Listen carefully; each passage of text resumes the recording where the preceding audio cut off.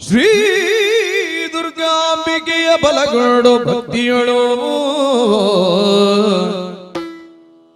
ಭಕ್ತಿಯೊಳಂಬಿಕಾ ಸುತ ವಿಘ್ನರಾಜನ ಪಿರಿದು ಸಂಸ್ತುತಿಸಿ ಅಂಬುನಿಧಿಯ ಆತ್ಮಜಿಗೆ ಕೈ ಮುಗಿದು ಅಂಬುಜಾತನ ವಾಣಿಯರ ಪಾದಾಂಬುಜಕ್ಕೆ ಕೊಡಮಾಡುವುದು ವರ್ಣಿಪಿನಿ ಕಥಾಮೃತವ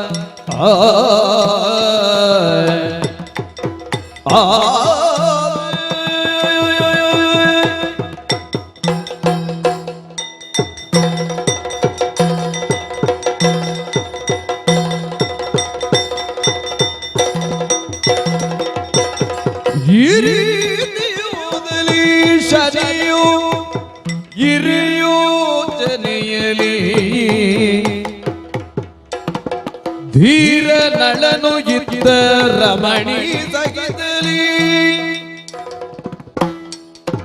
ಭೂರಿ ಭಾಗ್ಯದು ಇರುತ್ತಿರುವ ಕಾಲದಲ್ಲಿ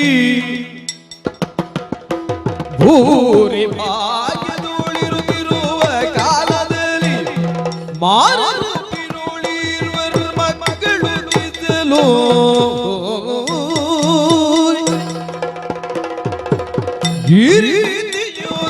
ಶಶಿಯು ಹಿರೇ ಯೋಚನೆಯಲಿ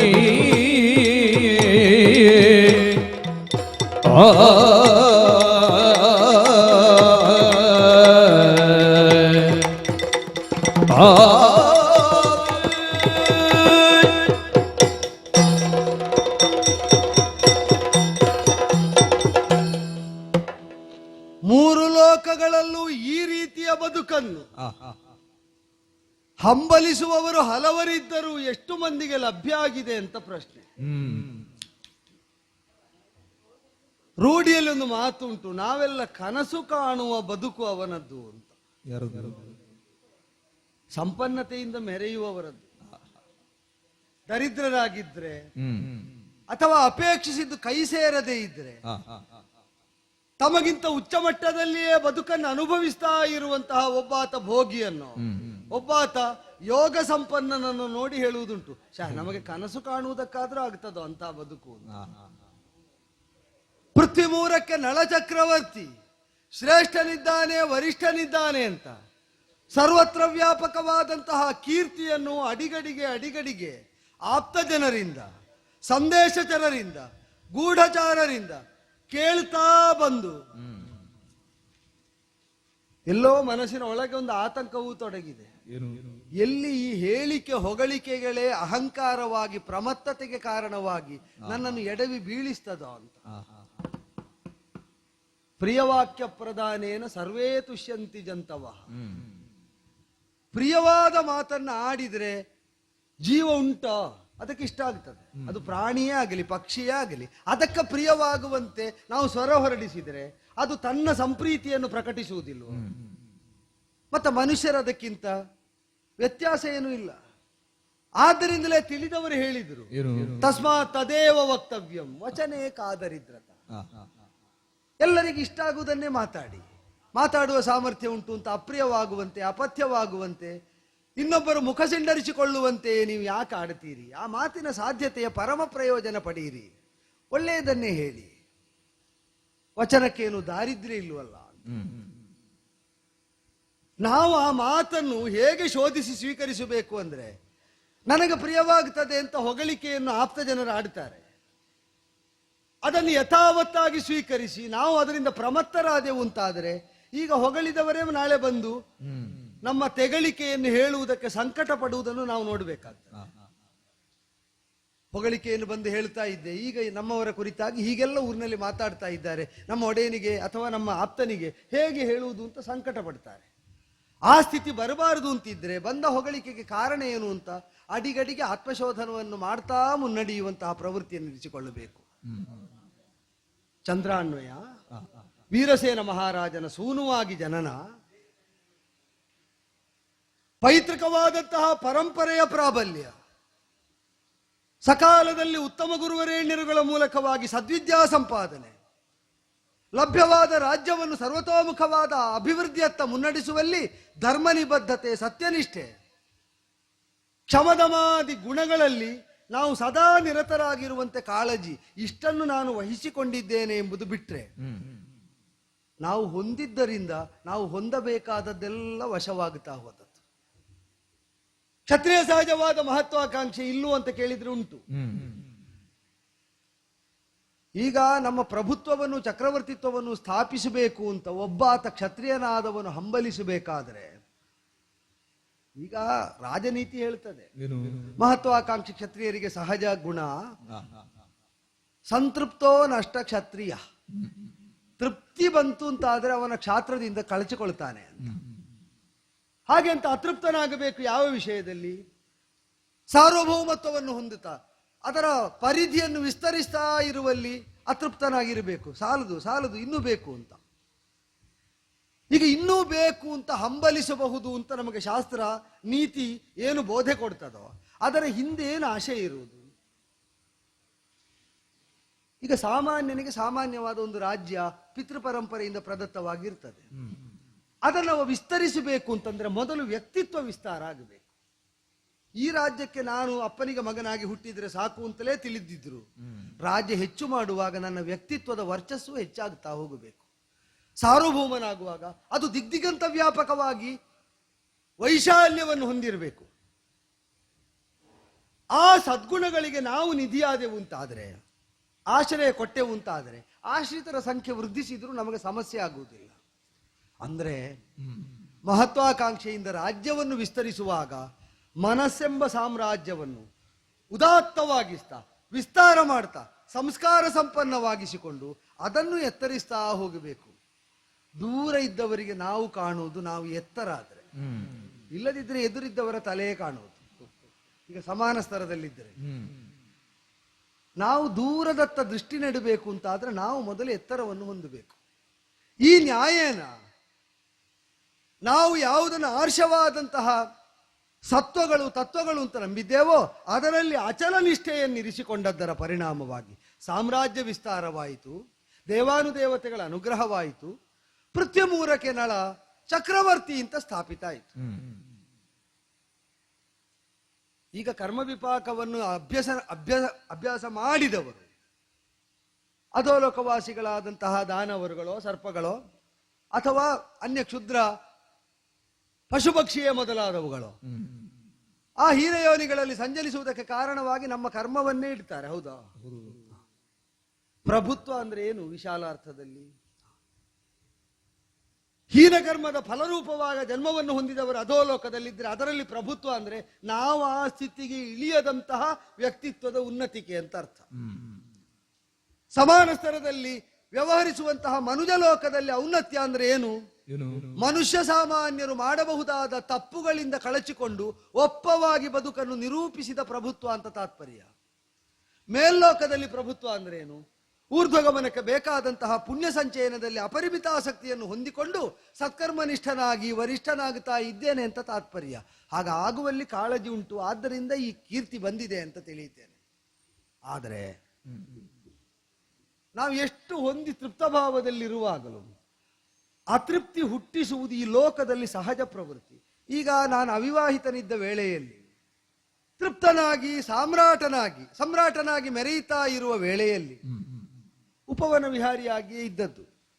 ಉಪವನದಲ್ಲಿರುವುದಕ್ಕೆ ಕಾರಣ ಏನು ಅಂದ್ರೆ ಲೋಕದಲ್ಲಿ ಆಗು ಹೋಗುಗಳನ್ನು ಆಪ್ತೇಷ್ಟರು ಬಂದು ಹೇಳ್ತಾ ಇರುವುದಿಲ್ಲ. ಈಗ ನಮಗೂ ವರ್ತಮಾನ ಬಂತು ದಮಯಂತಿ ದೇವಿಯ ಕುರಿತಾಗಿ. ಭೀಮಕ ಮಹಾರಾಜನ ಮಗಳಾದಂತಹ ಆಕೆ ಅಪರಿಮಿತವಾದ ಸೌಂದರ್ಯದ ರಾಶಿ. ಈ ವರ್ತಮಾನ ಬಂದದ್ದು ಆ ದೇಶಕ್ಕೆ ಹೋಗಿ ಇಲ್ಲಿ ಬಂದಂತಹ ಸಜ್ಜನರಿಂದ, ಆಪ್ತರಿಂದ, ಬ್ರಾಹ್ಮಣರಿಂದ, ಹಿತೇಚ್ಛುಗಳಿಂದ. ಕಾರಣ ಏನು ಅಂತ ಕೇಳಿದ್ರೆ, ಪುತ್ರವಿಹೀನನಾದಂತಹ ಭೀಮ ಮಹಾರಾಜ ದಾನ ದಕ್ಷಿಣೆಗಳನ್ನು, ದೇವತಾರ್ಚನೆಗಳನ್ನು ಸತತವಾಗಿ ಮಾಡುತ್ತಾ ಬಂದರೂ ಕೂಡ ಪುತ್ರೋತ್ಪತ್ತಿ ಆಗದ ವೇಳೆಯಲ್ಲಿ ದಮರ್ಷಿಯಿಂದ ಪರಮಾನುಗ್ರಹಕ್ಕೆ ಭಾಜನನಾಗಿ 3 ಮಂದಿ ಮಕ್ಕಳನ್ನು ಪಡೆದಂತೆ. ದಾಂತನೋ, ದಮನನೋ, ದಮಯಂತಿಯೋ. ಜ್ಯೇಷ್ಠಳಾಗಿ ದಮಯಂತಿ, ಉಭಯ ಸೋದರರು ಮಳಿಕ. ಇದನ್ನು ಹೊಂದಿ ಸಮೃದ್ಧಿಯನ್ನು ಹೊಂದಿದ ಮಹರ್ಷಿಗಳ ಪುಣ್ಯದ ಅನುಗ್ರಹದ ಫಲವೋ, ಭೀಮ ಮಹಾರಾಜನ ಪುಣ್ಯೋದಯದ ಉತ್ಕರ್ಷವೋ, ದೇವತಾನುಗ್ರಹದ ಮೂರ್ತಿಮತ್ತಾದ ಸ್ವರೂಪವೋ, ಶೀಲಗುಣಾದಿಗಳೋ ಬಹಿರಂಗದ ಸ್ವರೂಪವೋ ಪರಸ್ಪರ ಸ್ಪರ್ಧಿಸುವಂತೆ ಉನ್ನತ ಮಟ್ಟದಲ್ಲುಂಟು ಅಂತ ನನ್ನಲ್ಲಿ ಹೇಳಿದರು. ಹೇಳಿದ್ದು ಮಾತ್ರ ಅಲ್ಲ, ಚೋದಕವಾದ ಮಾತನ್ನು, ಹೊಂದಿದರೆ ನಿನ್ನ ಗುಣಗಣ ಅಂತಹ ಹೆಣ್ಣನ್ನು ಕರಗ್ರಹಣ ಮಾಡಿ ವಾಮಭಾಗ ವಿರಾಜಿತಳನ್ನಾಗಿಸಿಕೊಂಡ್ರೆ ಆಗ ವ್ಯಕ್ತಿತ್ವಕ್ಕೊಂದು ಪರಿಪೂರ್ಣತೆ ಪ್ರಾಪ್ತವಾಗುತ್ತದೆ ಅಂತ ಸತತವಾಗಿ ಚೋದಕ ಮಾತುಗಳನ್ನು ಆಡ್ತಾ ಬಂದರು. ಇದು ನಾವು ನೋಡದ ಚಿತ್ರ. ಗ್ರಹಿಕೆಗೆ ನಿಲುಕುವಂತೆ ವಾಂಗ್ಮೂಲಕವಾಗಿಯೇ ರೇಖೆಗಳನ್ನು ಬಿಡಿಸಿ ಹೋದರೆ ಬಣ್ಣ ತುಂಬುವುದು ಮನಸ್ಸಿಗೆ ಸಹಜ ಕರ್ಮ ಅಲ್ವೋ. ಈಗ ರೇಖೆ ಅವರ ಮಾತು ಬಿಡಿಸಿದೆ, ಬಣ್ಣ ಮನಸ್ಸು ತುಂಬುತ್ತಾ ಉಂಟು. ಈಗ ಮಧ್ಯದಲ್ಲಿ ಅನ್ಯ ವ್ಯವಹಾರದಲ್ಲಿ ತೊಡಗಿದರೆ ಈ ಏಕಾಂತಕ್ಕೆ ಭಂಗ ಆಗುತ್ತದೆ ಅಂತಲೇ ಉಪವನಕ್ಕೆ ಹೋದದ್ದು. ಉಪವನಕ್ಕೆ ಹೋದ ಕಾಲದಲ್ಲಿ ಬಂಗಾರದ ಮೈಬಣ್ಣವನ್ನು ಹೊಂದಿದಂತಹ ಹಂಸವೃಂದ ಆಕರ್ಷಣೆಯನ್ನು ಹುಟ್ಟಿಸಿ ಹಿಡಿಯುವುದಕ್ಕೆ ಅಂತ ಹೋದಾಗ ಕೈಸರೆಯಾದದ್ದೊಂದು, ಉಳಿದದ್ದು ಹಾರಿ ಹೋದರು. ಅದು ದಯನೀಯವಾಗಿ ಕೇಳಿಕೊಂಡಿತು. ಹಿಮವತ್ ಪ್ರಾಂತ್ಯದಲ್ಲೇ ಇರುವಂತಹ ಮಾನಸ ಸರೋವರ ವಿಹಾರಿಯಾದಂತಹ ಆ ಹಂಸ ಇಲ್ಲಿಗೆ ಬರುವುದಕ್ಕೆ ಕಾರಣ ಹೇಳಿತು, ದಯೆ ತೋರಬೇಕು ಅಂತ ಯಾಚಿಸಿದ್ದಕ್ಕೆ ಜೀವಕಾರುಣ್ಯದಿಂದ ಬಿಟ್ರೆ ಒಂದು ಮೈತ್ರಿ ಭಾವ ಮನುಷ್ಯವಾಣಿಯಲ್ಲಿ ಮಾತಾಡುವ ಹಂಸದ ಜೊತೆಯಲ್ಲಿ ನನಗೂ ಬಂತು. ಬಂದದ್ದರ ಪರಿಣಾಮವಾಗಿ ಕೃತಜ್ಞನಾದವನಿಗೆ ಪರಿಹಾರ ಪ್ರಾಯಶ್ಚಿತ್ತಗಳಿಲ್ಲ ಅಂತ ಶಾಸ್ತ್ರತತಿ ಹೇಳುವಾಗಲೇ ಕೃತಜ್ಞತೆಗೆ ಅದಕ್ಕೊಂದು ಪರಿಧಿ ಇಲ್ಲ ಅಂತ ನಿರೂಪಿಸಿತಲ್ಲ ಆ ಪಕ್ಷಿ. ತಾನೇ ಸ್ವಯಂ ಉತ್ಸಾಹದಿಂದ ಪ್ರಾಣದಾನವನ್ನು ಮಾಡಿ ಅಭಯ ಪ್ರದಾನ ಮಾಡಿ ಸಖ್ಯದ ಸಮಾನ ಸ್ತರವನ್ನು ಕಲ್ಪಿಸಿದ ಮಹಾರಾಜನ ಬದುಕಿನ ಅಪೂರ್ಣತೆಯನ್ನು ನೀಗುವುದನ್ನು ತನ್ನ ಕರ್ತವ್ಯ ಅಂತ ತಾನು ತಿಳಿದು ಹೋಗಿ ಆ ದಮಯಂತಿ ದೇವಿಯ ಸ್ವಯಂವರ ವರ್ತಮಾನದ ತನಕ ಅವಳೊಪ್ಪುವಂತೆ ಮಾಡಿದ್ದು, ಆ ಬಳಿಕ ಸ್ವಯಂವರದ ವರ್ತಮಾನ ಬಂದು ನಾ ಹೊರಡುವಂತೆ ಮಾಡಿದ್ದು ಎಲ್ಲವೂ ಆ ಒಂದು ಪಕ್ಷಿಯ ಸುಮನಸ್ಸು. ಸುಮನಸರು ಇರಬೇಕಾದದ್ದು ದೇವಲೋಕದಲ್ಲಿ ಮಾತ್ರ ಅಲ್ಲ, ಸುಮನಸರು ಇದ್ದ ಲೋಕ ದೇವತೆಗಳ ಲೋಕದಂತೆ ಆಗುತ್ತದೆ. ದೇವವೈಭವ ಈ ಭೂತಲದಲ್ಲಿ ನೆಲೆಯಾಗುವುದಕ್ಕೆ ಕಾರಣ ಮಾನಸ ಸರೋವರದಲ್ಲಿ ಹಂಸ ರೂಪದಿಂದ, ಅಂದರೆ ನೀರನ್ನು ಬೇರ್ಪಡಿಸಿ ಹಾಲನ್ನು ಮಾತ್ರ ಕಲ್ಪಿಸಿ ಬದುಕಿಗೆ ಕೊಡಬಲ್ಲಂತವರ ಸಖ್ಯ ಸಾಂಗತ್ಯಗಳು ಬದುಕನ್ನು ನಂದನವಾಗಿಸ್ತದೆ ಎಂಬುದಕ್ಕೆ ದೃಷ್ಟಾಂತ ಸ್ವಯಂವರಕ್ಕೆ ನಾನು ಹೊರಡುವಂತಹದ್ದು. ಪರಿವಾರ ಸಹಿತವಾಗಿ ಭೀಮಕನ ಅಲ್ಲಿಗೆ ಸ್ವಯಂವರೇಚ್ಛವಾಗಿ ಹೋಗ್ತಾ ಇರಬೇಕಾದ್ರೆ ಕಾಣಿಸಿಕೊಂಡವರು ಮೊದಲಿಗೆ ಯಾರು ಅಂತ ಗೊತ್ತಾಗಲಿಲ್ಲ, ವಿಪ್ರರೂಪ. ತಾವು ಸಹಾಯ ಮಾಡಬೇಕು ಅಂತ ಹೇಳುತ್ತಾ ದೇವತೆಗಳಾಗಿ ಪ್ರಕಟರಾದದ್ದು 4 ದೇವತೆಗಳು. ದೇವಪಾಲನಾದಂತಹ ಸುರಪತಿ, ಯಜ್ಞವಾಹನಾದಂತಹ ಅಗ್ನಿ, ಧರ್ಮ ನಿರ್ಣಾಯಕನಾದಂತಹ ಯಮ, ಜಲಾಧಿಪತಿಯಾದ ವರುಣ. 4 ಮಂದಿಯು ಸ್ವಯಂವರೇಚ್ಛುಗಳು. ನಾವು ದಮಯಂತಿ ನಮ್ಮನ್ನೇ ವರಿಸುವಂತೆ ನೀನು ಸಂಧಾನಕಾರನಾಗಿ, ಈಗ ಅವರು ಅಂಬರಪಥದಲ್ಲಿ ಕೇಳುವಾಗ ಸಹಾಯ ಮಾಡುವಂತ ಕೇಳುವಾಗ ಹೇಳಿ, ನಿಮ್ಮಂಥವರಿಗೆ ಸಹಾಯ ಮಾಡುವುದನ್ನು ದೀಕ್ಷೆಯಾಗಿಸಿಕೊಂಡವನು ನಾನು, ಏನಾಗಬೇಕು ಅಂತ ಒಂದು ಮಾತಾಡಿ ಆಯಿತು. ಹೇಳಿದೆ, ಆ ಕನ್ಯೆಯನ್ನೇ ಬಯಸಿಕೊಂಡು ನಾನು ಹೊರಟದ್ದು. ಹೇಗೆ ಸ್ವಾಮಿ, ದೇವತೆಗಳು ಮಾನ್ಯರ ಹೌದಾದರೂ ಕೂಡ ಸಂಕಲ್ಪ ಭ್ರಷ್ಟತೆಯನ್ನು ನಾನು ಹೇಗೆ ಕಲ್ಪಿಸಲಿ ಅಂದರೆ, ನೀ ಮಾತು ಕೊಟ್ಟಿದ್ದಿ. ಈಗ ದಮಯಂತಿಯನ್ನು ಹೊಂದುತ್ತೇನೆ ಎಂಬ ಸಂಕಲ್ಪಕ್ಕಿಂತಲೂ ಪೂರ್ವದಲ್ಲಿ ಅಲ್ವೋ ಸತ್ಯವಂತನಾಗುತ್ತೇನೆ ಅಂತ ನೀನು ಆಡಿದ್ದು. ಈಗ ನನಗೆ ಬೇರೆ ನೆಲೆಯಲ್ಲಿ ಅರ್ಥ ಆದದ್ದು, ನಾವು ಯಾವ ಗುಣಕ್ಕೆ ಆಶ್ರಯ ಕೊಟ್ಟಿದ್ದೇವೋ ಕಾಲ ಬಂದಾಗ ಅದರ ಕೈ ಬಿಡುತ್ತೇವೆ ಅಂತ ಆದರೆ, ನಾಳೆ ಈಗ ದಮಯಂತಿಯ ಕೈ ಹಿಡಿದ್ರು ಕೈ ಬಿಡುವುದಿಲ್ಲ ಅಂತೇನು? ಈಗ ನಾವು ಆಶ್ರಯ ಕೊಟ್ಟ ಮೇಲೆ ಅದನ್ನು ಯಾವ ಜೀವ ನಮ್ಮ ಒಳಗೆ ಇರಿಸಿಕೊಳ್ಳುವುದಿದ್ರೆ ಮಾತ್ರ ಅಲ್ವೋ, ನಮ್ಮನ್ನು ಆಶ್ರಯಿಸಿ ಬರುವವರಿಗೂ ಒಂದು ಪ್ರತೀಕ್ಷೆ ಮೂಡುವುದು. ಸತ್ಯಕ್ಕೆ ಆಶ್ರಯ ಇಲ್ಲ ಅಂತಾದ್ರೆ, ಬದುಕಿನ ಮೂಲಾಧಾರವನ್ನೇ ನಾವು ಬಿಟ್ಟು ಕಳೆದೆವು ಅಂತಾದ್ರೆ ಮತ್ತೆ ಬದುಕಿನಲ್ಲಿ ಅಚ್ಯುತಿ ಇಲ್ಲ, ಚ್ಯುತಿಯೇ ಇರುವುದು. ಅಚ್ಯುತಿ ಇಲ್ಲದವರಿಗೆ ಮತ್ತೆ ಅಚ್ಯುತನ ಕೃಪೆ ಇಲ್ಲಿಂದ. ಈ ನೆಲೆಯಿಂದ ಯೋಚಿಸುವಾಗ ಸತ್ಯವಂತನಾಗಬೇಕು ಅಂತ ಖಂಡಿತ. ಆದರೂ ಪ್ರಾಯೋಗಿಕವಾಗಿ ಒಂದು ಸಮಸ್ಯೆ ಹೇಳಿದೆ. ಸರ್ವತ್ರ ರಕ್ಷಾವಲಯದೊಳಗಿರಬಹುದಾದ ರಾಜಕುಮಾರಿಯಾದಂತಹ ಅವಳನ್ನು, ದಮಯಂತಿಯನ್ನ ಕಾಣುವ ಬಗ್ಗೆ ಅದು ದೇವತೆಗಳ ಅನುಗ್ರಹ ಮಾಡ್ತಾರೆ. ನೀನು ಹೋಗು ನಿರಾತಂಕಿತನಾಗಿ. ರಾಜ್ಯ ಪ್ರವೇಶ ಮಾಡಿ ಅಂತರಂಗ ಪ್ರವೇಶ ಮಾಡುವುದಕ್ಕಾಗಿ ಅಂತಃಪುರವನ್ನು ಹುಡುಕುತ್ತಾ ಹೋದರೆ ಅಸಾಮಾನ್ಯ ವೈಭವದಿಂದ ಕಂಗೊಳಿಸುವಂತಹ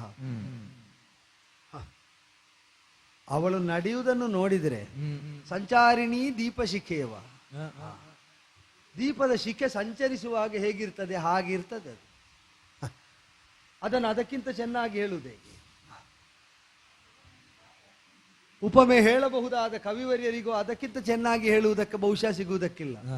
ದೀಪದ ಶಿಖೆಯೊಂದು ಇತ್ತಿಂದತ್ತ ಅತ್ತಿಂದಿತ್ತ ಓಲಾಡುವಂತೆ ಅಂತಃಪುರದಲ್ಲಿ ಓಲಾಡುವಂತಹ ದಮಯಂತಿ ದೇವಿಯನ್ನು ಕಂಡು ವಿಭ್ರಮಿತನಾದಾಗ ಅವಳಕ್ಷಿಗೆ ಗೋಚರನಾದ ನನ್ನನ್ನು ಉಪಚರಿಸಿ ನಾಚಿ ಏನು ಬಂದೆ ಅಂತ ಕೇಳಿದ್ರೆ ದೇವತಾಪೇಕ್ಷೆಯನ್ನು ಹೇಳಿದೆ. 4 ಹೇಳಿದ್ರು ಅವಳು. ಒಂದು ವಿಷ, ಮತ್ತೊಂದು ಅಗ್ನಿ, ಮತ್ತೊಂದು ನೀರು, ಮತ್ತೊಂದು ಪಾಶ. ನೀನು ಕೈ ಹಿಡಿಯಲಿಲ್ಲ ಅಂತಾದ್ರೆ ನನ್ನನ್ನು ನಳ ಅಂತ ಗುರುತಿಸಿ ಹೇಳಿದ್ದು. ಈ 4ರಲ್ಲಿ ಒಂದನ್ನು ಆಶ್ರಯಿಸಬೇಕಾಗುತ್ತದೆ ಅಂತ ನೋಡಿ. ಅವಳು ಹೇಳಿದ್ದು ತಿಳಿದೋ ತಿಳಿಯದೆಯೋ ಅದು 4 ದೇವತೆಗಳಿಗೆ ರೂಪಕವಾಗಿಲ್ವೋ. ಇಂದ್ರಿಯಗಳನ್ನು ಪ್ರಚೋದಿಸುವಾಗ ಇಂದ್ರಿಯಗಳನ್ನು ಸ್ತಬ್ಧಗೊಳಿಸುವ ವಿಷ ಇಂದ್ರನಿಗೆ ಸಂಕೇತವಾಗಿದ್ದರೆ, ಪಾಶಹಸ್ತನಾದ ಯಮನಿಗಾಗಿ ಪಾಶ, ಅಗ್ನಿ ಉರಿಯುವಂತೆ ಮಾಡುವಂತ ಅಗ್ನಿ ದೇವನಿಗಾಗಿ ಬೆಂಕಿಯ ಉರಿ, ಜಲಾಧಿಪತಿಗಾಗಿ ಜಲ.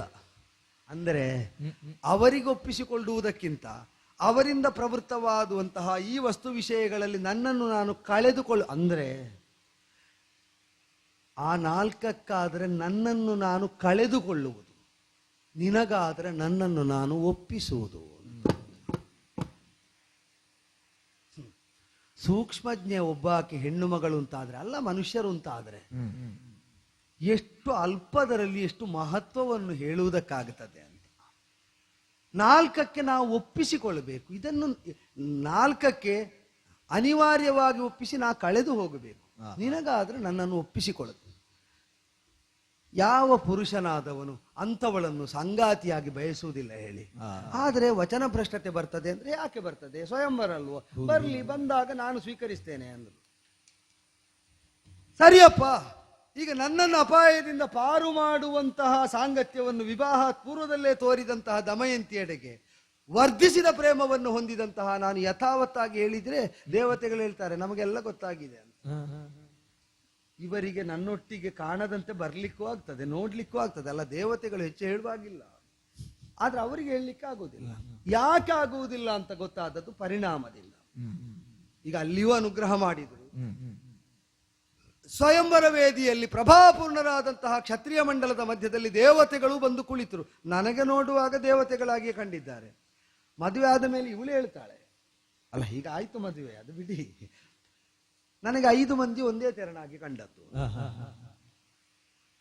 ಆದರೆ ವಿಲಕ್ಷಣ ಮತಿಯನ್ನು ಹೊಂದಿದಂತಹ ವಿಶಿಷ್ಟಳಾದಂತಹ ದಮಯಂತಿ ಗುರುಗಳನ್ನು, ಹಿರಿಯರನ್ನು, ದೇವತೆಗಳನ್ನು ಯಾಚಿಸಿದಂತಹ ಆರ್ದ್ರತೆಯಲ್ಲಿದ್ದ ಪ್ರಾಮಾಣಿಕತೆ ದೇವತೆಗಳ ಗುಣವನ್ನು, ನನ್ನ ದೋಷವನ್ನು ತೋರಿಕೊಟ್ಟಿತಂತೆ. ಒಂದರ್ಥದಲ್ಲಿ ಅದು ಭಾಗ್ಯ ಅಲ್ವಾ? ಮದುವೆ ಆಗುವಾಗ ಹೇಗಿರ್ತದೆ? ಎಲ್ಲ ಗುಣ ಮಾತ್ರ ಕಾಣುವುದು, ದೋಷ ಕಾಣುವುದಿಲ್ಲ. ನನ್ನ ದಮಯಂತಿ ನನ್ನ ಕೈ ಹಿಡಿದದ್ದು ಹೇಗೆ? ನನ್ನ ದೋಷ ಕಂಡು. ನೆಲಕ್ಕೆ ಕಾಲೂರುವುದು ಮನುಷ್ಯನಲ್ಲಿರಬಹುದಾದ ದೋಷ, ಬೆವರೊಸರುವುದು ನನ್ನಲ್ಲಿರಬಹುದಾದಂತಹ ಕೊರತೆ ದೇವತೆಗಳ ವರ್ಗದಿಂದ. ಅಂದರೆ ಭ್ರಮಾಧೀನವಾದ ಸ್ಥಿತಿಯಲ್ಲಿ ಒಂದು ವಿವಾಹ ಊರ್ಜಿತವಾದದ್ದಲ್ಲ. ವಾಸ್ತವದಲ್ಲಿ ಈ ಅವನೀತಲದಲ್ಲಿ ನಾನು ಸತಿಯನ್ನು ಪರಿಗ್ರಹಣ ಮಾಡಿದ್ದು. ಈಗ ಸ್ವೇದಬಿಂದುಗಳೇ ಮೊದಲಾದಂತಹ ಮನುಷ್ಯ ಸಹಜವಾದ ದೋಷಗಳನ್ನು ನನ್ನಲ್ಲಿ ಗುರುತಿಸಿ ಬೆವರದ, ಕಣ್ರೆಪ್ಪೆ ಮುಚ್ಚದ, ಭೂಮಿಯಿಂದ ಎತ್ತರದಲ್ಲಿ ನಿಲ್ಲಬಹುದಾದ ತೇಜೋವಂತರಾದ ದೇವತೆಗಳು ತಮ್ಮನ್ನು ತಾವು ತೋರ್ಪಡಿಸಿ ನನ್ನನ್ನೂ ತೋರಿಸಿಕೊಟ್ಟು ನನ್ನನ್ನೇ ಅವಳು ವರಿಸುವಂತೆ ಮಾಡಿದ್ರು. ಅಂದರೆ ಭ್ರಮಾಧೀನವಾಗಿ, ಈಗ ಪ್ರೇಮ ಕುರುಡು ಅಂತ ಒಂದು ಮಾತಿಲ್ವೋ? ಇಲ್ಲ. ನಮ್ಮ ಪ್ರೇಮ ಅದು ಕುರುಡಾಗಿಸುವುದಲ್ಲ, ಕಾಣದ್ದನ್ನು ತೋರಿಸಿಕೊಡುವ ಅಂತರಂಗದ ಕಣ್ಣನ್ನು ತೆರೆಸುವುದಕ್ಕಿರುವುದು ಎಂಬುದನ್ನು ವಿವಾಹಕ್ಕಿಂತ ಪೂರ್ವದಲ್ಲಿ ದಮಯಂತಿ ತೋರಿಸಿಕೊಟ್ಲು. ಈ ರೀತಿಯ ಬದುಕನ್ನು ಯಾರು ಹಂಬಲಿಸುವುದಿಲ್ಲ? ಆ ಬಳಿಕ ದೇವತೆಗಳು ಅನುಗ್ರಹಿಸಿದರು. ಇಂದ್ರ ಮೊದಲಿಗೆ ಹೇಳಿದ, ಪತ್ಯುರ್ನೋ ಯಜ್ಞ ಸಂಯೋಗೆ ಅಂತ ವೇದ ನಿರ್ದೇಶ. ಪತ್ನಿ ಯಾಕಿರುವುದು ಅಂದ್ರೆ ಯಜ್ಞದಲ್ಲಿ ಸಹಯೋಗ ಕೊಡುವುದಕ್ಕೆ. ವಿಶಾಲಾರ್ಥದಲ್ಲಿ ತಾತ್ವಿಕರಾದವರು ವಿವರಿಸಿದರು, ಬದುಕಲ್ಲಿ ಸತತವಾಗಿ ಯಜ್ಞಶೀಲನಾಗು, ಬದುಕನ್ನೇ ಯಜ್ಞವಾಗಿಸಿಕೊ ಅಂತ. ಅದರಲ್ಲಿ ಸಂಯೋಗ ಕೊಡುವುದಕ್ಕಾಗಿರುವವಳು ಪತ್ನಿ ಅಂತ. ಸತತವಾಗಿ ನೀ ಯಜ್ಞಶೀಲನಾದರೆ ಪ್ರತ್ಯಕ್ಷ ದರ್ಶನ ಇಂದ್ರನ, ನಾನು ನಿನಗೆ ಈತೇನೆ, ಇಂದ್ರನ ಪ್ರತ್ಯಕ್ಷ ದರ್ಶನವಾಗುತ್ತದೆ. ಮಾತ್ರ ಅಲ್ಲ, ಯಜ್ಞದಲ್ಲಿ ಅದನ್ನು ಆಚರಿಸುವ ದಾರಿಯಲ್ಲಿ ನಿರ್ವಿಘ್ನತೆಯನ್ನು ಸದಾ ಅನುಗ್ರಹಿಸ್ತೇನೆ. ಬದುಕು ಸ್ವಾರ್ಥಪರವಲ್ಲದೇ ಇದ್ದರೆ ನಿರ್ವಿಘ್ನತೆ ನಿನಗೆ ಪ್ರಾಪ್ತವಾಗುತ್ತದೆ. ಇದು ಇಂದ್ರ ಅನುಗ್ರಹ ಉಭಯ ವರಗಳ ಮೂಲಕ. ಆ ಬಳಿಕ ಜಾತವೇದನಾದಂತಹ ಹವ್ಯವಾಹ ಅಗ್ನಿ ಎದುರು ಬಂದು ನಿಂತು ಹೇಳ್ತಾನೆ, ಅಗ್ನಿ ಪ್ರಕಟವಾಗಬೇಕು ಅಂತಂದಾಗ ಅನ್ಯ ಉಪಾಧಿಗಳಿಲ್ಲದೆ ನಾನು ನಿನಗಾಗಿ ಉಪಸ್ಥಿತನಿರ್ತೇನೆ. ಬೇಕಾದಾಗ ನಾನು ಯಾವ ಉಪಾಧಿಯೂ ಇಲ್ಲದೆ ಕಾಣಿಸಿಕೊಳ್ಳುವುದು ಮಾತ್ರ ಅಲ್ಲ, ಜ್ವಲಿಸ್ತಾ ಇರುವಂತಹ ಅಗ್ನಿಯ ಕೆನ್ನಾಲೆಗೆ ನಿನಗೆ ಭೀತಿಜನಕವಲ್ಲ, ನಿನ್ನೆಡೆಗೆ ನಾನು ಪ್ರೀತಿ ತೋರಿದ್ದರಿಂದ ಉರಿಯುವ ಅಗ್ನಿಯ ಕೆನ್ನಾಲೆಗೆಯು ನಿನ್ನನ್ನು ಬೆಳಗುತ್ತದೆ ಬಿಟ್ರೆ ನಿನ್ನನ್ನು ಸುಟ್ಟು ಕರಕಲಾಗಿಸುವುದಿಲ್ಲ. ದಂಡಧರನಾದ ಪಾಶಹಸ್ತನಾದ ಯಮ ಅನ್ನರಸವನ್ನು ಅನುಗ್ರಹಿಸಿದ. ಧರ್ಮದ ಪರಮಗತಿ ನಿನಗೆ ಸಿದ್ಧಿಸಲಿ ಅಂತ ಹಾರೈಸಿದ. ಹಾಗಾದರೆ ಅನ್ನರಸವನ್ನು ಅನುಗ್ರಹಿಸಿ ಧರ್ಮದ ಪರಮಗತಿ ನನಗೆ ಸಿದ್ಧಿಸುವಂತೆ ಮನುಷ್ಯ ಜನ್ಮದಲ್ಲೇ ಅನುಗ್ರಹಿಸ್ತಾನಾದರೆ ಅದ್ಯತೆ ಅತ್ತಿಚ ಭೂತಾನಿ ತಸ್ಮಾದ್ ಅನ್ನಂ ಅಂತ ನಮಗೆ ವೇದ ಇರುವುದು. ನಾವು ಉಂಡದ್ದು ನಮ್ಮನ್ನೇ ಮತ್ತೆ ಉಣ್ಣುತ್ತದೆ ಅಂತ. ನಾವು ಉಣ್ಣಬಾರದ್ದನ್ನು ಉಂಡ್ರೆ ಅದೇ ನಮ್ಮನ್ನು ಉಣ್ಣುತ್ತದೆ ಅಂತ ತಾತ್ಪರ್ಯ. ಧರ್ಮಜ್ಞನಾದಂತಹ ಧರ್ಮ ನಿರ್ಣಾಯಕನಾದಂತಹ ಯಮ ಅನ್ನರಸ ಕೊಡುವುದು ಅಂದ್ರೆ ಏನರ್ಥ? ನೀವು ಉಣ್ಣಬೇಕಾದದ್ದನ್ನೇ ಉಂಡು, ನಾಳೆ ನಿನ್ನನ್ನು ಅದೇ ಉಣ್ಣುವುದಕ್ಕೆ ಅನುವಾಗುವಂತೆ ನಿನ್ನನ್ನು ಸುರಕ್ಷಿತವಾಗಿಸ್ತೇನೆ ಅಂತ. ಪಕ್ಕ ಉಣ್ಣುವಾಗಲಾದರೂ ದಯೆ ತೋರದೆ ಕರೆದೊಯ್ಯುವವ ಅನ್ನ ಯಾಕೆ ಕೊಡ್ತಾನೆ ಅಂತ ಗೊತ್ತಾಗುವುದಿಲ್ಲ ನಮಗೆ. ಉಣ್ಣಬೇಕಾದ್ದನ್ನೇ ಉಂಡು ನಿನ್ನನ್ನು ಅದು ಉಣ್ಣುವಂತಾಗುವುದಕ್ಕೆ ಅಂತ ಪರಿಣಾಮದಿಂದ ನಮಗೆ ಅರ್ಥ ಆಗ್ತದೆ. ಅದಕ್ಕೆ ಬೇಕಾದದ್ದು ಧರ್ಮಗತಿ, ಅದರಲ್ಲಿ ಪರಮಗತಿ ಸಿದ್ಧಿಸಲಿ. ಜಲಾಧಿಪತಿಯಾದಂತಹ ವರುಣ ನಮ್ಮ ಬದುಕು ಜೀವನವಾಗುವಲ್ಲಿ ಸದಾ ನೀರು ಉಪಸ್ಥಿತ ಇರ್ತದೆ ಅಂತ. ಅದು ಮುನ್ನಡೆಯುವಲ್ಲಿ, ಪ್ರವಾಹವಾಗುವಲ್ಲಿ ಎಲ್ಲೂ ಸ್ಥಗಿತಗೊಳ್ಳದಂತೆ ನಮ್ಮ ನೀರು ಬದುಕಲ್ಲಿ ಬತ್ತಿ ಹೋಗದ ಹಾಗೆ ಹೊಸರಾಗಿ ನಾ ಜೊತೆಯಲ್ಲಿರ್ತೇನೆ ಒಲವು ತೋರುತ್ತಾ ಅಂತ ಆಡ್ತಾ ಇದೆಲ್ಲ ಕೀರ್ತಿಯಿಂದ ಸುಗಂಧಿತವಾದ ಮಾಲಿಕೆಯೊಂದನ್ನು ನನಗೆ ಕರುಣಿಸಿದ. ಹೀಗೆ 8 ವರಗಳು 4 ದೇವತೆಗಳಿಂದ ಸಿಕ್ಕಿದಾಗ ಒಕ್ಕೊರಳಿನಿಂದ 4 ಹೇಳಿದರು, ನಿನಗೆ ಅವಳಿ ಮಕ್ಕಳಾಗ್ತದೆ ಅಂತ. ವರ 10 ಆಯ್ತಾ? ಅಲ್ಲ, ಒಂದು ಹೇಳುವುದು ಒಂದು ಅದು ಸುತ್ತಿ ಸುಳಿದು ಬರುವುದು. ಈಗ ನನಗೆ ಅಶ್ವ ಅಂದ್ರೆ ಆಸಕ್ತಿಯ ವಿಷಯ. ಉತ್ತಮ ಗುಣಲಕ್ಷಣ ಸಮನ್ವಿತವಾದಂತಹ ಅಶ್ವಗಳನ್ನು, ಈಗ ನಮ್ಮ ಲಾಯವೇ ದೊಡ್ಡದು, ಬೇರೆ ಬೇರೆ ದೇಶದ ವಿವಿಧ ತಳಿಗಳ ಅತಿ ವಿಶಿಷ್ಟವಾದ ಲಕ್ಷಣೋಪೇತವಾದ ಅಶ್ವ ಸಂಗ್ರಹ ನನ್ನ ಹವ್ಯಾಸ. ಈಗ ಅದರಲ್ಲಿ ಅತಿ ವಿಶಿಷ್ಟವಾದ ಸುಳಿಗಳನ್ನು ನಿರ್ದಿಷ್ಟವಾಗಿ ಉಂಟು. 8 ಸುಳಿ ಇದ್ದದ್ದಕ್ಕೆ ಹೇಗೆ, 9 ಹೇಗೆ, 10 ಇದ್ದದ್ದು 10 ಸುಳಿಗಳಿದ್ದದ್ದಕ್ಕೆ ಅತಿ ವಿಶಿಷ್ಟತೆ ಉಂಟು ಅಂತ ಲೆಕ್ಕ. ಈಗ ಸುತ್ತಿ ಸುಳಿದು 10 ವರಗಳು ಬಂದಾಗ ಬದುಕಿನಲ್ಲಿ ನಾವು ಏರಿದ ಕುದುರೆಯ ಮಹತ್ವ ಏನು ಅಂತ ಅರಿವಿಗೆ ಬರುವುದು. ಆಗಲಿ, ಅದು ಅನುಭವಕ್ಕೂ ಬರ್ತಾ ಉಂಟಲ್ಲ. ಅನತಿ ಕಾಲದ ಅಂದ್ರೆ ಇದು ಬೇಕು ಬೇಕು ಅಂತ ಕಂಡದ್ದರಿಂದ ವರ್ಷ ಉರುಳಿದ್ರು ಕಾಲ ಮುಂದೆ ಹೋದಾಗೆ ಕಾಣುವುದಿಲ್ಲ, ಇದೇ ಇರ್ಲಿ ಅಂತ ಕಾಣುತ್ತದೆ. ಸೌಖ್ಯ ದಾಂಪತ್ಯದ ಪರಿಣಾಮವಾಗಿ ಇಂದ್ರಸೇನ ಎಂಬ 2 ಮಕ್ಕಳನ್ನೂ ಪಡೆದೆ. ಹೀಗೆ ಕುಲದೀಪಕರಾದಂತಹ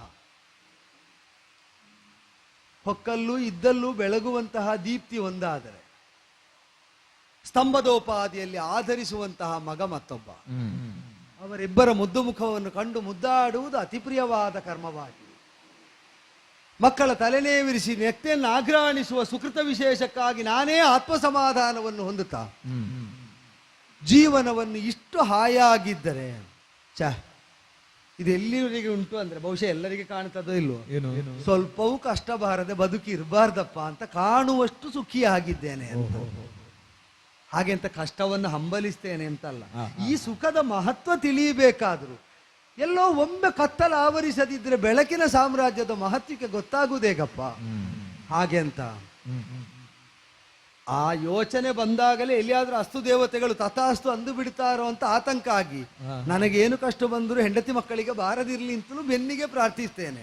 ಯಾಕೆ ಅಂದ್ರೆ ಪರಮಾಶ್ರಯವಾಗಿ ನನ್ನನ್ನು ಪರಿಭಾವಿಸಿ ಅಧೀನರಾದವರವರು ಋಷಿ ಅನುಗ್ರಹದಿಂದ ಹುಟ್ಟಿ ರಾಜರ್ಷಿಗೆ ಮಗಳಾಗಿ ಬೆಳೆದು ದೇವಾನುದೇವತೆಗಳ ಅನುಗ್ರಹ ವಿಶೇಷವನ್ನು ಸಂಪಾದಿಸಿದ ದಮಯಂತಿಯ ಬಲಗಾಲ ಬಲ ಹೆಜ್ಜೆ ಈ ಮನೆಯಂಗಳದಲ್ಲಿ ಊರಿ ಹೊಸಿಲು ದಾಟಿ ಬಂದದ್ದೇ ಸೌಭಾಗ್ಯವರ್ಧನೆಗೆ ಹೇತುವಾಗಿದೆ ಎಂಬ ಸಂತೃಪ್ತಿ ಇರುವಾಗ ಆಗಲೇ ಇದ್ದದ್ದು ಸಾಕು, ನಾವು ಮುಂದೇನು ಅಂತ ನೋಡಬೇಕು ಅಂತ ಅಧೀನರಾದ ಪ್ರಜೆಗಳು ಹಂಬಲಿಸದೆ ಇದೇ ಸ್ವರ್ಗವಾಗಿ ಇದೇ ಶಾಶ್ವತವಾಗಿ ನಮಗೆ ಬೇಕು ಬೇಕು ಅಂತ ಹಂಬಲಿಸುವಂತೆ, ಇಲ್ಲದ್ದಕ್ಕೆ ಕೈಚಾಚಿ ಪರಿತಾಪ ಪಡದೆ ಇದ್ದದ್ದು ಕಳೆದು ಹೋಗದಿರಲಿ ಅಂತ ಪರಸ್ಪರ ತಪಿಸುವ ಮನೋವೃತ್ತಿ ನನ್ನ ಪ್ರಜಾವರ್ಗದ್ದಾಗುತ್ತದೆ ಅಂತಾದರೆ, ಪ್ರಜೆಗಳನ್ನು ಒಳ್ಳೆಯದು ಉಳಿಯುವುದಕ್ಕಾಗಿ ತಪನಶೀಲರನ್ನಾಗಿಸಿದರೆ ರಾಜನ ರಾಜತ್ವಕ್ಕೆ ಅದಕ್ಕಿಂತ ದೊಡ್ಡ ಸಾರ್ಥಕತೆ ಏನು?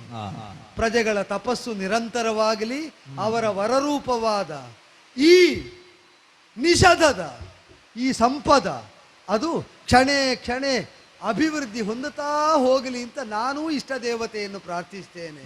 ಸಾಗೋಣ, ಬದುಕು ಹೀಗೇ ಮಂಗಳಮಯವಾಗಿ ಸಾಗಿ.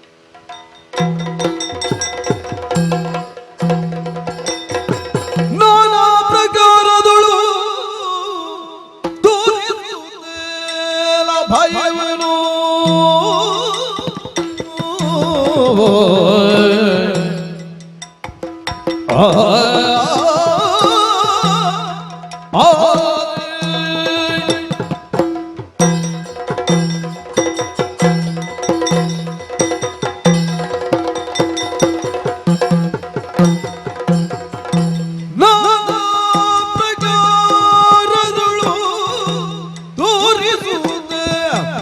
ಅಭಯವನು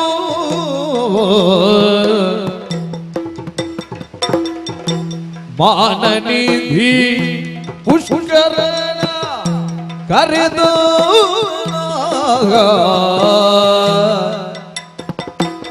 ಮಾನನಿಧಿ ಪುಷ್ಕರನ ಕರೆದೋದನಾಗ ನಾನಾ ಪ್ರಕಾರದಳು ತೋರಿಸಿದ ಭಯವನು ಮಾನನಿಧಿ ಪುಷ್ಕರನಾದ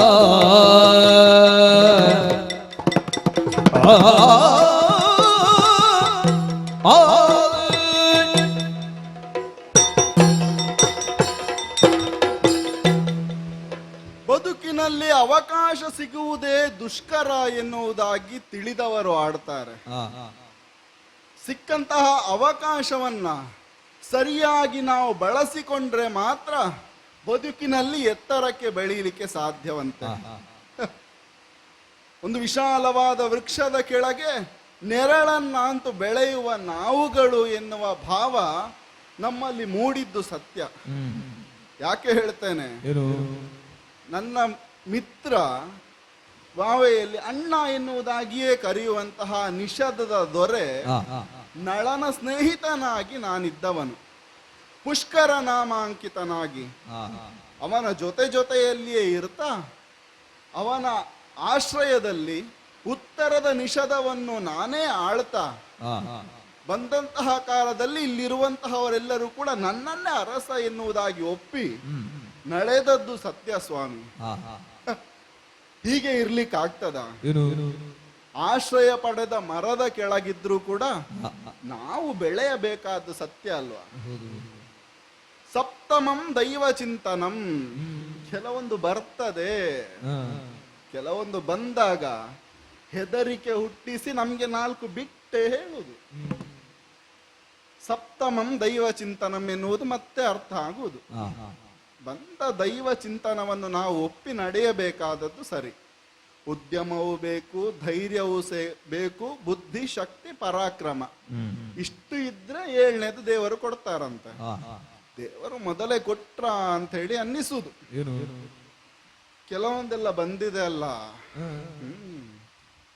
ಅದನ್ನೆಲ್ಲ ಒಪ್ಪಿ ನಡೆಯಬೇಕಿದ್ರೆ ಬಂದಂತಹ ಒಬ್ಬ ವ್ಯಕ್ತಿ ಇದ್ದಾನೆ, ಬ್ರಾಹ್ಮಣ ರೂಪದಲ್ಲಿ ಬಂದು ನನ್ನನ್ನು ಮಾತಾಡಿಸಿ ಹೆದರಿಕೆಯ ರೂಪದಲ್ಲಿಯೂ ಕೂಡ ಕಂಡು ಒಂದು ಕೆಲಸವನ್ನು ಹೇಳಿದ್ದಾನೆ.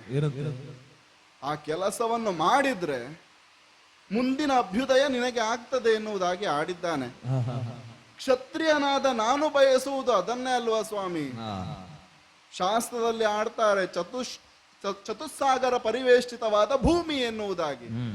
ಅರಸ ಆ ಸಾಗರದ ಕೊನೆಯವರೆಗೆ ಕುದುರೆಯನ್ನು ಹಿಡ್ಕೊಂಡು ಹೋದ್ರೆ ಕುದುರೆ ಇದ್ದಲ್ಲಿಗೆ ನಿಲ್ಲಬಾರ್ದಂತೆ, ಕುದುರೆ ದಾಟಿ ಏನುಂಟು ಅಂತೇಳಿ ಕೇಳಬೇಕಂತೆ. ನಾನು ಇಲ್ಲಿ ಉತ್ತರದ ನಿಷೇಧದ ಗಡಿಯನ್ನು ದಾಟ್ಲಿಕ್ಕೆ ಬಿಡ್ಲಿಲ್ಲ. ಹಾಗಿದ್ರೆ ಆಗ್ತದ? ಈಗ ಆ ವ್ಯಕ್ತಿಯನ್ನು ಕರ್ಕೊಂಡು ಹೋಗಬೇಕಾದೆಲ್ಲಿಗೆ? ನಿಷೇಧದೆಲ್ಲಿಗೆ? ತೆರಳೋಣ.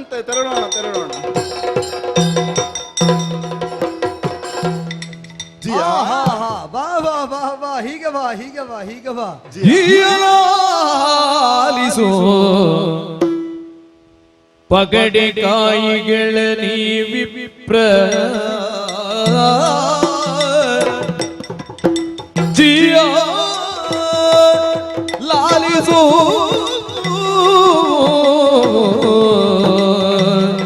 ಜಿಯ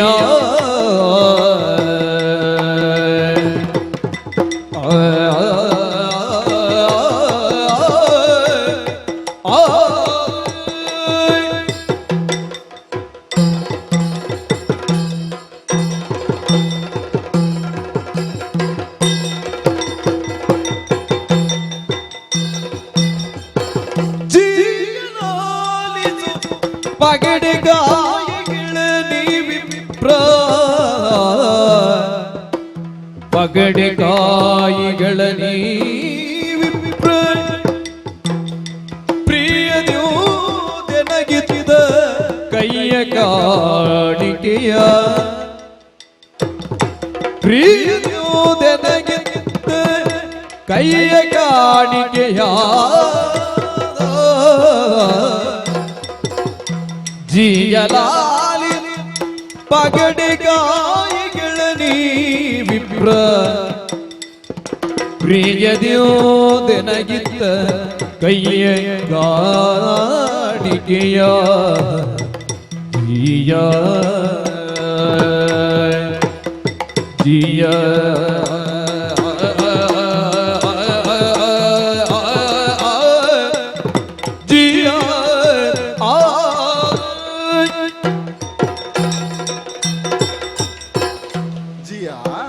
ಪುಷ್ಕರ ಬಾ ಹೀಗ ಬಂದಿದ್ದೇನೆ. ನಿನ್ನ ಎಷ್ಟು ದಿನ ಆಯ್ತೋ ನಿನ್ನ ಮುಖ ನೋಡಿ? ಸತ್ಯ ಅಲ್ವೇ? ಹತ್ತಿರವ ಬಂದಿದ್ದೇನೆ, ನಿನಗೆ ಅಭಿನಮಿಸಿದ್ದೇನೆ. ಗೌರವ ಸಹಜವಾಗಿಯೇ ಇರಬೇಕಾದ್ದು. ಹಿರಿಯರೆಡೆಗಿನ ಈ ಗೌರವಾದರಗಳ ಮೂಲಕವಾಗಿ ನಿನ್ನ ಸೌಶೀಲ್ಯವೂ ಪ್ರಕಟವಾಗುತ್ತದೆ. ಆದ್ದರಿಂದಲೇ ಸರ್ವಜನರಿಗೂ ಪ್ರಿಯನಾಗಿ ನೀ ವರ್ತಿಸ್ತಿ. ನಿನ್ನನ್ನೇ ಎಂದೂ ಕೂಡ ಪಥಪ್ರವರ್ತಕನಾಗಿ ಕಂಡು ನಡೆಯೋರು ನಾವಲ್ವೇ? ಸಲುಗೆಯಿಂದ ಸಖ್ಯ ಊರ್ಜಿತವಾಯಿತು ಅಂತಾದರೆ ಗುಣದೋಷಾವಚಿಂತನೆಯನ್ನು ಮಾಡುವುದಕ್ಕೆ ಅದು ಪೂರಕವಾಗುತ್ತದೆ. ಈಗ ನನ್ನ ದೋಷವನ್ನು ಹೇಳುವಲ್ಲಿ ನೀನು ಸಂಕೋಚ ಪಡಬೇಕಾಗಿಲ್ಲ, ನಿನ್ನ ಗುಣವನ್ನು ಹೊಗಳುವಲ್ಲಿ ನಾನು ಒಂದು ಮಿತಿಯನ್ನು ಹೇರಿಕೊಳ್ಳಬೇಕಾಗಿಲ್ಲ. ಸಹಜವಾಗಿ ಸಲುಗೆ ಅದನ್ನು ಆಗಗೊಡ್ತದೆ. ಆದ್ದರಿಂದಲೇ ಏಕಕಾಲದಲ್ಲೇ ಮೈತ್ರಿಯಿಂದಲೂ ಸಾಹೋದರ್ಯದಿಂದಲೂ ವರ್ತಿಸುವವರು ನಾವು. ಎಲ್ಲ ವಿಧದಲ್ಲೂ ನೀನು ಆಪ್ತನಾದದ್ದರಿಂದ ಜೊತೆಯಲ್ಲೇ ಇರಬೇಕು ಎಂಬುದಕ್ಕೆ ಈಗ ನಾವು ಒಂದರ್ಥದಲ್ಲಿ ರಾಜ್ಯಕ್ಕೆ ಸಂಬಂಧಿಸಿ ನೆರೆಕೆರೆಯವರು ಅಲ್ವಾ? ಉತ್ತರ ನಿಷೇಧ ನಿನ್ನ ವಶಕ್ಕೆ ಕೊಟ್ಟು ಅದರ ಸರ್ವತೋಮುಖವಾದ ಅಭಿವೃದ್ಧಿಯನ್ನು ಸಾಧಿಸುವ ನಿನ್ನ ಕರ್ತೃತ್ವವನ್ನು ಕಂಡು ಆನಂದಿಸಬೇಕು ಅಂತ ಹಂಬಲಿಸಿದವನು ನಾನು. ಹಾಗೆ ಅಂತ ಹ, ಆಧಿಪತ್ಯ ಸಿಕ್ಕಿದೆ ಅಂತ ನೀನು ಪ್ರಮತ್ತನಾದದ್ದಿಲ್ಲ. ಇಲ್ವಲ್ಲ. ನನ್ನೆಡೆಗೆ ವಿಧೇಯನಾಗಿ ವಿನೀತನಾಗಿ ಪ್ರತಿ ದಿವಸವೂ ಕೂಡ ನನ್ನ ಸ್ಮರಣೆಯಿಂದ ಆದರ್ಶಾನುಪಾಲನೆಯನ್ನು ಮಾಡುತ್ತಿ ಎಂಬುದು ಹ. ನಿನ್ನ ಮೂಲಕವೂ ತಿಳಿದೆ, ಹ. ನಿನ್ನ ಕುರಿತಾಗಿ ಇಲ್ಲಿ ಬಂದವರು ಹೇಳುವಾಗಲೂ ತಿಳಿದೆ. ಅದು ಹಾಗೆ ಅಲ್ಲೋ ಅಣ್ಣ. ಹೇಗೆ? ಒಬ್ಬರು ಪಥಪ್ರವರ್ತಕರಾಗಿ ಕಾಣ್ತಾರೆ ಎಂದಾದ್ರೆ ಮಹಾತ್ಮರ ಜೀವನ ಹಾಗೆ ಅಲ್ವಾ? ಹೌದೌದು. ಅವರಿದ್ದ ಎತ್ತರಕ್ಕೆ ನಮ್ಮನ್ನು ಕೈ ಹಿಡಿದು ಮೇಲೆ ಕರ್ಕೊಂಡು ಹೋಗ್ತಾರೆ. ಅದೇ ಆದರ್ಶ ಅಂದ್ರೆ ಅದೇ ಅಲ್ವಾ? ಹ. ಅದೇ. ಈಗ ಆದರ್ಶ ನಾವು ಎದುರಿಟ್ಟುಕೊಳ್ಳುವುದು ಯಾಕೆ? ಅನುಸರಿಸುವುದಕ್ಕೆ. ಸತ್ಯ. ಆದ್ದರಿಂದಲೇ ಅನುಸರಣಶೀಲನಾದಂತಹ ನೀನು ಉಳಿದವರಿಗೆ ಆದರ್ಶ. ಹ. ಆದ್ದರಿಂದಲೇ ಹ. ನಿನ್ನ ಪಥಗತಿ ಬದುಕಿನಂತಾದ ಉನ್ನತಿಗೆ ಎಲ್ಲವೂ ನಮಗೆ ಕೇಳಿದ ಕ್ಷಣ ನಿನ್ನಗಿಂತ ಇವತ್ತಿಗಿಂತ ನಾಳೆ ಹ. ಅಭ್ಯುತ್ಥಾನ, ಹ್ಮ್. ಉತ್ಕರ್ಷ ಹ. ಅದೆಲ್ಲ ತೃಪ್ತಿದಾಯಕವಾಗುಂಟು. ಹಾಗೆ ಅಂತ ಹ. ನೀ ನಂಬುತ್ತೀಯೋ ಇಲ್ವೋ? ಹ. ಕೆಲ ದಿನಗಳಿಂದ ಈಗ ನಿನ್ನನ್ನೊಮ್ಮೆ ನೋಡಬೇಕು ಅಂತ. ಓಹೋ. ಯಾಕೆ ಅಂತ ಕೇಳಿದ್ರೆ ನಿರ್ದಿಷ್ಟವಾದಂತ ಒಂದು ಕಾರಣ ಇಲ್ಲ. ಇಲ್ಲ. ರಾಜಕಾರ್ಯದ ಮಧ್ಯೆ ಬಿಡುವಾದದ್ದು ಇಲ್ಲ. ಹ್ಮ್. ಆ ಬಯಕೆಯನ್ನು ಈಗ ಸ್ವಕೀಯವಾಗಿ ನನಗೆ ಕಂಡಿದೆ ಎಂಬುದರಿಂದ ನಮ್ಮವರಿಗೆಲ್ಲ ಸಂಬಂಧಿಸಿದ ರಾಜಕಾರ್ಯ ಬಿಟ್ಟು ನಿನ್ನನ್ನು ಕಾಣುವುದಕ್ಕೆ ಅಂತ ನಾ ಬರುವುದಕ್ಕುಂಟೋ? ಇಲ್ಲ. ಅಥವಾ ನಾನಾಗಿ ಬರಮಾಡಿಕೊಳ್ಳುವುದಕ್ಕೆ ಯಾವ ಕೆಲಸದಲ್ಲಿದ್ದಾನೋ ಏನೋ ಎಂಬ ಭಾವದಿಂದ ಹ. ತುಸು ಉಪೇಕ್ಷಿಸಿದ್ದೋ ಮುಂದೆ ಹಾಕಿದ್ದೋ ಮಾಡಿದರೆ ನೆನೆದವರ ಮನದಲ್ಲಿ ಎಂಬಂತೆ ನೀನೇ ಪ್ರತ್ಯಕ್ಷನಾಗಿ ಬಿಟ್ಟಿಯಲ್ಲ ಪುಣ್ಯಾತ್ಮ. ಅದು ನಿನ್ನ ಮನಸ್ಸಿನ ಮಾತು ಕೇಳಿತೋ ಏನೋ? ಆಗಲಿ, ಮನಸ್ಸು ಹಾಗೆ ಆಡದ ಮಾತನ್ನು ಕೇಳಿಸಿಕೊಳ್ಳುವಷ್ಟು ಸೂಕ್ಷ್ಮ ಆಗಿದೆ ಅಂತ ಆದ್ರೆ ಆ ಸೂಕ್ಷ್ಮಜ್ಞತೆ ಬದುಕಿಗೆ ಒಳಿತನ್ನೇ ಉಂಟು ಮಾಡುತ್ತದೆ. ಹ. ನಾನು ಯಾಕೆ ಹಂಬಲಿಸಿದ್ದು ಅಂದ್ರೆ ಹ. ವೈವಾಹಿಕವಾಗಿ ಒಂದು ತೆರನಾದ ಔದಾಸೀನ್ಯ, ಹ. ಹ. ಹ. ಜಾಡ್ಯ, ಒಂದು ಉಪೇಕ್ಷಾ ಭಾವ ಅದು ಯಾಕೆ ಅಂತ ಗೊತ್ತಿಲ್ಲ. ಯಾವ ಕಾಲಕ್ಕೂ ಅದು ನಿನ್ನಲ್ಲಿ ಇರಲಿಲ್ಲ ಎನ್ನುವುದಾಗಿ ಆಡುವುದಲ್ಲ. ಬಾರದು. ಹ. ದಮಯಂತಿ ಹೇಳಿದ ಮೇಲೆ ನನಗೆ ಗೊತ್ತಾಗುವುದು. ಹ. ಹ. ಯೋಚನೆ ಮಾಡು. ಹ. ಹೊತ್ತಲ್ಲದ ಹೊತ್ತಲ್ಲಿ ಮಲಗಿ ನಿದ್ರಿಸುವುದು, ಎದ್ದು ಕೈಕಾಲು ತೊಳೆದವನಿಗೆ ಈಗ ನಾವು ಶೌಚಕ್ಕೆ ಹೋದರೆ ಹ. ಆಚಮನ ಮಾಡಬೇಕೆಂಬುದನ್ನು ನಾವು ಮರೆಯುವುದು ಅಂತಂದ್ರೆ ಅಯ್ಯೋ, ಯೋಚಿಸುವ. ಅದೆಲ್ಲ ಯಾವುದು? ಅದೆಲ್ಲ ಕ್ರಿಯೆಗಳು, ಕ್ರಿಯಾಲೋಪಗಳು. ಅದಕ್ಕೆ ಮೂಲಭೂತವಾಗಿರುವುದೇನು? ಔದಾಸೀನ್ಯ, ಉಪೇಕ್ಷೆ, ಏಕಾಗ್ರವಾಗದಂತಹ ಮನಸ್ಸು. ಇದೆಲ್ಲ ಘಟಿಸ್ತಾ ಉಂಟು ಬೆನ್ನು ಬೆನ್ನಿಗೆ ಅಂತ ಆಗ್ತಾ ಇರುವಾಗ ನಮಗೆ ಕಾಣುವುದೇನು ಗೊತ್ತೋ? ಏನು? ಸುತ್ತಮುತ್ತ ಎಲ್ಲ ಹೊಗಳುವವರೇ ಇದ್ದರೆ ನಮ್ಮ ಈ ದೋಷ ಈಗ ಹೇಳಬೇಡುವ. ಈಗ ಹೇಳಿದವಳು ಹೆಂಡತಿ ಆದರು, ಅವಳು ಸಮೀಪವರ್ತಿನಿಯಾಗಿ ಅನುಸರಣಶೀಲಳಾದ್ದರಿಂದ ಹೇಳುವ ಕ್ರಮದಲ್ಲಿ ಹೆಂಡತಿ ಹೇಳುವ ಹಾಗೆ ಹೇಳಿದ್ದಾಳೆ. ಆದರೆ ನಿರ್ದಿಷ್ಟವಾಗಿ, ಈಗ ನಿರ್ದುಷ್ಟವಾಗಿ, ಖಚಿತವಾಗಿ ಇದು ನೀನು ಹಾಗೆ ಮಾಡಬಾರದು ಅಂತ ಬೆಟ್ಟೆತ್ತಿ ತೋರಿ ಆಡುವ ಸಲುಗೆ ಯಾರದ್ದುಂಟೋ ಅವರನ್ನು ನಾವು ಹಂಬಲಿಸ್ತೇವೆ. ಆ ಕಾಲದಲ್ಲಿ ನನ್ನ ದೋಷ ದೂರ ಆಗಬೇಕು ಅಂತ ಆದ್ರೆ ಆಪ್ತರ ಹತ್ತಿರ ಇರಬೇಕು ಅಂತ. ಇರ್ಲಿ, ನನ್ನದ್ದೇ ಆಯ್ತು ಪುರಾಣ ಪ್ರವಚನ, ಎಲ್ಲರೂ ನಿನ್ನಿಂದ ನೋಡಿ ಕಲಿಬೇಕು ಅಂತೇಳಿ ನೀನು ಎಣಿಸಿದ್ರೆ, ನೀನೇನೋ ಲುಪ್ತವಾಗಿದೆ ಎನ್ನುವುದಾಗಿ ಬಯಸುವಾಗ ನನ್ನನ್ನು ಬರಬೇಕು ಎನ್ನುವುದಾಗಿ ಎಣಿಸ್ತಿ ಅಂತಾದ್ರೆ ಏನಣ್ಣ ಆಗ್ಲಿ. ಅಲ್ಲ, ಅಯ್ಯೋ ಅಲ್ಲ, ನೀನು ನನ್ನನ್ನೇ ಮಾತ್ರ ನೋಡ್ತಾ ಉಳಿದ್ರೆ ನಾನು ಬಂದದ್ದು ಸಂತೋಷ, ನನ್ನನ್ನು ನೀನು ಬಯಸ್ತಾ ಇದ್ದೆ. ಹೌದು, ಅಲ್ಲಿ ಒಬ್ರು ನಿಂತಿದ್ದಾರಲ್ಲ. ಓಹೋ, ತಾಪಸರು ಹೇಗೆ? ಹೌದು, ಬರಬೇಕು ಬರಬೇಕು ಬರಬೇಕು. ಕರ್ಕೊಂಡು ಬಂದಿದ್ದೇನೆ. ನಮ್ಮವರು ಉಚಿತಾಸನವನ್ನು ನಿಲ್ಲಿಸಿದ್ದಾರೆ, ಕೂತ್ಕೊಳ್ಳುವುದಕ್ಕೆ. ಅವರಿಗೆ ಬೇಕಾದದೆಲ್ಲ ಕೊಡುವ. ಇವರು ನೋಡುವಾಗ ಹೇಗೆ ಕಾಣ್ತದೆ ನಿಮ್ಗೆ? ಪರದೇಶದ ಬ್ರಾಹ್ಮಣರಾಗಿ. ಇಲ್ಲೇ ಅವರಲ್ಲ, ಅಂದ್ರೆ ನಮ್ಮ ದೇಶದ ಬ್ರಾಹ್ಮಣರದ್ದು ಹೆಚ್ಚು ಕಡಿಮೆ ನಮಗೆ ಪರಿಚಯ ಉಂಟು. ಹೌದು, ಸಂಖ್ಯೆ ಕಡಿಮೆ ಅಂತಲ್ಲ, ಇದ್ದ ಎಲ್ಲರೂ ಕೂಡ ಇಲ್ಲಿ ಬರ್ತಾರೆ, ಶುಭ ಶೋಭನ ಕರ್ಮದಲ್ಲಿ ಭಾಗಿಯಾಗುತ್ತಾರೆ. ಆಪ್ತವಾಗಿ ತಮ್ಮ ಆಶೀರ್ವಾದವನ್ನು ನಮಗೆ ಕಲ್ಪಿಸಿ ತಮ್ಮ ಸುಖ ಕಷ್ಟವನ್ನು ಹಂಚಿಕೊಳ್ತಾರೆ. ಅದರಿಂದ ಸುಪರಿಚಿತರು. ಇವರು ಅಪರಿಚಿತರಾದ್ದರಿಂದ ದೇಶ ಬೇರೆ ಇರಬೇಕು ಅಂತ ಅಷ್ಟೇ ಬಿಟ್ರೆ ಬೇರೆ ಅರ್ಥದಲ್ಲಿ ಹೇಳಿದ್ದಲ್ಲ. ಯಾರಿವರು? ಅವರು ನಮ್ಮಲ್ಲಿಗೆ ಬಂದಿದ್ರು ಅಂತ.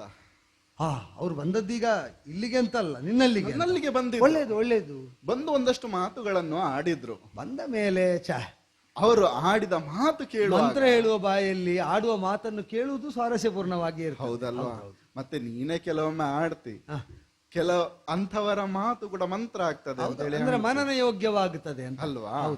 ಅಂತಹ ಮಂತ್ರದ ರೀತಿಯಲ್ಲೇ ಮಾತನಾಡಿದ್ರು. ಒಳ್ಳೆಯದು. ಆಗ ನನ್ಗೆ ಅರ್ಥ ಆಯ್ತು. ಈಗ ಸಾಮಾನ್ಯರು ಹೇಳುವುದು ಹೇಗೆ ಗೊತ್ತಾ, ಹೇಗೆ? ಬ್ರಾಹ್ಮಣರು ಮಂತ್ರದಾಗ ಮಾತಾಡ್ತಾರೆ ಅಂದ್ರೆ ಅರ್ಥ ಆಗದಾಗೆ ಅಂತ. ಅಂದ್ರೆ ಸಾಮಾನ್ಯರಿಗೆ ಗ್ರಹಿಕೆಗೆ ಬರುವುದಲ್ವಲ್ಲ ಮಂತ್ರಾರ್ಥ. ಆದ್ರಿಂದ ಬ್ರಾಹ್ಮಣರು ಮಾತಾಡಿದ್ರೆ ಮಂತ್ರದಾಗ ಉಂಟು ಅಂದ್ರೆ ಒಂದು ಮಂತ್ರದ ನಿಬಿಡತೆ ಇರ್ತದೆ ಅಂತ, ಇನ್ನೊಂದು ಅರ್ಥಗೋಚರ ಆಗುವುದಿಲ್ಲ ಅಂತ. ಆದ್ರೆ ನೀನು ಹೇಳುವಾಗ ಅರ್ಥದಲ್ಲಿ ಹೇಳಲಿಕ್ಕೆ, ಆದ್ರೆ ಮಂತ್ರವನ್ನು ಬಿಡಿಸಿ ಆಡುವಷ್ಟು ನಿನ್ನೆದುರಿನಲ್ಲಿ. ಆದ್ದರಿಂದಲೇ ನಿನ್ನಲ್ಲೂ ಈಗ ಅವರು ಮಾತಾಡಿದ್ದು ಮಂತ್ರದಾಗ ಉಂಟು ಅಂದ್ರೆ ಅರ್ಥಪೂರ್ಣವಾಗುಂಟು ಅಂದ್ರೆ ನಾ ಕಲ್ಪಪ್ಪ. ಏನಂತೆ ಅವರು ಆಡಿದ ಮಾತು ಕೇಳುವಾಗ ನನ್ಗೆ ಒಂದು ಅನ್ನಿಸಿದ್ದು, ಇಲ್ಲಿಗೆ ಅವ್ರನ್ನ ಕರ್ಕೊಂಡು ಬರುದು ಸರಿ ಅಂತೇಳಿ ನನ್ಗೆ ಅನ್ನಿಸಿದಣ್ಣ. ನಿನ್ನನ್ನು ಕಾಣುವುದಕ್ಕೆ ಅಂತ ಬಂದ್ರೆ ಈಗ ಒಬ್ರು ಬ್ರಾಹ್ಮಣರನ್ನು ಹಾಗಲ್ಲ ತೃಪ್ತಿಪಡಿಸಿ ಉಪಚರಿಸಿ ಅವರ ಮನೋವಾಂಛೆಯನ್ನು ಈಡೇರಿಸುವ ಬದ್ಧತೆ ನಿನಗೂ ಉಂಟು. ಇಲ್ಲಿ ಕರ್ಕೊಂಡು ಬಂದದ್ದು ಒಳ್ಳೇದಾಯ್ತು, ನನಗೂ ದರ್ಶನ ಆಯ್ತು. ಆದ್ರೆ ನೀನು ಕೊಡದದ್ದನ್ನು ನೀ ಕಲ್ಪಿಸದನ್ನು ನಾನೇನು ಮಾಡ್ಲಿ? ಹಾಗೆ ಅಲ್ಲ ಅಣ್ಣ, ಅವರು ನಮ್ಮ ರಾಜ್ಯಕ್ಕಾಗಿ ಬಂದಾಗ ಅವರನ್ನು ಕುಳ್ಳಿರಿಸಿ ಉಪಚರಿಸಿ ಅವರಿಗೆ ಬೇಕಾದನ್ನೆಲ್ಲವನ್ನು ಕೂಡ ಕೊಟ್ಟ ನಂತರ ಅವರು ಆಡಿದ ಮಾತು ಕೇಳುವಾಗ ಇಲ್ಲಿಗೆ ಕರ್ಕೊಂಡು ಬರಬೇಕು ಎನ್ನುವುದಾಗಿ ಅನ್ನಿಸಿದ್ದು ನನಗೆ. ಅಂದ್ರೆ ಅವರು ಬಂದು ಕೇಳಿದ ಮಾತುಗಳನ್ನಾಡುವಾಗ ಅವರು ಒಂದಷ್ಟು ಮಾತುಗಳನ್ನು ಕೇಳಿದ್ರು, ಅದು ನಿನ್ನಲ್ಲಿಗೆ ಬಂದ್ರೆ ಸರಿ ಆಗ್ತದೆ ಎನ್ನುವುದಾಗಿ ನಾನು ಭಾವಿಸಿದೆ. ಏನಂತ ಮಾತು? ಅದು ಇಲ್ಲಿಗೆ ಬಂದ ಮೇಲೆ ಸರಿ ಅಂತ ನನಗೆ ಅನ್ನಿಸಿದ್ದು ಅಂತ. ಯಾಕೆ? ನೀನೀಗ ಆಡಿದ್ಯಲ್ಲ, ನಿನಗೂ ಜಾಡ್ಯ ಆಡರಿ. ಹೌದಪ್ಪ, ಆಗ ನನ್ಗೆ ಉದಾಸೀನ ಯಾವುದು ಬೇಡ, ಎಲ್ಲ ಉಂಟಲ್ಲ, ಇನ್ನೇನು ಮಾಡ್ಲಿಕ್ಕೆ ಅಂತ. ಆಗ ನನ್ಗೆ ಅನ್ನಿಸಿದ್ದು ಅವರು ಬಂದದ್ದು ಸರಿ ಅಂತೇಳಿ ನಂಗೆ ಅನ್ನಿಸಿದ್ದು. ಈಗ ನನಗೆ ಜಾಡ್ಯ ಬರುವುದಕ್ಕೂ ಅವರು ಬಂದದ್ದಕ್ಕೂ ಅಲ್ಲ, ಆ ಜಾಡ್ಯ ಹೋಗ್ಲಿಕ್ಕೆ ಅವರೊಂದು ಉಪಾಯವನ್ನು ನನ್ಗೆ ಹೇಳಿದ್ರು. ಹೊಸದಾಗಿ ಏನಾದ್ರೂ ಯಜ್ಞ ಇದು ತನಕ ಮಾಡದ್ದು?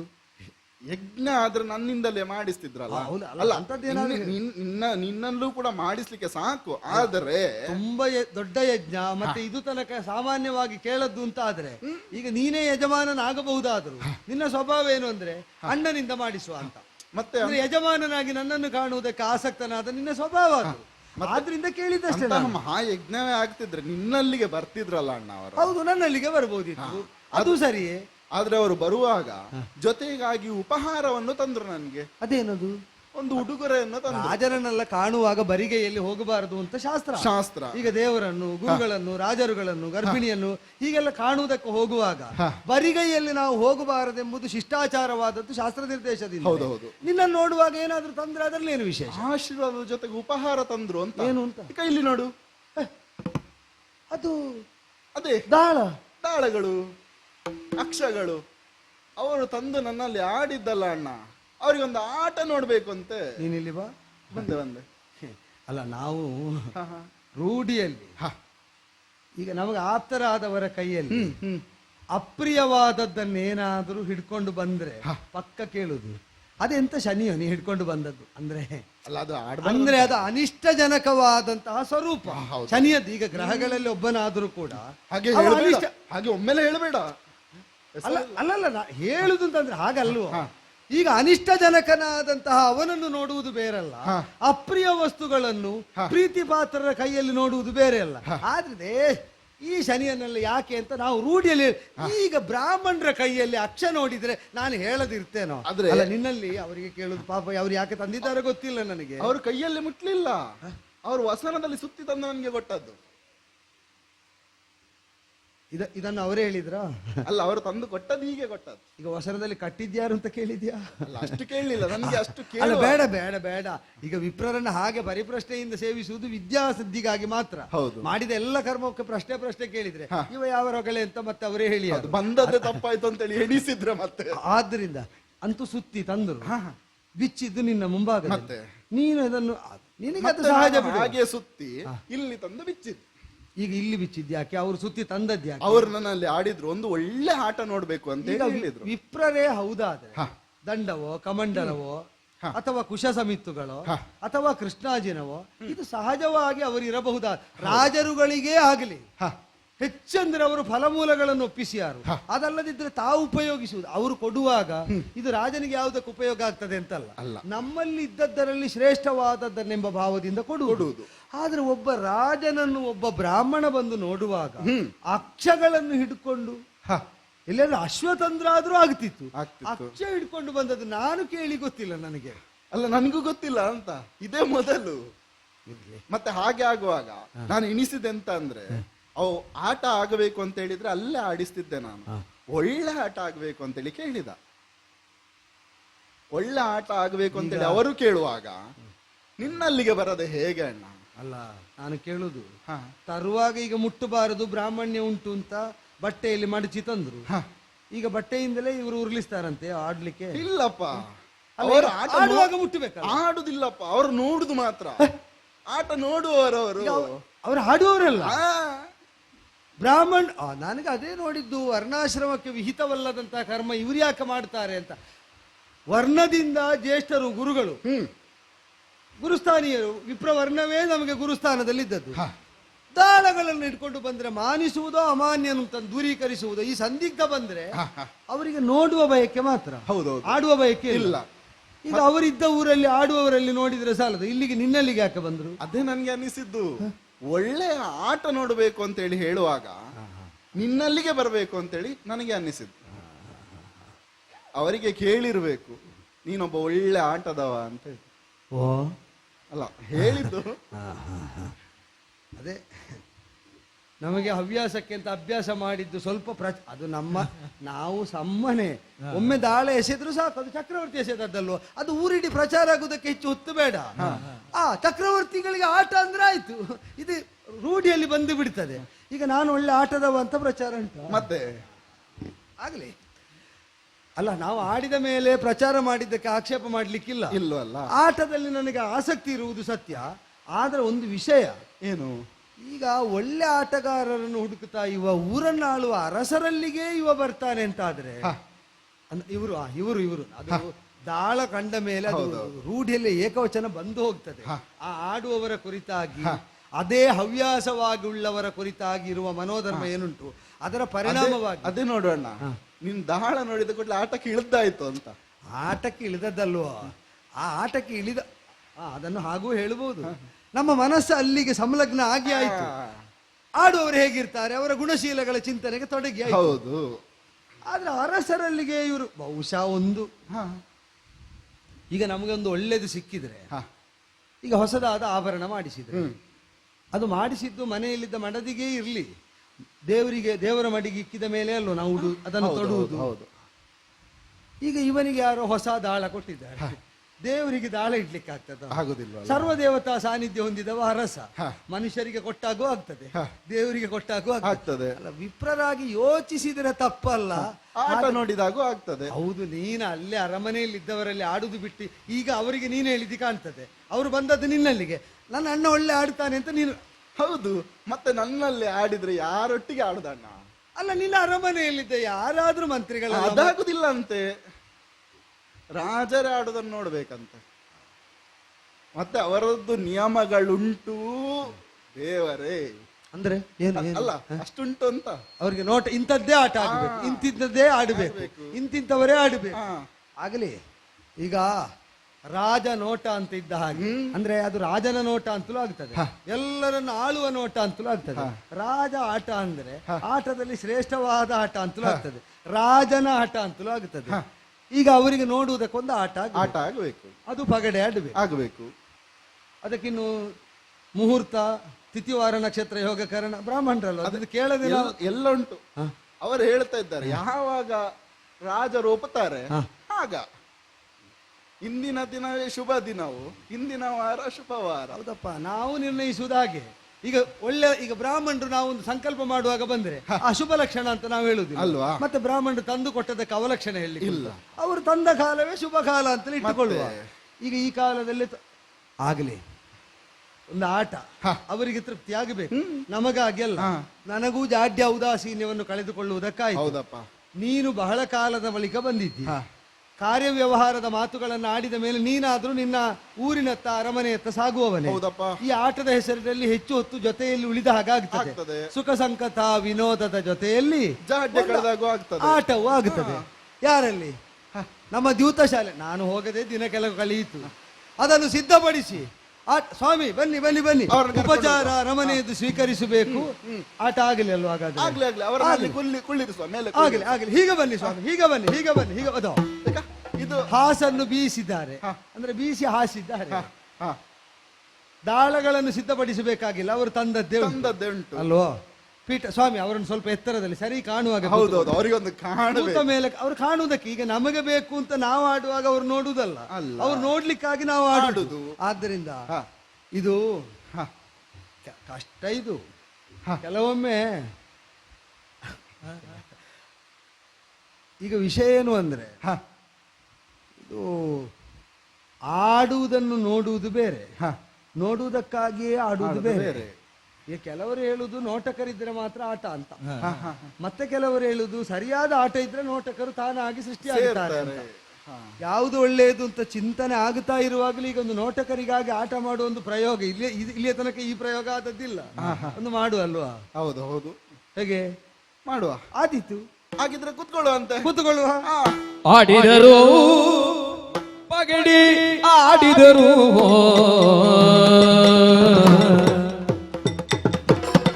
ಆಡಿದರು ಪಗಡಿ ಆಡಿದರು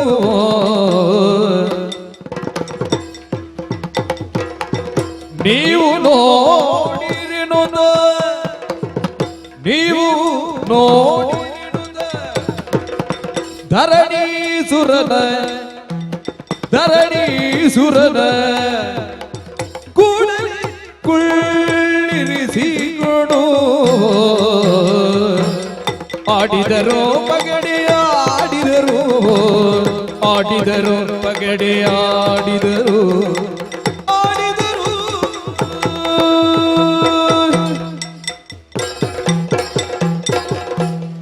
ತಡಗು ಅಣ್ಣ. ಈಗ ಇದೆ ಅಲ್ವಾ ತಾಳಗಳು, ಮತ್ತೆ ನಿನ್ಗೆ ಹೇಳಬೇಕಾಗಿಲ್ಲ ಅಲ್ಲ ಹೇಗೆ ಅಂತ ಹೇಳಿ. ಹರೇ ಜಿತೆ, ಹಾ, ಯಾರು ಏನು ಹೇಳ್ತಾರೋ ಅದು ಹೇಗಾಗುತ್ತದೋ ಹ. ನೋಡುವುದಕ್ಕೆ ನಿರ್ಣಯಿಸುವುದಕ್ಕೆ ಅವರಿದ್ದಾರೆ. ಅವರಿದ್ದಾರೆ. ಅದೋ ಹ. ನಾವು ಆಡ್ತೇವೆ ಅಂತ ತಿಳಿದೆ. ಹ. ನಮ್ಮ ಪುರೋಹಿತರು ಬಂದ್ರಲ್ಲ, ಅವರೇನೋ ರಾಜಕಾರ್ಯ ಮಾತಾಡ್ಲಿಕ್ಕೆ ಬಂದದ್ದು. ಹ. ಬಂದವರನ್ನು ಹೇಗೂ ಬಂದಿದ್ದೀರಿ ನೋಟಕರಾಗಿ ನೀವು ಇರ್ಲಿ, ಒಬ್ಬರಿಗೆ ಆಡುವುದಕ್ಕೆ ಹೌದು. ನಮಗೂ ಬೇಸರ ಬೇಸರ ಆಗ್ತದೆ. ಆಗ್ತದೆ. ನೋಟಕರಾಗಿ ಅವರು ಇರ್ಲಿ ಅಂತ ಅವರನ್ನು ಕುಳ್ಳಿರಿಸಿ ಆಯ್ತು. ಹೌದಪ್ಪ. ಹಾಗಾದ್ರೆ ಹ. ಆಟ ಸಾಗಲಿ. ಮೊದಲು ನಾನು ಆಡ್ತೇನೆ, ನೀನು ಹೇಳು. ಹ. ನನ್ನ- ಹರೇ ಜಿತೆ ಜಿತ ನನ್ನದು ಇದು. ಓ ಬಿತ್ತಲ್ಲ ಜಿತೆ. ಆಗಲಿ ಆಗಲಿ, ಈಗ ನೀನಾಡು, ನಾನು ಹೇಳ್ತೇನೆ. ನೋಡು ಈಗ ಹೇಳು ಹೇಳು ಹೇಳು. ಹರೇ ಹರೇ ಜಿತೆ ಜಿತೆ, ಆಗಲಿ ಜಿತೆ. ಆಗಲಿ ಆಗಲಿ, ಸಾಗಲಿ. ಈಗ ನೀನೊಮ್ಮೆ ಹಾಕತ್ತೆ. ತಡಿಯೋ ತಡಿಯೋ ತಡಿಯೋ. ಅಯ್ಯೋ, ಹಾ, ಇಲ್ಲ ಇಲ್ಲ, ಸುಮ್ಮನೆ ಆಟ ಅನ್ನೋದು ಸಾರಸ್ಯ ಅಲ್ಲ. ನಾವು ತೊಡಗಿದ್ದೇವಲ್ವ ನೋಡಿ, ಅಲ್ಲಿ ತೂಕಡಿಸುವುದು ಅವರು. ಹೌದು. ಅವರು ಆಟ ನೋಡ್ಲಿಕ್ಕೆ ಅಂತ ಬಂದದ್ದು, ಅವರು ನೋಡ್ಲಿಕ್ಕೆ ಆಟ ಮಾಡುದು. ಹೌದು. ಆಟ ತೊಡಗುವಾಗ ಅವರಿಗೆ ನಿದ್ರೆ. ಇದು ಆಟ ಯಾರಿಗೆ? ಅದೇ ಎಲ್ಲ ಹೇಳುದಿದೆ, ಆಟ ಆಗಬೇಕು, ಒಂದೇ ಒಂದು ಆಟ, ಅದು ಅಮೋಘ ಆಗಬೇಕು, ಇದು ವಿಶೇಷಣದಲ್ಲೇ ಮುಗೀತದೆ. ತೊಡಗುವಾಗ ಇವರಿಗೆ ಇದು ಅವಸ್ಥೆ. ಮತ್ತೆ ಆಟ ಯಾವ ಕರ್ಮ ಸಾಗುದದು ಅಲ್ವೋ? ಇಂಥವರಿಂದ ಮೊಗ ಪ್ರದರ್ಶನ ಅಂತ ಹೇಳಿ. ಈಗ ಅವರಿಗಾಗಿ ಅಲ್ವೋ? ಹೌದೌದು. ನಮಗೆ ಬೇರೆ ಕೆಲಸ ಇಲ್ಲದೆ ಇಲ್ವಾ? ನೀನು ಮೆಲ್ಲ ಅವರಲ್ಲಿ ಕೇಳು. ಆಟ ಸಾಕು ಅಂತಿದ್ರೆ ಹೇಳಿ, ನಾವು ಅವರಿಗಾಗಿ ಆಡುದು. ಅವರಿಗೆ ಬೇಡ ಅಂತ ಆದ್ರೆ ನಿಲ್ಲಿಸಿಬಿಟ್ರೆ. ಇಲ್ಲ ಇಲ್ಲ, ಅವರು ಏನೋ ತೋರಿಸಿದ್ದಾರೆ. ಎಂತದ್ದು ಹೇಳಿದವರು? ಇಲ್ಲ, ಅವರು ಹೇಳ್ತಾ ಇದ್ದಾರೆ, ಹೀಗೆ ಆಡಿದ್ರೆ ಎಂತಕ್ಕೆ ನೀವು ಆಡುದು? ಈಗ ಆಟದಲ್ಲಿ ನಾವು ವಿಧಿ ತಪ್ಪಲಿಲ್ಲ, ಕ್ರಮ ಪ್ರಕಾರ ಆಡ್ತಾ ಇದ್ದೇವೆ. ಏನಾಯ್ತು? ಪ್ರಾಪ್ತಿ ಅಂತ ಉಂಟು ಹೇಳ್ತಾ ಇದ್ದಾರೆ ಅವರು. ಪ್ರಾಪ್ತಿ, ಅವರಿಗೆ ಆನಂದವೇ ಪ್ರಾಪ್ತಿ. ಅವರು ಹೇಳುದು ಈಗ ಹರೇ ಜಿತೆ ಹೌದು. ಇದನ್ನು ನಾವು ಕೇಳ್ತಾ ಕೂತ್ರೆ ನಿಮ್ಮ ಆಟದ ದಾಳ ತಿರುಗಬಹುದು, ಬಿಟ್ರೆ ನಮ್ಗೆ ಮನೋರಂಜನೆ ಅಂತ ಉಂಟು ಕೇಳುದವರು. ಮತ್ತೆ ಇವರಿಗೆ ತೊಡಗುವ ಮೊದಲು ಗೊತ್ತಿಲ್ವಾ ಇದು ಏನಂತ ಗೊತ್ತಾ? ಆಡುವುದೊಂದು ಆಟ, ಇವರಿಗೆ ಬೇಕಾದ್ದಲ್ಲ ಅದರಲ್ಲಿ ಇರಬೇಕು. ಹೌದು. ಆಟದಲ್ಲಿ ಏನುಂಟು ಅದನ್ನು ನೋಡಿ ಆಸ್ವಾದಿಸಬೇಕು, ಬಿಟ್ರೆ ನಮಗೆ ಬೇಕಾದ್ದಲ್ಲ ನಾವು ನೋಡುವ ಆಟದಲ್ಲಿ ಇರಬೇಕು ಅಂದ್ರೆ ಅದರಲ್ಲಿ ಸಲ್ಲದನ್ನು ನಮಗೆ ಕೊಡ್ಲಿಕ್ಕೆ ಆಗ್ತದ? ಮತ್ತೆ ಈಗ ಇದರಲ್ಲಿ ಸಿಗುವ ಆನಂದ ಯಾವ ವಿಧದ್ದೋ ಅಷ್ಟು ಮಾತ್ರ ಸಿಕ್ಕುದು. ನೀನು ಮತ್ತೆ ಇದರಲ್ಲಿ ಈ ಆಟದ ಮಧ್ಯದಲ್ಲಿ ಕುಣಿತ ಗಾಯನ ಬೇಕು ಅಂದ್ರೆ ಆಗ್ತದ? ಅಲ್ಲ, ನೀನೇ ಮೊದಲ ಹೇಳಿದ್ದಲ್ಲ, ಎಂತದು? ಇದು ನೋಡುವವರಿಗಾಗಿ ಆಟ ಎನ್ನುವುದಾಗಿ.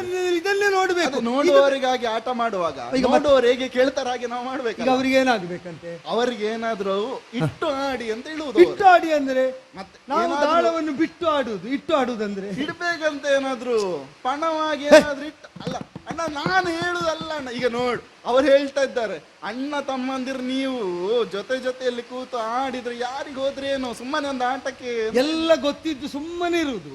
ತೊಡಗಿದ ಮೇಲೆ ಇದೊಂದೊಂದು ಹೇಳುದು.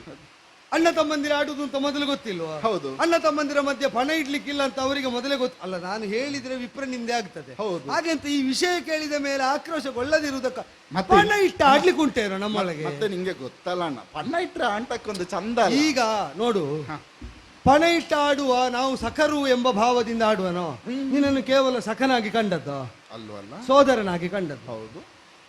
ಸೋದರನ ಸಂಬಂಧದ ಮಧ್ಯದಲ್ಲಿ ನಾವು ಆಡುವಾಗ ಪಣ ಇಟ್ಟು ಆಡ್ಲಿಕ್ಕೆ ಉಂಟೇನೋ? ಆಗುದಿಲ್ವಾ? ಮತ್ತೆ ಆದ್ದರಿಂದಲೇ ಈಗ ಒಂದಕ್ಕೊಂದು ಬಾಧೆ ಆಗುದ್ರಿಂದ ಅದೆಲ್ಲ ಬೇಡ, ಬೇರೆ ಏನಾದ್ರು ಮಾಡಿ. ಈಗ ಬಾಧೆ ಆಗುದು ಇರ್ಲಿ ಅಣ್ಣ, ಅವರೊಂದು ಹೇಳ್ತಾ ಇದ್ದಾರೆ, ಸುಮ್ಮನೆ ಒಂದು ಆಟಕ್ಕೆ ಒಂದು ಪಣ ಅಲ್ಲ, ಅದೇ ನಿಮಿತ್ತವಾಗಿ ಸುಮ್ಮನೆ ಮನ ಕಷಾಯ, ಈಗ ಸೋಲುವ ಗೆಲ್ಲುವ ಭಾವ ಅದು ನಮ್ಮನ್ನು ಬಾಧಿಸುವುದು ಯಾಕೆ ಅಂತ. ಈಗ ಹಾಗೆ ಸೋಲುದು ಗೆಲ್ಲುದು ಅಂತ ಹೇಳಿದ್ರೆ ಹರೇ ಜಿತಿಯಲ್ಲೂ ಕೂಡ ಅದೇ ಅಲ್ಲೂ ಆಗುದು. ಈಗ ಹೇಳಿ ಹೇಳಿ ಅಲ್ಲ, ಅಲ್ಲ, ಆಗ ನಮ್ಗೆ ಮಾತಾಡುದು ಪಣ ಸರಿ ಉಂಟು. ಬೇಕು. ಯಾಕೆಂದ್ರೆ ನಮ್ಗೆ ಪಣ- ಅವರಿಗೆ ಆಶ್ರಯ ಕೊಟ್ಟು ಅಣ್ಣನ ಹತ್ರ ಆಡಿಸ್ತೇನೆ ಅಂತ ಒಪ್ಪಿ ಬಂದವ ನೀನು. ಮತ್ತೆ ನಿನಗೆ ಎಲ್ಲಿ ವಿಪ್ರವಾಕ್ಯವನ್ನು ಉಲ್ಲಂಘಿಸಿದಾಗ್ತದೆ, ಹಾಗಾಗ್ತದೋ ಅಂತ ಆತಂಕ. ಮತ್ತೆ ನನಗೆ ಈ ಆಟವೇ ಅರೋಚಕವಾಗುತ್ತಾ ಉಂಟು. ಅಲ್ಲ, ನನ್ನೊಂದು ಅಭ್ಯಾಸ. ನಿನ್ನಲ್ಲೂ ಅರೋಚಕತೆ ಬಂತು. ಅರೋಚಕತೆ ಅಲ್ವೋ? ನಾನು ನಮ್ಮವರಲ್ಲಿ ಆಡ್ತೇನೆ, ಅಥವಾ ಬೇರೆ ರಾಜರುಗಳು ಸಾಮಂತರು ಬಂದ್ರೆ ಆಡುವುದುಂಟು. ನನಗೆ ಗೆದ್ದೆ ಅಭ್ಯಾಸ. ಈಗ ನಾನು ಗೆಲ್ಲುವುದಕ್ಕೆ ತೊಡಗಿದರೆ ಮತ್ತೆ ತಮ್ಮ ಅಂತ ನೋಡ್ಲಿಕ್ಕಿಲ್ಲ, ಸೋಲಿಸದೆ ನಾವು ಉಳಿಲಿಕ್ಕಿಲ್ಲ. ನಿನ್ನ ಕಲಾಹೀನವಾದ ಮುಖ ನೋಡ್ಲಿಕ್ಕೆ ನನಗೆ ಅಪ್ರಿಯವಾದ್ದರಿಂದ ನಮ್ಮೊಳಗೆ ಸೋಲು ಗೆಲುವು ಬೇಡ ಅಂತ ಹೇಳಿದ್. ನನಗೆ ಗೆದ್ದೆ ಅಭ್ಯಾಸ, ಗೆಲ್ಲದ ಆಟ ನಾನು ಆಡುವುದೇ ಇಲ್ಲ.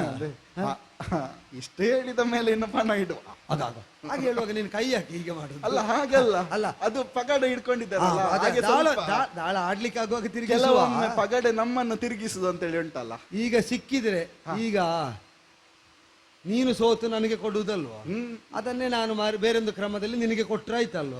ಈಗ ಅವರಿಗೆ ಸೋತವನು ವಸ್ತು ಕೊಟ್ಟ ಹಾಗೆ.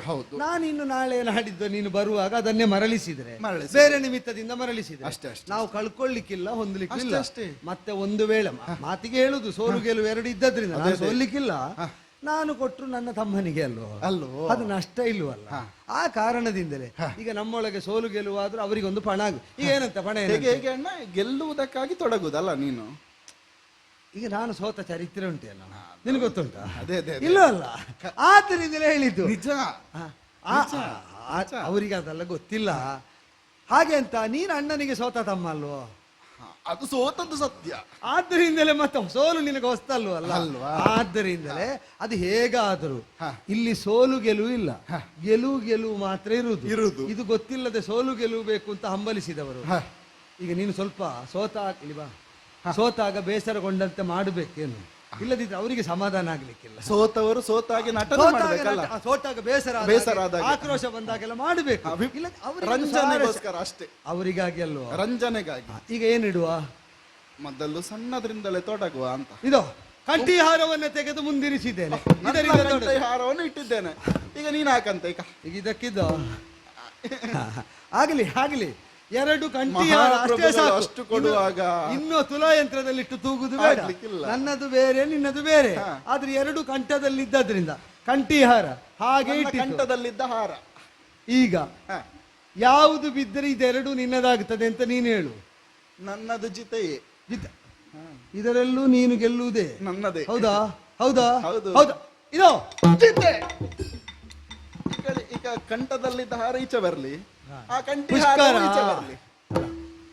ಆ ಮಾಲೆ ನನ್ನ ಕೊರಳಿಗಿಂತ ಸತ್ಯ ಹೇಳ, ನಿನ್ನ ಕೊರಳಲ್ಲೇ ಚಂದ ಕಾಣುದು. ಈಗ ನೋಡು, ಇದು ಹಾಕು. ನಾನೊಂದು ಹೇಳಿದ್ರೆ ಬೇಸರ ಆಗ್ಲಿಕ್ಕಿಲ್ಲ. ಎಂತದು? ಈ ಸೋಲು ನಿನ್ನಲ್ಲೇ ಚಂದ ಕಾಣುದು. ಇಲ್ಲ ಯಾವುದು ಇಲ್ಲ ಅದು ಇದು ಸೋಲು ಆಗುದು ಯಾವಾಗ? ನಾ ಸೋಲುದು ಎಂತದ? ತಮ್ಮನಿಗೊಂದು ಮಾಲೆ ಕೊಟ್ರೆ ಅದು ಸೋಲು ಅಂತ ಆಗ್ತದ? ಸೋತದಲ್ಲ, ನನ್ನ ಆಟ ಚಂದ ಕಂಡು ನೀನು ಸೋತದಲ್ವಾ? ಇವನಿಗೆ ಪೃಥ್ವಿ ಮೂರಲ್ಲಿ ನಳ ಚಕ್ರವರ್ತಿ ಆಡ್ತಾ ಇರುವುದು. ಹಾಗಿದ್ರೆ ಈಗ ದೊಡ್ಡದ ಇಡಬೇಕು. ಎಂತದು? ಅಲ್ಲ, ಭಂಡಾರದಲ್ಲಿದ್ದಂತ ಎಲ್ಲಾ ಆಭರಣ ಇಡ್ತೀಯ ನೀನು. ಹೇಗೆ ಭಂಡಾರದಲ್ಲಿದ್ದಂತಹ ಸ್ವರ್ಣ ದ್ರವ್ಯವೆಲ್ಲವನ್ನು ಪಣವಾಗಿ ನೀನೀಗ ನನ್ನನ್ನು ಸುಮ್ಮನೆ ಕೆರಳಿಸಬೇಡ. ನೀ ಸುಮ್ಮನೆ ಹೇಳಿ ಆಟ ಅಂತ ನಮ್ಮ ಉತ್ತರದ ನಿಷೇಧದಲ್ಲಿ ಖಾಲಿ ಉಳಿಲಿಲ್ಲ, ಅಲ್ಲಿದ್ದದೆಲ್ಲವೂ ಕೂಡ ಇಲ್ಲಿಗೆ ನೋಡುವ. ಇಲ್ಲಿಂದ ತೆಗೆದು ಒಂದು ಕಾಲಿಟ್ರೆ ನಿನ್ನ ಇಡೀ ಉತ್ತರದ ನಿಷೇಧ ಹೋಗ್ತದೆ. ಇವ ಉತ್ತರದ ನಿಷೇಧದಲ್ಲಿದ್ದ ಭಂಡಾರ, ಅದರ ಆಯಾಳತೆಯನ್ನು ನನಗೆ ಗೊತ್ತಿಲ್ಲದ, ಅದು ಇಲ್ಲಿಗೆ ಬಂದು ಸೇರ್ತದೆ. ಆಡಿ ಈಗ ನಾನು ಹೇಳ್ತೇನೆ ನೋಡುವ. ಹಾಗಿದೆ ಹರೆ ಜಿತೆ ಬಿದ್ದದ್ದು. ಭಂಡಾರದಲ್ಲಿ ಬಂಗಾರ ಮಾತ್ರ ಇರುವುದಲ್ಲ, ಹೊನ್ನ ವರಹಗಳಿಂದ ತೊಡಗಿ ಚಕ್ರವರ್ತಿಯ ಭಂಡಾರ ಅಂದ್ರೆ ಏನು ಅಂತ ಗೊತ್ತಾ? ಭಂಡಾರದಲ್ಲಿದ್ದ ಸರ್ವ ದ್ರವ್ಯಗಳು ಪಣ. ಈಗ ನಾನು ಗೆದ್ದದೆಲ್ಲ ಪಣ. ಆಡು ಆಡು. ಈಗ ನಾನು ಹಾಗೆ ಏನ್ ಹೇಳಿದ್ದು ನೀನು? ಜಿತ ಹೇಳಿದ್ದಲ್ಲ, ಬಿದ್ದದ ಹರ್ರೆ. ನೋಡು ನೋಡು, ಚತುರಂಗ ಬಲ ಇದ್ದರೆ ಇದನ್ನು ಸಾಮಂತರ ಮೇಲೆ ಏರಿ ಹೋಗಿ ಎಷ್ಟು ಸಂಪಾದಿಸುವುದಕ್ಕಾಗುತ್ತದೆ. ಈಗ ನಾನು ಹೇಳುವುದು ಮಾತಿಗೆ ಹೇಳುವುದು, ನಾನು ಸೈನ್ಯ ತಕೊಂಡು ಬಂದ್ರೆ ಇದು ಇಷ್ಟು ತುಂಬಿಸಿಟ್ಟ ಬಂಗಾರ ಭದ್ರಾತೀತ ಬಲ ಅದಿರುವಾಗ ಇದು ಹೋದರೂ ನಷ್ಟ ಅಲ್ಲ, ಅದರಿಂದ ಗಳಿಸಿದ್ದೆಲ್ಲ ಲಾಭ. ಆದ್ದರಿಂದಲೇ ಅಲ್ಲಿಗೆ ಬರುದಿರ್ಲಿ, ಈಗ ಇಲ್ಲಿಗೆ ಏನು ಗಜಪಡೆಯನ್ನೇ ಪಣವಾಗಿಡ್ತೇನೆ. ಈಗ ನಮ್ಮದು ಗಜಪಡೆ. ಇಲ್ಲಿ ನಮಗೆ ಬೇಡ ಅಂತ ಬಿಟ್ಟ ಬಡಕಲು ಪ್ರಾಣಿಗಳನ್ನೆಲ್ಲ ಗಜಪಟೆ ಅಂತ ನೀನು ಹೇಳುದು. ಇದೋ ಯಾವುದು ಬಿದ್ದು ಯಾವುದು ಬೀಳ್ಬೇಕೀಗ? ಜಿತೆ ಇದೋ ಬಿತ್ತಲ್ಲ ಜಿತೆ. ಗಜ ಮೇಳ ನಮ್ಮದು. ಇನ್ನೇನು ಮುಂದೆ? ನಾನು ಕಾಳಜಿಯಿಂದ ಅತ್ಯಾಪ್ತವಾಗಿ ವೈಯಕ್ತಿಕವಾಗಿ ಅದನ್ನು ನೋಡಿಕೊಳ್ತಾ ಬೆಳೆಸಿದ ಅಶ್ವಶಾಲೆ, ಅಲ್ಲಿದ್ದಂತಹ ಸುಲಕ್ಷಣ ಭರಿತವಾದ ನನ್ನ ನಿಜವಾದ ಸಂಪತ್ತಂದ್ರೆ ನನ್ನ ಅಶ್ವಗಳು. ನನ್ನ ಆಪ್ತರಿಗೆ ಗೊತ್ತುಂಟದು. ಆ ಅಶ್ವಗಳನ್ನೇ ಪಣವಾಗಿಟ್ಟೆ. ನಮ್ಮ ಅಶ್ವಗಳು ಇಲ್ಲಿಯೇ ಈಗ ಹಾಕ್ತಾರೆ ನೋಡ. ಒಂದಕ್ಕೂ ಲಕ್ಷಣ ಇಲ್ಲ. ಲಕ್ಷಣದ ಬಲದಿಂದ ನಾನು ಗೆದ್ದೆ. ಇದು ಹಾಕಿದೆ ಜಿತೆ ಆಯ್ತಲ್ಲ. ಚತುರಂಗ ಬಲವು ಪಣ, ಪೂರ್ತಿ ಬಲ ನಮ್ಮ. ಆಯ್ತು, ಚತುರಂಗ ಕಡಿಮೆ ಆಗ್ತದಲ್ಲ, ಪೂರ್ತಿ ನಮ್ಮ ಸೈನ್ಯವೇ ಪಣ. ಈಗ ನಾನು ಹಾಕ್ತೇನೆ ಅಂತ ನೋಡ. ಅರೆ ಬಿತ್ತಲ್ಲ. ಇಲ್ಲ ಇಲ್ಲ, ಇದಾವುದು ಗೆಲುವಲ್ಲ ಅಂತ ನಿರೂಪಿಸುವುದಕ್ಕೆ ಇನ್ನಿರುವುದೊಂದೇ ಮಾರ್ಗ. ಏನಿದೆ? ನೀನು ಎಂತದ್ದು ಹೊಂದಿದ್ರು ಗೆಲುವಲ್ಲ. ಹಾ, ಇದೋ ರಾಜ್ಯ, ಅಮಾತ್ಯರಿಂದ ಸಪ್ತಾಂಗ ಪರಿವೇಷ್ಟಿತವಾದಂತಹ ಸಮಸ್ತ ಸಾಮ್ರಾಜ್ಯ ನಿಷಧ ಪಣವಾಗಿಟ್ಟೆ. ನಾನು ಇಲ್ಲಿಯವರೆಗೆ ಗೆದ್ದದೆಲ್ಲವೂ ಪಣ. ಇದೋ ಸರ್ವವನ್ನು ಪಣವಾಗಿಸಿ ಹಾರಿಸಿದ ದಾಳ ಜಿತೆ. ಅಜ್ಜ ಏನು ಏನು ಏನು ಎಲ್ಲ ಹೋಯ್ತು. ಹಾಕಿದ್ದು ಹೋಯ್ತು, ತಂದದ್ದು ಹೋಯ್ತು, ಎಲ್ಲ ಹೋಯ್ತಲ್ಲ, ಹೋಯ್ತು ಎಲ್ಲ. ವರಧೀರಿಯವನಿಗೆ ಯೋಚಿಸುತ್ತಿರುವ ಭೂಮನ ಪರಿಗಣಿಸುತ್ತ ಗೆಲುವದಿಯುವುದರಿಂದ ಪುಷ್ಕರನಾಗ ಶಿರವ ತಗ್ಗಿಸಿಕೊಂಡು ಧರಿಸಲೇ ಮೌನ. ಶಿರವ ತಗ್ಗಿಸಿಕೊಂಡು ಧರಿಸಿ ಮೌನ. ತೆರಳು ಗತಿ ಶೀಘ್ರದಿ ತೆರಳು. ಏನು ತಲೆ ತಗ್ಗಿಸಿ ಕೂತಿದ್ದಿ. ಗೆಲ್ಲುವ ಆಟವನ್ನೇ ನೀನು ಆಡುವುದು. ನಾವು ಹಾಗೆಲ್ಲ ಗೆಲ್ಲುತ್ತೇವೆ ಎಂದು ಗೊತ್ತಿದ್ದೇ ಆಡುವುದು. ಹುಟ್ಟಂತಹ ಎಲ್ಲ ವಸನದಿಂದ ಹಿಡಿದು ನಿನ್ನ ಪೂರ್ಣ ಆಭರಣ ಹೋಯ್ತು, ಚತುರಂಗ ಬಲ ಹೋಯ್ತು, ಆಭರಣಾದಿ ಎಲ್ಲವೂ ಹೋಯ್ತು, ಖಜಾನೆ ಹೋಯ್ತು, ರಾಜ್ಯವೇ ಹೋಯ್ತು. ಏನುಂಟ ನಿನ್ನಲ್ಲಿ? ಏನುಂಟ ಇನ್ನು? ಏನುಂಟ ನಿನ್ನಲ್ಲಿ?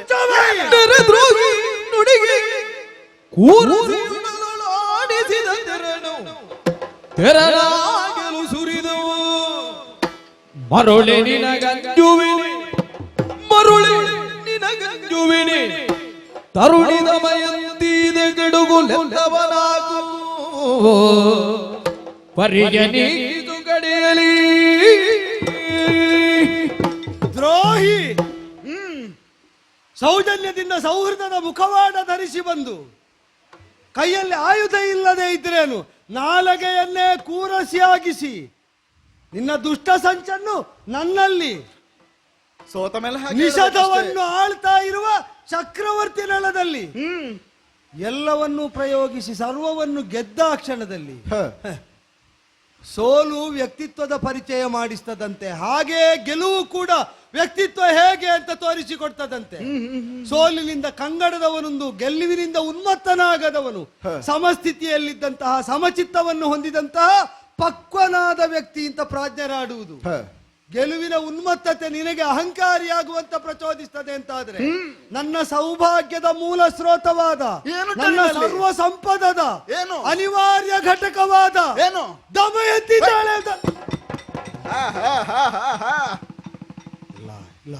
ಇಲ್ಲ ಗುರುಗಳೇ, ಇಲ್ಲ ಇಲ್ಲ ಇಲ್ಲ ಇಲ್ಲ. ಅವನ ಪ್ರಚೋದನೆಗೊಳಗಾಗಿ ನಾನು ಬಾಯಿ ತಪ್ಪಿ ಆಡುವುದಕ್ಕೆ ಹೊರಟು ಬಿಟ್ಟೆ. ಮಾಡಲಾರೆ ಮಾಡಲಾರೆ. ಸರಿ ಸರಿ ಸರಿ, ಅಯ್ಯೋ ಅಯ್ಯೋ ಅಯ್ಯೋ, ಕಳೆದುಕೊಂಡ ದ್ರವ್ಯಕ್ಕಿಂತ ನಾ ಹೊಂದಿದ್ದೇನೆ ಅಂತ ಬೀಗುತ್ತಾ ಬಂದಂತಹ ದಮಯಂತಿಯನ್ನೇ ಪಣವಾಗಿರಿಸ್ತೇನೆ ಅಂತ ಇಡುವುದು ಬೇಡ, ಹೇಳುವುದಕ್ಕಾಗಿ ನಾ ಅಯ್ಯೋ ಅಯ್ಯೋ, ದೇವ್ರೇ ದೇವ್ರೇ ದೇವ್ರೇ. ಕುಲಪುರೋಹಿತನೋದವಾಕ್ಯವ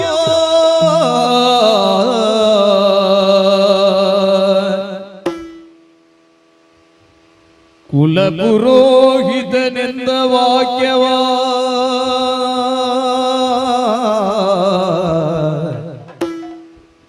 ಕೇಳ್ದು ಕಳವಳಿಸುತ್ತ ಬಗು ಕ್ಲೇಶವ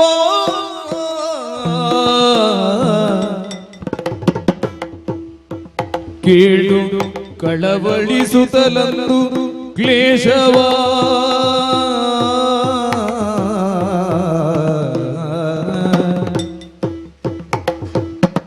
ತಳೆದು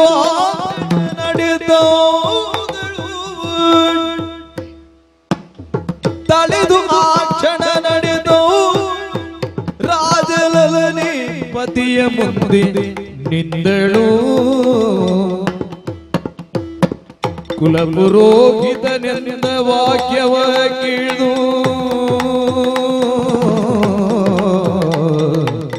ಪತಿ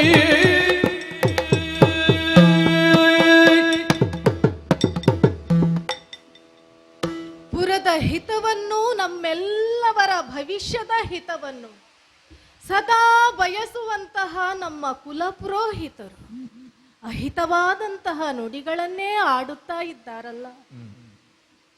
ಭ್ರಷ್ಟ ಪುಷ್ಕರನೊಡನೆ ಜೂಜನ್ನು ನಿನ್ನ ಪಟ್ಟದರಸ ನಾಡಿ ಸೋತು ಸರ್ವಸ್ವವನ್ನು ಕಳಕೊಂಡಿದ್ದಾನೆ ಎನ್ನುವ ಹಾಗೆ ಅವರು ಆಡುವಂತಹ ಒಂದೊಂದು ಮಾತುಗಳು ನನ್ನಲ್ಲಿ ಕಳವಳವನ್ನೂ ಕ್ಲೇಶವನ್ನೂ ಉಂಟು ಮಾಡುತ್ತಾ ಉಂಟು. ಕೇವಲ ಧನ ಕನಕ ರಜತ ರಥ ತುರಗ ಸರ್ವ ಸಂಪದ ಹೋಯಿತು ಎನ್ನುವಂತಹ ಕಾರಣಕ್ಕಾಗಿ ಅಲ್ಲವಲ್ಲ. ಯಾಕೆ ಅಂತ ಕೇಳಿದ್ರೆ, ಬದುಕಿನಲ್ಲಿ ಸೋಲು ಗೆಲುವು ಎನ್ನುವಂಥದ್ದು ಸ್ವಾಭಾವಿಕವೇ ಹೌದೇ ಹೌದು. ಆದರೂ ಕೂಡ ದೋಷಪೂರಿತವಾದಂತಹ ವಿನಾಶಕಾರಿಯಾದಂತಹ ಈ ಜೂಜಿನಲ್ಲಿ ನಮ್ಮವರು ನಿಮಗ್ನರಾಗಿ ತನ್ನವರ ಮಾತುಗಳನ್ನೇ ಲಕ್ಷಿಸಿ ಮುಂದುವರಿಯುತ್ತಾ ಇದ್ದಾರೆ ಅಂತ ಆದ್ರೆ ಯಾವುದೋ ಒಂದು ಅದೃಶ್ಯ ಶಕ್ತಿಯೇ ಇದಕ್ಕೆ ಕಾರಣವಾಗಿರಬೇಕಲ್ಲ. ಇಲ್ಲದೆ ಹೋದರೆ ಸಹೃದಿಯಾದಂತಹ ನನ್ನ ಕಾಂತ ಈ ರೀತಿ ಉನ್ಮತ್ತನಂತೆ ಈ ಒಂದು ಪಗಡೆ ಆಟದಲ್ಲಿ ತಲ್ಲೀನನಾಗುವುದಕ್ಕೆ ಸಾಧ್ಯವೇ? ಪ್ರಿಯ ಸಖಿಯಾದಂತಹ ಬೃಹತ್ ಸೇನೆ ಅಲ್ಲಿ ನಡೆಯುತ್ತಿರುವಂತಹ ವಿದ್ಯಮಾನಗಳನ್ನೆಲ್ಲ ತಿಳಿಸಿದ ಮೇಲೆ ಮುಂದೆ ಒದಗಬಹುದಾದಂತಹ ದುಷ್ಪರಿಣಾಮಗಳನ್ನೆಲ್ಲ ಗಮನಿಸಿ ಈ ದೇಶದ ಮಹಾರಾಣಿಯಾಗಿ ನನ್ನ ಹೊಣೆಗಾರಿಕೆಯನ್ನು ನಾನು ಮರೆಯಬಾರದಲ್ಲ. ಎಂದೂ ಬದುಕಿನಲ್ಲಿ ಕಷ್ಟವನ್ನೇ ಕಾಣದಂತಹ ನಮ್ಮ ಮಕ್ಕಳು ಇದೀಗ ನಮಗೆ ಒದಗಿದಂತಹ ಈ ದುರಿತದಲ್ಲಿ ಬೇಯಬಾರದು ಅನ್ನುವ ಕಾರಣಕ್ಕಾಗಿಯೇ ಸಾರಥಿಯಾದಂತಹ ವಾಷ್ಣೇಯನನ್ನ ಕರೆಯಿಸಿ ನನ್ನ ಸುತೆಯರಾದಂತಹ ಚಂದ್ರಸೇನ ಹಾಗೂ ಚಂದ್ರಸೇನೆಯರನ್ನು ನನ್ನಯ್ಯನ ಕುಂಡಿನಾ ನಗರಕ್ಕೆ ಜತನದಿಂದ ಒಯ್ಯುವ ಹಾಗೆ ಆಜ್ಞಾಪಿಸಿದ್ದೇನೆ. ತಾಯಿಯಾಗಿ ನನ್ನ ಕರ್ತವ್ಯವನ್ನ ಪೂರೈಸಿದ ಬಳಿಕ ಸತಿಯಾಗಿ ನನ್ನ ಕರ್ತವ್ಯದಲ್ಲಿ ಚ್ಯುತಿಯಾಗದ ಹಾಗೆ ಇದೀಗ ನನ್ನವರ ದುರವಸ್ಥೆಯಲ್ಲಿ ನಾನು ಅವರಿಗೆ ಸದಾ ಆಸರೆಯಾಗಬೇಕಾದದ್ದು ನನ್ನ ಸತೀ ಧರ್ಮ ಅಲ್ವೇ? ಯಾಕೆ ಅಂತ ಕೇಳಿದ್ರೆ, ಬದುಕಿನಲ್ಲಿ ಇದೀಗ ನಮಗೆ ಸೋಲು ಬಂದಿರಬಹುದು, ಆದರೆ ಬದುಕೆ ಸೋಲಲ್ಲವಲ್ಲ. ಅದಕ್ಕಾಗಿ ನನ್ನವರಿಗೆ ಸಹಕಾರಿಯಾಗಿ ಅತ್ತ ಕಡೆಗೆ ಸಾಗುತ್ತೇನಂತೆ. ವಲ್ಲಭಿಯ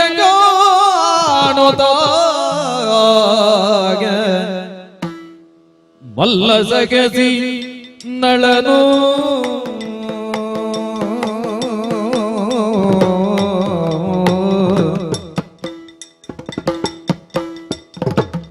ಅಕ್ಷಿಯಲ್ಲಿ ಜಲವಸೂಸುದಿಂದ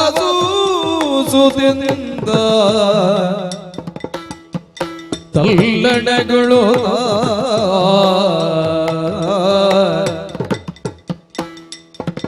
ಉಲ್ಲನಯನೇ ಭೀಮರಾಯನಲ್ಲಿ ಜನಿಸಿ ಬಯಸಿಯನ್ನ ನಿಲ್ಲದೆ ಸೇರ್ದೊದಗೆ ಬವಣಿಗುಳ್ಳುವುದಾಯ್ತೇ ಅಕಟ ಸತಿ ಅಕಟ ವಲ್ಲಭ, ದಮಯಂತಿ,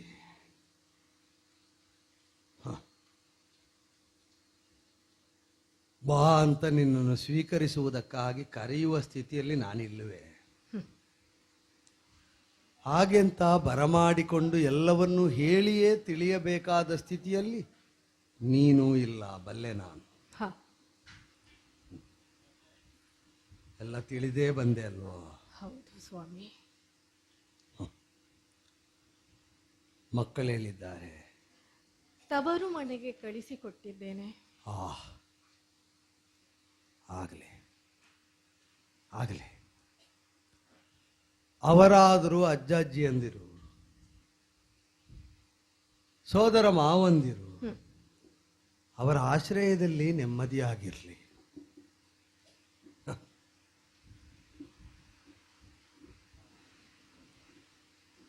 ನಾನೇ ಕಲ್ಪಿಸದ ಸ್ಥಿತಿಯನ್ನು ನೀನು ಹೊಂದುವಾಗ ಬಂದ ನಿನ್ನಲ್ಲಿ ತಲೆ ತಗ್ಗಿಸಿ ನಿಂತ ನಿನ್ನ ತಲೆ ಎತ್ತುವುದಕ್ಕೆ ನನ್ನ ಕೈಗಳ ಬಲವನ್ನೇ ನಾ ಕಳೆದುಕೊಂಡಿದ್ದೇನೆ. ಯಾಕೆ ಸ್ವಾಮಿ? ನಿನ್ನ ಮುಖ ನೋಡುವುದಕ್ಕೆ ನಾನು ಮುಖ ಎತ್ತುವ ಸ್ಥೈರ್ಯವನ್ನೇ ನಾನು ನೀಗಿಕೊಂಡಿದ್ದೇನೆ.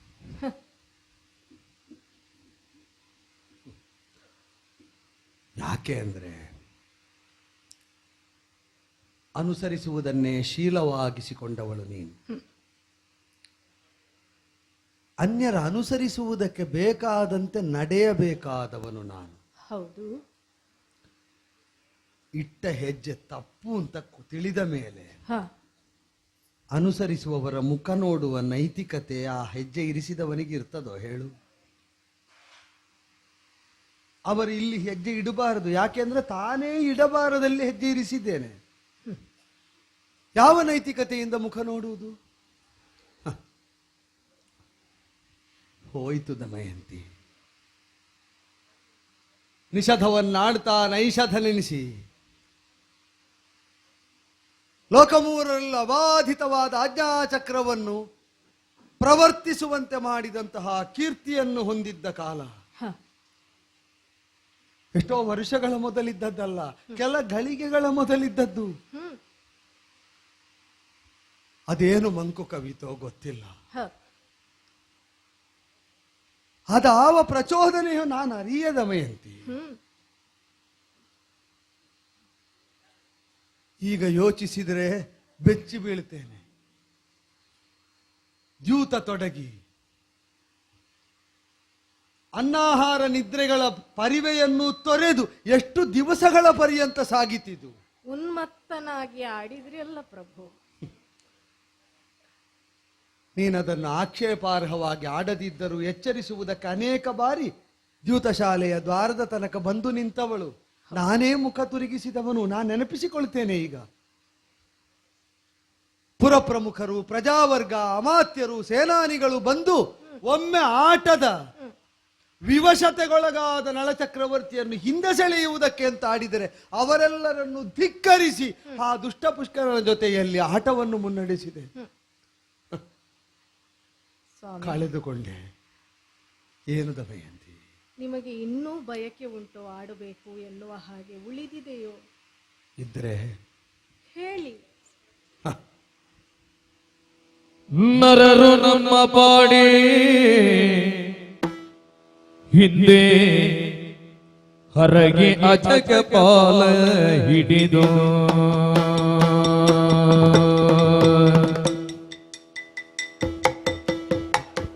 ವಲ್ಲಭ ವಲ್ಲಭ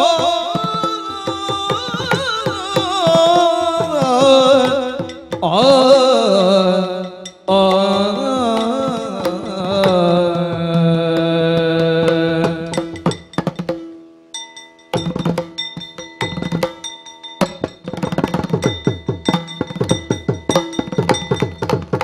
ನರರು ನಮ್ಮ ಪಾಡಿ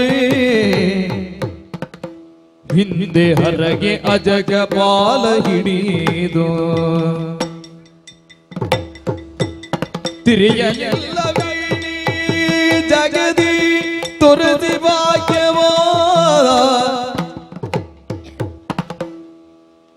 ಇರಲಿ ರಾಜವಾಳಿ ಕೊಡು ಪರಮ ಸೌಖ್ಯದೇವನು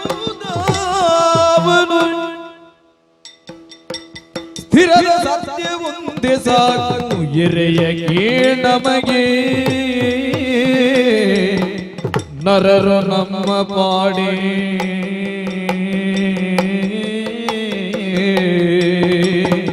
ವಲ್ಲಭ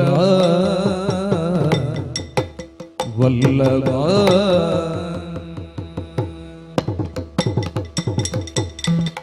ವಲ್ಲಭ, ದಮಯಂತಿ, ನಿಮ್ಮ ಅಕ್ಷಿಗಳಲ್ಲಿ ಅಶ್ರುಧಾರೆ, ಕಂಪಿಸುತ್ತಿರುವಂತಹ ಧ್ವನಿ ಏನು ಸ್ವಾಮಿ? ಇದು ನಿಮಗೆ ಶೋಭಾಯಮಾನವೇ ಹೇಳಿ? ಸಂಪತ್ತೇ ಧಾರೆಯಾಗಿ ಪ್ರವಹಿಸ್ತಾ ಇದ್ದ ಪುಣ್ಯಭೂಮಿ ಅಂತ ನಾವು ಹೆಮ್ಮೆ ಪಡ್ತಾ ಇದ್ದ ಈ ನಿಷಧದಲ್ಲಿ ಚಕ್ರವರ್ತಿ ಆಗಿದ್ದ ನಳ ಈಗಿರುವ ಸ್ಥಿತಿಯಲ್ಲಿ ನನ್ನದಾಗಿ ಉಳಿದದ್ದು ಕಣ್ಣ ಬಿಂದುಗಳು ಮಾತ್ರ ದಮಯಂತಿ. ಅದಕ್ಕಿಂತ ಹೆಚ್ಚೇನೂ ಉಳಿಸಿಕೊಂಡದ್ದಿಲ್ಲ. ಸ್ವಾಮಿ, ಅಕ್ಷ ಕೈಯಲ್ಲಿರುವಾಗ ಅಶ್ರು ಉದುರುವ ಸಾಧ್ಯತೆ ಉಂಟು ಎಂಬುದು ಅರಿಯದೇ ಹೋದೆ. ಅಶ್ರು ಧಾರೆಯಾಗ್ತಾ ಇರುವ ವೇಳೆಯಲ್ಲಿ ಆ ಅಕ್ಷಗಳ ಕುರಿತಾಗಿ ಹೇಸಿಕೆಯ ಭಾವ, ಜಿಗುಪ್ಸೆಯಲ್ಲದೆ ಮತ್ತೊಂದನ್ನು ಹೊಂದಿಲ್ಲದ ಸ್ಥಿತಿಯಲ್ಲಿದ್ದೇನೆ. ನಾನೀಗ ಯೋಚಿಸುವುದು ಏನು ಸ್ವಾಮಿ? ಇದ್ದ ಎಲ್ಲವನ್ನು ಕಳೆದುಕೊಂಡು ಬರಿಗೈಯಲ್ಲಿ ನಿಂತಹ ನನ್ನಿಂದ ಸಮಯಜ್ಞಳಾಗಿ ಮಕ್ಕಳನ್ನು ತವರಿಗೆ ಕಳಿಸಿ ಅವರನ್ನು ದೂರೀಕರಿಸಿದ ನೀನು ಯಾಕೆ ಇಲ್ಲೇ ಉಳಿದೆ ದಮಯಂತಿ? ನಿನಗೂ ಹೊರಟು ಬಿಡಬಹುದಿತ್ತಲ್ಲ. ಎಂಥ ಮಾತುಗಳನ್ನು ಆಡುತ್ತಾ ಇದ್ದೀರಿ ಪ್ರಭು.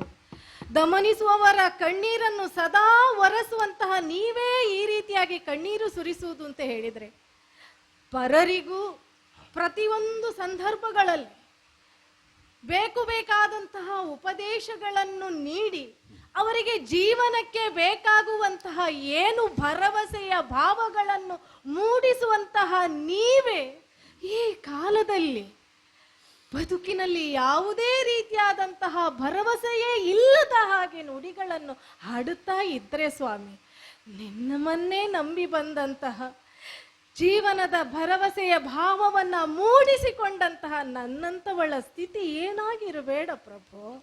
ದಮಯಂತಿ ಸ್ವಾಮಿ, ಅಪೇಕ್ಷೆ ಪಟ್ಟವರಿಗೆ ಮಾತುಗಳ ಮೂಲಕ ಸಾಂತ್ವನವನ್ನೋ ಧೈರ್ಯವನ್ನೋ ಸ್ಥೈರ್ಯವನ್ನೋ ತುಂಬುತ್ತಾ ಇದ್ದ ನಾನು ಅದಷ್ಟನ್ನು ಮಾಡುವಾಗ ಚಕ್ರವರ್ತಿ ಪೀಠದಲ್ಲಿದ್ದೆ.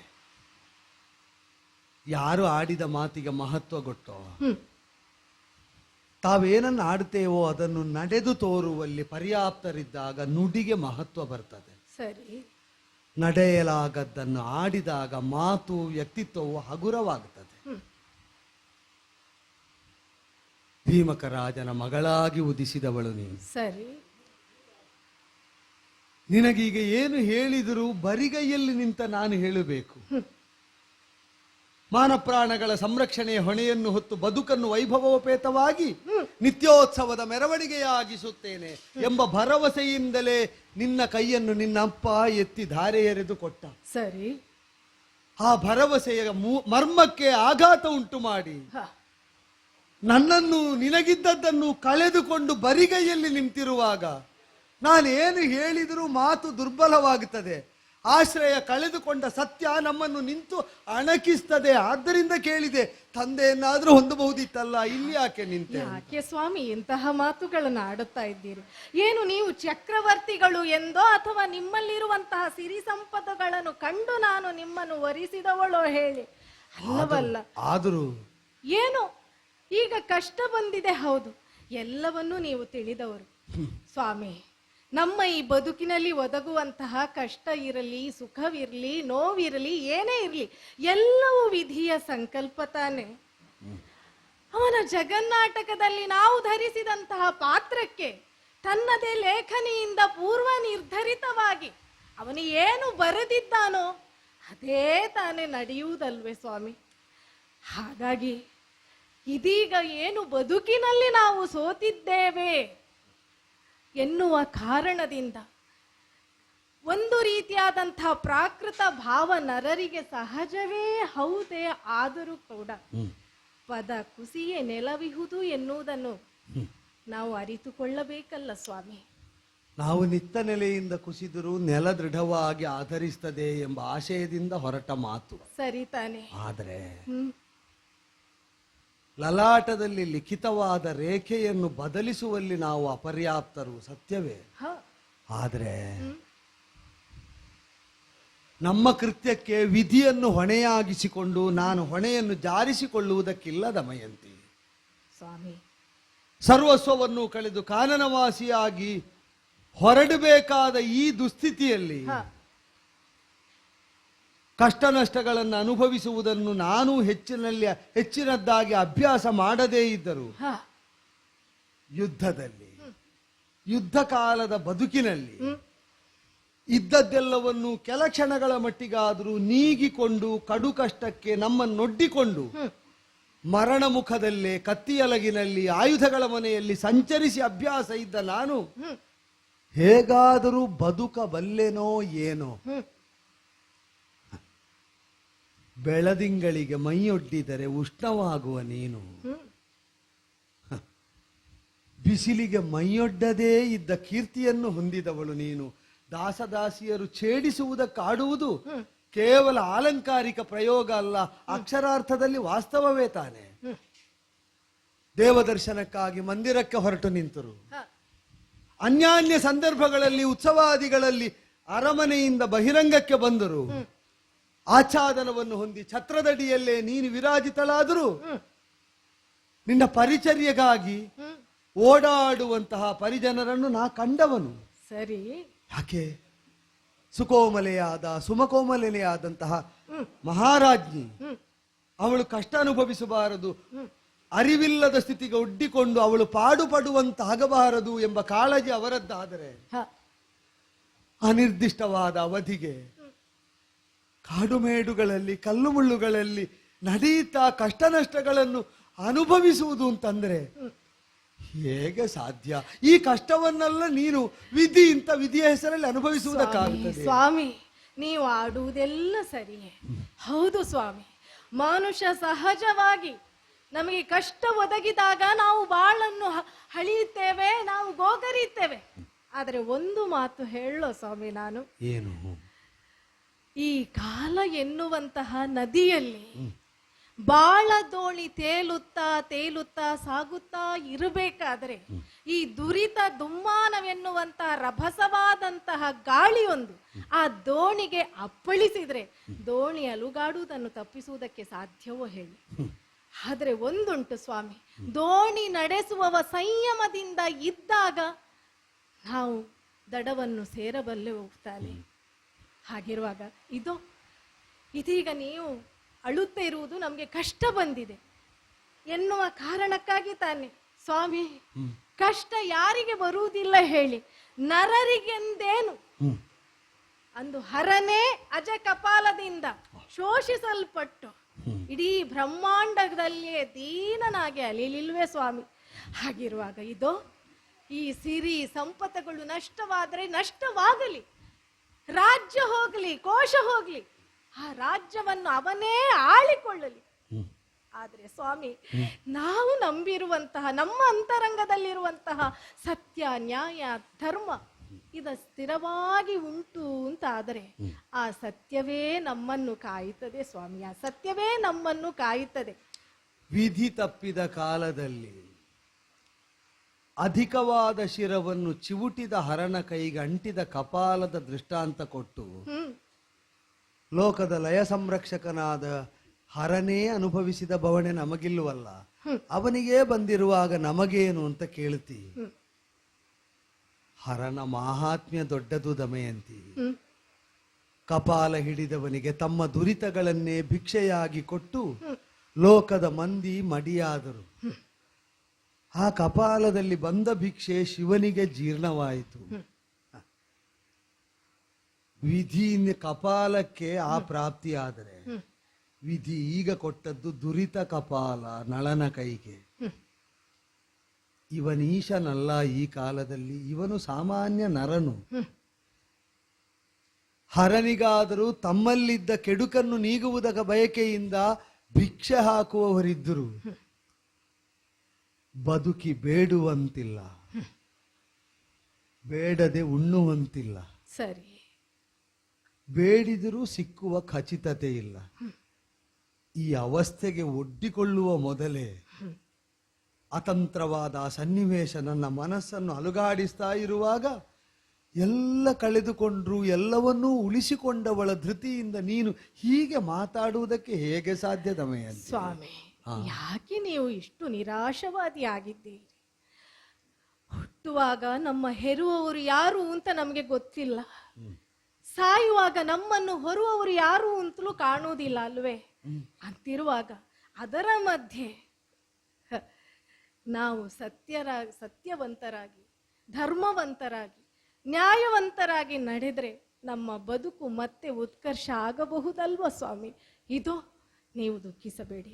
ನಿಮ್ಮ ಜೊತೆಗೆ ನಾನಿರ್ತೇನೆ, ನಿಮ್ಮ ನೆರಳಾಗಿ ನಾನಿರ್ತೇನೆ ಪ್ರಭು. ನೀವು ನಿರಾಶರಾಗಬೇಡಿ. ಎಲ್ಲ ಕಳೆದುಕೊಂಡ ಸ್ಥಿತಿಯಲ್ಲೂ ಸತ್ಯನಿಷ್ಠೆ, ಧರ್ಮಬದ್ಧತೆ, ನ್ಯಾಯಪರತೆ, ಇದು ಮೂರನ್ನು ನಾವು ಕಳೆದುಕೊಳ್ಳಿಲ್ಲ ಅಂತ ವಿವೇಕದ ವಾಣಿಯಾಗಿ ನೀನಾಡುವಾಗ, ಓ ಹೌದಲ್ಲ, ಎಲ್ಲೋ ದೂರದ ಒಂದು ಪ್ರತೀಕ್ಷೆ ಮಸುಕಾಗಿ ಆದರೂ ಕಿಡಿಯಾಗಿ ಆದರೂ ಉಂಟು.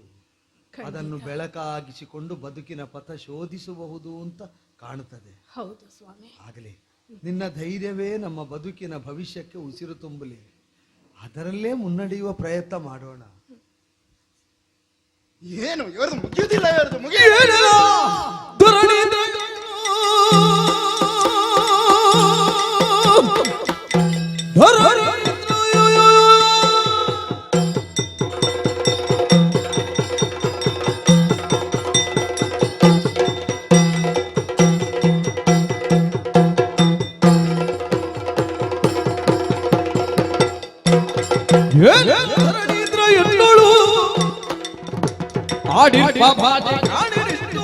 ತಡೆದರು ಮಾನಿನಿಯೊಳೆಷ್ಟು ನೀನಾಲೋ ಮಾಡಿದರು. ಜೋಡಿ ಯಾತಕನೋ ಮಾನವಿನ್ನು ಬೇಗ ತೆರಳು. ಧರಣಿದ್ರ ಎನ್ನೋಳು.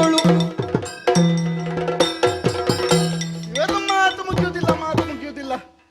ಸೋಲುವುದು ಸೋತಾಯ್ತು, ಈಗ ಇಲ್ಲಿ ಕುತ್ಕೊಂಡು ಮಾತಾಡ್ತಾರೆ. ಮಾತು ಆಡುವ ಮೊದಲು ಎಲ್ಲ ಗೊತ್ತಿರಬೇಕು. ಆಡುವಾಗ ಗೆಲ್ಲುವಂತೆ, ಸೋಲಂತೆ, ಗೆಲ್ಲುವ ಆಟವನ್ನು ಆಡುವುದಂತೆ. ಈಗ ನೋಡಿದ್ರೆ ಸೋತಾಗಿದೆ. ನನ್ನ ಜೊತೆಗೆ ಆಡುವ ಮೊದಲು ಚತುಸ್ಸಾಗರ ಪರಿವೇಷ್ಟಿತವಾದಂತಹ ಭೂಮಿ ಮೇಲೆ ಮೂರ್ಲೋಕಕ್ಕೆ ನಳ. ಈಗ ನಿಂತಿದ್ದಾನೆ ನೆಲ. ಯಾರಲ್ಲಿ ಕೊಟ್ಟ ಮಾತು, ಆಡಿದ ಭಾಷೆ ಎಲ್ಲವೂ ಸತ್ಯ ಆಗಬೇಕಲ್ವೇ ನಳ? ನಿನಗ ಆಡುವ ಕಾಲ, ನಮಗ ಆಡಿಸಿಕೊಳ್ಳುವ ಕಾಲ. ಈಗ ಕೆಲಸ ಒಂದು ಉಳಿದಿದೆ. ಸೋತದ್ದು ಹೇಳಿದ್ದು ಮಾತ್ರ. ಆಭರಣಗಳು, ವಸನಾದಿಗಳು. ವ್ಯಾಮೋಹ ಇಲ್ಲವೋ? ಸೋತದ್ದನ್ನು ಬಿಟ್ಟುಕೊಟ್ಟೇನು. ಯಾಕೆ ಅಂದ್ರೆ ಹುಟ್ಟುವಾಗ ನಾನು ತೊಟ್ಟುಕೊಂಡು ಬಾರದೆ ಇದ್ದದ್ದನ್ನು ಮತ್ತೆ ನನಗೆ ಧರಿಸುವುದಕ್ಕಾಗುತ್ತದೆ ಅಂತ ಆದರೆ ಕಳಚುವಲ್ಲಿ ಹೇಸಿಗೆಯೂ ಇಲ್ಲ, ಮತ್ತೆ ಗಳಿಸಿ ಏನು ಎಂಬಂತಹ ಆತ್ಮವಿಶ್ವಾಸಕ್ಕೆ ಬರವೂ ಬರಲಿಲ್ಲ. ಇದು ಆಭರಣಾದಿಗಳನ್ನು ತೆಗಿಸಿ ಎಲ್ಲ ಪೀತಾಂಬರ ಎಲ್ಲ ಈಚೆ ಬರ್ಲಿ. ಇನ್ನೂ ಹೊಂದಿದ ರಾಜ್ಯ ಇದನ್ನು ಬಿಟ್ಟು ಹೊರಬೇಕು. ಆಗಲೇ ನನ್ನ ಔದಾರ್ಯದಿಂದ ಉತ್ತರ ನಿಷಧಕ್ಕಾಗಿ ಆಧಿಪತ್ಯವನ್ನು ವಹಿಸಿಕೊಂಡವನು ಬೆಳವಣಿಗೆ ಹೊಂದಬೇಕು ಅಂತ ಹಂಬಲಿಸಿದ್ದೆ ಪುಷ್ಕರ. ಆದ್ರೆ ಇಷ್ಟು ಬೆಳೆಯಿತಿ ಅಂತ ನಿರೀಕ್ಷೆ ಇರಲಿಲ್ಲ. ನಿರೀಕ್ಷೆ ಮೀರಿ ಬೆಳೆದಂತಹ ನಿನಗೆ ಉತ್ತರೋತ್ತರದ ಸದ್ಗತಿ ಸಿಕ್ಕುವ ಮಾರ್ಗವೇ ಕಾಣಲಿ ಅಂತ ಹಂಬಲಿಸ್ತೇನೆ. ಒಳ್ಳೇದಾಗಲಿ. ದಮಯಂತಿ, ನಾವು ಹೊರಡುವ. ಹೀಗೆ ಹೋದ್ರೆ ಪೂರ್ಣ ನನ್ಗೆ ಸಿಗುದಿಲ್ಲ. ಮತ್ತೇನಾಯ್ತು? ರಾಜ್ಯ, ಕೋಶ, ವಸ್ತ್ರೋತ್ತರೀಯಗಳು, ಆಭರಣಾದಿಗಳನ್ನೆಲ್ಲವನ್ನು ಕಳಚಿಟ್ಟಿದ್ದೇನಲ್ಲ. ಹೀಗೆ ಹೋದ್ರೆ ಅರ್ಧ ಮಾತ್ರ ಸಿಕ್ಕಿತ್ತು ನಿನ್ನ ಆಶೀರ್ವಾದ. ಮತ್ತೆ ಪೂರ್ಣ ಸಿಗಬೇಕಲ್ಲ. ಅಂದ್ರೆ ಈ ವಸನದಲ್ಲಿ ಇವಳು ಹೊರಟ್ರೆ ಆಗ್ಲಿಕ್ಕಿಲ್ಲ. ಕೊಡಿ ಅವಳಿಗೊಂದು ವಸನ. 6 ಮೊಳದ ವಸನ ಹುಟ್ಕ. ನಿಲದಿಲಾಲಿಸುತ್ತ ಕರ್ಕಜವಾದ ವಚನವ ಬಲುತಿಯಲ್ಲಿ ಭೂಪನು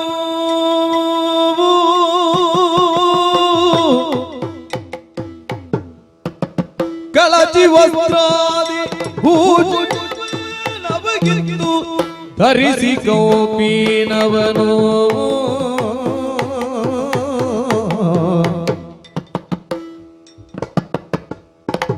ಭಾವಿಯುಟ್ಟಳು 6 ಮೊಳದ ಸೀರೆಯ ತುಂಡ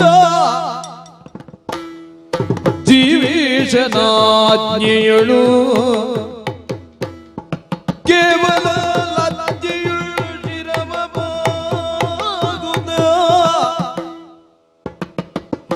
ಅರಮನೆಗೆ ಹೋದ ಪೊರಬಟರು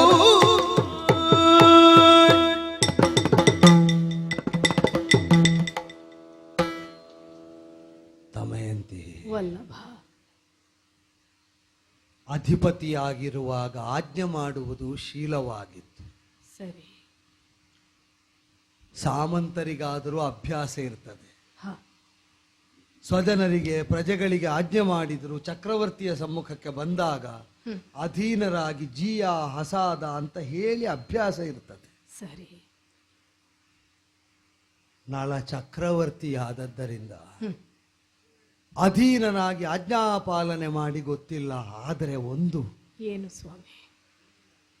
ನಾವು ಎಷ್ಟು ಭೂಮಿಯಲ್ಲಿ ಬೆಳೆದು ನಿಂತರೂ ದೈವಕ್ಕೆ ಅತೀತರಲ್ಲ ಎಂಬ ಅರಿವು ಜಾಗೃತವಾಗಿದ್ದರಿಂದ ಪ್ರತಿನಿತ್ಯ ದೇವರೆದುರು ಕೈಯೊಡ್ಡಿ ಬೇಡಿ ಅಭ್ಯಾಸ ಇದ್ದ ನನಗೆ ಅವನಿಗೆ ಕೊಡುವುದಕ್ಕಾಗಿ ಆಗಲಿ, ಅವ ಉಳಿಸಿದ್ದನ್ನು ಪಡೆಯುವುದಕ್ಕಾಗಲಿ ಇದು ಪ್ರಾಪ್ತಿ ಅಂತ ತಿಳಿಯುವಲ್ಲಿ ತೊಡಕ ಆಗ್ಲಿಕ್ಕಿಲ್ಲ.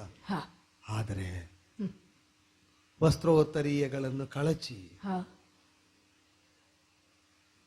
ಅತ್ಯಂತ ಸೀಮಿತವಾದ ಕನಿಷ್ಠ ವಸನವನ್ನು ಮರ್ಯಾದೆಗಾಗಿ, ಮಾನ ಮುಚ್ಚಿಕೊಳ್ಳುವುದಕ್ಕಾಗಿ ಧರಿಸಿ ಹೊರಟು ನಿಂತ ನಾನು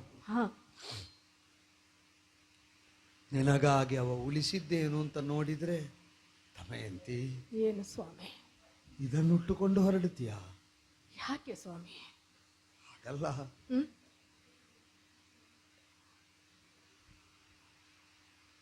ನೋಡಿದರೆ ಅನಿವಾರ್ಯವಾಗಿ ಹೆಣ್ಣೊಬ್ಬಳಿಗೆ ಸುತ್ತಿಕೊಳ್ಳುವುದಕ್ಕಿರುವ ಕನಿಷ್ಠ ಪ್ರಮಾಣದ ಬಟ್ಟೆಯದು. ಸರಿ. ಈ ತೆರನಾದ ಬಟ್ಟೆಯನ್ನು, ಅದು 6 ಮೊಳದ ಬಟ್ಟೆಯನ್ನು ನೀ ಬಹುಶಃ ಬಾಲ್ಯದಲ್ಲೂ ತೊಟ್ಟಿರುವುದಕ್ಕಿಲ್ಲ. ಅದನ್ನೇ ನಿನ್ನ ಮಾನ ಉಳಿಸಿಕೊಳ್ಳುವುದಕ್ಕೆ ಸಾಕೆಂಬ ನಿರ್ಣಯವನ್ನು ಇಂದಿಗೆ ಅಧಿಪತಿಯಾದ ಪುಷ್ಕರ ಮಾಡಿ ನಿನ್ನ ಮುಖಕ್ಕೆ ಸೇಯ್ತಾನೆ ಅಂತಾದರೆ ಇದನ್ನುಟ್ಟಿಕೊಂಡು ನೀನು ನನ್ನ ಜೊತೆ ಬರಬಲ್ಲೆಯ? ಸ್ವಾಮಿ, ಈ ವಿಚಾರಕ್ಕೆ ನೀವು ಬೇಸರ ಪಡಬಾರದು. ಯಾಕೆ ಗೊತ್ತೋ, ಅವನ ಔದಾರ್ಯ ದೊಡ್ಡದು. ಮಾನ ಮುಚ್ಚುವುದಕ್ಕೆ ಸಾಕಾಗುವಷ್ಟಾದ್ರೂ ಬಟ್ಟೆಯನ್ನು ನೀಡುವಂತ, ಅದನ್ನು ಕೊಡುವಂತಹ ಒಂದು ಅನುಗ್ರಹವನ್ನು ಭಗವಂತ ಒಂದು ಕಲ್ಪಿಸಿದಲ್ಲ, ಅದು ನಮಗೆ ಸಂತೋಷದಾಯಕ ಅಲ್ಲವೇ ಪ್ರಭು? ಇಲ್ಲದೆ ಹೋದ್ರೆ ಹೌದು, ದೇಹದ ಮಾನ ಮುಚ್ಚುವುದಕ್ಕೆ ಬಟ್ಟೆಯೂ ಒಂದು ಸಾಧನ ಹೌದೇ. ಆದರೂ ಕೂಡ ನಿಜಾರ್ಥದಲ್ಲಿ ನಾವು ಯೋಚನೆ ಮಾಡಿದ್ರೆ, ನಾವು ಬದುಕಿನಲ್ಲಿ ಸಾಗಬೇಕಾದಂತಹ ಹಾದಿಗೂ ಬಟ್ಟೆ ಅಂತಲೇ ಅಲ್ವಾ ಸ್ವಾಮಿ ಕರೆಯುವುದು? ಹಾಗಾಗಿ ಇದು ಮಾನ ಮುಚ್ಚುವುದಕ್ಕೆ ಒಂದು ತುಂಡು ಬಟ್ಟೆ ಇದ್ದರೆ ಸಾಕು. ಆದರೆ ಜೀವನದ ಬಟ್ಟೆ ಎಂದೂ ತುಂಡಾಗದ ಹಾಗೆ ಕಾಪಿಟ್ಟುಕೊಳ್ಳಬೇಕಲ್ಲ ಸ್ವಾಮಿ. ತೆರೆದು ಕೊಟ್ಟಿದ್ದಾನಲ್ಲ, ವನಾಭಿಮುಖಿಗಳಾಗಿ ಹೊರಟು ನಿಲ್ಲಿ ಅಂತ. ಹೌದು, ಬದುಕಿನ ಬಟ್ಟೆ ನಮ್ಮನ್ನ ಅತ್ತ ಮುನ್ನಡೆಸ್ತದೆ ಅಂತ. ಆದರೆ ಅದು ತುಂಡಾಗದ ಹಾಗೆ ತಡೆ ಹಿಡಿಯುವುದಕ್ಕೆ ನೀವು ನನ್ನೊಂದಿಗೆ ಇದ್ದೀರಿ. ಇನ್ನು ನನ್ನ ಮಾನ ಪ್ರಾಣ ಸರ್ವಸ್ವವು ನೀವೇ. ಆದ್ದರಿಂದ ನನಗೆ ಈ ತುಂಡು ಬಟ್ಟೆಯಾದರೂ ಸರ್ವಾಲಂಕಾರವೇ ಪ್ರಭು. ಹಾಗಾಗಿ ಇದು ನೀವು ಬೇಸರ ಪಟ್ಟುಕೊಳ್ಳಬೇಡಿ. ನನಗೂ ಈ ವಿಚಾರದಲ್ಲಿ ಬೇಸರ ಇಲ್ಲ ಸ್ವಾಮಿ. ಸತಿಯಾದವಳು ಅಲಂಕರಿಸುವುದೋ ಉಡುಗೆ ತೊಡುಗೆಗಳಿಂದ ಕಾಣಿಸಿಕೊಳ್ಳುವುದೋ ಲೋಕ ಮರ್ಯಾದೆಗೆ ಎಂಬುದು ಸ್ಥೂಲ ವಿವೇಚನೆ. ಸೂಕ್ಷ್ಮವಾಗಿ ಅಂತರಂಗದ ಭಾವ ಗ್ರಹಿಸಿದರೆ ಪತಿಗಾಗಿ ಎಂಬುದು ಪ್ರಕಟವಾದ ವಿಷಯ. ಹೌದು ಸ್ವಾಮಿ. ಪತಿಗೊದಗಿದ ಸ್ಥಿತಿಯಲ್ಲಿ ಲಭ್ಯವಾದದ್ದೇ ಪತಿಗೆ ಸಮ್ಮತ ಅಂತ ಆದ್ರೆ ತನಗೂ ಸಾಕು ಅಂತ ಒಪ್ಪುವ ನಿನ್ನು ವಿಸ್ತರಿಸಿಕೊಳ್ಳುವುದು ದೊಡ್ಡದಲ್ಲದ ಮೇಯಂತಿ. ಸಂದರ್ಭ ಬಂದಾಗ ಸಂಕೋಚಗೊಳ್ಳುವುದು ದೊಡ್ಡದು. ಸತ್ಯ. ನಾವು ತಲೆ ಎತ್ತಿ ನಡೆಯುವಾಗ ಲೋಕ ಎಲ್ಲ ನಮಗೆ ಅಧೀನವಾಗಿರ್ತದೆ ಅಂತ ಕಾಣುತ್ತದೆ. ಸರಿ. ಲೋಕದಲ್ಲಿ ಯಾರೂ ಇಲ್ಲದೆ ಎಲ್ಲರೂ ನಮಗಿಂತ ಹೆಚ್ಚಿನವರು ಅಂತ ಆದಾಗಲೂ ತಲೆ ತಗ್ಗಿಸದೆ ನಡೆಯುವುದುಂಟು ನೋಡು. ಅದಕ್ಕೆ ಒಂದು ವಿಶೇಷವಾದ ಸಾಮರ್ಥ್ಯ ಬೇಕಾಗ್ತದೆ. ಹೌದು ಸ್ವಾಮಿ. ಆಗಲಿ, ಸಿಕ್ಕಿದ ಇಷ್ಟಕ್ಕಾಗಿ ಮರುಗದೆ ಅದನ್ನೇ ನೀನು ಹೊದ್ದುಕೊಂಡು ಹೊರಟ ಬಗೆ ಉಂಟು ನೋಡು. ನನ್ನನ್ನು ತಲೆ ತಗ್ಗಿಸದಂತೆ ಮಾಡಿತು. ಆಗಲಿ, ಬಾ ಹೊರಡೋಣ. ಅವನ ದುಷ್ಟವಚನಗಳಿಗೆ ಇನ್ನು ಕಿವಿಯಾಗದೆ ಈ ಕ್ಷಣವೇ ಹೊರಟು ಬಿಡೋಣ. ಸರಿ ಸ್ವಾಮಿ. ತೊರಗುವುದೆಲ್ಲ ತೊಲಗಿದಂತಾಯಿತು, ಸಿಂಹಾಸನವನ್ನೇರಿದಂತಾಯಿತು. ಬಂದಂತಹ ಪರಿಚಾರಕರನ್ನು ಕರೆದಿದ್ದೇನೆ. ರಾಜಾಜ್ಞೆಯೊಂದು ಹೊರಡಿಸಬೇಕು. ಇಲ್ಲಿಂದ ಹೊರಟಂತಹ ಇವರಿಗೆ ಎಲ್ಲಿಯೂ ಅಶನ ವಸನ ಏನು ಸಿಗಬಾರದು. ಆಶ್ರಯ ಇಲ್ಲದೆ ಯಾರು ಆಶ್ರಯ ಕೊಡ್ತಾರೆ ಎಲ್ಲರಿಗೂ ದಂಡನೆ ಇದೆ. ರಾಜಾಜ್ಞೆ, ರಾಜಾಜ್ಞೆ. ಸುರಿವ ಕಣ್ಣೀರಿನ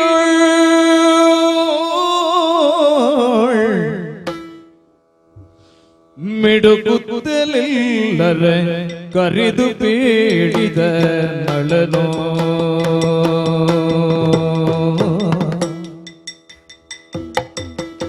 ಸುರಿವ ಕಣ್ಣೀರಿನ ಮಿಡುಕುತ್ತಲಿಲ್ಲರೆ ಕರೆದು ಬೇಡಿದ ನಳನೋ. ಬರಿದೆದು ಕಿಸಲೇಕೆ ತೆರಳಿ ನಗರಕೀಗ. ಬರಿದೆದು ಕಿಸಲೇಕೆ ತೆರಳಿ ನಗರಕೀಗೆ. ಬಹಿ ಸ್ವಲ್ಪ ದಿನಕ್ಕೆ ನಾನು, ಬಹಿ ಸ್ವಲ್ಪ ದಿನಕ್ಕೆ ನಾನು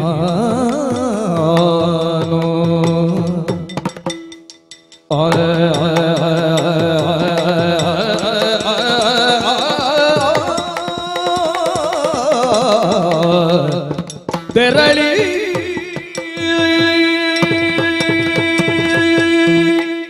ದಮಯಂತಿ ಸ್ವಾಮಿ.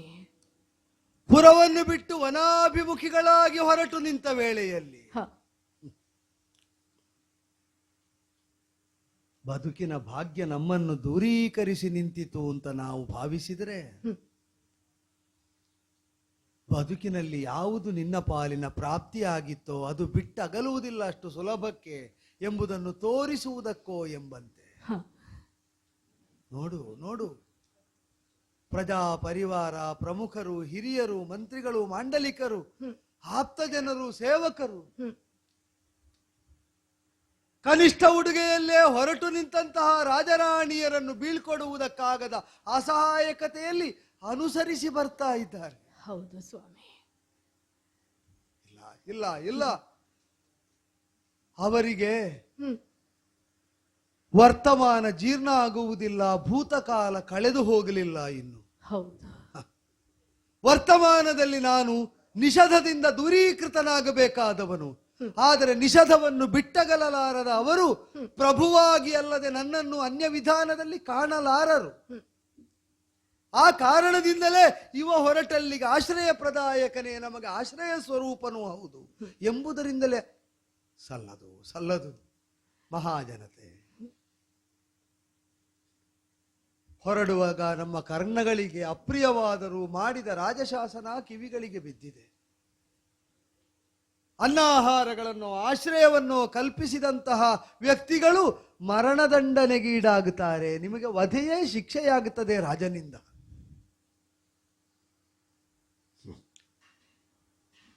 ಬಂದ ದುರಿತಕ್ಕಾಗಿ ಮರಗುತ್ತಾ ಇದ್ದೀರಿ. ಭೌತಿಕವಾಗಿ ನೀವೇನನ್ನು ಕಳ್ಕೊಳ್ಳಿಲ್ಲ. ರಾಜ್ಯ ಈಗಲೂ ನಿಮ್ಮದದುವೆ. ಒಬ್ಬ ರಾಜ ಆಳ್ವಿಕೆ ನಡೆಸುವುದಕ್ಕಿದ್ದಾನೆ. ಈಗ ನನಗೆ ಅವನು ದುರ್ವಿನೀತನಾಗಿ ಆಕ್ರೋಶದಿಂದಲೇ ವರ್ತಿಸಿದ, ಸ್ವಭಾವದಲ್ಲಿ ಪಲ್ಲಟವನ್ನು ತೋರಿಸಿದನಾದರೂ ಉತ್ತರ ನಿಷಧವನ್ನು ಸಮೃದ್ಧಿಯಿಂದಲೇ ಪಾಲಿಸ್ತಾ ಇದ್ದ ಒಬ್ಬ ಭೂಪತಿ ಪುಷ್ಕರ. ಅವನ ಅಧೀನಕ್ಕೆ ರಾಜ್ಯ ಹೋದದ್ದು. ಅವನ ಆಳ್ವಿಕೆ ಹೇಗೆ ಅಂತ ನಾಳೆ ನೋಡಿ ಆಗಬೇಕು ನಿಮ್ಮ ಪಾಲಿಗಾದರೂ. ಆದ್ದರಿಂದ ಅದನ್ನು ಧಿಕ್ಕರಿಸುವುದಕ್ಕೆ ನಿಮಗೆ ಕಾರಣ ಇಲ್ಲ. ಆದರೂ ನಿಮ್ಮ ಮನಸ್ಸು ಮರುಗುತ್ತದೆ, ಕಣ್ಣಾಲಿಗಳು ತುಂಬಿ ನಿಲ್ಲುತ್ತದೆ ಅಂತಾದರೆ ಹೊರಟು ನಿಂತ ಕಾಲದಲ್ಲಿ ನಾನು ಇದು ತನಕ ಆಳ್ತಾ ಇದ್ದದ್ದು ಭೂಮಿಯನ್ನಲ್ಲ ಸ್ವರ್ಗವನ್ನು ಅಂತ ನನ್ನ ಅನುಭವಕ್ಕೆ ತಂದು ಕೊಡ್ತಾ ಇದ್ದೀರಿ. ಯಾಕೆ ಅಂದರೆ ತಮಗೆ ದುಃಖಕ್ಕೆ ಕಾರಣ ಇಲ್ಲದಿದ್ರು ಪರರ ದುಃಖಕ್ಕಾಗಿ ಕಣ್ಣೀರ್ಗೆರೆಯುವವರನ್ನು ದೇವತೆಗಳು ಅಂತ ನಾವು ಗುರುತಿಸುವುದು.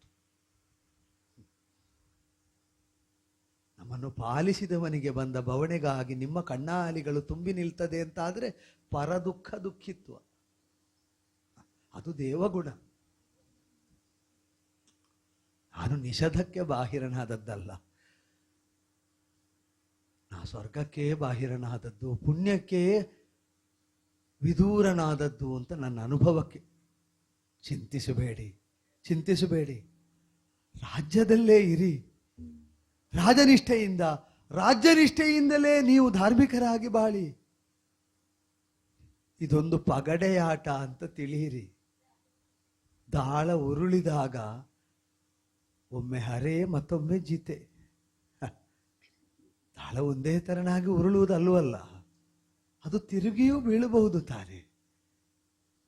ಇದು ತನಕ ಏಕಪ್ರಕಾರವಾಗಿ ಬೀಳ್ತಾ ಇದ್ದ ಗೆಲುವಿನ ದಾಳ ಈ ಬಾರಿ ಒಮ್ಮೆಗೆ ನಳನಿಗೆ ತಿರುಗಿ ಬಿತ್ತು ಅಂತ ತಿಳಿಯಿರಿ. ಕೈ ಸ್ವಲ್ಪ ಬಸವಳಿದಿದೆ. ಶಕ್ತಿ ತುಂಬಿಕೊಂಡು ಮರಳಿ ಬಂದು ಆಡ್ತೇನೆ. ಸಂಪದವನ್ನು ಹೊಂದುವುದಕ್ಕೆ ಅಲ್ವೋ ಅಂತ ಕೇಳಿದರೆ ಹೌದು. ಧನಕನಕವ ಚತುರಂಗ ಬಲವೋ ಆ ಸಂಪದಕ್ಕಾಗಿ ಅಲ್ಲ, ಪ್ರಜಾ ಸಂಪದವನ್ನು ಹೊಂದುವುದಕ್ಕೆ, ಸ್ವರ್ಗ ಸಾಮ್ರಾಜ್ಯಕ್ಕೆ ಅಧಿಪತಿಯಾಗುವುದಕ್ಕಾಗಿ ನಳ ಮತ್ತೆ ಬರ್ತಾನೆ, ಮತ್ತೆ ಆಡ್ತಾನೆ, ಮತ್ತೆ ನಿಮ್ಮನ್ನು ಹೊಂದುತ್ತಾನೆ. ಆದರೆ ಅಭಿಮಾನದಿಂದ ಅನುಸರಿಸಿ ಬಂದು ಕಷ್ಟವನ್ನು ನೀವಾಗಿ ಈಗ ತಂದುಕೊಂಡ್ರೆ ಪರಿಹರಿಸಲಾಗದಂತಹ ಅರಸನ ಅಸಹಾಯಕತೆಯನ್ನಾದರೂ ನೀವು ಮನಗಂಡು ದಮಯಂತಿ ಪ್ರಭು, ಸ್ತ್ರೀಯರು, ಮಕ್ಕಳು, ಪರಿವಾರ, ಪರಿಜನ ಎಲ್ಲರೂ ಹೇಳೆ ನಮ್ಮವರ ಮುಖಾವಲೋಕನ ಮಾಡುವುದಕ್ಕೂ ಧೈರ್ಯ ಸಾಕಾಗುತ್ತಿಲ್ಲ ಪ್ರಭು. ಮಕ್ಕಳಿಂದ ಹಿಡಿದು ಮುದುಕರವರೆಗೆ ಕಣ್ಣೀರು ಸುರಿಸ್ತಾ ಇದ್ದಾರೆ. ಎಲ್ಲವರು ನಮ್ಮವರೇ ಅಲ್ವಾ? ಹೌದು, ಅವರೆಲ್ಲವರ ಪ್ರೀತಿಗೆ ನಾವು ಎಷ್ಟು ಕೊಟ್ಟರೂ ನಾವು ಕಡಿಮೆಯೇ ತಾನೇ ಸ್ವಾಮಿ. ಹಾಗಾಗಿ ಇದೋ ನಿಮ್ಮಲ್ಲಿ ಕರಚಾಚಿ ಶಿರವಾಗಿ ಬೇಡಿಕೊಳ್ಳುವುದು ಇಷ್ಟೇ.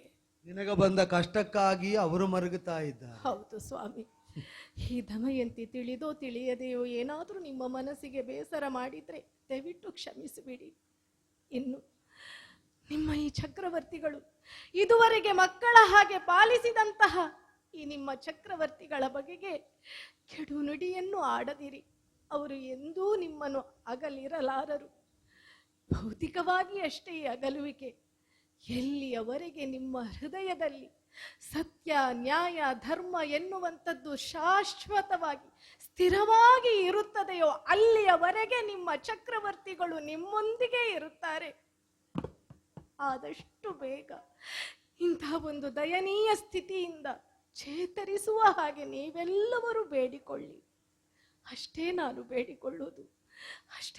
ಬೇಡಿಕೊಳ್ಳುವುದು. ನಿಮ್ಮ ಹಾರೈಕೆ ನಮಗೆ ಶ್ರೀರಕ್ಷೆ. ದಮಯಂತಿ, ಸ್ವಾಮಿ, ಆತ್ಮೀಯರಾದರೂ ಅವರು ಅವಿಧೇಯರಲ್ಲ. ಹೌದು. ಆತ್ಮೀಯತೆಗೆ ದ್ಯೋತಕವಾಗಿ ಕಣ್ಣ ನೀರೋ ಅನುಸರಣೆಯನ್ನು ಅವರು ತೋರಿದರು.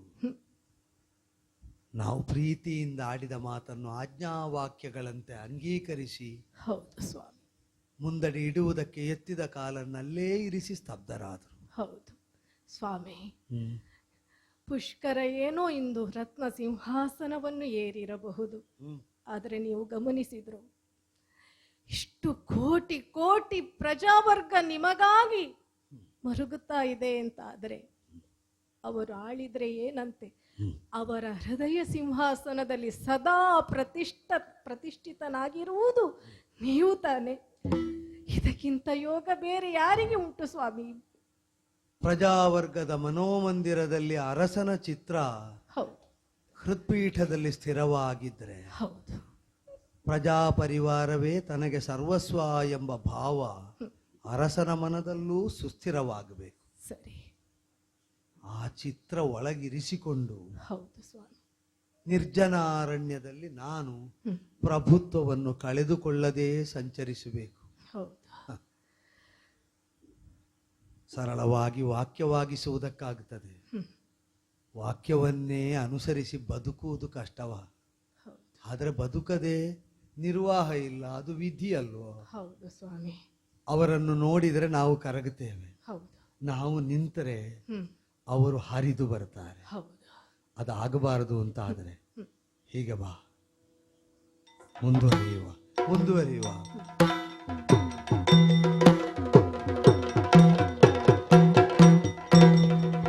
ಸ್ವಾಮಿ ಸ್ವಾಮಿ ಸ್ವಾಮಿ, ಏನಾಯ್ತೆ? ಇಲ್ಲ, ನನ್ನಿಂದ ಇನ್ನೂ ಒಂದು ಅಡಿ ಮುಂದೆ ಹೆಜ್ಜೆ ಇಡುವುದಕ್ಕೆ ಸಾಧ್ಯವಿಲ್ಲ ಸ್ವಾಮಿ.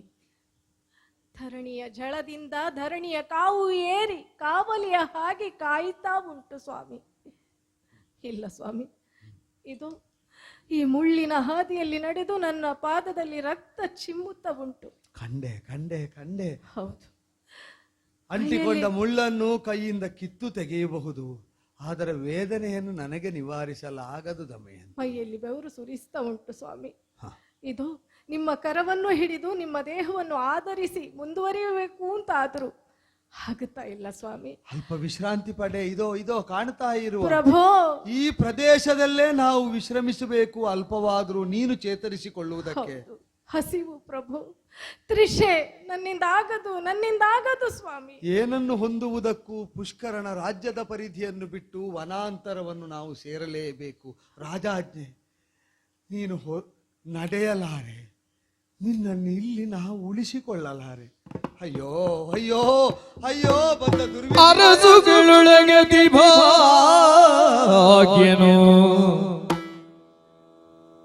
ತವ ಪಿತ ಬರಿದ ಮೋಗದೊಳ್ ಸಾಕಿ ಎನಗೆ ಇತ್ತುದಕ್ಕೆ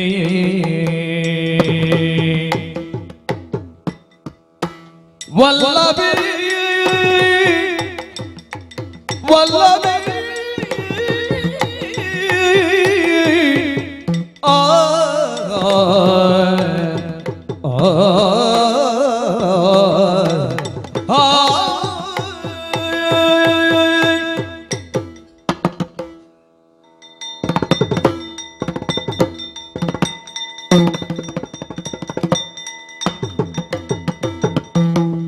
ಅರಸುಗಳೊಳಗೆ ದಿಭಾಗ್ಯನು ತವ ಪಿತ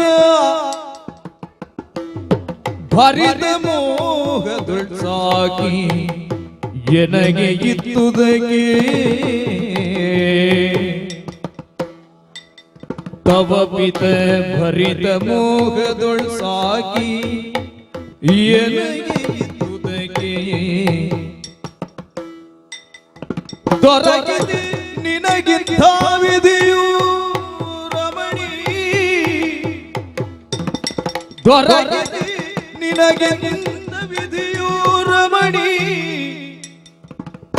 ಎದ್ದ ತೆರೆದ ಪಾಪಿಗಳುಂಟೆ ಧರಣಿ ಸುರರುಳು ರಮಣಿ ಅರಸುಗಳೊಳಗತಿ ಭಾಗ್ಯನೋ ತವ ಪಿತಾ ಭರಿತ ಮುಗಿದುಳ್ ಸಾಗಿ ಎನಗೆ ಎತ್ತುವುದಕ್ಕೆ ರಮಣಿ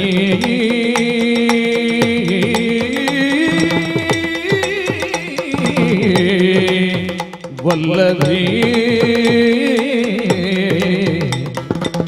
ರಮಣಿ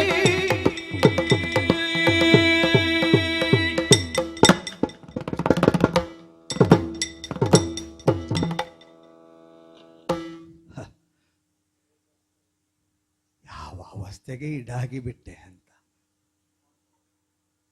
ಸದಾ ರಮಿಸುವವಳಾದದ್ದರಿಂದ ಮನದಿಂದ ಮೆಚ್ಚಿ ರಮಣಿ ಅಂತ ಕರೆಯುವುದು. ಒಬ್ಬರಿಗೆ ದುಃಖವನ್ನು ಈಯುವುದು ಯಾರಿಗೂ ಪ್ರಿಯವಾದ ಕರ್ಮವಲ್ಲ.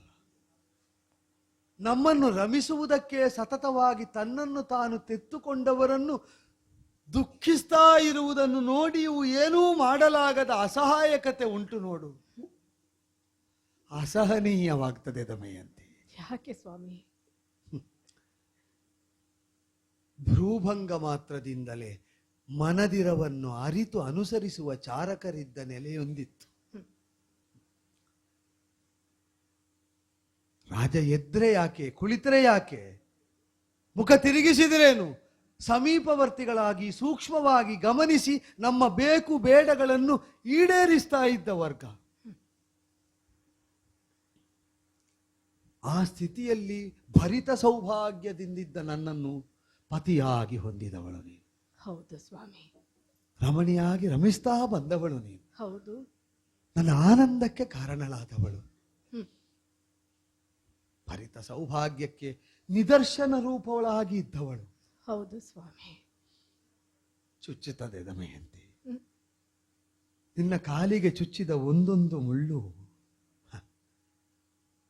ನನ್ನ ಸೌಭಾಗ್ಯದ ಬಟ್ಟೆಯನ್ನು ಸೀಳುವುದಕ್ಕಿದ್ದ ಮುಳ್ಳುಗಳು ಅಂತ ಅರಿವಿಗೆ ಬರ್ತದೆ. ನಿನಗಾದಂತಹ ನೋವುಗಳು ನನ್ನ ಪ್ರಾಪ್ತಿ ಅನುಭವಿಸುವ ಬವಣೆಗಳು ಅಂತ ನನ್ನ ತಿಳಿವಿಗೆ ಬರ್ತದೆ.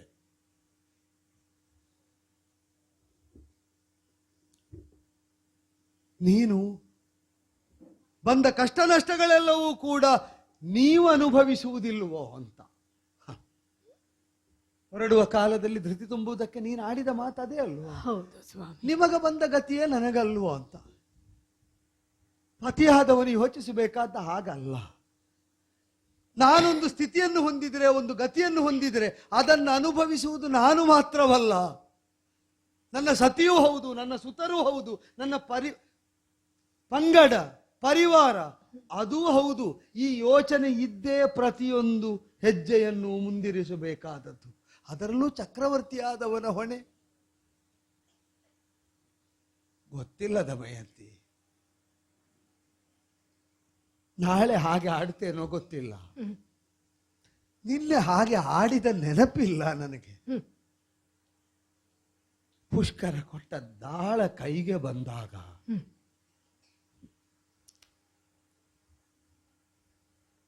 ಆಡಿದೆ, ಆಡ್ತಾ ಹೋಗಿಬಿಟ್ಟೆ. ಆಟ ಮುಗಿದ ಮೇಲೆ ಗೊತ್ತಾಯಿತು ನಾನಾಡಿದ್ದಲ್ಲ, ನನ್ನನ್ನು ಆಡಿಸಿದ್ದು ಅಂತ. ಸರಿ. ನಾನು ನಿರ್ಜೀವನಾಗಿದ್ದೆ, ನಿರ್ಭಾವುಕನಾಗಿದ್ದೆ, ನಿಸ್ತೇಜನಾಗಿದ್ದೆ. ಭಾವ, ತೇಜ, ಕರ್ತೃತ್ವ ಎಲ್ಲ ದಾಳಗಳಿಗೊಳಗೆ ಹುದುಗಿ ಹೋಗಿತ್ತು. ನಾ ಭಾವಿಸಿದ್ದೆ ಆ ದಾಳಗಳನ್ನು ನಾನೆಸೆಯುತ್ತಾ ಇದ್ದೇನೆ ಅಂತ. ಸಾಮ್ರಾಜ್ಯದಿಂದ, ಸೌಭಾಗ್ಯದಿಂದ, ಸಂಪನ್ನತೆಯಿಂದ ನನ್ನನ್ನು ಆ ದಾಳ ದೂರಕ್ಕೆ ಎಸೆಯುತ್ತಾ ಎಸೆಯುತ್ತಾ ಎಸೆಯುತ್ತಾ ಇತ್ತು. ತಿಳಿವಾಗುವಾಗ, ತಿಳಿವು ಮೂಡುವಾಗ ನಾವು ಕಾಡಲ್ಲಿದ್ದೇವೆ. ನಾಡು ನಮ್ಮಿಂದ ದೂರ ಆಗಿದೆ. ಹೇಗೆ ಮರಳಿ ಹೊಂದುವುದು? ಅದು ಭವಿಷ್ಯಕ್ಕೆ ಸಂಬಂಧಿಸಿದ್ದು. ಪ್ರತೀಕ್ಷೆಯನ್ನು ಮಾತಾಗಿಸಬೇಕು ಅಂತ ಆದರೆ ವರ್ತಮಾನದ ಸ್ಥಿತಿಯಲ್ಲಿ ಧೃತಿ ಬೇಕು. ಅದು ಕ್ಷತ್ರಿಯನಾಗಿ ನನಗೆ ಬೇಕೇ ಬೇಕು. ನೆಟ್ಟಗೆ ನಿಂತು ನಡೆಯುವಂತೆ ಕೈಯಿಂದ ಆಧರಿಸಲಾಗದವ,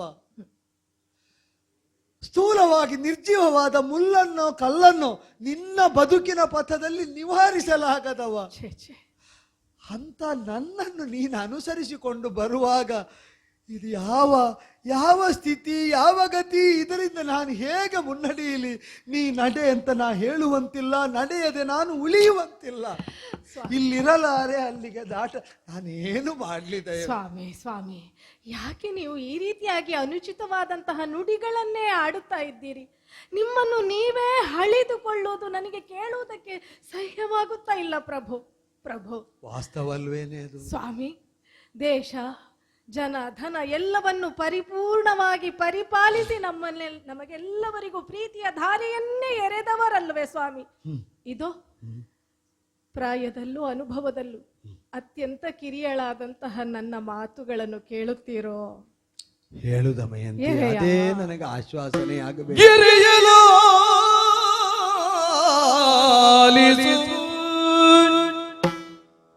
ನಿನ್ನ ಸಿರಿಯ ಪೋಲುವರಾರು,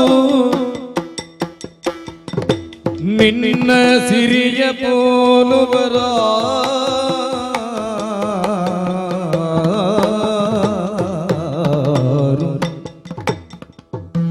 ಸುರನರೋರಗರೆಲ್ಲ ನಿರತ ದೇವಗರು, ಸುರನರೋರಗರೆಲ್ಲ ನಿರತ ಸೇವಕರು, ಬರಿಸುಖ ಬಯಸಲು ಸರಸಿಜಾಸನದಾನು, ಬರೆದ ಕಷ್ಟವ ಅನುಭವಿಸುವರಾರೆ, ಬರಿಸುಖ ಬಯಸಲು ಸರಸಿಜಾಸನದಾನು, ಬರೆದ ಕಷ್ಟವ ಅನುಭವಿಸುವ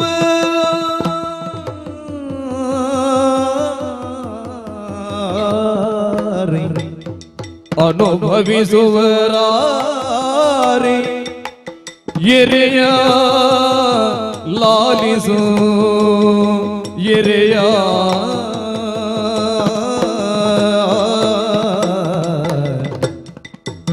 ಎರೆಯ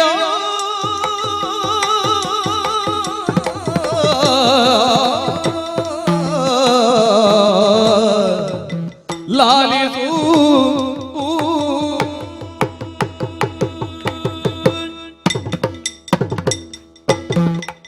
ಪ್ರಭು. ಕ್ಷಣಭಂಗುರವಾದಂತಹ ದಾಳಗಳ ಪ್ರಕೋಪಕ್ಕೆ ಒಳಗಾಗಿ ತಾವು ದೇಶವನ್ನು, ರಾಜ್ಯವನ್ನು, ಸಿರಿ ಸಂಪದಗಳನ್ನು ಕಳೆದುಕೊಂಡಿರಬಹುದು. ಆದರೆ ಇವೆಲ್ಲವೂ ಕೂಡ ಬಾಹ್ಯ ಆಡಂಬರಗಳೇ ಸಿರಿತನಕ್ಕೆ ಸಾಕ್ಷಿ ಅಲ್ಲವಲ್ಲ ಪ್ರಭು. ಅಂದರೆ ಸ್ವಾಮಿ, ನಿಮ್ಮದಾದಂತಹ ಚಕ್ರವರ್ತಿ ಪೀಠವೋ ಅಥವಾ ನಿಮ್ಮದಾದಂತಹ ಸಿರಿ ಸಂಪದಗಳನ್ನು ಕಂಡು ಈ ದಮಯಂತಿ ಅಂದಿನ ದಿವಸ ಸ್ವಯಂವರ ಮಂಟಪದಲ್ಲಿ ನಿಮ್ಮ ಕೊರಳಿಗೆ ಹಾರ ಹಾಕಿದಲ್ಲವಲ್ಲ? ನನಗಿನ್ನೂ ಚೆನ್ನಾಗಿ ನೆನಪಿದೆ ಸ್ವಾಮಿ. ನಮ್ಮ ವಿವಾಹವಾದಂತಹ ದಿವಸ ಲೋಕಪಾಲರೇ ನನ್ನನ್ನು ಬಯಸಿ ಬಂದಂಥ ಕಾಲಕ್ಕೆ, ಆ ಸ್ಥಿತಿಯಲ್ಲಿ ಇರುವಂತಹ ಸಂದರ್ಭದಲ್ಲಿ ಲೋಕಪಾಲರ ಕುರಿತಾಗಿ ತಾವೇ ಅವರ ಗುಣಗಾನವನ್ನು ಮಾಡಿ ಅವರನ್ನು ವರಿಸು ಆರಿಸು ಎನ್ನುವ ಹಾಗೆ ನೀವು ಆಡಿದ ಮೇಲೂ ನಾನು ನಿಮ್ಮನ್ನೇ ಅನುಸರಿಸಿ ಬಂದವಳು ಸ್ವಾಮಿ. ಹಾಗಾದ್ರೆ ಯಾವ ಇಂದ್ರನಿಗೆ ದಮಯಂತಿಯನ್ನು ಪಡೆಯಬೇಕು ಅಂತ ಆಗುವಾಗ ತಾನು ಇಂದ್ರನಾಗಿ ಹೋದರೆ ಅದು ಸಾಧ್ಯವಿಲ್ಲ, ಅಗ್ನಿಯಾಗಿ ಹೋದರೆ ಸಾಧ್ಯವಿಲ್ಲ, ವರುಣನಾಗಿ ಹೋದರೆ ಸಾಧ್ಯವಿಲ್ಲ, ನಳನಾಗಿಯೇ ಹೋಗಬೇಕು ಎನ್ನುವಂತಹ ಭಾವವೊಂದು ಅವನಲ್ಲಿ ಒಡಮೂಡುತ್ತದೆ ಅಂತಾದರೆ ಈ ದಮಯಂತಿಯನ್ನು ವಶಪಡಿಸಿಕೊಳ್ಳಲು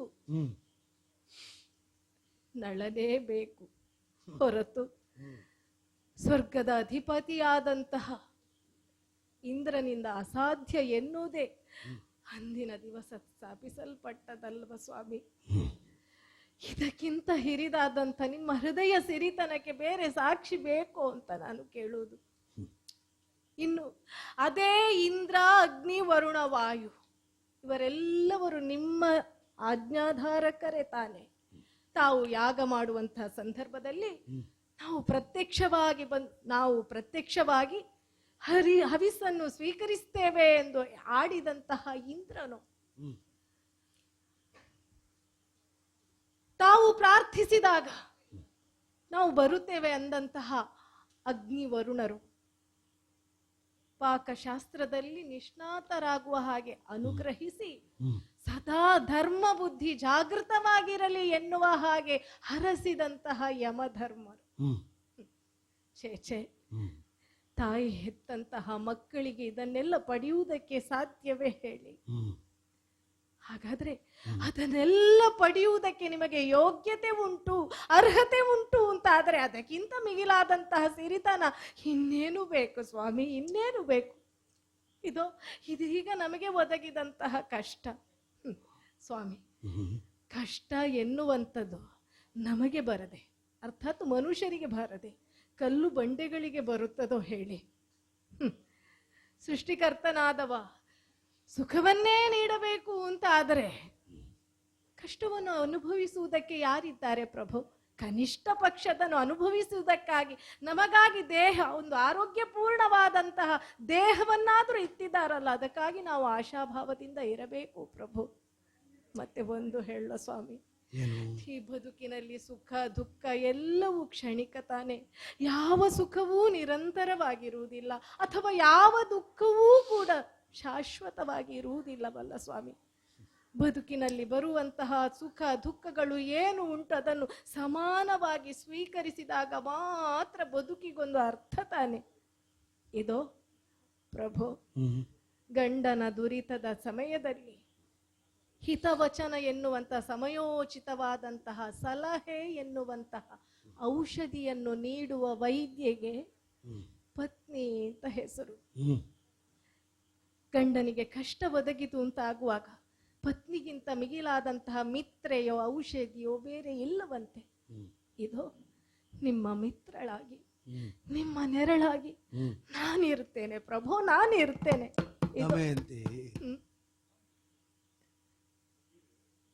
ಜೀವಿತದಲ್ಲಿ ಸೋಲುತ್ತಾ ಇರುವಾಗ ಮಕ್ಕಳನ್ನು ಅಮ್ಮನ ಮನೆಗೆ ಕಳಿಸಿಕೊಟ್ಟದ್ದು ಯಾಕೆ ಅಂತ ಈಗ ಸ್ಪಷ್ಟ ಆಗ್ತದೆ.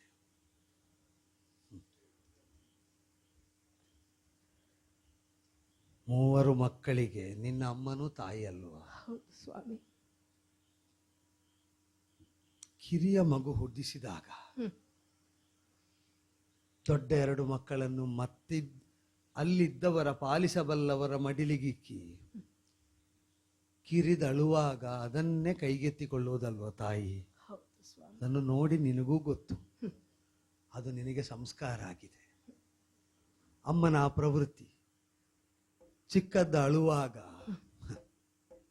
ಬೆಳೆದು ನಿಂತದ್ದಕ್ಕಾದರೆ ಅನ್ನ, ಆಹಾರ, ವಿಧ ವಿಧದ ತಿಂಡಿ ತೀರ್ಥಗಳು, ಭಕ್ಷ್ಯಭೋಜ್ಯಗಳು ಇದನ್ನು ಕೊಟ್ಟು ತೃಪ್ತಿಪಡಿಸುವುದಕ್ಕಾಗ್ತದೆ. ಚಿಕ್ಕದಕ್ಕದ್ಯಾವುದನ್ನು ಕೊಡುವುದಕ್ಕಾಗುವುದಿಲ್ಲ. ಸರ್ವ ರಸಗಳು ಸರ್ವ ಭೋಜ್ಯಗಳು ಏಕತ್ರವಾಗಿ ಅಮೃತೋಪಮವಾಗಿ ಸ್ತನ್ಯ ಮಾತ್ರ ಇರುವುದು. ಅದು ಇರುವುದು ಅಮ್ಮನಲ್ಲಿ ಮಾತ್ರ. ಉಳಿದದ್ದಕ್ಕೆ ಪಾಕಶಾಲೆಯಿಂದ ಏನನ್ನಾದರೂ ತೆಗೆದುಕೊಟ್ರೆ ಹಸಿವು ತಣೀತದೆ ದೊಡ್ಡದಕ್ಕೆ.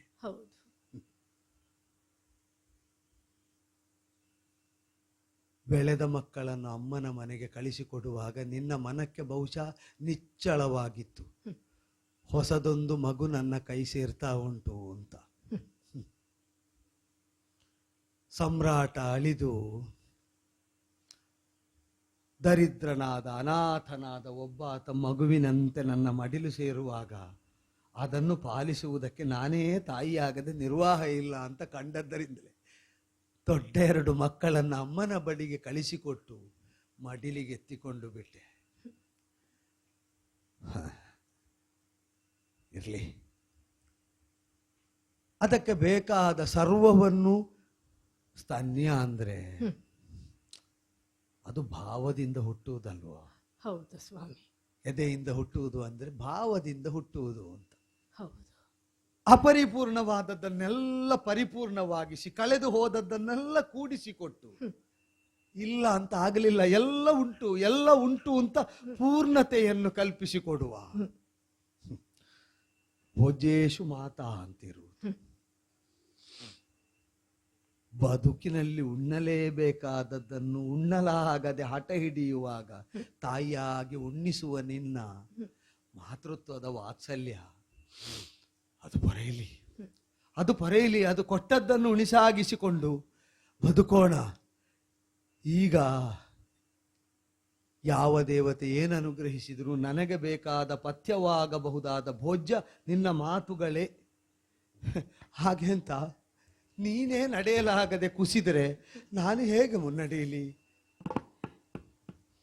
ನಿನಗೆ ತ್ರಾಣ ಬಂದರೆ ಪುಷ್ಕರ ರಾಜ್ಯದ ಪರಿಧಿಯಿಂದ ನಾವು ಹೊರ ಹೋಗುವುದಕ್ಕಾಗಿ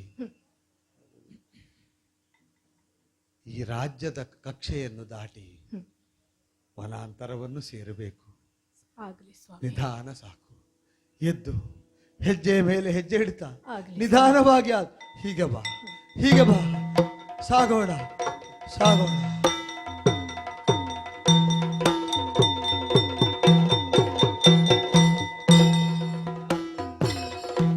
ದಮಯಂತಿ ದಮಯಂತಿ,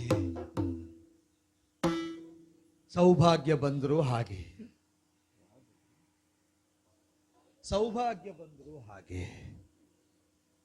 ದುಃಖಗಳೋ ಕಷ್ಟಗಳೋ ಬಂದರೂ ಕೂಡ ಅದೇ ವಿಧಾನದಲ್ಲಿರ್ತದೆ. ಯಾಕೆ ಅಂದ್ರೆ ನಿನ್ನ ಕರಗ್ರಹಣ ಮಾಡುವ ಸುಯೋಗ ಪ್ರಾಪ್ತವಾದಾಗ ದೈವಾನುಗ್ರಹ ಸಿಕ್ಕಿತು. ಹೌದು ಸ್ವಾಮಿ. ವರಬಲ ಸಂಪುಷ್ಟನಾಗುವ ಯೋಗ್ಯತೆ ಸಿಕ್ಕಿತು. ಆಗ ನಾನು ಸಂಭ್ರಮಿಸಿದ್ದೆ. ನೋಡು, ಈಗ ಸಾಮ್ರಾಜ್ಯ ಕಳ್ಕೊಂಡು ಸತಿಯೊಬ್ಬಳನ್ನೇ ಉಳಿಸಿಕೊಂಡು ಕಾಡಿಗೆ ಕಾಲಿಡುವ ಅಂದ್ರೆ ಎಲ್ಲಿದ್ದನೋ ಒಬ್ಬ ದುರುಳ, ಎಂಥದ್ದು ಶೂರ್ಪಜಿಕ್ಕುವ, ಮೈ ಮೇಲೆ ಬಿದ್ದು ಬುಕ್ಕನಾಗ ಮಾಂಸ ಭುಂಜಿಸುವ ಬಯಕೆಯಿಂದ ನಮ್ಮ ಮೇಲೆ ಎರಗಿದಾಗ ನಮ್ಮ ಸ್ಥಿತಿಯನ್ನು ಮರೆತು ಅವನ ಗತಿ ನಿರೋಧವನ್ನು ಮಾಡುವುದಕ್ಕಾಗಿ ಹೊಡೆದು ಬಡಿದು ಕೊಂದು ಅವನಿಂದ ಕಳಚಿಕೊಂಡು ಮುಂದುವರಿದು ಅದೋ ದೇಹದಲ್ಲಿ ತ್ರಾಣ ಉಳಿಯಲಿಲ್ಲ. ಮುನ್ನಡೆಯುವುದು ಹೇಗೆ ಅಂತಿದ್ದಾಗ ಅದೋ ಅದೋ ಅದೋ ಅಲ್ಲಿ ನೋಡು, ಸರಸಿಯೊಂದು ಕಾಣುತ್ತಾ ಉಂಟು. ಇಲ್ಲಿ ನೀರನ್ನು ಕುಡಿದು ಸ್ವಲ್ಪ ಕೃಷಿಯನ್ನು ತಗ್ಗಿಸೋಣ ಪ್ರಭು. ನಮಗೆ ಮರುಭೂಮಿಯಲ್ಲೇ ಸಂಚರಿಸ್ತಾ ಇರುವಾಗ ಸಿಕ್ಕಿದಂತಹ ಅಮೃತ ಭಾಂಡದಂತೆಯೇ ಕಾಣುತ್ತದೆ. ಆದ್ದರಿಂದಲೇ ಅದರ ಸಮೀಪಕ್ಕೆ ಬಂದವರೇ ಬೊಗಸೆಯಿಂದೆತ್ತಿ ಕುಡಿದಮೆಯಂತೆ ಕುಡಿ, ನೀನು ನೀರನ್ನು ಸೇವಿಸು, ನಾನು ಯಥೇಚ್ಛವಾಗಿ ಕುಡಿದೆ. ಅದೋ ಮಾರ್ಗಾಯಾಸದಿಂದ ಬಳಲಿರಬಹುದಾದ ನಾವು ಆ ನೀರನ್ನೇ ಮೈಗೆ ಚೆಲ್ಲಿಕೊಂಡು ಅದೇ ನಾವು ಒಂದು ಹಂತದ ದೈಹಿಕವಾದ ದಣಿವನ್ನೆಲ್ಲ ನಿವಾರಿಸಿಕೊಳ್ಳೋಣ ಅಂತ ಯೋಚಿಸಿದರೆ ನೀರನ್ನು ಚೆಲ್ಲಿಕೊಳ್ಳುವಾಗ ಮೈಯೆಲ್ಲ ಕೊಳೆ ಹಾಕಿ ದೀರ್ಘವಾದ ಮಾರ್ಗವನ್ನು ಉತ್ತರಿಸಿ ಬಂದದ್ದು ಕಾಣುತ್ತದೆ. ಹೇಗೂ ನೀರು ಸಿಕ್ಕಿದೆ, ಇನ್ನೆಷ್ಟು ದೂರ ನಡೆಯುವುದಕ್ಕುಂಟೋ, ಗಮ್ಯದಲ್ಲಿ ನಾವು ನೆಲೆಯಾಗುವುದಕ್ಕೆ ಮುಂದೇನೋ ಯಾವುದೂ ಯೋಚಿಸಿದ್ದಿಲ್ಲ. ಆದರೂ ಒಂದುಂಟು, ಈಗ ಸಿಕ್ಕಿದ ನೀರಲ್ಲಿ ಮೈಯಲ್ಲಿ ಧರಿಸಿದ ಬಟ್ಟೆಯನ್ನು ತೊಳೆದು ಮಡಿಯಾಗಿ ಮತ್ತೆ ಮುಂದುವರಿಯುವುದು. ಅದೇ ಭೂತಕಾಲ ಕಾಡುತ್ತದೆ ಅಂತ. ಪಟ್ಟೆ ಪೀತಾಂಬರವನ್ನು ಹುಟ್ಟು ಅಭ್ಯಾಸ ಆದ ಮೈಗೆ ಕೊಳೆಯನ್ನು ಧರಿಸಿ ಶೀಲ ಇಲ್ಲ. ನಮಗೆ ಮೈಯಲ್ಲಿ ಕೊಳೆ ಆಗಬೇಕಾಗಿಲ್ಲ, ಆಯಿತು ಅಂತ ತಿಳಿದರೆ ನಾವು ಶಂಕೆಯಿಂದಲೇ ಸ್ನಾನ ಮಾಡುವವರು, ಇರಲೇ ಕೂಡದು ಎಂಬ ದೃಢತೆಗಾಗಿ. ಆದರೆ ಈಗ ನೋಡು, ಕೊಳಕ್ಕಿಳಿದು ಬಟ್ಟೆ ಮದಿ ಮಾಡುವ ಅಂದ್ರೆ ಉಟ್ಟ ಕೌಪಿನ ಕಳಚಿದರೆ ಉಡುವುದಕ್ಕೆ ತುಂಡು ಬಟ್ಟೆ ಇಲ್ಲ. ಇಲ್ಲ ಇಲ್ಲ ಇಲ್ಲ, ಏನು ಮಾಡುವುದಕ್ಕೆ ಸಾಧ್ಯ? ಮುಂದುವರಿಯೋಣ ಹೀಗೆ ಯಾಕೆ ಸ್ವಾಮಿ? ನನ್ನ ಬಟ್ಟೆ ಬೇರೆ, ನಿಮ್ಮ ಬಟ್ಟೆ ಬೇರೆಯೋ? ಇದು ಅಂದ್ರೆ ನನ್ನ ಸೆರಗಿನ ತುಂಡನ್ನೇ ನೀವು ಉಟ್ಟು ಅದನ್ನು ಶುಚಿಗೊಳಿಸಬಹುದಲ್ಲ ಸ್ವಾಮಿ. ಹಾ, ಹೌದದು ಬಟ್ಟೆ ಅಂತ ಆಡಿದೆ ಆಗ. ಹೌದು. ನಳನ ಬಟ್ಟೆ ದ್ಯೂತದಲ್ಲಿ ಸೋತಲ್ಲಿಗೆ ಮುಗಿಯಿತು. ಯಾಕೆ ಸ್ವಾಮಿ ನೀವು ಅಂತಹ ಮಾತನಾಡುತ್ತಾ ಇದ್ದೀರಿ? ವಾಸ್ತವವೇ, ಅದು ಎಷ್ಟು ಕಹಿಯಾಗಿದ್ದರೂ ಪಥ್ಯ ಹೌದು ಅಂತ ಆದರೆ ಅಪ್ರಿಯವಾದರೂ ಸ್ವೀಕರಿಸಬೇಕು. ನಳನೆ ಬಟ್ಟೆ ಅಲ್ಲಿಗೆ ಮುಗಿಯಿತು. ಈಗ ಮುನ್ನಡೀತಾ ಇರುವುದು ದಮಯಂತಿಯ ಬಟ್ಟೆಯಲ್ಲಿ. ಅದು ಮಾರ್ಗವೂ ಹೌದು. ಅದನ್ನೇ ರೂಪಕವಾಗಿ ತೋರಿಸುವುದಕ್ಕೆ ಉಟ್ಟ ಬಟ್ಟೆಯಲ್ಲೇ ತುಂಡುಡುಗೆಯನ್ನು ಕೊಟ್ಟು ನನ್ನನ್ನು ಮುಚ್ಚಿ ಅದರಲ್ಲಿ ಹುದುಗಿಸ್ತೆ ಅಂತಾದರೆ ಆಗೋಣ. ಆಗಲಿ ಆಗಲಿ. ಫಲಗುಣಾಗ್ರಜ ಕೀಳು ಪಟ್ಟದ ಲಲನೆಯುಟ್ಟಿಗೆ ತೀರೆ ಸೆರಗಿನ ತುದಿಯ ನಾನಳೆ ಉಡಲು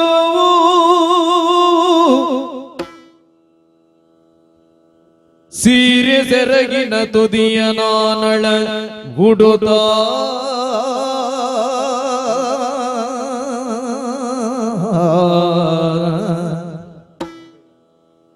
ಒಣಗಿಸಿ ತನ್ನ ವಸನವನು ಒಣಗಿಸಿ ತನ್ನ ವಸನವನು ನಿಲದೆರಳ ಹತ್ತೊಂದು ವೃತ್ತದಿ ಕುಳಿತಿರಲು ಬಂದೆರಗಿ ಒಂದವ ಚಳಕದಿಯೋದಪ್ಪರಗೆ ಒಯ್ದುದು ಮಾರಿ ನಿಮಿಷದಲ್ಲಿ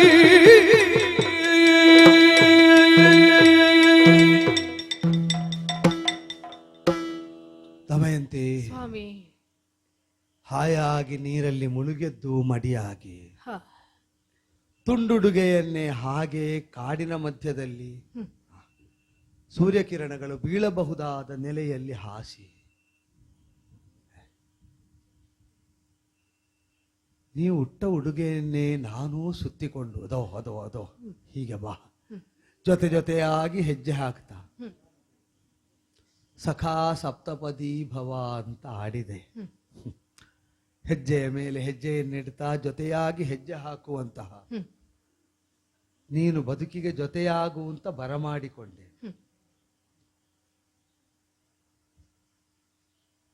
ಅಂತಹ ನಿನ್ನನ್ನು ಜೊತೆಯಾಗಿಯೇ ಹೆಜ್ಜೆ ಹಾಕಿಸ್ತಾ ಆ ಮರದ ಬುಡಕ್ಕೆ ಬಂದು ಅದು ಒಣಗುವಷ್ಟು ಕಾಲ ಇಲ್ಲೇ ಇಲ್ಲೇ ಹೀಗೆ ಹೀಗೆ ಕುಳಿತುಕೊಳ್ಳೋಣ, ಹೀಗೆ ಅಲ್ಪಕಾಲ ವಿಶ್ರಮಿಸೋಣ. ಅದು ಅದು ಅದು ಅದು ಅದು ಓಹೋ ಅದು ಹೋಯ್ತು ಹೋಯ್ತು. ತಡಿ ತಡಿ ತಡಿ. ದಮಯಂತಿ ದಮಯಂತಿ, ಸ್ವಾಮಿ. ನಿನ್ನ ಬಟ್ಟೆ ಆಶ್ರಯದಲ್ಲಿ ನಾನಿದ್ದೇನೆ ಎಂಬ ಪರಿವೆಯನ್ನು ಬಿಟ್ಟು ಹದ್ದೊಂದು ಬಂದು ಕುಕ್ಕಿಕೊಂಡು ಅದೇನು ಮಾಂಸವೋ ಅಥವಾ ಅದರ ಆಹಾರವೋ ಯಾಕೆ ಹೋಗುತ್ತಿದ್ದ ತಡೆಯುವುದಕ್ಕೆ ಹೊರಟ್ರೆ ಅತ್ಯಂತ ಉನ್ನತವಾದ ವೃಕ್ಷದ ಉನ್ನತ ಭಾಗದಲ್ಲೇ ವಿರಾಜಿತವಾಗಿ. ಹೌದು ಸ್ವಾಮಿ. ಹದ್ದಲ್ಲ ಹದ್ದಲ್ಲ, ಅದೋ ಅದೋ ನೋಡು ನೋಡು ದಾಳಗಳು.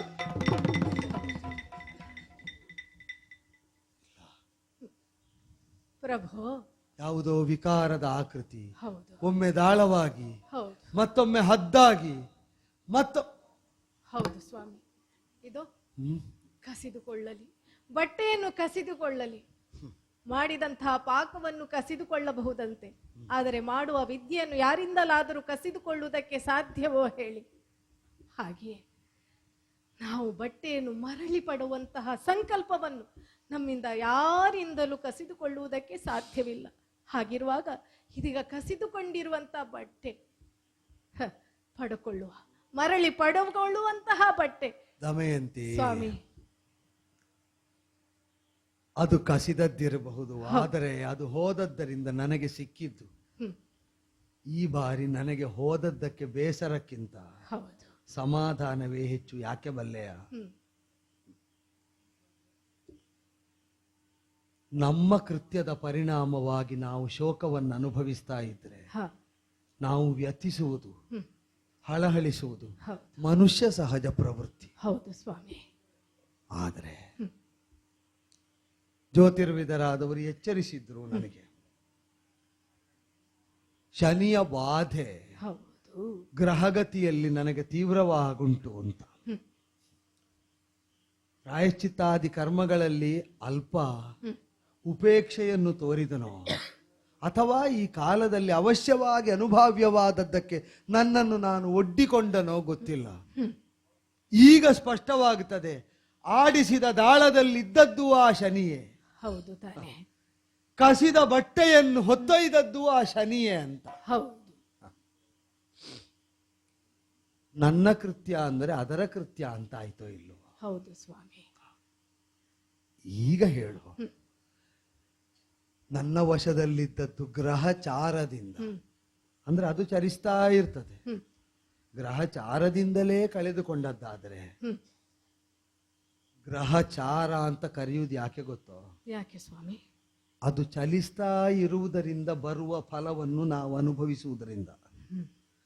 ಯಾವ ಗ್ರಹವು ಸ್ಥಿರ ಅಲ್ಲವಲ್ಲ, ಚರವೇ ಅಲ್ವೋ? ಹೌದು ಸ್ವಾಮಿ. ಅದು ಚಲಿಸಲೇಬೇಕಲ್ಲ. ಎಷ್ಟು ಉತ್ಕಟವಾದ ದೌರ್ಭಾಗ್ಯದಲ್ಲಿ ನಮ್ಮನ್ನು ಕೆಡ ಹಾಕಿದರು, ಆ ಸ್ಥಿತಿಯನ್ನೇ ನಮಗುಳಿಸಿ ಅದಲ್ಲೇ ಉಳಿಯುವುದಕ್ಕಿಲ್ವಲ್ಲ.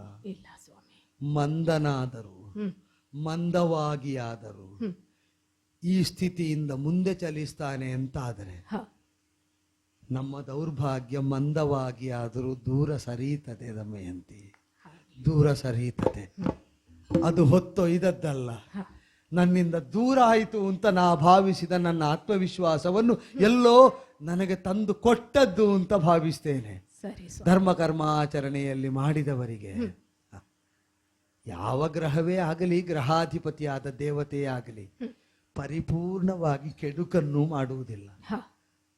ಯಾವ ಗ್ರಹಗತಿಯಲ್ಲಿಯೂ ಪರಿಪೂರ್ಣವಾಗಿ ಒಳಿತು ಮಾತ್ರ ಆಗುತ್ತದೆ ಅಂತಿಲ್ಲ. ಯಾಕೆ ಅಂದ್ರೆ ಆ ಗ್ರಹಚಾರದಿಂದ ಬಾಧಿತವಾಗುವುದು ಬದುಕು. ಹೌದು ಸ್ವಾಮಿ. ಅಲ್ಲಿ ಒಂದೇ ಅಂತ ಇಲ್ಲ, ಒಳಿತು ಕೆಡುಕು, ಸುಖ ದುಃಖ, ಯಾವ ಗ್ರಹ ಸ್ಥಿತಿಯಲ್ಲೂ ಅದೇ ಇರುವುದು. ಹೌದು ಸ್ವಾಮಿ. ಆದ್ದರಿಂದಲೇ ಶನಿ ಬಾಧೆಗೆ ಈಡಾಗಲಿ, ಅಲ್ಲೂ ಇದೋ ಕ್ಷೀಣವಾದ ಬೆಳಕಿನ ರೇಖೆಯಂತಹ ಇಂತಹ ಭಾಗ್ಯಮಯವಾದಂತಹ ಗಳಿಗೆಗಳು ಸಂಭವಿಸ್ತವೆ. ಅದು ಸ್ಥೈರ್ಯವನ್ನು ಒದಗಿಸಿಕೊಡ್ತಾವೆ. ಸರಿ. ಇಷ್ಟು ಗೊತ್ತಾಯ್ತೋ ಇಲ್ವೋ? ಹೌದು ಅದೋ ಆ ವಿಶಾಲವಾದ ವೃಕ್ಷದ ಅಡಿಯಲ್ಲಿ ಅಲ್ಪಕಾಲ ವಿಶ್ರಾಂತರಾಗಿ ಮುಂದೇನು ಅಂತ ಯೋಚಿಸೋಣ. ಹೀಗೆ ಬಾ, ಹೀಗೆ ಬಾ, ಹೀಗೆ ಬಾ, ಹೀಗೆ ಬಾ.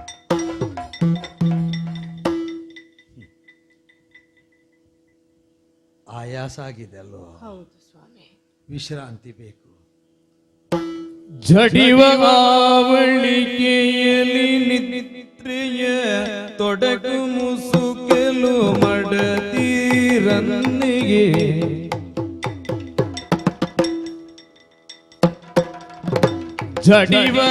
ಜಡಿವಗಾವಳಿಕೆಯಲ್ಲಿ ನಿದ್ರೆಯ ತೊಡಗು ಮುಸುಕಲು ಮಡದಿರನಿಗೆ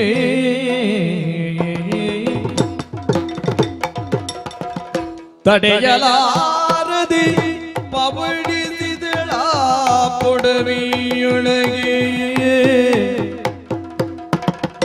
ತಡೆಯಲಾರದೆ ಪವಡಿಸಿದಳ ಪೊಡವಿಯೊಳಗೆ, ಪವಡಿಸಿದಳು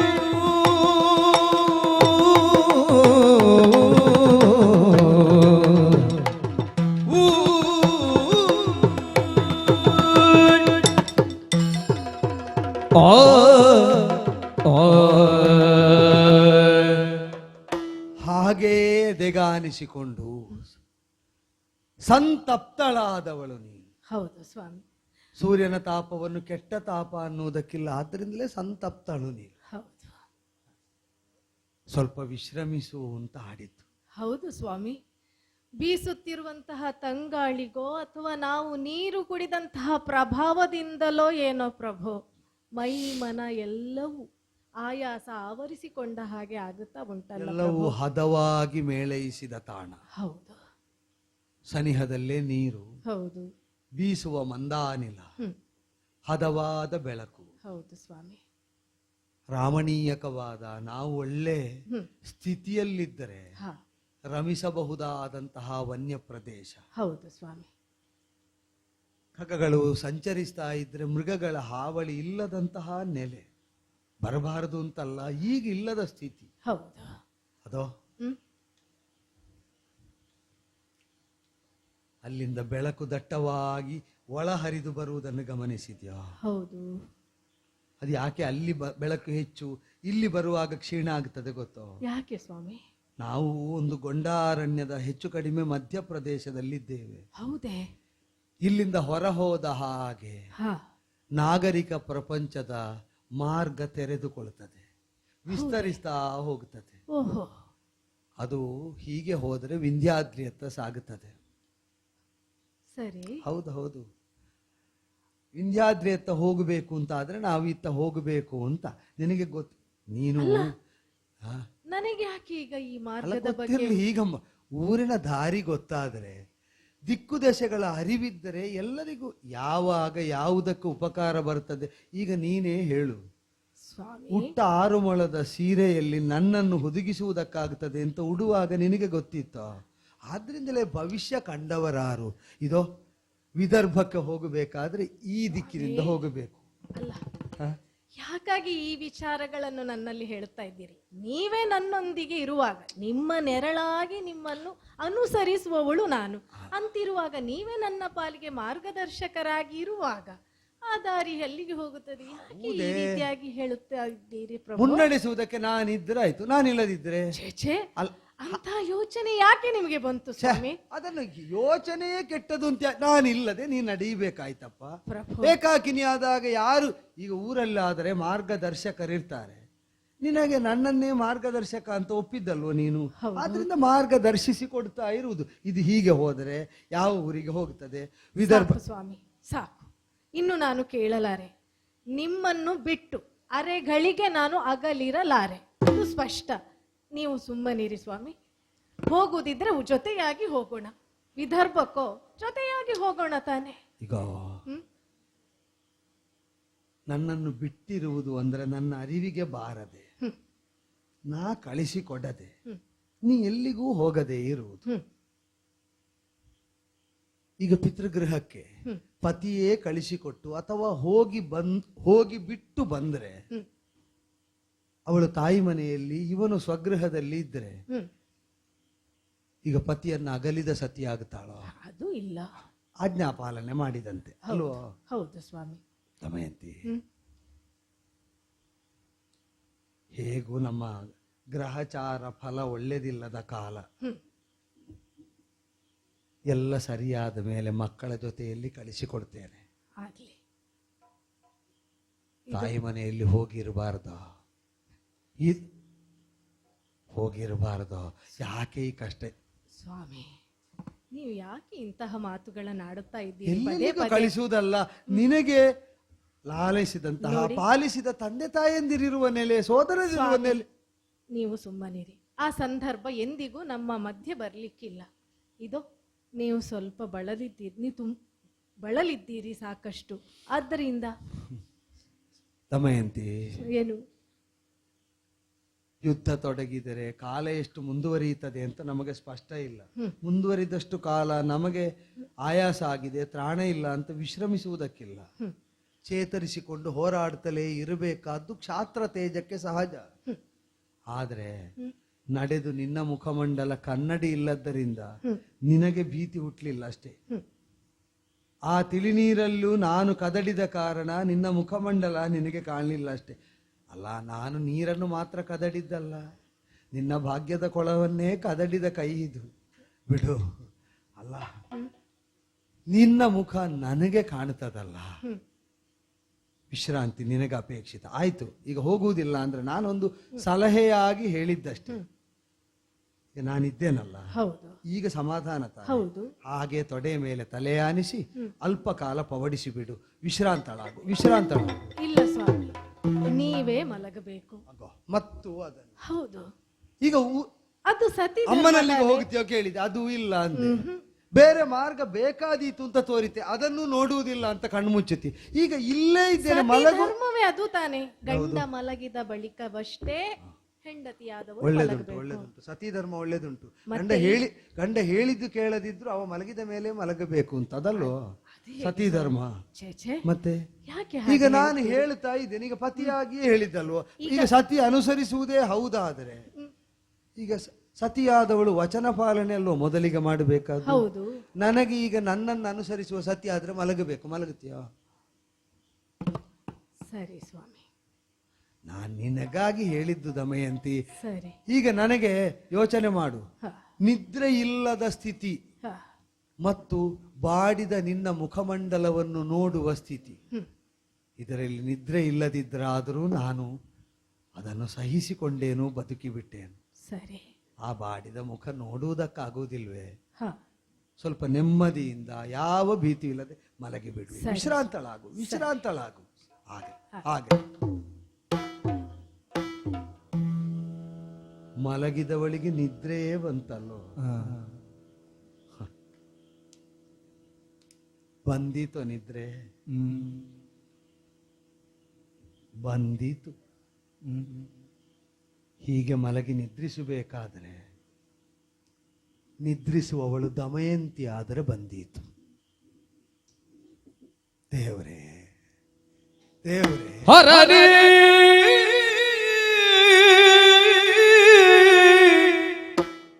ಮುಂದಿನ ಅವತಿರನಯ್ಯೋ, ಕಷ್ಟದ ಶರಧಿಯುಳ್ ಮುಳುಗಿದೆ ಒರೆಯಲವಲ್ಲ.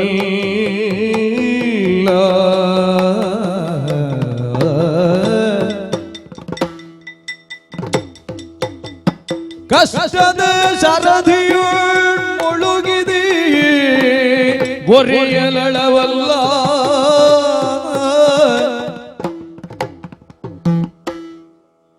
ದುರದಿ ಜಗವೇನೊಂದರೆ ನಿಮಿಷದಿ ಗೆಲ್ದಿ,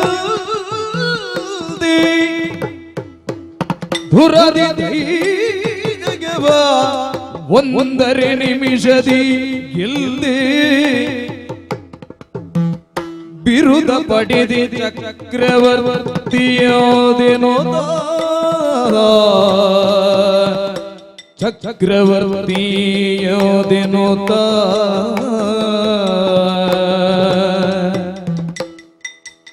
ಹರನೇ ಹರನೇ ಹರರ ಹರನೇ ಹರನೇ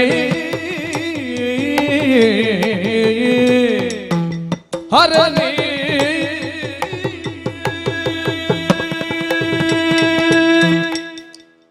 ಪರಶಿವನೇ, ಸತಿಗೊದಗಿದ ಬವಣೆಯಿಂದಲೇ ನೀನಾದರೂ ಕೂಡ ಕಣ್ಮುಚ್ಚಿ ಸ್ಥಾಣುವಾದೆ, ಲೋಕವ್ಯವಹಾರ ವಿಮುಖನಾದೆ.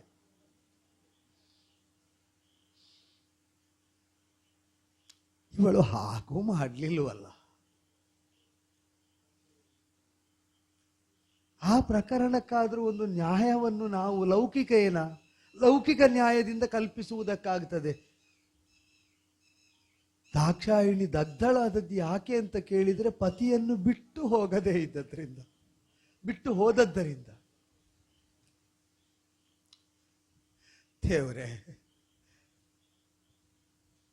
ನನ್ನ ದಮಯಂತಿ ಯಾಕೆ ಹೀಗೆ ಬೇಯ್ತಾ ಇದ್ದಾಳೆ? ಅವಳು ಗಂಡನನ್ನು ಬಿಟ್ಟು ಹೋಗಲಿಲ್ವಲ್ಲ. ಗಂಡನನ್ನು ಬಿಟ್ಟು ಹೋದದ್ದಕ್ಕೆ ದಾಕ್ಷಾಯಿಣಿಗೆ ದಹನ ಸರಿಯಾದ ಸ್ಥಿತಿ ಇತ್ತಾದರೆ ಗಂಡನ ಜೊತೆಗೇ ಇದ್ದದ್ದಕ್ಕೆ ಬೇಯ್ತಾ ಇದ್ದಾಳೆ. ಹರನೇ, ಇದು ಯಾವ ನ್ಯಾಯ?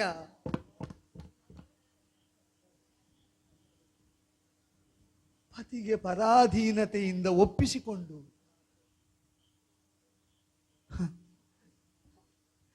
ಗೆಲ್ಲುವ ಕ್ಷಾತ್ರಕ್ಕೆ ಹೀಗೆ ಸೋಲು ಬರಬೇಕಾಯಿತು. ಅವಳ ಸ್ಥಿತಿಯನ್ನು ನಾನು ಗ್ರಹಿಸುವುದಕ್ಕೆ ವಿಜುಗೀಷು ಪ್ರವೃತ್ತಿ. ಸಂಪದವನ್ನು ನಾವು ಹೊಂದುತ್ತಾ ಗೆಲುವಿನ ಮೇಲೆ ಗೆಲುವು, ಗೆದ್ದು ಸಾಕಾಗುವುದಕ್ಕಿಲ್ಲ. ಯಾಕೆ? ಸಂತೃಪ್ತೋ ನಷ್ಟ ಕ್ಷತ್ರಿಯ. ಸಂತೃಪ್ತನಾದ್ರೆ ಕ್ಷತ್ರಿಯತ್ವ ಹೋಯಿತು. ಎಂತೆಂಥ ಭ್ರಾಂತಿಗಳು. ಸೋತಲ್ಲಿರುವ ಸೌಖ್ಯಕ್ಕೆ ಭಾಷ್ಯದಂತೆ ಉಂಟು ದಮಯಂತಿ ನಿದ್ರಿಸಿದ ಈ ಸ್ಥಿತಿ. ನಿರಾತಂಕವಾಗಿ ಧನ ಇಲ್ಲ, ಕನಕ ಇಲ್ಲ, ಕೋಶ ಇಲ್ಲ, ರಾಜ್ಯ ಇಲ್ಲ. ಅವಳಿಗೆ ಒಂದರ ನಷ್ಟದ ಪರಿವೆಯಾದರೂ ಇದ್ರೆ ಕಣ್ಣೆಗಳು ಮುಚ್ಚುತ್ತಾ ಇತ್ತೆ, ನಿದ್ರೆ ಬರ್ತಾ ಇತ್ತೆ. ಸರ್ವಸ್ವವಾಗಿರುವ ಗಂಡನ ಮಡಿಲಲ್ಲಿದ್ದೇನೆ, ಸಾಕಲ್ಲ ಸೌಖ್ಯಕ್ಕೆ. ಅದಕ್ಕೆ ಈ ಸ್ಥಿತಿಯಲ್ಲೂ ನಿದ್ರೆ ಬರಬೇಕಾದರೆ ಬಂದೀತು, ಭರಿಸಿಕೊಳ್ಳುವವಳು ದಮಯಂತಿ ಆಗಬೇಕು. ಆಗ ಬಂದೀತು. ಹರನೆ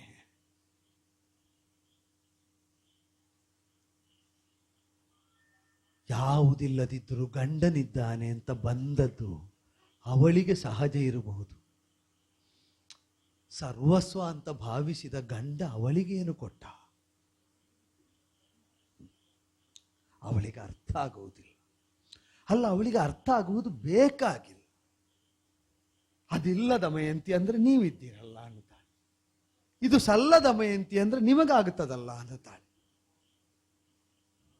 ಕಷ್ಟವೋ ನಷ್ಟವೋ, ಅವಳಿಗೆ ಕಷ್ಟ ನಷ್ಟಗಳು ಕಂದರೆ ಅವಳು ಹಿಂಜರಿತಾ ಇದ್ದಲೋ ಏನೋ.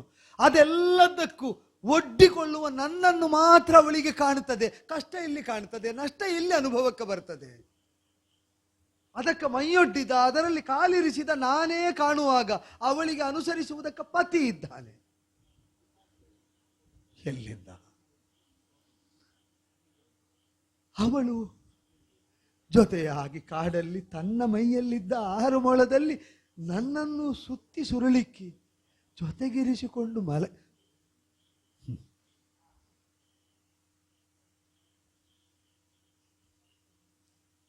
ನಾನೇನು ಮಾಡಲಿ? ಬದುಕಿನಲ್ಲಿದ್ದ ಸಾಮ್ರಾಜ್ಯ ಹೋಯಿತು, ಸಂಪತ್ತು ಹೋಯಿತು, ನಿತ್ತ ನೆಲ ಅದು ನನಗೆ ನೆಲೆಯಲ್ಲ ಅಂತ ತಪ್ಪಿಕೊಂಡಿತ್ತು. ಉಟ್ಟ ಬಟ್ಟೆಯಿಂದ ಕಳಚಿಕೊಂಡೆ, ಅವಳ ಬಟ್ಟೆಯನ್ನುಟ್ಟೆ.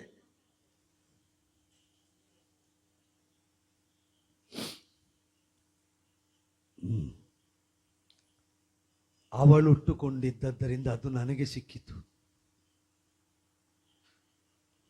ನಾನು ಹುಟ್ಟದ್ದರಿಂದ ಈಗ ಇದೂ ನನಗೆ ತಪ್ಪಿದರೆ ಇದು ನನ್ನ ಪಾಲಿಗೆ ತಪ್ಪಿದ್ರೆ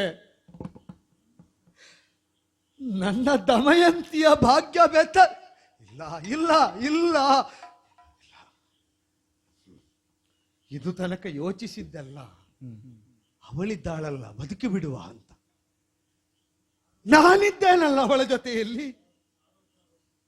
ಅವಳ ಬದುಕು ಬರಡಾಗ್ತಾ ಹೋಗುತ್ತದೆ, ಅವಳ ಭಾಗ್ಯ ಕೃಶವಾಗ್ತಾ ಹೋಗುತ್ತದೆ, ಅವಳ ಸಂಪನ್ನತೆ ಎಲ್ಲ ನೀಗುತ್ತಾ ಹೋಗುತ್ತದೆ. ಅವಳಿಗೆ ಅರ್ಥ ಆಗುವುದಿಲ್ಲ, ನನಗಾದ್ರೂ ಅರ್ಥ ಆಗಬೇಡುವ? ನಾಳೆಯನ್ನು ಕಂಡವರಾರು?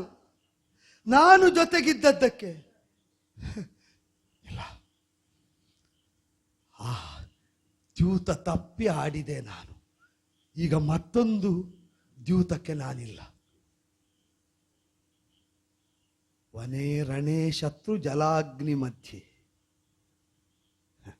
ತಿಳಿದವರು ಹೇಳಿದ್ದದೇ. ವನದಲ್ಲಿ, ರಣದಲ್ಲಿ, ಶತ್ರುಗಳ ಸಮ್ಮುಖದಲ್ಲಿ, ಜಲದಲ್ಲಿ, ಅಗ್ನಿ ಮಧ್ಯದಲ್ಲಿ, ಪರ್ವತ ಮಸ್ತಕದಲ್ಲಿ, ಹೀಗೆ ಅನೇಕ ವಸ್ತು ವಿಷಯಗಳಲ್ಲಿ ರಕ್ಷಂತಿ ಪುಣ್ಯಾನಿ ಪುರಾಕೃತಾನಿ.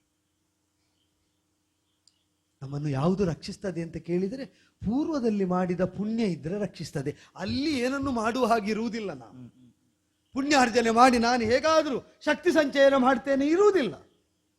ಪೂರ್ವದಲ್ಲೇ ಮಾಡಿದ್ದಿದ್ರೆ ರಕ್ಷಂತಿ ಪುಣ್ಯಾನಿ ಪುರಾಕೃತಾನಿ. ಆ ಪೂರ್ವಕೃತ ಪುಣ್ಯ ಮಾಡಿದ್ದರಿಂದ ದಮಯಂತಿಯ ಕರಗ್ರಹಣ ಮಾಡಿ ನಳಚಕ್ರವರ್ತಿ ದಮಯಂತಿಗೆ ಪತಿ ಎನಿಸಿದೆ. ಆದರೆ ಆ ಪುಣ್ಯ ಇದ್ದದ್ರಿಂದ ಅವಳು ಇಲ್ಲಿಯ ತನಕ ಅನುಸರಿಸಿ ಇದ್ದಾಳು. ಆದರೆ ರಾಜ್ಯಕೋಶಾದಿಗಳನ್ನು ಕಳೆದುಕೊಳ್ಳುವುದಕ್ಕೆ ಬೇಕಾದ ಪಾಪವನ್ನೂ ನಾನೇ ಮಾಡಿದ್ದಲ್ಲೋ. ಅವಳ ಪುಣ್ಯ ಹೆಚ್ಚಾದರೆ ನನಗೂ ಬದುಕು ಸಿದ್ಧಿಸಿತು. ಎಲ್ಲಾದರೂ ನನ್ನ ಪಾಪ ಹೆಚ್ಚಾದರೆ ಅವಳ ಬದುಕು ಬರ್ಬರವಾಗಿ ಹೋದಿತ್ತು. ಯಾಕೋ ಅಂತರಂಗ ಸಾರ್ತಾ ಉಂಟು. ನಳ, ನೀನು ಅಲ್ಲಿ ಆಡಿದ್ದಲ್ಲ ಪಗಡೆ, ಈಗ ಆಡಬೇಕಾದ್ದು ಪಗಡೆ ಅಂತ. ಅದೋ ಇದೋ ಹರೇ ಜಿತೆ. ಅವಳ ಪುಣ್ಯ ನನ್ನನ್ನು ರಕ್ಷಿಸ್ತಾ ಇದೆ ಅಂತ ಉಳಿದು ಅವಳಿಗೆ ಬರ್ಬರತೆ ಬಂದರೆ, ಕಡು ಕಷ್ಟದಿಂದ ಅದು ನೋಯುವಂತಾದರೆ ನಾನು ಉಸಿರಾಡುವುದಕ್ಕುಂಟೆ. ಈಗ ಅವಳ ಕರಗ್ರಹಣ ಮಾಡುವ ನಿಮಿತ್ತದಿಂದ ಲಭ್ಯವಾದ ದೇವಾನುದೇವತೆಗಳ ವರ ಬಲ ಹೇಗೋ ಬದುಕಿಬಿಟ್ಟೇನು. ಆದರೆ ಅವಳು ಕಡು ನೋವಿನಿಂದ ನರಳುವುದನ್ನು ಹೇಗೆ ಸಹಿಸಲಿ? ಸಹಿಸಲಾರೆ. ಇಲ್ಲಿ ದ್ಯೂತ ಇಲ್ಲ, ಇಲ್ಲಿ ದ್ಯೂತ ಇಲ್ಲ. ಸೋತು ಸೌಖ್ಯವನ್ನು ಅನುಭವಿಸುವ ಅವಳನ್ನು ಕಂಡ ಮೇಲೆ ನಾನಿರುವಾಗ ನನ್ನನ್ನು ಬಿಟ್ಟು ಅವಳು ಅಗಲಲಾರಳು. ಪತಿಯೇ ದೂರನಾದ ಅಂತ ತಿಳಿದರೆ ಅನಿವಾರ್ಯವಾಗಿ ತಾಯಿಯ ಮನೆಗೋ ಆಶ್ರಿತ ರಕ್ಷಣೆಗಾಗಿ ಧಾರ್ಮಿಕರಾದ ಯಾರದ್ದಾದರೂ ರಕ್ಷಣೆಯಲ್ಲೋ ಹೇಗೋ ಬದುಕಿ ಬಿಟ್ಟಾಳು. ನನ್ನ ದಮಯಂತಿ ಅಂತ ಒಪ್ಪಿದ್ರೆ, ನನ್ನ ವಶದಲ್ಲಿದ್ದರೆ ಮಾತ್ರ ನನ್ನ ದಮಯಂತಿಯೋ? ಯಾರ ವಶದಲ್ಲೂ ಅಲ್ಪ ಸುಖದವನ್ನು ನೆಮ್ಮದಿಯನ್ನು ಅನುಭವಿಸಿದರೂ ಆ ಅನುಭವಿಸುವುದು ನನ್ನ ದಮಯಂತಿಯಲ್ಲೋ? ಒಳ್ಳೆಯದು, ಅದೇ ಒಳ್ಳೆಯದು, ಅದೇ ಒಳ್ಳೆಯದು. ಮಲಗಿರುವಾಗಲೇ ಹೊರಟು ಬಿಡುವ ಅಂದ್ರೆ ಎಲ್ಲಿಂದ ಹೊರಡುವುದು? ತೊಟ್ಟದ್ದು ಅವಳು ಉಟ್ಟ ಬಟ್ಟೆಯನ್ನು. ನಾ ಇಲ್ಲಿಂದ ಹೋಗಬೇಕಾದ್ರೆ, ಬೆಳಕಿಗೆ ಮೈಯೊಡ್ಡಬೇಕಾದ್ರೆ ತುಂಡು ಬಟ್ಟೆ ಆದರೂ ಬೇಕಲ್ಲ.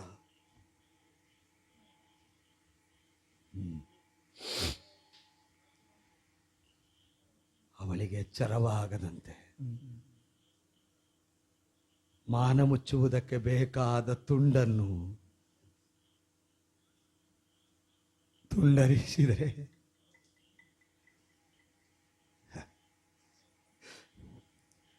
ಬಟ್ಟೆ ಎರಡಾಗುವುದಿದು. ಬದುಕಿನ ಬಟ್ಟೆಯೇ ಎರಡಾಗುವುದಿದು. ಅವಳು ಹೇಳಿದ್ಲು ಒಟ್ಟಿಗಿರುವಾಗ, ನಾನು ಹೇಳಿದೆ ದಮಯಂತಿಯ ಬಟ್ಟೆಯೇ ನಳನಿಗಿನ್ನು ಅಂತ. ಅವಳು ತನ್ನದ್ದನ್ನು ಹಂಚಿಕೊಂಡ್ಲು. ನನಗೆ ಅವಳದ್ದನ್ನು ಹರಿಯದೆ ನಿರ್ವಾಹ ಇಲ್ಲ. ಹರನೇ ಹರನೇ,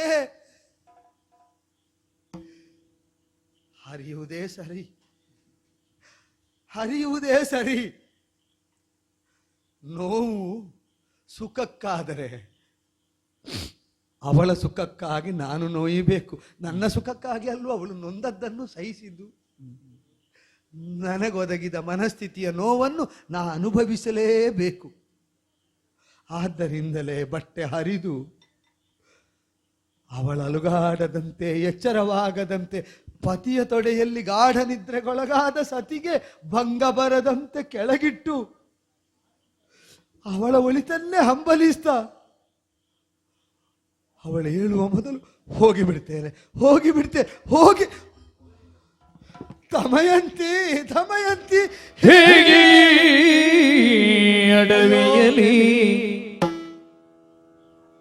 ಓರ್ವಳ ಬಿಟ್ಟು ಹೇಗೆ ಮುಂದಡಿಯಿಡಲಿ?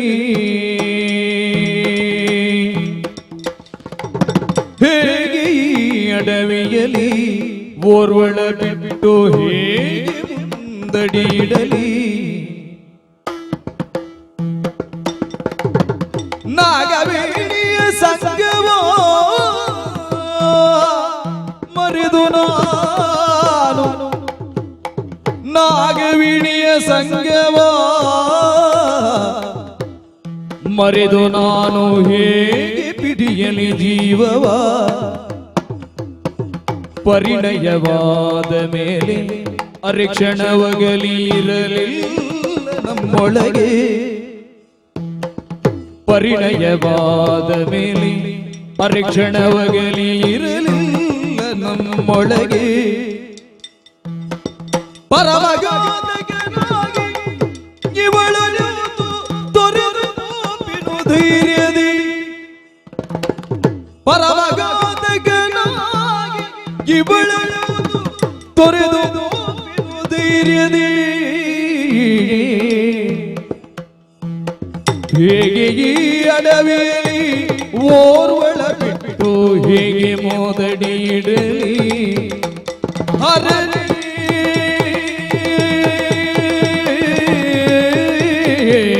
ಹರಗರ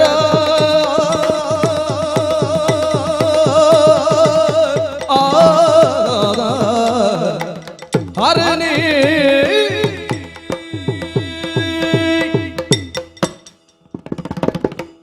ಹರನೇ ಹರನೆ ಹರನೆ ಹೇಗೆ ಏಕತ್ರವಾಗಿ ಚಿಂತಿಸಲಾಗದ ಅಸಹಾಯಕತೆಯಲ್ಲಿ ಬಿಟ್ಟಗಲುವುದಕ್ಕೆ ಹೊರಟ್ರೆ ಅವಳೊಂದು ಮಾತು ಹೇಳಿದಳು, ಪದಕುಸಿಯೇ ನೆಲವಿಹುದು. ಎಲ್ಲುಂಟು ನಡೆದ ನಳನ ಪದ ಕುಸಿದರೆ ನೆಲವಾಗಿದ್ದ ದಮಯಂತಿಯನ್ನು ಬಿಟ್ಟು ಹೋದರೆ ಪದ ಕುಸಿಯ ನೆಲವೆಲ್ಲಿ? ನೆಲೆ ಬಿಟ್ಟು ನಡೆಯುವ ನಳನಿಗೆ ಇಲ್ಲ ಇಲ್ಲ ಇಲ್ಲ, ಇಲ್ಲಿಯೂ ಭ್ರಷ್ಟತೆ ಅಲ್ಲಿಯೂ ಭ್ರಷ್ಟತೆ, ಸರ್ವತ್ರ ಪತನವಲ್ಲದೆ ಮತ್ತೇನೂ ಇಲ್ಲದ ಸ್ಥಿತಿ. ಹೇಗೆ ಬಿಟ್ಟಗಲ್ಲಿ? ಮಾನಪ್ರಾಣಗಳ ಸಂರಕ್ಷಣೆಯ ಹೊಣೆ, ಧರ್ಮಾರ್ಥ ಕಾಮಗಳಲ್ಲಿ ಜೊತೆಯಾಗಿ ಸಾಗುವ ಬದ್ಧತೆ. ಕನ್ಯಾಪಿತೃವಾಗಿ ಭೀಮ ಮಹಾರಾಜ ಕರ ಎತ್ತಿ ಕೊಡುವಾಗ ಇದಲ್ಲವೋ ನಾ ಹೊತ್ತದ್ದು?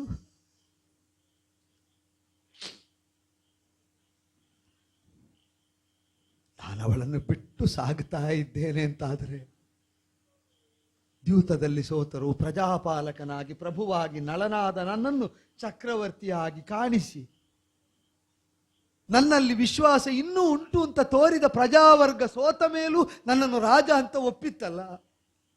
ಯಾಕೆ ಒಪ್ಪಿತ್ತು? ಯಾವ ಸ್ಥಿತಿಯಲ್ಲೂ ಇವ ನಮ್ಮನ್ನು ಪಾಲಿಸಬಲ್ಲ ಎಂಬ ವಿಶ್ವಾಸ ಇದ್ದದ್ದರಿಂದ. ನಾನು ಅವಳನ್ನು ಬಿಡುವುದಲ್ಲ, ಸರ್ವ ಸ್ಥಿತಿಯಲ್ಲೂ ನಮ್ಮ ಪಾಲಕನು ನಳಚಕ್ರವರ್ತಿ ಅಂತ ನಂಬಿದ ಪ್ರತಿಯೊಂದು ಜೀವದ ಆಶೋತ್ತರವನ್ನು ಕತ್ತರಿಸಿ ಕೈ ಬಿಡುತ್ತಾ ಇರುವುದು.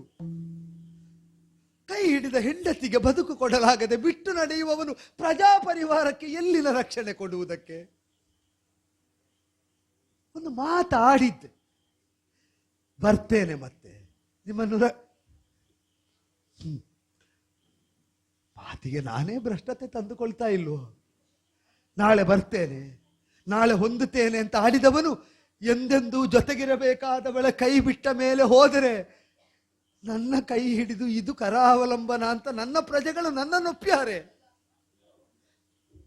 ಕೈ ಹಿಡಿದ ಹೆಂಡತಿಯ ಕೈ ಬಿಟ್ಟಂತಹ ಭಂಡ ಇವ, ಷಂಡ ಇವ ಅಂತ ನಿಂದಿಸಲಾರರೆ. ಭರವಸೆ ಇರಬೇಕಾದವರಿಗೆ ಕೊಡದೆ ಬಿಟ್ಟಿರುವಾಗ ಹೇಗೆ ಬಿಟ್ಟಿರಲಿ? ಬೇಡ. ಒಬ್ಬ ಆಕೆ ಆರ್ತಳಾಗಬಹುದಾದ ಅಬಲೆಯಾದ ಹೆಣ್ಣು ಮಗಳೆಂಬ ಪರಿವೆಯನ್ನಿರಿಸಿಕೊಂಡ್ರು. ಸರೀಸೃಪಗಳಿಗೋ ಖಗಮೃಗಗಳಿಗೋ ಸಿಕ್ಕಿ ಅವಳ ಶರೀರಕ್ಕೇನಾದರೂ ಘಾತವಾದರೆ ನನ್ನನ್ನು ನಾನು ಕ್ಷಮಿಸಬಲ್ಲೆನೆ, ಉಳಿದವರಲ್ಲ, ದೇವತೆಗಳಲ್ಲ.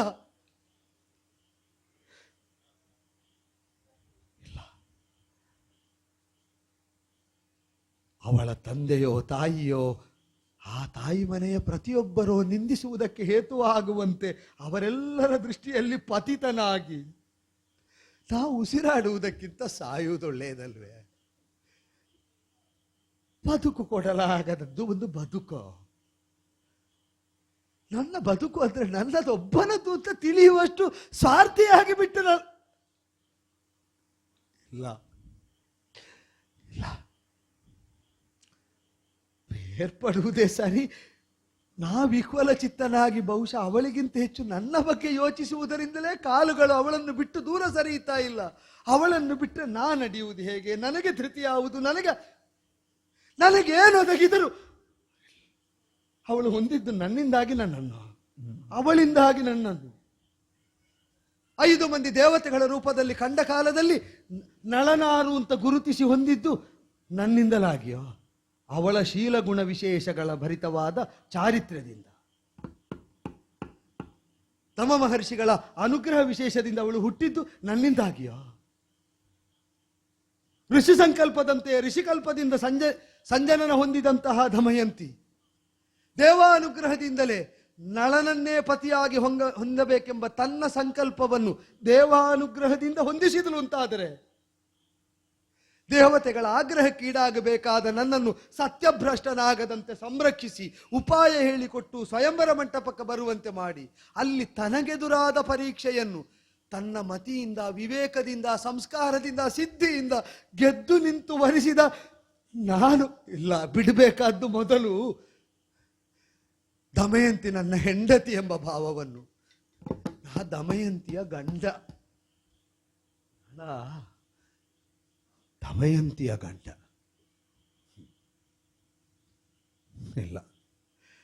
ಭಾವನೆಗಳ ಹೊಯ್ಲಲ್ಲಿ ಸಿಕ್ಕಿ ಹೀಗೆ ಮುಳುಗೇಳ್ತಾ ಇದ್ದರೆ ಅವಳು ಕಣ್ತೆರೆದರೆ ಮತ್ತೆ ನನಗೆ ಮುಳುಗುವುದಕ್ಕಿರುವುದು ಅವಳ ಕಣ್ಣೀರು ಮಾತ್ರ, ಸಲ್ಲದು. ಏನು ಬೇಕಾದರೂ ಆಗಲಿ, ಏನಾದರಾಗಲಿ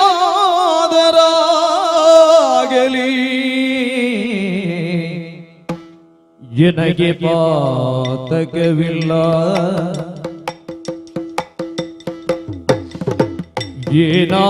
ಏನಾದರಾಗಲಿ ಎನಗೆ ಪಾತಕವಿಲ್ಲ. ಜೋಡಿ ಮೂರು ಇಲ್ಲದಂಥ ನಾನಾ ಬವಣೆಯನ್ನು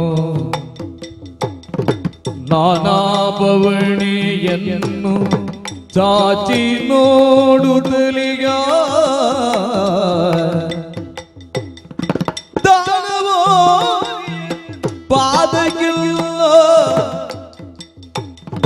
ದಾನವಾರಿಯ ಪಾದಕ್ಕಿಲ್ಲ. ಏನಾದರಾಗಲಿ ಎನಗೆ ಪಾತಕವಿಲ್ಲ. ಹರನೇ ಹರನೇ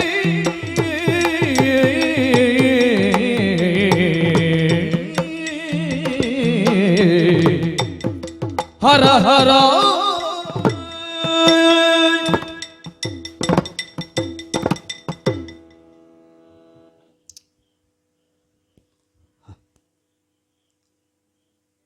ಜೀವ ಇಲ್ಲದೆ ಇದ್ದ ದಾಳವನ್ನು ಅದೃಷ್ಟವಶಕ್ಕೆ ಬಿಟ್ಟು ಆಟ ಆಡಿದ್ದೇನಂತೆ. ಪುಣ್ಯ ಇರುವ ಜೀವವನ್ನು ಅದೃಷ್ಟವಶಕ್ಕೆ ಬಿಟ್ಟುವುದಕ್ಕೆ ಇಷ್ಟು ಹೇಸುವುದು ಯಾಕೆ? ನಾನು ದಾಳಕ್ಕೆ ಸ್ವಂತಿಕೆ ಇಲ್ಲ, ಎಲ್ಲೋ ಗ್ರಹಗತಿ ವಿಕೃತವಾಗಿ ನನಗೆ ಈ ಬವಣೆ ಬಂದದ್ದು ಹೌದಾದರೆ ಸ್ವಂತಿಕೆ ಇಲ್ಲ ದಾಳದಲ್ಲಿ ಅದೃಷ್ಟವಶದಿಂದ ಗೆಲ್ಲಬಲ್ಲೆ ಅಂತ ಆಡಬಲ್ಲೆನಂತೆ. ಸ್ವಂತಿಕೆಯನ್ನು ಪುಣ್ಯದ ರೂಪದಲ್ಲಿ ಹೊಂದಿದಂತಹ ಪೂತಳಾದಂತಹ ಪವಿತ್ರೀಕೃತಳಾದಂತಹ ದಮಯಂತಿಯನ್ನು ಅವಳ ಭಾಗ್ಯವಶಕ್ಕೆ ಬಿಡುವುದಕ್ಕೆ ನಾನು ಯಾಕೆ ಹೇಸಬೇಕು? ಏನಾದರಾಗಲಿ, ಅವಳ ಪುಣ್ಯವಾದರೂ ಅವಳನ್ನು ಪೊರೆಯಲಿ. ಪಾತಕ ಸತಿಯನ್ನು ನಡು ಕಾಡಿನಲ್ಲಿ ಬಿಟ್ಟಂತಹ ಪಾತಕ ಬವಣೆ ಇದ್ರೆ ಅನುಭವಿಸುವ, ಆದರೆ ಬಾರದು. ಬೇರೇನು ಮಾಡಿದ ಪಾತಕಕ್ಕಾದರೂ ನಾನು ಮೈಯೊಡ್ಡಿ ಅನುಭವಿಸಲೇ ತೀರಬೇಕು. ಇವಳನ್ನು ಬಿಟ್ಟಗಲಿದ್ದಕ್ಕೆ ಪಾತಕ ಬಾರದು. ಯಾಕೆ ಅಂದರೆ ಅವಳನ್ನು ಬಿಟ್ಟರೆ ನನ್ನ ಬದುಕು ದುರ್ಭರ ಅಂತಲೂ ನನಗೆ ಗೊತ್ತು. ಅವಳನ್ನು ಬಿಟ್ಟು ಅಸಹಾಯಕನಾಗಿ ನಾನು ಅನುಭವಿಸುವ ಬವಣೆಯೂ ನನ್ನ ಕಲ್ಪನೆಯಲ್ಲಿ ಸ್ಪಷ್ಟ ಉಂಟು. ಆದರೂ ಬಿಡ್ತಾ ಇದ್ದೇನೆ ಅಂತ ಆದರೆ ನನಗಾಗಿ ಸ್ವಾರ್ಥದಿಂದ ಬಿಡುವುದಲ್ಲ. ಅವಳ ಬದುಕು ಹಾಗಾದರೂ ಹಸನಾಗಲಿ. ಯೋಗ್ಯರ ಆಶ್ರಯದಲ್ಲಿ ರಕ್ಷಣೆಯಲ್ಲಿ ಅವಳು ಹೇಗೋ ಬದುಕಿ ಬಿಡ್ಲಿ, ಈ ದುರ್ಭರ ಸ್ಥಿತಿ ಅವಳ ಪಾಲಿಗೆ ತಪ್ಪಿ ಹೋಗಲಿ ಅಂತ ಮಾತ್ರ ಬಿಡುವುದು ಅಂತ ತಾನೆ. ನಾವು ಮಾಡಿದ್ದಲ್ಲ ಕರ್ಮ, ನಾವು ಎಣಿಸಿದ್ದು ಕರ್ಮ. ಶರೀರದಿಂದ ಮಾಡಿದ್ದಲ್ಲ, ಮನದಿಂದ ಎಣಿಸಿದ್ದು ಕರ್ಮ. ನಮ್ಮ ಸಂಕಲ್ಪವೇ ಕರ್ಮ ಅಂತಾದರೆ ಸಂಕಲ್ಪದಲ್ಲಿ ದಮಯಂತಿಯ ಹಿತವಲ್ಲದೆ ಮತ್ತೊಂದಿಲ್ಲ. ದೇವರೇ, ಪುಣ್ಯ ಇದ್ದದ್ದರಿಂದಲೇ ದಮಯಂತಿ ಈ ಸ್ಥಿತಿಯಲ್ಲೂ ಸತಿಯಾಗಿ ನನ್ನ ಜೊತೆಗಿರುವುದು. ಕಾಡಲ್ಲಿದ್ದ ದೇವತೆಗಳು, ಊರನ್ನು ಪೊರೆಯುವಂತಹ ದೇವಾನುದೇವತೆಗಳು, ಲೋಕೋತ್ತರ ಶಕ್ತಿಯನ್ನು ಹೊಂದಿದಂತಹ ಮೂರ್ತಿತ್ರಯಗಳು, ಅನೇಕ ಮೂರ್ತಿಗಳು, ಯಾವ ಪುಣ್ಯದಿಂದ ದಮಯಂತಿ ನನಗೆ ಸತಿಯಾಗಿ ಈ ಕಾಲದಲ್ಲೂ ಇದ್ದಾಳೋ, ನಾ ಬಿಡ್ತಾ ಇರುವುದು ದಮಯಂತಿಯನ್ನು ಮಾತ್ರ ಅಲ್ಲ, ಆ ಪುಣ್ಯವನ್ನು ಬಿಟ್ಟು ಹೇಳ್ತಾ ಇದ್ದೇನೆ. ಆ ಪುಣ್ಯ ನನ್ನನ್ನು ರಕ್ಷಿಸದಿದ್ರೂ ಚಿಂತಿಲ್ಲ, ನನ್ನ ದಮಯಂತಿಯನ್ನು ರಕ್ಷಿಸಲಿ. ಪುಣ್ಯವಿಹೀನನಾದ ನಾನು ದಮಯಂತಿಯನ್ನು ಬಿಟ್ಟು ಬೇರ್ಪಟ್ಟರೂ ಚಿಂತಿಲ್ಲ. ಅವಳು ಒಂದಾಗುವುದು, ಒಟ್ಟಾಗುವುದು ಪುಣ್ಯವಾರಿಯಲ್ಲಿ ಆಗಿ ಹೋಗಲಿ, ಪುಣ್ಯ ಪ್ರವಾಹಕ್ಕೆ ಸೇರಿ ಹೋಗಲಿ. ಅವಳು ನೆಮ್ಮದಿಯ ಬದುಕನ್ನು ಹೊಂದಿ ನಳನ ವಶದಲ್ಲಿದ್ದದ್ದರಿಂದಲೇ ತನ್ನ ಬದುಕು ಈ ಸ್ಥಿತಿ ಆಯ್ತಲ್ಲ ಅಂತ ಕಲ್ಪಿಸಲಾರಳು. ಆ ಕಲ್ಪಿಸುವ ಸ್ಥಿತಿಯನ್ನು ತಾನಾಗಿ ತಂದುಕೊಳ್ಳುವ ಪೂರ್ವದಲ್ಲಿ, ದೇವತೆಗಳೇ ದೇವತೆಗಳೇ, ನನ್ನ ದಮಯಂತಿಯ ಕಷ್ಟವನ್ನು ನೀಗಿ, ದಮರಿಂದ ದಮಯಂತಿ, ನಿಮ್ಮ ದಯೆಯಿಂದ ಇನ್ನು ದಮಯಂತಿ, ದಯೆ ತೋರಿ ರಕ್ಷಿಸಿ ರಕ್ಷಿಸಿ. ಅದರಿಂದ ಬರಬಹುದಾದ ಪಾತಕಕ್ಕೆ ಬೇಕಾದ್ರೆ ಶಿಕ್ಷಿಸಿ, ರಕ್ಷಿಸಿ ರಕ್ಷಿಸಿ. ಹೊರಟು ಬಿಡ್ತೇನೆ, ಹೊರಟು ಬಿಡ್ತೇನೆ, ಹೊರಟು ಬಿಡ್ತೇನೆ. ಅಷ್ಟದಿಕ್ಕನು ನೋಡಿ ತನಯ ಪಟ್ಟದ ರಸನ ಕಾಣದಿರಿ, ಕಂಗಿಟ್ಟು ಹುಡುಗಿದಳಾಗೆ ಅಡವಿ ಸುತ್ತಿ ಬಳಲಿ, ಉರಿಯ ಸೋಗಿದ ತಾವರೆಯವು ಸಿರಿಮುಖದ ಕಲೆಯಗಿ, ವಸುದಿಗೆ ತಿರುಗಿ ಬಿತ್ತೊರಳಿದಳು ಮನಗನಗು ಮಾತೆ. ಎಲ್ಲಿಗೆ ಬೋಧೆಯು ಎನ್ನ ವಲ್ಲಭ ಸದ್ಗುಣರನ್ನ, ಎಲ್ಲಿಗೆ ಬೋಧೆಯು ಎನ್ನ ವಲ್ಲಭ ಸದ್ಗುಣರನ್ನ, ನಿಲ್ಲದೆ ಕಾಣದೆ ಹರಣ ಎಳ್ಳಿನಿದಿಲ್ಲವೇ ಕರುಣ, ಎಲ್ಲಿಗೆ ಬೋದೆಯೋ ಎನ್ನ ವಲ್ಲಭ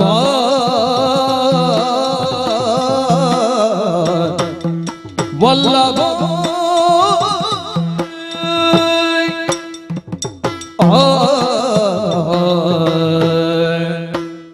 ತರಗಲೆಯ ತಲ್ಪದಲ್ಲಿ ನನ್ನವರ ಜಂಘೆಯಲ್ಲಿ ತಲೆಬಿಟ್ಟು ಮಲಗಿದವಳಿಗೆ ಗಾಢವಾದಂತಹ ನಿದ್ರೆ ಆವರಿಸಿಕೊಂಡು ಬಿಟ್ಟಿತಲ್ಲ.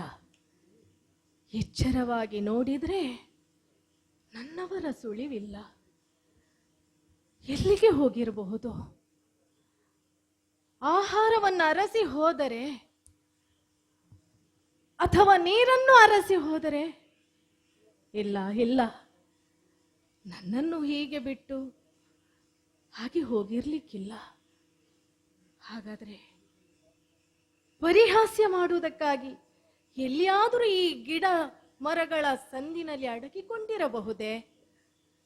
ಓಹೋ, ಬಹುಶಃ ಅಡಗಿ ಇರಬೇಕು. ಸ್ವಾಮಿ ಸ್ವಾಮಿ, ಎಲ್ಲಿದ್ದೀರಿ ಸ್ವಾಮಿ? ಇದೋ ನನ್ನ ಧ್ವನಿ ಕೇಳಿಸುವುದಿಲ್ಲವೇ? ಏನು ಸ್ವಾಮಿ ಇದು? ಅರಮನೆಯ ಕತ್ತಲೆಯ ಕೋಣೆಯಲ್ಲೂ ಒಬ್ಬಂಟಿಗಳಾಗಿ ಇರುವುದಕ್ಕೆ ಬೆದರುವಂತಹ ದಮಯಂತಿ ಎಂದು ತಿಳಿದು ಹೀಗೆ ನನ್ನನ್ನು ಬಿಟ್ಟು ಹೋಗಿರೆ? ಪ್ರಭೋ, ಇಲ್ಲ ಸ್ವಾಮಿ. ಅಯ್ಯೋ, ಸುತ್ತ ಮುತ್ತ ಮೇಲೆ ಕೆಳಗೆ ಎತ್ತ ನೋಡಿದ್ರು ನನ್ನವರ ಸುಳಿವಿಲ್ಲ. ಹಾಗಾದ್ರೆ ನನ್ನ ಊಹೆ ನಿಜವಾಯಿತೆ. ನಿನ್ನೆಯ ದಿವಸ ನನ್ನವರು ವಿದರ್ಭಕ್ಕೆ ಹೋಗುವಂತಹ ಮಾರ್ಗವನ್ನ ಅರುಹಿದಾಗಲೇ ಯಾಕೋ ಏನೋ ಸಂಶಯ ಮೂಡಿತು. ಆದರೆ ಇಂದು ಅದನ್ನೇ ನಿಜವಾಗಿರಿಸಿದ್ರೆ, ಸ್ವಾಮಿ ಸ್ವಾಮಿ, ಯಾಕೆ ಸ್ವಾಮಿ, ಯಾಕೆ ಹೀಗೆ ಮಾಡಿದ್ರಿ, ಯಾಕೆ ಹೀಗೆ ಮಾಡಿದ್ರಿ? ನಾನು ಮಾಡಿದಂತಹ ಅಪರಾಧವಾದರೂ ಏನು ಸ್ವಾಮಿ? ನನ್ನಿಂದ ಏನಾದರೂ ಅನುಚಿತವಾದ ವರ್ತನೆ ಐತೆ, ಅಥವಾ ನಿಮ್ಮ ದಾರಿಗೆ ನಾನು ಅಡ್ಡಿಯಾದೇನೆ? ಇಲ್ಲ ಇಲ್ಲ, ಇಂತಹ ಘನಘೋರವಾದಂತಹ ಕಾನನದಲ್ಲಿ ನನ್ನನ್ನು ಒಬ್ಬಂಟಿಗಳಾಗಿ ಬಿಡುವುದಕ್ಕೆ ನಿಮಗೆ ಮನಸ್ಸಾದರೂ ಹೇಗೆ ಬಂತು ಪ್ರಭೋ, ಹೇಗೆ ಬಂತು? ಅಂದು ಲೋಕಪಾಲರ ಸಮಕ್ಷದಲ್ಲಿ ದಮಯಂತಿ ನಿನ್ನನ್ನು ಜೀವನ ಪರ್ಯಂತರೆಗಳಿಗೆ ಅಗಲಿರಲಾರೆ ಎಂದು ಹೇಳಿದಂತಹ ನಳನೇ ತಾವಲ್ವೇ? ಆದ್ರೆ ಈ ಕಾಲದಲ್ಲಿ ದಮಯಂತಿ ನಿಮಗೆ ಬೇಡವಾಗಿ ಹೋದಳೆ. ಇಲ್ಲ ಇಲ್ಲ ಸ್ವಾಮಿ, ಸ್ವಾಮಿ, ನಿಮ್ಮನ್ನು ಅಗಲಿ ಈ ದಮಯಂತಿ ಹೇಗೆ ಬದುಕಿಕೊಳ್ಳಲಿ ಪ್ರಭೋ? ಯಾರಲ್ಲಿ ಕೇಳಲಿ, ಯಾರಲ್ಲಿ ಕೇಳಲಿ? ಓ ವನ ದೇವತೆಗಳೇ, ನನ್ನ ಇನಿಯನನ್ನು ನೀವು ಕಂಡಿರೆ? ಓ ಗಿಡ ಮರ ಬಳ್ಳಿಗಳೇ, ನನ್ನ ನಳನನ್ನು ನೀವು ಕಂಡಿರೆ? ಇಲ್ಲ ಇಲ್ಲ, ಯಾರೊಬ್ಬರೂ ಉತ್ತರಿಸುತ್ತಾ ಇಲ್ಲವಲ್ಲ. ಅಯ್ಯೋ, ಈ ಘನಘೋರವಾದಂತಹ ಕಾನನದಲ್ಲಿ ನಾನೆಂತೂ ಬದುಕಿರಲಿ? ಇಲ್ಲ ಸ್ವಾಮಿ, ಸಾಕು, ನೀವಿಲ್ಲದ ಬದುಕು ನನಗೂ ಬೇಡ. ಬೇಡ ಸ್ವಾಮಿ. ಹೌದು, ನಾನು ಸಾಯಬೇಕು. ಅದೋ ಅದೋ ದೂರದಲ್ಲಿ ಕ್ರೂರ ಮೃಗಗಳ ಹಿಂಡೊಂದು ಕಾಣಿಸ್ತಾ ಉಂಟಲ್ಲ, ಸಿಂಹಗಳ, ಶಾರ್ದೂಲಗಳ, ವ್ಯಾಘ್ರಗಳ ಹಿಂಡೇ ಕಾಣಿಸ್ತಾ ಉಂಟು. ಸರಿ ಸರಿ, ಅವುಗಳ ಸಮಕ್ಷದಲ್ಲಿ ಬಂದು, ಇದೋ ಕ್ರೂರ ಮೃಗಗಳೇ, ಬನ್ನಿ ನನ್ನನ್ನು ಭಕ್ಷಿಸಿ, ಈ ದಮಯಂತಿಯನ್ನು ಭಕ್ಷಿಸಿ. ಅಯ್ಯೋ ವಿಧಿಯೇ, ವಿಧಿಯೇ! ಕ್ರೂರ ಮೃಗಗಳಾದರೂ ನತಶಿರಗಳಾಗಿ ನನ್ನನ್ನು ಭಕ್ಷಿಸದೆ ಮುಂದುವರಿಯುತ್ತಾ ಉಂಟಲ್ಲ. ಛೇ, ಹಾಗಾದ್ರೆ ಇವರಿಗೆ ತಿನ್ನುವುದಕ್ಕೆ ಮನಸ್ಸು ಬರುತ್ತಿಲ್ಲ ಅಂತಾದ್ರೆ, ಹೌದು, ನಾನು ಬದುಕಬೇಕು, ಬದುಕಬೇಕು, ನನ್ನ ನಳನಿಗಾಗಿ ಬದುಕಬೇಕು. ಹೌದು ಹೌದು, ಆದರೆ ಪ್ರಭು, ನಾನು ನನಗಾಗಿ ಬೇಸರಿಸುತ್ತಾ ಇಲ್ಲ. ಈಗ ನಿಮ್ಮ ಬಗ್ಗೆ ನಾನು ಆಲೋಚನೆ ಮಾಡುವುದು. ನೀವು ಬಳಲಿ ಬಾಯಾರಿ ಬಂದಂಥ ಈ ಸಂದರ್ಭದಲ್ಲಿ ನಿಮ್ಮನ್ನು ಸಂತೈಸುವುದಕ್ಕೆ ಯಾರಿದ್ದಾರೆ ಪ್ರಭು? ಯಾರಿದ್ದಾರೆ? ಅಯ್ಯೋ, ಇಂತಹ ದುರವಸ್ಥೆಯನ್ನ ನೆನೆಸಿ ನೀವು ಕಣ್ಣೀರು ಸುರಿಸುತ್ತಾ ಇರಬೇಕಾದ್ರೆ ನಿಮ್ಮ ಕಣ್ಣೀರನ್ನು ಒರೆಸುವುದಕ್ಕೆ ಈ ದಮಯಂತಿ ಇಲ್ಲದೆ ಹೋದಳೆ ಪ್ರಭೋ. ನೀವು ಹೇಗೆ ಸಹಿಸಿಕೊಳ್ಳುತ್ತೀರಿ ಪ್ರಭೋ? ಬೇಸರವಾಗುತ್ತಾ ಇದೆ ಪ್ರಭೋ, ಸಂಕಟವಾಗುತ್ತಾ ಇದೆ. ಇಲ್ಲ ಇಲ್ಲ, ನಿಮ್ಮನ್ನು ಹುಡುಕುತ್ತೇನೆ, ಹುಡುಕುತ್ತೇನೆ. ಹುಡುಕುತ್ತಾ ಹುಡುಕುತ್ತಾ ಹುಡುಕುತ್ತಾ ಮುಂದೆ ಬಂದರೆ ಹೆಬ್ಬಾವು ಒಂದು ನನ್ನನ್ನು ಹಿಡಿಯಿತಲ್ಲ. ಹೌದು, ಆದರೆ ಆ ಕ್ಷಣದಲ್ಲಿ ವ್ಯಾಧನೋರ್ವ ಬಂದು ನನ್ನನ್ನು ಇದರಿಂದ ಬಿಡಿಸಿದ. ಆದರೆ ನನಗೆ ಒದಗಿದಂತಹ ದುರವಸ್ಥೆಯನ್ನು ಕಂಡು ದುರುಪಯೋಗ ಪಡಿಸಿಕೊಳ್ಳುವುದಕ್ಕೆ ಮುಂದಾದ. ಆದರೆ ನನ್ನವರ ಬಲುಮೆಯಿಂದ ಆತನನ್ನು ಸುಟ್ಟು ಹಾಕಿದೆ. ಮುಂದೆ ಮುಂದೆ ಬಂದರೆ ಕಂಡದ್ದು ಋಷ್ಯಾಶ್ರಮ. ಋಷಿಗಳಲ್ಲಿ ನನ್ನ ಬದುಕಿನ ವೃತ್ತಾಂತವನ್ನೆಲ್ಲ ಅರುಹಿದೆ. ನಳ ಮತ್ತೆ ಸಿಗುತ್ತಾನೆ ಎನ್ನುವಂತಹ ಭರವಸೆಯ ನುಡಿಗಳನ್ನೇ ಆಡಿದ್ರಲ್ಲ. ಕಣ್ಣು ತೆರೆದು ನೋಡಿದ್ರೆ ಋಷಿಗಳೂ ಇಲ್ಲ, ಆಶ್ರಮವೂ ಇಲ್ಲ. ಹಾಗಾದ್ರೆ ಭ್ರಮೆಯೇ, ಕನಸೇ? ಏನೇ ಇರಲಿ, ಬದುಕಿಗೊಂದು ಹೊಸ ಭರವಸೆಯಂತೂ ಸಿಕ್ಕಿದ ಹಾಗೆ ಆಯಿತಲ್ಲ. ಮುಂದುವರಿಯುತ್ತಾ ಮುಂದುವರಿಯುತ್ತಾ ಬಂದ್ರೆ ಯಾರದು ಚೈತಿ ದೇಶಕ್ಕೆ ಹೋಗುವಂತಹ ಸತ್ಯಾತ್ಮನಾದಂತಹ ವೀರಬಾಹುವಿನ ವರ್ತಕರ ಒಂದು ಗುಂಪು. ಹಾ, ಛೇದಿ ಎನ್ನುವಂತಹ ಹೆಸರನ್ನು ಕೇಳಿದ ಒಡನೆ ಏನೋ ಒಂದು ಆಶಾಭಾವ. ಹೌದು, ನನ್ನ ಚಿಕ್ಕವೇ ಅಲ್ಲೇ ಇರುವುದು ತಾನೇ. ಹೌದು, ನನ್ನ ಬದುಕಿಗೊಂದು ಹೇಗೋ ಆಸರೆ ಸಿಕ್ಕಿತ್ತು, ಆದ್ದರಿಂದ ಅವರನ್ನೇ ಸೇರಿಕೊಳ್ಳುತ್ತೇನೆ. ಹೌದು ಹೌದು, ಇದುವೇ ನನ್ನ ಬದುಕಿಗೆ ನಿಜವಾದ ಪಥ. ನನ್ನ ಮತ್ತು ನನ್ನ ನಳನನ್ನು ಪಡೆಯುವುದಕ್ಕೆ ಇದೇ ವಿಜಯ ಪಥವಾಗಲಿ. ನನ್ನ ಹಾಗೂ ನಳನ ಮಧ್ಯೆ ಇರುವಂತ ಅಳಿಸಲಾಗದಂತಹ ಪ್ರೇಮ ಸಂಗಮಿಸುವಂತಹ ಅಮೃತ ಪಥವಾಗಲಿ. ಇದು ಅಮೃತ ಪಥವಾಗಲಿ. ಇದೇ ನಾನು ಮತ್ತೆ ನನ್ನ ನಳ್ಳನನ್ನು ಪಡೆಯುವಂತಹ, ನಳನನ್ನು ಸೇರುವಂತಹ ಕಲ್ಯಾಣ ಪಥವಾಗಲಿ, ಕಲ್ಯಾಣ ಪಥವಾಗಲಿ. ನಡೀತೇನೆ ನಡೀತೇನೆ ನಡೀತೇನೆ.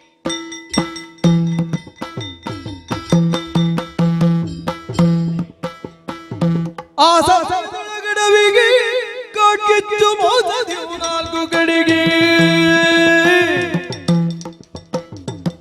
ಕಾಕಿಚ್ಚು ಮೋಸದೆವು ನಾಲ್ಕು ಕಡೆಗೆ.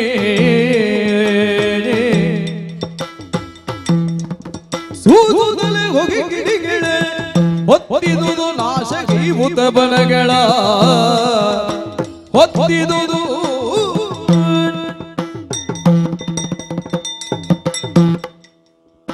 ಘೋರವಾದಂತಹ ರೂಪವೇ ಘೋರವಾದಂತಹ ಶಾಪವನ್ನು ಅನುಭವಿಸಬೇಕಾದಂತಹ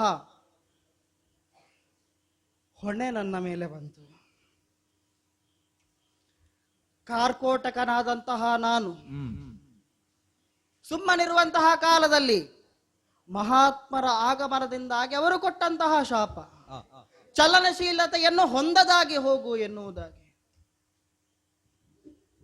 ಕೊಟ್ಟಂತಹ ಶಾಪದ ಪರಿಣಾಮದಿಂದಾಗಿ ಇಲ್ಲಿಯೇ ಇದ್ದೇನೆ. ಬಂದವರನ್ನು ನೋಡುತ್ತಾ ನೋಡುತ್ತಾ ನೋಡುತ್ತಾ ಇರುವಂತಹ ಹಾಗೆ ಇದೇನು ನಾಲ್ದೆಸೆಯಲ್ಲಿಯೂ ಕಾಡ್ಗಿಚ್ಚು ಆವರಿಸಿಕೊಂಡಿದೆ. ಬದುಕಬೇಕಲ್ಲ, ಪ್ರಾಣವನ್ನ ಉಳಿಸಬೇಕಲ್ಲ. ಉಳಿಸಬೇಕಾದ್ರೆ ಯಾರೋ ಆ ಕಡೆಗೆ ತೆರಳಿದಂತೆ ಕಾಣ್ತಾ ಇದೆ. ಅವರನ್ನೇ ಕರೀತೇನಂತೆ. ಶೀಲವಂತನೇ, ಸತ್ಯ ಧರ್ಮದ ಶೀಲನೇ, ನೀನಿತ್ತ ನೋಡಿ ಎಮಿಗೆ ಎನ್ನನೇ, ನೀನಿತ್ತ ನೋಡಿ ಎಮಿಗೆ ಎನ್ನನೇ. ವ್ಯರ್ಥವಿ ಹರಿಯದಾಯ ತುತ್ತುದಾಗಿ ಸತ್ತು ಹೋಗುವಿನಲ್ಲಯ್ಯ, ನೀನಿತ್ತ ನೋಡು ಸತ್ಯ ಧರ್ಮದ ಶೀಲನೇ.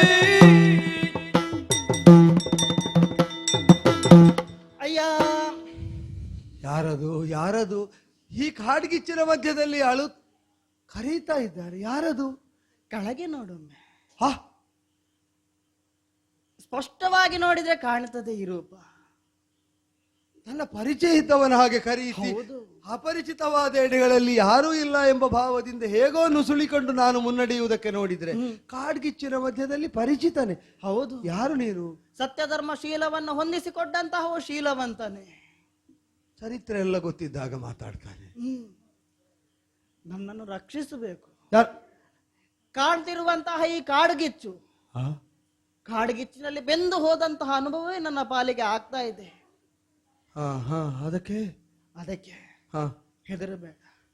ನನ್ನನ್ನು ರಕ್ಷಿಸುವಂತಹ ಹೊಣೆ ನಿನ್ನದಾಗಿದೆ. ರಕ್ಷಿಸಬೇಕಯ್ಯ, ನನ್ನನ್ನು ರಕ್ಷಿಸಬೇಕು. ನೀನು ನನ್ನ ಪ್ರಾಣವನ್ನು ಉಳಿಸಬೇಕು. ಅಲ್ಲ, ನೀನು ಕೇಳ್ತಾ ಇರುವಾಗ ಈ ದಯನೀಯ ಅವಸ್ಥೆಯಲ್ಲಿ ಯಾವುದೋ ಒಳ್ಳೆ ಹಾವಿನ ಹಾಗೆ ಕಾಣುತ್ತಿ. ಆದ್ರೆ ನೀನು ಹುಟ್ಟಿದ ಕುಲವೇ ದುಷ್ಟ ಕುಲ ಅಲ್ವಾ? ಕಡೋ ದುಷ್ಟ ಕುಲ ನಿನ್ನದು, ಮೊದಲೇ ಶನಿ ಹಿಡಿದು ಪೀಡಿಸುವ ಜಡಿದು.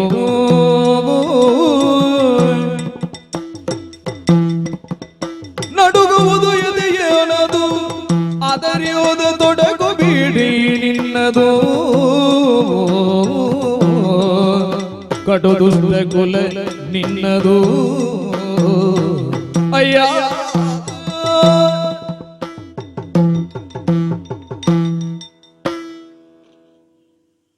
ಸರ್ಪ ಸಂಕುಲ ಅಂದರೆ ದಂಶನವೇ ಅದಕ್ಕೆ ಸಹಜವಾದ ಗುಣ. ಪೂರ್ವವೈರ ಇದ್ದದ್ದರಿಂದ ಪರಿಚಿತರಿದ್ದವರಿಗೆ ಮಾತ್ರ ಕಚ್ಚುವುದು ಅಂತ ನಿರ್ಬಂಧ ಇಲ್ವಲ್ಲ. ತಮ್ಮನ್ನು ಮುಟ್ಟಿದವರಿಗೆ ಕಚ್ಚುವುದನ್ನು ಶೀಲವಾಗಿಸಿಕೊಂಡ ಕುಲವನ್ನು ಕಚ್ಚಿದರೆ ಸಾಯುವ ವರ್ಗದಲ್ಲಿದ್ದ ಮನುಷ್ಯರು ಶಿಷ್ಟರು. ಅದು ದಂಶನಕ್ಕೆ ಯೋಗ್ಯ ಅಲ್ಲ. ಮಾನವ ವ್ಯವಹಾರದ ನೀತಿ ಹೇಗೆ ಅಂದರೆ ಸರ್ಪಾಧಿಷ್ಠಿತವಾದಂತಹ ದೈವತವನ್ನು ಪೂಜಿಸುತ್ತಾರಾದರೂ ಕೂಡ ನಾವು ಪೂಜಿಸುವ ವರ್ಗದ ಸರ್ಪ ಅಂತ ಅದನ್ನು ಸಜೀವವಾಗಿ ಮಾನಿಸುವುದಕ್ಕೆ ಸಾಮಾನ್ಯರಿಗೆ ಅಸಾಧ್ಯ. ಮೊದಲೇ ಶನಿಗ್ರಸ್ತ ನಾನು. ಅಂದರೆ ಶನಿಯ ಕ್ರೂರ ದೃಷ್ಟಿಗೀಡಾಗಿ ಬದುಕಿನ ಬವಣೆಯನ್ನು ಅನುಭವಿಸ್ತಾ ಈಗ ನೀನು ಹೇಳಿದ್ದು ನೀನು ಯಾರೋ, ನೀನು ಹೇಗೆ ತಿಳಿದೆಯೋ ನಾನು ಅರಿಯೆ. ಸತ್ಯವಂತನೇ ಗುಣಧರ್ಮಶೀಲನೆ ಅಂತ ನೀನು ಹೇಳಿದರೆ ಅಲ್ಲ ಅನ್ನುವುದಕ್ಕಿಲ್ಲ. ಯಥಾಮತಿಯಾಗಿ ಸತ್ಯನಿಷ್ಠೆಯನ್ನು ಸಾಧಿಸ್ತಾ ಧರ್ಮಚಾರಿಯಾಗಿಯೇ ಮುನ್ನಡೆದು ಬಂದದ್ದು ಸತ್ಯ. ಆದರೆ ಅಂಥವನನ್ನು ದಯೆಯಿಂದ ನೋಡದೆ ಶನಿಯೇ ಪೀಡಿಸ್ತಾ ಇರುವ ವೇಳೆಯಲ್ಲಿ ನಿಜವಾಗಿ ಹೇಳೋ ಹಗ್ಗವೇ ಹಾವಾಗುವ ಸ್ಥಿತಿಯಲ್ಲಿ ನಾನಿದ್ದೇನೆ. ಹಾವೊಂದು ಹಗ್ಗದಂತಿರ್ತದೆ ಅಂತ ನಾನು ನಂಬಲಿಕ್ಕಾಗ್ತದೋ? ಬೇಡ. ನಿನ್ನ ಪಾಡು ನಿನ್ನದು, ನನ್ನ ಪಾಡು ನಂಬದು. ಬೇಡ, ನಾನು ನನ್ನಷ್ಟಕ್ಕೆ ಮುನ್ನಡೆದು ಬಿಡ್ತೇನೆ. ನನ್ನಿಂದ ಆಗದು. ಇಷ್ಟು ನಿರ್ದಯ ನಿರ್ದಯ ಮಾಡಲ್ಯೋಗಯ್ಯ ಪೋಷಿಸಿದನ ಮೋಸಗಿವಿನಿ ಮರೆಯ ನೋಡಿಕೋ ಏಳು ಜನ್ಮಕ್ಕೂ ಶರಣ ಹೊಕ್ಕಿನು ಕರುಣ ರಕ್ಷಿಸು. ರಾಜನ್, ಏನು ಪೃಥ್ವಿಯಲ್ಲಿ ಜೀವಿಸುವಂತಹ ಸಕಲ ಜೀವಿಗಳು ಕ್ರೂರರಿರ್ತಾರೆ, ಸಾಧುಗಳು ಇರ್ತಾರೆ. ಅಂತಹ ಪ್ರಾಣಿಗಳನ್ನ ಯಾವತ್ತಾದ್ರೂ ಪೃಥ್ವಿ ನುಂಗಿದ್ದುಂಟ? ಇಲ್ಲ ಇಲ್ಲ ಇಲ್ಲ. ರಾಜನಾದವನು ಪ್ರಜೆಗಳು ಹೇಗೆ ಇರಲಿ, ಯಾವ ರೀತಿಯಲ್ಲಿದ್ರೂ ಪಾಲಿಸಬೇಕಾದಂತಹದ್ದು ರಾಜಧರ್ಮ. ಹಾಗೆ ಈಗ ನಿನಗೆ ಸರಿದು ಹೋಗಬಹುದಲ್ಲ. ಸರಿಯುವಂತಹ ಗುಣ ಹೊಂದಿದ ಸರ್ಪ ಒಂದು ಕಾಡ್ಗಿಚ್ಚಿಗೆ ಸಿಲುಕಿಯೋ ಅಲ್ಲೇ ಸ್ಥಿರವಾದದ್ದು ಯಾಕೆ? ನಾನು ನಂಬಲಾರೆ. ಸರಿದು ಹೋಗಬಹುದಿತ್ತು, ಆದ್ರೆ ತನ್ನ ಶಾಪದ ಪರಿಣಾಮವಾಗಿ. ಶಾಪ? ಹೌದು. ಯಾರ ಶಾಪ? ನಾರದ ಮಹರ್ಷಿಗಳ ಶಾಪ. ಏನು ಶಾಪ?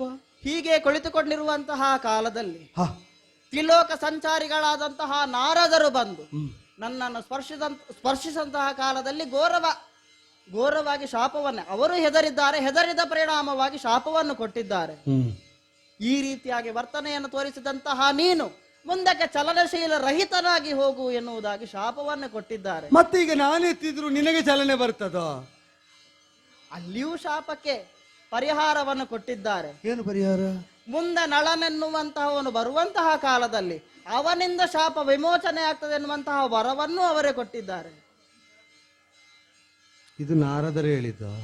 ಹೌದು. ನೀನು ನಾರದರನ್ನು ತಂದದ್ದೋ ನಾರದರು ಬಂದದ್ದೋ? ಯಾಕೆ ಅಂದರೆ ಕಡು ಕಷ್ಟದ ಅವಧಿಗೆ ನನ್ನನ್ನು ನಾನು ಒಡ್ಡಿಕೊಂಡು ಇದು ಯಾವ ವಿಧಿಯಾಯಿತು ಈ ಬವಣೆ ಅನುಭವಿಸುವುದಕ್ಕೆ ಅಂತ ಚಿಂತಿಸ್ತಾ ಇರುವಾಗ ಎಲ್ಲವನ್ನು ಸೂತ್ರ ಸಂಬಂಧ ಜೋಡಿಸುವಂತೆ ಪೂರ್ವದಲ್ಲೇ ತಿಳಿದ ನಾರದರ ನಿಯೋಗದಿಂದಲೇ ನೀನಿಲ್ಲಿ ಬಾಧೆಗೊಳಗಾಗಬೇಕು ಅಂತಾದರೆ ಅಲ್ಲ, ನಾರದರನ್ನು ಶಂಕಿಸುವುದಕ್ಕಿಲ್ಲ, ಹೇಳಿದ್ರು ಇರಬಹುದು. ಕಾಡಿಗಾಗಿ ಬಂದವನೋ, ಕಾಡುದಾರಿಯಲ್ಲಿ ಬಂದವನೋ, ಬೇಟೆಗೆಂದು ಬಂದವನೋ ನಿನ್ನನ್ನು ಪಾರು ಮಾಡಲು ಬಹುದಿತ್ತು. ಆದರೆ ನನ್ನ ದುರಿತ ದುಷ್ಟಫಲ ಅದೇ ಈ ಕಾಡಿಗಿಚ್ಚಿನಲ್ಲಿ ನೀನು ನವೀತಾ ಇರುವಾಗ ಬೇಯ್ತಾ ಇರುವಾಗ ನಾನು ಕಂಡಂತೆ ಮಾಡಿರಬಹುದು. ಆದರೆ ಬೇಯ್ತಿರುವಂತ ನನ್ನನ್ನು ರಕ್ಷಿಸಬೇಕಾದದ್ದು ನಿನ್ನ ಧರ್ಮವಲ್ಲ. ಬದುಕಿನ ಬೇಗೆಯಲ್ಲಿ ನಾನು ಬೇಯ್ತಾ ಇದ್ದೇನೆ, ಇನ್ನು ಕಷ್ಟವನ್ನು ನಷ್ಟವನ್ನು ಅನುಭವಿಸಲಾರೆನಪ್ಪ. ಬೇಗೆಯಲ್ಲಿ ಬೆಂದವರಿಗೆ ಇನ್ನೊಬ್ಬರ ಬೇನೆ ಮಾತ್ರ ಗೊತ್ತಾಗುವುದು. ಅಲ್ಲ, ಈಗ ನಿನಗಾದರೂ ನಾ ರಕ್ಷಿಸಿದರೆ ಬದುಕು ಸಿದ್ಧವಾಗುತ್ತದೆ. ನನಗೆ ಹಾಗೆ ಮಾಡಿದ್ದರಿಂದ ನಾವು ವ್ಯಾವಹಾರಿಕವಾದ ಧರ್ಮವನ್ನೇ ಮುಂದಿರಿಸಿ ಮಾತಾಡ್ತೇನೆ ಅಂತ ತಿಳಿಬೇಡ. ನನಗೆ ಯಾವ ಲಾಭವೂ ಇಲ್ಲದೆ ಸಂಭಾವ್ಯವಾದ ನಷ್ಟವನ್ನು ಕಷ್ಟವನ್ನು ಗ್ರಹಿಸಿಯೂ ಕೈಗಿಕ್ಕಿದ್ರೆ ತಿಳಿದು ನಾವು ಹಾರಿದಂತಾಗುವುದಿಲ್ವೋ ಕಷ್ಟದ ಮಡುವಿಗೆ? ರಾಜನ್, ರಾಜನಾದವನಿಗೆ ಪ್ರತಿಯೊಬ್ಬನು ಉದ್ಧರಿಸಬೇಕಾದಂತಹ ಧರ್ಮ. ಈಗ ಒಂದು ವೇಳೆ ಪ್ರಾಣ ಹೋಯಿತು ಅಂತ ಹೇಳಿ ಆದ್ರೆ ಇದರ ಹೊಣೆ ಯಾರಿಗೆ ಬಂತು? ನೋಡಿಯೂ ನೋಡದಿರುವಂತಹ ರೀತಿಯಲ್ಲಿ ಹೋದ್ರೆ ನಾ ದುರಿತ ಭಾಜನನಾಗುತ್ತೇನೆ, ಕಷ್ಟಕ್ಕೀಡಾಗುತ್ತೇನೆ ಅಂತ ನಾನು ಸಹಾಯ ಮಾಡುವುದಕ್ಕೆ ಹೊರಡದಿದ್ರೆ, ನಾ ಕಂಡ ಮೇಲೂ ಹಾಗೇ ಬಿಟ್ಟು ಮುನ್ನಡೆದರೆ ನಿನ್ನ ಸಾವಿನ ಹೊಣೆ ನನಗೆ. ಇಲ್ಲಪ್ಪ ಇಲ್ಲ, ಈಗ ನನಗೇನೋ ಉರಿತಾಗದಿಲ್ಲ ಅಂತಾದರೂ, ಅಗ್ನಿಯ ಬಾಧೆ ಇಲ್ಲ ಅಂತಾದರೂ, ಅದು ಆ ಅಗ್ನಿ ಭೀಕರವಾಗಿ ವ್ಯಾಪಿಸ್ತಾ ಇರುವಾಗ ಅಷ್ಟು ದೂರದಲ್ಲಿದ್ದಿ, ಅಲ್ಲಿಗೆ ಬಂದು ಈಗ ರಕ್ಷಿಸಬಹುದಾಗಿತ್ತೋ ಏನೋ, ತುಂಬಾ ದೂರ ಇದ್ದಿ, ಅಲ್ಲಿಗೆ ಬಂದು ನಿನ್ನನ್ನು ರಕ್ಷಿಸಿದರೆ ನನ್ನನ್ನು ಅನುಗ್ರಹಿಸಿದ ಅಗ್ನಿಯ ಸಂಕಲ್ಪವನ್ನೇ ನಾ ಭ್ರಷ್ಟಗೊಳಿಸಿದಂತಾಗುತ್ತದೆ. ಅಷ್ಟು ದೂರ ಬರಲಾರೆ.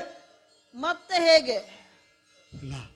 ಇಲ್ಲ ನೀನು ಅಲ್ಲಿಂದ ಏನು ಅಲುಗಾಡುವುದಕ್ಕೆ ಆಗುವುದಿಲ್ಲ. ಸ್ವಲ್ಪ ಇತ್ತ ಚಾಚಿದರೆ ಒಂದೊಂದೇ ಹೆಜ್ಜೆ ಮುಂದೇರಿಸಿ, ಒಂದೊಂದೇ ಹೆಜ್ಜೆ. ರಾಜನ್, ಒಂದು ಕೆಲಸ ಆಗಬೇಕು. ಏನು ಕೆಲಸ? ನನ್ನನ್ನು ಉದ್ಧರಿಸುವುದು ಹೌದು, ಆದ್ರೆ ನೀನು ಪ್ರತಿಯೊಂದು ಹೆಜ್ಜೆಯ ಸಂಖ್ಯೆಯನ್ನು ಹೇಳುತ್ತಾ ಹೆಜ್ಜೆಯನ್ನಿಡಬೇಕು. ಈಗ ಸಾಧಾರಣ ಎಷ್ಟು ಹೆಜ್ಜೆ ಬರಬೇಕಾದೀತು? ಒಂದು 10 ಹೆಜ್ಜೆಯಲ್ಲಿ ಸಿಕ್ಕುವಿಯಾ? 10 ಹೆಜ್ಜೆಯಲ್ಲಿ ಸಿಕ್ಕಬಹುದು. ಸಿಕ್ಕೆಯಾ? ಇದೋ ಏಕಂ ದ್ವೇ ತ್ರೀಣಿ ಚತ್ವಾರಿ ಪಂಚ ಷಟ್ ಸಪ್ತ ಅಷ್ಟ ನವ, ಇದೋ ಸಿಕ್ಕಿದೆ. ದಶ ದಶ ದಶ.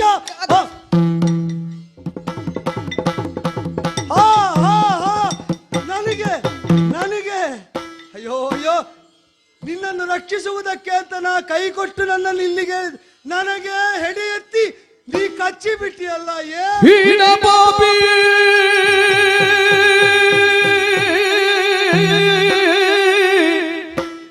ಎನ್ನ ನಂಬಿಸಿ ಗೋಣ ಕೊಯ್ದೆಯ ಕಚ್ಚಿಯೇ ಬಿಟ್ಟಿಯಲ್ಲ. ಎನ್ನ ನಂಬಿಸಿ ಗೋಣ ಕೊಯ್ದೆಯ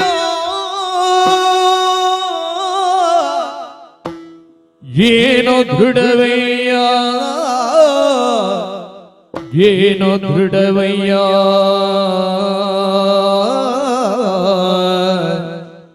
ಹೀನ ಪಾಪಿ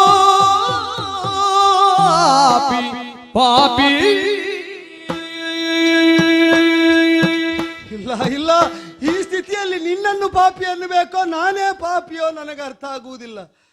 ಹೀನವಾದ ಪಾಪದ ಫಲಿತವಾಗಿಯೇ ಇದು ಉಪಕರಿಸುವುದಕ್ಕೆ ಹೊರಟವರಿಗೂ ಅಪಕಾರವೆಸಗುವ ನಿನ್ನ ಕುಲ ಪ್ರವೃತ್ತಿಯಂತೆ ನನಗಾಗಿ ಅಗ್ನಿಬಾಧೆ ಇಲ್ಲದಿದ್ದಾಗ ಕಾಡ್ಗಿಚ್ಚಿನಲ್ಲಿ ಹೇಗಾದರೂ ನುಸುಳಿ ಹೊರಟು ಬಿಡ್ತೇನೆ ಅಂತ ಭಾವಿಸಿದ್ರೆ, ನಿನಗೆ ಅಗ್ನಿ ಬಾಧಿಸದಿದ್ದರೇನು ಸರ್ಪದಂಶನದಿಂದ ವಿಷ ಏರಿ ನೀನು ದುಸ್ಥಿತಿಯನ್ನು ಅನುಭವಿಸುವಂತಹ ವೇದನೆಗೀಡಾಗುವ ದುರವಸ್ಥೆ ಬರಲೇಬೇಕು ಅಂತ ವಿಧಿಯ ನಿಯೋಗವನ್ನು ನಿನ್ನ ಹಲ್ಲಲ್ಲಿ ಹೊತ್ತವನಂತೆ ಕಚ್ಚಿ ಬಿಟ್ಟಿಯಲ್ಲ, ಬೀಳಿಸಿ ಬಿಟ್ಟಿಯಲ್ಲ. ಯಾಕೆ ಮಾಡಿದೆ ನಿನ್ನಂತಹ ನೀತಿವಂತನಿಗೆ ಕಚ್ಚುವುದಕ್ಕೆ ಸಾಧ್ಯವೇ? ನೀತಿವಂತನೇ ನಿನಗೆ ಎಸಗಿದ ಘಾತವಲ್ಲಿದು ಕೊನೆಗೆ ತಿಳಿಯುವುದು.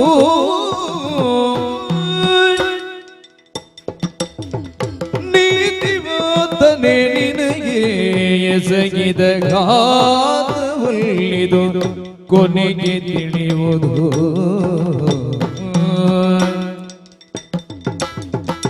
ಇದರಲ್ಲಿ ನುಡಿದು ತೆರಳಲು ಹೂತಳಿ ಜನೋದಿ ನಡೆಯಲು ನೀತಿವಾದನೆ ನಿನಗೆ ಎಸಗಿದ ಘಾತದಲ್ಲಿ ಕೊನೆಗೆ ತಿಳಿಯುವುದು. ಕೊನೆಗೆ ತಿಳಿಯುವುದು ನೀತಿವಾದನೆ.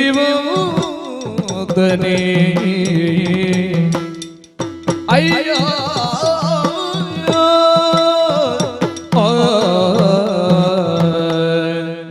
ನಿನ್ನಂತಹ ನೀತಿವಂತನಿಗೆ ಕಚ್ಚುವುದಕ್ಕೆ ಸಾಧ್ಯ ಉಂಟೆ? ನೀ ಕಚ್ಚಿದ ಮೇಲೆ ಕಚ್ಚುವುದಕ್ಕೆ ಸಾಧ್ಯ ಉಂಟು ಅಂತಂದ್ರೆ ನಾ ಏನು ಹೇಳಬೇಕಪ್ಪ? ಕಚ್ಚಿದ್ದು ಹೌದು, ಆದ್ರೆ ನಿನ್ನೊಳಗಿರುವಂತಹ ಕಲಿತನಕ್ಕೆ ನಾನು ಕಚ್ಚಿದ್ದು. ಕಚ್ಚುವುದಕ್ಕೂ ಕಾರಣವಿದೆ. ಅದಕ್ಕೆ ಮತ್ತೊಂದು ಕಾರಣ, ಇನ್ಯಾರದ್ದಾದ್ರೂ ಶಾಪ ಅವರ ಕಥೆಯೂ ಉಂಟು. ಈ ರೀತಿಯಾಗಿ ನೀನಿದ್ದರೆ ಪ್ರಪಂಚಕ್ಕೆ ತೋರ್ಪಡುವುದಕ್ಕೆ ಸಾಧ್ಯ ಉಂಟು. ನಿನ್ನನ್ನು ಕಂಡರೆ ಎಲ್ಲರೂ ಹೇಳುವುದಕ್ಕೆ ಸಾಧ್ಯ, ಇದು ನಳಚಕ್ರವರ್ತಿಯೇ ಹೌದು ಎನ್ನುವುದಾಗಿ. ಅದಕ್ಕೆ ಅದನ್ನು ಮರೆಮಾಚುವುದಕ್ಕೆ ಹಾ. ನಿನ್ನೊಳಗಿರುವಂತಹ ಕಲಿಗೆ ನಾನು ಕಚ್ಚಬೇಕಾಗಿ ಬಂತು. ಹ್ಮ್ ಹ್ಮ್ ಆ ಕಾರಣದಿಂದಾಗಿ ನಿನ್ನ ಪರಿಚಯ ಎನ್ನುವಂತಹದ್ದು ಯಾರಿಗೂ ಸಿಕ್ಕದೆ ಹೋಗಬಹುದು. ಹ್ಮ್ ಕಚ್ಚಿದಂತಹ ಪರಿಣಾಮವೇನು? ಹ್ಮ್ ದೇಹ ವಿಕಾರವಾಗಿದೆ ಹೊರತಾಗಿ ಆ, ಪ್ರಾಣಕ್ಕೆ ಹಾನಿಯಾಗಲಿಲ್ಲ. ಪ್ರಾಣಹರಣ ಮಾಡದೆ ಹ್ಮ್ ದೇಹವನ್ನು ವಿರೂಪಗೊಳಿಸುವ ದಂಶನ. ಹೌದು. ಹಾ. ಆ ದಂಶನ ಒಳಗಿರುವಂತಹ ಕಲಿಗಾಗಿ, ಕಲೆಯ ಪ್ರಚೋದನೆ ಇರುವಂತಹ ಶನಿಗಾಗಿ. ಹ್ಮ್ ಅದಕ್ಕೂ ಶನಿಯು ಪ್ರವೇಶ ಮಾಡುವುದಕ್ಕೆ ಒಂದು ಕಾರಣ ಉಂಟು. ಹ್ಮ್ ಈ ಹಿಂದೆ ಹ್ಮ್ ನಳ ಮತ್ತು ದಮಯಂತಿಯ ವಿವಾಹದ ಸಂದರ್ಭದಲ್ಲಿ ಇಂದ್ರನು, ಅಗ್ನಿಯು, ವರುಣನು ಪಂಚಸ್ವರೂಪದಲ್ಲಿ ನಳನು ಕಾಣಿಸಿಕೊಂಡಂತಹ ಕಾಲದಲ್ಲಿ ನಳನನ್ನೇ ವರೆಸಿದಂತಹ ದಮಯಂತಿ ವಿವಾಹವೆಲ್ಲವೂ ಮುಗಿದು ಇಂದ್ರಾದಿಗಳು ಸ್ವರ್ಗಲೋಕವನ್ನ ಪ್ರವೇಶ ಮಾಡುವಂತಹ ಕಾಲದಲ್ಲಿ ಕಲಿದ್ವಾಪರರು ವಿವಾಹಕ್ಕಾಗಿ ಬರ್ತಾ ಇದ್ರಂತೆ. ಆ ಸಮಯದಲ್ಲಿ ವಿವಾಹಕ್ಕೆ ತೆರಳಬೇಕಾಗ ವಿವಾಹ ನಡೆದು ಹೋಗಿ ಆಗಿದೆ. ಈ ರೀತಿಯಾಗಿ ದಮಯಂತಿ ಇಂದ್ರಾದಿಗಳನ್ನ ಬಿಟ್ಟು ನಳನನ್ನು ವರಿಸಿದಂತಹ ಕಾಲದಿಂದಾಗಿ ಮುಂದೆ ನೋಡಿಕೊಳ್ತೇನೆ ಎನ್ನುವುದಾಗಿ ಕಲಿಯು ತೋರಿಸಿಕೊಂಡನಂತೆ. ಕಲಿಯು ಪ್ರವೇಶ ಮಾಡುವುದಕ್ಕೆ ಕಾಯ್ತಾ ಇದ್ದಾನಂತೆ. ಕಾಯ್ತಾ ಇದ್ದು ಅದಕ್ಕೆ ಸರಿಯಾದಂತಹ ಸಮಯವೂ ನಿನ್ನಲ್ಲಿ ಒದಗಿ ಬರಲಿಲ್ಲ. ಯಾಕೆ ಕೇಳಿದ್ರೆ ನಿನ್ನ ಸತ್ಯಧರ್ಮ ಅಷ್ಟಿತ್ತು. ಧರ್ಮವಂತನಾಗಿ, ಶೀಲವಂತನಾಗಿ, ಸತ್ಯವಂತನಾಗಿ ಬದುಕಿದ ಕಾರಣದಿಂದಾಗಿ ನಿನ್ನನ್ನು ಪ್ರವೇಶ ಮಾಡುವುದಕ್ಕೆ ಅವನಿಗೆ ಅವಕಾಶವೇ ಸಿಕ್ಕದೆ ಹೋಯಿತು. ಆದರೆ ಒಂದು ದಿನ ನಡೆದಂತಹ ಒಂದು ತಪ್ಪಿನಿಂದಾಗಿ ಅವ ಪ್ರವೇಶ ಮಾಡುವುದಕ್ಕೆ ಕಾರಣ ಸಿಕ್ಕಿತು. ನೀನು ನಿಂತು ನೀರು ಕುಡಿದೆಯೋ ಅಥವಾ ಶೌಚಾದಿಗಳನ್ನ ಮಾಡಿ ಕಾಲು ತೊಳೆಯದೆ ಒಳಗೆ ಪ್ರವೇಶ ಮಾಡಿದ ಕಾರಣದಿಂದಾಗಿ ಕಾಲಿನ ಹಿಮ್ಮಡಿಯಿಂದ ಶನಿಯ ಪ್ರವೇಶವಾಯಿತು, ಕಲಿಯ ಪ್ರಚೋದನೆಯಿಂದ. ಆ ಕಾರಣದಿಂದಾಗಿ ಆ ಶನಿಗೆ ನಾನು ಕಚ್ಚಿದ ಹೊರತಾಗಿ ನಿನಗೆ ನಾನು ಕಚ್ಚಿದ್ದೇ ಅಲ್ಲ. ನೀತಿವಂತನೇ, ನಿನ್ನನ್ನು ಪಾಲಿಸುವುದಕ್ಕೆ, ಉದ್ಧರಿಸುವುದಕ್ಕೆ ನನಗೆ ಶಾಪ ಸಿಕ್ಕಿದ್ದು ಹೌದು. ನಿನ್ನ ಪರಿಣಾಮದಿಂದಾಗಿ ನನ್ನ ಶಾಪವು ದೂರವಾಗಿ ಉದ್ಧಾರ ಹೊಂದಿದ್ದು ಹೌದು. ಆದರೆ ಇನ್ನು ಧೃತಿಗಡಬೇಡ. ಮುಂದೆ ನಡೆಯಬೇಕಾದಂತಹ ಮಾರ್ಗವನ್ನು ನಾನೇ ಸೂಚಿಸುವುದಕ್ಕಿದ್ದೇನೆ. ಇದು ಋತುಪರ್ಣನ ಆಸ್ಥಾನವನ್ನ ಪ್ರವೇಶ ಮಾಡಿಕೊಂಡು ಮಿತ್ರನಾದ ಅಯೋಧ್ಯಾಧಿಪತಿ. ಹೌದು, ಹಾ. ಋತುಪರ್ಣನಲ್ಲಿ ಪ್ರವೇಶ ಮಾಡಿಕೊಂಡು ಈ ಯಾವುದನ್ನೆಲ್ಲ ಯಾವ ಬಗೆಯಲ್ಲಿ ಕಳೆದುಕೊಂಡಿದ್ದಿ, ಆ ಕಳೆದುಕೊಂಡದ್ದೆಲ್ಲವನ್ನ ಪಡೆಯಬೇಕಾದ್ರೆ ಅಕ್ಷವಿದ್ಯೆ ಎನ್ನುವಂತಹದ್ದು ಪ್ರಾಮುಖ್ಯವಾಗಿ ಬೇಕು. ಆ ಅಕ್ಷವಿದ್ಯೆಯನ್ನ ಪ್ರಾಪ್ತಿಸಿಕೊಡುವಲ್ಲಿ ಅವನು ಒಂದು ರೀತಿಯಾದಂತಹ ಮಾರ್ಗವು ನಿನಗೆ ದೊರಕಿಸಿಕೊಡ್ತಾನೆ. ನಿಮ್ಮಿಂದ ವಿನಿಮಯವೂ ನಡೆದುಕೊಳ್ಳಬಹುದು. ಮುಂದೆ ಯಾವ ರೀತಿಯಲ್ಲಿ ಆದರೂ ಅವನಿಂದ ನಿಮ್ಗೆ ಬೇಕಾದಂತಹ ಉಪಕಾರವ ನಡೆಯುವುದಕ್ಕೆ ಸಾಧ್ಯವಿದೆ. ಆ ಮಾರ್ಗದಲ್ಲಿ ಮುನ್ನಡೆಯಬೇಕು ನೀನು. ಅಷ್ಟು ಮಾತ್ರವಲ್ಲ, ಶನಿ ವಿಮೋಚನೆ ಹೊಂದುವಂತಹ ಕಾಲದಲ್ಲಿ ಇದು ಈ ದಿವ್ಯವಾದಂತಹ ವಸ್ತ್ರದ್ವಯವನ್ನ ನಿನ್ನ ಪಾಲಿಗಿಟ್ಟಿದ್ದೇನೆ. ನಿನ್ನ ಪಥ ಕಲ್ಯಾಣವಾಗ್ಲಿ, ಕಲ್ಯಾಣವಾಗ್ಲಿ. ಅಯ್ಯ ಕಾರ್ಕೋಟಕರೇ, ಅಗ್ನಿಯನ್ನು ನಾವು ಉಪಾಸಿಸುವುದು ಸ್ವಾರ್ಥ ಬಿಟ್ಟು ಅವನಿಗಿತ್ತಂತಹ ದ್ರವ್ಯದಿಂದಲಾಗಿ ನಾವಿರುವ ಸ್ಥಿತಿಯಿಂದ ಅದು ನಮ್ಮನ್ನು ಮೇಲಕ್ಕೆ ಒಯ್ಯುತ್ತದೆ ಎಂಬುದಕ್ಕೆ. ಕಾಡಿನ ಕಿಚ್ಚಿನ ರೂಪದಲ್ಲಿ ಕಾಣಿಸಿಕೊಂಡ ಅಗ್ನಿಯ ಮಧ್ಯದಲ್ಲಿ ನನ್ನ ಹಿತವೆಂಬಂತಹ ಸ್ವಾರ್ಥವನ್ನು ಬಿಟ್ಟು ಪರಹಿತವನ್ನು ಸಾಧಿಸುವ ಸಂಕಲ್ಪವನ್ನು ತೊಟ್ಟು ನಾ ಕೈಯೊತ್ತಿ ಮುಂದೊತ್ತಿದ್ದು ಮಾತ್ರ ಹವಿಸನ್ನೇ ಕೊಟ್ಟಂತಾಯ್ತೋ ಹೇಗೆ? ಸರ್ಪರೂಪದಿಂದ ಕುಲನಾಗವಾದಂತಹ ನೀನು ನಾಗ ದೇವತೆಯಾಗಬಲ್ಲ ಕಾರ್ಕೋಟಕಾಭಿಧಾನವನ್ನು ಹೊಂದಿದ ನೀನು ಅನುಗ್ರಹವನ್ನೇ ಹೀಗೆ ಮಾಡುತ್ತೀಂತಾದರೆ ಅದು ಭವಿಷ್ಯದಲ್ಲಿ ನನ್ನ ದುಸ್ಥಿತಿಯಿಂದ ನನ್ನನ್ನು ಮೇಲಕ್ಕೆ ಎತ್ತುತ್ತದೆ ಅಂತ ನೀನು ಅಭಯವಚನವನ್ನು ಆಡುತ್ತೀಂತಾದರೆ ಮತ್ತೊಂದುಂಟು. ಕಚ್ಚಿದ ಕಾರಣದಿಂದಾಗಿ ನಿನಗೆ ಅಗ್ನಿ ಭಯವಿಲ್ಲ, ಜಲ ಭಯವಿಲ್ಲ, ರೋಗದ ಭಯವಿಲ್ಲ, ರಿಪುಗಳ ಭಯವೂ ಇಲ್ಲ. ಅದೇ ಕೆಡುಕಿನಂತೆ ಕಂಡದ್ದು ಒಳಿತಾಗ್ತದೆ. ಒಳಿತಿನಂತೆ ಕಂಡದ್ದು ಕೆಟ್ಟದ್ದಾಗ್ತದೆ. ಹ್ಮ್ ಕೆಡುಕಿನಂತೆ ಕಂಡು ಒಳಿತಾಗುವುದಂದ್ರೆ ಹೀಗೆ, ಸರ್ಪ ಕಚ್ಚಿದ್ರು ಅದರಿಂದ ಒಳ್ಳೆಯದಾಗುವುದು. ಸತ್ಯವಂತರಿಗೆ ಇಡುವಂತಹ ನಡೆಯು ಸುಗಮವಾಗ್ತದೆ. ಒಳಿತಿನಂತೆ ಕಂಡು ಕೆಡುಕಾಗುವುದು ಅಂದರೆ ದೇವತೆಗಳನ್ನು ಮೀರಿ ದಮಯಂತಿಯ ಕೈ ಹಿಡಿದದ್ದು ಒಳಿತು ಅಂತ ಭಾವಿಸಿದ್ದೆ. ಹ್ಮ್ ನಾನು ಎಷ್ಟು ವರ್ಚಸ್ವಿಯೇ ಆಗಲಿ ತೇಜಸ್ವಿಯೇ ಆಗಲಿ ಆ ದೇವಾತಿಕ್ರಮಣ ಮಾಡಿದ್ದೇನೆ ಎಂಬುದು ಹ್ಮ್ ಬದುಕನ್ನು ಬಾಧಿಸದೇ ಇರಲಾರದು. ಆ ಕಲಿ ಅಂದ್ರೆ ದೋಷ ಅಂತ ಅರ್ಥ. ಆ ದೋಷವನ್ನು ನಮ್ಮೊಳಗೆ ಮನೆ ಮಾಡುವಂತೆ ಮಾಡುವವನಿಗೆ ಶನಿ ಅಂತ ಹೆಸರು. ಆ ಆದ್ದರಿಂದ ಶನಿಯಿಂದ ಕಲಿದೋಷ ಪೂರಿತನಾಗಿ ಹ್ಮ್ ಜ್ವರಗ್ರಸ್ತ ದೇಹದಂತೆಯೇ ನರಳುತ್ತಾ ಇದ್ದ ನನ್ನೊಳಗಿನ ಹ್ಮ್ ಜ್ವರ ಸಾಯುವುದಕ್ಕೆ ಆ ನಿನ್ನ ವಿಷ ಔಷಧವಾಗುತ್ತದೆ ಅಂತಾದರೆ ಆಗಲಿ.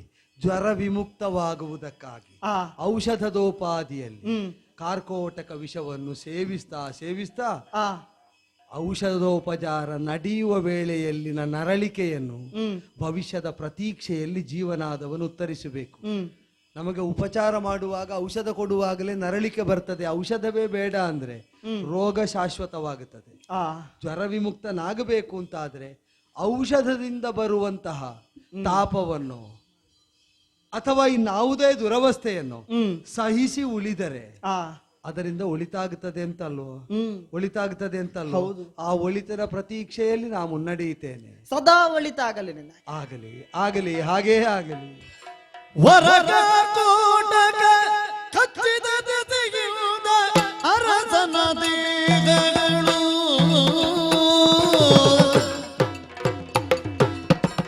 ಕಚ್ಚಿದ ದೆಸೆಯಿಂದ ಅರಸನ ದೇಹಗಳು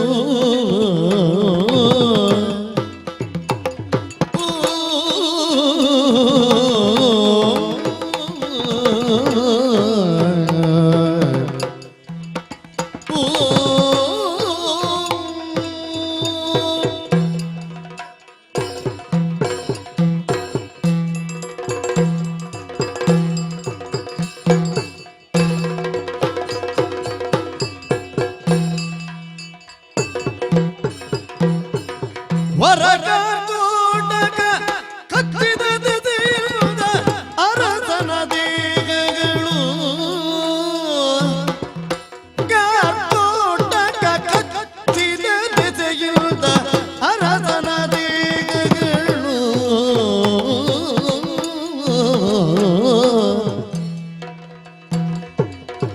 ಉರೆಗಪ್ಪಾಗುತ್ತ ಅಡಗಿತು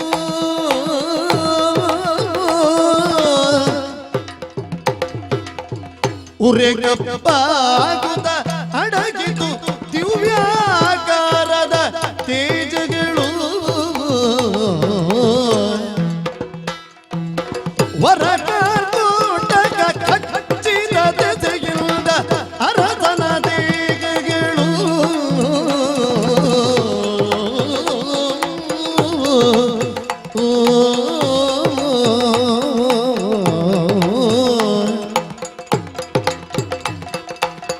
ಅರಸನ ದೇಹಗಳು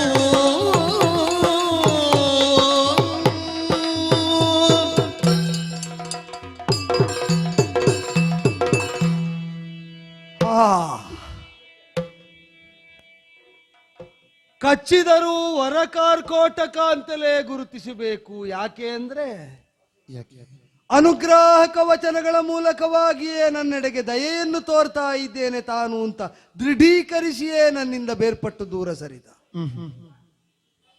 ಪರಿಣಾಮವನ್ನೇ ಸಸೂಕ್ಷ್ಮವಾಗಿಯೇ ನಿರೀಕ್ಷಿಸ್ತಾ ಇದ್ದರೆ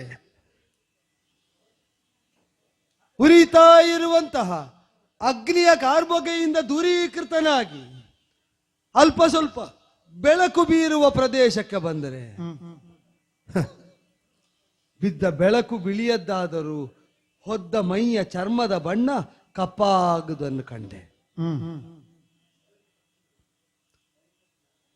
ಅರಸನಾಗಿ ಅನ್ಯರಿಗೆ ಬೇಕಾದ ದಯನೀಯಾವಸ್ಥೆಯಿಂದ ಬಿಡುಗಡೆ ಹೊಂದುವಂತಹ ಸ್ಥಿತಿಯನ್ನು ಕಲ್ಪಿಸ್ತಾ ಇದ್ದ ನಾ ಎಲ್ಲಿಂದ ಎಲ್ಲಿಗೆ ಬಂದು ತಲುಪಿದೆ ಅಂತ ನೋಡಿದರೆ ನನ್ನನ್ನು ನನ್ನತನವನ್ನು ಮರೆಮಾಚುವುದಕ್ಕಾಗಿ ಕಾರ್ಕೋಟಕ ದಂಶನದ ವಿಪರಿಣಾಮವನ್ನು ಒಪ್ಪಿ ಸ್ವೀಕರಿಸಬೇಕಾದ ಸ್ಥಿತಿಗೆ ಬಂದೆ. ನನಗೆ ಒಳಿತಾಗ್ತದೆ ಅಂತ ಅನಿವಾರ್ಯವಾಗಿ ಒಪ್ಪುವುದು ಬೇರೆ. ಜೀವರುಗಳ ಪರಿಮಿತಿಯನ್ನು ಹೇಳುವಂತಹ ಬದುಕಿನ ಅನುಭವ ಇದು. ಅಸ್ವತಂತ್ರನಾಗಿ, ಪರತಂತ್ರನಾಗಿ, ಪರಾಧೀನನಾಗಿ ಬದುಕುವುದು ಯಾವ ಜೀವನಿಗಾದರೂ ಅನಿವಾರ್ಯ, ಅವ ಚಕ್ರವರ್ತಿಯೇ ಆಗಿರಲಿ. ಸ್ವತಂತ್ರತ್ವ, ಸರ್ವಜ್ಞತ್ವ, ಸರ್ವಶಕ್ತಿತ್ವ, ಸರ್ವವನ್ನು ತನ್ನ ಅಧೀನದಲ್ಲಿರಿಸಿಕೊಳ್ಳುವ ಯೋಗ್ಯತೆ, ಅದು ದೇವಯೋಗ್ಯತೆ, ಜೀವಯೋಗ್ಯತೆ ಅಲ್ಲ. ಮನುಷ್ಯನಿಗೆ ಉನ್ನತಿಗೆ ಬಂದಾಗ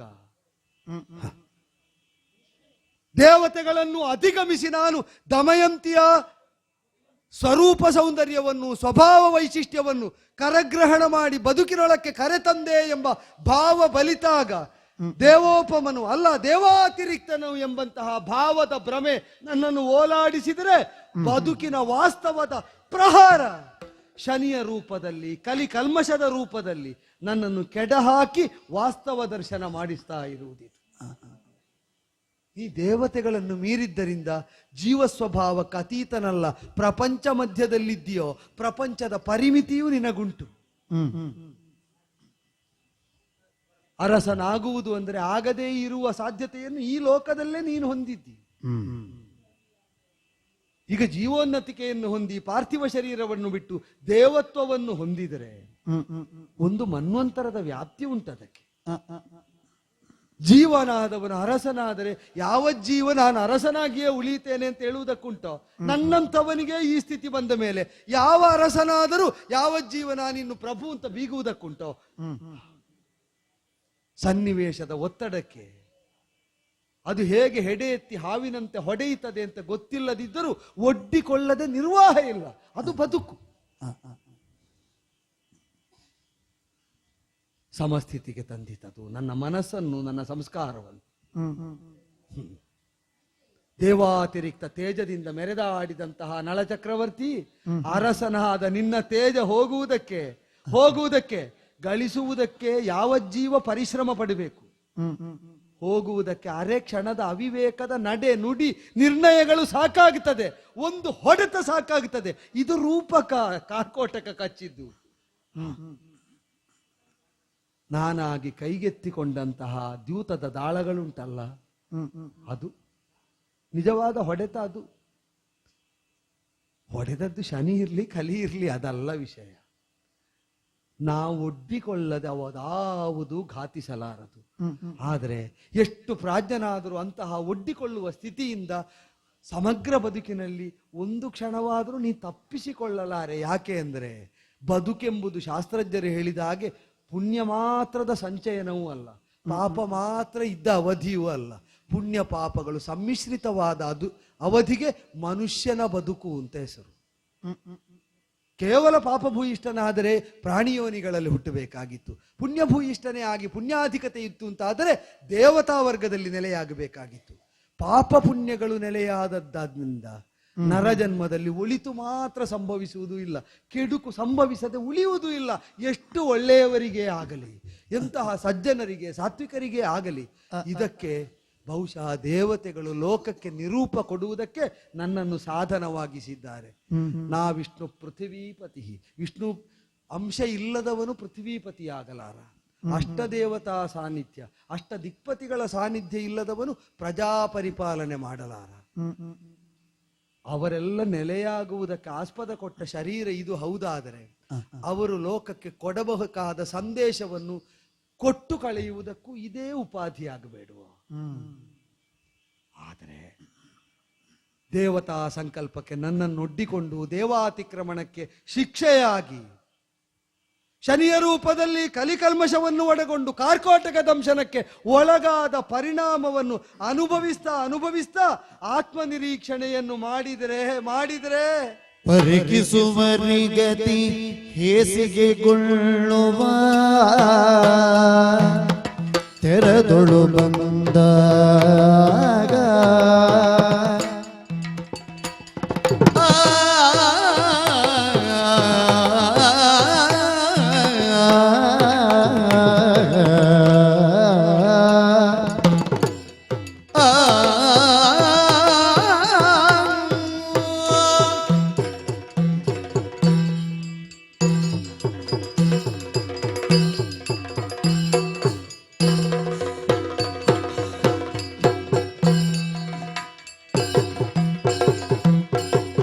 ಪರಿಗಿಸುವರಿಗತಿ ಹೇಸಿಗೆಗೊಳ್ಳುವ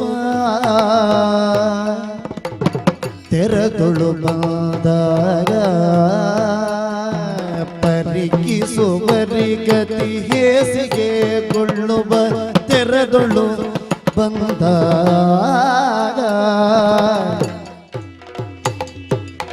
ಭರದೊಳಯೋಧ್ಯ ನಗರವ ಹೋಗುತ್ತಲೇ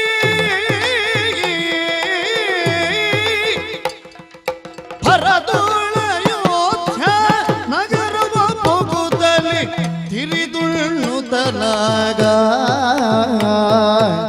ವರಗಾರ್ ಕೋಟಕ ಕಚ್ಚಿದ ದೆಸೆಯಿಂದ ಅರಸನ ದೇಹಗಳು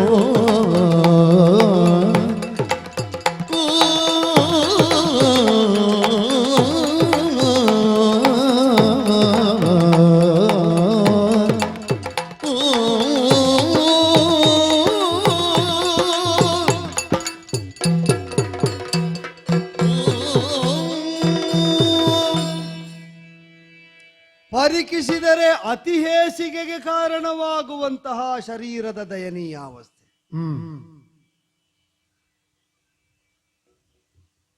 ಕೊಳೆತ ಚರ್ಮ, ಒಸರಿದ ಕೀವು ತುಂಬಿದ ಮೈ, ವಾಸನೆಯನ್ನು ಹೊರಸೂಸುವಂತಹ ದುರ್ಗಂಧಭರಿತವಾದ ಶರೀರ, ವಿಕರಾಳ ಸ್ವರೂಪ.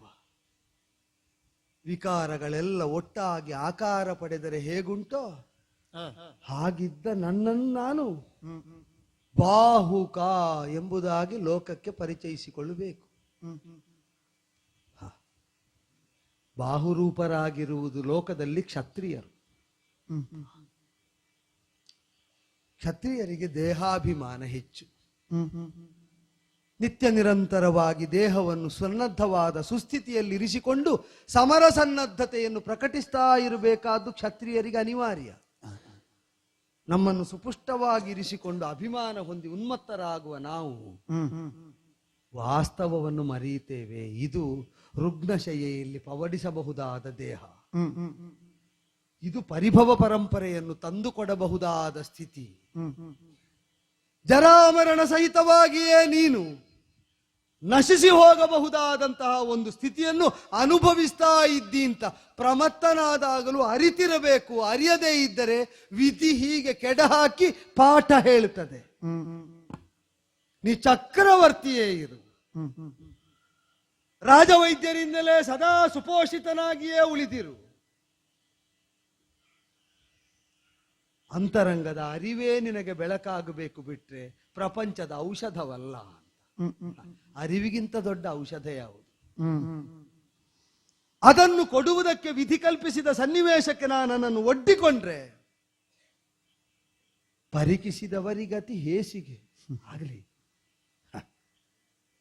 ನನ್ನನ್ನು ನಾನು ನೋಡಿಕೊಂಡು ನನ್ನನ್ನು ನಾನು ಅರಿತು ಸರಿಪಡಿಸುವುದೇ ನನಗಿನ್ನು ಬದುಕಿನ ನಿಯೋಗ ಅಂತಾದರೆ ನಾ ಸೇರಬೇಕಾದದ್ದು ಈ ಸ್ಥಿತಿಯನ್ನು ಹೊಂದಿ ಎಲ್ಲಿಗೆ? ಕಾರ್ಕೋಟಕ್ಕೆ ಹೇಳಿತು ಕಂಗಳಿಗೆ ಕಾಣುವ ಅಯೋಧ್ಯೆಗೆ ಹೋಗು ಅಂತ. ಅಲ್ಲಾರಿದ್ದಾನೆ, ಋತುಪರ್ಣನಿದ್ದಾನೆ, ಮಿತ್ರನಿದ್ದಾನೆ. ಆದರೆ ಕೊಡುವ ಕೈ ಬೇಡುವ ಕೈಯಾಗಬೇಕು, ತಿರಿದುಣ್ಣುವ ಕೈಯಾಗಬೇಕು.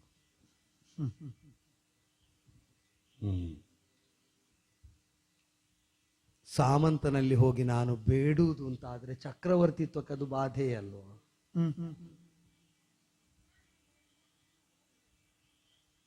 ದಮಯಂತಿಯನ್ನು ಬಿಡುವಾಗ ತತ್ವ ನೆನಪಾಗಿದೆ. ಕ್ರಿಯೆಗಿಂತ ಸಂಕಲ್ಪ ಮುಖ್ಯ ಅಂತ. ನಳನೆ ಈಗಲೂ ಸಂಕಲ್ಪದಿಂದ ನಿನ್ನನ್ನು ನೀನು ಸರಿ ಮಾಡಿಕೋ.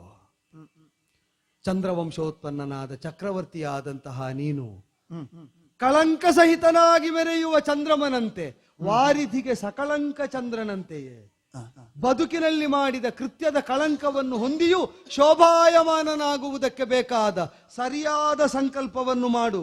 ಏನು ಸರಿಯಾದ ಸಂಕಲ್ಪ? ರಾಜಾಧಿರಾಜನಾದಂತಹ ಒಬ್ಬಾತ ಚಕ್ರವರ್ತಿ ಅಹಂಕಾರ ಬಿಟ್ಟು ಬೇಡುವುದು ಅಯೋಧ್ಯಾಧಿಪತಿಯಲ್ಲಿ ಮಾತ್ರ. ಆ ಅಯೋಧ್ಯೆ ಯಾವುದು ಅಂದ್ರೆ ಅಕುಂಠಿತವಾದ ವೈಕುಂಠಕ್ಕೆ ಅಯೋಧ್ಯ ಅಂತ ಮೊದಲ ಹೆಸರಿರುವುದು. ಸರ್ವ ಋತುಗಳಲ್ಲೂ ಹಸಿರೆಲೆಗಳನ್ನು ತೊಟ್ಟಿರುವಂತಹ ನೆಲೆಯದು. ಯಾವ ಸ್ಥಿತಿಯಲ್ಲೂ ಜೀವರಿಗೆ ಆಶ್ರಯಪ್ರದಾಯಕವಾದಂತಹ ನೆಲೆಯದು ವೈಕುಂಠ ಅಂದ್ರೆ. ವೈಕುಂಠಾಧಿಪತಿ ಶ್ರೀಮನ್ನಾರಾಯಣ. ಚಕ್ರವರ್ತಿ ನಾನು ಬಾಗುವುದಿಲ್ಲ, ಚಕ್ರವರ್ತಿ ನಾನು ಬೇಡುವುದಿಲ್ಲ ಅಂದವನು ದೇವಮಂದಿರದಲ್ಲಿ ಶ್ರೀಮನ್ನಾರಾಯಣನ ಮುಂಭಾಗದಲ್ಲಿ ದೇಹಿ ಕೃಪಾವಲಂಬಂ ದೇಹಿ ಕರಾವಲಂಬಂ ಅಂತ ಬೇಡದಿದ್ರೆ ಅವ ಚಕ್ರವರ್ತಿಯಾಗಿ ಉಳಿಯುವುದಿಲ್ಲ. ದೈವ ಭಕ್ತಿ ಇರಲಿಲ್ಲ, ನಾಸ್ತಿಕನಾಗಿದ್ದೆ, ವೇದ ವಿರೋಧಿ ಆಗಿದ್ದೆ ಅಂತ ತಾತ್ಪರ್ಯ ಅಲ್ಲ. ಅರಿತದ್ದು ಅನುಭವ ಆಗುವುದಿಲ್ಲ. ಅರಿವು ಜ್ಞಾನ ಆಗುವುದು ಯಾವಾಗ ಅಂತ ಕೇಳಿದ್ರೆ ತಿಳಿದವರು ಹೇಳಿದ್ರು, ಅದು ನಿನ್ನ ಅನುಭವಕ್ಕೆ ಬಂದಾಗ. ಓದಿದ್ದನ್ನೇ ಧ್ಯಾನಿಸಿ ಧ್ಯಾನಿಸಿ ಧ್ಯಾನಿಸಿ ಅದು ನನ್ನ ಅನುಭವಗತವಾಗಿ ಇದೇ ಸರಿ ಅಂತ ಬದುಕು ಆ ಪಥದಲ್ಲಿ ಮುನ್ನಡೆದ ಕಾಲದಲ್ಲಿ ಅದು ಜ್ಞಾನ ಅನ್ನುವುದು. ಪರಿಕಿಸಿದ್ದನ್ನು ನಾನು ಹೇಸಿಗೆ ಅಂತ ತಿಳಿಯದೆ ಇದು ಸಾಧನೆಗಿದ್ದ ಮಾಧ್ಯಮ ಅಂತ ಅಂಗೀಕರಿಸಿದರೆ ಜೀವಾಶ್ರಯ ಪ್ರದಾಯಕನಾದ ನರರ ಬದುಕೆಂಬ ಜಲಧಿಯಲ್ಲಿ ನಿರಂತರ ಸಂಚರಣವನ್ನು ಹೊಂದಿದಂತಹ ನಾರಾಯಣನಿಗೆ ಶರಣಾಗುವುದಕ್ಕೆ, ಅಯೋಧ್ಯಾಧಿಪತಿಗೆ ಶರಣಾಗುವುದಕ್ಕೆ ಇದು ಕಾಲ. ಹಾಗಾದ್ರೆ ನಾವಿಷ್ಣು ಪೃಥಿವೀಪತಿ, ಋತುಪರ್ಣ ಸ್ನೇಹಿತನೇ ಇರಬಹುದು. ಈ ಕಾಲದಲ್ಲಿ ಸೂರ್ಯವಂಶೀಯನಾದ ಅವನು ಸಾಮಂತನೇ ಇರಬಹುದು. ಆದರೆ ವಿಷ್ಣುವಿನ ಅಂಶ ಇಲ್ಲದೆ ಅವನು ಪೃಥ್ವೀಪತಿ ಆಗುವುದು ಹೇಗೆ? ಯಾರ ಅಧೀನದಲ್ಲಿ ಬೇಡುವುದಕ್ಕೆ ಹೊರಟಿದ್ದೇನೋ ನನಗೆ ಹೇಸಿಗೆಯುಳ್ಳ ಶರೀರ ಅವನಲ್ಲಿ ಕಾಣಬಾರದು. ನನ್ನ ಶರೀರವನ್ನು ಪರಿಕಿಸುವಾಗ ಅತಿ ಹೇಸಿಗೆಯದ್ದನ್ನಾಗಿಸಿದ್ಯಾಕೆ? ಋತುಪರ್ಣನ ಕಾಯ ಕಾಣಕೂಡದು ನಳನಿಗೆ, ಕಂಡ್ರೆ ಬೇಡುವುದಕ್ಕಾಗುವುದಿಲ್ಲ. ಋತಿಕರ್ಣನ ಸತ್ವ ಕಾಣಬೇಕು ನನಗೆ. ಆಗ ಸತ್ವ ಗುಣೋಪೇತನಾದ ಶ್ರೀಹರಿ ಅಲ್ಲದೆ ಮತ್ತೊಬ್ಬ ಕಾಣುವುದಿಲ್ಲ. ಸತ್ವಗುಣೋಪೇತನ ಸದಾಶ್ರಯಕ್ಕೆ ನಳ ಚಕ್ರವರ್ತಿಯಾಗಿ ತನ್ನನ್ನು ತಾನು ಒಡ್ಡಿಕೊಳ್ಳುವಲ್ಲಿ ಬದುಕು ಪಾಕ ಮಾಡಿದ ಬಗೆ ಇದು. ಅಗ್ನಿ ಅನುಗ್ರಹ ಮಾಡಿದ್ದು ನನಗೆ ಸೌಲಭ್ಯ ಕೊಡುವುದಕ್ಕೆ ಅಂತ ಭಾವಿಸಿದೆ. ಅಗ್ನಿ ನಾರಾಯಣಲ್ವೋ? ದೇವರು ಅಗ್ನಿಯನ್ನು ಉರಿಯುವಂತೆ ಮಾಡಿ ನೀನು ಹೊಕ್ಕರೂ ನಾಶ ಆಗುವುದಿಲ್ಲ ಅಂತ ಹೇಳಿದ್ಯಾಕೆ? ಆಹಾರ ಅಗ್ನಿಯಲ್ಲಿ ಬೆಂದರೆ ನಾಶ ಆಗುವುದಲ್ಲ, ಪಕ್ವ ಆಗುವುದು. ನಳನನ್ನು ಪಾಕ ಭರಿಸುವುದಕ್ಕೆ ಅಗ್ನಿಯನ್ನು ಮಾಧ್ಯಮವಾಗಿಸಿ ಅಚ್ಯುತನಾದ ನಾರಾಯಣ ಆಡಿದ ಆಟ. ಅವನಿಗೆ ಸಹಾಯಕ್ಕೆ ಒಂದೆಡೆಯಿಂದ ಸರ್ಪ, ಮತ್ತೊಂದೆಡೆಯಿಂದ ಅಗ್ನಿ. ಶೇಷ ಪರ್ಯಂಕಶಾಹಿಯಾದ ಅಗ್ನಿನಾರಾಯಣನ ಆಟಕ್ಕೆ ಚಕ್ರವರ್ತಿತ್ವ ಬಾಧೆ ಕೊಡುವುದಕ್ಕುಂಟೆ. ಒಡ್ಡಿಕೊಳ್ಳಬೇಕಷ್ಟೆ. ಹೋಗುತ್ತೇನೆ ಅಯೋಧ್ಯ ನಾಮಕವಾದ ಯೋಧರಿಂದ ಹೋರಾಡಿ ಗೆಲ್ಲಲಾಗದ ನೆಲೆಯನ್ನು ಹೋಗುವುದಕ್ಕಾಗಿ ಹೋಗುತ್ತೇನೆ. ಭುವಿಯಲ್ಲಿ ಅಯೋಧ್ಯೆಗೆ ಆ ಕೀರ್ತಿ ಉಂಟು, ದಿವಿಯಲ್ಲಿ ವೈಕುಂಠಕ್ಕೆ ಆ ಕೀರ್ತಿ ಉಂಟು. ತನ್ನನ್ನು ಬರಮಾಡಿಕೊಳ್ತಾ ಇರುವುದು ಶ್ರೀಮನ್ನಾರಾಯಣ ಅಂತಾದರೆ ವೈಕುಂಠವೆಂಬ ಪರಿಭಾವವನ್ನೇ ಇರಿಸಿಕೊಂಡು ಪವಿತ್ರೀಕೃತನಾಗುವುದಕ್ಕೆ, ಜೀವೋತ್ಕರ್ಷವನ್ನು ಸಾಧಿಸುವುದಕ್ಕೆ ಹಂಬಲಿಸ್ತಾ ಮಿತ್ರನಾದ ಋತುಪರ್ಣನ ಒಳಗಿನಿಂದ ಯನ್ಮಿತ್ರ ಮಾಪದಿ ಸುಖೇಚ ಸಮಕ್ರಿಯಂಚ, ಆಪತ್ತಿನಲ್ಲೂ ಸುಖದಲ್ಲೂ ಸಮನಾಗಿ ಭಾಗಿಯಾಗುವವನು. ಬದುಕಿನ ಪ್ರವಾಹದಲ್ಲಿ ಕೊಚ್ಚಿ ದಡ ಸೇರಲಾಗದೆ ಹಪಹಪಿಸುವವನಿಗೆ ಕೈಯಾಸರೆ ಕೊಟ್ಟು ದಡ ಸೇರಿಸುವ ಮಿತ್ರನವನಾಗುತ್ತಾನೆ ಅಂತಾದರೆ ಕೈಯೊಡ್ಡಿ ಹೋಗುತ್ತೇನೆ, ಕೈ ಹಿಡಿತಾನೆ ಎಂಬ ವಿಶ್ವಾಸವನ್ನೇ ಶ್ವಾಸದಲ್ಲಿ ತುಂಬಿಕೊಂಡು ಋತುಪರ್ಣನ ಸಭಾಸ್ಥಾನಕ್ಕೆ ಸಾಗಿ ಹೋಗುತ್ತೇನೆ.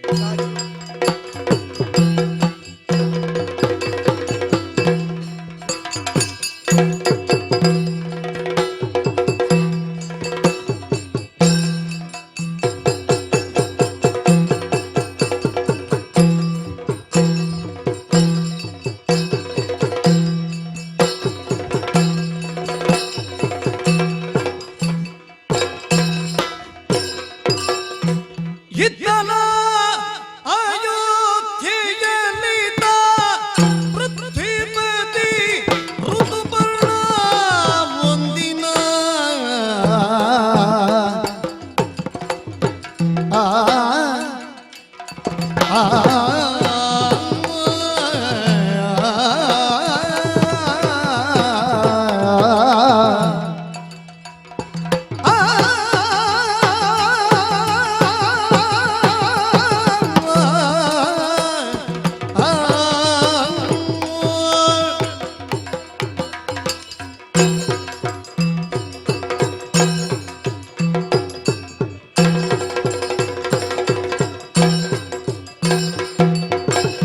ಇದ್ದಲ ಅಯೋಧ್ಯೆಯನಿದ ಪೃಥ್ವಿಪತಿ ಋತುಪರ್ಣ ಮುಂದಿನ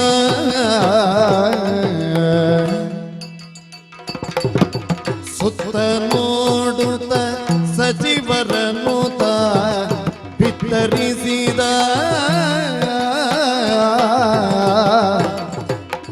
ಸುತ್ತ ನೋಡುತ್ತ ಸಚಿವರನ್ನುತ ಬಿತ್ತರಿಸಿದ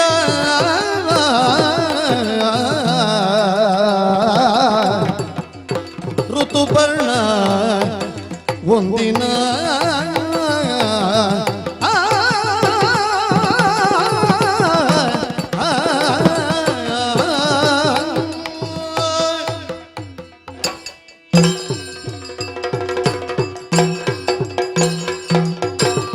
ಪವಿತ್ರವಾದಂತಹ ಅಯೋಧ್ಯ ಪೀಠದ ಸೋಪಾನ ಪಂಕ್ತಿಗಳನ್ನು ಏರುತ್ತಾ ಇರುವಂತಹ ಸಮಯದಲ್ಲಿ ಪುರಜನರೆಲ್ಲರೂ ಕೂಡ ಮಂತ್ರಿ ಮಾಗಧರೆಲ್ಲರೂ ಕೂಡ ಋತುಪರ್ಣ ಮಹಾರಾಜರಿಗೆ ಜಯವಾಗಲಿ ಎನ್ನುವಂತಹ ಘೋಷಣೆಯನ್ನು ಕೇಳುತ್ತಿರುವಾಗ ಮನಸ್ಸಿಗೆ ಏನೋ ಸಂತೋಷದ ಭಾವ. ಹೌದೇ? ಹಾಗಂತೇಳಿ ಅಯತಾಯುಷಿ ನಾಮಾಂಕಿತರಾದಂತಹ ನನ್ನಯ್ಯ ಈ ಪೀಠದಲ್ಲಿ ಸಾವಿರ ವರ್ಷಗಳ ಕಾಲ ಆಡಳಿತವನ್ನು ಮಾಡಿದ್ದಾರೆ. ಅವರ ಕುರಿತಾಗಿ ತಿಳಿದಂತಹ ಪ್ರಜಾಜನರೆಲ್ಲರೂ ಕೂಡ ಹೇಳುವಂಥದ್ದೇನು, ಸಾವಿರದ ಆಡಳಿತವನ್ನು ಈ ಅಯೋಧ್ಯೆಯ ಪುಣ್ಯ ಮಣ್ಣಿನಲ್ಲಿ ನನ್ನಯ್ಯನಾದಂತಹ ಅಯತಾಯುಷಿಗಳು ನಡೆಸಿದ್ದಾರೆ ಎನ್ನುವುದಾಗಿ. ಈ ಅಯೋಧ್ಯ ಪೀಠವನ್ನು ಏರುವಂತಹ ಸಂದರ್ಭದಲ್ಲಿ ಅಯ್ಯ ಹೇಳಿದಂತಹ ಒಂದು ಮಾತು, ಪೀಠವನ್ನು ಏರುತ್ತಿದ್ದೇನೆ ಎನ್ನುವುದಕ್ಕಾಗಿ ಯಾವತ್ತೂ ಕೂಡ ಹೆಮ್ಮೆ ಪಡಬೇಡ, ಅಹಂಕಾರವನ್ನು ಪಡಬೇಡ. ಪ್ರತಿದಿನವೂ ಕೂಡ ಏರುವಂತಹ ಸಂದರ್ಭದಲ್ಲಿ ನೆನಪಿಡಬೇಕಾದಂತಹ ಶಾಸ್ತ್ರದ ವಾಕ್ಯ ಒಂದುಂಟು ಮಗನೇ. ಹಾಗಿದ್ರೆ ನಿಮ್ಮ ಹೆಸರನ್ನು ಉಳಿಸಿ ಬೆಳೆಸುವ ದಾಯಿತ್ವವನ್ನು ಹೊಂದಿರುವಂತಹ ನಾನು ಆ ಮಾತು, ಆ ವಾಕ್ಯ ಏನು ಎನ್ನುವುದಾಗಿ ಕೇಳಿದಾಗ ಅಯ್ಯ ಆಡಿದಂತಹ ಮಾತು, ಮನುಷ್ಯ ಜನ್ಮ ಸಿಗಬೇಕು ಅಂತ ಹೇಳಿದ್ರೆ ಮಹತ್ತರವಾದಂತಹ ಪುಣ್ಯವನ್ನು ಮಾಡಿರಬೇಕು. ಮಹತಾ ಪುಣ್ಯ ಯೋಗೇನ ಮಾನುಷಂ ಜನ್ಮ ಲಭ್ಯತೆ. ಹಾಗಿದ್ರೆ ಪುಣ್ಯವಂತರಾಗಿ ಇದ್ದೇವೆ ಎನ್ನುವಂತಹ ಕಾರಣದಿಂದ ಮನುಷ್ಯ ಜನ್ಮ ನಮಗೆ ಪ್ರಾಪ್ತಿಯಾಗಿದೆ. ಮನುಷ್ಯ ಜನ್ಮ ಸಾಫಲ್ಯ ಮಾಡಿಕೊಳ್ಳುವುದು ಹೇಗೆ? ಮುಂದಿನ ವಾಕ್ಯವನ್ನ ಅಯ್ಯ ಆಡಿದ್ರಲ್ಲ, ಮನುಷ್ಯ ಜನ್ಮ ಸಾಫಲ್ಯಂ ಕೇವಲ ಧರ್ಮ ಸಾಧನಂ. ಇದಕ್ಕೆ ನಾವು ಅತ್ಯುತ್ತಮವಾಗಿ ಕೊಡಬಹುದಾದಂತಹ ಉದಾಹರಣೆಗಳು ನಮ್ಮ ಸಂಸಾರದಲ್ಲೇ ಇದೆ. ತಾಯಿಯಾದವಳು ಪಾಲಿಸಬೇಕಾದದ್ದು ಯಾವುದು? ಮಾತೃ ಧರ್ಮ. ಮಕ್ಕಳನ್ನು ಹೇಗೆ ಬೆಳೆಸಬೇಕು ಕೇಳಿದ್ರೆ, ಬೆಳೆದು ನಿಂತಹ ಮಕ್ಕಳಿಗೆ ಕೊಟ್ಟಂತಹ ಸಂಸ್ಕಾರ ಕಾರಣದಿಂದಲಾಗಿ ಭವಿಷ್ಯದಲ್ಲಿ ಮಕ್ಕಳೇ ತಾಯಿಗೆ ಸನ್ಮಾನ ಮಾಡಬೇಕು. ಅಂತಹ ಮಕ್ಕಳನ್ನು ಬೆಳೆಸುವುದು ಮಾತೃಧರ್ಮ ಎಂದೆನಿಸಿಕೊಳ್ಳುತ್ತದೆ. ಮುಂದಕ್ಕೆ ಸದಾಕಾಲ ಆಕಾಶದ ಉಪಾಧಿಯಲ್ಲಿ ನಮ್ಮಂತಹ ಕ್ಷತ್ರಿಯರಿಗೆ ಶ್ವೇತ ಛತ್ರದ ಉಪಾಧಿಯಲ್ಲಿ ರಕ್ಷಣೆಯನ್ನು ಕೊಡುವಂತಹ, ಸಂಸ್ಕಾರವನ್ನು ಕೊಡುವಂತಹ, ಶಿಕ್ಷಣವನ್ನು ಕೊಡುವಂತಹ ಪಿತೃಧರ್ಮವನ್ನು ಆಚರಿಸಿದ್ದೇ ಆದ್ರೆ ಆ ರಾಷ್ಟ್ರವೆನ್ನುವಂಥದ್ದು ಸುಭೀಕ್ಷೆಯಿಂದ ಇರುತ್ತದೆ. ಮಾತೃಧರ್ಮ, ಪಿತೃಧರ್ಮ, ಗುರುಧರ್ಮ, ಸತಿಧರ್ಮ ಇತ್ಯಾದಿಗಳನ್ನೆಲ್ಲವನ್ನು ಕೂಡ ಬೋಧಿಸಿದಂತಹ ಅಯ್ಯ ಆಡಿದಂತಹ ಮಾತು, ಇದೆಲ್ಲವೂ ಕೂಡ ಸಮ್ಮಿಳಿತವಾದಂತಹ ಒಂದು ರೂಪಕ್ಕೆ ಅರಸ ಎನ್ನುವುದಾಗಿ ಹೆಸರು. ಪ್ರಜೆಗಳನ್ನು ಪಾಲಿಸುವಲ್ಲಿ ತಾಯಿಯಾಗಬೇಕಾಗ್ತದೆ, ರಕ್ಷಣೆಯನ್ನು ಕೊಡುವಲ್ಲಿ ತಂದೆಯಾಗಬೇಕಾಗ್ತದೆ, ಪ್ರಜೆಗಳು ದಾರಿ ತಪ್ಪಿ ನಡೆಯುವಂತಹ ಸಂದರ್ಭದಲ್ಲಿ ಗುರು ಆಗಬೇಕಾಗುತ್ತದೆ. ಒಂದು ರೀತಿಯಲ್ಲಿ ಸಂತೋಷ ನನಗೆ. ಯಾಕೆ? ನಾನು ನನ್ನ ಜೀವನದಲ್ಲಿ ಯಾವುದನ್ನು ಸಂಪ್ರಾಪ್ತಿ ಮಾಡಿದ್ದೇನೋ ಗೊತ್ತಿಲ್ಲ. ಹಾಗಂತೇಳಿ ಈ ಜೀವನವೆನ್ನುವಂತಹ ಕಾವ್ಯದ ಅಮೃತವನ್ನು ಸುಧಾಪಾನ ಮಾಡುತ್ತಾ ನನ್ನ ಜೀವನದಲ್ಲಿ ಸುಜನರ ಸಾಂಗತ್ಯವನ್ನು ಪಡೆದಿದ್ದೇನೆ ಎನ್ನುವುದಕ್ಕೆ ಎಳ್ಳಿನ 7 ಭಾಗದಷ್ಟು ಕೂಡ ಸಂಶಯವಿಲ್ಲ. ಕಾರ್ಯಕ್ರಮ ಎಷ್ಟು ದಿನದ್ದು ಅಂತ ಹೇಳಿ ಮುಖ್ಯ ಅಲ್ಲ, ಕಾರ್ಯಕ್ರಮಕ್ಕೆ ಯಾರು ಬಂದಿದ್ದಾರೆ ಎನ್ನುವುದಾಗಿ ಮುಖ್ಯ. ಜೀವನದಲ್ಲಿ ಎಷ್ಟು ಗೆಳೆಯರಿದ್ದಾರೆ ಎನ್ನುವುದಾಗಿ ಮುಖ್ಯವಲ್ಲ, ಗೆಳೆಯರು ಹೇಗಿದ್ದಾರೆ, ಅವರ ಸಂಸ್ಕಾರ ಹೇಗೆ ಎನ್ನುವಂಥದ್ದು ಜೀವನದಲ್ಲಿ ಮುಖ್ಯವಾಗುತ್ತದೆ. ಆಗ ನನ್ನ ಜೀವನವನ್ನು ಅವಲೋಕನ ಮಾಡಿದಾಗ ನನ್ನ ಬಗ್ಗೆ ನನಗೆ ಹೆಮ್ಮೆ ಎಂದೆನಿಸಿಕೊಳ್ಳುತ್ತದೆ. ದೇವಾದಿ ದೇವತೆಗಳ ಕೃಪಾಶೀರ್ವಾದವನ್ನು ಪಡೆದಂತಹ ವರ್ತಮಾನ ಕಾಲದಲ್ಲಿ ಚಕ್ರವರ್ತಿ ಪೀಠವನ್ನು ಏರಿದಂತಹ ನಳ ಚಕ್ರವರ್ತಿಯ ಸಾಂಗತ್ಯ ನನಗೆ ಸಿಕ್ಕಿದೆ ಎನ್ನುವಂತಹ ಆತ್ಮ ತೃಪ್ತಿ ನನಗೆ ಉಂಟು. ಸೂರ್ಯವಂಶ ಚಂದ್ರವಂಶ ಎನ್ನುವಂತಹದ್ದು 2 ಕಣ್ಣುಗಳು ಇದ್ದ ಹಾಗೆ. ಯಾವಾಗ ಸೂರ್ಯವಂಶ ಎನ್ನುವಂಥದ್ದು ಔನ್ನತ್ಯಕ್ಕೆ ಏರುತ್ತದೋ ಆಗ ಚಂದ್ರವಂಶ ಎನ್ನುವಂತಹದ್ದು ಅಷ್ಟೇ ಕೃತಜ್ಞತಾಪೂರ್ವಕವಾಗಿ ಆ ವಂಶಕ್ಕೆ ನಡೆದುಕೊಳ್ಳಬೇಕಾದದ್ದು ಆದ್ಯ ಕರ್ತವ್ಯ. ಮನುಮಾಂಧಾತ ಕಾಲದಿಂದಲೂ ಹಾಗೆ ನಡೆದುಕೊಂಡು ಬಂದದ್ದು. ಈ ಕಾಲದಲ್ಲಿ ಚಂದ್ರವಂಶದಲ್ಲಿ ಹುಟ್ಟಿದಂತಹ ಆ ಮಹಾರಾಜ ಸಾಮಂತರಾದಂತಹ ನಮ್ಮನ್ನು ಯಾವತ್ತೂ ಕೂಡ ಸೇವಕ ದೃಷ್ಟಿಯಿಂದ ಕಂಡದ್ದೇ ಇಲ್ಲ, ಸಾಮಂತರು ಎನ್ನುವಂತಹ ದೃಷ್ಟಿಯಲ್ಲಿ ಕಂಡದ್ದೇ ಇಲ್ಲ. ಚಕ್ರವರ್ತಿ ಪೀಠವನ್ನು ಏರುವುದು ಮುಖ್ಯವಲ್ಲ, ಪ್ರಜಾಜನರ ಹೃದಯ ಸಿಂಹಾಸನದಲ್ಲಿ ವಿಸ್ತರಣಾಗುವುದು ಮುಖ್ಯ ಎನ್ನುವಂತಹ ಧ್ಯೇಯವನ್ನು ಅರಿತವನ ಹಾಗೆ ನಮಗೆಲ್ಲರಿಗೂ ಕೂಡ ನಾವು ಆರಾಧನೆ ಮಾಡುವಂತಹ ದೇವತಾ ಸ್ಥಾನವನ್ನು ಅವನಲ್ಲಿ ಕಂಡುಕೊಳ್ಳುವುದಕ್ಕೆ ಬೇಕಾದಂತಹ ಸಕಲ ಯೋಗ್ಯತೆಯನ್ನು ಕೂಡ ಅವನು ಹೊಂದಿದ್ದಾನೆ. ಅವನ ಸಾಂಗತ್ಯ ಎನ್ನುವಂಥದ್ದು ನಮಗೆ ಪ್ರಾಪ್ತಿಯಾಗಿದೆ. ಯಾವಾಗ ಸ್ನೇಹ ಎನ್ನುವಂಥದ್ದು ಹತ್ತಿರದಲ್ಲಿ ಉಂಟೋ ಆಗ ನಾವಿರುವಂತಹ ದೇಶವೋ ರಾಷ್ಟ್ರವೋ ದೂರ ದೂರ ಅಂತೇಳಿ ಅನಿಸುವುದೇ ಇಲ್ಲ. ಹಾಗಾಗಿ ಇವತ್ತಿಗೂ ಕೂಡ ಅವನ ಸ್ನೇಹ ಸಂಬಂಧವನ್ನು ಗಳಿಸಿದಂತಹ ನನಗೆ ಆತ್ಮ ತೃಪ್ತಿ ಉಂಟು.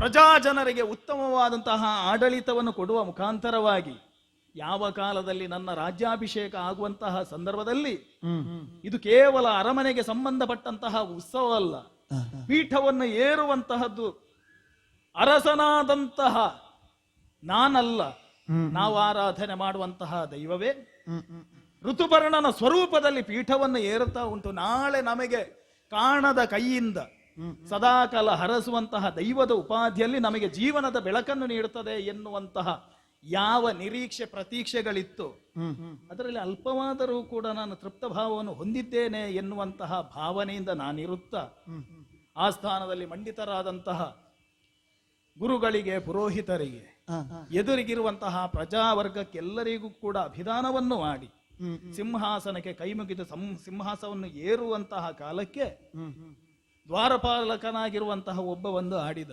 ಏನಂತೆ? ಸ್ವಾಮಿ ಯಾರೋ ಒಬ್ಬನು ನಿಮ್ಮನ್ನು ಕಾಣುವಂತಹ ಉದ್ದೇಶವನ್ನು ಇಟ್ಟುಕೊಂಡು ಬಂದಿದ್ದಾನೆ, ಹಾಗಂತೇಳಿ ನಮ್ಮ ನಾಡಿನವನಾಗೆ ಕಾಣುವುದಿಲ್ಲ, ನಮ್ಮ ನಾಡಿನಲ್ಲಿ ಅಂಥವನನ್ನು ಕಾಣುವುದಕ್ಕೂ ಕೂಡ ಸಾಧ್ಯವಿಲ್ಲ. ಯಾರಾದ್ರೇನು ನಮಗೆ ಬೋಧನೆ ಕೊಟ್ಟದ್ದು ಹಾಗೆ ಅಲ್ವ? ದೇವರಿಗೆ ಸಮರ್ಪಣೆ ಮಾಡಬೇಕಾದದ್ದು ಮೊದಲಿಗೆ ಯಾವುದು? ಅಹಿಂಸಾ ಪ್ರಥಮಂ ಪುಷ್ಪಂ, ಇಂದ್ರಿಯ ನಿಗ್ರಹ ಎನ್ನುವಂತಹ 2ನೇ ಪುಷ್ಪವನ್ನು ನಾವು ಅರ್ಚನೆ ಮಾಡುವೆ. ಸರ್ವಭೂತಗಳಲ್ಲಿ ಕೂಡ ದಯ ಎನ್ನುವಂತಹ 3ನೇ ಪುಷ್ಪವನ್ನು ದೇವರಿಗೆ ಅರ್ಚನೆ ಮಾಡಬೇಕು. ಹಾಗೆ ಅವನು ರೂಪದಲ್ಲಿ ಹೇಗೆ ಇರಲಿ ಅಥವಾ ನಮ್ಮ ನಾಡಿಗೆ ಸೇರದವನೇ ಆಗಿರಲಿ ಅವನನ್ನು ಉಪೇಕ್ಷೆ ಮಾಡುವುದು ಸಲ್ಲದು. ಹಾಗಾಗಿ ದ್ವಾರದಲ್ಲಿರುವಂತಹ ಅವನನ್ನು ಆ ಸ್ಥಾನಕ್ಕೆ ಬರಮಾಡಿಕೊಳ್ಳುವುದಕ್ಕೆ ದ್ವಾರಪಾಲಕನಿಗೆ ಆಜ್ಞೆಯನ್ನಿತ್ತಿದ್ದೇನೆ. ನೋಡುವ, ಬರ್ಲಿ ಬರ್ಲಿ ಬರ್ಲಿ.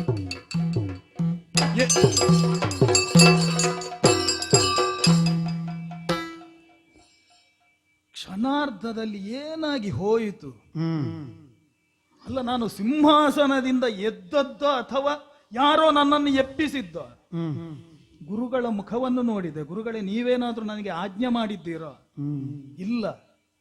ಹಿರಿಯರಾದಂತಹ ಮಂತ್ರಿಗಳ ಮುಖಾವಲೋಕನವನ್ನು ಮಾಡಿದಾಗ ನನ್ನ ಹಾಗೆ ಅವರು ಕೂಡ ಭ್ರಮೆಗೆ ಒಳಗಾಗಿದ್ದಾರೆ.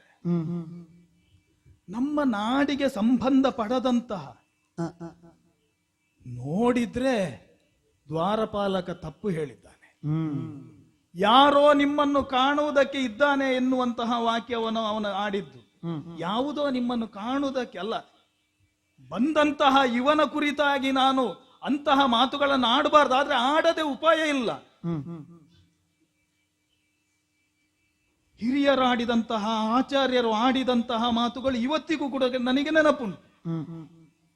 ಸಿಂಹಾಸನವನ್ನು ಏರಿದಂತಹ ಅರಸ ಕುಳಿತಂತಹ ಸಿಂಹಾಸನದಿಂದ ಎದ್ದು ನಿಂತು ಗೌರವ ಕೊಡುವಂತಹದ್ದು.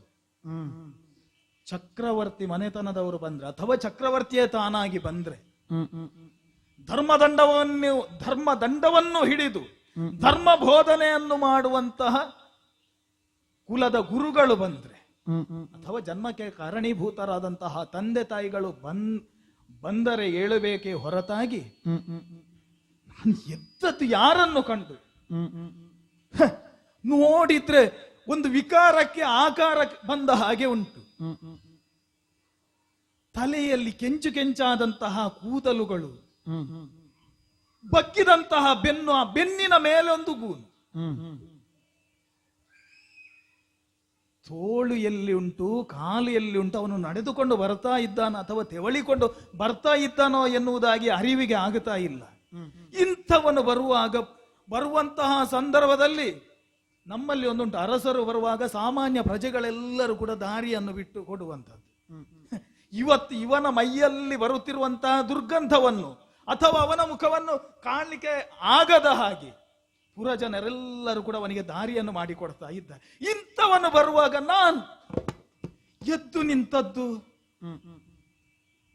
ತಪ್ಪಾಗಿದೆ, ರಾಜಧರ್ಮಕ್ಕೆ ತಪ್ಪಾಗಿದೆ. ಹಾಗಂತೇಳಿ ಅದನ್ನು ಹೆಚ್ಚು ಯೋಚನೆ ಮಾಡುವುದಕ್ಕಿಲ್ಲ. ಪುರೋಹಿತರ ಹತ್ರ ಕೇಳಿ ಮತ್ತೆ ಅದಕ್ಕೆ ಪ್ರಾಯಶ್ಚಿತ ಮಾಡಿಕೊಂಡರಾಯಿತು. ಬಂದವನು ಅರಸರು ಯಾವಾಗ ಮಾತಾಡ್ತಾನೆ ಎನ್ನುವ ಅಲ್ಲ, ಮುಖದಲ್ಲಿ ಭಾವನೆ ಎಂಥದ್ದು ಕಾಣುವುದಿಲ್ಲ, ಮುಖವೇ ಕಾಣುವುದಿಲ್ಲ. ಹಾಗಂತೇಳಿ ಬಂದವನನ್ನು ಮಾತಾಡದೆ ಬಿಡುವುದು ಉಚಿತವಲ್ಲ. ಯಾರು ಎಲ್ಲಿಂದ ಎಲ್ಲಿ ನಿನಗೆ ನೀ ಆರೆನೋ ಪೂರ್ವದೊಳ್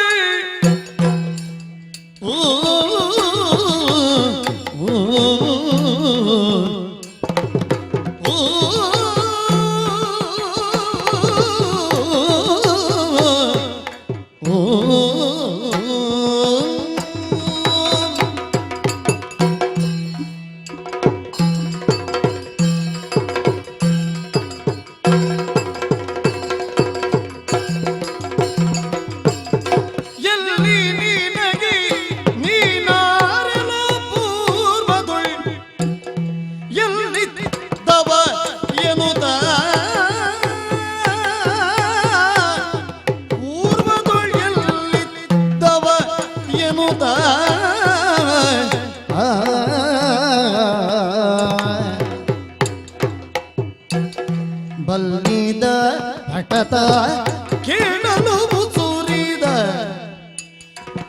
ಬಲ್ಲಿದ ಪಠತ ಕೇಳಲು ಸುರಿದ ಮೆಲ್ಲನೆ ವಂದಿಸುತ್ತ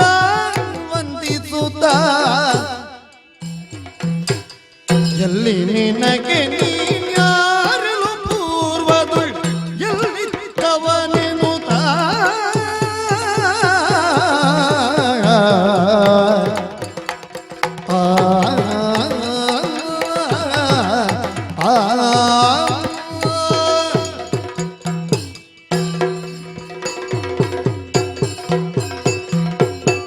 ಅಯ್ಯ ಓ ಅಲ್ಲೇ ನಿಲ್ಲು.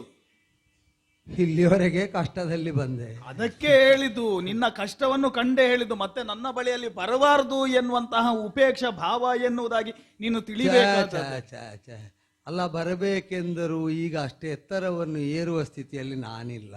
ಹಾಗಂತೇಳಿ ಬಂದಂತಹ ನಿನ್ನನ್ನು ಮೊದಲದಾಗಿ ನನ್ನ ಮನದಲ್ಲಿ ಬಂದಂತಹ ಪ್ರಶ್ನೆ, ದ್ವಾರಪಾಲಕರು ಆಡಿದ್ರು, ನಮ್ಮ ನಾಡಿನಲ್ಲಿ ಇಂತಹವನನ್ನು ನಾವು ಕಂಡದ್ದೇ ಇಲ್ಲ ಎನ್ನುವುದಾಗಿ. ಅವನು ಆಡಿದ್ರಲ್ಲಿ ತಪ್ಪಿಲ್ಲ ಎನ್ನುವುದಾಗಿ ಪ್ರತ್ಯಕ್ಷ ಕಂಡ ಮೇಲೆ ನನ್ನ ಮನಸ್ಸಿಗೆ ಅರಿವಾಗುತ್ತಾ ಉಂಟು. ಯಾರು ನನ್ನನ್ನು ನೋಡಿ ಏನು ಹೇಳಿದ್ರು ತಪ್ಪಲ್ಲಿಲ್ಲ. ಇಷ್ಟು ಹೇಳಿದ ಮೇಲೆ ನಿನ್ನನ್ನು ಕಂಡಾಗ ನನ್ನ ಮನಸ್ಸಿನಲ್ಲಿ ಒಂದು ಭಾವ ಬಂದಿತ್ತು. ಅಲ್ಲ, ನಿನಗೆ ಅದೆಲ್ಲ ಗೊತ್ತಿರ್ಲಿಕ್ಕಿಲ್ಲ. ಕಾಳಸರ್ಪ ದೋಷ ಮತ್ತೆ ಕಾಳಸರ್ಪ ಯೋಗ ಅಂತ ಹೇಳಿ ಉಂಟು. ಅದೆಂತದ್ದು ದೋಷ ಅಂದ್ರೆ ಏನು, ಯೋಗ ಅಂದ್ರೆ ಏನು? ಅಂದ್ರೆ ನಿನ್ನನ್ನು ಕಾಣುವಾಗ ಈ ರಾಹು ಕೇತುಗಳು ಇಬ್ಬರೂ ಕೂಡ ಆಕ್ರಮಣ ಮಾಡಿ ಇನ್ನು ಇವನಲ್ಲಿ ನಾವು ಆಕ್ರಮಣ ಮಾಡಲಿಕ್ಕೆ ಯಾವುದು ಕೂಡ ಉಳಿಲಿಕ್ಕಿಲ್ಲ ಎನ್ನುವ ಹಾಗೆ ಒಂದು ರೀತಿಯಾಗಿ ಅವರೊಳಗಿರುವಂತಹ ಎಲ್ಲ ವಿಷವನ್ನು ಬಿತ್ತಿ ನಿನ್ನಲ್ಲೇ ಬಿತ್ತಿದ ಹಾಗೆ ಆ ಬಿತ್ತಿದಂತ ವಿಷ ಬೆಳೆದ ಹಾಗೆ ಉಂಟು. ನೀನು ತಪ್ಪು ತಿಳಿಬೇಡ, ಹಾಗೆ ಉಂಟು. ಇದು ಕಾಳ ಸರ್ಪ ದೋಷ ಅಂತೇಳಿ ಹೇಳುವಂತದ್ದು. ಯೋಗ ಅಂದ್ರೆ ಯೋಗ ಅಂತ ಹೇಳಿದ್ರೆ ಅವರು ಮನಸ್ಸು ಮಾಡಿದ್ದಾರೆ ಅಂತ ಹೇಳಿ ಆದ್ರೆ ಈಗ ನೀನು ಕೆಳಗಿದ್ಯಲ್ಲ, ಮನಸ್ಸು ಮಾಡಿದ್ರೆ ನನಗಿಂತ ಮೇಲಿನ ಸ್ಥಾನಕ್ಕೆ ಕೊಂಡೊಯ್ಯಬಲ್ಲ ಯೋಗವನ್ನು ಕೂಡ ಅವರು ಕೊಡ್ತಾರೆ. ಪುಣ್ಯಾತ್ಮ. ಓ ಹಾಗೆ ನನ್ನನ್ನು ನೋಡಿ ಪುಣ್ಯಾತ್ಮ ಅಂದಿಯಲ್ಲ. ಅಲ್ಲ, ನನ್ನ ಬಳಿಗೆ ನೀನು ಬಂದಿಯಲ್ಲ, ಅದು ಆ ಪುಣ್ಯ ಉಂಟು ಅಂತ. ಅಲ್ಲ, ನೀನು ಬಂದದ್ದ ಅಥವಾ ಯಾರಾದ್ರೂ ಇಲ್ಲಿಗೆ ನಿನ್ನನ್ನು ತಂದು ಬಿಟ್ಟದ್ದ? ನೀನು ಹೇಗೆ ಹೇಳಿದ್ರು ನಾನು ಇಲ್ಲಿ ನಿಂತದ್ದು ಸತ್ಯ. ನೀನು ಸತ್ಯ. ನಾಡಿನಲ್ಲಿ ನಿನ್ನನ್ನು ಹಿಂದೆ ನಾನು ಕಂಡದ್ದಿಲ್ಲ. ಆ ನಾಡಿಗೆ ಹಿಂದೆ ಹೊಕ್ಕದ್ದು ಇಲ್ಲ. ಈ ನಾಡಿಗೆ ಎಲ್ಲಿಂದ ಹೀಗೆ ಎಲ್ಲಿಂದ ಬಂದದ್ದು? ಹುಟ್ಟಿದಂತಹ ಯಾವುದೇ ಒಂದು ಜೀವಿಗೂ ಕೂಡ ಹುಟ್ಟಿನಿಂದ ಈ ಪರಿಸ್ಥಿತಿ ದೇವರು ಖಂಡಿತವಾಗಿ ಕೊಡುವುದಕ್ಕೆ ಸಾಧ್ಯವೇ ಇಲ್ಲ. ನಮ್ಮ ಜೀವನಾನುಭವವೇನು ಸಣ್ಣದಲ್ಲ. ದಾರಿದ್ರ್ಯವನ್ನು ಕಾಣದಿದ್ದರೂ ಕೂಡ ಪಾಠದ ಮುಖಾಂತರವಾಗಿ ದಾರಿದ್ರ್ಯ ಯಾಕೆ ಬೇಕು ಎನ್ನುವುದನ್ನು ಶ್ರೇಷ್ಠವಾದಂತಹ ಗುರುಗಳಿಂದ ನಾವು ಕಲಿತವರೇ. ಹೌದಪ್ಪ, ಅರಸರಿಗೆಲ್ಲ ದಾರಿದ್ರ್ಯ ಹಾಗೆ ಗೊತ್ತಾಗಬೇಕಷ್ಟೇ ಅಲ್ವಾ? ಪಾಠ ಮಾಡುವಾಗ ಸುಖದ ಭಾವ ನಮಗೆ ಗೊತ್ತಾಗಬೇಕು ಅಂತ ಹೇಳಿದ್ರೆ ದಾರಿದ್ರ್ಯದ ಅನುಭವ ಆಗಬೇಕು ಅಂತೇಳಿ ಹೇಳ್ತಾರೆ. ಹಾಗಾಗಿ ಹೇಳುವಂಥದ್ದು ಭೋ ದಾರಿದ್ರ್ಯಂ ನಮಸ್ತುಭ್ಯಂ. ಸುಖದ ಅನುಭವವಾಗುವುದಕ್ಕೆ ಆದ್ರೂ ದಾರಿದ್ರ್ಯ ನೀನು ಬಂದಿಯಲ್ಲ, ನಿನಗೆ ನನ್ನ ನಮಸ್ಕಾರ ಎನ್ನುವುದಾಗಿ ಸತ್ಯ ಹೇಳಬೇಕು. ಇಷ್ಟರ ತನಕವೂ ಕೂಡ ನನಗೆ ಒಂದು ರೀತಿಯಾದಂತಹ ತೃಪ್ತ ಭಾವ ಇತ್ತು. ಇವತ್ತದು ನಿನ್ನ ಕಾರಣದಿಂದ 100 ಮಡಿಯಾಗಿದೆ. ನನ್ನದ ಆಸ್ಥಾನಕ್ಕೆ ಒಬ್ಬ ಇಂಥ ಪರಿಸ್ಥಿತಿಯಲ್ಲಿ ಆ ಜೀವನದ ಉತ್ಸಾಹವನ್ನು ಉಳಿಸಿಕೊಂಡು ನನಗೆ ಆಶ್ಚರ್ಯ ಆಗುವುದು ಏನು ಬಲ್ಲೆಯ? ನೀನು ಮಾತಾಡುವಾಗ ಸ್ವರ ಎಲ್ಲಿಂದ ಬರುತ್ತದೆ ಎನ್ನುವುದನ್ನು ಅವಲೋಕನ ಮಾಡುವುದಕ್ಕೆ ಕೆಲವೊಂದು ಘಳಿಗೆಗಳು ನನಗೆ ಬೇಕಾಯಿತು. ಅಂತೂ ಕೇಳಿದ್ದು ಗೊತ್ತಾಗಲಿಕ್ಕೆ ಸ್ವಲ್ಪ ಹೊತ್ತಾಯಿತು. ಹಾಗಂತೇಳಿ ಆಕಾರಕ್ಕೆ ವಿರುದ್ಧವಾದಂತ ಸ್ವರ. ಈಗ ಒಂದು ನಮ್ಮಲ್ಲಿ ಇರ್ತದೆ, ಇಂಥವರು ಬಂದ್ರೆ ರೂಪವನ್ನು ಕಂಡಾಗಲೇ, ಅವರು ಕುಳಿತಂತಹ ಒಂದು ಸ್ಥಿತಿಯನ್ನು ಕಂಡಾಗಲೇ ಒಂದು ಶ್ರುತಿ ಮಾಡುವಾಗ ನಮಗೆ ಗೊತ್ತಾಗುದಿಲ್ವಾ ವಾದನ ಹೇಗಿರ್ತದೆ ಅಂತೇಳಿ.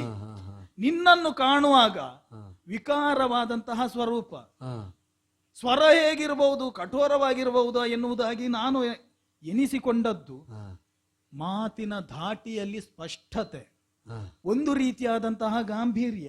ಈ ಪರಿಸ್ಥಿತಿಯಲ್ಲಿ ಕೂಡ ನಾನು ಅದನ್ನು ಗಮನಿಸಿದ್ದೇನೆ. ನೋಡು, ಅದೀಗ ಗರಿಬಿಚ್ಚಿ ಹಾರುವಂತಹ ಅಥವಾ ಕುಣಿಯುವಂತಹ ನವಿಲಿನ ಸ್ವಭಾವ ಅಷ್ಟೇ ಸುಂದರವ. ಈಗ ಕೋಗಿಲೆ ಕೂಗುತ್ತದೆ ಅಂತ ಇರ್ತದೆ, ಅದು ಅದರ ಇಂಚರ ಅಷ್ಟು ಮಧುರ ಅಂತ ಕಲ್ಪನೆಗೆ ಸಿಗ್ತದ? ವೈಚಿತ್ರ್ಯ ಅಲ್ಲೋ, ಲೋಕ ಅಲ್ಲೋ ಇದ್ದೇ ಇರ್ತದೆ. ಅದಪ್ಪ ನೋಡು, ನೀನು ಬಂದ ಮೇಲೆ ನನಗೆಲ್ಲ ಗುರುಗಳು ಹೇಳಿದಂತಹ ಕೆಲವೆಲ್ಲ ಉಪದೇಶಗಳು ನನಗೆ ನೆನಪಾಗುವುದು. ಆಗಲಿ, ಹೊರಗೆ ಕಂಡದ್ದೇ ಸತ್ಯ ಅಲ್ಲ, ಒಳಗೆ ಸತ್ವ ಏನುಂಟು ಅಂತೇಳಿ ಹುಡುಕಬೇಕು. ಹೌದು, ನಿನಗೆ ಅರ್ಥ ಆಗುವಾಗೆ ಹೇಳ್ತೇನೆ, ಅರ್ಥ ಆಗದಿದ್ರೆ ನೀನು ನನ್ನ ಬಳಿಯಲ್ಲಿ ಕೇಳಬೇಕು. ಆದೀತು, ನನಗೆ ಎಲ್ಲದಕ್ಕೂ ಕೇಳುವುದಕ್ಕೆ ಜನ ನೀನೇ. ರಾಶಿಯಲ್ಲಿ ಒಂದು ಕುಂಭರಾಶಿ ಅಂತೇಳಿ ಒಂದು ಇರ್ತದಂತೆ. ಶತಭಿಷಾದಿ ನಕ್ಷತ್ರದವರ ರಾಶಿ. ಅಷ್ಟು ಗೊತ್ತುಂಟು ನಿನಗೆ. ಹಾಗಿದ್ರೆ ನಾನು ಹೆಚ್ಚು ಹೇಳಬೇಕಾದದ್ದಿಲ್ಲ. ಅಲ್ಲ, ನನ್ನದೇ ನಕ್ಷತ್ರ, ಅದಕ್ಕೆ ಹೇಳಿದೆ. ಹಾಗಿದ್ರೆ ನಿನ್ನನ್ನು ಇವತ್ತು ಮಾತಾಡಿಸದೇ ಇದ್ರೆ ದೊಡ್ಡ ದೋಷಕ್ಕಿಲ್ಲದ್ರೆ ಏನನ್ನು ನಾನು ಕಳೆದುಕೊಳ್ಳುತ್ತಿದ್ದೆ. ಕೇವಲ ಕುಂಭವನ್ನು ಕಂಡು ಇಷ್ಟೇ ಎನ್ನುವುದಾಗಿ ನಾವು ಯೋಚನೆ ಮಾಡಬಾರದು. ಕೆಲವೊಮ್ಮೆ ಅದರಲ್ಲಿ ಏನೂ ಇರುವುದಿಲ್ಲ, ಕೆಲವೊಮ್ಮೆ ಅದರಲ್ಲಿ ಏನುಂಟು ಅಂತೇಳಿ ನಾವು ಎಣಿಸ್ಲಿಕ್ಕೆ ಕೂಡ ಸಾಧ್ಯವಿಲ್ಲ. ಶತವಿಷ ನಕ್ಷತ್ರ ಅಲ್ವಾ, ಕುಂಭರಾಶಿ ಅಲ್ವಾ. ಕುಂಭದ ಒಳಗೆ ಏನುಂಟು ಅಂತೇಳಿ ಒಂದು ಕೇಳುವಂತಹ ಒಂದು ಕುತೂಹಲವು ಕೂಡ ನನಗೆ ಉಂಟು. ಇದು ಯಾರು ಕೈಯಿಕ್ಕದ ಕುಂಭ ಅಲ್ವಾ. ಹಾಗಂತೇಳಿ ಮಾತಿಗೆ ಎಳೆಯುವುದಕ್ಕೇನು ತೊಡಕಾಗುದಿಲ್ವಲ್ಲ. ಹ್ಮ್ ಅಯ್ಯ, ಹ್ಮ್ ಮೊದಲಿದ್ದಂತಹ ಊರು ಯಾವುದು, ಹಾ ಹಾ ಹಾ ಎಲ್ಲಿಂದ ಬಂದವನು, ಹಾ ಹಾ ನಾನೀಗ ಕಾಣುತ್ತಿರುವಂತಹ ರೂಪ ಹಾ ಹಾ ಹಾ ಮೊದಲೇ ಬಂದದ್ದ ಹ್ಮ್ ಅಥವಾ ಪೂರ್ವಾರ್ಜಿತ ಪಿತ್ರಾರ್ಜಿತ ಪ್ರಾರಬ್ಧ ಕರ್ಮಗಳಿಂದ ನೀನೇ ಪ್ರಾಪ್ತಿ ಮಾಡಿಕೊಂಡದ್ದ, ಬಂದದ್ದಕ್ಕೆ ಕಾರಣವೇನು ಎನ್ನುವುದನ್ನು ಎಲ್ಲವನ್ನೂ ಕೂಡ ನೀನಿಲ್ಲಿ ಬಿತ್ತರಿಸಬೇಕು. ಈಗ ಇಷ್ಟು ಕೇಳಿದ ಮೇಲೆಗೆ ಹೇಳುವ ಮೊದಲು ಒಂದು ನಾನು ನಮಸ್ಕಾರ ಮಾಡಿದ್ನ? ಅಯ್ಯೋ ಅಲ್ಲ, ನನಗೆ ನೆನಪಿಲ್ಲ, ಅದಕ್ಕೆ ಕೇಳಿದೆ ನಾನು. ಅಲ್ಲ, ನನಗೆ ಯಾಕೆ ಅಂದ್ರೆ ನಾ ಹೋಗುವಲ್ಲಿ ನನಗೆ ನಮಸ್ಕರಿಸುವುದಕ್ಕೆ ಯಾರು ಸಿಕ್ಕುವುದಿಲ್ಲ. ಓಹೋ ಹೋ ಹೋ ಹೋ. ನಾನು ನಮಸ್ಕರಿಸಬೇಕು ಅಂತ ಹಂಬಲಿಸಿದ್ರು. ಆ, ಈಗ ನಮಸ್ಕಾರ ಮಾಡಬೇಕಾದ್ರೆ ಎದುರೊಬ್ಬ ನಿಂತು ಮಾತಾಡಬೇಡ. ಹೌದು. ನನಗೆ ಎದುರು ನಿಲ್ಲುವವರೇ ಇಲ್ಲ. ಹೇಳಿದ್ದು ನಾನು. ಅಲ್ಲಲ್ಲ, ಅದಕ್ಕೆ ಬೇರೆ ಬೇರೆ ಕಾರಣಗಳಿರ್ಬೋದು. ನಾನು ಬರುವಾಗಲೇ ಎಲ್ಲರೂ ಇಲ್ಲಿಗಾಗಲಿಲ್ಲ, ಬದಿಗೆ ಸರಿದೇ ನಿಲ್ಲುವುದು. ನಾ ಯಾರಿಗೆ ನಮಸ್ಕಾರ ಮಾಡುವುದು? ಅಲ್ವೋ? ಆದ್ದರಿಂದಲೇ ಆದರೆ ಎದುರು ಕುಳಿತೋ ನಿಂತೋ ಒಬ್ಬಾತ ಕೇಳಿದಾಗ ಕಾರುಣ್ಯ ತೋರಿದ್ದಾನೆ, ದಯೆ ಬೀರಿದ್ದಾನೆ ಎಂಬುದರಿಂದ ನಮಸ್ಕಾರ ಮಾಡಿ ಮಾತಾಡಬಹುದು ಯಾರು ಯಾರಿಗಾದರೂ ಕೂಡ.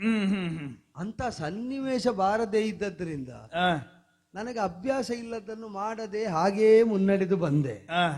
ಆದ್ರೆ ಇಲ್ಲಿ ನಾ ಬಂದದ್ದು ತೊಂದರೆ ಆಯ್ತಾ? ಅಯ್ಯೋ, ನೀನು ಒಂದು ಮಾತಾಡುವಾಗ ಒಂದು ವಿಷಯವನ್ನು ಹೇಳಿದ್ಯಲ್ಲ, ನಿನ್ನ ಎದುರಿಗೆ ನಿಲ್ಲುವವರು ಯಾರೂ ಇಲ್ಲ ಎನ್ನುವುದಾಗಿ. ಹೌದು. ಬಹುಶಃ ನಿನ್ನ ಆ ಪ್ರಶ್ನೆಗೆ ಅದಕ್ಕೆ ಉತ್ತರ ನಿನಗೆ ಸಿಕ್ಕದಿರಬಹುದು, ನನಗೀಗ ಸ್ಪಷ್ಟ ಸಿಕ್ಕಿದೆ. ಯಾಕೆ? ಎರಡು ಮಾತುಗಳನ್ನು ಆಡುವಾಗ ನನಗೆ ಗೊತ್ತಾಗಿದೆ. ಏನು ಅಂತ? ನಿನ್ನ ಎದುರು ನಿಲ್ಲದೆ ಅಲ್ಲ, ನಿನ್ನ ಮಾತಿಗೆ ಎದುರು ಆಡ್ಲಿಕ್ಕೆ ಆಗದೆ ಎದುರು ನಿಲ್ಲುವುದಿಲ್ಲ. ಹಾಗಲ್ಲ, ಈಗ ನಾನು ಹೇಳಿದ್ದು ಮಾತು ಹೇಗೆ ಅಂತ ಗೊತ್ತಾಗಬೇಕಾದ್ರೆ ಕಿವಿಯಾಗುವವನು ಮುಂಭಾಗದಲ್ಲಿ ಇರಬೇಕಲ್ಲ. ಆ ದಯೆ ತೋರಿಸಿದವರಲ್ಲಿ ನೀನೇ ಅಪೂರ್ವನು ಅಂತ ಆಡಿದ್ದು. ಓಹೋ ಹೋ ಹೋ. ಆದ್ದರಿಂದ ಅಂತ ನಿನಗೆ ನಮಸ್ಕಾರ. ಆಯ್ತಪ್ಪ, ಅದೆಲ್ಲ ಬೇಕು ಅಂತಿಲ್ಲ. ರಾಜನಿಗೆ ಒಳ್ಳೇದಾಗಲಿ, ಮಹಾರಾಜನಿಗೆ ಒಳಿತಾಗಲಿ, ಜಯವಾಗಲಿ. ಇದು ನೀನು ನಮಸ್ಕಾರ ಮಾಡಿದವನೇ ಅಲ್ಲ, ಅದು ಹಾರೈಕೆ ಅಲ್ವೋ? ಈಗ ಆಶೀರ್ವಾದ ಮಾಡುವವರೇ ಹಿರಿಯರು ಅಂತ ಭಾವ. ಈಗ ಅದನ್ನೇ ಕಿರಿಯರು ಮಾಡಿದ್ರೆ ಅದು ಹಾರೈಕೆ ಅಂತ ಆಗುತ್ತದೆ. ಈಗ ಯಾರು ಮಾಡಿದ್ರು ವಿಷಯ ಒಂದೇ ಅಲ್ವೋ? ಹೌದಪ್ಪ, ಒಳಿತಾಗ್ಲಿ, ಮಹಾರಾಜನಿಗೆ ಗೆಲುವಾಗಲಿ ಅಂತ. ಅಂದ್ರೆ ನಾನು ಒಮ್ಮೆಗೆ ಆಶ್ಚರ್ಯಚಕಿತನಾದದ್ದು. ನಮ್ಮ ಆಸ್ಥಾನದಲ್ಲಿ ರಮೈಕ ಕುಲಗುರುಗಳೆಲ್ಲರೂ ಕೂಡ ಸ್ವಸ್ತಿ ಪುಣ್ಯಾಹ ವಾಚನ ಆಗುವಾಗ ಅಯ್ಯೋ ಹೇಳುದು ಅಂತದನ್ನು ಕೇಳಿ ಅಭ್ಯಾಸ. ಮತ್ತೆ ನಿನ್ನಂತವನು ಒಬ್ಬ ಬಂದು ಮಹಾರಾಜರಿಗೆ ಅಲ್ಲ, ನಮಗೆ ಒಳ್ಳೇದು ಮಾಡುವವರಿಗೆ, ಲೋಕಕ್ಕೆ ಒಳ್ಳೇದು ಮಾಡುವವರಿಗೆ ಯಾವತ್ತೂ ಗೆಲುವಾಗಲಿ ಅಂತ ಹಂಬಲಿಸುವುದು. ಈಗ ನನ್ನ ರೂಪ ಕೆಟ್ಟದಿರಬಹುದು, ಮನಸ್ಸು ಅಷ್ಟು ಕೆಟ್ಟದ, ಅದನ್ನು ಹಂಬಲಿಸದಷ್ಟು. ಹಾರೈಕೆಯಲ್ಲಿ ಕಲ್ಮಶ ಇಲ್ಲದೆ ಇದ್ರೆ ದೇವತೆಗಳು ಕೂಡ ಅಸ್ತು ಅಂತ ಹೇಳ್ತಾರೆ ಅಲ್ವೋ? ಈಗ ನೀನು ಕೇಳಿದ್ದೇನೋ ಕೇಳಿದಿ, ನನ್ನಲ್ಲಿ ಏನು ಕೇಳಿದೆ? ಪರಿಚಯ. ನೀನು ಯಾರು, ಎಲ್ಲಿಂದ ಬಂದವನು? ನಾನು ನೀನೇ ನಿಜದ ಪುರಾಧಿಪ ಶಶಿವಂಶ ಜನಳನ ಸಮಪರಾಕ್ರಮನು, ನಳನ ಸಮಪರಾಕ್ರಮನು,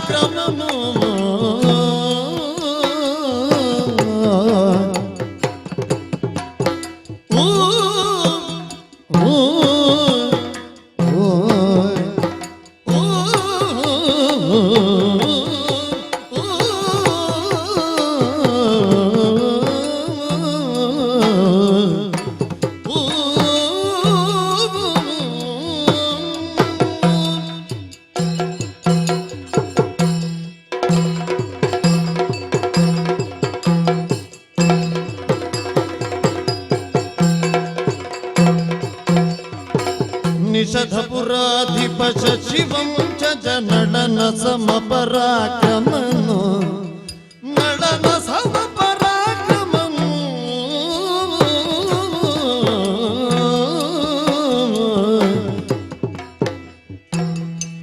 ಕುಶಲನುಳ್ ಆತನ ಸಾವಿರ ಕುದುರಿಗೆ, ಕುಶಲದುಳ್ ಸಾವಿರ ಕುದುರಿಗೆ ಅಧಿಕಾರಿಯು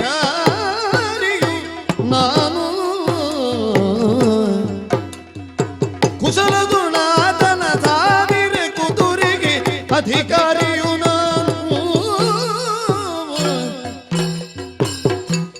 ನಿಷದ ಪುರಾಧಿಪ ಶಶಿವಂ ಜನನ ಸಮಪರಾಕ್ರಮನು ಕುಶಲದೊಳಾತನ ಸಾವಿರ ಕುದುರೆಗೆ ಅಧಿಕಾರಿಯು ನಾನು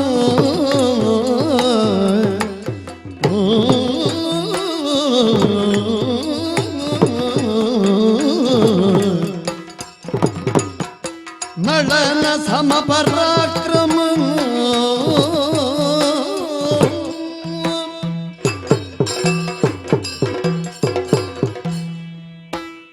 ಮಹಾರಾಜ, ಅಯ್ಯ, ನನ್ನದು ನಿಷಧ ನಿಷಧ ಅಂದ್ರೆ ಅದು ನಾವು ಕೇಳಿ ಬಂದಂತಹ ನಿಷಧವೇ ಅಥವಾ ಬೇರೆ ಏನಾದ್ರೂ ಉಂಟು? ನಿಷಧ ಪುರಾಧಿಪತಿಯನ್ನು ಕೇಳಿದ್ಯೋ? ಏನು ಕೇಳದೆ? ಹಾಗಾದ್ರೆ ನಿಷಧ ಗೊತ್ತಾಯ್ತಲ್ಲ. ಏನು ಅವನನ್ನು ನೆನಪಿಸದಂತಹ ದಿವಸವೇ ಇಲ್ಲ. ಸತ್ಯ ಹೇಳಬೇಕು, ಯಾವಾಗ ಈ ಒಂದು ಪೀಠವನ್ನು ಏರುವಂತಹ ಕಾಲಕ್ಕೆ ಅವನನ್ನು ನೆನಪಿಸದೆ ನಾನು ಈ ಪೀಠವನ್ನು ಏರುವುದೇ ಇಲ್ಲ. ಯಾಕೆ ಬಲ್ಲೆಯ? ಒಂದು ಮಾತೃತ್ವಕ್ಕೆ ಒಂದು ಮುಹೂರ್ತ ಸ್ವರೂಪ ಅಂತ ಹೇಳಿ ಉಂಟು. ನಾವೆಲ್ಲರೂ ಕೂಡ ಆರಾಧನೆ ಮಾಡುವಂತಹ ಅಂಬಿಕೆ, ರೂಪಕ್ಕೆ ಮಹಾಲಕ್ಷ್ಮಿ. ಅದೇ ಪ್ರಕಾರವಾಗಿ ಆದರ್ಶ ಅರಸ ಚಕ್ರವರ್ತಿ ಅನ್ನುವಂತಹದಿದ್ರೆ ಅನಿಷದ ಪುರಾಧಿಪ. ಅವನೆಲ್ಲ ಅಮಿತವಾದಂತಹ ಗೌರವ ಮತ್ತೆ ಆದರ. ಒಳ್ಳೆಯದು. ಶಶಿವಂಶ ಜನವನು. ಈಗ ನೀನು ಅವನ ಕುರಿತಾಗಿ ಆಡ್ಲಿಕ್ಕೆ ಇಲ್ಲಿ ತನಕ ಬಂದದ್ದು ಅಲ್ಲ. ಅವನನ್ನು ಕಂಡು ಮನಸ್ಸು ಮಾಡಿದ್ರೆ ನಾನು 7 ದಿವಸಗಳ ಕಾಲ ಕುರಿತಾಗಿ ಅವನ ಬಗ್ಗೆ ಆಡಿ. ಹಾಗಾದ್ರೆ ನನ್ನನ್ನು ಗೊತ್ತುಂಟ ಹೇಗೆ ನಿನಗೆ? ನಿನ್ನದು ಗೊತ್ತಿದ್ರೆ ನಾನು ನನ್ನ ಸ್ವಸ್ಥಾನವನ್ನೇ ಮರೆತು ಕೆಳಗಿಳಿತೇನೋ ಪೀಠದಿಂದ? ಅಲ್ಲ, ನಾನು ಒಂದು ವೇಳೆ ಹಾಗೆ ಭಾವಿಸಿದ್ದು. ಈಗ ಅವೆಲ್ಲ ಬಂದ್ರೆ, ಈಗ ನಿನಗೆ ಗೊತ್ತಿರುವ ನಳ ಬಂದ್ರೆ ನೀನು ಇದ್ದಲ್ಲಿಂದ ಹೇಳುವುದಿಲ್ವಾ? ಅದು ಹೇಳಲೇಬೇಕಲ್ವಾ?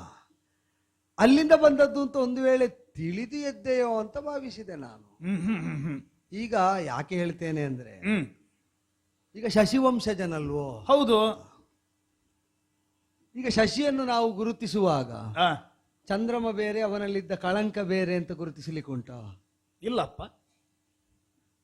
ಸಕಳಂಕನಾದ ಚಂದ್ರಮನನ್ನೇ ಚಂದ್ರ ಸೋಮ ಅಂತ ಗುರುತಿಸುವುದು, ಹೌದಲ್ಲ? ಹೌದಪ್ಪ. ಆದ್ದರಿಂದಲೇ ನಳನನ್ನು ಒಪ್ಪಿದ್ರೆ ನನ್ನನ್ನು ಒಪ್ಪಲೇಬೇಕಲ್ಲ ನೀನು. ಈಗ ಚಂದ್ರನಿಂದ ಕಳಂಕವನ್ನು ಬೇರ್ಪಡಿಸುವುದಕ್ಕಿಲ್ಲ, ನಳನಿಂದ ನನ್ನನ್ನು ಬೇರ್ಪಡಿಸುವುದಕ್ಕಿಲ್ಲ. ನಳನೊಳಗೆ ಅಲ್ಲ, ಇದು ಕೆಲವರಿಗೆ ಇರ್ತದೆ. ಅದು ಏನಂತ ಕೇಳಿದ್ರೆ, ಈಗ ನಮ್ಮ ಕುರಿತಾಗಿ ಹೇಳಬೇಕು ಅಂತ ಹೇಳಿದ್ರೆ, ಈಗ ನೀನ್ ಯಾರು ಅಂತ ಕೇಳುವುದಿದ್ರೆ ಅವನಿಗೆ ಗುರುತಿಸಿಕೊಳ್ಳುವುದಕ್ಕೆ ಯಾವುದೇ ರೀತಿಯಾದಂತ ವಿಳಾಸ ಇಲ್ಲದಿದ್ರೆ ಅವರು ಹೇಳುವಂತದ್ದು ನಾನು ಅವನವನು ಅಂತ ಹೇಳುದು. ಹೌದು, ನಮ್ಮನಿಗೆ ಸಂಬಂಧಿಸಿದವನು ಅಂತ. ನಮ್ಮ ಗುರುಗಳು ಇವರು, ನಮ್ಮದು ಈ ಕೂಟ, ನಮ್ಮಲ್ಲಿಗೆ ಇಷ್ಟು ಜನ ಬರ್ತಾರೆ, ಬರುವವರೆಲ್ಲ ಇಷ್ಟಿಷ್ಟು ದೊಡ್ಡ ಯೋಗ್ಯತೆಯನ್ನು ಹೊಂದಿರುವವರು ಎನ್ನುವುದಾಗಿ. ಈಗ ಅಯೋಧ್ಯೆಯ ಆಸ್ಥಾನದಲ್ಲಿ ಈ ಆಸ್ಥಾನದ ಅರಸ ಯಾವಾಗ ನಿನ್ನನ್ನು ಒಪ್ಪಿಕೊಂಡು ಮಾತಾಡುವುದಕ್ಕೆ ತೊಡಗಿದ್ದಾನು, ನಿನ್ನ ಹಿನ್ನೆಲೆ ಎಷ್ಟೇ ಸಣ್ಣದಿರ್ಲಿ ಅದರ ಬಗ್ಗೆ ಹೇಳಿಕೊಳ್ಳುವುದಕ್ಕೆ ನೀನು ಕುಗ್ಗಬೇಕಾದದ್ದಿಲ್ಲ. ಈಗ ನಿನ್ನ ಕುರಿತಾಗಿ ಅಲ್ವಾ ನಾನು ಕೇಳಿದ್ದು. ನನ್ನ ಹಿನ್ನೆಲೆ ಹೇಳಿಕೊಳ್ಳುವುದಕ್ಕೆ, ಅದನ್ನು ಮರೆಮಾಚುವುದಕ್ಕಾಗದೆ ಹೇಳಿಕೊಳ್ಳುವುದಕ್ಕೆ ನಾನು ಉತ್ಸುಕನಾದದ್ದರಿಂದಲೇ ನಾನು ಇಲ್ಲಿಯ ತನಕ ಬರಬೇಕಾಗಿ ಬಂದದ್ದು. ಇಲ್ಲದಿದ್ರೆ ನಾನು ಇಲ್ಲಿಗೆ ಬರ್ತಲೇ ಇರ್ಲಿಲ್ಲ. ಚಂದ್ರ ಕಳೆ ಅದನ್ನೆಲ್ಲ ಬಿಟ್ಟು ಇರ್ಲಿಕ್ಕೆ ಆಗುದಿಲ್ಲ ಅಂತ ಹೇಳಿ ನನಗೆ ಗೊತ್ತುಂಟು. ಈಗ ನಾನು ನಿಷಧ ಪುರಾಧಿಪ ಅಂತ ಹೇಳುವಾಗಲೇ ನೀನು ಅಭಿಮಾನದಿಂದ ನಮ್ಮವನು ಅಂತ ಹೇಳಿದೆಯೋ ಇಲ್ವೋ? ಹೌದು. ಶಶಿವಂಶಜನಾದ ನಳ ಚಕ್ರವರ್ತಿಯನ್ನು ನೀನು ಗುರುತಿಸಿ ಗೌರವಿಸಿದೆಯೋ ಇಲ್ವೋ ಮಾತಿನಿಂದ? ಹೌದು. ಈಗ ನಿಜವಾಗಿ ಅಪರಿಚಿತನಾದ ನನ್ನನ್ನು ನಾನು ಹೇಳುವಾಗ ನನ್ನ ಕುರಿತಾಗಿ ದಯೆಯಿಂದಲೋ ಕೃಪೆಯಿಂದಲೋ ನೀನು 4 ಮಾತು ಒಳ್ಳೇದು ಹೇಳುವುದಕ್ಕಿಂತಲೂ ಯಾರನ್ನು ಹೊಗಳಿದರೆ, ಯಾರ ಕುರಿತಾಗಿ ಸದ್ಭಾವವನ್ನು ನೀನು ಪ್ರಕಟಿಸಿದರೆ ನನಗೆ ಇಷ್ಟ ಆಗುತ್ತದೋ ಅವನ ಕುರಿತಾಗಿ ನಾ ಮೊದಲು ಹೇಳುವುದು ಒಳ್ಳೇದಲ್ವ? ಅಲ್ಲ, ಹೌದು, ಹೇಳ್ಬೇಕಾದದ್ದು ಹೌದಪ್ಪ. ಹಾಗಾಗಿ ಅಷ್ಟೋತ್ತರವೇ ಮಹಾಪೂಜೆ ಆಗಬಾರ್ದಲ್ಲ. ಇಲ್ಲ, ಈಗ ಅದನ್ನೇ ನಾನು ಅದಕ್ಕೆ ಹೇಳಿದ್ದು, ಅವನೊಳಗೆ ಅವನನ್ನು ಗೊತ್ತಿದ್ರೆ ನಮ್ಮೆಲ್ಲರನ್ನು ತಿಳಿದ ಹಾಗೆ ಅಂತ, ಅವನ ಅಧೀನವಾಗಿದ್ದ ಸಮಗ್ರ ಸಾಮ್ರಾಜ್ಯವನ್ನು ನೀ ತಿಳಿದ ಹಾಗೆ ಅಂತ. ಈಗ ನಳನಿಗೆ ಅಶ್ವಗಳ ಕುರಿತಾಗಿ ಅತಿಯಾದ ಆಸಕ್ತಿ ಅಂತ ಗೊತ್ತೋ ನಿನಗೆ? ಏನು ಗೊತ್ತಿರದೆ, ಅದು ವಿಸ್ತೃತವಾದಂತಹ ಕೀರ್ತಿ ಆತನದ್ದು. ಅಯೋಧ್ಯೆಯ ಕುದುರೆಗಳು ಅಲ್ಲಿ ಉಂಟು. ಆಹಾ. ಇಲ್ಲಿಂದಲೇ ಸುಲಕ್ಷಣ ಭರಿತವಾದಂತಹ ಕುದುರೆಗಳನ್ನು ತರಿಸಿದ್ದು ನನಗೆ ಗೊತ್ತುಂಟು ಅಂತ. ನಿನಗೆ ನೀನು ಕೊಟ್ಟು ಕಳಿಸಿದ್ದಲ್ವೋ? ಹೌದೌದು. ಅದು ಬಂದಂತಹ ಕುದುರೆ ಲಾಯ, ಆ, ಅದನ್ನು ನಾನು ನಿತ್ಯ ನೋಡುವವಲ್ವಾ? ಈಗ ನಾವು ಕಳಿಸಿಕೊಟ್ಟಂತಹ ಕುದುರೆಗಳಲ್ಲಿ ಏನಾದ್ರೂ ಕೊರತೆ ಬಂತ ಹೇಗೆ? ಆ ಕೊರತೆ ಉಂಟು ಅಂತ ಹೇಳಲಿಕ್ಕೆ ಬಂದದ್ದೇ ಅಲ್ಲ, ಆಹಾ. ಅಲ್ಲಿ ಪೂರ್ಣತೆ ಉಂಟು ಅಂತ ಹೇಳುವುದಕ್ಕೆ ದೇಶ ದೇಶಗಳಿಂದ ಸುಲಕ್ಷಣ ಭರಿತವಾದ ಆ, ಅಶ್ವಗಳನ್ನು ತರಿಸಿ. ಆ, ನಾನು ನಿಜವಾಗಿ ಹೇಳ ಏನು ನಿಜವಾಗಿ ಹೇಳು. ಅಲ್ಲ, ಹಾಗೆ ನಿಜವಾಗಿ ಅಂದ್ರೆ ಅಂತರಂಗದ ಮಾತು ಹೇಳೋ. ಅದೇ ಹೇಳಬೇಕಾದದ್ದು. ಅತೀವವಾಗಿ ಅಶ್ವಗಳೆಡೆಗೆ ಆಸಕ್ತಿಯನ್ನು ಹೊಂದಿದಂತಹ ನಳ ಚಕ್ರವರ್ತಿ ಆ, ತನ್ನಲ್ಲಿದ್ದ ಯಾವುದನ್ನಾದ್ರೂ ಬೇರೆಯವರಿಗೆ ಕೊಟ್ಟು ಬಿಟ್ಟಾನು. ಆ, ಹೇಳಿದ್ದು ನಾನು, ಆ, ಹಾ, ಹಾ, ಹಾ. ನಿನಗೆ ನಂಬಿಕೆ ಬರುವುದಕ್ಕೆ ಹೇಳುದು. ಆ. ತನ್ನ ದಂಡವನ್ನಾದ್ರೂ ಇನ್ನೊಬ್ಬನಿಗೆ ಕೈ ಎತ್ತಿ ಕೊಟ್ಟಾನು ರಾಜನಾಗಿ. ಆದ್ರೆ ತಾನು ಸಂಗ್ರಹಿಸಿದ ಅಶ್ವಗಳನ್ನು ನನಗೆ ಬಿಟ್ಟು ಬೇರೆಯವರಿಗೆ ಕೊಡ್ಲಿಕ್ಕಿಲ್ಲ. ಅಯ್ಯ ಪುಣ್ಯಾತ್ಮ. ಅದು ಅವನದ್ದೇ, ಅದು ಅವನದ್ದೇ. ಈಗ ಕೊಟ್ರೆ ಅದು ಬೇರೆಯವರದ್ದು ಅಂತ ಆಗುವುದಿಲ್ವೋ?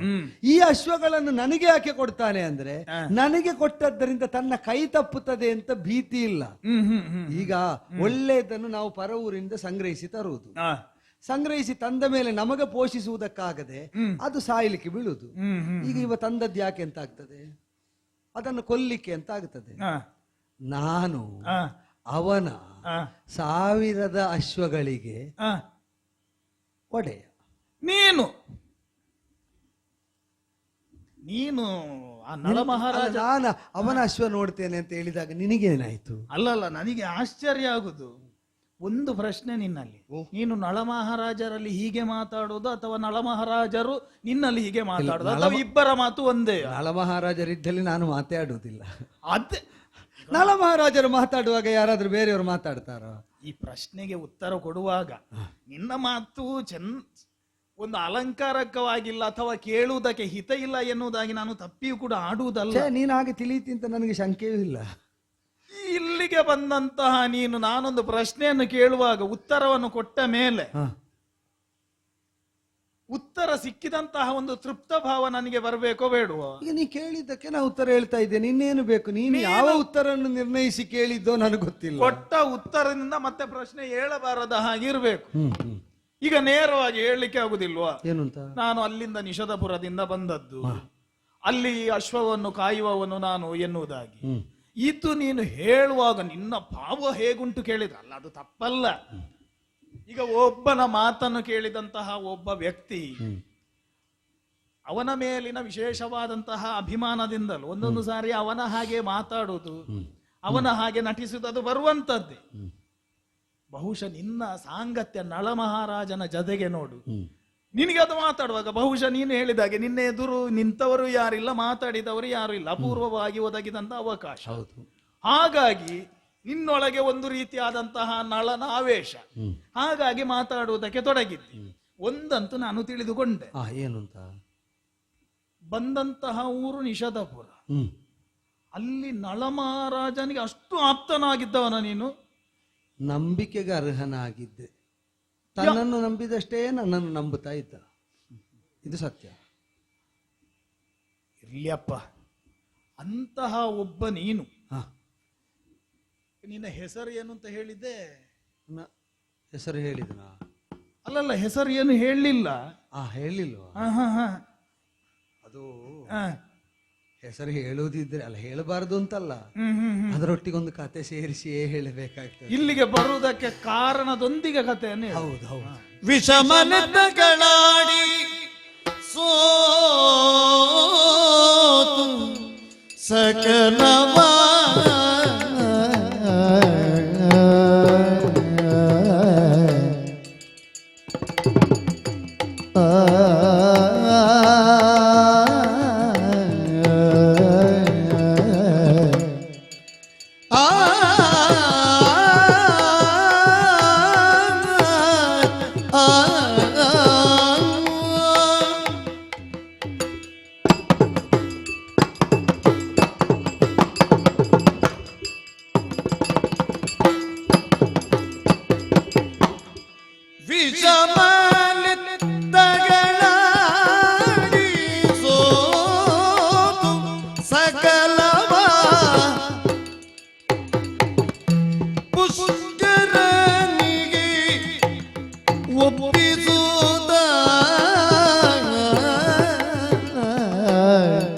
ಸಕಲವ ಪುಷ್ಕರನಿಗೆ ಒಪ್ಪಿಸುತ್ತ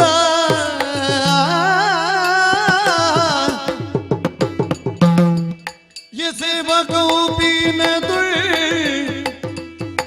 ಐದಿದ ನಡವಿಗೆ ಎಸೆವ ಕೌಪಿನದುಳ್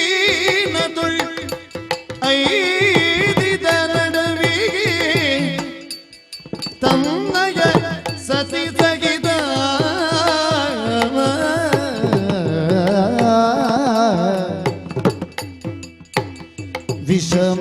ವಿಷಮಲಿತ್ತಗಳಾಡಿ ಸೋತು ಸಕಲವ ಪುಷ್ಕರನಿಗೆ ಒಪ್ಪಿಸುತ್ತ ಆ ಆ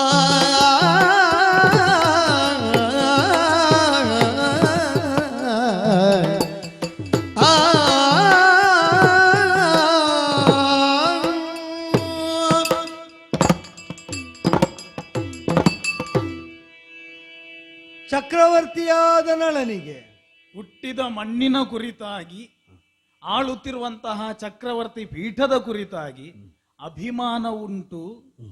ಇಷ್ಟಿದ್ದು ಕೂಡ ಅದೆಲ್ಲವನ್ನು ಕೂಡ ಬಿಟ್ಟು ಇಲ್ಲಿ ಬರುವುದಕ್ಕೆ ಕಾರಣ ಎಂಥದ್ದು?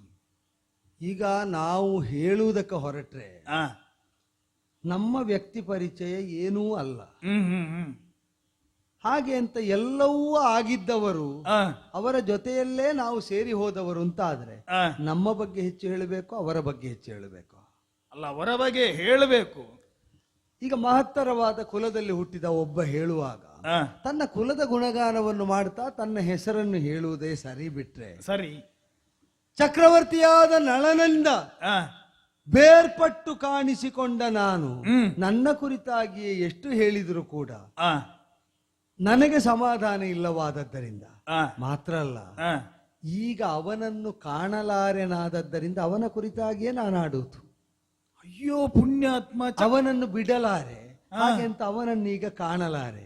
ಆದ್ರಿಂದಲೇ ಸಮಾಧಾನಕ್ಕೆ ಅವನ ಕುರಿತಾಗಿ ಹೇಳುವುದು ಅಂತ ತಿಳಿ. ಅರ್ಥ ಆಗ್ತದೆ ನನಗೆ. ಏನು ನಿನ್ನಿಂದ ಏನೋ ಅಲ್ಲಿ ತಪ್ಪಾಗಿದೆ. ಇಲ್ಲದಿದ್ರೆ ಅಲ್ಲಿ ಇಲ್ಲದೆ ಇರುವಂತಹದ್ದು ಇಲ್ಲಿ ಏನುಂಟು ಅಂತ ಹೇಳಿಬೇಕಲ್ವಾ?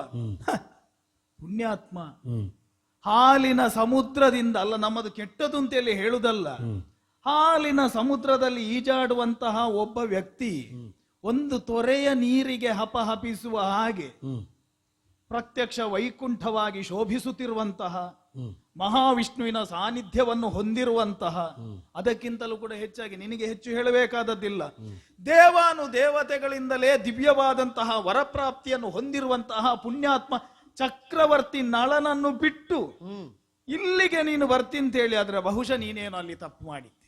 ಇಲ್ಲದಿದ್ರೆ ಅಲ್ಲಿ ಬಿಟ್ಟು ಬರುವುದಕ್ಕೆ ಸಾಧ್ಯವೇ ಇಲ್ಲ. ಅದು ಸಾಧುವು ಕೂಡ ಅಲ್ಲ ಅದು.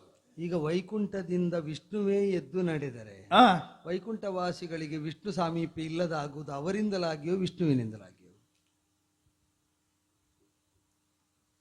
ಈಗ ವೈಕುಂಠದಿಂದ ವಿಷ್ಣುವೇ ಹೋದ, ನಮಗೆ ವಿಷ್ಣು ತಪ್ಪಿದ. ಆಗ ಏನು ಮಾಡಬೇಕು ಅಂತ ಹೇಳಿದ್ರೆ ವಿಷ್ಣು ಇರುವುದನ್ನು ವೈಕುಂಠ ಅಂತೇಳಿ ತಿಳಿಬೇಕು. ಆ, ಅಲ್ಲ, ಅದನ್ನು ಹಾಗೆ ತಿಳಿಯಬಹುದು. ಅದೀಗ ಅಯೋಧ್ಯಾಧಿಪತಿಯಾದ ಋತುಪರ್ಣ ಮಹಾರಾಜ ಇರುವುದು ವೈಕುಂಠವಾಸಿಯಾದ ನಾರಾಯಣನಂತೆ ಅಂತ ಸ್ತುತಿ ಮಾಡುವುದು ನಾನು ಕೇಳಿದೆ ಬರುವಾಗ. ಅಯ್ಯೋ, ಅದು ಇಲ್ಲಿಗೆಲ್ಲ ಸೀಮಿತ. ಆಗಲಿ, ನಿನ್ನ ಭಾವ ಒಳ್ಳೆಯದೇ, ಆದರೆ ತಿಳಿಯುವವರಿಗೆ ಈಗ ಎಲ್ಲರೂ ನಳನಿಗೆ ಅಧೀನರಾಗಿ ಬದುಕಬೇಕಾಗಿಲ್ವಲ್ಲ. ಋತುಪರ್ಣನಿಗೆ ಆಶ್ರಿತರಾದವರು ನಿನ್ನನ್ನು ಹಾಗೆ ತಿಳಿದರೆ ನೀನಿರುವ ಸ್ಥಾನದಿಂದ ಮಾನದಿಂದ ಅದನ್ನು ತಪ್ಪು ಇಲ್ಲ ಅಲ್ಲ ಅಂತ ಹೇಳುವುದಕ್ಕಿಲ್ವಲ್ಲ. ನಾನು ಯಾಕೆ ಹೇಳಿದೆ ಗೊತ್ತಾ? ಅಲ್ಲೇ ಇದ್ದೆ, ಸುಖವಾಗಿದ್ದೆ. ನನ್ನ ಹೆಸರು ಅವನ ಕೈಯಳತೆಯಲ್ಲೇ ಇದ್ದದ್ದರಿಂದ, ಅಂದ್ರೆ ಕೈ ಬೀಸಿದ್ರೆ ನಾ ಕಾಣ್ತಿದ್ದೆ. ಬಾಹುಕ ಅಂತ. ಬಾಹುಕ, ಹೌದೌದು. ಈಗ ಒಂದು ಹೆಸರನ್ನು ಇಡುವಂತಹ ಸಂದರ್ಭದಲ್ಲಿ ಆ ಹೆಸರು ಅನ್ವರ್ಥ ಇತ್ಯಾದಿಗಳನ್ನೆಲ್ಲ ಒಂದು ಅಲ್ಲ, ನಿಮ್ಮದೆಲ್ಲ ಹಾಗೆ ಇಟ್ಟಿರ್ಲಿಕ್ಕಿಲ್ಲ. ಈಗ ನನ್ನ ಹೆಸರನ್ನು ಇಡುವಂತಹ ಸಂದರ್ಭದಲ್ಲಿ ಅದರಲ್ಲಿ ಒಂದು ಹಿನ್ನೆಲೆ ಇರ್ತದೆ. ಇದು ಯಾರಿಟ್ಟ ಹೆಸರು ಅಂತ ನನಗೆ ಗೊತ್ತಿಲ್ಲ, ನನ್ನನ್ನು ಕರೆಯುವ ಹೆಸರು. ಹಾಗಾಗಿ ಅದರ ಬಗ್ಗೆ ಹೆಚ್ಚು ನಾನು ವಿವಕ್ಷೆಯನ್ನು ಮಾಡಬೇಕಾದದ್ದಿಲ್ಲ. ವಿವಕ್ಷೆ ಮಾಡಿದ್ರೆ ನನ್ನಲ್ಲಿ ಉತ್ತರವೂ ಇಲ್ಲ. ಉತ್ತರ ಇಲ್ಲದಂತಹ ಪ್ರಶ್ನೆಯನ್ನು ನಿನ್ನ ಹತ್ರ ಕೇಳಿ ನಾನು ಏನು ಸಾಧಿಸುವುದಕ್ಕೆ ಉಂಟು? ಅದೇ ಈಗ ಕರೆಯುವುದಕ್ಕೆ ಒಂದು ಹೆಸರು ಉಂಟು ಅಂತೇಳಿ ಉಂಟಲ್ವಾ? ಬಾಹುಕ ಅಂತ ನಳಚಕ್ರವರ್ತಿ ಅವನೇ ಒಪ್ಪಿದ ಹೆಸರು ಇದಕ್ಕೆ. ಮತ್ತೆ ಈ ನಾವು ಕಾಯಕ್ಕೆ ನಳಚಕ್ರವರ್ತಿ ಒಪ್ಪಿದ ಹೆಸರು ಬಾಹುಕ ಅಂತ. ನಳ ಚಕ್ರವರ್ತಿಯೇ ಇದನ್ನು ಒಪ್ಪಿದಾನಂತೆ, ಮತ್ತೆ ನಾವು ಒಪ್ಪಿಕೊಳ್ಳುವುದಕ್ಕೆ ದೂರ ಸರಿಯುವುದೇ ಯಾಕೆ? ಆಗಲಿ ಆಗಲಿ ಆಗಲಿ, ನೀನ್ ಹೇಳಿದ್ದು ದೊಡ್ಡ ಮಾತು ಅಲ್ಲ. ಯಥಾರ್ಥ ಅದನ್ನು ಮಾಡದಿದ್ರು ಕೂಡ ನೀ ಹೇಳಿದ್ಯಲ್ಲ. ಅಲ್ಲ ಹಾಗೆಲ್ಲ ಅಲ್ಲ, ಈ ಕಾಯಕ್ಕೆ ಆ ಮಾತು ಕೇಳುವ ಯೋಗವೇ ಇಲ್ಲ, ಮತ್ತಲ್ಲೂ ಅನುಭವಿಸುವ ಭಾಗ್ಯ. ಅಯ್ಯೋ ಪುಣ್ಯಾತ್ಮ, ಅದು ನಿನ್ನ ಜೀವ ಯೋಗ್ಯತೆ ಅಲ್ಲ. ನಳ ಮಹಾರಾಜ ತನ್ನ ಜೀವನದಲ್ಲಿ ಆರ್ಜಿಸಿದಂತಹ ಪುಣ್ಯ ಸಂಪಾದನೆಯ ಕಾರಣದಿಂದಲಾಗಿ ನಮ್ಮಂಥವರ ಬಾಯಿಂದ ಬರುವಂತಹ ಮಾತದು. ಎಲ್ಲ ಪುಣ್ಯವೂ ಕರಗುವ ಕಾಲ ಒಂದುಂಟು, ಎಲ್ಲರ ಪುಣ್ಯವೂ ಕರಗುವ ಕಾಲ ಉಂಟು. ಹೌದಪ್ಪ, ಹಾಗಂತೇಳಿ ಕಾಮಧೇನುವಿನ ಕೆಚ್ಚಲಿನಿಂದ ಹಾಲೇ ಬರಬೇಕು ಹೊರತಾಗಿ ವಿಷ ಬರುವುದಕ್ಕಿಲ್ಲವಲ್ಲ. ಕೆಚ್ಚಲು ಇಲ್ಲ, ಕಾಮಧೇನು ಇಲ್ಲ ಅಂತ ಆದ ಕಾಲ ಇರ್ಲಿಲ್ವೋ? ಅಲ್ಲ ಅದಿತ್ತು. ಅದೇ ಅದೇ ಅದೇ ಕಾಮಧೇನುವೇ ಕರಗಿ ಹೋಗುದು ನೀರಲ್ಲಿ ಅಂತ. ಈಗ ನಮ್ಮ ಪಾಲಿಗೆ ಆದದ್ದು ಅದುವೇ. ಅಂದ್ರೆ ಕಾಮಧೇನುವೇ ಇಲ್ಲವಾದ ಮೇಲೆ ಮತ್ತೆ ಕೆಚ್ಚಲೆಲ್ಲಿಂದ ಹುಡುಕುವುದು? ಹಾಗೆ ಒಂದು ಆಗುವುದಕ್ಕೆ ಸಾಧ್ಯ ಉಂಟೇನು? ಅದು ಲೆತ್ತ ಆಡುವುದಕ್ಕೆ ಹೊರಟ್ರೆ ಏನಾಗುತ್ತದೆ ಅಂತ ಯಾರು ಹೇಳುದು? ಯಾರು ಎಲ್ಲಿ ಹೇಗೆ ಏನು ಮಾತಾಡ್ತಿದ್ದಿ ನೀನು? ಮಹಾರಾಜ ಏನು ಮಾಡಬೇಕು ಅಂತ ಉಳಿದವರು ಹೇಳಿದಾಗಿರುವುದು ಮಹಾರಾಜನಿಗೆ ಕಂಡಾಗ ಆಡುವುದಲ್ವೋ? ಈಗ ಹೌದಪ್ಪ, ಈಗ ಈಗ ಸಮ ಅಂತಲೇ ಎಲ್ಲ ಮಾಡುವುದು, ವಿಷಮ ಆಗುವುದು ಪರಿಣಾಮದಲ್ಲಿ ಅಲ್ವೋ? ಹೌದು. ತಮ್ಮನಾದ ಮಿತ್ರನಿದ್ದಂತಹ ಪುಷ್ಕರನ ಜೊತೆಯಲ್ಲಿ ಆಡುವುದಕ್ಕೆ ತೊಡಗಿದ್ದು ಸಮ, ಅದು ಆಡ್ಲಿಕ್ಕೆ ತೊಡಗಿದ್ದು ಸಮ ಅಂತಲೇ ಎಲ್ರಿಗೂ ಕಂಡದ್ದು. ಪರಿಣಾಮ ಆಗುತ್ತಾ ಚಕ್ರವರ್ತಿ ಸೋಲ್ತಾ ಇದ್ದಂತೆ ಅದು ವಿಷಮ ಆಗುತ್ತಾ. ನಾಲಿಗೆ ಮೀರಿದಂತಹ ಮಾತುಗಳ ನಾನು ಕೇಳುತ್ತಿದ್ದೇನೆ ಎನ್ನುವ ಕಾರಣದಿಂದ ಆಡದಿರು ನೀನು. ನನಗೀಗ ಸೋತದ್ದನ್ನು ಮತ್ತೆ ಗೆದ್ದದ್ದು ಅಂತ ಹೇಳಲಿಕ್ಕೆ ಆಗ್ತದ? ಅಲ್ಲ, ಚಕ್ರವರ್ತಿ ಪೀಠ ಅಂತ ಹೇಳಿದ್ರೆ ಎಂತದ್ದು? ಅವನು ತನ್ನ ಜೀವನದಲ್ಲಿ ಸಾಧಿಸಿದಂತಹ ಔನ್ನತ್ಯ ಏನು? ಕೇವಲ ಮನುಷ್ಯ ಎನ್ನುವುದಾಗಿ ಅವನನ್ನು ಯಾರೂ ಕೂಡ ಕಂಡದ್ದಿಲ್ಲ. ಈಗ ಮನುಷ್ಯ ಸಹಜವಾದಂತಹ ಗುಣ ಮನೋಧರ್ಮಗಳ ಕಾರಣದಿಂದಲಾಗಿ ಅವನ ನಡೆ ತಪ್ಪಬಹುದು. ಹಾಗಂತೇಳಿ ಅವನ ನಡೆಯನ್ನು ತಿದ್ದುವುದಕ್ಕೆ ದೇವತೆಗಳ ವಿಶೇಷವಾದಂತಹ ಅನುಗ್ರಹ ಉಂಟು. ನೀನು ಮಾತಾಡುದು ಕೇಳಿದ್ರೆ ಅವನನ್ನೇ ಪೀಠದಿಂದ ನಾನೇ ಇಳಿಸಿದಾಗೆ ಮಾತಾಡ್ತಾನೆ. ಮತ್ತೆ ಅವ ಇಳಿದ ಮೇಲೆ ನಾನು ಹೀಗಾದದ್ದು ಬಿಟ್ರೆ ನಾನು ಇಳಿಸಿದ್ದಲ್ಲ. ಈಗ ಏರಿದ್ದವ ಹೌದು ಅಂತ ಆದ್ರೆ ಅವನಿಗೆ ಇಳಿಯುವ ಸಾಧ್ಯತೆ ಇಲ್ವೋ? ಈಗ ಈ ಮೆಟ್ಟು ಕಲ್ಲನ್ನು ಮೆಟ್ಟಿ ಮೆಟ್ಟಿ ಮೇಲೆ ಹೋಗಿ ಪೀಠದಲ್ಲಿ ಮಹಾರಾಜ ಕುಳಿತದ್ದಲ್ವೋ? ಇಳಿಯುವುದು ಈಗ ನಿನ್ನ ಸಂಕಲ್ಪವೇ ಅಲ್ವೋ, ನನ್ನ ಸಂಕಲ್ಪವೋ? ಏರಿದವನಿಗೆ ಅಲ್ವೋ ಇಳಿಲಿಕ್ಕಾಗುವುದು, ಇಳಿದವನಿಗೆ ಅಲ್ವೋ ಏರ್ಲಿಕ್ಕಾಗುವುದು. ಅವ ಏರಿದ ಆ ಏರಿನಿಂದ ಅವ ಇಳಿದ. ಅದಕ್ಕೆ ಅವನು ಏರುತ್ತಾ ಏರುತ್ತಾ ಅಲ್ಲ ನಾವು ಆಡಬಾರದು, ಮುಂದಕ್ಕೆ ಅಕುಂಠಿತವಾದಂತಹ ಒಂದು ವಿಶೇಷವಾದಂತಹ ಸ್ಥಾನಮಾನವನ್ನು ಹೊಂದಿರುವಂತಹ ಜೀವಯೋಗ್ಯತೆ ಅವನದ್ದು. ಅವನನ್ನು ಇಳಿಯುವುದಕ್ಕಿರಬೇಕಾದಂತ ವ್ಯಕ್ತಿ ಅಲ್ಲವ. ಈಗ ನಾವು ಹಾಗೆ ಹೇಳಬೇಕಷ್ಟೇ. ನಮ್ಮ ಕಣ್ಣೆದುರಿದ್ದವರು ಕಣ್ಮರೆಯಾದಾಗ ಅವರು ವೈಕುಂಠ ಸೇರಿದ್ರು ಅಂತ ಹಾಗೆ ಹೇಳಬೇಕಷ್ಟೇ ನಾವು. ಅವ ಈಗ ಕಾಣ್ತಾ ಇಲ್ಲ, ನಾನು ಎಲ್ಲಿಂದ ಹೇಗೆ ಎಲ್ಲಿ ಸೇರಿದ ಅಂತ ಏನು ಹೇಳಿ? ಆ ನಳ ಈಗ ಕಾಣ ತನ್ನನ್ನು, ಸಾಮ್ರಾಜ್ಯ ಸರ್ವಸ್ವವನ್ನು, ಸಂಪತ್ತಿನ ಸಹಿತವಾಗಿ ಅಮಾತ್ಯ ವರ್ಗವನ್ನು ಕೂಡಿಕೊಂಡು ಆ ವಿಷಮಲೆತ್ತದಲ್ಲಿ ಕಳೆದುಕೊಂಡಾವ. ಹಾಗಂತೇಳಿ ಅದು ಪುಷ್ಕರನಿಗೆ. ಈಕೋ ಒಂದು ಹೇಳ್ತಾ ಇದ್ದೇನೆ ನಾನು. ಏನು ಮಹಾರಾಜ? ಅವನನ್ನು ಕಾಯುವುದಕ್ಕೆ ಅವನ ಸತಿ ಆರ್ಜಿಸಿದಂತಹ ಧರ್ಮವಾದರೂ ಕೂಡ ಅವನನ್ನು ಹಾಗೆ ಆಗ್ಲಿಕ್ಕೆ ಬಿಟ್ಟಿರ್ಲಿಕ್ಕಿಲ್ಲ. ಕೇಳಿ ಬಲ್ಲೆವು ನಾವು. ನಳದ ವೆಮ್ಮಯಂತಿಯರ ಕಲ್ಯಾಣ ಎನ್ನುವಂತಹದ್ದು ಅದು ಲೋಕಮುಖದಿಂದ ನಿರ್ಣಯವಾದದ್ದಲ್ಲ, ದೇವತೆಗಳು ಕಲ್ಪಿಸಿದ್ದು. ಸತಿ ಧರ್ಮ ಇವನ ಆರ್ಜಿಸಿದಂತಹ ರಾಜಧರ್ಮವೂ ಕೂಡ ಅವನನ್ನು ಕಾಯಲಿಲ್ವೇ? ಯಾವುದು ಕಾದಿತೋ ಯಾವುದು ಸಪ್ಪೆ ಎನಿಸಿತೋ ನನಗೆ ಗೊತ್ತಿಲ್ಲ. ಅವ ಆಡುವುದಕ್ಕೆ ತೊಡಗಿದ ಮೇಲೆ ನೋಡುವುದಕ್ಕೆ ಬಂದವರತ್ತಲೂ ಮುಖ ತಿರುಗಿಸ್ತಾ ಇರಲಿಲ್ಲ. ಹಲ ದಿನಗಳ ಕಾಲ ಸಾಗಿದ ಈ ದ್ಯೂತ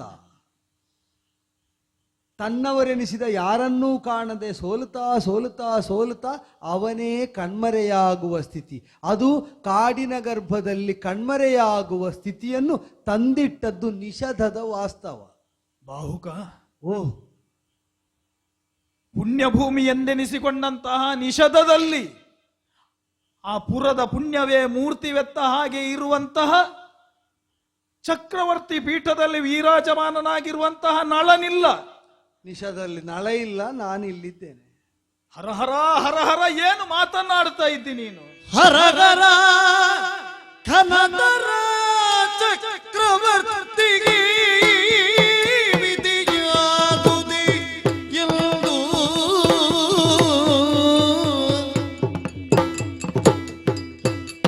ಹರಹರ ಕನದರ ಚಕ್ರವರ್ತಿಗೆ ಈ ವಿಧಿಯಾದುದೇ ಎಂದು ಈ ವಿಧಿ ಆದುದೇ ಎಂದು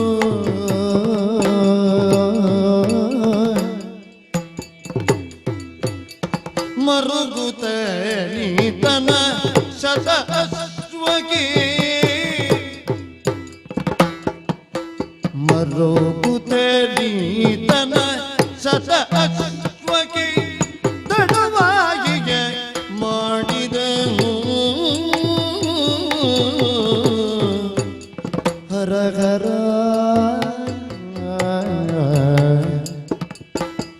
ಹರಹರ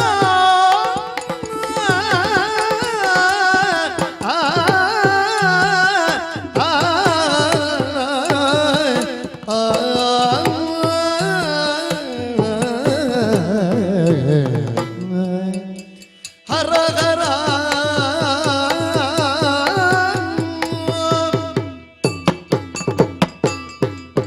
ಬಾಹುಕ, ಬಾಹುಕ, ಮಹಾರಾಜ, ಎಷ್ಟು ನಿರ್ಭಾವುಕನಾಗಿ ಇಂತಹ ಒಂದು ವಾರ್ತೆಯನ್ನು ಒರೆಯುವುದಕ್ಕೆ ನಿನಗೆ ಸಾಧ್ಯವಾಯಿತು ಹೇಳು? ಎಲ್ಲೆಲ್ಲೋ ತಿರುಗಾಡ್ತಾ ಬರುವಾಗ ಕಣ್ಣೀರೇ ಬತ್ತಿ ಹೋಯಿತು ಮಹಾರಾಜ. ಕೇಳಿದ ಕ್ಷಣ ಸಿಡಿಲಿನ ಆಘಾತವೇ ಆದ ಹಾಗೆ ಅನುಭವ. ನೀ ಕೇಳಿದ್ದು ಹೊಸದು, ನನಗಿದು ಹೊಸದಲ್ಲ, ಹಳೆ ವರ್ತಮಾನ. ಬಾಹುಕ, ಓ, ಬಹುಶಃ ಅವನ ಸಾಂಗತ್ಯದಲ್ಲಿ ಇದ್ದಂತಹ ನಿನಗೆ ಈ ಒಂದು ಘಟನೆಯ ಆಘಾತದ ಬಗ್ಗೆ ಅರಿವಿರ್ಲಿಕ್ಕಿಲ್ಲ. ನೀನು ಪ್ರತ್ಯಕ್ಷವಾಗಿ ನೀನು ಕಂಡವನು. ಶಾಸ್ತ್ರದಲ್ಲಿ ಒಂದು ಮಾತು ಉಂಟೋ ಇಲ್ವೋ ಹೇಳು? ಯಾವುದು? ಕೆಟ್ಟ ಮಕ್ಕಳಾದ್ರೂ ಕೂಡ ಹುಟ್ಟಬಹುದು, ಕೆಟ್ಟ ತಾಯಿ ಹುಟ್ಟಲಿಕ್ಕಿಲ್ಲ ಎನ್ನುವುದಾಗಿ. ಹೌದೌದು, ಇರಬೇಕು ಇರಬೇಕು. ಜನ್ಮಕ್ಕೆ ಕಾರಣೀಭೂತಳಾದಂತಹ ತಾಯಿಯಾದವಳು ಮಾತೃತ್ವವನ್ನು ಬಿಡ್ಲಿಕ್ಕೆ ಉಂಟೋ ಹೇಳು? ಬಿಟ್ರೆ ಮತ್ತೆ ಅವಳು ತಾಯಿ ಆಗ್ತಾಳ? ನಮ್ಮೆಲ್ಲರನ್ನು ಕೂಡ ಸಲಹುವಂತಹ ಈ ಪೃಥ್ವಿ ತನ್ನ ಗಂಧವನ್ನು ಬಿಡ್ಲಿಕ್ಕೆ ಉಂಟು ಹೇಳು? ಸಹಜ ಗುಣ ಅಲ್ವಾ? ತೇಜಸ್ಸಿಗೆ ಅಧಿಷ್ಠಾನ ದೇವತೆ ಎಂದೆನಿಸಿಕೊಂಡಂತಹ ಅಗ್ನಿ ತನ್ನ ಬಿಸುಪನ್ನು ಕಳೆದುಕೊಳ್ಳಿಕ್ಕೆ ಉಂಟು. ಸಮುದ್ರ ತನ್ನ ಗಂಭೀರತೆಯನ್ನು ಬಿಡ್ಲಿಕ್ಕೆ ಉಂಟು. ಇದೆಲ್ಲವನ್ನು ಕೂಡ ಬಿಟ್ಟದ್ದು ಅಂತ ಹೇಳಿದ್ರೆ ಚಕ್ರವರ್ತಿ ನಳನಿಗೆ ಇಂತಹ ಪರಿಸ್ಥಿತಿ ಒದಗಿತು, ಆಗ ನಾನು ನಂಬುತ್ತೇನೆ. ಹಾಗೆ ಅಂತ ಈಗ ನಾವು ಕಾಣುವ ಈ ಭೂತ ಪ್ರಪಂಚದಲ್ಲಿ ಗಂಧ ಇದ್ದದ್ದು ಈ ಭೂಮಿ ಎಂಬುದರಿಂದ ಅನ್ಯಗಂಧ ಪ್ರಬಲವಾಗಿ ಜೊತೆ ಸೇರಿದ್ರೆ ಭೂಮಿಯ ಪರಿಮಳ ಬಾರದ ಸ್ಥಿತಿ ಇಲ್ವಾ? ಅನ್ಯಗಂಧ ಸೇರುವುದಕ್ಕೆ ಸಾಧ್ಯ ಉಂಟೆ, ಸೇರಿಸಿಕೊಳ್ಳುವುದಕ್ಕೆ ಸಾಧ್ಯ ಉಂಟೆ. ಭೂಮಿ ಅಂತ ಆದ ಮೇಲೆ ಈಗ ಇಂಥದ್ದೇ ಇರಬೇಕು ಅಂತ ಹೇಳುವುದಕ್ಕಾಗ್ತದ? ಎಲ್ಲ ಗಂಧಕ್ಕೂ ಆಶ್ರಯ ಸ್ಥಾನ ಅಲ್ವ ಅದು? ನಿನಗೆ ಅರಿವಿರ್ಲಿಕ್ಕಿಲ್ಲ. ಓ, ವರನನ್ನು ಶ್ರೀಧರ ಸ್ವರೂಪದಲ್ಲಿ ಪೂಜೆ ಮಾಡುವಂತಹ ಕ್ರಮ ಉಂಟು. ನಿಜಾರ್ಥದಲ್ಲಿ ನಳದಮಯಂತಿಯರ ಕಲ್ಯಾಣ ಮಹೋತ್ಸವದಲ್ಲಿ ಶ್ರೀಧರ ಸ್ವರೂಪದಲ್ಲಿ ಕಂಗೊಳಿಸಿದವನು ಅವನು. ಎಲ್ಲರಿಗೂ ಕೂಡ ಶ್ರೀಕಾರಕನಾಗಿ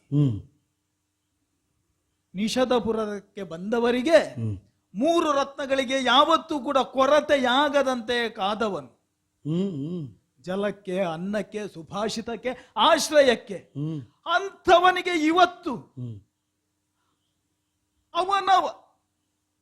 ಅವನ ಪೀಠದಲ್ಲಿ ಆಶ್ರಯ ಇಲ್ಲದ ಹಾಗೆ ಆಯಿತೆ. ಅಲ್ಲ, ನೀನು ಹೇಳ್ತಿ, ನೀನು ಪೀಠದಲ್ಲಿ ಕುಳಿತೆ ಹೀಗೆ ಅಯೋಮಯವಾದಂತಹ ಸ್ಥಿತಿಯಲ್ಲಿದ್ದಿ. ನನ್ನ ಅವಸ್ಥೆ ಏನಾಗಿರ್ಬೇಕು ನೀನು ಆಲೋಚನೆ ಮಾಡು. ಅಲ್ಲ, ಅಂತಹ ಸ್ಥಿತಿಯನ್ನು ಕಂಡು ತಪ್ಪು ತಿಳಿಬಿಡ ನೀವು ಇನ್ನು ಬದುಕಿದಿರಲ್ಲ ಪುಣ್ಯಾತ್ಮ. ಅಲ್ಲಿ ಬದುಕುವುದಕ್ಕಾಗದೇ ಅಲ್ವೋ ಇಲ್ಲಿಗೆ ಬಂದದ್ದು. ಎದೆ ಒಡೆದಂತಹ ಅನುಭವ ನಮಗೆ ಆಗುತ್ತಾ ಉಂಟು. ಈಗ ಕಳೆದು ಹೋದ ನಳ ಹಾ. ಮರಳುವುದಿಲ್ಲ ಅಂತ ಖಚಿತ ಆದ್ರೆ ನಾವಾದರೂ ಪ್ರಾಣವನ್ನು ಬಿಡಬಹುದಿತ್ತೋ ಏನೋ. ಈಗ ನಳ ಅಳಿದ ಮೇಲೆ ನಾನು ಹೇಗಿರುವುದಕ್ಕೆ ಸಾಧ್ಯ? ಚಕ್ರವರ್ತಿ ಅಲ್ವೋ. ಸರಿ, ಅವ ಕಾಡಲ್ಲಿಯೇ ಅಗೋಚರನಾಗಿ ಅದೃಶ್ಯನಾಗಿದ್ದಾನೆ ಅಂತಾದ ಮೇಲೆ ನಾನು ಸಾಯುವುದು ಹೇಗೆ? ನನ್ನ ಪ್ರಾಣ ಇರುವುದೇ ಪ್ರಭುವಿನ ಒಳಗೆ ಅಂತ ಆದ ಮೇಲೆ ಅವ ಬದುಕಿ ನಾ ಸಾಯಲಾರೆ. ನಾ ಸತ್ತೆ ಅಂತ ಆದರೆ ಮತ್ತೆ ಅವ ಬದುಕಿದ್ದಾನೆ ಅಂತಿಲ್ಲ. ಅವನ ಆ ಕುರಿತ ಸ್ಥಿತಿ ಬಾರದ ನಾ ಸಾಯೆ ಅಂತ. ಕಲ್ಯಾಣ ಅಂಗನಾದಂತಹ ಅವನ ಅಂಗವನ್ನು ಕಂಡ್ರೆ ಅವನ ಮುಖಾವಲೋಕನದಿಂದ ಸರ್ವ ಸೌಭಾಗ್ಯಗಳು ಕೂಡ ಸಿದ್ಧಿಯಾಗುತ್ತದೆ ಎಂದು ನಂಬಿ ನಡೆಯುವಂತಹ ಸಾಮಂತರು ನಾವು. ಅಂತಹ ಅವನಿವತ್ತು ಮುಖ ತೋರಿಸದಂತಹ ಸ್ಥಿತಿಯಲ್ಲಿದ್ದಾನೆ. ಊರು ಬಿಡಬೇಕು ಅಂದ್ರೆ ಕಾಡು ಸೇರಬೇಡುವ. ಊರು ಬಿಡುವುದಕ್ಕೆ ಕಾರಣ ಸ್ಥಾನದಲ್ಲಿ ನಿಂತವನು ಯಾರು ಹೇಳಿದ್ದು? ನೀನು. ಪುಷ್ಕರ ಪುಷ್ಕರ ಮಿತ್ರಭಾವದಿಂದ ಕಾಣ್ತಾ ಇದ್ದ ತಮ್ಮನೇ. ಸತ್ಯ ಅದು. ತಮ್ಮ ಅಂತ ಕರೆದವನು ಎಂತೆಂತದ್ದನ್ನು ತಂದಿಟ್ಟ. ಅದಕ್ಕೆ ಹೇಳುದಲ್ವ, ಹಾ, ಸರ್ಪವಾದರೂ ಕೂಡ ಒಂದು ಸಾರಿ ಕಚ್ಚಿ ಸುಮ್ಮನಿರ್ತಾರೆ. ಹೌದು. ದುಷ್ಟ ಜನರು ಪದೇ ಪದೇ ಕಚ್ಚುವುದರ ಮುಖಾಂತರವಾಗಿ ಸರ್ಪಕ್ಕಿಂತಲೂ ಕೂಡ ವಿಷವನ್ನು ಅವರು ಹೊಂದಿದ್ದಾರೆ ಎನ್ನುವುದಾಗಿ. ಕಾಣುವುದಕ್ಕೆ ಅಮೃತದ ಭಾಂಡ. ಬಹುಶಃ ನನ್ನ ಸ್ನೇಹಿತನಾದಂತಹ ನಳನಿಗೆ ಪಯೋಮುಖವಾಗಿರುವಂತಹ ಕುಂಭದ ಒಳಗೆ ವಿಷ ಉಂಟು ಎನ್ನುವುದಾಗಿ ತಿಳಿಲಿಕ್ಕೆ ಸಾಧ್ಯ ಇಲ್ಲ ಎನ್ನುವುದಾಗಿ ಕಾಣ್ತದೆ. ಎಷ್ಟಾದ್ರೂ ಕೂಡ ಸಮಾನ ದೃಷ್ಟಿ ಇರುವವನು, ಸರ್ವರಲ್ಲಿಯೂ ಕೂಡ ಸ್ನೇಹಶೀಲವನ್ನು ಹೊಂದಿರುವಂತಹ ಅವನು ವಾವೆಯಲ್ಲಿ ಸಹೋದರನಾದಂತಹ ಮಿತ್ರಭಾವದಲ್ಲಿ ಕಾಣುತ್ತಿರುವಂತಹ ಪುಷ್ಕರನ ಆ ನಗೆಯ ಹಿಂದೆ ಇಂತಹ ಒಂದು ಹಗೆ ಉಂಟು ಎನ್ನುವುದಾಗಿ ತಿಳಿಯದಾದ ಎನ್ನುವುದಾಗಿ ಭಾವಿಸ್ತೇನೆ ನಾನು. ಆದ್ದರಿಂದಲೇ ಈಗ ವಿಷಕುಂಭವಾಗಿ ಹಾಲಿನ ಮುಖವನ್ನು ಹೊಂದುವುದಕ್ಕಿಂತ ಹಾಲಿನ ಕುಂಭವಾಗಿ ಕಾಣುವಾಗ ಸ್ವಲ್ಪ ಬಿರುಸು ವಿಷದಂತಿದ್ದದ್ದಾದ್ರೂ ಆದೀತು ಅಂತ ನಾನು ಊರು ಬಿಟ್ಟೆ. ಸರಿ, ಅರಸನಿಲ್ಲದ ಊರಲ್ಲಿ ಪುಷ್ಕರನ ಅನ್ನವನ್ನು ಉಣ್ಣುವುದಕ್ಕೆ ನಿನ್ನಿಂದ ಸಾಧ್ಯ ಆಗ್ಲಿಲ್ಲ. ನಳನಿರಬಾರದ ನೆಲೆಯಲ್ಲಿ ನಾನಿದ್ದರೆ ನನಗೇ ನಾನು ತಪ್ಪಿದಂತಲ್ವೋ. ಈಗ ಅದು ತನಕ ನಳನನ್ನು ಒಪ್ಪಿ ನಳನೊಂದಿಗೆ ಸೇರಿ ಇದ್ದವನು ನಳನಿಲ್ಲದಿರುವಾಗ ನಾ ಕಾಣಿಸಿಕೊಳ್ಳುವುದು ಹೇಗೆ ಅಲ್ಲಿ? ಆ ನೆಲದಲ್ಲಿ ನಾ ಕಾಲೂರುವುದಕ್ಕೆ ನನಗೆ ಅವಕಾಶ ಉಂಟೆ. ಆದ್ದರಿಂದಲೇ ಒಗ್ಗಿದ್ದನ್ನು ಒಪ್ಪಿದ್ದನ್ನು ನಿವಾರಿಸಿ ಅದಿಲ್ಲ ಅಂತ ಭಾವಿಸಿ ಇರುವುದಕ್ಕಾಗದ ಅಸಹಾಯಕತೆಯಲ್ಲಿ ಕೃಪಾನಿಧಿಯಾದ ನಿನ್ನ ಸನ್ನಿಧಿಗೆ ಬಂದೆನಪ್ಪ. ಒಂದು ರೀತಿಯಲ್ಲಿ ಪುಣ್ಯವಂತರು ನಾವು. ಯಾವ ಕಾಲಕ್ಕೆ ನಳನ ಸಾಂಗತ್ಯ ತಪ್ಪಿದ ಮೇಲೆ ಅಂತಹದೇ ಸುಹೃತ್ ಭಾವ ಇಲ್ಲಿ ಸಿಗ್ತದೆ ಎನ್ನುವಂತಹ ಆಶಾ ಭಾವನೆಯಿಂದ ಇಲ್ಲಿ ಬಂದಿಯಲ್ಲ. ನಳನ ಸ್ನೇಹಿತನಾದದ್ದಕ್ಕೆ ಇವತ್ತು ಸಂತೋಷ ಪಡ್ತಾ ಇದ್ದೇನೆ. ನಾನು ಅದನ್ನೇ ಆಶ್ರಯಿಸಿ ಇಲ್ಲಿಯ ತನಕ ಬಂದೆ. ಹೆದರಬೇಕಾದದಿಲ್ಲ ನೀನು. ಆ ಸ್ನೇಹ ಅಂದ್ರೆ ನನ್ನಲ್ಲಿ ಅಲ್ಲ, ಅವನಲ್ಲಿದ್ದ ಆ ಸ್ನೇಹವನ್ನು ನಾನು ಆಶ್ರಯಿಸಬಹುದು ಅಂತ ಇಲ್ಲಿಗೆ ಬಂದೆ.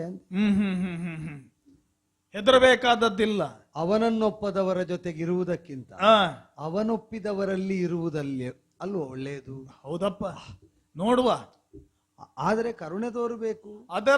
ಅದರಲ್ಲಿ ಸಾಫಲ್ಯವನ್ನು ಕಾಣುವಲ್ಲಿ ನಾನು ಕೂಡ ಪ್ರಯತ್ನವನ್ನು ಪಡ್ತೇನೆ. ಅಂದ್ರೆ ನಿನಗೆ ಬೇಕಾದದ್ದು ಆಶ್ರಯ ಅಲ್ವಾ?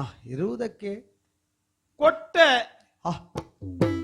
ದೊಡ್ಡ ಮಾತು. ಕೊಟ್ಟೆ, ಆಶ್ರಯವನ್ನು ಕೊಟ್ಟಿದ್ದೇನೆ. ಹಸಿವನ್ನು ಈಗುವುದಕ್ಕೆ ಅನ್ನವನ್ನು ಕೂಡ ಕೊಡ್ತೇನೆ. ಮತ್ತೇನು ಬೇಕಾದದ್ದು? ಒಂದುಂಟು. ಯಾವುದು? ಆಶ್ರಯ ಅಂದ್ರೆ ಜೀವಪೋಷಣೆಗೆ ಬೇಕಾದ ದ್ರವವಾದ್ರೆ ಬೇಡಿದ್ರು ಸಿಗ್ತದೆ. ಹೌದು. ಅದಕ್ಕಾಗಿ ಇಲ್ಲಿ ಬಂದು ಇಷ್ಟೆಲ್ಲ ಕತೆ ಹೇಳಬೇಕಾಗಿತ್ತು. ಈಗ ನಮ್ಮ ಅನ್ನವನ್ನು ನಾವು ಸಂಪಾದಿಸದಿದ್ರೆ ಉಣ್ಣುವುದು ಹೇಗೆ? ಹಾಗೆಲ್ಲ. ಈಗ ಅಲ್ಲ, ನಿನ್ಗೆ ಸಂಪಾದನೆ ಮಾಡಬೇಕು ಅನ್ನುವಂತಹ ಇಚ್ಛೆ ಇದ್ರೂ ಕೂಡ ಈಗ ನಮಗೆ ಒಂದು ಅರ್ಥ ಆಗುದಿಲ್ವಾ? ಏನು ಅಂತ? ಈಗ ನಿನ್ನಲ್ಲಿ ಅಂತಹ ಒಂದು ಶಕ್ತಿ ಸಾಮರ್ಥ್ಯ, ಮೊದಲೇ ನೊಂದ ಜೀವ ನಿನ್ನದು. ಈಗ ಕೊಡಬೇಕಾದದ್ದು ನಮ್ಮ ಕರ್ತವ್ಯ ಅಂತ ಹೇಳಿ ತಿಳಿ.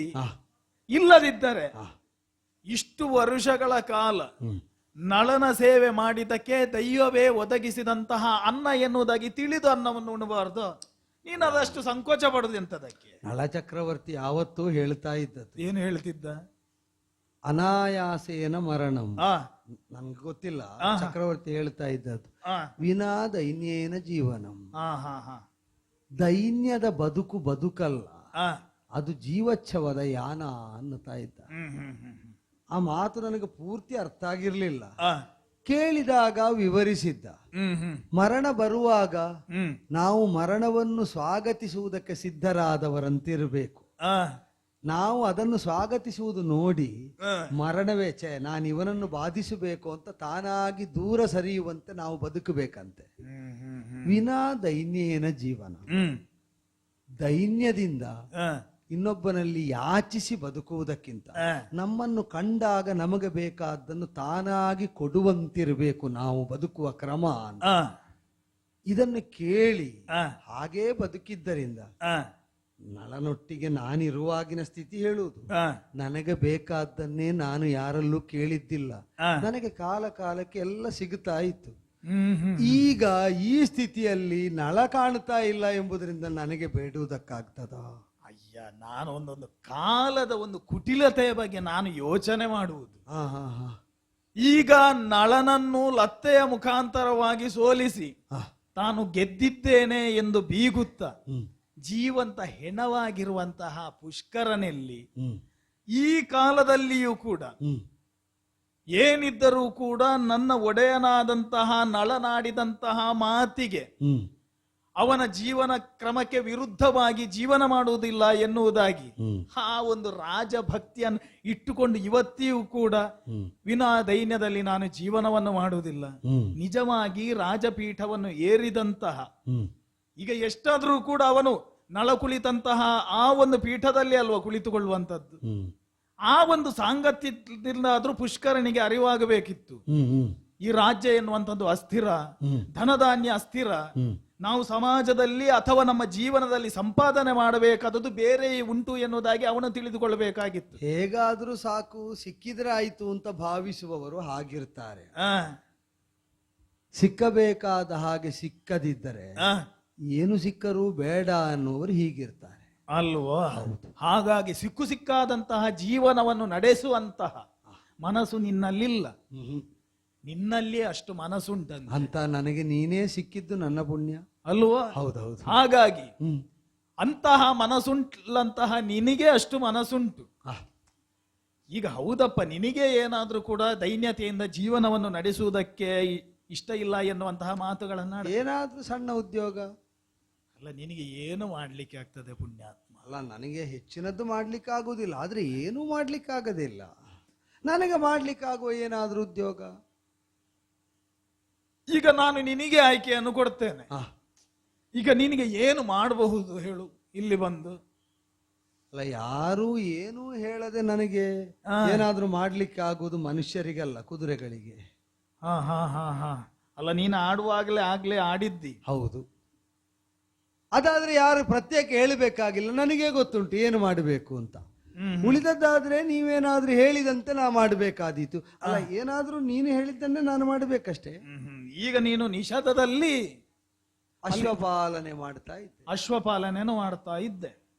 ಇಲ್ಲಿಯೂ ಕೂಡ ಅದನ್ನು ಕೊಡುವ ಅಂತ ಹೇಳಿದ್ರೆ ಈಗಲೇ ಅದಕ್ಕೆ ಬೇಕಾದಂತಹ ಜನಗಳೆಲ್ಲ ಇದ್ದಾರೆ ಅಲ್ವಾ ಪುಣ್ಯಾತ್ಮ?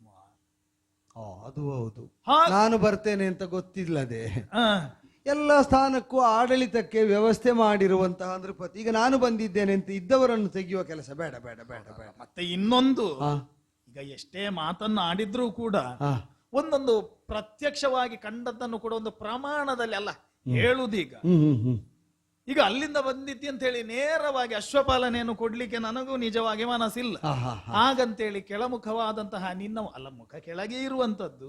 ಅದು ಮೇಲೆ ಎತ್ತಲಿಕ್ಕೆ ಆಗದೆ ಕೆಳಗಾದದ್ದು. ಹೌದಪ್ಪ, ಹೌದು, ಹೌದು, ಹೌದು. ಆ ಭಾವವಿಲ್ಲದಂತಹ ಮುಖದಲ್ಲಿ ಒಂದು ದುಃಖ ಭಾವವನ್ನು ಕಾಣುವುದಕ್ಕೆ ಕೂಡ ನನಗೆ ಸಾಧ್ಯ ಇಲ್ಲ. ಹ್ಮ್ ಹ್ಮ್ ಹ್ಮ್ ಯಾಕಂತ ಹೇಳಿದ್ರೆ ನಿನ್ನ ಮುಖವನ್ನು ನೋಡುವಾಗ ನನಗೆ ನಳನ ಮುಖವೇ ಕಾಣುವಂತದ್ದು.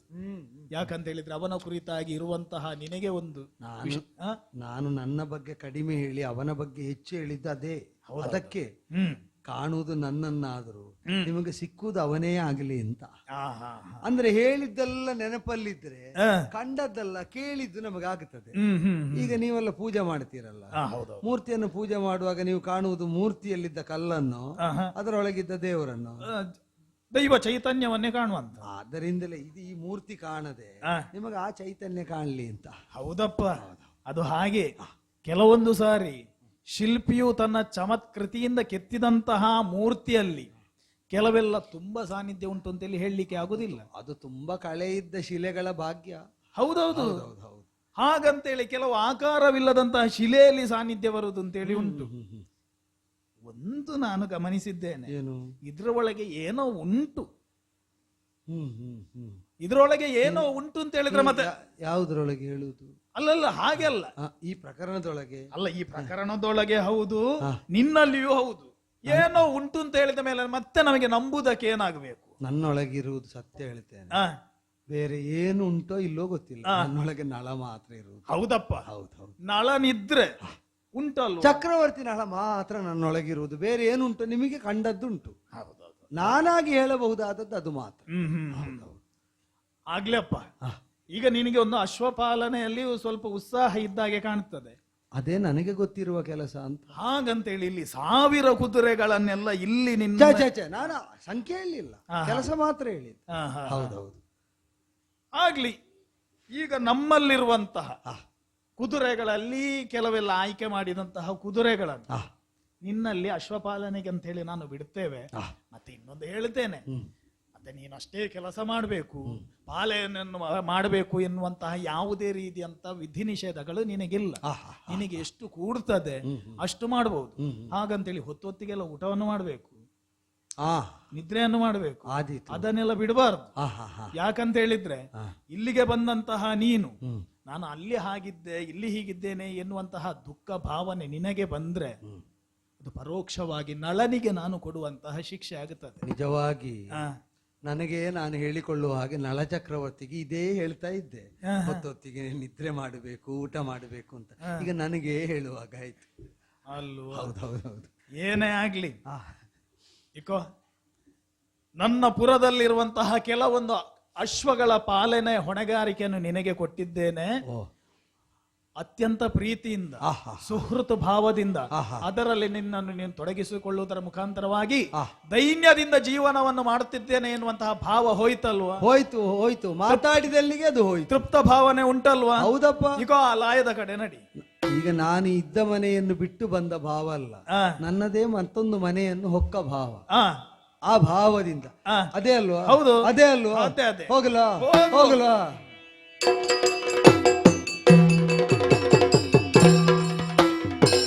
ಒಂದು ದಿನ ಋತುಪರ್ಣ ಭೂಪ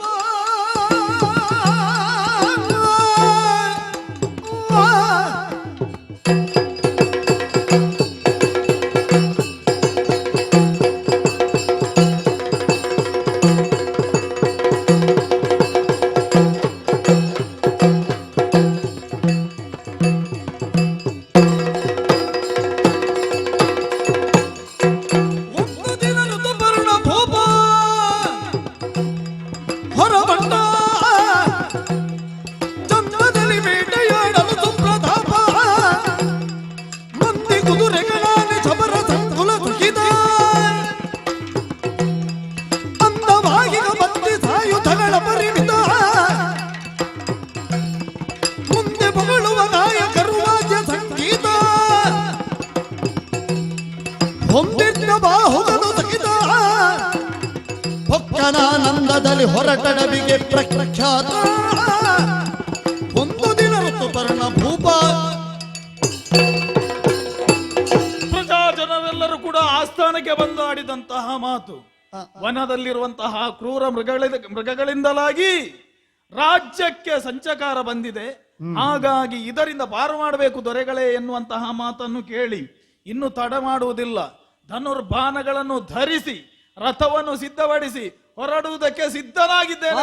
ಮಹಾರಾಜ ನೀನು ಎಲ್ಲೋ ಹೊರಟಾಗುಂಟು.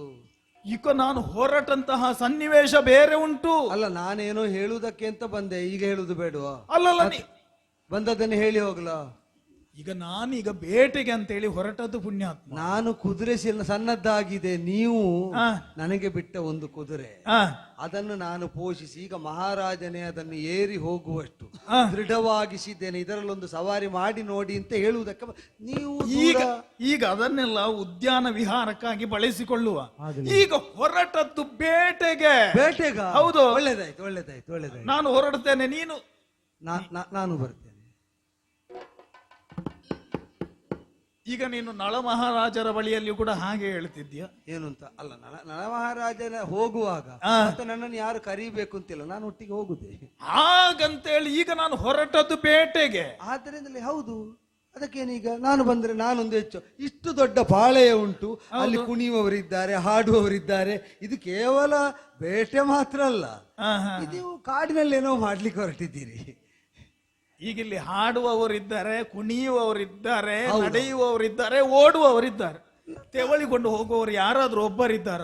ಎಲ್ಲರ ಕೈಯಲ್ಲಿ ರಾರಾಜಿಸುವುದು ಈಟಿ ಕತ್ತಿ, ಯಾರಾದ್ರೂ ಕೋಲು ಹಿಡ್ಕೊಂಡಿದ್ದವರಿದ್ದಾರೆ. ಹೌದಾ? ಈಗ ಹಾಡುವವರೆಲ್ಲ ಈಟಿ ಹಿಡ್ಕೊಂಡಿದ್ದಾರ? ಇಲ್ಲಿಲ್ಲಪ್ಪ, ಅವರು ಹಿಡ್ಕೊಳ್ಳಿಲ್ಲ. ಬಾರಿಸುವವರೆಲ್ಲ ಈಟಿಯಲ್ಲೇ ಬಾರಿಸುದು ಇಲ್ಲ ಅಲ್ಲೂ ಅಲ್ಲ.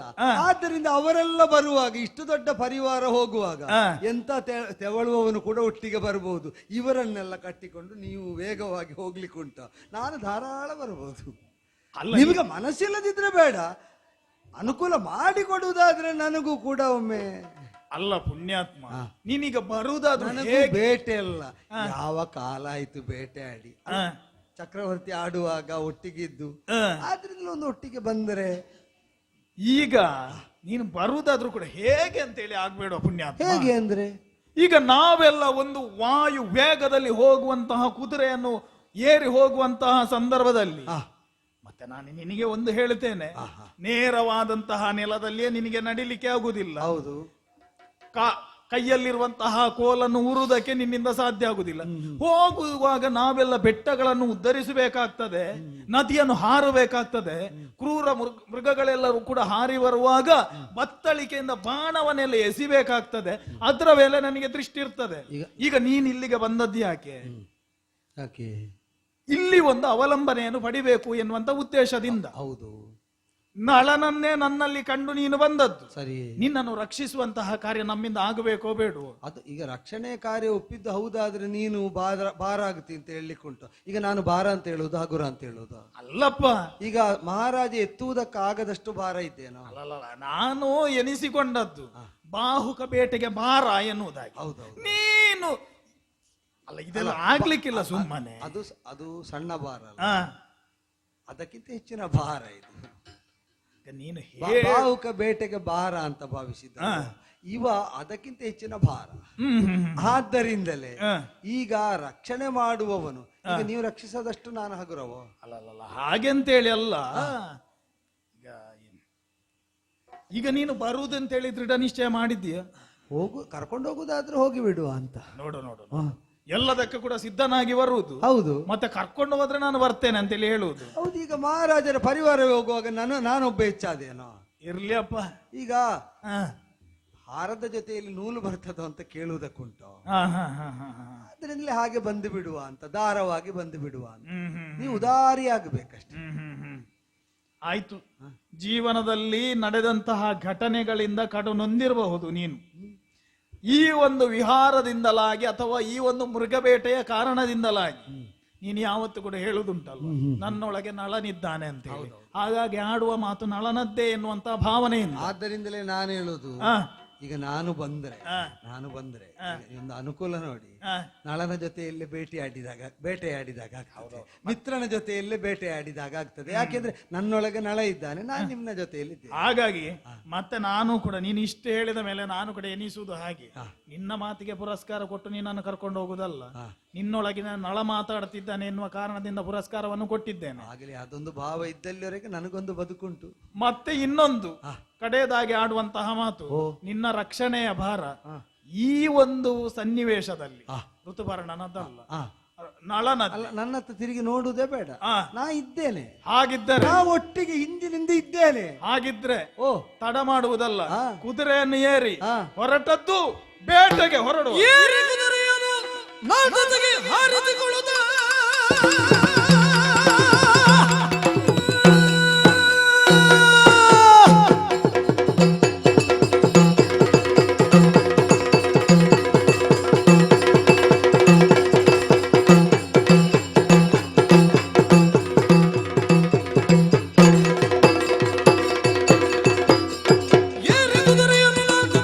ಆರಿಸಿಕೊಳ್ಳುತ್ತ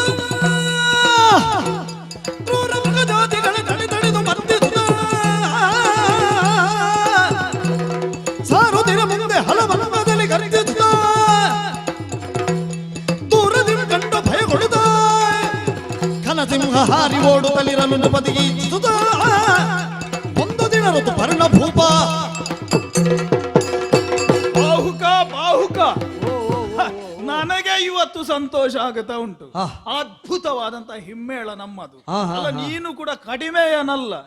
ನಾ ಒಂದು ಸತ್ಯವನ್ನ ನಾನಿವತ್ತು ತಿಳಿದುಕೊಂಡೆ. ಏನದು?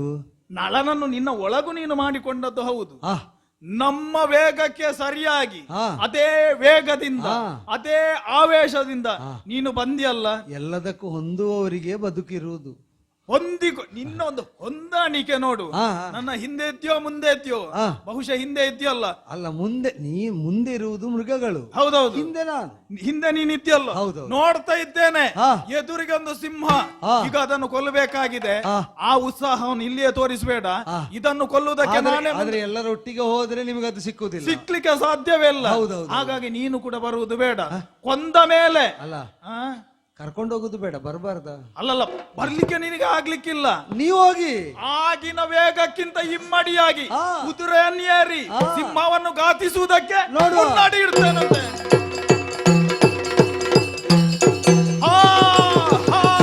ಹರ ಹರ ಶಿವ ಶಿವ. ಕರುಗತ್ತಲೆಯೊಳಗೆ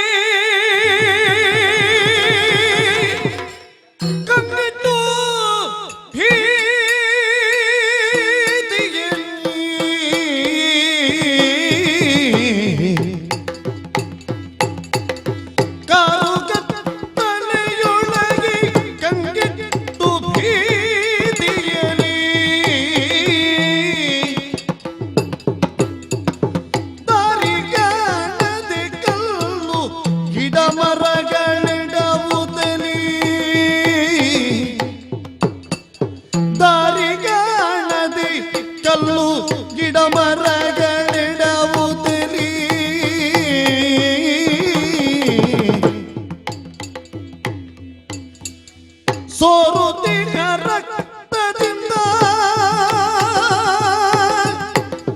ಸೋರುತ್ತಿಗ ರಕ್ತದಿಂದ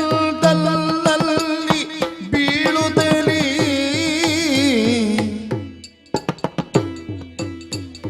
ಧಾರಿಣಿ ಸುದೆಯ ಬಾಧೆಯಲಿ ಧಾರಿಣಿ ಚುದೆಯ ಬಾಧೆಯಲಿ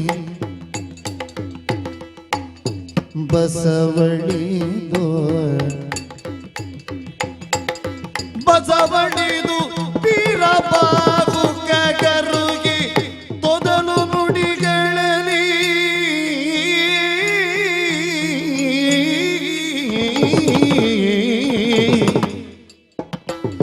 ಕಾರುಗತ್ತಲೆಯೊಳಗೆ ಕಂಗಿಟ್ಟು ಭೀತಿಯಲ್ಲಿ ದಾರಿಗಾಣದೆ ಕಲ್ಲು ಗಿಡ ಮರಗಳಿಡುವುದಲಿ ಸೋರುತ್ತೀಗ ರಕ್ತದಲ್ಲಿ ಬೀಳುತ್ತಲಿ ಧಾರಿಣಿ ಶುದ್ಧಿಯ ಬಾಧೆಯಲಿ ಬಸವಣಿದು ವೀರಬಾಗು ಗಗರುಗೆ ತೊದಲು ನುಡಿಗಳಲ್ಲಿ ಕಂಗಿಟ್ಟು ಭೀತಿಯಲಿ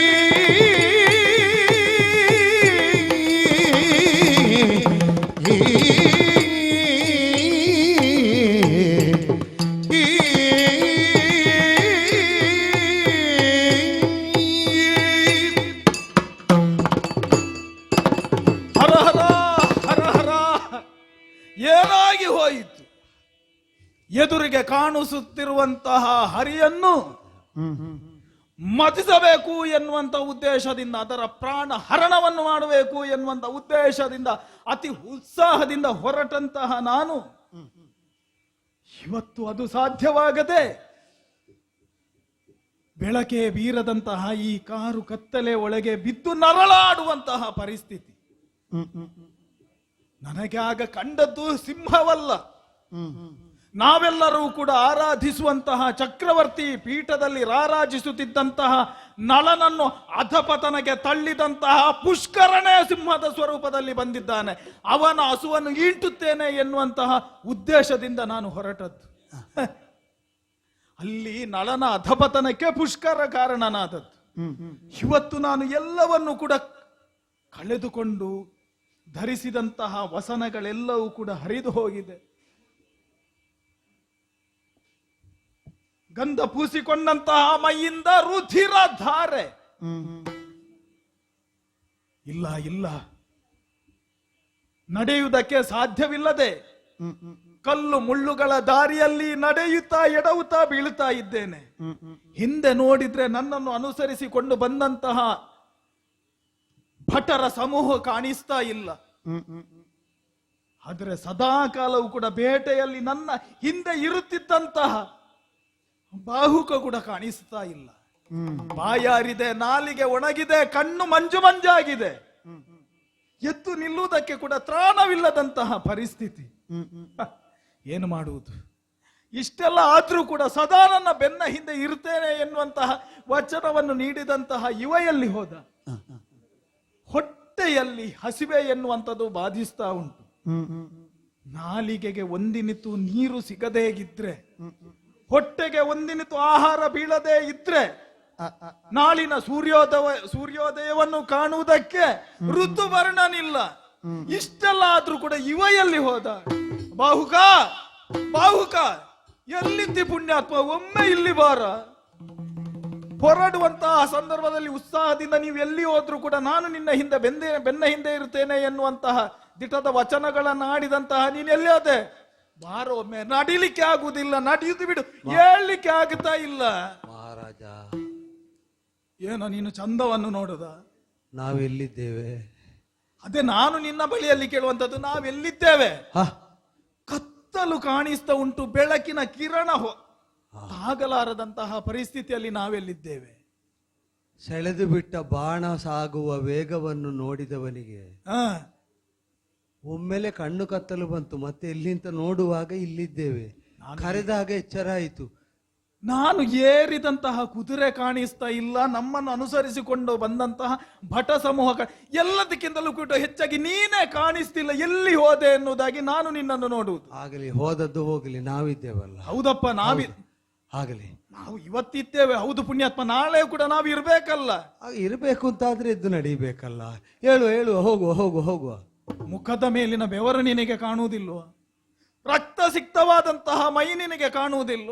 ಈಗ ಆಧಾರಕ್ಕಾಗಿ ಮರದ ಕೊಂಬೆಯನ್ನೇ ಇಟ್ಟುಕೊಂಡಿರುವಂತಹ ನಿನ್ನ ಪ್ರೀತಿಯ ಅರಸ ನಿನಗೆ ಕಾಣುವುದಿಲ್ಲ? ಹೇಳಲಿಕ್ಕೆ ಆಗುವುದಿಲ್ಲ, ನಡೆಯುವುದಕ್ಕೆ ಆಗುವುದಿಲ್ಲ. ಏನಾದ್ರೂ ಕೊಡೋ. ಎಂಥದನ್ನು ಕೊಡುವುದು? ನನ್ನನ್ನು ಆಧರಿಸುವ ಆಧಾರವೇ ಹೇಗೆ ಹೇಳಿದರೆ ನಾನೆಂಥದನ್ನು ಕೊಡುವುದು?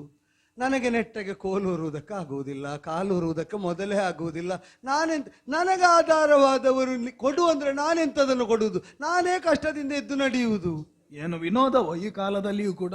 ಅಲ್ಲ, ಬೇಟೆ ಆಡ್ಲಿಕ್ಕೆ ಹೊರಡುವಂತಹ ಸಂದರ್ಭದಲ್ಲಿ ಆಡಿದ್ದ ಹೌದು ನಾನು.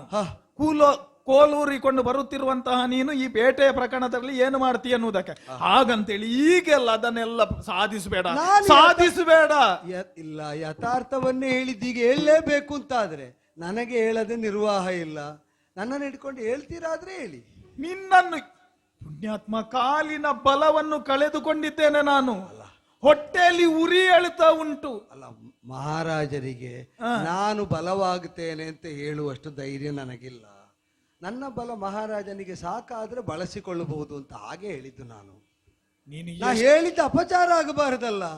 ನನಗೆ ಅಪಚಾರ ಉಪಕಾರ ಹೋಗುತ್ತೆ. ನನಗೀಗ ಬೇಕಾದದ್ದು ಉಪಚಾರ. ಏನಾದ್ರೂ ಹೇಳಿ ಹೇಳಿ, ಅಲ್ಲಿಂದ ಹೇಳಿ, ಅಲ್ಲಿಂದ ಹೇಳಿ. ಸ್ವಲ್ಪ ಮೇಲೆ ಬನ್ನಿ, ಇಲ್ಲಿ ಬನ್ನಿ. ಹೀಗೆ ಕೂತುಕೊಳ್ಳಿ. ಕಷ್ಟದಲ್ಲಿ ಕುಳಿತುಕೊಂಡಾಗಿದೆ. ಕುಳಿತಲ್ಲಿಂದ ಇನ್ನೂ ನನಗೆ ಹೇಳಲಿಕ್ಕೆ ಸಾಧ್ಯವಿಲ್ಲ. ಹೊಟ್ಟೆಗೆ ಏನಾದ್ರೂ ಬೀಳದೆ, ನಾಲಗೆಯ ಬಾಯಾರದೆ ನಾನು ಏನು ಮಾಡುವುದಕ್ಕೂ ಸಾಧ್ಯ ಇಲ್ಲ. ಕೈ ಮುಗಿಬಾರ್ದು ನಿನಗೆ. ನಾವು ಅಡಿಗೆ ಭಟ್ರನ್ನು ಕರೆಯುವನು. ಹೊಟ್ಟೆಗೆ ಏನಾದ್ರೂ ಮಹಾರಾಜರಿಗೆ ಕೊಡ್ಲಿಕ್ಕೆ ಸಿದ್ಧಪಡಿಸಿದ ಪಕ್ವಾನ್ನ ತರುವುದಕ್ಕೆ. ಯಾವುದಕ್ಕೆ ನೀನು ಕರೆಯುವುದು? ಅಲ್ಲ, ಬಡಿಸುವುದಕ್ಕೆ ಮಹಾರಾಜರಿಗೆ ಹಸಿವಾಗಿದೆ ಅಂತ ಹೇಳಿದ್ದಲ್ವೋ? ನೀನು ಅಡಿಗೆ ಭಟ್ಯರನ್ನು ಕರೆಯುವಂತಹ ಸಂದರ್ಭದಲ್ಲಿ ನನ್ನ 13 ಆಗಿರ್ತದೆ ಪುಣ್ಯಾತ್ಮ, ನನಗೆ ಬೇಕಾದದ್ದು ಈಗ. ನಾನು ಹೇಳಿದ್ದು ಅದೇ ಅಲ್ವೋ? ನೀವು ಹಸಿವಾಗಿದೆ ಅಂತ ಹೇಳ್ತಾ ಇರುವುದು ಘೋರ ಕಾಂತಾರದ ಮಧ್ಯದಲ್ಲಿ. ಹಸಿವಾಗಿದೆ ಅಂದ್ರೆ ಇಲ್ಲಿ ಎಂತದುಂಟು? ಹಸಿವೆ ಎದ್ದು ನಾವೇ ನಡೀಬೇಕು, ನಮ್ಮವರನ್ನು ನಾವೇ ಹೊಂದಿಕೊಳ್ಳಬೇಕು. ಇಲ್ಲಿ ಹಸಿವಾಗುತ್ತದೆ ಅಂತ ಹೊಡ್ಕೊಂಡ್ರೆ ಕೊಡುವಕ್ಕೆ ಯಾರಿದ್ದಾರೆ? ಈಗ ನಿನಗೆ ನಿದ್ದೆ ಬಿಟ್ಟು ಅಭ್ಯಾಸ ಉಂಟು, ಹೊತ್ತೊತ್ತಿಗೆ ಆಹಾರ ತಿನ್ನದೆ ಬದುಕುವುದಕ್ಕೆ ನಿನಗೆ ಆಗ್ತದೆ. ಅಲ್ಲ, ನನಗೆ ಬೇಕಾದ್ದು ನನಗೆ ಸಿಗ್ತದೆ. ಹೌದಪ್ಪ. ಈಗ ನನಗೆ ಹಾಗಿರುವುದಕ್ಕೆ ಸಾಧ್ಯವಿಲ್ಲ, ಮಾತುಗಳನ್ನು ಆಡುವುದಕ್ಕೆ ಆಗದಂತಹ ಪರಿಸ್ಥಿತಿಯಲ್ಲಿದ್ದೇನೆ. ಈಗ ನೀನು ಅರಮನೆಯಿಂದ ಬರುವಾಗ ನಿನ್ಗೆ ಏನು ತರಲೇ ಇಲ್ವಾ? ಅರಮನೆ ನಾನು ಅರಮನೆಯಿಂದ ಏನು ತರಲಿಲ್ಲ. ಏನು ತರಲಿಲ್ವಾ ನೀನು? ಅರಮನೆಯಿಂದ ನಿಮಗಿದ್ದದ್ದನ್ನು ನಾನೆಲ್ಲಿ ತರ್ತೇನೆ? ನನಗೆ ಅದೆಲ್ಲ ಏನು ಗೊತ್ತಿಲ್ಲ. ಹಸಿವೆಯಲ್ಲಿ ಕಣ್ಣು ಕಾಣುವುದಿಲ್ಲ, ಬುದ್ಧಿಯೂ ಓಡುವುದಿಲ್ಲ. ನನಗೀಗ ಬೇಕಾಗಿರುವಂತಹದ್ದು ನನ್ನ ಅನ್ನ. ನಿನ್ನ ಮಹಾರಾಜರ ಹಸು ನೀಗಬಾರದು ಅಂತ ಹೇಳಿದ್ರೆ ಬಾಹುಕ, ಹೆಚ್ಚು ಮಾತಾಡಬೇಡ. ಹಸುವನ್ನು ಇಂಗಿಸುವುದಕ್ಕೆ ಮಹಾರಾಜ ಇಲ್ಲದಿದ್ರೆ ಸಾಯ್ತೇನೆ ನಾನು. ಅರ್ಥ ಆಗ್ತದೆ. ಹಾಗೆ ಅಂತ ನನ್ನಲ್ಲಿ ಇರಬಹುದಾದದ್ದು ನಾನುಣ್ಣುವ ತಂಗಳು, ಅದನ್ನೀಗ ಮಹಾರಾಜನಿಗೆ ನಾನು ಕೊಡುವುದು ಅಂದ್ರೆ ಪ್ರಾಣ ಹೋಗುವಂತಹ ಸಂದರ್ಭದಲ್ಲಿ ಶಾಸ್ತ್ರವನ್ನು ಮಾತಾಡ್ತಾನೆ ಅವ. ನಾನು ಕೊಟ್ಟದ್ದಾಗ್ತದ? ನೀನು ಕೊಟ್ಟದಲ್ಲ, ನಾನು ಮಾಡಿದ್ದಾಗ್ತದ? ನೀನು ಮಾಡಿದ್ದಲ್ಲ. ನೀನು ಕೊಡದೇ ಇದ್ರೆ ಬಾಹುಕ ನಿನ್ನನ್ನೇ ಉಣುತ್ತೇನೆ ನಾನು. ವಿನೋದಕ್ಕೆ ಅಂತ ಹೇಳಿ ತಿಳ್ಕೊಳ್ಬೇಡ. ನನಗೆ ಏನಾದ್ರೂ ಕೊಡದಿದ್ರೆ ಆಪತ್ತಿನ ಸನ್ನಿವೇಶದಲ್ಲಿ ಏನುಂಡ್ರು ಅದು ಅನ್ನ ಅಂತ ತಿಳಿದವರು ಹೇಳುವುದು ಕೇಳಿದ್ದೇನೆ. ಉಂಡ್ರೆ ತಪ್ಪಿಲ್ಲ, ಆಗುತ್ತದೆ, ಪಥ್ಯ ಆಗುತ್ತದೆ ಅಂತ ಆದ್ರೆ ನಾನು ತಂದದ್ದನ್ನು ನಾನು ಕೊಡುವುದಕ್ಕೆ ಸಿದ್ಧ. ಉಣ್ಣುವ ಮನಸ್ಸು ಮಹಾರಾಜನೇ ಮಾಡಬೇಕು. ಕೊಡು ಅಂದ್ರೆ ಹಾಗೆ ಕೊಡ್ಲಿಕ್ಕೆ ಆಗ್ತದ? ಹಾಗೆ ಕೊಡ್ಲಿಕ್ಕೆ ಆಗ್ತದ ಅಂತ ಹೇಳಿದ್ರೆ ಹಾಗೆ ಕೊಡ. ಇಲ್ಲೆಲ್ಲ ನೀನು ಅದನ್ನೆಲ್ಲ ಇಟ್ಟುಕೊಳ್ಬೇಡ. ಉಣ್ಣುವ ಮೊದಲೊಂದು ಕ್ರಮ ಇಲ್ವೋ? ಉಣ್ಣುವ ಮೊದಲು ಎಂತದದು ಕ್ರಮ? ಎದ್ದು ಮೈ ತೊಳೆದು ಶೌಚವನ್ನು ಸಾಧಿಸಿ ಆ ಬಳಿಕ ಉಣ್ಣುವುದು ಬಿಟ್ರೆ ಅಷ್ಟು ಅವಧಿಯು ಕೊಡದೆ ಉಣ್ಣುವುದು ಅಂತಂದ್ರೆ ಇದು ಪಶುಗಳು ಉಣ್ಣುವ ಹಾಗೆ. ನಿನಗೆ ಸ್ವಸ್ವರೂಪ ಜ್ಞಾನ ಉಂಟು ಹೇಳು. ಎಂತದ ಹಾಗೆ ಹೇಳಿದ್ರೆ? ನಾವಿರುವುದೇ ಅಲ್ಲಿ. ಈಗ ನಾನು ಕಾಡಿನಲ್ಲಿ ಅಂತ ಬೇರೆ ಹೇಳ್ಬೇಕೋ? ಆಪತ್ತಿನಲ್ಲಿ ಉಣ್ಣುವಂತಹ ಸಂದರ್ಭದಲ್ಲಿ ನಾವು ಜಾತಿ ನೀತಿ ಇಂಥದನ್ನು ಯಾವುದನ್ನು ಕೂಡ ನೋಡ್ಲಿಕ್ಕಿಲ್ಲ. ನೀನು ಇಲ್ಲಿ ಕದಂಬ ಕಾಂತಾರದಲ್ಲಿ ನಾವಿದ್ದೇವೆ, ಬೆಳಕು ಕಾಣುವುದಿಲ್ಲ, ನನ್ನ ಜೀವನಕ್ಕೆ ಒಂದು ಬೆಳಕಾಗುತ್ತೆ ಎನ್ನುವುದಾಗಿ ನಾನು ಯೋಚನೆ ಮಾಡಿದ್ರೆ ಕ್ರಮ ಅಕ್ರಮ ಸಕ್ರಮ ಇದನ್ನೆಲ್ಲ ಹೇಳಲಿಕ್ಕೆ ಹೊರಟಿದ್ದಾನೆ. ಇದ್ದಲ್ಲಿಂದ ಹೇಳುವುದಕ್ಕೆ ನಾ ಹಿಡಿದ್ರೆ ಆಗುತ್ತದೆ ಅಂತ ಆದ್ರೆ ಇಲ್ಲೇ ಬಳಿಯಲ್ಲಿರಬಹುದಾದ ತೊರೆಯಲ್ಲಿ ಕೈಕಾಲು ಮುಖ ತೊಳೆದಾದರೂ ಉಣ್ಣುವುದಕ್ಕೆ ಮನಸ್ಸು ಮಾಡಿದ್ರೆ ಇದ್ದದ್ದನ್ನು ತಿನ್ನುವುದಕ್ಕೆ ಬಡಿಸಿ. ಈ ಪರಿಸ್ಥಿತಿಯಲ್ಲೂ ಕೂಡ ಶಾಸ್ತ್ರವನ್ನು ಆಚರಣೆ ಮಾಡಬೇಕು ಎನ್ನುವುದಾಗಿ ನೀನು ಹೇಳು. ಯಾಕೆ ಅಂದ್ರೆ ಉಳಿದವರಿಗೆ ಹೇಳುವವರು ಕಷ್ಟ ಬರುವಾಗ ಎಲ್ಲ ಬಿಟ್ರೆ ಮತ್ತೆ ನಾಳೆ ಇಷ್ಟದಿಂದ ಹೇಳಲಿಕ್ಕೆ ಅವಕಾಶ ಇರುವುದಿಲ್ವಲ್ಲ. ಆಯ್ತಪ್ಪ, ಆಪದ್ಧರ್ಮ ಅಂತ ಹೇಳಿ ಉಂಟು, ನಾರಾಯಣ ಅಂತೇಳಿ ಹೇಳಿದ್ರೆ ನಾನು ಸ್ನಾನ ಮಾಡಿದ ಹಾಗೆ ಆಯ್ತಾ? ತೃಪ್ತಿ ಆಯ್ತಾ? ಇನ್ನಾದ್ರೂ ಕೊಡು. ಉಣ್ಣುವುದಕ್ಕೂ ಅದನ್ನೇ ಹೇಳಿದ್ರೆ ಸಾಲದ? ಯಾವುದನ್ನು? ನಾರಾಯಣ ಅಂತ. ಈಗ ನಾರಾಯಣ ಅಂತ ಹೇಳಿದ್ರೆ ಅವನು ಅನ್ನನು, ಅವನೇ ಅನ್ನ, ಅವನೇ ನೀರಾಗ್ತಾನ ಅಂತಾದ್ರೆ ಅವ ಅನ್ನ ಆಗ್ಲಿಕ್ಕೆ ಆಗೋದಿಲ್ವ? ಈಗ ಸ್ನಾನವನ್ನು ಮಾಡುವುದಕ್ಕೆಲ್ಲ ಸಮಯ ವ್ಯವಧಾನ ಇಲ್ವೋ? ನೀನು ಯಾಕೆ ಹೀಗೆ ಮಾಡ್ತಾ ಇದ್ದಿ? ಹಾಗಲ್ಲ, ನಾವು ಎಷ್ಟಿದ್ರು ಆಚಾರ ಬಿಟ್ಟ ಮೇಲೆ ನಮ್ಮನ್ನು ಯಾರೂ ಮಾನಿಸುವುದಿಲ್ಲ. ಸರ್ವಮಾನ್ಯನಾದ ನೀನು ಆಚಾರವನ್ನು ಉಳಿಸಿಕೊಂಡು ಉಣ್ಣುವುದಕ್ಕೆ ನಾ ಬಡಿಸ್ತೇನೆ ಅಂತ ಹೇಳಿದನಲ್ಲ. ಈಗ ನಾನು ಸ್ನಾನ ಬೇಕು ಅಂತಾದ್ರೆ ನನಗೆ ಮೀಯದವರಿಗೆ ಬಡಿಸಿ ಅಭ್ಯಾಸ ಇಲ್ಲ.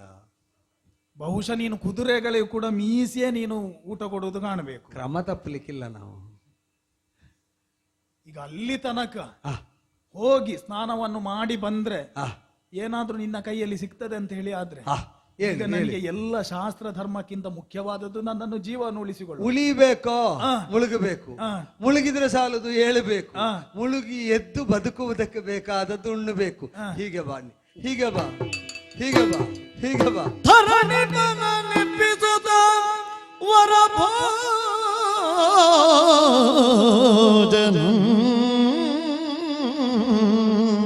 ಗೈಸೆ ಎಬ್ಬಿಸುತ್ತ ವರಭೋಜನ ಗೈಸೆ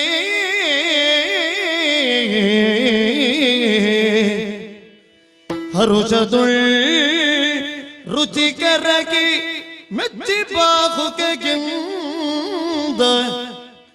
ಹರುಷದುಳ್ ರುಚಿಕರಗೆ ಮೆಚ್ಚಿ ಬಾಹುಕೆಂದ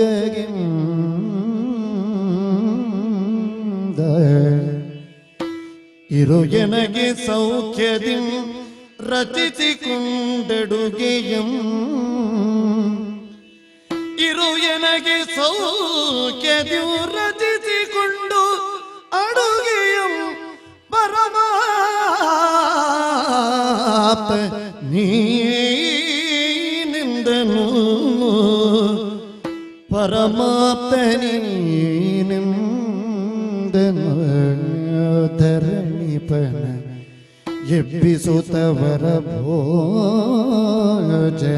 ಗೈಸೆ ರುಚಿಕರಕ್ಕೆ ಮೆಚ್ಚಿ ಬಾಹುಕಗೆ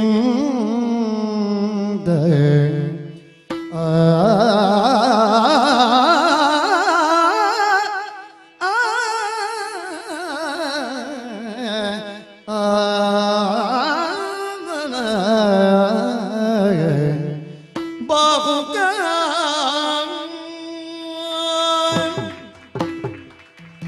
ಬಾಹುಕ ಅಬ್ಬ, ಆ ಉದ್ವೇಗ, ಆತುರ ಎಲ್ಲ ಕಳೆದು ಶಾಂತ ಸ್ಥಿತಿಯಲ್ಲಿ ಹೀಗೆ ಕರೆಯುವುದನ್ನು ಕೇಳುವುದಕ್ಕೆ ಕಾಯ್ತಾ ಇದ್ದೆ. ಸಮಾಧಾನ ಆಯ್ತಾ? ಸಮಾಧಾನ ಆಯಿತು. ಆಹ್, ಸುಖದ ಸಂತೋಷದ ಅನುಭವ ಆಗಬೇಕು ಅಂತ ಹೇಳಿದ್ರೆ ಆ, ಆ ದುಃಖವನ್ನು ಅನುಭವಿಸಿ ಗೊತ್ತಿರಬೇಕು. ನಿಜವಾಗಿ ಆ, ಅಲ್ಲ, ಆ. ಉಂಡು ತೇಗುವ ನಿಮ್ಮನ್ನು ಅನೇಕ ಬಾರಿ ನಾನು ನೋಡಿದ್ದೇನೆ. ಆ. ಆದ್ರೆ ಹೀಗೆ ಉಂಡದ್ದನ್ನು ನಾನು ಇಲ್ಲಿಯ ತನಕ ನೋಡ್ಲಿಲ್ಲ. ಸಂಸಾರವೆನ್ನುವಂತಹ ಸಾಗರದಲ್ಲಿ ಹ್ಮ್ ನಮ್ಮ ಜೀವನದ ದೋಣಿಯನ್ನೇ ಅಡಿಮೇಲು ಮಾಡಬಹುದಾದಂತಹ ತೆರೆಗಳು ಏಳುವಂತಹ ಸಂದರ್ಭದಲ್ಲಿ ಅದನ್ನೊಂದು ದಾಟಿಸುವಂತಹ ಹರಿಗೋಲನ್ನು ಹಿಡಿದಂತಹ ಒಬ್ಬ ಅಂಬಿಗ ಸಿಕ್ಕಿದ್ರೆ ನಾವು ಅವನನ್ನು ಕೇವಲ ಅಂಬಿಗ ಎನ್ನುವುದಾಗಿ ಹೇಳುವುದಿಲ್ಲ. ಅಂಬಿಗ ನಾನಿನ್ನ ನಂಬಿದೆ ಎನ್ನುವುದಾಗಿ ಭಗವಂತನಾದಂತಹ ಮಹಾವಿಷ್ಣುವನ್ನೇ ಅವನಲ್ಲಿ ಕಂಡು ಕೈಯನ್ನು ಮುಗಿತೇವೆ. ಹೊಟ್ಟೆಗೆ ಬಿದ್ದ ಕೂಡ್ಲೆ ಪದ್ಯ ಎಲ್ಲ ನೆನಪಾಗ್ಲಿಕ್ಕೆ ತೊಡಗಿತ್ತು. ಇಲ್ಲದಿದ್ರೆ ಏನ ನೀನು ಕೊಟ್ಟದ್ದು ಎಂತದದು? ಏನು ಕೊಟ್ಟದ್ದು ನೀನು?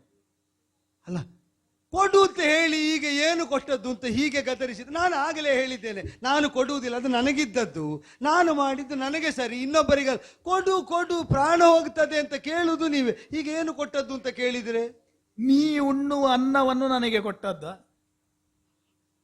ನಾನು ಉಣ್ಣುವುದೇ ಅನ್ನ, ನನ್ನ ಪಾಲಿಗೆ ಅದು ಮಾತ್ರ ಅನ್ನ. ಇಷ್ಟ ತನಕ ಯಾಕೆ ಕೊಡ್ಲಿಲ್ಲ ನನಗೆ? ನನಗೆ ಉಣ್ಣಬೇಕಲ್ಲ ಅದಕ್ಕೆ. ನೀನು ಕೊಟ್ಟದ್ದು ಅನ್ನವಲ್ಲ, ಅಮೃತ ಅದು. ಅದೀಗ ಹಸಿವಾದ್ರೆ ಹಾಗೆ ಸಿಕ್ಕಿದ್ದನ್ನು ನಾವು ರೂಢಿಯ ಭಾಷೆಯಲ್ಲಿ ಮುಕ್ಕುವ ಅಂತ ಕಾಣುವುದು. ಆದ್ದರಿಂದಲೇ ಅದು ಅಮೃತವಾಗಿ ಕಾಣುವುದು. ನಾಳೆ ಅರಮನೆಯಲ್ಲಿ ಬಡಿಸಿದ್ರೆ ಇದು ಯಾರಿಗೂ ಬೇಡ. ಇವತ್ತು ಕಾಡಿನಲ್ಲಿ ಏನಿಲ್ಲದಿದ್ದಾಗನೆಲ್ಲ ನಡೆಯುತ್ತದೆ ಅಷ್ಟೇ. ಹಸಿವೆಯಿಂದ ಬೋಧೆಯನ್ನು ಕಳೆದುಕೊಂಡು ಆಡುವಂತಹ ಆತುರದ ಮಾತುಗಳು ಎನ್ನುವುದಾಗಿ ನೀನು ತಿಳಿದುಕೊಳ್ಳಬೇಕಾದ. ಮತ್ತೇನು ಮಹಾರಾಜ? ಯಾಕೆ ಬಲ್ಲೆಯ? ಅಯೋಧ್ಯೆಯ ಪೀಠವನ್ನು ಏರಿ ಯಾವ ಕಾಲಕ್ಕೂ ಕೂಡ ಸ್ವಯಂ ಬೋಧೆಯನ್ನು ಕಳೆದುಕೊಳ್ಳದೆ ಇರುವಂತಹ ಋತುಪರ್ಣ ಆಡುವಂತಹ ಮಾತು. ಋತುಪರ್ಣನ ನಾಲಿಗೆ ಎನ್ನುವಂಥದ್ದು ಕೇವಲ ಚರ್ಮ ಅಲ್ಲದು, ಸರಸ್ವತಿ ನಲಿದಾಡುವಂತಹ ಆಡುಂಬಲ. ಸುಳ್ಳಾಡಿದ್ದಿ ಎನ್ನುವುದಾಗಿ ನೀನು ತಿಳಿದುಕೊಂಡಿದ್ದಿ. ಚ ಚ ಚ ಚ, ಹಾಗ ಹಾಡಿದ್ದಲ್ಲ.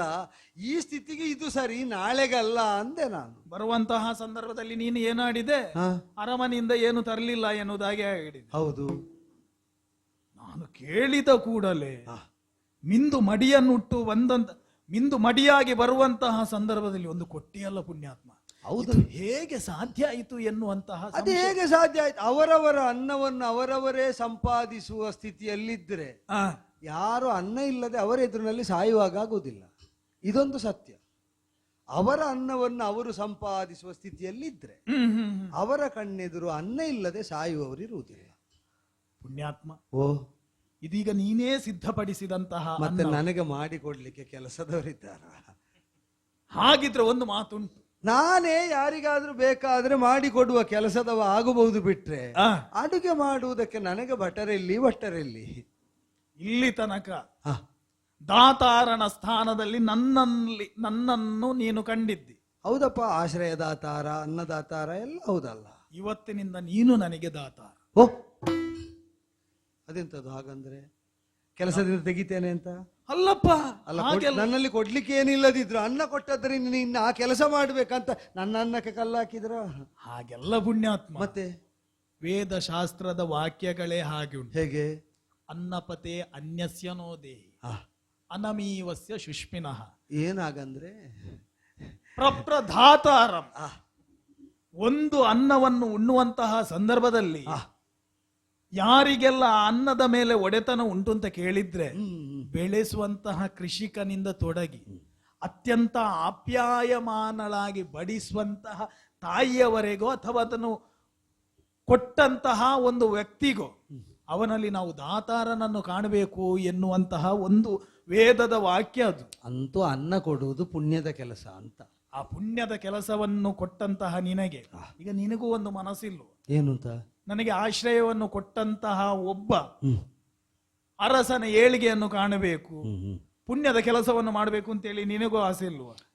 ಅಲ್ಲ, ಆಸೆ ಅಂದ್ರೆ ಹಾಗೆ ಕೇಳಿದ್ರೆ ಆ, ನಾ ಹೇಳಿದನಲ್ಲ ನಳ ಚಕ್ರವರ್ತಿಯ ಬಗ್ಗೆ. ಆ, ಅವನಿಗೆ ನಾನೇ ಅಡಿಗೆ ಮಾಡಿಕೊಳ್ಳಬೇಕು ಅಂತ ಕಂಡ ಕಾಲದಲ್ಲೆಲ್ಲ ನಾನು ಮಾಡಿ ಬಡಿಸ್ತಿದ್ದೆ. ನಳನಿಗೆ ನಾನೇ ಅಡಿಗೆ ಮಾಡಿ, ಅದು ಅಪರೂಪಕ್ಕೆ ಕಾಣುವುದು ಹಾಗೆ. ಆ, ಅಲ್ಲಿ ಅಷ್ಟು ಮಂದಿ ಆಳು ಕಾಳುಗಳಿದ್ದಾರೆ. ನಾನೇ ಮಾಡಿ ಉಣ್ಣಬೇಕು ಅಂತ ಹಂಬಲ ಹೊತ್ತ ಕಾಲದಲ್ಲಿ ನಾನು ಮಾಡಿದ್ದಾಗ್ತಿತ್ತು ಅವನಿಗೆ. ಮುಂದೆ ಆಡುವಂತಹ ಮಾತಿಗೆ ಮರು ಉತ್ತರ ನೀಡದೆ ನೀನು ಒಪ್ಪಬೇಕು. ವನದಲ್ಲಿ ಉಂಡಂತಹ ಈ ಅನ್ನ ನನ್ನ ಜೀವನದಲ್ಲಿ ನನಗೆ ಬೇಕು, ನಿತ್ಯ ನಿರಂತರವಾಗಿ ನನಗೆ ಬೇಕು. ಕಾಡಿನಲ್ಲಿ ಅನ್ನ ಸಿಕ್ಕಿತು ಅಂತ ಬದುಕನ್ನು ಕಾಡಿಗೆ ಕೊಂಡೋದ್ವಿ. ಹಾಗೆ ಆಯ್ತಾ? ಜೀವನ ಅಂತ ಹೇಳಿದ್ರೆ ಹಾಗೆ ಅಲ್ವಾ? ಹೌದೌದು. ಕಾಡಿನಲ್ಲಿ ಅನ್ನ ಸಿಕ್ಕುವುದಿದ್ರೆ ನಮಗೆ ಬದುಕೇ ಕಾಡಿನಲ್ಲಿ ಆದೀತು ಅಂತ ನನಗೆ ತೊಂದರೆ ಇಲ್ಲ. ಆದ್ರೆ ನಿಮ್ಮ ಪಾಕಶಾಲೆಗೆ ನಾನು ಬಂದ್ರೆ ಬಿಟ್ಟಾರ ಅಲ್ಲಿದ್ದವರು ಬರುವಾಗಲೇ ದೂರೀಕರಿಸುವುದಾದ್ರೆ ನಾನು ಅಟ್ಟು ಬಡಿಸುವುದೆಂತು? ಅಯ್ಯೋ ಪುಣ್ಯಾತ್ಮ, ನೀನು ಕೊಟ್ಟಂತಹ ಒಂದು ಹಿಡಿ ಅನ್ನದ ಕಾರಣದಿಂದಲಾಗಿ ನನ್ನ ಹೃದಯಕ್ಕೆ ಸಮೀಪವಾಗಿದೆ, ನಿನ್ನನ್ನು ಆಪ್ತ ಅಂತೇಳಿ ಒಪ್ಪಿಕೊಂಡಾಗಿದೆ. ನಾನು ಒಪ್ಪಿದ ಮೇಲೆ ಪುರಜನರು ಒಪ್ಪಬೇಕು ಅಂತೇಳಿ ಉಂಟು. ಮತ್ತೆ ಇನ್ನೊಂದು ಹೇಳ್ತೇನೆ, ರಾಜ ಅಜ್ಞಮಾನ್ಯ. ಹೌದು ಅಲ್ಲ, ನಾನು ಕೇಳುವುದು ಆಗಲ್ಲ, ಎಲ್ಲರೂ ಹೇಳುವುದಂದ್ರೆ ಅವರಿಗೆ ಉಣ್ಣುವಾಗ. ಈಗ ಆಗ ಹೇಳಿದೆಯಲ್ಲ ಮಹಾರಾಜ, ನೀನು ಮಾತಾಡಿದ್ರು ನಳನೇ ನನಗೆ ಕಾಣುವುದು ಅಂತ. ನಾನು ಅನ್ನ ಬಡಿಸಿದ್ರು ಅನ್ನ ಕಾಣುವುದಿಲ್ಲ, ನನ್ನ ಮುಖವೇ ಉಣ್ಣುವವರಿಗೆ ಕಾಣುವುದು. ಆದ್ರಿಂದ ಆ ಅನ್ನ ಉಣ್ಣುವ ಅಂತಲೇ ಕಾಣುವುದಿಲ್ಲ. ಎಲ್ಲರೂ ಮಹಾರಾಜನಾಗಿರ್ತಾರೋ, ಆದ್ರಿಂದ ಮಹಾರಾಜನಿಗೆ ಮಾತ್ರ ಆದ್ರೆ ಬಡಿಸಬಹುದು. ಉಳಿದಂತೆ ಪಾಕ ಅದಕ್ಕೆ ಜನ ಬೇರೆ ಇದ್ರೆ ಅರಸನಿಗೆ ಬಡಿಸಿದ್ರೆ ಪುರಜನರು ಉಂಡ ಹಾಗೆ. ನಾನು ನನ್ನ ಜೀವನದಲ್ಲಿ ಇನ್ನು ಮುಂದಕ್ಕೆ ನಳನುಂಡಂತಹ ಅನ್ನವನ್ನು ಉಣ್ಣಬೇಕು ಎನ್ನುವುದಾಗಿ ಸಂಕಲ್ಪ ಮಾಡಿ ಆಗಿದೆ. ಹಾಗಾಗಿ ನಿನ್ನ ಬಳಿಯಲ್ಲಿ ಯಾಚನೆ ಮಾಡು. ನೋಡುವ ಏನು ಮುಂದಕ್ಕೆ ನನಗೆ ಇದೇ ಅನ್ನವನ್ನು ಉಣಿಸುವುದರ ಮುಖಾಂತರವಾಗಿ ನನ್ನ ಜೀವನಕ್ಕೆ ಒಂದೊಂದು ಶ್ರೇಯ ಪ್ರಾಪ್ತಿ ಆಗುವಾಗ. ಯಾಕಂತ ಹೇಳಿದ್ರೆ ಬಡಿಸುವವನು ಯಾವ ಉದ್ದೇಶದಿಂದ ಬಡಿಸ್ತಾನೋ ಅದಕ್ಕೆ ದೇವತೆಗಳು ಕೂಡ ಅಸ್ತು ಅಂತ ಹೇಳ್ತಾರಂತೆ. ಹಾಗಾಗಿ ಯಾರ ಅನ್ನದ ಋಣ ಎಲ್ಲಿ ಹೇಗೆ ಎಷ್ಟು ದಿವಸ ಉಂಟೋ ಕಂಡವರಾರು. ನಡೆದಷ್ಟು ಕಾಲ ಸಾಗಲಿ. ಬೇಯಿಸುವುದೋ ಅದನ್ನು ಉಣ್ಣುವುದೋ ತೇಗುವುದೋ ಹೋಗಲಿ. ಹೊರಟುವಂತಹ ಕಾಲಕ್ಕೆ ನಿನ್ನನ್ನು ಉಪೇಕ್ಷಾ ಭಾವದಲ್ಲಿ ಕಂಡಿದ್ದೆ. ಈಗ ನಿನ್ನ ಅನ್ನದ ಅಪೇಕ್ಷೆಯಲ್ಲಿ ಈಗ ನಾನು ಹಿಂದೆ, ನೀನು ಮುಂದೆ. ಆಗಲಿ ಆಗಲಿ ಆಗಲಿ, ಮುಂದತ್ತಿ ಮುಂದತ್ತಿ ಹೊರಡು.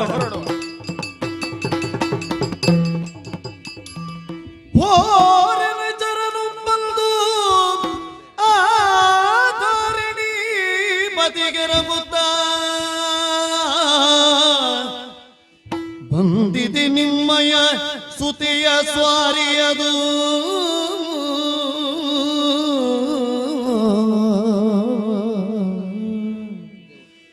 ಬಂದಿದೆ ನಿಮ್ಮಯ ಸುತಿಯ ಸ್ವಾರಿಯದು, ಜನಲ ಸಂತಸವಾರಿದಿಯುಳ್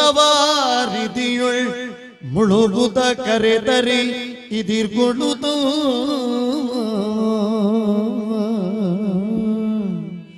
ಇದಿರ್ಗೊಳ್ಳುದು.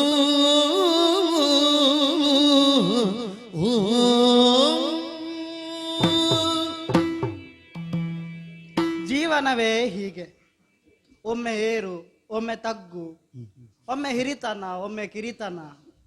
ಜೀವನದ ಇದೆಲ್ಲವೂ ಸಹಜವೇ. ಆದ್ರೆ ಹೀಗೆ ಆಗ್ತದೆ ಅಂತ ಹೇಳಿ ನಾನು ತಿಳಿದುಕೊಳ್ಳೇ ಇಲ್ಲ.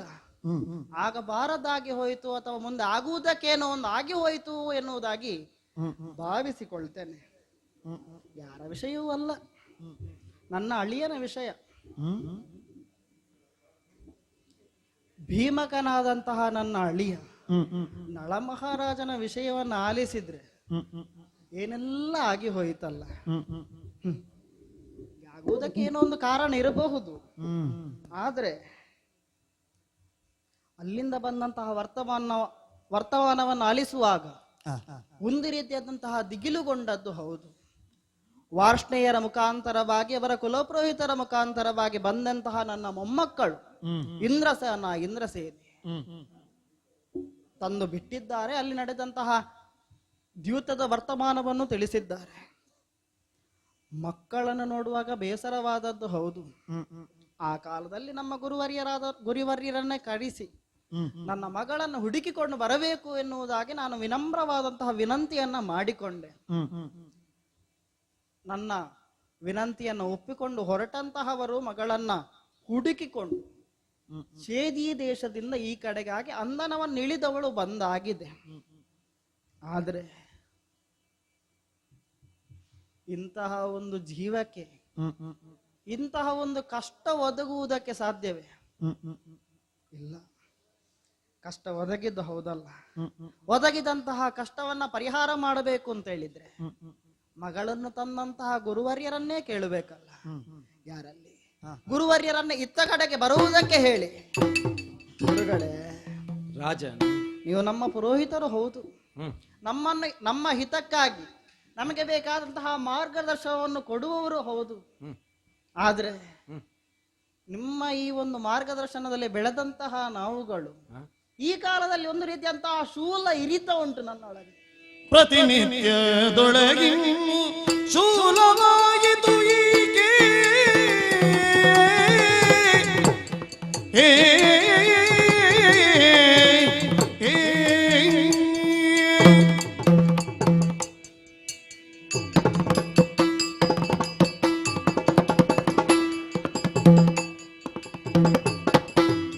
ಪ್ರತಿನಿತ್ಯದೊಳಗಿನ್ನು ಶೂಲವಾಯಿತು ಈಕೆ.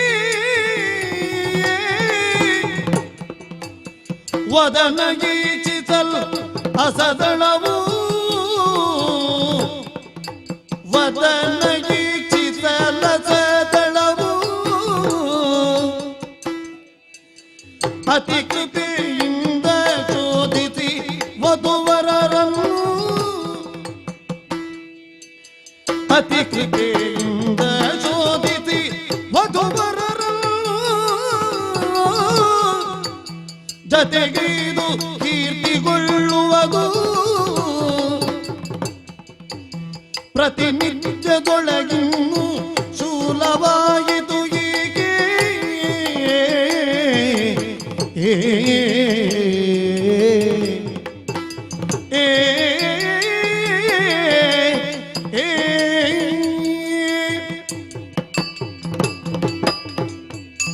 ಗುರುಗಳೇ, ರಾಜನ್, ಇಲ್ಲಿಯವರೆಗೆ ನಡೆದಂತಹ ವರ್ತಮಾನ ನಿಮಗೆಲ್ಲ ತಿಳಿದಿರುವುದೇ. ಹೌದಪ್ಪ. ಆದ್ರೆ ಈ ವರ್ತಮಾನದಿಂದ ನೊಂದುಕೊಂಡಂತಹ ಜೀವ ನನ್ನಕ್ಕಿಂತ ಬೇರೊಂದಿಲ್ಲ. ಅದು ಹೇಗೆ ಸಾಧ್ಯ? ಇರ್ಲಿಕ್ಕೂ ಸಾಧ್ಯ ಉಂಟು? ಯಾವುದೇ ಮನುಷ್ಯ ತನ್ನ ಮಕ್ಕಳ ಶ್ರೇಯಸ್ಸನ್ನು ಹೊರತು ಮತ್ತಾವುದನ್ನು ಅದಕ್ಕಿಂತ ಹೆಚ್ಚಾಗಿ ಕಾಣಲಿಕ್ಕೆ ಸಾಧ್ಯ ಉಂಟು? ಹೌದು ಗುರುಗಳೇ, ನೀವು ಹೇಳುವುದೌದು. ನನಗೆ ನನ್ನ ಮಗಳನ್ನ ಮದುವೆ ಮಾಡಿ ಕೊಟ್ಟಲ್ಲಿ ನನಗೆ ಶ್ರೇಯಸ್ಸು ಉಂಟಾದದ್ದು ಹೌದು. ಹೌದಪ್ಪ. ಆದ್ರೆ ತದನಂತರದಲ್ಲಿ ನಡೆದಂತಹ ಪರಿಣಾಮವನ್ನು ಆಲೋಚಿಸುವಾಗ ಹೀಗೂ ನಡೆಯುವುದಕ್ಕೆ ಸಾಧ್ಯ ಉಂಟಾ ಅಂತ ಹೇಳಿ ಪ್ರಶ್ನೆ ಹುಟ್ಟಿಕೊಂಡದ್ದು. ಗುರುಗಳೇ, ಕಷ್ಟವಾಯಿತು.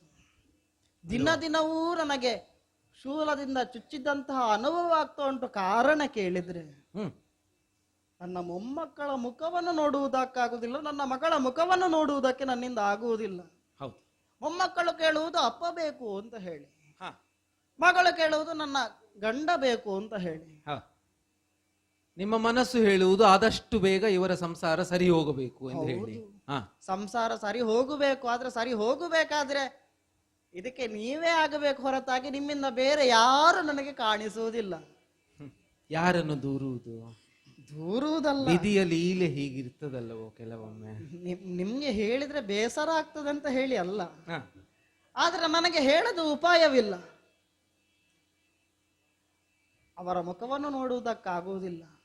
ಅದಕ್ಕಾಗಿ ಹ. ಈಗಾಗಲೇ ನಿಮ್ಮನ್ನು ಒಮ್ಮೆ ನಾನು ಕಳುಹಿಸಿ ಆಗಿದೆ.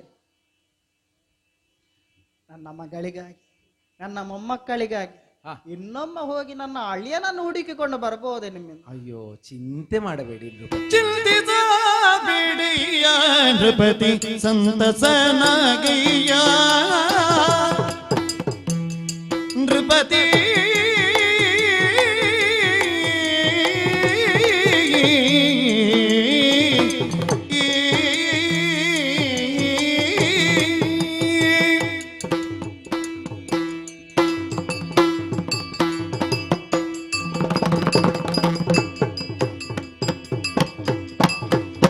ಚಿಂತಿಸಬೇಡಿ ನೃಪತಿ ಸಂತಸನಾಗಯ್ಯ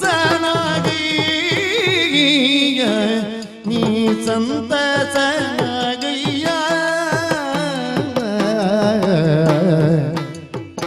ತಂತು ವಕ್ರಜ ಪರಿದಂತುವುದು ತಂತು ವಕ್ರಜ ಪರಿದಂತುವುದು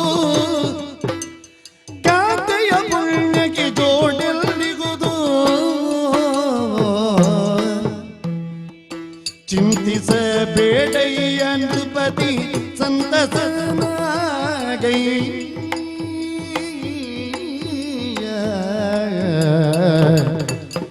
ನೃಪತಿ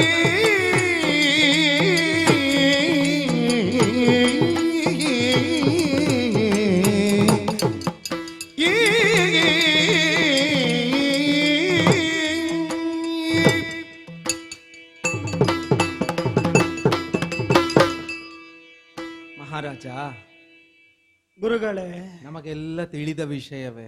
ಹ್ಮ್ ಬದುಕು ಕುದುರೆಯ ಬಂಡಿ, ಆ ವಿಧಿಯದರ ಚಾಲಕನು. ಹ್ಮ್ ಹಲವು ಬಾರಿ ನಾವು ಅಂದುಕೊಳ್ಳುವುದುಂಟು, ಏನು? ನಮ್ಮ ನಿರೀಕ್ಷೆ ಇದಾಗಬಹುದು, ಹ್ಮ್ ಬದುಕಿನಲ್ಲಿ ಇಷ್ಟೆಲ್ಲ ಪರ್ಯಾಯಗಳ ನಂತರ ಇದಿದು ನಮಗೆಲ್ಲ ಒದಗಿ ಬರಬೇಕು, ಹಾ ಹೀಗೆ ಇರಬೇಕು ಅಂತ. ಹ್ಮ್ ಸ್ವಾಮಿ, ಆ ಜಗತ್ತು ನಂಬುವುದುಂಟು, ಏನು? ಪುಣ್ಯ ಮಾಡಿದವರಿಗೆ ಗಂಡು ಮಕ್ಕಳು ಹುಟ್ಟುತ್ತಾರೆ ಅಂತ. ಹ್ಮ್ ಅಶೇಷವಾದ ಪುಣ್ಯವನ್ನು ಮಾಡಿದವರಿಗೆ ದೇವಿಯೇ ಸಾಕ್ಷಾತ್ಕಾರವಾಗಿ ಹೆಣ್ಣು ಮಕ್ಕಳು ಹುಟ್ಟುತ್ತಾರೆ ಅಂತ. ಆ ಈ ಕ್ಷಣಕ್ಕೆ ನಿಮ್ಮ ಪುಣ್ಯದ ಬಗ್ಗೆ ನಾ ಯೋಚಿಸುತ್ತಿಲ್ಲ, ಮತ್ತೆ ನಿಮ್ಮ ಮಗಳ ಪುಣ್ಯ ಎಂತಹ ಪುಣ್ಯ ಸ್ವಾಮಿ. ಹ್ಮ್ ಹಾಲ್ಜೇನಿನಂತೆ ಹೌದು. ಕಲಿತು ನಡೆದವರಲ್ಲವೇ ಅವರು? ಹ್ಮ್ ಒಬ್ಬರನ್ನೊಬ್ಬರು ಬಯಸಿ ಮದುವೆ ಮಾಡಿಕೊಂಡವರಲ್ಲವೇ? ಹೌದು. ಮಾತ್ರವಲ್ಲ ಹ್ಮ್ ಸ್ವಾಮಿ, ಆ ಹೃದಯ ಒಬ್ಬರದ್ದಾದರೆ ಮನ ಮತ್ತೊಬ್ಬರದ್ದು, ಹ್ಮ್ ಮಾತು ಒಬ್ಬರದ್ದಾದರೆ ಹ್ಮ್ ಅದರ ಹಿಂದಿನ ಆಶಯ ಮತ್ತೊಬ್ಬರದ್ದು. ದೇಹಗಳೆರಡಾದರೂ ಆತ್ಮ ಒಂದೇ ಎನ್ನುವುದಾಗಿ ಜೀವಿಸಿದವರವರು. ಸಮಸ್ತ ಸ್ತ್ರೀ ಕುಲವೇ ನಿಮ್ಮ ಮಗಳನ್ನು ಕಂಡು ಹೆಮ್ಮೆ ಪಡುವಂತಹ ಸ್ತ್ರೀ. ಹ್ಮ್ ಎಂತಹ ಪರಿಸ್ಥಿತಿಯಲ್ಲೂ ಗಂಡನನ್ನು ನಾ ಬಿಡೆ ಹ್ಮ್ ಎನ್ನುವ ನಿಲುವಿನಲ್ಲೇ ಮುಂದೆ ಸಾಗಿದ ಸ್ತ್ರೀ ಅಲ್ಲವೋ? ಹೌದು. ಹ್ಮ್ ಮತ್ತೆ ಅದನ್ನೇ ನಾ ಕೇಳಿ ಕೇಳಿ ನನಗೂ ಬೇಸರ ಆಗಿದೆ ಸ್ವಾಮಿ. ಏನು? ನಿಮ್ಮ ಪರಿಸ್ಥಿತಿಯನ್ನು, ಹ್ಮ್ ನಿಮ್ಮ ಈ ಹಪೆಯನ್ನು ಕಂಡು ಹ್ಮ್ ಸ್ವಾಮಿ, ನೀವು ನೆಮ್ಮದಿಯಲ್ಲಿರಿ ಎಂದು ಹೇಳುವುದು ಎಷ್ಟು ಸುಲಭದ ಕೆಲಸವೋ, ಆ ನೆಮ್ಮದಿಯಲ್ಲಿರುವುದು ಅಷ್ಟೇ ಕಷ್ಟದ ಕೆಲಸ. ಹ್ಮ್ ನಾ ನಿಮ್ಮ ಆಸ್ಥಾನದ ವಿದ್ವಾಂಸನೇ ಆದರು, ಆ ನೀವು ನಿಮ್ಮ ಕುಲದ ಪುರೋಹಿತನೇ ಆದರು, ನಮ್ಮ ಹಿತೈಷಿಯೂ ನೀವು, ಮಾರ್ಗದರ್ಶಕರು ನೀವು, ಎಲ್ಲವೂ ನೀವೇ. ಮುಂದೊಮ್ಮೆ ನಿಮ್ಮ ಆಶಯದ ಹಾಗೆ ಹ್ಮ್ ಮಗಳು ದಮಯಂತಿಯನ್ನು ಕಂಡು ಹಿಡಿದು ಕರೆತಂದು ನಿಮ್ಮ ಪಾದಕ್ಕರ್ಪಿಸಿದ್ದೇನೆ. ಹ್ಮ್ ಮತ್ತೊಮ್ಮೆ ನಿರದೆ ಶ್ರಮಿಸಲಿಕ್ಕೆ ಸಿದ್ಧನಿದ್ದೇನೆ ಸ್ವಾಮಿ. ಈ ಕ್ಷಣಕ್ಕೆ ನಾನು ಹೊರಡುತ್ತೇನೆ. ಹೊರಡುವುದು ಹೌದಾದ್ರೆ ನಿಮ್ಮ ಶುಭ ನಿರೀಕ್ಷೆಯಲ್ಲೇ ನಾನಿರ್ತೇನೆ. ಇರದೆಯಲ್ಲ ಶಕ್ತಿ ಮೀರಿ ಪರಿಗಿಸುವೆನು ಎಂದು ಹೊರಟು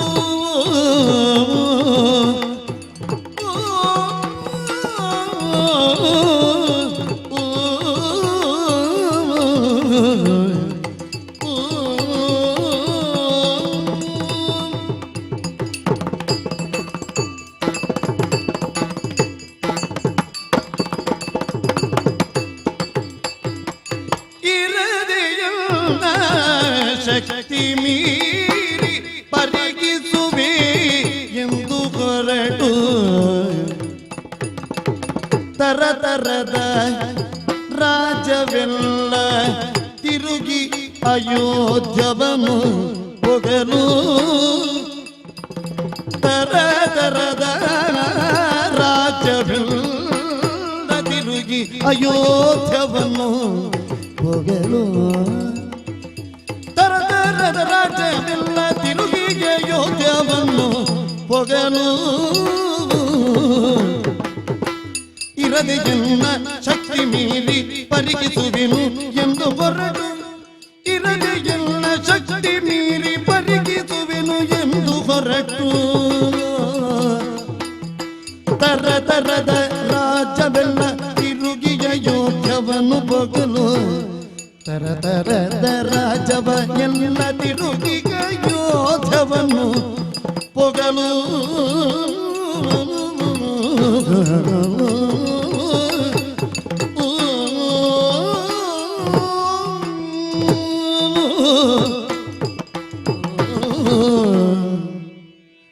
ಮಹಾರಾಜರ ಅಪ್ಪಣೆಯಾಗುವುದೇ ತಡ. ಕನಿಷ್ಠ ವಸ್ತುಗಳನ್ನು ಪಡೆದು ಹೊರಟೇ ಬಿಟ್ಟೆ. ಮೊದಲೆಲ್ಲ ತಿರುಗಿದ ರಾಜ್ಯಗಳ ಅಂಚುಗಳು, ತಿರುಗದ ರಾಜ್ಯಗಳು, ಸಂಸ್ಥಾನಗಳು, ಕನಿಷ್ಠ 10 ಜನ ಇರುವ ಹಳ್ಳಿಗಳನ್ನು ತಿರುಗಾಡಿದ್ದೇನೆ. ಹೊರಡುವಾಗ ದಮಯಂತಿ ಹೇಳಿದ 4 ಮಾತುಗಳನ್ನು ಮನಸ್ಸಲ್ಲಿಟ್ಟಿದ್ದೇನೆ. ಎಲ್ಲರಿಗೂ ಯಾವುದೋ ಒಂದು ಋಣ ಇರ್ತದೆ. ಪಿತೃ ಋಣವೋ, ಗುರು ಋಣವೋ, ಪ್ರಕೃತಿಗೊಂದಿಷ್ಟು ಋಣವೋ, ದೈವ ಋಣವೋ, ಋಷಿ ಋಣವೋ ಇರ್ತದೆ. ಆದರೆ ನಾ ಹೊಣೆಯುಳ್ಳ ಪ್ರಜೆ ಎಂದು ಭಾವಿಸಿದ ಪ್ರತಿಯೊಬ್ಬನಿಗೂ ರಾಷ್ಟ್ರ ಋಣವಿರ್ತದೆ. ನನ್ನ ರಾಜ ಚೆನ್ನಾಗಿದ್ದರೆ ನಾ ಚೆನ್ನಾಗಿರುವುದಲ್ಲವೋ? ನಾ ಹೊತ್ತು ಹೋದದ್ದು ವಿಷಯ ಮಾತ್ರವಲ್ಲ, ನನ್ನ ರಾಜನ ಆಶಯವನ್ನು ಹೊತ್ತು ಹೋದಿದ್ದೇನೆ. ನಾ ಹೊತ್ತು ಹೋದದ್ದು ವಿಷಯ ಮಾತ್ರವಲ್ಲ, ದಮಯಂತಿಯ ಬದುಕಿನ ಒಂದು ದೊಡ್ಡ ನಿರ್ಣಾಯಕವಾದ ಪರಿಸ್ಥಿತಿಗೆ ಉತ್ತರವನ್ನು ಹುಡುಕ ಹೊರಟಿದ್ದೇನೆ. ನಾ ಹೊತ್ತು ಹೋದದ್ದು ಕೇವಲ ವಿಷಯವನ್ನಲ್ಲ, 2 ಹಸಿಗೂಸುಗಳ ಆಸೆಯನ್ನು ಹೊತ್ತು ಹೋದಿದ್ದೇನೆ. ಎಲ್ಲ ರಾಜ್ಯಗಳನ್ನು ತಿರುಗಾಡಿದ್ದೇನೆ. ತಿರುಗಿ ತಿರುಗಿ ತಿರುಗಿ ಕೊನೆಗೆ ಬಂದೆ. ಧರೆಯೊಳ ಅತ್ಯಧಿಕವೆಂದೆನಿಪ ಅಯೋಧ್ಯಾಪುರಿಗೆ ಬಂದಿದ್ದೇನೆ. ಉಳಿದದ್ದಿದೊಂದೇ, ನನ್ನ ರಾಕುವರಿಗೆ ಇಲ್ಲಿ ಉತ್ತರ ಸಿಗಬೇಕು ಎಂಬ ಆಶಯದಿಂದ ಪರಮಾತ್ಮನಲ್ಲಿ ಸಹೃದಯದಿಂದ ಬೇಡಿಕೊಂಡು ಪ್ರಾರ್ಥಿಸಿಕೊಂಡು ಒಳಗೆ ಹೋಗಿದ್ದೇನೆ. ರಾಜ ಋತುಪರ್ಣ ಸಕಲ ಮರ್ಯಾದೆಗಳನ್ನೂ ಮಾಡಿದ್ದಾನೆ. ನನ್ನ ಆಶಯಗಳನ್ನು ಕೇಳಿಕೊಂಡು ಒಬ್ಬ ರಾಜ ಗುರುವಿಗೆ ಬೇಕಾದ ಮರ್ಯಾದೆಗಳನ್ನು, ಪೂಜೆಗಳನ್ನು, ಆತಿಥ್ಯಗಳನ್ನು ಮಾಡಿದ್ದಾನೆ. ಎಲ್ಲವೂ ಆದ ಮೇಲೆ ಉಳಿದದ್ದಿದೊಂದೇ ಸ್ಥಳ ಎಂಬ ನನ್ನ ಮನಸ್ಸಿನ ದೃಢವಾಗಿ ಒಳಗಿನಿಂದ ಬರುತ್ತಿರುವ ಒಂದು ವಿಷಯ. ಸಭೆಯಲ್ಲಿ ಎಲ್ಲರೂ ಇದ್ದಾರೆ. ದಮಯಂತಿಯ ಘೋಷಣೆಯನ್ನು ಮಾಡಲಿಕ್ಕೆ ನನಗೆ ಇದೇ ಸರಿಯಾದ ಸಮಯ ಅನಿಸ್ತಾ ಉಂಟು. ಸಭಾಸದರೇ, ನಿಮಗೆಲ್ಲರಿಗೂ ಒಂದು ಪ್ರಾರ್ಥನೆಯನ್ನು ಮಾಡುತ್ತಿದ್ದೇನೆ. ಕುಲಸತಿ ಸೀರೆಯಗರ್ಥವನುಟ್ಟು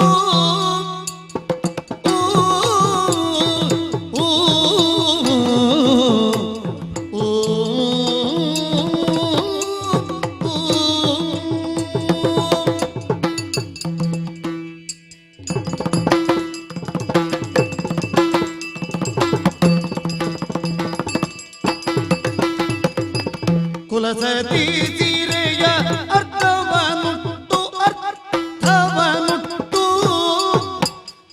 ವನದಿ ಮಲಗಿರಲಾಗಿಯ ತಿಳಿಯದೆ ಬಿಟ್ಟು, ವನದಿ ಮಲಗಿರಲಾಗಿಯ ತಿಳಿಯದೆ ಬಿಟ್ಟು,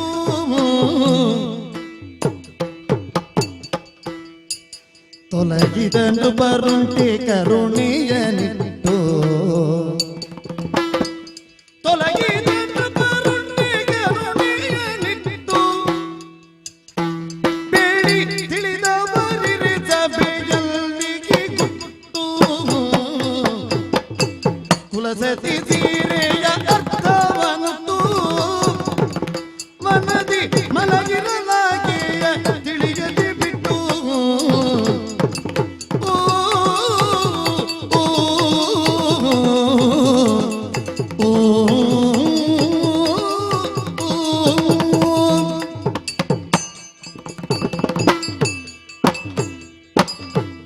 ಸಭಾಸದರಿಗಿದೇ ನನ್ನ ಮನವಿ. ಕುಲವೃದ್ಧರು, ವಯೋವೃದ್ಧರು, ಜ್ಞಾನವೃದ್ಧರು ಇರುವ ಈ ಸಭೆಯಲ್ಲಿ, ಇತರರೂ ಇರುವ ಸಭೆಯಲ್ಲಿ ಉತ್ತರ ಯಾರು ಕೊಟ್ಟರೂ ನನಗೆ ಅದು ಮನಸ್ಸಿಗೆ ಸಂತೋಷವನ್ನು ಕೊಡುವ ವಿಷಯವೇ. ಉಂಟೋ ಎಲ್ಲಾದರೂ? ಪಿತೃಪಂಚಕರಲ್ಲಿ ರಾಜ ಎಂದು ನಾವು ನಂಬುತ್ತೇವೆ. ಅಂತಹ ರಾಜನೊಬ್ಬನು ರಾಜ್ಯದ ಪ್ರಜೆಯೊಬ್ಬಳನ್ನು ಕಾಡಿನಲ್ಲಿ ಬಿಟ್ಟು ಹೋಗುವುದುಂಟು. ಎಲ್ಲವನ್ನೂ ನಂಬಿ ಕೇವಲ ಕಿರುಬೆರಳು ಕೊಟ್ಟದ್ದಕ್ಕೆ ತನ್ನ ಸರ್ವಸ್ವವನ್ನೂ ಕೊಟ್ಟು ಬಂದ ಪತ್ನಿಯನ್ನು ಪತಿಯೊಬ್ಬನು ಕಗ್ಗತ್ತಲಲ್ಲಿ ಕಾಡಿನಲ್ಲಿ ಬಿಟ್ಟು ಬರುವುದುಂಟೆ. ಛೆ, ಅದೆಲ್ಲಾದರೂ ಇರಲಿ. ವಸ್ತ್ರವನ್ನಲ್ಲ, ವಸ್ತ್ರ ಖಂಡದಿಂದ ಇರುವ ಸ್ತ್ರೀಯೊಬ್ಬಳನ್ನು ಕಾಡಿನಲ್ಲಿ ಪತಿಯೊಬ್ಬನು ಬಿಟ್ಟು ಬರುವುದುಂಟೆ. ಯಾವುದೇ ಒಂದು ಕನಿಷ್ಠ ಹೊಣೆಗಾರಿಕೆಯ ಭಾವವಿರುವ ರಾಜನು ಯಾರಾದರೂ, ಪತಿ ಯಾರಾದರೂ ಹೀಗೆ ಕಾಡಿನಲ್ಲಿ ಬಿಟ್ಟು ಬರುವುದುಂಟೆ? ಇದು ನ್ಯಾಯವೇ? ಅವ ಧೂರ್ತನೆ, ಕೂಳನೆ? ಇದನ್ನು ಹೇಗೆ ನಾವು ಸ್ವೀಕರಿಸಬೇಕೆಂಬುದು ನಾವು ಹುಡುಕಿ ಇದಕ್ಕೆ ಉತ್ತರವನ್ನು ಕಾಣಲು ಇಚ್ಛಿಸುತ್ತಿದ್ದೇವೆ. ಸಮಸ್ತ ಸಭೆಯಲ್ಲಿ ಪ್ರಾರ್ಥನಾ ಮೂಲಕವಾಗಿ ಕೇಳುತ್ತಿದ್ದೇನೆ. ಇದಕ್ಕೆ ನಿಮ್ಮಲ್ಲಿ ಯಾರೊಬ್ಬರಲ್ಲಿ ಉತ್ತರ ಇದ್ದರೂ ಪ್ರಸಾದವಾಗಿ ಸ್ವೀಕರಿಸುತ್ತೇನೆ, ಕೇಳುತ್ತೇನೆ. ಇದೆಯೋ ಇದೆಯೋ ಇದೆಯೋ? ಉತ್ತರ ಗೊತ್ತಿದ್ದರೆ ಹೇಳಬಹುದು. ಈಗ ಉತ್ತರ ಅವರಿಗೆಂಥದ್ದು ಗೊತ್ತುಂಟು. ಗೊತ್ತಿದ್ದದ್ದನ್ನು ಹೇಳುವುದಕ್ಕೆ ನಮಗೂ ಉಪಾಯ ಇಲ್ಲ.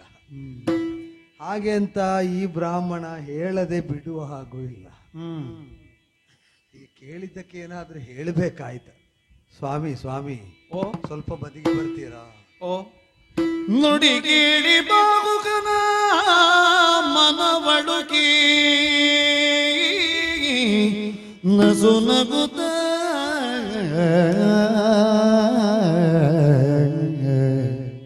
ಏನು ಹೇಳ್ತಾ ಇದ್ದೀರಿ ಸ್ವಾಮಿ? ನುಡಿದ ಭೂಸುರರೇ ನೀವೆಲ್ಲಿಂದ ಬಂದಿಗಿರಿ? ನುಡಿದ ಭೂಸುರರೇ ನೀವೆಲ್ಲಿಂದ ಬಂದಿಗಿರಿ?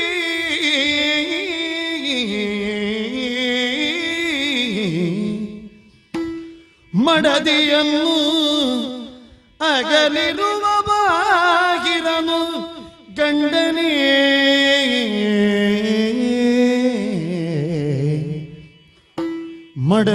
ಮಡದಿಯನ್ನಗಲಿರುವ ಬಾಗಿರನು ಗಂಡನೇ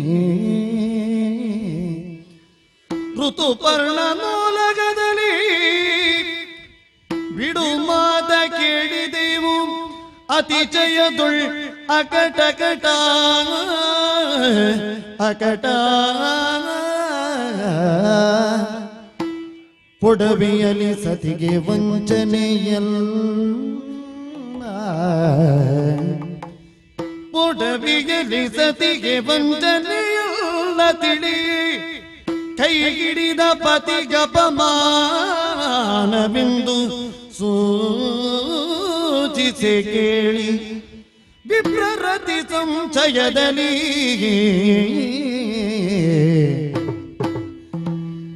ನುಡಿ ಕೇಳಿ ಬಾಬುಗನ ಮನವಳುಗಿ ನಸು ನಗುತ್ತ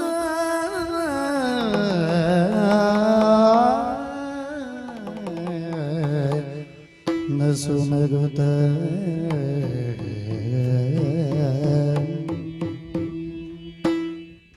ಸ್ವಾಮಿ, ನಿಮ್ಮದೆಂಥದ್ದು ರಾಗಮಾಲಿಕೆ?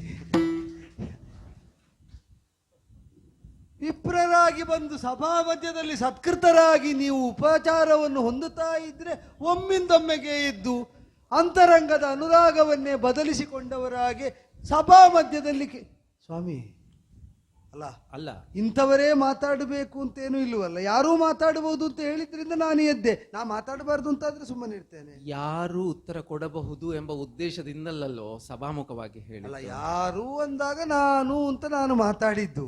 ನನಗೂ ಅದೇ ಆಶ್ಚರ್ಯ. ಯಾಕೆ ನಾನು ಮಾತಾಡಿದ್ದ ಆಶ್ಚರ್ಯ? ಅಲ್ಲ, ಮತ್ತೆ ಇಂತಹ ಗಂಭೀರವಾದ ಪ್ರಶ್ನೆಗೆ ನಸು ನಗುತ್ತಾ ಉತ್ತರ ಕೊಡುವುದು ಆಶ್ಚರ್ಯ ಅಲ್ಲ? ಅಲ್ಲ, ಅದು ನಮಗೆ ಹಿರಿಯರೆಲ್ಲ ಹೇಳಿದ್ದಾರೆ. ನಾವು ಮೊದಲು ನಗಾಡಬೇಕು, ಮತ್ತೆ ಮಾತಾಡಬೇಕು. ಹಾ. ಆಗ ಮಾತಿನಲ್ಲಿ ಸತ್ವ ಕಡಿಮೆ ಇದ್ರೂ ಆ ನಗು ಸ್ವೀಕರಿಸುವಂತೆ ಮಾಡುತ್ತದೆ. ನಗುವಿಲ್ಲದೆ ಮಾತಾಡಿದ ಮಾತಲ್ಲಿ ಎಷ್ಟು ಸತ್ವ ಇದ್ರೂ ಅದು ಸ್ವೀಕಾರ್ಯವಾಗುತ್ತದೆ ಅಂತ ಖಚಿತತೆ ಇಲ್ಲ ಅಂತ. ಈ ಪ್ರಶ್ನೆಗೆ ಉತ್ತರ ನಾ ಕೊಡ್ತೇನೆ ಎಂಬುದು ನಾನು ನೀನು ಉತ್ತರ ಕೊಡುವುದಲ್ಲ, ಆ. ನಾನು ಪ್ರಶ್ನೆ ಕೇಳುವುದು. ಸ್ವಾಮಿ ನೀವು ಎಲ್ಲಿಂದ ಬಂದದ್ದು? ಒಬ್ಬ ಪುಣ್ಯ ಸ್ತ್ರೀಯ ಮನಸ್ಸಿನ ಅಂತರಂಗದ ಹೃದಯದ ಅಡಿಯಿಂದ ಬಂದದ್ದಷ್ಟೇ. ಇದಕ್ಕೆ ಅಲ್ಲ ಉತ್ತರ ಕೇಳು. ಅದು ಯಾವುದು ಅಲ್ಲ, ಪುಣ್ಯ ಸ್ತ್ರೀಯ ಮನಸ್ಸಿನ ಅಂತರಂಗದ ಅಡಿಯಿಂದ ನೀವು ಬಂದದ್ದು ಮಾತು ಒಂದೆರಡು ಬಂದದ್ದು. ಹೆಚ್ಚಾಗಿರ್ಬೋದು, ಅಲ್ಲ, ಆದ್ರೆ ಇರುವುದೇ. ನೀವು ಮಾತಾಡಿದ್ದನ್ನು ನಾನು ಸರಿ ಮಾಡಿ ತಕ್ಕೊಳ್ಳುದು, ನೀವು ಹೆಚ್ಚು ಮಾತಾಡ್ಲಿಕ್ಕಿಲ್ಲ. ಈಗ ಇದೀಗ ಮಾತು ಬಂದದ್ದು ನೀವು ಬಂದದ್ದು ಅಲ್ಲಿಂದ, ಈ ಮಾತು ಬಂದದ್ದು ನೀವು ಮಾತು ಬಂದದ್ದು. ಒಂದೇ ಬರ್ಲಿಕ್ಕೆ ಸಾಧ್ಯ ಉಂಟು. ಅಲ್ಲ, ನಿಮ್ಮ ಮೂಲಕ ಮಾತು ಬರ್ಬೋದು. ನಾನು ಕೇಳಿದ್ದು ನಿಮ್ಮ ಊರು ಯಾವುದು ಅಂತ, ಎಲ್ಲಿಂದ ಬಂದಿರಿ, ಹಾ. ಇಲ್ಲಿಗೆ ಯಾಕಾಗಿ ಬಂದಿರೋ? ರಾಜನಿಂದ ಸತ್ಕೃತನಾದ ಮೇಲೆ ಕೈ ಹಿಡಿದ ಮಡದಿಯನ್ನು ಬಿಟ್ಟು ಹೋಗುವವನು ಎಂತದ್ದು ಸೀರೆ ಹೌದು. ಕತ್ತರಿಸಿ. ಖಂಡ ಮಾತ್ರ ಕತ್ತರಿಸಿಯೋ ಕದ್ದು ಗೊತ್ತಿಲ್ಲ ಪುಣ್ಯಾತ್ಮ. ನಾನು ನಿಮ್ಮಲ್ಲಿ ಕೇಳುವುದು, ಹ. ಈಗ ನೀವು ತುಂಬಾ ತಿಳಿದವರಲ್ವಾ? ಈಗ ಅಲ್ಲ, ಉತ್ತರ ತಿಳಿದ ಮೇಲೆ ಬಹುಶಃ ತಿಳಿದವನಂತ ಒಪ್ಪಿಕೊಳ್ಳಬಹುದು. ತಿಳಿದವನಾದರೆ ನಾ ಇಷ್ಟು ದೂರ ಇಷ್ಟು ದೇಶ ಎಲ್ಲ ತಿರುಗಾಡಿ ಬರ್ಲಿಕ್ಕೆ ನೀವು ವಿಪ್ರರಲ್ವೋ? ಹಾ. ವೇದಾಧ್ಯಯನ ಮಾಡಿದವರನ್ನು ವಿಪ್ರ ಅಂತ. ವೇದ ಅಂದ್ರೆ ಜ್ಞಾನದ ಮೂಲ ಅಂತ ಲೆಕ್ಕ. ಅದನ್ನು ತಿಳಿದವರು ಮತ್ತೆ ತಿಳಿಲಿಕ್ಕೆ ಏನುಂಟು? ನೀವು ದೊಡ್ಡ ಜನ ಅಂತ ನಾ ಹೇಳ್ತಾ ಇಲ್ಲ. ನನ್ನ ಈ ಪ್ರಶ್ನೆಗೆ ಸಭಾಮುಖವಾಗಿ ಅದು ಉತ್ತರವೇ ಅಲ್ಲ, ಪ್ರತಿಕ್ರಿಯೆಯಾದರೂ ನಾ ಕೊಡ್ತೇನೆ ಅಂತ ನೀ ಎದ್ದು ಅಲ್ಲ, ನಿಂತ. ನನಗೆ ಸಂದೇಹ ಬಂದದ್ದು, ನಿಮ್ಮ ಪ್ರಶ್ನೆಯಿಂದ ಸಂದೇಹ ಬಂದದ್ದು. ಕೈ ಹಿಡಿದ ಮಾನಿನಿಯ ಬಿಟ್ಟವನು ಅವ ಗಂಡನ?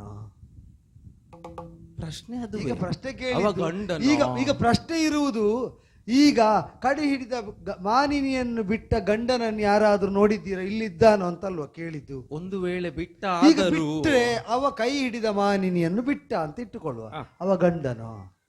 ಗಂಡನಲ್ಲವೋ? ಬಿಟ್ಟ ಮೇಲೂ ಗಂಡನೇ ಅಲ್ಲವೋ? ಅವ ಬಿಟ್ಟದ್ದು ಕೇವಲ ದೈಹಿಕ ರೂಪವಾದ ಒಂದು ಸ್ತ್ರೀಯನ್ನು. ನಾನು ಕೇಳುವುದು, ಮತ್ತು ಗಂಡನಾದ್ರೆ ಅವ ಬಿಟ್ಟನೋ? ಈಗ ಮತ್ತು ಗಂಡನೇ ಆದ್ರೆ ಅವ ಬಿಟ್ಟನೋ? ಆದ್ರೆ ಬಿಟ್ಟದ್ದು ನಿಜ ಅಲ್ಲವೋ? ಆದ್ದರಿಂದಲೇ ನಾನು ಕೇಳುವುದು, ಕಂಡದ್ದು ನಿಜವಲ್ಲ ಕಾಣದಿದ್ದದ್ದು ಸತ್ಯ ಅಂತ ಆರಾಧಿಸುವ ವರ್ಗದವರಲ್ವ ನೀವು? ಹೌದಪ್ಪ. ಕಂಡದ್ದನ್ನೇ ಪರಮಾರ್ಥ ಅಂತ ತಿಳಿದಿರೆ ಅದರೊಳಗೆ ಕಾಣದಿದ್ದದ್ದನ್ನು ಹುಡುಕುವುದು ಯಾಕೆ? ಈಗ ಕಂಡದ್ದು ಒಂದು ಮೂರ್ತಿ, ಅದೇ ಪರಮಾರ್ಥವಾದರೆ ಅದರೊಳಗೆ ಸತ್ವವನ್ನು ಹುಡುಕಿ ನೀವು ಪೂಜೆ ಮಾಡುವುದು, ಮಂಗಳಾರತಿ ಬೆಳಗುವುದಲ್ಲ. ಕೇಳಿದ್ರೆ ತಪ್ಪು ಅಂತ. ಅದೀಗ ಕಲ್ಲಿಗೋ ಲೋಹಕ್ಕೋ ಅಂತ ಅಲ್ಲವಲ್ಲ, ಕಂಡದ್ದನ್ನ ಆಧರಿಸಿ ಕಾಣದಿದ್ದದ್ದನ್ನು ತರ್ಕಿಸಿ ನಿರ್ಣಯಿಸಿ ಪೂಜೆ ಮಾಡುವುದಲ್ಲ. ನಮ್ಮ ಜನ ಅದ್ಯಾವುದೂ ಸಿಗಲಿಲ್ಲ ಆದರೆ ಒಂದು ಹಿಡಿ ಮಣ್ಣು ಸಾಕು, ಅದೂ ಆಗಲಿಲ್ಲವೋ ಅಮೂರ್ತವೂ ಆದೀತು ಅಲ್ವೋ? ಅಂದ್ರೆ ಮಣ್ಣು ಸಾಕು ಅಂದ್ರೆ ನಮಗೆ ಮಣ್ಣು ಬೇಕು ಅಂತಲ್ಲ, ಮಣ್ಣಿನ ಮೂಲಕ ಸಿಕ್ಕುವುದು ಬೇಕಾದ್ದು, ಅದನ್ನು ಹಿಡಿಯುವುದಕ್ಕೆ ಮಣ್ಣು ಸಾಕು ಅಲ್ವೋ? ಇದನ್ನು ಯಾಕೆ ಹೇಳಿದೆ ಅಂದ್ರೆ, ಗಂಡನಾದರೆ ಬಿಡಲಾರ, ಬಿಟ್ಟವ ಗಂಡನಾಗಲಾರ. ಬಿಟ್ಟು ಆಗಿದ್ದಾನೆ ಅಂತಾದರೆ ಅವ ಬಿಟ್ಟದ್ದನ್ನು ಅವ ಬಿಟ್ಟ ಅಂತ ನಿರ್ಣಯಿಸಲಾಗ. ಈಗ ಗಂಡನಾದವ ಬಿಟ್ಟಿದ್ದಾನೆ, ಬಿಟ್ಟು ಗಂಡನಾಗಿ ನಮ್ಮ ರಾಕುವರಿಯ ಮನಸ್ಸಿನಲ್ಲಿ ಉಳಿದಿದ್ದಾನೆ. ಈಗ ನಾವೇನು ಮಾಡಬೇಕು ಸ್ವಾಮಿ? ಅಲ್ಲ, ಈಗ ನಾನು ಒಂದೇ ಹೇಳ್ಬೋದು, ನನಗೆ ಗೊತ್ತಿಲ್ಲ ಸ್ವಾಮಿ, ಆದರೆ ಮಹಾರಾಜ ಋತುಪರ್ಣನನ್ನು ನನಗೆ ಗೊತ್ತುಂಟು. ಅಂತ ಬಂಡನೊಬ್ಬ ಋತುಪರ್ಣನ ಸಭೆಯಲ್ಲಿ ಇದ್ದಾನು ಅಂತ ನೀವು ಹೇಗೆ ತರ್ಕಿಸಿದ್ರೋ ನನಗೆ ಗೊತ್ತಿಲ್ಲ. ಈಗ ಆಗೆಲ್ಲ ಇದ್ದವರಿಗೆ ಆಶ್ರಯ ಕೊಡುವ ನೆಲೆಯೋ ಅಯೋಧ್ಯೆ? ಈಗ ನಾನು ಕೇಳುವುದು, ಅದು ಯಾರು ಮಾಡದಿದ್ರು ಕೆಲವು ಸ್ಥಳ ಮಹಾತ್ಮೆ ಅಂತ ಉಂಟು. ಈಗ ಕೆಟ್ಟವರಿಗೆ ಒಳ್ಳೆ ಪವಿತ್ರ ಸ್ಥಳಕ್ಕೆ ಹೋಗುವಾಗ ತಾನಾಗಿ ಉರಿ ತೊಡಗುತ್ತದೆ. ಅದು ಯಾವುದರಿಂದ ಅಂತಂದ್ರೆ ಆ ಸ್ಥಳದ ಮಹಾತ್ಮೆಯಿಂದ, ಅಥವಾ ಅವ ಮಾಡಿದ ಪಾಪಕರ್ಮಗಳು, ಅವನ ಪಾಪಕರ್ಮ ಮತ್ತು ಇಲ್ಲಿ ಅದು ಸಂಘರ್ಷಕ್ಕೊಳಗಾಗ್ತದೆ. ಆ ಸ್ಥಳದ ಮಹಾತ್ಮೆ ಮತ್ತು ಇವನ ಪಾಪ ಮಾಡಿದ್ದು ಸಾಲದೆ ಮತ್ತೆ ಬಂದು ಪಾಪ ಬರ್ತದೆ. ಆದ್ದರಿಂದ ಅವನೇ ಆ ಸ್ಥಳದಿಂದ ದೂರೀಕೃತನಾಗುತ್ತಾನೆ. ಅಯೋಧ್ಯೆಯ ಧರ್ಮಸಭೆಯಲ್ಲಿ ಹೆಂಡತಿ ಬಿಟ್ಟವನು ಕಾಲೂರಲಾರ. ಅವ ಕಾಲೂರಿನಿಂದ ಅಂತಾದರೆ ಅಯೋಧ್ಯೆಯಲ್ಲಿ ಕಾಲೂರಿನಿಂದವನು ಹೆಂಡತಿಯನ್ನು ಬಿಟ್ಟವನ ಆಗಿರಲಾರ. ನಾನೊಂದೇ ಹೇಳೋ, ಅದಕ್ಕೆ ಇನ್ನೊಂದು ಪರಿಹಾರ ಮಾಡುವ ಮಾರ್ಗ ಉಂಟು ಅಂತ ಕಾಣ್ತದೆ ನನಗೆ. ಇದ್ದರೆ ದಯವಿಟ್ಟು ಹೇಳಿ ಸ್ವಾಮಿ. ಅದು ಈಗ ಗಂಡ ಎಲ್ಲಾದರೂ ಬಿಟ್ಟ ಮೇಲೂ ಬಿಟ್ಟವನನ್ನು ಗಂಡ ಅಂತ ಹೆಣ್ಣಿಗೆ ಕಾಣ್ತದಾದರೆ, ಗಂಡ ಏನೋ ಕಷ್ಟಕ್ಕೆ ಇಷ್ಟ ಇಲ್ಲದೆ ಮಾಡಿದ ಕೃತ್ಯ ಅಂತ. ಅವ ಮಾಡಿದ್ದು ತನ್ನ ಒಳಿತಿಗೆ ಅಂತ ತಿಳಿಯುವಲ್ಲಿ ಹೆಂಡತಿ ಗೆಲ್ಲುತ್ತಾಳೆ ಅಂತ. ಅದು ಒಂದಾನೊಂದು ಸಾಧ್ಯತೆ ಎನ್ನುವುದರಲ್ಲಿ ಎರಡು ಮಾತು. ಆದ್ದರಿಂದಲೇ ಈಗ ಅದು ಸಾಧ್ಯತೆ ಅಂತ ಒಪ್ಪಿದ್ರೆ ಅದೇ ಆದ್ರೆ ಹಾ. ಈಗ ಮತ್ತೆ ಹಾಗೆ ನೀವು ಹುಡುಕ್ಲಿಕ್ಕಿಲ್ವಲ್ಲ. ಅಲ್ಲ, ಈಗ ಹೆಂಡತಿಯನ್ನು ಬಿಟ್ಟ ಗಂಡ ಎಲ್ಲಿದ್ದಾನೆ ಅಂತ ಹುಡುಕ್ಲಿಕ್ಕಿಲ್ಲ. ಅದು ಹೆಂಡತಿಯೇ ತಿಳಿದ್ರೆ ಆಯ್ತು. ಗಂಡ ಕಷ್ಟದಲ್ಲಿ ಬೇರೆ ಗತಿ ಇಲ್ಲದೆ ಇಷ್ಟ ಇದ್ದ ಹೆಂಡತಿಯನ್ನು ಕಷ್ಟಪಟ್ಟಾದರೂ ಬಿಟ್ಟು ಕಳೆದಿದ್ದಾನೆ, ಬಿಟ್ರೆ ಮನದಿಂದ ಬಿಡ್ಲಿಲ್ಲ ಅಂತ ಹೆಂಡತಿ ತಿಳಿದರೆ ಹೆಂಡತಿ ಅವಳನ್ನು ಮಾತ್ರ ರಕ್ಷಿಸುವುದಲ್ಲ, ಅವಳ ಗಂಡನನ್ನೂ ರಕ್ಷಿಸಿದಾಗ. ಸ್ವಾಮಿ, ಸ್ವಲ್ಪ ಹೊತ್ತಿನ ನನ್ನನ್ನು ಮುಂಚೆ ಸ್ವಾಮಿ ಒಂದು ಒಳ್ಳೆ- ಸ್ವಾಮಿ ನೀವು ಉತ್ತರ ಕೊಡ್ಲಿಕ್ಕೆ ನಿಂತ ಅಥವಾ ಪ್ರತಿಕ್ರಿಯೆ ಕೊಡ್ಲಿಕ್ಕೆ ನಿಂತಾಗಲೇ ನನಗೆ ನೀವು ಸ್ವಾಮಿ ಆಗಿದ್ದೀರಿ. ಆಯ್ತಾ? ಗಡ್ಡ ಮೀಸೆ ಇರುವುದು ನಿಮಗೆ, ಹ್ಮ್. ನನ್ನದು ಎಲ್ಲಿ ಎಂತದುಂಟು ಅಂತ ನನಗೇ ಸ್ಪಷ್ಟ ಇಲ್ಲ. ನೀವಲ್ಲ ಸ್ವಾಮಿ ಅಂದ್ರೆ ನಾನು ಓ ಅನ್ನೋದೇ. ಕೆಲ ಕಾಲದ ಮುಂಚೆ ಕೇಳ್ಪಟ್ಟೆ, ಏನು ಅಂತ? ಪದಕುಸಿಯೇ ನೆಲವಿಹುದು ಅಂತ. ಓ, ಅದು ಕೇಳಿದ್ರಾ? ನೀವು ಹೇಳಿದ್ದಲ್ವೋ, ಯಾವುದೋ ಒಂದು ಒಳ್ಳೆಯ ಕಾರ್ಯದಿಂದ ಅಥವಾ ಒಳ್ಳೆಯ ಮನಸ್ಸಿನಿಂದ ಅಮೃತ ಹೃದಯದಿಂದಲೇ ಅವ ಹೋಗಿರಬಹುದು ಅಂತ. ಅವಳ ಅಲ್ಲಿ ಪದ ಕುಸಿದಿರಬಹುದು, ಆದ್ರೆ ನಮ್ಮ ರಾಕುವರಿಯ ನೆಲಗಟ್ಟಿ ಉಂಟು, ನೆಲೆಗಟ್ಟಿ ಉಂಟು. ಅದೇ ಹೇಳಿದ್ದು. ಅವ ಒಳ್ಳೆಯ ಕಾರಣದಿಂದಲೇ ಹೋಗಿದ್ದರು. ತನ್ನ ಪತಿಯನ್ನು ಹುಡುಕಿಕೊಳ್ಳುವ ನೆಲೆ ಅವಳಿಗುಂಟಲ್ವೋ, ಅದರಲ್ಲಿ ತಪ್ಪು ಅಂತ ಹೇಳಿಕ್ಕಾಗ್ತದ? ನನ್ನೀಗ ಹೆಂಡತಿಯಲ್ಲಿ ಕೇಳಬೇಕು ಬಿಟ್ರೆ ಗಂಡನನ್ನು ಹುಡುಕುವ ಸಭೆಯಲ್ಲಿ ಕೇಳುವುದಲ್ಲ. ಈಗ ಪತಿಯನ್ನು ಹುಡುಕಿಕೊಳ್ಳುವ ಸಾಮರ್ಥ್ಯ ಅವಳಿಗುಂಟಲ್ವ ಅಂತ ನನ್ನಲ್ಲಿ ಕೇಳಿದರೆ ನಾನು ಅಲ್ಲ ಹೇಳಿದ್ದು, ಅದು ನಮ್ಮಲ್ಲಿ ಕೇಳಿದ್ರು ಹೇಳುವ ಉತ್ತರ ಅಲ್ಲ. ನಾವು ಈ ಕ್ಷಣಕ್ಕೆ ಪತಿಯನ್ನು ಹುಡುಕಿ ಕೊಡಿ ಅಂತ ಹೇಳಿದ್ದು ಅಲ್ಲ, ಇದು ಧರ್ಮವೇ, ಅವ ರಾಜನು ಅವ ಗಂಡನು ಅಂತ ಕೇಳಿದ್ದಲ್ಲ. ಅದನ್ನೇ ಹೇಳಿದ್ದು ನಾನು. ಅದಕ್ಕೆ ಉತ್ತರ ಸಿಕ್ಕರೆ ಪತಿ ಸಿಕ್ಕಾನು ಬಹುಶಃ. ಅದನ್ನೇ ಹೇಳಿದ್ದು. ನನಗೆ ಗಂಡ ಎಲ್ಲಿದ್ದಾನೋ ಹೆಂಡತಿ ಯಾರೋ ಯಾವುದು ಗೊತ್ತಿದ್ದು ನಾನು ಹೇಳಿದ್ದಲ್ಲ. ಹೆಂಡತಿ ಎಲ್ಲಿದ್ದಾಳೆ, ಗಂಡ ಇದ್ದ. ಆದರೆ ನೀವು ಸಹಜವಾಗಿ ಲೋಕದಲ್ಲಿ ಸಂಸ್ಕಾರ ಇದ್ದವರು ಹೇಗೆ ನಡೀತಾರೆ ಅಂತ ನಮಗೆ ಗೊತ್ತಿದ್ದರಿಂದ ನಾನು ಹೇಳುವುದು. ಅವರು ಸಾಧಾರಣ ಹೆಂಡತಿಯನ್ನು ದೂರೀಕರಿಸಿದ್ರು ಬಿಡುವುದಿಲ್ಲ. ದೂರ ಇಟ್ಟವರಲ್ಲ, ಬಿಟ್ಟವರಲ್ಲ. ಈಗ ಬಿಟ್ಟವರು ಹತ್ತಿರ ಇದ್ದರೂ ಅವರು ಇಟ್ಟುಕೊಂಡವರಲ್ಲ ಒಳಗೆ.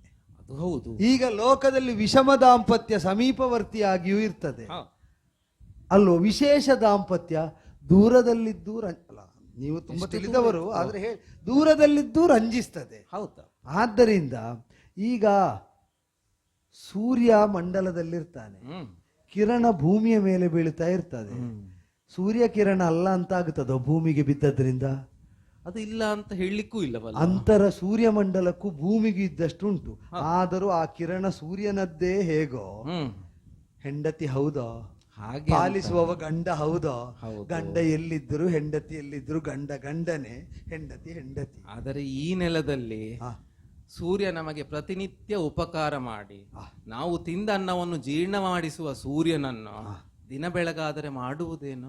ಒಂದು ನಮಸ್ಕಾರ, ಒಂದು ಉದ್ಧರಣೆ ನೀರಾದ್ರೂ ಕೊಡ್ತೇವಲ್ಲ. ಆದ್ದರಿಂದಲೇ ಸೂರ್ಯ ಕಿರಣವನ್ನು ಬಿಟ್ಟು ಕಳೆಯುತ್ತಾನೆ ಎಂಬುದರಿಂದ ಸೂರ್ಯನಿಗೆ ನಮಸ್ಕಾರ ತಪ್ಪುವುದಿಲ್ವಲ್ಲ. ಅವ ಕೆಲವೊಮ್ಮೆ ಹಾಗೆ ಬಿಟ್ಟದ್ದೇ ಯಾವುದೋ ಬೆಳಕಿಗಾಗಿ ಅಂತ ಕಂಡ್ರೆ ಆಯ್ತು. ಸ್ವಾಮಿ, ನೀವು ನನ್ನನ್ನು ದೊಡ್ಡವ ಅಂತ ಹೇಳಿದ್ರಿ. ಹೌದೌದು. ಪ್ರತಿಕ್ರಿಯೆ ನೀಡ್ಲಿಕ್ಕೆ ಎದ್ದು ನಿಂತವರು ನೀವು ಕೂಡ ಅಷ್ಟೇ ದೊಡ್ಡ. ನಾವು ಆಶ್ರಯ ಕೊಟ್ಟ ಸಭೆಯಲ್ಲಿ ಈಗ ಮರ್ಯಾದೆ ಬಿಟ್ಟವರೆಲ್ಲ ಇದ್ದಾರೆ ಅಂತ ಅದು ನಮಗೆ ಸಹಿಸುವುದಿಲ್ಲ. ಆದ್ರಿಂದ ಉತ್ತರ ಹೇಳಿದೆ ಬಿಟ್ರೆ ನನಗೆ ಸಂಬಂಧ ಇಲ್ಲ ಇದರಲ್ಲಿ. ಸ್ವಾಮಿ, ನಿಮ್ಮ ಸೂರ್ಯನೇ ನನ್ನ ಬಾಯಲ್ಲಿ ಎರಡು ಮಾತು ಹೇಳಿಸುತ್ತಿದ್ದಾನೆ. ನನ್ನ ಸೂರ್ಯನ? ಹೌದು. ಅಲ್ಲ, ಅದು ನೀವು ಸೂರ್ಯ ಮೆಚ್ಚಿಕೊಂಡ ಸೂರ್ಯ. ಹಾಗೆ ಹಾಗೆ ಹಾಗೆ ಹಾಗೆ ಸೂರ್ಯ ನಮಗೆ ಇಷ್ಟು ಉಪಕಾರ ಮಾಡ್ತಾನೆ ಅಂತ ನಾವು ಸೂರ್ಯನಿಗೆ ಎಷ್ಟೇ ಪ್ರಾಮಾಣಿಕವಾಗಿ ನಮ್ಮ ನಮಸ್ಕೃತಿಗಳನ್ನು ತಿಳಿಸಿದರು, ನಾಳೆ ಬೆಳಗಾದ್ರೆ ಸೂರ್ಯ ಬೇಡ ಅಂದುಕೊಳ್ಳಿಕ್ಕೆ ಆಗ್ತದ? ಆಗುದಿಲ್ವಲ್ಲ. ಪತಿಯೂ ಹಾಗೆ ಅಲ್ಲವೋ? ಮುಳುಗಿದ ಸೂರ್ಯ ಇಲ್ಲ ಅಂತಲೂ ಆಗುವುದಿಲ್ಲ. ಬಿಟ್ಟದ್ದರಿಂದ ಸೂರ್ಯ ಅಲ್ಲ ಅಂತಲೂ ಆಗುವುದಿಲ್ಲ.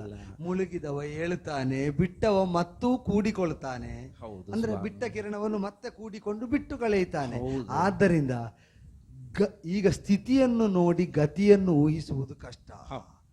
ಕೆಲವೊಮ್ಮೆ ಸ್ಥಿತಿ ಆದದ್ದಕ್ಕೆ ವಿಶೇಷ ಗತಿಯನ್ನು ಕಲ್ಪಿಸಿದ್ರೆ ಮಾತ್ರ ಸಂಬಂಧ ಮಾಡುವುದಕ್ಕೆ ಆಗುವುದು ಕೆಲವೊಮ್ಮೆ. ಅದು ಹೌದು. ಅಂದ್ರೆ ಎಲ್ಲಿಯೋ ಹೊಡೆದದ್ದು ಎಲ್ಲಿಗೋ ತಾಗುವುದಿಲ್ವೋ? ಹೌದು. ಆದ್ದರಿಂದಲೇ ತಾಗಿದ್ದರಿಂದ ಹೊಡೆದ ನೆಲೆ ಇದು ಅಂತ ಹೇಳಲಿಕ್ಕೆ ಆಗುವುದಿಲ್ಲ ಅಂತ.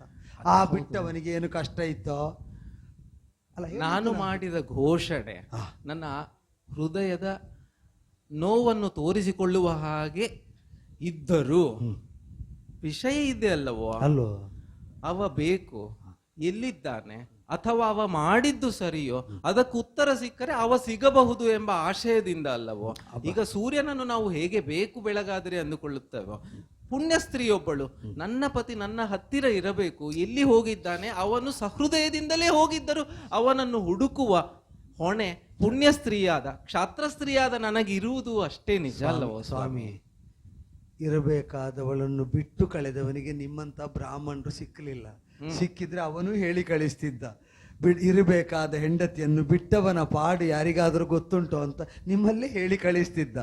ಅದು ಅವನಿಗೆ ನಿಮ್ಮಂಥವರು ಸಿಕ್ಕಲಿಲ್ಲ, ಅವಳು ಭಾಗ್ಯಶಾಲಿನಿ, ನಿಮ್ಮಂಥವರು ಸಿಕ್ಕಿದ್ರು ಅಲ್ಲ ಹೇಳಿದ್ದು. ಯಾರು ಯಾರಿಗೆ ಸಿಕ್ಕರೂ ಬಿಟ್ಟರು, ಸದ್ಯಕ್ಕೆ ನಮ್ಮ ರಾಜಕುಮಾರಿಗೆ ಈ ಪ್ರಶ್ನೆಗೆ ಉತ್ತರ ಸಿಗಬೇಕೆಂಬುದೊಂದೇ ನಮ್ಮ ಆಶಯ ಉಂಟು. ಈಗ ಅವಳು ಈಗಲೂ ಗಂಡ ಅಂತ ಪರಿಭಾವಿಸುವುದಾದರೆ ಗಂಡ ಬಿಡ್ಲಿಲ್ಲ ಅಂತಲೇ ಅರ್ಥ. ಗಂಡ ಬಿಟ್ಟಿದ್ದರೆ ಗಂಡನೆಂಬ ಭಾವ ಅವಳೊಳಗೆ ಉಳಿಯುತ್ತಿರ್ಲಿಲ್ಲ ಅಂತಲೇ ತಾತ್ಪರ್ಯ. ಇದು ನಾನು ಒಳ್ಳೆ ದಾಂಪತ್ಯಕ್ಕೆ ಅನ್ವಯಿಸಿ ಹೇಳಿದ್ದು. ನೀವು ಎಲ್ಲಿಗೆ ಹೇಗೆ ಬೇಕೋ ಹಾಗೆ ಬಳಸಿಕೊಳ್ಳಬಹುದು. ನೀವು ಹೇಳಿದರ ವಿಷಯದಲ್ಲಿ ನನಗೆ ಎಷ್ಟು ಅರ್ಥವಾಗಿದೆಯೋ ಅದನ್ನು ತಕೊಂಡು ಎಲ್ಲಿ ಸೇರಿಸಬೇಕೋ ಅಲ್ಲಿ ಸೇರಿಸ್ತೇನೆ. ನನಗೆ ಪೂರ್ತಿ ಅರ್ಥ ಆಗಿ ಹೇಳಿದ್ದಲ್ಲ, ನನಗೆ ಪೂರ್ತಿ ಅರ್ಥ ಆಗಿದೆ ಅಂತಲೂ ಅಲ್ಲ, ಇದು ಸೇರುವಾಗ ಅರ್ಥ ಆದೀತು ಅಲ್ಲವೋ? ನಾನೇ ಮನನ ಮಾಡಿ ಪ್ರಯತ್ನ ಮಾಡ್ತೇನೆ. ಆದೀತು ಸ್ವಾಮಿ, ಆದೀತು. ಈಗ ನೇರ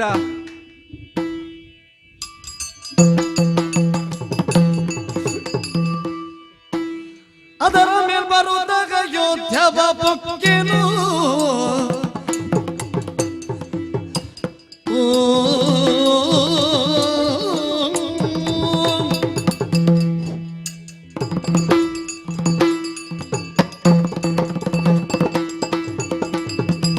ಅದರ ಮೇಲ್ ಬರುತ್ತ ಯೋಧ್ಯವ ಪೊಕ್ಕೆನು ಕೇಳಿ ನೀವು ಮುದದೊಳ್ಳಾದರೆ ಋತುಪರ್ಣ ಮನ್ನಿಸಿದನು ಕೇಳಿ ನೀವು. ಅದರ ಮೇಲ್ ಬರುತ್ತ ಅಯೋಧ್ಯವ ಬೊಕ್ಕೆನು ಕೇಳಿ ನೀವು.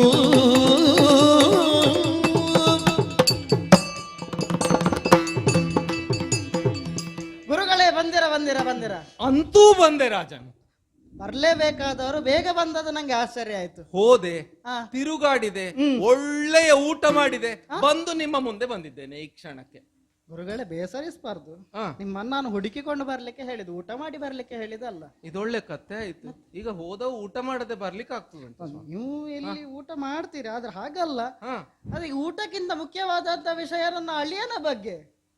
ಅದು ಹೌದು, ಆದ್ರೆ ಊಟ ಸಹ ಮುಖ್ಯ ಅಲ್ಲವೋ ಗುರುಗಳೇ? ಜೀವ ಪೋಷಣೆಗೆ ಊಟ ಮುಖ್ಯ, ಹೌದು. ಹಾಗಾಗಿ ನಾನು ಎಲ್ಲಿ ಹೋದರೂ ಅಲ್ಲಿ ನನ್ನ ಕೆಲಸವನ್ನು ನೆನಪಿನಲ್ಲಿ ಇಟ್ಟೆ ಹೋಗಿದ್ದೇನೆ. ಎಲ್ಲ ರಾಜ್ಯಗಳನ್ನು ತಿರುಗಾಡಿದ್ದೇನೆ. ತಿರುಗಾಡಿ ದಮಯಂತಿಯ ಆಶಯವನ್ನು ನಾ ಮನಸ್ಸಿನಲ್ಲಿಟ್ಟು ಕೊನೆಗೆ ಅಯೋಧ್ಯೆಗೆ ಹೋಗಬೇಕಾಯ್ತು. ಅಯೋಧ್ಯೆಗೆ ಹೋದ್ರ? ಎಂತ ಊಟ ಅಂತೀರಾ ಅಯೋಧ್ಯೆಯಲ್ಲಿ? ಹೌದು, ಕೇಳಿದ್ದೇವೆ ಅಯೋಧ್ಯೆಯಲ್ಲಿ ಒಳ್ಳೆಯ ಬಗೆಯ ಊಟ ಉಂಟು ಅಂತ ಹೇಳಿ. ನೀವು ರಾಜರು, ನಾನು ಕೇವಲ ನಿಮ್ಮ ಆಸ್ಥಾನದಲ್ಲಿ ಒಬ್ಬ ಬ್ರಾಹ್ಮಣ. ತಪ್ಪು ತಿಳಿಬೇಡಿ, ನೀವು ಸಹ ಅಂತ ಊಟ ಮಾಡಿರ್ಲಿಕ್ಕಿಲ್ಲ. ಹೌದಾ? ಒಳ್ಳೆ ಊಟ ಅಂದ್ರೆ ಹೇಳಲಿಕ್ಕೆ. ಅಲ್ಲಿ ತಿಂದದ್ದು 1 ವಾರ 10 ದಿವಸ ಆಯ್ತು ಸ್ವಾಮಿ ತಿಂದು. ಅದರ ರುಚಿಯ ಘಮ ಈಗಲೂ ಹಾಗೆ ಉಂಟು ಮನಸ್ಸಲ್ಲಿ. ಹೌದಾ? ಶಾಸ್ತ್ರ ಹೇಳ್ತದೆ, ಅನ್ನ ಎಲ್ಲಿ ವಿಕ್ರಯ ಮಾಡ್ತಾರೋ ಅಲ್ಲಿ ನಾವು ಕೊಂಡುಕೊಂಡು ಅನ್ನ ತಿನ್ನಬಾರದು. ಹಾಗಾಗಿ ನಾವು ಎಲ್ಲಿ ಹೋದರೂ ಅಲ್ಲಿ ಅದನ್ನೇ ಹುಡುಕುದಲ್ಲವಾ? ರಾಜ ಋತುಪರ್ಣ ಅಯೋಧ್ಯೆಯ ದೊರೆ. ಎಂತಹ ಊಟ, ಎಂತಹ ಆತಿಥ್ಯ. ಹೋಗುವಾಗ ಸಮಯ ಮಧ್ಯಾಹ್ನ ಆಯ್ತು. ಎಲ್ಲ ವ್ಯವಸ್ಥೆಗಳನ್ನು ಮಾಡಿ ಇನ್ನೇನು ನೀವು ಊಟದ ಕೋಣೆಗೆ ಬನ್ನಿ ಎಂದು ಹೇಳಿ ಹೋಗುವಾಗ ಈಗೀಗ ವರ್ತಮಾನ ಬರ್ತಾ ಉಂಟು ಅಯೋಧ್ಯೆಯ ಬಗ್ಗೆ ಎಲ್ಲ. ಏನು ನಿಮಗೆ ಬಂದ ವರ್ತಮಾನ? ನನ್ನ ಹೋದದ್ದು ನಾನು, ನನಗಿಂತ ಬೇಗ ವರ್ತಮಾನ ಯಾರು ತಂದು ಕೊಟ್ಟದ್ದು? ವರ್ತಮಾನ ಬರ್ತದೆ, ಅದಕ್ಕೇನು ತೊಂದ್ರೆ ಇಲ್ಲ. ಒಳ್ಳೊಳ್ಳೆ ವರ್ತಮಾನಗಳು ಬರ್ತಾ ಉಂಟು ವ್ಯವಸ್ಥೆಯ ಬಗ್ಗೆ, ಊಟದ ಬಗ್ಗೆ. ಹೌದು, ಲೇಹ್ಯ. ನೀವು ಮುಂದಿನ ಹಲ್ಲಿನಿಂದ, ಕೋರೆಯ ಹಲ್ಲಿನಿಂದ, ದವಡೆಯ ಹಲ್ಲಿನಿಂದ ತಿನ್ನಬಹುದಾದ ಎಲ್ಲ ವಸ್ತುಗಳು ನುಂಗಿ ಕಚ್ಚಿ ಹ್ಮ್. ನೆಕ್ಕಿ ಹ್ಮ್. ಆಘ್ರಾಣಿಸಿ ಸ್ವೀಕರಿಸಬಹುದಾದ ಎಲ್ಲ ಪದಾರ್ಥಗಳು ಸ್ವಾಮಿ. ಆ. ನಾನು ಇದು ತನಕ ಕೇಳಿದ್ದೆ ಹೊರತು ನೋಡಿದ್ದಿಲ್ಲ. ಗುರುಗಳೇ, ಎಂತ ಊಟ ಅಂತೀರ ಸ್ವಾಮಿ. ಗುರುಗಳೇ, ಮುಂದೆಂದೋ ನೀವೇ ಪ್ರಯೋಗಿಸಿದ್ದು. ಪರಮ ಷಡು ರಸದ ಭೋಜನವನ್ನು ಮಾಡಿ ಆ, ಅದರ ರುಚಿಯನ್ನು ಕಂಡು ಆ. ಅದರ ಪರಿಮಳವನ್ನು ಸ್ವೀಕಾರ ಮಾಡಿದಂತ ನಮಗೆ ಆ ಕವಿಗೆ ಭಾವದಾರಿದ್ರ್ಯ. 6 ರಸಗಳೇ ಅಂತೆ, ಅವ ಕಂಡದ್ದು 6, ಅಲ್ಲಿದ್ದದ್ದು 100. ಅಲ್ಲ, ಅಲ್ಲಿಯ ನಿಮ್ಗೆ ರಸ ಕಂಡು ನನ್ನ ರಸದ ಭಾವ ಸತ್ತು ಹೋದಾಗೆ ಉಂಟು ಈ ಸಲ. ಯಾಕೆ ಸ್ವಾಮಿ? ನಾನು ಹುಡುಕಿ ಬರ್ಲಿಕ್ಕೆ ಹೇಳಿದ ಅಳಿಯನ ಬಗ್ಗೆ, ಅದನ್ನು ಬಿಟ್ಟು ನೀವು ಅಡಿಗೆಯ ಬಗ್ಗೆ, ಇದ್ರ ಬಗ್ಗೆ, ಪಾಕದ ಬಗ್ಗೆ, ಊಟದ ಬಗ್ಗೆ ಹೇಳ್ತಿದ್ದೀರಿ ಹೊರತಾಗಿ ನನ್ಗೆ ಬೇಕಾದಂತ ವಿಷಯ ಒಂದೇ ಹೇಳುದಿಲ್ಲ ನೀವು. ನಿಮಗೆ ಬೇಕಾದ ವಿಷಯವನ್ನೇ ಹೇಳುತ್ತಿದ್ದೇನೆ. ಪ್ರಸಂಗದಲ್ಲಿ ಏನುಂಟು ಅದನ್ನೇ ಹೇಳಿ. ಸ್ವಾಮಿ ಕಾರ್ಯ, ಅದರ ಜೊತೆಗೆ ಸ್ವಲ್ಪ ಸ್ವಕಾರ್ಯ ಅಷ್ಟೇ ಸ್ವಾಮಿ. ಅಲ್ಲ, ಸ್ವಕಾರ್ಯ ಹೌದು. ಈಗ ಸ್ವಾಮಿ ಕಾರ್ಯ ಹೇಗೆ ಅಂತ ಸ್ವಾಮಿ ಆ ಹೋಗಿದ್ದೆ ಅಯೋಧ್ಯೆಗೆ. ಗುರುಗಳೇ, ಅಲ್ಲಿ ಹಲವು ಅನುಭೂತಿಗಳು ನನಗೂ ಆದದ್ದು ಉಂಟು. ದಮಯಂತಿ ಹೇಳಿದ ಘೋಷಣೆಯನ್ನೂ ಮಾಡಿದ್ದೆ. ಹಲವು ವಿಧವಾದ ಪ್ರತಿಕ್ರಿಯೆಗಳನ್ನು ಸಭೆಯಲ್ಲಿ ನಾನೂ ಕಂಡೆ. ಗುರುಗಳೇ, ನಂಗೆ ಈಗ ಒಂದು ಪ್ರಶ್ನೆ ಹುಟ್ಟಿದ್ದು. ಈ ಅಡಿಗೆ ಮಾಡಿದಂತಹ ಅಡಿಗೆ ಭಟ್ಟ ಯಾರು? ಇದು ಹೀಗೆ ನೋಡಿ, ವಾಸನಾ ಬಲ ಅಂತ. ನಾ ಅಡುಗೆಯ ವಿಷಯ ಬಿಟ್ಟಾಯ್ತು, ನೀವು ಅದನ್ನು ಅಡಿಗೆಯ ವಿಷಯ ಹಿಡಿದ. ಈಗ ಮಗಳು ಬೇಡಲ್ವ ನಿಮಗೆ? ಅಲ್ಲ, ಮಗಳು ಬೇಕು. ನೀವು ಹೇಳಿದನ್ನು ಕೇಳುವಾಗ, ಅದಕ್ಕೆ ವಿಸ್ತಾರವಾದಂತಹ ಅರ್ಥವನ್ನು ಹೇಳುವಾಗ ಐ ಮಾಡಿದವರು ಯಾರು ಅಂತ ಹೇಳಿಬೇಕಾದದ್ದು. ಹೇಳುವ ಎಂತಹ ಅಡಿಗೆ ಸ್ವಾಮಿ? ಎಂತಹ ಅಡಿಗೆ?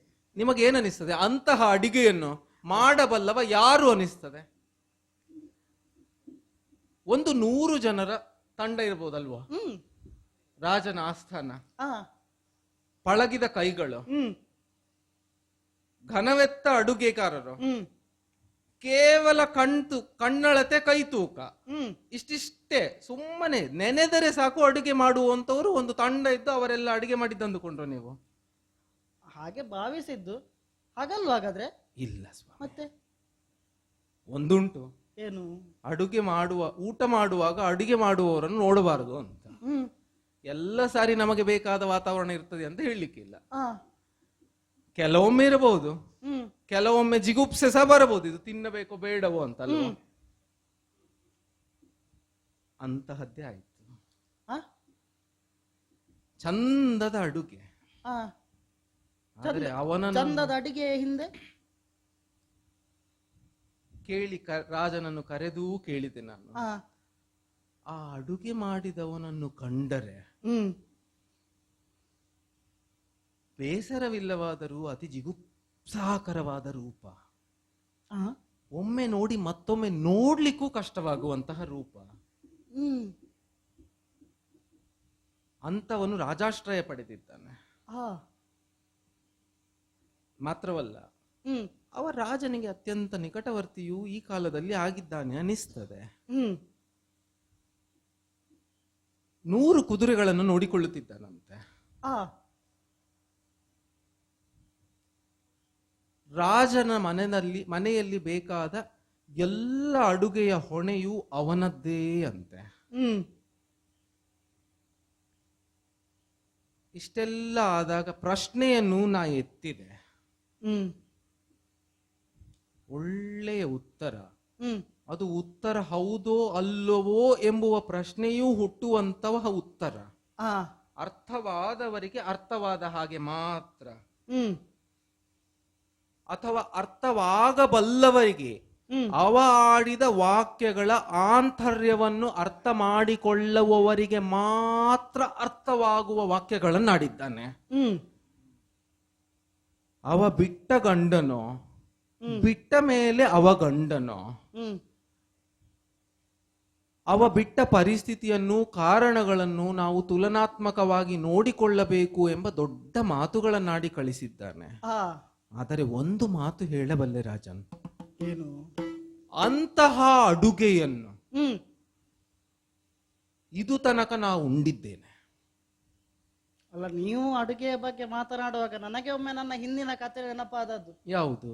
ಒಂದೊಮ್ಮೆಗೆ ನನ್ನ ಅಳಿಯನೇ ಮಾಡಿದಂತಹ ಅಡುಗೆ, ಅದುವೇ ನಳಪಾಕ. ನನಗೂ ಹಾಗೆ ನಮ್ಮ ರಾಕುವರಿಯ ಮದುವೆಯಲ್ಲಿ ಉಂಡ ಊಟಕ್ಕೆ ಒಂದಿಷ್ಟು ಆಚೀಚೆ ನನಗನ್ನಿಸಲಿಲ್ಲ. ಅದರಲ್ಲಿ ಲೋಪ ಬಾರದ ಹಾಗೆ ಹೌದು. ಅಲ್ಲಿ ಹೇಗೆ ಉಂಟು ತದ್ ರೀತಿಯಲ್ಲೇ ಮಾಡಿದಂತಹ ಹಾಡು. ರೀತಿಯಲ್ಲಿ ಮತ್ತೊಮ್ಮೆ ನಮ್ಮ ಮಗಳ ಮದುವೆ ನನಗೆ ನೆನಪಾದ್ದೆ ಹೊರತು ಮತ್ತೇನೂ ಇಲ್ಲ. ಇದು ನಾ ತಿರುಗಾಡಿ ತಂದ ವಿಷಯ. ನಿಮಗೂ ದಮಯಂತಿಗೂ ಒಪ್ಪಿಸುತ್ತಿದ್ದೇನೆ. ಮುಂದೆ ನೋಡಿ ಮಗಳೇ, ಧರಣಿ ದೇವನ ನುಡಿಗೆ ಕರತನ ನೋತಿಸುತ್ತ ತರಣಿ ಮುಖ ಈಕ್ಷಿಸಲು ಒರೆದಳಯ್ಯಂಗೆ ತಾತ ತಾತಗೆ ಸಂಚಯಗಳೇತಕೆ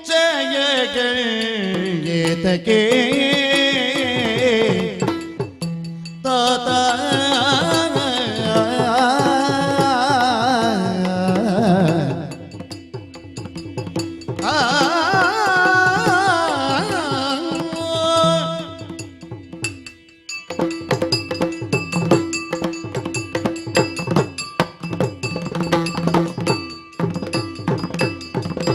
ತಾತಕಿ ಸಂಚಯಗಳು ಏತಕವನೊಡಗಿರ್ದ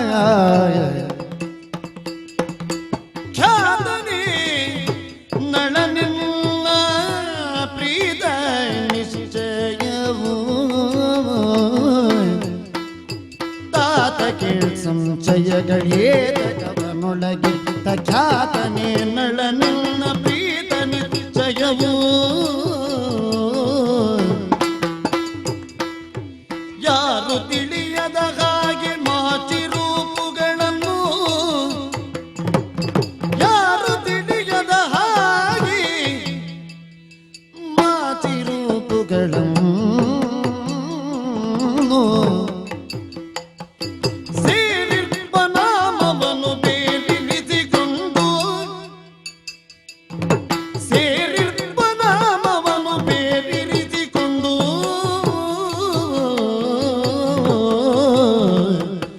ಆತ ಕೇಳ್ ಸಂಶಯಗಳೀತಕ್ಕೆ ತಾತ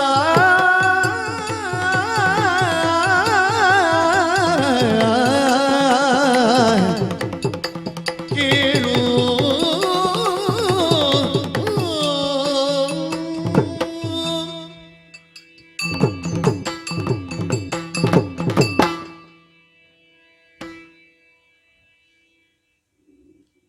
ಮಗಳೇ, ಅಪ್ಪ, ಧರಣಿ ದೇವರಾಡಿದಂತಹ ನುಡಿಯನ್ನು ನೀನು ಕೇಳಿದೆ. ಕೇಳ್ತಾ ಇದ್ದೇನೆ, ನನ್ನೊಳಗೆ ಚಿಂತಿಸ್ತಾ ಇದ್ದೇನೆ. ಹ್ಮ್ ಅಡುಗೆಯ ಕುರಿತಾಗಿ ಆಡಿದರು. ಹೌದು. ಅಡುಗೆಯನ್ನು ಮಾಡಿದಂತಹ ಪಾಚಕರ ವಿಕಾರವಾದ ರೂಪಿನ ಕುರಿತಾಗಿ ಆಡಿದರು. ಆದರೆ ಮತ್ತೆ ಮತ್ತೆ ಮತ್ತೆ ಮತ್ತೆ ಆ ರುಚಿಯ ಕುರಿತಾಗಿ ಅವರು ಹೇಳುವಾಗ ಆ ಮಾತ್ರವಲ್ಲ, ಯಾವ ಪ್ರಶ್ನೆಯನ್ನು ನಾನು ಅವರ ಮುಂಭಾಗದಲ್ಲಿ ಇರಿಸಿದ್ದನೋ, ಹ್ಮ್ ಊರೂರಲ್ಲಿ ಅದನ್ನು ಹೇಳ್ತಾ ಹೋಗಿ ಅಂತ ಹೇಳಿದನೋ, ಆ ಆ ಪ್ರಶ್ನೆಗೆ ಬೇರೆ ಯಾರೂ ಉತ್ತರ ಕೊಡ್ಲಿಲ್ಲ, ಅಡುಗೆಯವರು ಮಾತ್ರ ಕೊಟ್ರಲ್ವೇ? ಹೌದು. ಹಾಗಾದರೆ ಮತ್ತೆ ಸಂದೇಹ ಇಲ್ಲ. ಹ್ಮ್ ನನಗೆ ಅನ್ನಿಸ್ತದೆ, ಏನು? ನನ್ನನ್ನು ಅಗಲಿ ಬೇರೆಲ್ಲಿಯೋ ಸರಿದು ಹೋದಂತಹ ನನ್ನವರು ಬಹುಶಃ ವೇಷವನ್ನು ಮರೆಸಿಕೊಂಡು ಆ ಅಯೋಧ್ಯೆಯ ಕಡೆಗೆ ಸಾಗಿ ಋತುಪರ್ಣ ಭೂಪತಿಯಲ್ಲಿಯೇ ಕುದುರೆಯನ್ನು ಸಾಕುವವರಾಗಿಯೋ ಅಲ್ಲ ಪಾಚಕರಾಗಿಯೋ ಇರಬೇಕು ಅಂತ. ಯಾಕಂದ್ರೆ ಬೇರೆಲ್ಲ ರಾಜ್ಯವನ್ನು ಇವರು ಸುತ್ತಿ ಆಯ್ತಲ್ಲ. ಹೌದು. ನನ್ನನ್ನು ಹುಡುಕುವ ಕಾಲದಲ್ಲಿ ಅನೇಕ ರಾಜ್ಯಗಳನ್ನು ಸುತ್ತಿದವರು ಈಗ ಅಯೋಧ್ಯೆಗೂ ಹೋಗಿದ್ದಾರೆ. ಈ ಜಗತ್ತಿನಲ್ಲಿ ಎಲ್ಲಿಯೂ ಅವರು ಇಲ್ಲ ಅಂತ ಆದ್ರೆ ಅವರು ಇದ್ದಾರೆ, ಅವರನ್ನು ನೋಡುವಂತಹ ಕಣ್ಣು ನಮಗಿಲ್ಲ ಅಂತ ಆಯ್ತಷ್ಟೇ. ಹಾಗಾಗಿ ಮತ್ತೆ ಒಂದು ಉಂಟು, ಏನು? ಅವರು ಮನಸ್ಸು ಮಾಡಿದ್ರು ಅಂತ ಆದ್ರೆ, ಅಲ್ಲ ಹಠ ಮಾಡಿದ್ರು ಅಂತ ಆದ್ರೆ, ಒಂದಲ್ಲ 100 ವರ್ಷ ಹುಡುಕಿದ್ರು ಸಿಗ್ಲಿಕ್ಕಿಲ್ಲ ಅವರು. ಆಲೋಚನೆ ಮಾಡುದು ನಾನು. ಏನು? ಅಲ್ಲ ಅವರೇ ಹೌದೋ ಅಂತ ಖಚಿತ ಮಾಡಿಕೊಳ್ಳುವುದು ಹೇಗೆ ಅಂತ. ಹೇಗೆ? ಅದರ ಬಗೆ ಹೇಗೆ? ಅದೇ ಅವರು ಹೇಳುವುದನ್ನು ಕೇಳ್ತಾ ಕೇಳ್ತಾ ಕೇಳ್ತಾ ನಾನೊಂದು ನಿರ್ಣಯ ಮಾಡಿದ್ದೇನೆ. ಏನು ನಿರ್ಣಯ ನನ್ನದ್ದು, ಅದನ್ನು ಮಾಡಬೇಕಾದವರು ನೀವು. ಏನಾ ನಿರ್ಣಯ? ಎಳೆಯಲ್ಲಿ ಇಳೆ ಮೂರರುಳ್ ಹುಡುಕಿದರು ನಳನ ಸೋಗಿಲ್ಲ.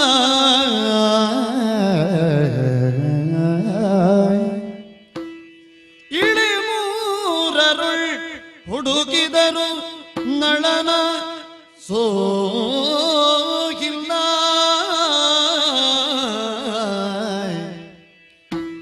ನಿಲದೆ ಪುನರಪಿ ಸ್ವಯಂ ವರಗೈವೆ ಬಾಲಿಕೆಗೆ ಚಳದಿಂದ. ನಿಲದೆ ಪುನರಪಿ ಸ್ವಯಂ ವರಗೈವೆ ಬಾಲಿಕೆಗೆ ಚಳದಿಂದ ಬಂದು ಪುಣ್ಯಗಳಿರ್ದ ಮೋಹನ್ನರೊಲಿಸಿಕೊಂಬುದು ಎನ್ನುತ್ತಲೇ ಇಳೆ ಮೂರರೊಳು ಹುಡುಕಿದರು ನಳನ ಸೋಹಿಲ್ಲ. ನಿಲದೆ ಪುನರಪಿ ಸ್ವಯಂ ವರಗಿವೆ ಬಾಲಿಕೆಗೆ ಚಳದಿಂದ ಬಂದು.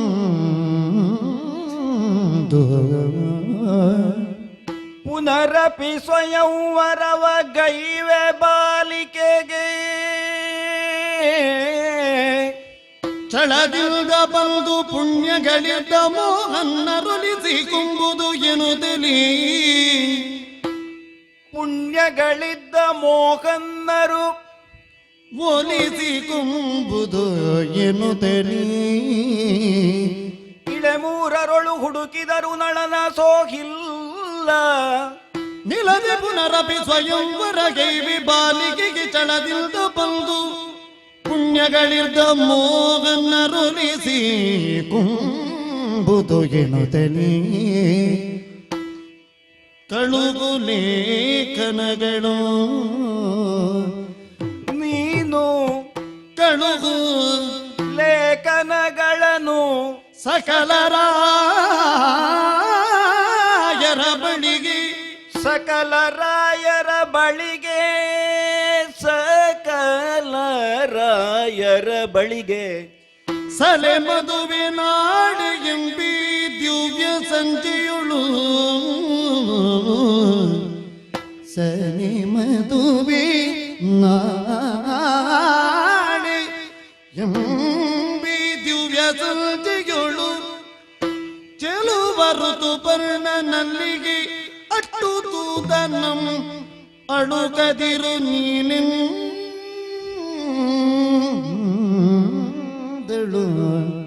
ಅಲ್ಲಿ ಇಬ್ಬರಿದ್ದಾರೆ, ಚೆಲುವ ಮತ್ತು ಋತುಪರ್ಣ. ಚೆಲುವ ಋತುಪರ್ಣನಲ್ಲಿಗೆ ಅಟ್ಟು ದೂತನಂ ಅಳುಕದಿರು ತಾತ ಅಳುಕದಿರು ತಾತ ಅಳುಕದಿರು ನೀನೆಂದಳು. ಅಳುಕದಿರು ತಾತ ನೀನು ಎಂದಳು. ದಮಯಂತಿ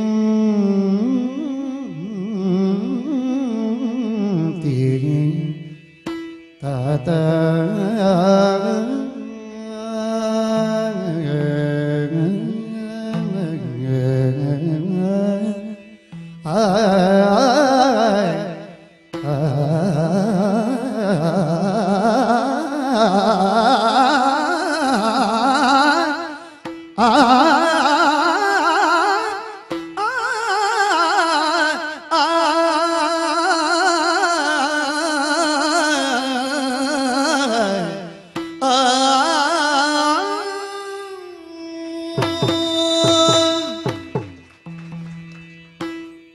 ಕರ್ಣರಂಜಿನಿ ಅಲ್ಲ.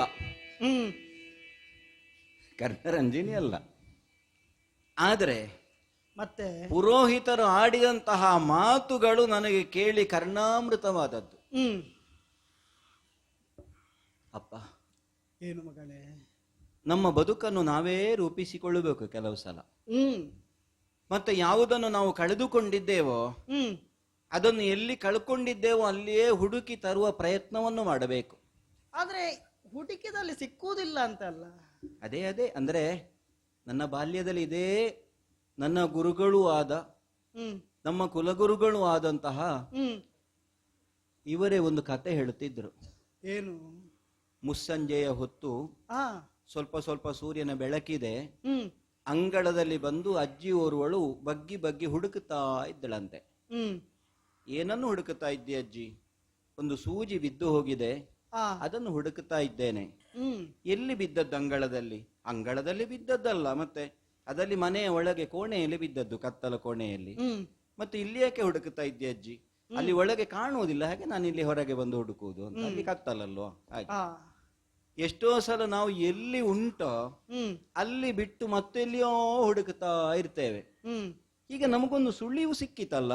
ಹೌದು, ಸುಳಿವು ಸಿಕ್ಕಿತು. ಆದ್ರೆ ಈ ಸುಳಿವನ್ನು ಪರಿಹರಿಸುವುದು ಹೇಗೆ? ಸುಳಿವು ಸಿಕ್ಕಲಿಲ್ಲ ಅಂತ ಹೇಳುವಾಗ ಆ ಹೌದು,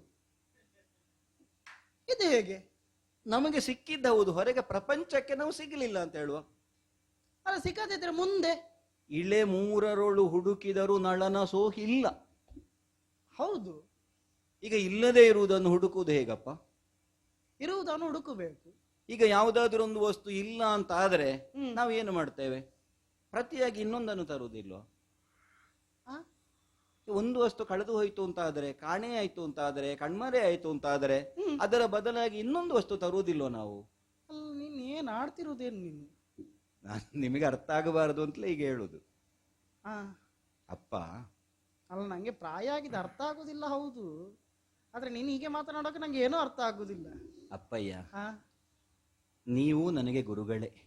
ಹ್ಮ್ ಇವರಂತೂ ಹೇಗೂ ಪಾಠವನ್ನು ಮಾಡಿದಂತಹ ಗುರುಗಳು. ಹ್ಮ್ ನನ್ನ ಮನಸ್ಸಿನ ಅಭೀಷ್ಟ ಏನು ಅಂತ ತಿಳಿಯದವರೋ ನೀವು.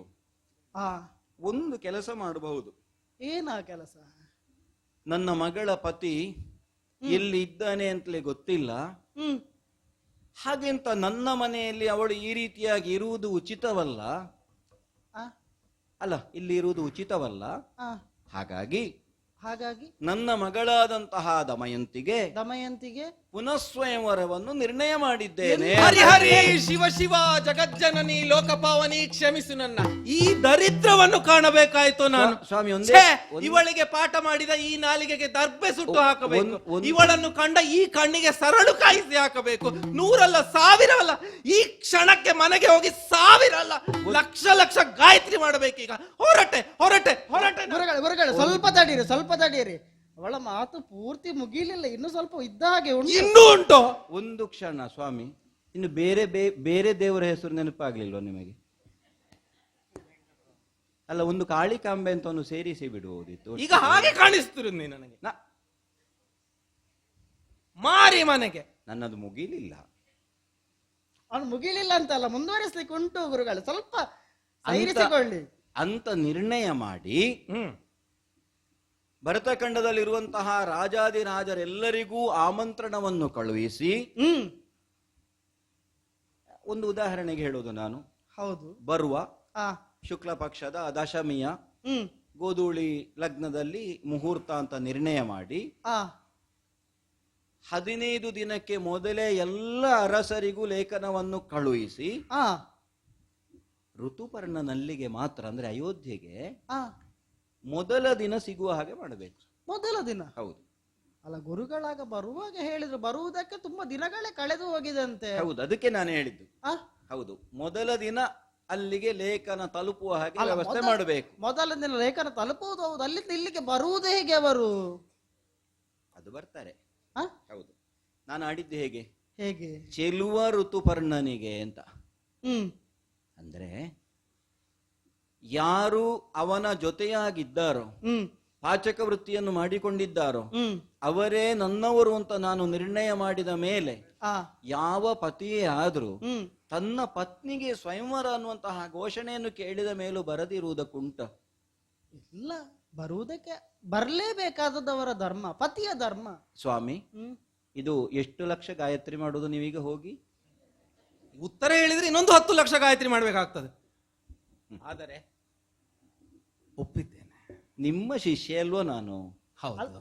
ಬಾಲ್ಯದಿಂದಲೇ ನನ್ನನ್ನು ಬೆಳೆಸಿದವರು, ನನಗೆ ವಿದ್ಯಾಭ್ಯಾಸವನ್ನೆಲ್ಲ ಮಾಡಿಸಿದವರು ನೀವು. ನನ್ನ ಜೀವನದಲ್ಲಿ ಎಲ್ಲಿಯಾದ್ರೂ ನಾನು ತಪ್ಪು ಹೆಜ್ಜೆ ಇಟ್ಟೇನೋ? ನನ್ನ ಮಗಳಾಗಿ ತಪ್ಪು ಹೆಜ್ಜೆ ಇಡುವುದಕ್ಕೆ ಸಾಧ್ಯ ಉಂಟ? ಮತ್ತೆ ಒಂದು ಗುರುಗಳೇ, ಯಾರಾದ್ರೂ ಶಿಷ್ಯಂದ್ರು ಬೇಡದ್ದು ತಪ್ಪು ಮಾಡಿದ್ರೆ ಮತ್ತೆ ನೋಡಿದವರು ಬೈಯುವುದು ಗುರುಗಳಿಗೆ, ಇವನಿಗೆ ಕಲಿಸಿದ್ಯಾರು ಅಂತ ಹೇಳಿ. ಅದರಲ್ಲೊಂದು ಲೇಷ ಪಾಪ ಗುರುಗಳಿಗೂ ಹೋಗ್ತದೆ. ಹೌದದೇ, ಹಾಗಾಗಿ ಗೊತ್ತಿದ್ದು ಅದುವೇ ನನ್ನ ಆಕ್ರಂದನ. ನನ್ನ ಶಿಷ್ಯ ಹೀಗೆ ಆಡಿಬಿಟ್ಟಳಲ್ಲ. ಹೌದಲ್ಲ. ಅಲ್ಲ, ನಾನು ಗೊತ್ತಿದ್ದು ಹಾಗೆ ಮಾಡಿಯೇನೋ. ಹಾಗಾದ್ರೆ ಇದರ ಅರ್ಥ ಏನು? ಸ್ವಾಮಿ, ಇದೊಂದು ನಾಟಕ. ಈಗ ನೀವೆಲ್ಲ ಜ್ಞಾನಿಗಳು ಹೇಳ್ತೀರಿ ಈ ಜಗತ್ತೇ ಭಗವಂತನಾಡುವ ನಾಟಕ ಅಂತ. ಈ ನಾಟಕದ ಒಳಗೆ ನಾವೆಲ್ಲ ಸೇರಿ ನನ್ನವರನ್ನು ಭರಿಸುವುದಕ್ಕೆ ಒಂದು ನಾಟಕ ಮಾಡಬೇಕು. ಗೊತ್ತಾಯ್ತಲ್ಲ? ಗೊತ್ತಾಯ್ತು ಅಪ್ಪ, ಇದು ನಾನು ಹೇಳಿದ್ದಾದ್ರೂ ಇದನ್ನೆಲ್ಲ ಮಾಡಬೇಕಾದವರು ನೀವು. ಈಗ ಮಾಡಬೇಕಾದ ಚಾರಕರನ್ನು ಕರೆಸಬೇಕು, ಇರುವ ಎಲ್ಲರಿಗೂ ಲೇಖನಗಳನ್ನು ಬರೆದು ನನ್ನ ಮಗಳಿಗೆ ಮದುವೆ ಅನ್ನುವಂತಹ ಘೋಷಣೆಯನ್ನು ಮಾಡಿ ಕಳುಹಿಸಬೇಕು. ಉಳಿದವರಿಗೆಲ್ಲ ಬೇಗ ಬೇಗ ಕಳುಹಿಸಿದ್ರು ಅದೇ ನಾನು ಆಡಿದಂತೆ ಅಯೋಧ್ಯೆಗೆ ಮಾತ್ರ ಮೊದಲ ದಿನ ತಲುಪುವ ಹಾಗೆ ವ್ಯವಸ್ಥೆ ಮಾಡಬೇಕು. ಮತ್ತೆ ಮತ್ತೊಂದು ಇಲ್ಲಿಗೆ ಬಂದಂತಹ ಅರಸರೆಲ್ಲರಿಗೂ ಪ್ರತ್ಯೇಕವಾದಂತಹ ಬಿಡದಿಯ ಬಿಡಾರದ ವ್ಯವಸ್ಥೆ ಮಾಡಬೇಕು. ಸ್ವಲ್ಪ ಕಷ್ಟ ಆದ್ರೂ ಮಾಡಬಹುದು. ಇಲ್ಲಪ್ಪ, ಮಾಡದೇನು ಮಾಡಬೇಕು. ಅವರಿಗೆ ಊಟ ಕೊಡಬಾರದು. ಅಲ್ಲ, ಅವರು ಅಲ್ಲಿಂದೆಲ್ಲ ಬಂದು ಊಟ ಕೊಡೋದಿದ್ರೆ ಊಟದ ವ್ಯವಸ್ಥೆ ಅಂದ್ರೆ ನೀವೇ ಸ್ವಯಂ ಪಾಕ ಮಾಡಿಕೊಳ್ಳಿ ಅಂತ ಹೇಳುದು. ಬೇಕಾದ ಸಾಮಗ್ರಿಗಳನ್ನ ಕೊಟ್ಟು ಅವರೇ ಮಾಡಿಕೊಳ್ಳಿ ಏನು. ಹೌದು, ಬೇಕಾದ್ದು ಅಂತ ಹೇಳಿದ್ರೆ ವ್ಯಂಜನಗಳನ್ನು ತಯಾರಿಸುವುದಕ್ಕೆ ಬೇಕಾದ ಎಲ್ಲ ವಸ್ತುಗಳನ್ನು ಕೊಡಬೇಕು. ಬೆಂಕಿ ಮತ್ತೆ ನೀರು ಇದೆರಡು ಕೊಡಬಾರದು. ಅಲ್ಲ, ಸಾಮಾನ್ಯವಾಗಿ ಪಾಕ ಮಾಡುವುದಕ್ಕೆ ಬೆಂಕಿ ಮತ್ತು ನೀರಿಲ್ಲದೆ ಪಾಕ ಮಾಡುವುದಕ್ಕೆ ಸಾಧ್ಯ ಇಲ್ಲ. ಹಾಗಾಗಿ ನಾನು ಹೇಳಿದ್ದು ಅದನ್ನು ಕೊಡಬಾರದು. ಹಾಗಾದ್ರೆ ಅವರು ಏನನ್ನು ತಿನ್ನುವುದು, ಏನನ್ನು ಉಣ್ಣುವುದು ಅದನ್ನು ನಾವು ನೋಡುವ ಅಂತ. ಹೇಗೆ ತಿಂತಾರೆ, ಏನನ್ನು ತಿಂತಾರೆ ಅಂತ. ನೀವು ನನ್ನ ಅಪ್ಪಾಗಿ ಹೀಗೆ ಹೆಡ್ಡನಾಗೆ ಮಾಡೋದಾ? ಅಲ್ಲ, ನೀನು ಮಾತನಾಡಿದಂತಹ ರೀತಿಯನ್ನು ನೋಡಿ ನನಗೆ ಮನಸ್ಸಿಗೊಂದು ರೀತಿ ಅಂದಾಗ ಒಂದಲ್ಲ, ನನ್ನ ಮಗಳು ಏನು ಆಡ್ತಿದ್ದಾಳೆ, ಏನು ಉತ್ತರ ಕೊಡ್ತಿದ್ದಾರೆ ಅಂತ ಹೇಳಿ ಬಂದು ಇಲ್ಲಿಯವರೆಗೆ ಕಣ್ಣೀರು ಸುರಿಸಿಕೊಂಡಿದ್ದವಳು ನಾನು ಚೇದಿ ದೇಶದಲ್ಲಿ ನನ್ನ ಚಿಕ್ಕಮ್ಮನ ಆಶ್ರಯದಲ್ಲಿ ದಿನಗಳನ್ನು ಸುಖವಾಗಿ ಕಳೆದೆ. ದಾಸಿ ಅಂತ ಹೆಸರಿಗಿದ್ರು ನನ್ನ ಮಗಳ ಹಾಗೆ ಅವರು ನೋಡಿಕೊಂಡಿದ್ರು. ಇದೇ ಪುರೋಹಿತರು ಅಲ್ಲಿಗೆ ಬಂದು ನನ್ನನ್ನು ನೋಡಿ ನನ್ನನ್ನು ಎಲ್ಲಿಗೆ ಕರೆತಂದ್ರು. ಹೌದು, ಇಬ್ಬರು ಮಕ್ಕಳನ್ನು ನೋಡಿ ಪತಿಯ ಮನೆಯಿಂದ ಬಂದು ಈ ತಂದೆಯ ಆಶ್ರಯವನ್ನು ಸೇರಿದ ಮೇಲೆ ನನ್ನ ಪತಿಯನ್ನು ನೋಡಬೇಕು ಅನ್ನೋ ಸಹಜವಾದ ಅಪೇಕ್ಷೆ ಪತಿವ್ರತೆಯಾದಂತಹ ನನಗಿರುವುದಿಲ್ಲಪ್ಪ. ಈಗ ಈ ವರ್ತಮಾನವನ್ನು ಪುರೋಹಿತರು ಬಂದು ಹೇಳಿದ ಮೇಲೆ ಖಂಡಿತವಾಗಿ ಅವರಲ್ಲಿ ಇದ್ದಾರೆ ಅಂತ ನಿರ್ಣಯ ಆದ ಮೇಲೆ ನನ್ನ ಮನಸ್ಸಿನ ಒಳಗೂ ಒಂದು ಸಂತೋಷ, ಒಂದು ಮಯೂರ ನರ್ತನ, ಮಯೂರಿ ನರ್ತನ ಅಲ್ಲ, ಮಯೂರ ನರ್ತನ ಬಂದೇ ಬರ್ತಾರೆ ಅಂತ ಈಗ ತಿಳಿಯಿತು ಮಗಳೇ. ಇದೆಲ್ಲ ಪರೀಕ್ಷೆ ಅಪ್ಪ. ನಿಮಗೆ ಗೊತ್ತಿಲ್ವಾ ನನ್ನವರಿಗೆ ಸಿಕ್ಕಿದ ವರ ಏನು ಅಂತ? ಅದೇ ಈಗ ಗೊತ್ತಾದದ್ದು ನನಗೆ. ಹೌದು, ಏನೆಲ್ಲ ವರ ಸಿಕ್ಕಿದೆ. ಬೆಂಕಿ ಇಲ್ಲದೆ, ನೀರಿಲ್ಲದೆ ಅಲ್ವಾ? ಹೌದು, ಅಡುಗೆ ಮಾಡುವುದಕ್ಕಾಗ್ತದೆ. ವೇಗವಾಗಿ ಬರುವುದಕ್ಕೆ ಅವರಿಂದ ಮಾತ್ರ ಸಾಧ್ಯ ಎನ್ನುವುದು. ವಾಯು ವೇಗದಿಂದ ಚಲಿಸುವಂತಹ ಒಂದು ಶಕ್ತಿ ಅವರಿಗುಂಟು ರಥವನ್ನು ಓಡಿಸುವ. ಹಾಗಾಗಿ ಈಗ ಒಂದು ವೇಳೆ ಅವರು ಬರದಿದ್ರಲ್ವಾ ಇಲ್ಲಿಗೆ, ಬಾರದೇ ಇದ್ರೆ ಆಗ ನೋಡುವ. ಬಾರದಿದ್ರೆ ಮತ್ತೆ ನೋಡಿಕೊಂಡು. ಹೌದು, ಸ್ವಯಂವರವನ್ನು ಮುಂದೂಡಲಾಗಿದೆ ಅಂತ ಹೇಳುವ. ಸರಿ, ಹಾಗಾದ್ರೆ ಈಗ ಸ್ವಯಂವರ, ಪುನಃ ಸ್ವಯಂವರ ಎನ್ನುವಂತಹದ್ದು ನಿಶ್ಚಯವಾಗಿ ಬರುವ ಹುಣ್ಣಿಮೆಗೆ, ಬರುವ ದಶಮಿಗೆ ಮಾಡುವುದು ಅಂತ ಹೇಳುವ.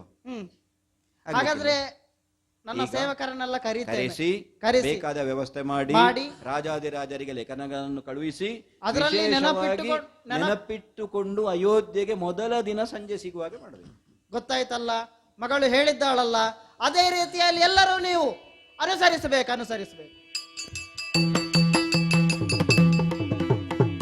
ಎನ್ನುತ್ತ ಮುಂದಿಡಲದ ಕರಣಿಕರ್ ಕೈಗೊಂಡು ಜನಪ ಶಿರೋಮಣಿಗೆ ಅರಿಕೆ ಮಾಡಿದರು.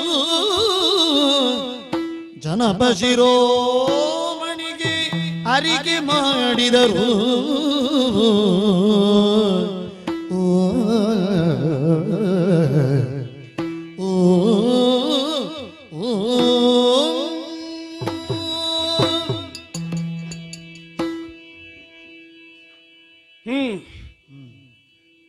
ಎಂದಿನಂತೆ ಒಡ್ಡೋಲಗವನ್ನು ಕೊಟ್ಟವನಿದ್ದೇನೆ. ಯಾರದು ದೂತ? ತನ್ನಂತಹ ಓಲಿಯನ್ನು ನನ್ನ ಮುಂದೆ ಎಲ್ಲಿಂದ ಬಂದದ್ದು? ಒಮ್ಮೆ ಓದಿ ನೋಡುವ. ಸ್ವಸ್ತಿ ಶ್ರೀಮದ್ವೈರಿ ಕುಲ ಗಜ ಸಿಂಹ ಗಪಸ್ತಿ ವಂಶಾಧಿಪನು ಸತ್ಯ ಗುಣಾನ್ವಿತ ಸಾಗಿದ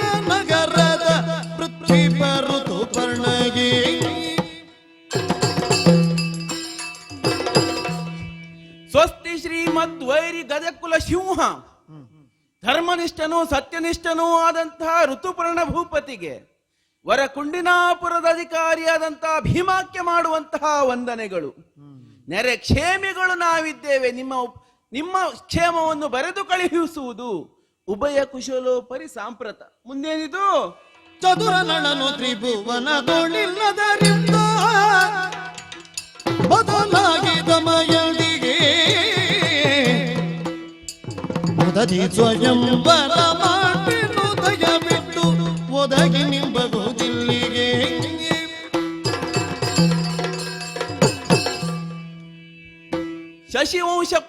ಶಶಿವಂಶ ವತಂಸನಾದಂತಹ ನಳಚಕ್ರವರ್ತಿ, ಅವನ ಇರುವಿಕೆಯ ಪತ್ತೆ 3 ಲೋಕದಲ್ಲಿಯೂ ಇಲ್ಲದ ಕಾರಣದಿಂದಲಾಗಿ ಗುಣಾಢ್ಯೆಯಾದಂತಹ ಚದುರಿಯಾದಂತಹ ದಮಯಂತಿಗೆ ಮದುವೆ. ಹಿಡ್ಕೊಳ್ಳಿ, ಅವನನ್ನು ಮೊದಲು ಹಿಡ್ಕೊಳ್ಳಿ. ಏನಾಯ್ತು ಅವನಿಗೆ? ಸಿಂಹಾಸನವೇ ಉರುಳುವಂತಹ ಸ್ಥಿತಿಯಲ್ಲಿರುವಾಗ ಅವನಿಗೆ ತಲೆ ತಿರುಗ್ತದೆ. ಇಲ್ಲಿ ಒಬ್ಬನಿಗೆ ಅಡಿಗೆ ಮಾಡಂದ್ರೆ ಊರೆಲ್ಲರಿಗೂ ಅಡಿಗೆ ಮಾಡ್ಲಿಕ್ಕೆ ಹೋಗ್ತಿದ್ದಾನ ಅನಿಸ್ತದೆ. ಹೊಗೆ ತಿಂದ ಹಾಗೆ ಆಗಿದೆ. ಅವನಿಗೆ ಸ್ವಲ್ಪ ವಿಶ್ರಮಿಸಿಕೊಳ್ಳಲಿ. ಅವ ಮುಂದೆ ಏನದು? ಮುಂದೆ ಓದುವ. ಬಾಲರು ಬಂದು ನೆರೆದಿಗರೆಲ್ಲರೂ ದಶಮಿಗೆ ದಿನದವಧಿ ಎಸೆವಗಳಿಗೆ 13ಕ್ಕೆ ಶುಭ ಲಗ್ನ ಕುಶಲದೊಳಿಟ್ಟಿಗೆವು.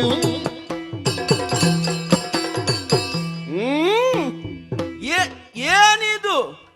ದಶಮಿಯ ದಿನದಂದು 13ನೇ ಗಳಿಗೆಗೆ ಮದುವೆ ಯಾರದ್ದು? ಪ್ರಪಂಚಕ್ಕೆ ತಾಯಿಯ ಸ್ಥಾನದಲ್ಲಿರುವಂತಹ ದಮಯಂತಿಗೆ ಮದುವೆ ನಿಶ್ಚಯಿಸಿದವ ಭೀಮಕ. ಏನು ಅಲ್ಲಿ ಬ್ರಹ್ಮವಿದರಾದಂತಹ ಜ್ಞಾನಿಗಳಾದಂತಹ ಯಾರು ಬ್ರಾಹ್ಮಣರಿಲ್ವೋ? ಹೇಗಿದ್ದಾರು ಇಂಥವರಿದ್ದಲ್ಲಿ ಬ್ರಾಹ್ಮಣರು ಹೇಗಿದ್ದಾರೆ?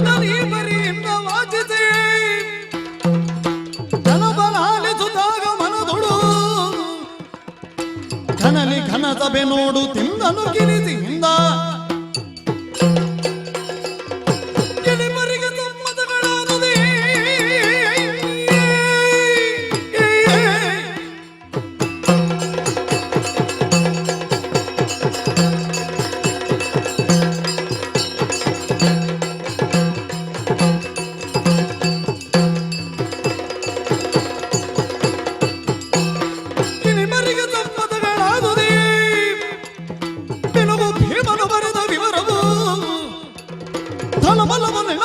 ಮುಪ್ಪಿನ ದಳದ ಮರುಳೋ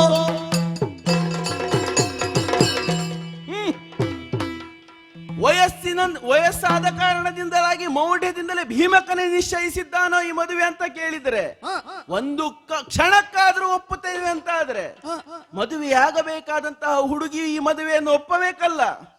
ಸಾಧ್ಯ ಉಂಟೋ ಇದು ಅಂತ ಕೇಳಿದ್ರೆ ನಿಶ್ಚಿತವಾಗಿ ಅದು ಸಾಧ್ಯವಿಲ್ಲ. ಯಾಕೆ? ದೇವತೆಗಳೇ ಬಂದು ಸ್ವರ್ಗದ ಸೋಪಾನವೆಲ್ಲ ಆಕೆಯ ಕಾಲೆಡೆಗೆ ತೂರಿ ನನ್ನನ್ನು ಮದುವೆಯಾಗು ಎಂದು ಕೇಳಿಕೊಂಡಂತಹ ಸಂದರ್ಭದಲ್ಲಿಯೂ ಕೂಡ ದೋಷರಾಹಿತ್ಯ ಸ್ಥಿತಿಯಲ್ಲಿರುವಂತಹ ದೇವತೆಗಳನ್ನೆಲ್ಲ ತಿರಸ್ಕರಿಸ್ತಾ ಮೈ ಮೇಲೆ ಹಾಕಿದಂತಹ ಮಾಲೆ ಬಾಡದ ಸ್ಥಿತಿಯಲ್ಲಿರುವಂತಹ ದೇವತೆಗಳನ್ನು ತಿರಸ್ಕರಿಸಿ ಬಾಡುವ ಮಾಲೆಯುಳ್ಳಂತಹ ನಳನನ್ನು ಸ್ವೀಕರಿಸಿದಂತಹ ಮಹಾತಾಯಿ, ನೆಲಕ್ಕೆ ಮುಟ್ಟದಂತಹ ಸ್ಥಿತಿಯಲ್ಲಿರುವ ಕಾಲುಗಳನ್ನು ಬಿಟ್ಟು ಸಹಜವಾಗಿ ಚರಿಸಬಹುದಾದಂತಹ ಮಾನವನ ಮಾತ್ರದ ಕಾಲುಗಳನ್ನು ಸ್ವೀಕರಿಸಿದಂತಹ ತಾಯಿ, ಅಂಥವಳು ಈ ಮದುವೆಗೆ ಒಪ್ಪಿಯಾಳೋ ಅಥವಾ ಈ ಮೂರ್ಖ ಯಾವ ಕಾರಣಕ್ಕಾಗಿ? ಮದುವೆಯಾಗಬೇಕಾದವರು ಮದುವೆಯಾದಂತಹ ಸ್ತ್ರೀಗೆ ಮರು ಮದುವೆ ಇಲ್ಲ ಎನ್ನುವಂತಹ ಸ್ಥಿತಿ ಇಲ್ಲವಲ್ಲ. ಉಂಟು, ಶಾಸ್ತ್ರ ಉಂಟು, ನಮಗೆ ಗೊತ್ತಿರುವಂತಹದ್ದೇ ಅದು. ಗಂಡನಾದವನು ಕಾಣಿಯಾದರೆ ಅಥವಾ ಗಂಡನಾದವರು ಸತ್ತಂತಹ ಸ್ಥಿತಿಯಲ್ಲಿದ್ದರೆ, ಗಂಡನಾದವ ಪತಿತನಾದರೆ, ಪಾರಿವ್ರಾಜಕನಾದರೆ, ಅಥವಾ ಗಂಡನಾದವರು ಪೂಸತ್ವವನ್ನು ಕಳೆದುಕೊಂಡಂತಹ ಸ್ಥಿತಿಯಲ್ಲಿ ಮದುವೆ ಮಾಡುವಂತಹ ಸ್ಥಿತಿ ಬರುತ್ತದೆ. ಆದರೆ ನಳ ಎಂಥವ? ನಳನ ಸ್ಥಿತಿ ಏನಂತ ಕೇಳಿದರೆ, ಪ್ರಪಂಚದಲ್ಲಿ ಒಬ್ಬೊಬ್ಬರು ಒಂದೊಂದು ಸ್ಥಿತಿಯಲ್ಲಿ ಚಕ್ರವರ್ತಿಯಾದರಂತೆ. ಶ್ರೀಮಂತಿಕೆಯಿಂದ ಒಬ್ಬ ಚಕ್ರವರ್ತಿ ಆಗ್ತಾನೆ, ಸ್ವಂತ ಸಾಮರ್ಥ್ಯದಿಂದ ಒಬ್ಬ ಚಕ್ರವರ್ತಿ ಆಗ್ತಾನೆ, ಶೌರ್ಯದಿಂದ ಚಕ್ರವರ್ತಿ ಆಗ್ತಾನೆ, ಧರ್ಮದಿಂದ ಸತ್ಯದಿಂದ ಚಕ್ರವರ್ತಿ ಆಗ್ತಾನೆ. ಆದರೆ ಈ ಎಲ್ಲ ಗುಣಗಳನ್ನು ಏಕೀಭವಿಸಿ ಮಾಡಿ ಮೂರ್ತಿಯನ್ನಾಗಿಸಿದರೆ ಆ ಮೂರ್ತಿಗೆ ಕೊಡಬಹುದಾದಂತಹ ಹೆಸರು ನಳ ನಳ ನಳ ಅಂತ ಭೂಪತಿ. ಇಲ್ಲದೆ ಹೋದರೆ ಯಾರಿಗೆ ದೋಷ ಬರ್ಲಿಕ್ಕಿಲ್ಲ, ಯಾರಿಗೆ ಕಷ್ಟ ಬರ್ಲಿಕ್ಕಿಲ್ಲ. ದೇವತೆಗಳು ಕಷ್ಟದಿಂದ ತಪ್ಪಿಸಿಕೊಳ್ಳುವಂತಹ ಸ್ಥಿತಿಯಲ್ಲಿ ಈಗಲಾದರೂ ಇದ್ದಾರ ಇಲ್ಲವಲ್ಲ? ಶಶಿಕುಲ ವತಂಸನಾದಂತಹ ಚಕ್ರವರ್ತಿಗೆ, ಸೂರ್ಯ ಸದೃಶನಾದಂತಹ ಚಕ್ರವರ್ತಿಗೆ ಕಷ್ಟದ ಕಾರ್ಮೋಡ ಎಷ್ಟು ದಿನ ಅವನನ್ನ ಅಡ್ಡ ಹಿಡಿದಿತ್ತು ಹೇಳಿ. ಅಮಾವಾಸ್ಯೆಯ ಕಾವಳವನ್ನು ಕಳೆಯುತ್ತಾ ಶುಕ್ಲ ಪಕ್ಷದ ಚಂದ್ರನ ಹಾಗೆ ನನ್ನ ಪ್ರಭುವಾದಂತಹ ನಳ ಮತ್ತೆ ಬಂದೇ ಬರ್ತಾನೆ ಎನ್ನುವಂತಹ ಸ್ಥಿತಿ ಇರುವಾಗ 12 ವರ್ಷವಾದರೂ ಕಾಯುವಂತಹ ವ್ಯವಧಾನವನ್ನು ತೋರದಂತಹ ಈ ಭೀಮಕ ಅವನನ್ನು ಬಿಡಿ ಮೂರ್ಖನಿದ್ದಾನೆ. ನೆರೆದವರಿಗೆ ಏನು ಹೇಳಬೇಕು?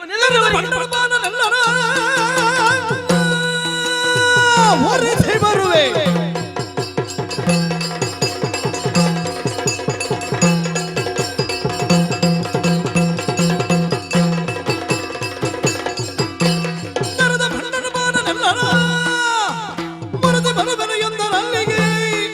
ಅಲ್ಲಿಗೆ ಇರುವುದೇ 200 ಯೋಜನದಿರಲಂದು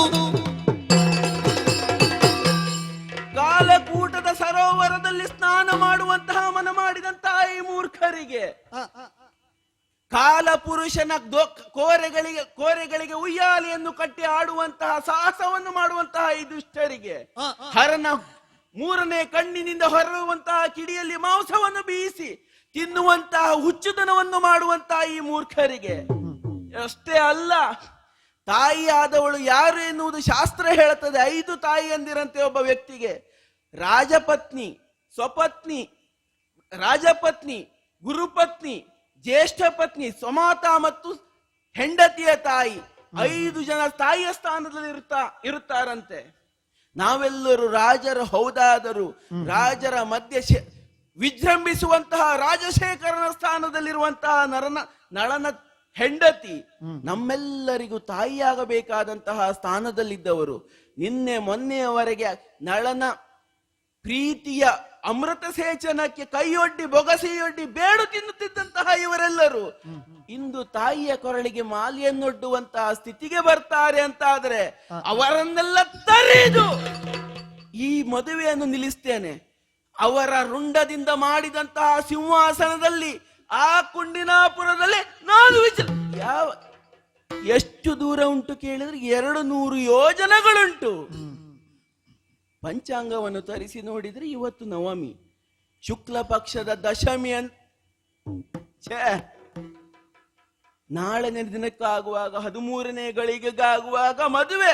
ಏನು ಮಾಡಲಿ ನಾನು ಕೈಯಲ್ಲಿರು ಮುಷ್ಟಿಯನ್ನು ಕಟ್ಟಿ ಸಿಂಹಾಸನವನ್ನು ಕುಟ್ಟುವುದು ಬಿಟ್ರೆ ಬೇರೆ ಗತಿ ಇಲ್ಲ ನನಗೆ. ಈಗ ಬೇಕು ಅಂತ ಕಾಣ್ತದೆ. ಆವೇಶ ರಾಜಸಭೆಯಲ್ಲಿ ಸುಮ್ಮನೆ ಪ್ರಯೋಜನಕ್ಕೆ ಬಾರದಿದ್ದ ಆವೇಶವನ್ನು ತೋರಿಸಿ ಏನು ಉಪಕಾರ ಆಗುವುದಿಲ್ಲ. ಯಾಕಿಷ್ಟ ಆವೇಶ ಬರದೆ ಇನ್ನೇನು? ಆಗಸದಲ್ಲಿರುವಂತಹ ಧೂಮಕೇತುವೇನಾದ್ರೂ ಭೂಮಿಗೆ ಬಿದ್ದು ಭೂಮಿ ಸಿಡಿದ್ರು ಈ ತರ ರೋಷ ನನಗೆ ಬರ್ತಾ ಇರ್ಲಿಲ್ಲ. ಒಳ್ಳೆ ಅಲಂಕಾರ ಪ್ರಯೋಗ ಅಲ್ಲ, ಆಲಂಕಾರಿಕವಾಗಿ ರೂಪಕ ಚೆನ್ನಾಗುಂಟು ಅಂದೆ. ಭೂಪತಿ ಧರಣಿವಲ್ಲಭ ಕೇಳು ಇಲ್ಲಿ ಬರಿದೇನಿ ಕ್ರೋಧದೋಳು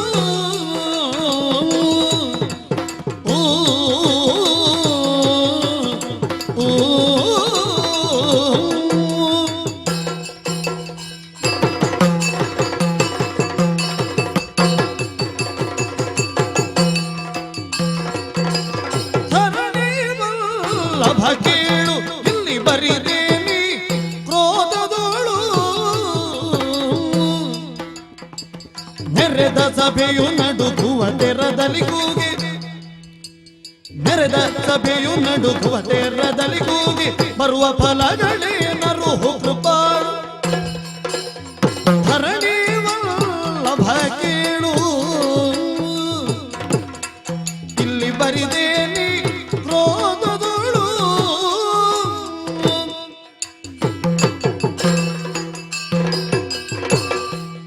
ಭೂಪತಿ ಅಯ್ಯ, ಹೇಳುವುದಕ್ಕೆ ನಾನು ಜನ ಅಲ್ಲ.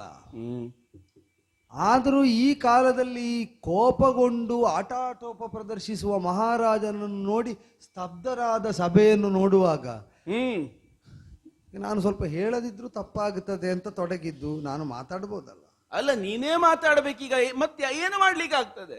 ಹಾಗಲ್ಲ, ಸುಮ್ಮನೆ ಯಾಕಿಷ್ಟು ಕೋಪ? ಆರೋಗ್ಯಕ್ಕೆ ಹಾನಿಕರವಾದಂತಹ, ಪ್ರಯೋಜನರಹಿತವಾದಂತಹ ಯಾವ ಭಾವ ಆದರೂ ಅದರಿಂದ ಏನು ದೊಡ್ಡ ಪ್ರಯೋಜನ ಏನಿಲ್ಲ. ವಿಷಯ ಗೊತ್ತಾಗ್ಲಿ, ತಲೆ ತಿರುಗಿದ್ದು ಈಗ ಎಚ್ಚರ ಆಯ್ತಾ ನಿನಗೆ? ಅಲ್ಲ, ತಲೆ ತಿರುಗಿದ್ದ ಹೌದು.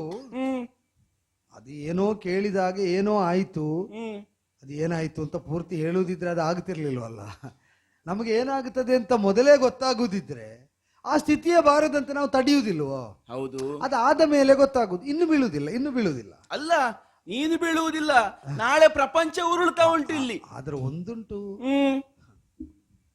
ಈಗ ಒಬ್ಬಾತ ಬಾಹುಕ ವಿಕಾರಿ ತಲೆ ತಿರುಗಿ ಬಿದ್ದರು. ಈಗ ನನ್ನ ಮೇಲೆ ಕರುಣೆ ಇದ್ದದ್ರಿಂದ ಮಹಾರಾಜನಿಗೆ ಗೊತ್ತಾಯಿತು. ಆದರೆ ಕ್ರೋಧ ಮೂರ್ಛಿತನಾದ ಅರಸನೇ ಸಿಂಹಾಸನದಿಂದ ದಡಕ್ಕನೆ ಬಿದ್ದರೆ, ಎಲ್ಲಿ ಹೇಳಿದ್ದು, ಅಷ್ಟು ಕ್ರೋಧೋನ್ಮತ್ತತೆಯಿಂದ ಬಿದ್ದು ಬಿಟ್ರೆ ಅದು ನಾಳೆ ಸುದ್ದಿ ಆಗ್ತದೆ. ಅಯೋಧ್ಯೆಯಲ್ಲಿ ಸಿಂಹಾಸನದಿಂದ ಮಹಾರಾಜನೇ ಬಿದ್ದ ಅಥವಾ ಕೋಪಾಟೋಪದಿಂದ ಹಾರಾಡುವ ಕಾಲದಲ್ಲಿ ನೆಲೆ ತಪ್ಪಿದ. ನಾನು ಆಗಬೇಕು ಅಂತ ಹೇಳಿದ್ದಲ್ಲ, ಆಗಬಾರದು ಅಂತ. ಹೌದಪ್ಪ. ಈಗ ಬರಿದೇ ಕೋಪಗಳು. ಅರಸನ ಸಿಂಹಾಸನ ಬಿದ್ರೆ ಸುದ್ದಿ ಆಗ್ತದೆ. ಹೌದು. ಚಕ್ರವರ್ತಿಯ ಸಿಂಹಾಸನಕ್ಕೆ ಕುತ್ತು ಬಂದ್ರೆ ಅಲ್ಲ, ಈಗ ಸಿಂಹಾಸನದಲ್ಲಿ ಚಕ್ರವರ್ತಿ ಇಲ್ಲ, ಮತ್ತೆ ಚಕ್ರವರ್ತಿ ಆದವ ಕುಳಿತದ್ದು ಸಿಂಹಾಸನ ಆಗ್ತದೆ, ಅದು ಇನ್ನೊಂದು ನ್ಯಾಯ. ಈಗ ಅವ ಕೂತಲ್ಲೇ ಅದು ಸಿಂಹಾಸನ ಅಲ್ವೋ? ಈಗ ಸಿಂಹಾಸನದಿಂದಾಗಿ ಅವ ಚಕ್ರವರ್ತಿ ಅಂತಾಗುವುದು, ಚಕ್ರವರ್ತಿ ಕುಳಿತದ್ರಿಂದ ಸಿಂಹಾಸನ ಆಗುದಲ್ವೋ? ಆದ್ರೆ ಒಂದು ವಿಷಯ ಏನು ಅಂದ್ರೆ, ಬಾಹುಕ, ನನಗೆ ನನ್ನವನ್ನು ತಿಂದವ ನೀನು. ಹೌದು. ಯಾವ ಛತ್ರದ ಛಾಯೆಯಡಿ ನಾವು ನಿಶ್ಚಿಂತರಾಗಿದ್ದೇವೆ ಎನ್ನುವುದಾಗಿ ನಾವು ಭಾವಿಸುತ್ತೇವೆಯೋ, ಹೌದು, ಯಾವ ತಾಯಿಯ ಸೆರಗಿನ ಮರೆಯಲ್ಲಿ ನಾವು ನಿಶ್ಚಿಂತರಾಗಿದ್ದೇವೆ ಅಂತ ಭಾವಿಸ್ತೇಯೋ, ಯಾವ ತಂದೆಯ ಕಾರುಣ್ಯದಲ್ಲಿ ನಾವು ಬದುಕುತ್ತೇವೆ ಎನ್ನುವಂತ ನಂಬಿಕೆಯನ್ನು ನಾವು ಇಟ್ಟುಕೊಳ್ತೇವೆ, ಆ ತಂದೆ ತಾಯಿಗಳಿಬ್ಬರು ಬೇರ್ಪಡ್ತಾರೆ ಅಂತ ಆದರೆ, ಅದನ್ನು ತಪ್ಪಿಸುವ ಸ್ಥಿತಿಯಲ್ಲಿ ಮಗನೊಬ್ಬ ಇಲ್ಲ ಅಂತ ಆದರೆ, ಅಲ್ಲ ಅದನ್ನೇ ಹೇಳಿದ್ದು. ಈಗ ನೀನು ಹೇಳಿದ ವಿಷಯ ಯಾವುದು ತಪ್ಪಲ್ಲ, ಆದ್ರೆ ಒಂದು ಪ್ರಯೋಜನ ಇಲ್ಲ ಅಂದದ್ದು ಅಲ್ಲ ಹೇಳಿದ್ದು ನಾನು. ಯಾಕೆ ಅಂದ್ರೆ ಈಗ ಕ್ರೋಧದಿಂದಲೇ ಕೈಲಾಗದು. ಈಗ ಬಡವನ ಕೋಪ ಯಾವುದಕ್ಕೆ ಮೂಲ ಅಂತ ಈಗ ನಾನು ನೋಡಿರುವುದು, ಅದು ದವಡೆಗೆ ಮೂಲವಾಗ್ತದೆ. ಅಂದ್ರೆ ತಾನು ಕೋಪ ತೋರಿಸಿ ತಾನೇ ಹೊಡೆತ ತಿನ್ನುವ ಸ್ಥಿತಿ ಬರ್ತದೆ. ಇಷ್ಟ ಆಕ್ರೋಶವನ್ನು ಒಳಗೆ ಇನ್ನು ಅದುಮಿಟ್ರೆ ಅದು ಈ ದೇಹದ ಮೇಲೆ, ಈ ಮನಸ್ಥಿತಿಯ ಮೇಲೆ ಪರಿಣಾಮ ಮಾಡುವುದು ಬಿಟ್ರೆ ಅದರಿಂದ ಏನಾದ್ರೂ ಪ್ರಯೋಜನ ಉಂಟೋ? ಏನು ಮಾಡಲಿ ನಾನು, ಏನು ಮಾಡಲಿ ನಾನು ಸತ್ವ ಹೀನನಂತಾಗಿನು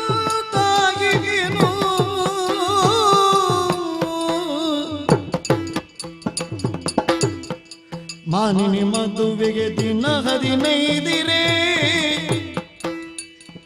ಮಾನಿನಿ ಮದುವೆಗೆ ದಿನ 15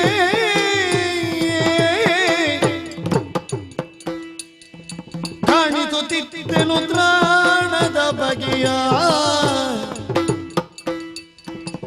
ಏನ ಮಾಡಲಿ ನಾನು.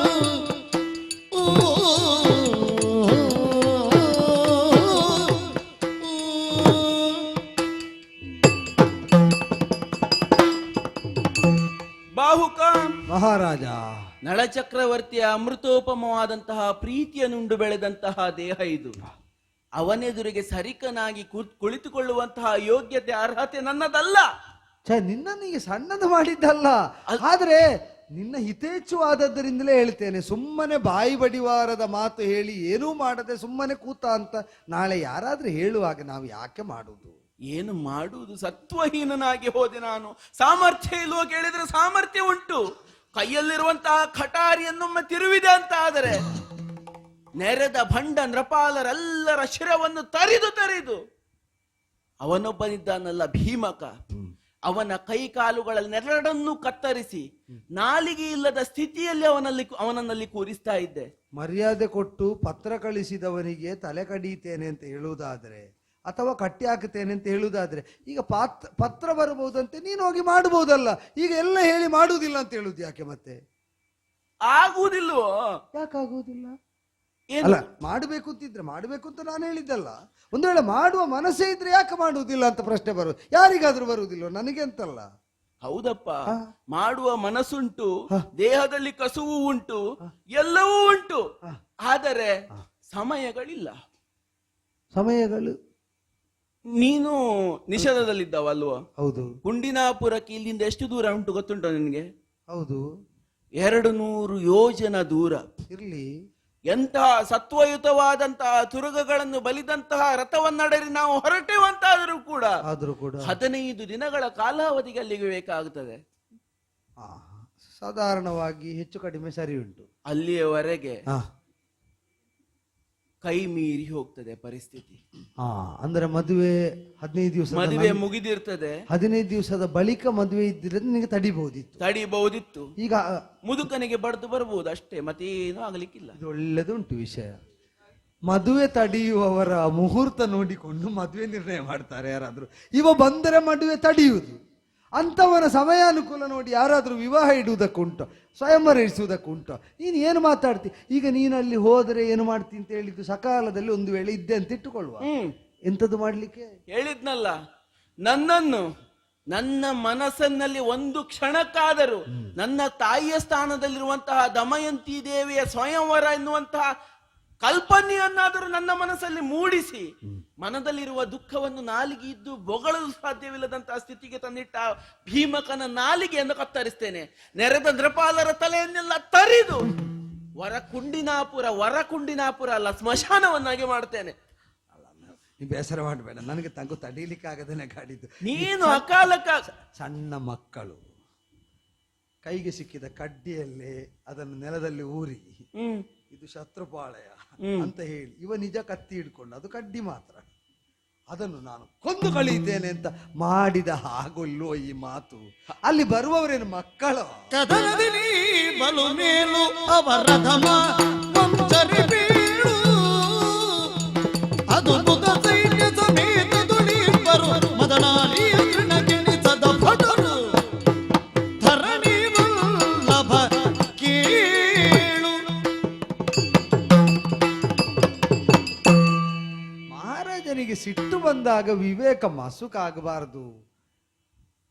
ಯಾಕೆ ಅಂದ್ರೆ ತಪ್ಪು ತಿಳಿಬೇಡ, ಅನಿವಾರ್ಯವಾಗಿ ನನಗೆ ಹೇಳದ ನಿರ್ವಾಹ ಇಲ್ಲದೆ. ಈಗ ತಿಳಿದ ಹತ್ತಿರದಲ್ಲಿ ನಿಂತ ನಾನು ಹೇಳಿ ತಿದ್ದುವುದು ಒಳ್ಳೆಯದೋ, ಅಥವಾ ಇದು ಅಂತರಂಗದ ಭಾವ ತಿಳಿಯದೆ ಮಾತು ಕೇಳಿ ಊರವರು ಪರಿಹಾಸ ಮಾಡಿ ಚಪ್ಪಾಳೆ ತಟ್ಟಿ ನಗಾಡುವುದು ಒಳ್ಳೆಯದೋ? ಯಾಕೆ? ಅದಲ್ಲದಿದ್ರೆ ಕದನದಲ್ಲಿ ನೀ ಬಲು ಮೇಲು, ನಿನ್ನ ಶಕ್ತಿ ಸಾಮರ್ಥ್ಯ ಅಮೋಘ, ವಿಕ್ರಮದಿಂದ ನೀ ಸಾಧಿಸಬಹುದಾದದ್ದು ಅದ್ಭುತವೇ. ಈಗ ಅಲ್ಲಿ ಬರುವವರೆಲ್ಲ ಕೈ ಬೀಸಿಕೊಂಡು ಬರುವುದ ಮಹಾರಾಜ? ಚತುರಂಗ ಬಲೋಪೇತವಾದಂತಹ ಒಂದು ಸೈನ್ಯವನ್ನು ಮುನ್ನಡೆಸ್ತಾ ಒಂದು ರಾಜ್ಯವನ್ನು ಆಳುವಂತಹ ನೃಪತಿಗಳಿಗೆ ಅಲ್ಲೂ ಸ್ವಯಂವರಕ್ಕೆ ಹೇಳಿಕೆ ಬರುವುದು? ಪರಸ್ಪರ ಹೋರಾಟ ಮಾಡುವುದಕ್ಕೆ ತನ್ನ ರಾಜ್ಯದಲ್ಲಿ ತನ್ನ ಅರಮನೆ ಅಂಗಳದಲ್ಲಿ ವ್ಯವಸ್ಥೆ ಮಾಡುವವನು ತನ್ನ ಸೈನ್ಯವನ್ನು ವಿಶ್ರಾಂತಿಗೆ ಬಿಟ್ಟಿರ್ತಾನೋ ಭೀಮಕ ಮಹಾರಾಜ? ಕುಂಡಿನಾಪುರಕ್ಕೆ ಬಂದ ಸರ್ವ ಸೇನಾಧಿಪತಿಗಳನ್ನು ಸಂಭಾಳಿಸ್ತಾ ಅವರಿಗೆ ಹೋರಾಟ ಆಗುವಾಗ ನಾವು ಸ್ವಯಂವರದ ಬಗ್ಗೆ ಈಗ ಇತಿಹಾಸ ಪುರಾಣದಲ್ಲಿ ಕೇಳಿದ್ದು ಹೌದಾದರೆ ಗಲಾಟೆ ಆಗದ ಸ್ವಯಂವರ ಇಲ್ಲಿ ಆಗಿದೆ. ಈಗ ಯಾರೋ ಒಬ್ಬ ಗೆದ್ದ, ಅಲ್ಲಿದ್ದವರೆಲ್ಲ ಮುಗಿಬೀಳುವುದೇ ಅಲ್ವೋ? ಸಾಧಾರಣವಾಗಿ ಸ್ವಯಂವರ ಈಗ ಕನ್ಯೆಯೇ ವರಿಸಲಿ ಅಥವಾ ಪಣ ಇಟ್ಟುಕೊಂಡು ಬೇರೆ ಬೇರೆ ವಿಧಾನದಿಂದ ಗೆಲ್ಲಿ, ಏನೇ ಆದರೂ ಗೆದ್ದವನ ಮೇಲೆ ಸೋತವರು ಹಾಗೆ ಸಾಧಿಸುವುದು ರಾಜಸಕ್ಕೆ ಸಹಜವಾದಂತಹ ಸ್ವಭಾವ. ಅದಕ್ಕೆ ಎಲ್ಲವನ್ನೂ ಎದುರಿಸಿ ಅದೆಲ್ಲವನ್ನೂ ನಿಯಂತ್ರಿಸಿ ಒಂದು ಕಲ್ಯಾಣ ಪಥದಲ್ಲಿ ಮುನ್ನಡೆಯಬೇಕು ಅಂತಲ್ವೋ ಅವ ಇಟ್ಟದ್ದು ಕಾರ್ಯಕ್ರಮ. ಇದೀಗ ಹಾಳು ಮಾಡಲಿಕ್ಕೆ ಆಗುವುದಿಲ್ಲ ತನಗೆ ಎಂಬುದರಿಂದ ತನ್ನ ಸಾಮರ್ಥ್ಯವನ್ನು ಹೊಗಳಿಕೊಂಡು ಅವರೆಲ್ಲ ಬರುವಾಗ, ನಿಜವಾಗಿ ಹೇಳ್ತೇನೆ, ಈ ರಾಜ್ಯದಲ್ಲಿ ವಿದ್ವೇಷ ಪರಾಕ್ರಮ ಪ್ರಕಟಣೆ ಇದೆಲ್ಲ ಆಗುವುದು ರಾಜನ್ಯ ಕುಲಜರಲ್ಲಿ ಯಾವುದಕ್ಕೆ? ಒಂದು ಹೊನ್ನಿಗೆ, ಮಣ್ಣಿಗೆ. ಅದೆರಡಕ್ಕಿಂತಲೂ ಹೆಚ್ಚಾಗಿ ಈಗ ಲೋಕ ಸ್ವಭಾವವನ್ನು ಹೇಳುವುದಾದ್ರೆ ಹೆಣ್ಣಿಗೆ. ಹೌದಾ?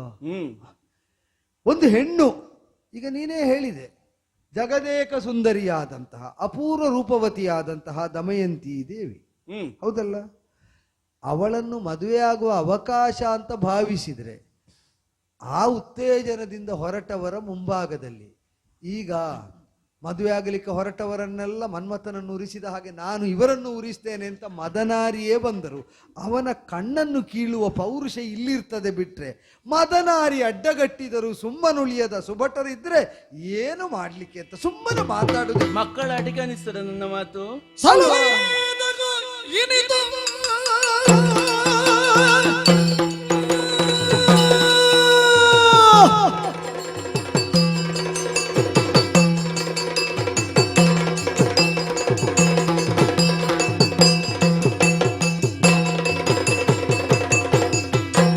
ಸಲುವೇದಗು ಇನಿತು ನಿನ್ನ ತಲೆಗೆ ಏನಿದೆ ಭ್ರಾಂತು ಬಲದೊಂದು ತನ್ನನ್ನು ಕಪ್ಪಿಸುತ್ತದೆ ಮೂರನ್ನಲ್ಲಿ ಮುಗಿದಿದ್ದರೊಳಗೇನು ಸಲುವೇದಗು ಇನಿತು. ಕುದುರೆಯ ಲಾಯದಲ್ಲಿ ಬಿದ್ದಿದ್ದಂತಹ ನಿನ್ನನ್ನು ಅರಮನೆವರೆಗೆ ನಾನು ಕರ್ಕೊಂಡು ಬಂದೆ. ದೊಡ್ಡದಯ್ಯೇ, ನನ್ನ ಆಸ್ಥಾನದಲ್ಲಿ ಸ್ಥಾನವನ್ನಿಟ್ಟೆ. ಉಪಕಾರ ಆಯ್ತು. ಈಗ ನಾನು ಅಸಹಾಯಕ ಸ್ಥಿತಿಯಲ್ಲಿ ಬಡಬಡಿಸುತ್ತಿರುವಂತಹ ಸಂದರ್ಭದಲ್ಲಿ ನಾನು ಮಕ್ಕಳಾಟಿಕೆ ಮಾಡಿದ ಹಾಗೆ ನಿನಗೆ ಅನ್ನಿಸ್ತದ? ಏನಂತ ತಿಳಿದಿದ್ದು ನನ್ನನ್ನ?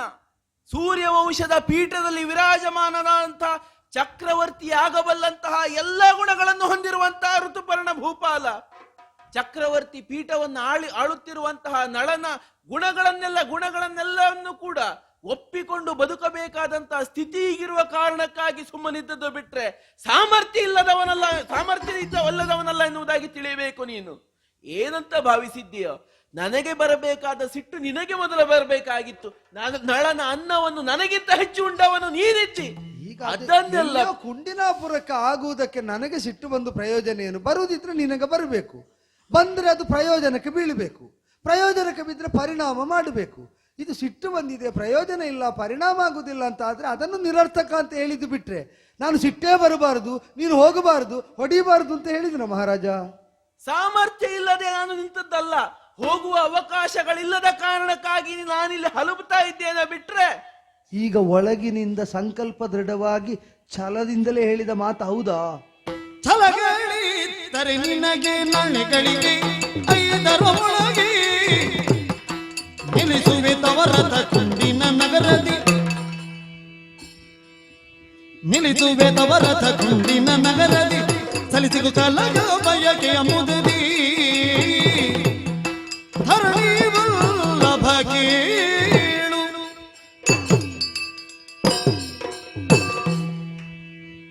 ಛಲವೇ ಇರುವುದು ಹೌದಾದರೆ ಮಹಾರಾಜ ಕಾರ್ಯ ಸಾಧನೆ ಮಾಡುವುದಕ್ಕೆ ಆಕ್ರೋಶ ಅಲ್ಲ. ಈಗ ಆಕ್ರೋಶ ಬಂದದ್ದನ್ನು ತಪ್ಪು ಅಂತ ನಾನು ಹೇಳಿದ್ದಲ್ಲ. ಈಗ ಅವರ ಸನ್ನಿವೇಶವನ್ನು ಒಮ್ಮೆ ಯೋಚನೆ ಮಾಡು. ಏನು? ಕುಂಡಿನಾಪುರದ ರಾಜನಾದ ಭೀಮಕನಿಗೆ ಮಗಳ ಪತಿಯಾಗಿದ್ದ ನಳಮಹಾರಾಜ ಬಿಟ್ಟು ದೂರ ಸರಿದ ಅಂತ ಕಂಡಿತು. ಮಗಳಿಗೆ ಮರುಮದುವೆ ಮಾಡುವುದಕ್ಕೆ ಸನ್ನದ್ಧನಾಗಿದ್ದಾನೆ. ಸಾಮಾನ್ಯ ಸ್ಥಿತಿಯಲ್ಲಿ ಇಂತಹ ಒಂದು ಸಾಧ್ಯತೆಯನ್ನು ಯಾರಿಗಾದ್ರೂ ಕಲ್ಪಿಸುವುದಕ್ಕಾಗ್ತದ? ಈಗ ಯಾರಾದ್ರೂ ಆ ಕನ್ಯಾಪಿತೃವಾದವನು ತನ್ನ ಮಗಳ ಗಂಡ ಬಿಟ್ಟು ದೂರ ಸರಿದಿದ್ದಾನೆ ಅಂತ ಆದ್ರೆ ಕ್ಷತ್ರಿಯ ವರ್ಗದಲ್ಲಿ ಮರುಮದುವೆ ಯೋಚನೆ ಮಾಡ್ತಾರೋ? ಅದಕ್ಕೆ ಕಾಲಾವಧಿ ಅನ್ನೋದು ಉಂಟು. ಅಲ್ಲ, ಏನೇ ಇರ್ಲಿ ಅವನ ಸ್ಥಿತಿಯಲ್ಲಿ ಅವ ಹುಡುಕಿ ಒಂದು ಅಸಾಧ್ಯ ಅಂತ ಲೋಕ ಭಾವಿಸಿದ ಒಂದು ಸ್ಥಿತಿಯನ್ನು ಆಗಗೊಟ್ಟನೋ ಇಲ್ವೋ? ಅಸಾಧ್ಯವಾದಂತ ಸ್ಥಿತಿ ಬಂದದ್ದು ಹೌದಲ್ಲ, ಅದನ್ನು ಮಾಡಿಸ್ತೇನೆ ಅಂತ ಹೊರಟಿದ್ದಾನೆ ಹೌದಾ? ಈಗ ಅದನ್ನು ತಡೆಯುವವರು ಕೂಡ ಹಾಗೆಯೇ ಹೊರಡಬೇಡುವೋ?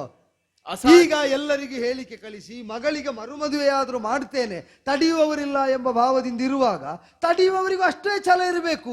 ಅವ ಮಾಡಬಾರದನ್ನು ಮಾಡುವುದಿದ್ರೆ ಏನಾದ್ರೂ ಮಾಡಿ ಹೇಗಾದ್ರೂ ಹೋಗಿ ಅದನ್ನು ತಡೆದೇ ತೀರ್ಥ, ಅದಾದ್ರೆ ಛಲ. ಹೌದಪ್ಪ, ಈಗ ನಾನು ಕೂತಲಿಂದ ಛಲ ಉಂಟು ಅನ್ನುವ ಕಾರಣಕ್ಕಾಗಿ ಕುದುರೆಗಿಂತ ವೇಗವಾಗಿ ನನಗೆ ಓಡ್ಲಿಕ್ಕೆ ಬರ್ಲಿಕ್ಕೆ. ನಾನು ಅದನ್ನೇ ಹೇಳಿದ್ದು, ನೀನ್ ಎಷ್ಟು ಛಲ ಇದ್ರು ಕೂತೇ ಇರ್ತಿ ಅಂತ. ಹೇಳ್ತೀಯಾ? ಅಂದ್ರೆ ಎದ್ದು ಬರ್ತೀಯಾ? ಎದ್ದು ಎಲ್ಲಿಗೆ? ನಿನ್ನ ಲಾಯಕ್ಕೆ ನಿನ್ನೊಟ್ಟಿಗೆ ಬರುವುದು? ನನ್ನ ಲಾಯದಿಂದ ನಿನಗಾಗಿ ಇದ್ದದ್ದು ಹೊರಗೆ ಬರ್ತದೆ. ನಾಳೆ ಎಷ್ಟು ಗಳಿಗೆಯಲ್ಲಿ ಸ್ವಯಂವರ? ಎಷ್ಟು ಗಳಿಗೆಯಲ್ಲಿ?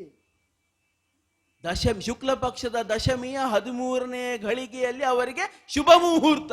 ಮುಹೂರ್ತಕ್ಕಿಂತ ಪ್ರಪಂಚಕ್ಕೆ ಹಣೆ ಬರ ಇದು. ಮುಹೂರ್ತಕ್ಕಿಂತ 5 ಗಳಿಗೆ ಮೊದಲು ಈಗ ತಡೆಯುವವರಿಗೆ ಹೋಗಿ ಕುಂಡಿನ ನಗರದಲ್ಲಿ ಕಾಲೂರಿದ್ರೆ ಏನಾದ್ರೂ ಮಾಡ್ಲಿಕ್ಕೆ ಆಗ್ತದ? ಆಗ ನಾನು ಸಿಟ್ಟು ಮಾಡಿದಾಗ ಏನಂದಿ ನೀನು? ಎಂತದು? 5 ಕಡ್ಡಿ ಇಟ್ಟುಕೊಂಡು ಕತ್ತಿಯನ್ನು ಹೀಗೆ ಆಡಿಸುವ ಮಗುವಿನ ಹೌದೌದು. ಈಗ ಈಗ ಹೇಗಾಯ್ತು ಗೊತ್ತುಂಟ? ಎಂತದು? ಆ ಮಗುವಿಗೆ ಕತೆ ಹೇಳುವ ಅಜ್ಜಿ ಹಾಗೆ ಕಾಣ್ತಾ ಇದ್ದೀನಿ ನೀನು ನನಗೆ.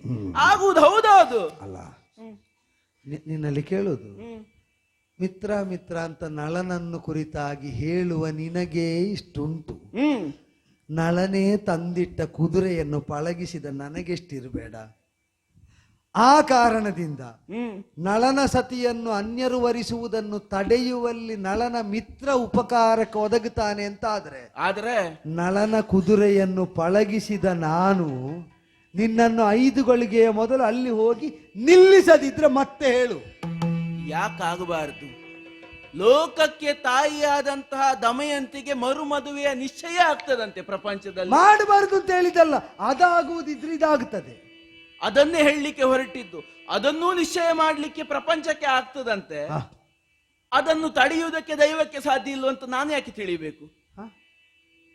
ದೈವ ಮನಸ್ಸು ಮಾಡಿದರೆ ಮೇಲೆ ಹಾರುತ್ತಿರುವಂತಹ ಅಥವಾ ಆಕಾಶಕಾಯವಾಗಿರುವಂತಹ ಉಲ್ಕೆಯೇ ನಾಳೆ ಕಲ್ಲಾಗಿ ನೆಲಕ್ಕೆ ಬಿದ್ದಿತ್ತು. ನೀನು ಹೇಳಿದ್ದನ್ನು ಒಪ್ಪುತ್ತೇನೆ. ಈಗ ನಾಳೆ ನಿನ್ನನ್ನು ದೇವರ ಹಾಗೆ ಅಲ್ಲಿ ಪ್ರತ್ಯಕ್ಷ ಆಗುವಾಗ ಮಾಡ್ತೇನೆ. ವರಬಾಹುಗನ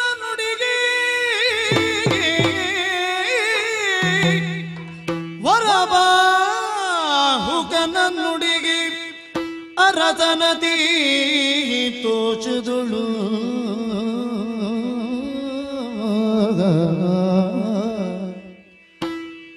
ಕರವ ತಟ್ಟುತ್ತಲಿಂದ ಬಳಿರೆ ಬಳಿರೆ ಕರವ ತಟ್ಟುತ್ತಲಿಂದ ಬಳಿರೆ ಒಂದು ಪಕಾರ ವಿರಚಿಸೋ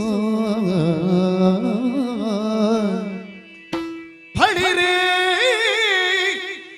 ಒಂದು ಪಕಾರ ಒಂದೇ ಉಪಕಾರ ವಿರಚಿಸೋ ಬಾಹುಗ ವರ ಬಾಹುಕನ ನುಡಿಗೆ ಅರಸನೀತೋ ಶದಳು ಫಳಿರೇ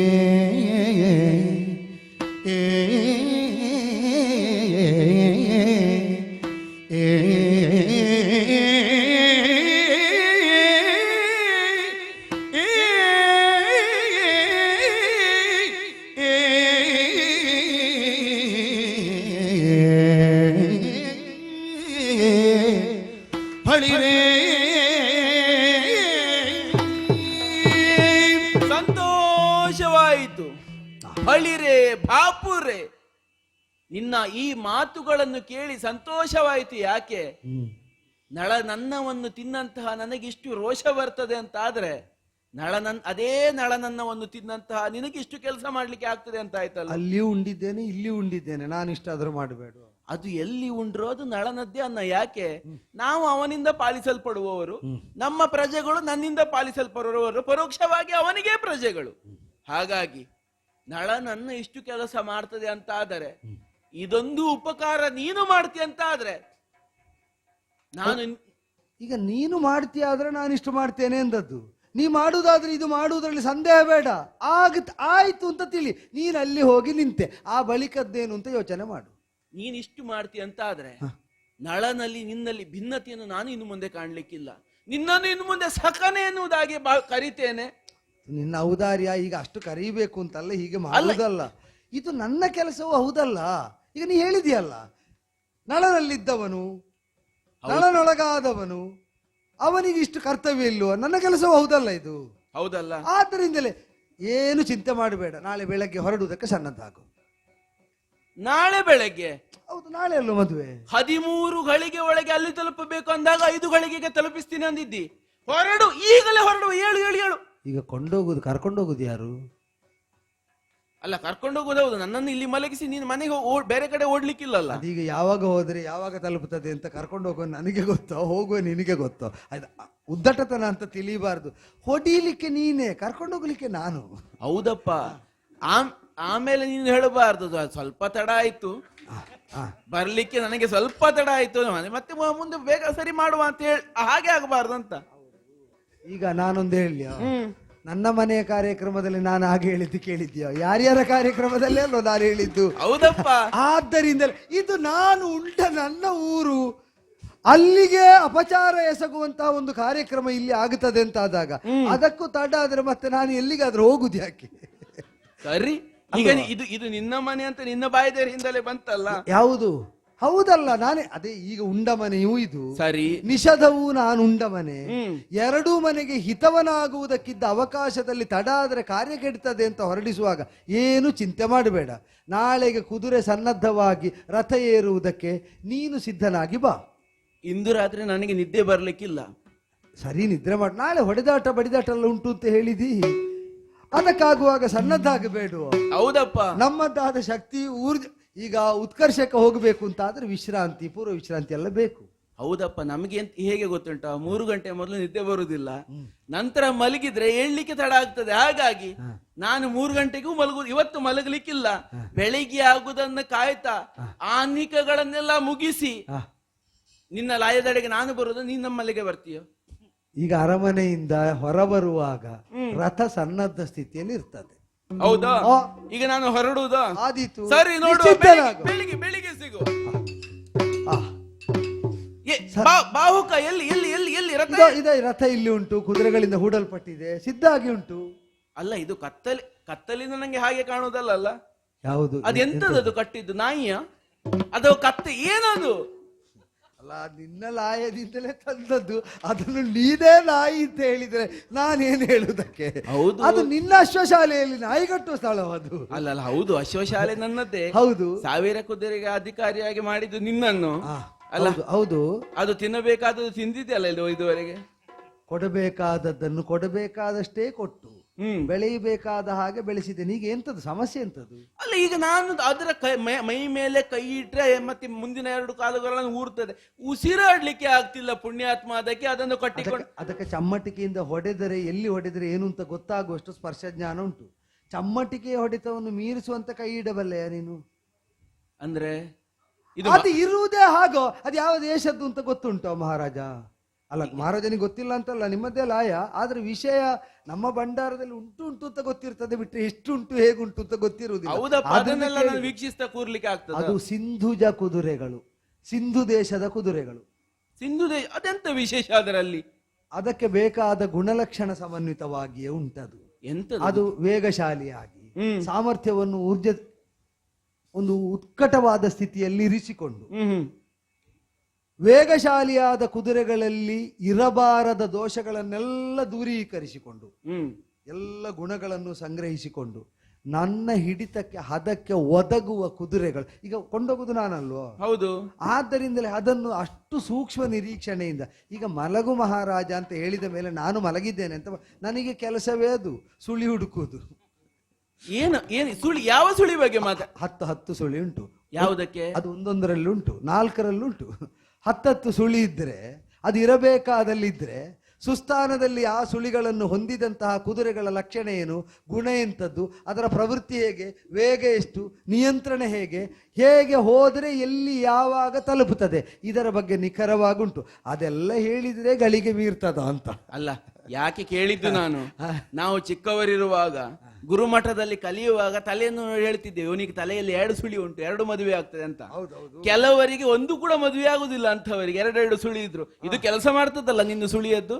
ಈಗ ಸುಳಿ ಇದ್ದವರಿಗೆ ಮದುವೆ ಆಗುತ್ತದೋ ಇಲ್ವೋ? ಸುಳಿ ಇದ್ದದ್ದು ಸ್ಥಳಕ್ಕೆ ಸಕಾಲದಲ್ಲಿ ತಲುಪುತ್ತದೆ, ಅದು ಮನುಷ್ಯರ ಸುಳಿ. ಇದು ಕುದುರೆಯದ್ದು ಸುಳಿ. ಆದ್ದರಿಂದ ಇದು ಸಕಾಲದಲ್ಲಿ ತಲುಪುವಂತಾಗುವುದರಲ್ಲಿ ಯಾವ ಸಂದೇಹವೂ ಬೇಡ. ಹೌದಲ್ಲ? ಈಗ ಬರುವುದು ಯಾರಲ್ಲ, ಬೇರೆ ಯಾರಾದ್ರೂ ಬರ್ಲಿಕ್ಕಿದ್ದ? ಅಲ್ಲ, ಈಗ ನಾನು ವಾರ್ಷ್ಣೇಯನನ್ನು ಕರೀತೇನೆ, ನನ್ನ ಸಾರಥಿ, ಅವನನ್ನು ಸಾರಥ್ಯದಲ್ಲಿ ಕೂರಿಸ್ತೇನೆ, ನೀನು ನನ್ನ ಪಕ್ಕದಲ್ಲಿ ಕೂತ್ಕೋ, ನಾವು ಹೋಗುವ. ಸರಿ, ಹಿಡ್ಕೋ. ಅಲ್ಲ, ಓಡಿಸುವುದು ವಾರ್ಷ್ಣೇಯ ಅಲ್ವಾ? ಯಾವುದು? ರಥವನ್ನ. ಹೌದು. ಮತ್ತೆ ಮುಹೂರ್ತ ನನ್ನಲ್ಲಿ ಕೇಳಬಾರದು ಅಂದ್ರೆ? ಅಲ್ಲ, ಮುಹೂರ್ತ ನನ್ನಲ್ಲಿ ಕೇಳಬಾರದು, ಅದನ್ನು ಹಾರಿಸುವ ಬಗೆ ಹೇಗೆ ಅಂತ ನಾನು ತೋರಿಸಿಕೊಡ್ತೇನೆ. ಹಾಗಾದ್ರೆ ನೀನೇ ಸಾರಥ್ಯವನ್ನು ಮಾಡ್ತಿ? ಹೌದು. ಸರಿ ಸರಿ, ಹೊರಡುವ. ಹೋಗೋಣ, ಸಾಗೋಣ.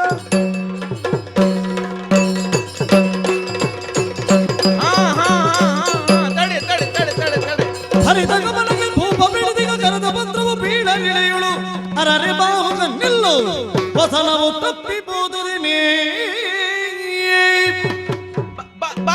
ತಡೆ ತಡೆ ತಡೆ. ಇಲ್ಲ ಕುಂಡಿನಾಪುರ ಬರ್ಲಿಲ್ಲ ಬರ್ಲಿಲ್ಲ ಬರ್ಲಿಲ್ಲ ಯಾವ ನಗರ ನೋಡಿ ತಡಿ ತಡಿ ಹೇಳ್ತಾರೆ. ಇದಲ್ಲ, ಅದು ಬೇರೆ ಬೇರೆ.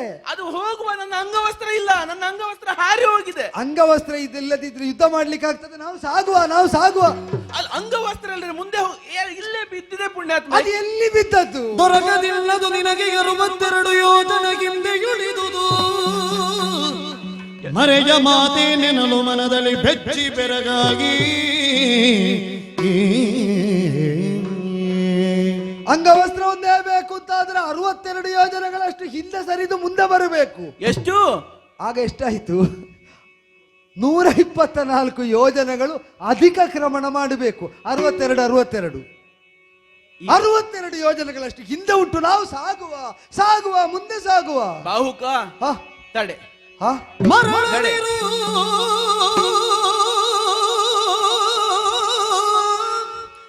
ತಡೆ ನಿಮಿಷ, ಮರಳದಿರು ತಡೆ ನಿಮಿಷ. ನೀನಾರರು ವಂಚಿಸಬೇಡ,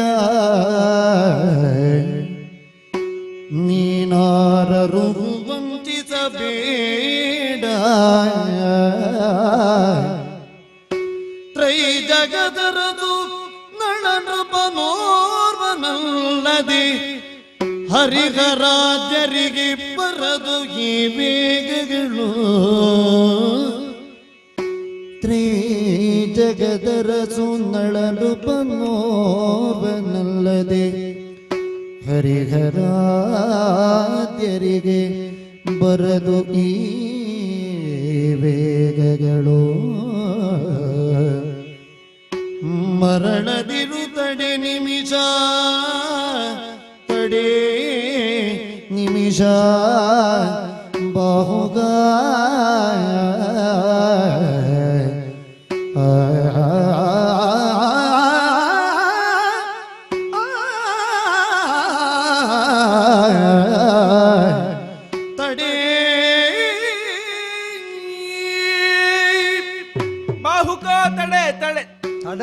ತಡ ಆಗ್ತದೆ. ಹೋಗಿ ಸೇರ್ಬೇಡುವ?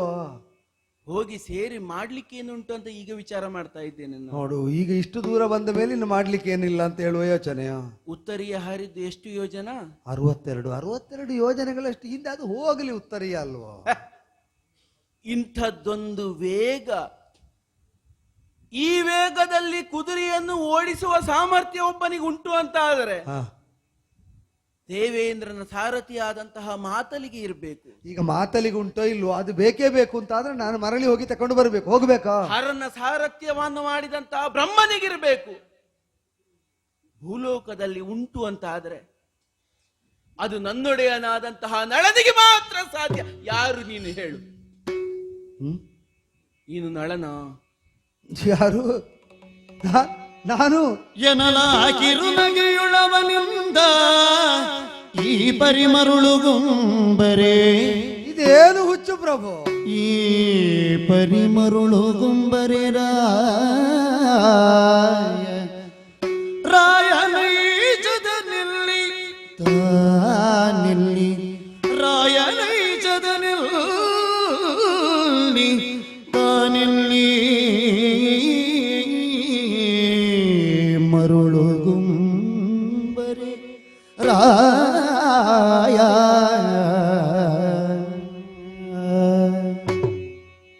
ವೇಗ ಅಮಿತವಾದದ್ದರಿಂದ ತಲೆ ತಿರುಗುವುದು ಅಂತ ಕೇಳಿದ್ದೇನೆ. ಹೀಗೂ ತಲೆ ತಿರುಗುವುದು ವೇಗೋತ್ಕರ್ಷದಿಂದ. ಯಾರೋ ಆಗಿ ಬದಲಾಗು. ಏನು ಮಾತಾಡ್ತೀರಾಯ? ಯಾಕೆ? ಈಗ ಹೋಲಿಸುವಾಗಲೂ ಒಂದು ಸಾಮ್ಯ, ಏನಾದ್ರೂ ಒಂದು ಗುಣಲಕ್ಷಣದಲ್ಲಿ ಒಂದು ಕಾಣಬೇಡುವ ಏಕರೂಪತೆ.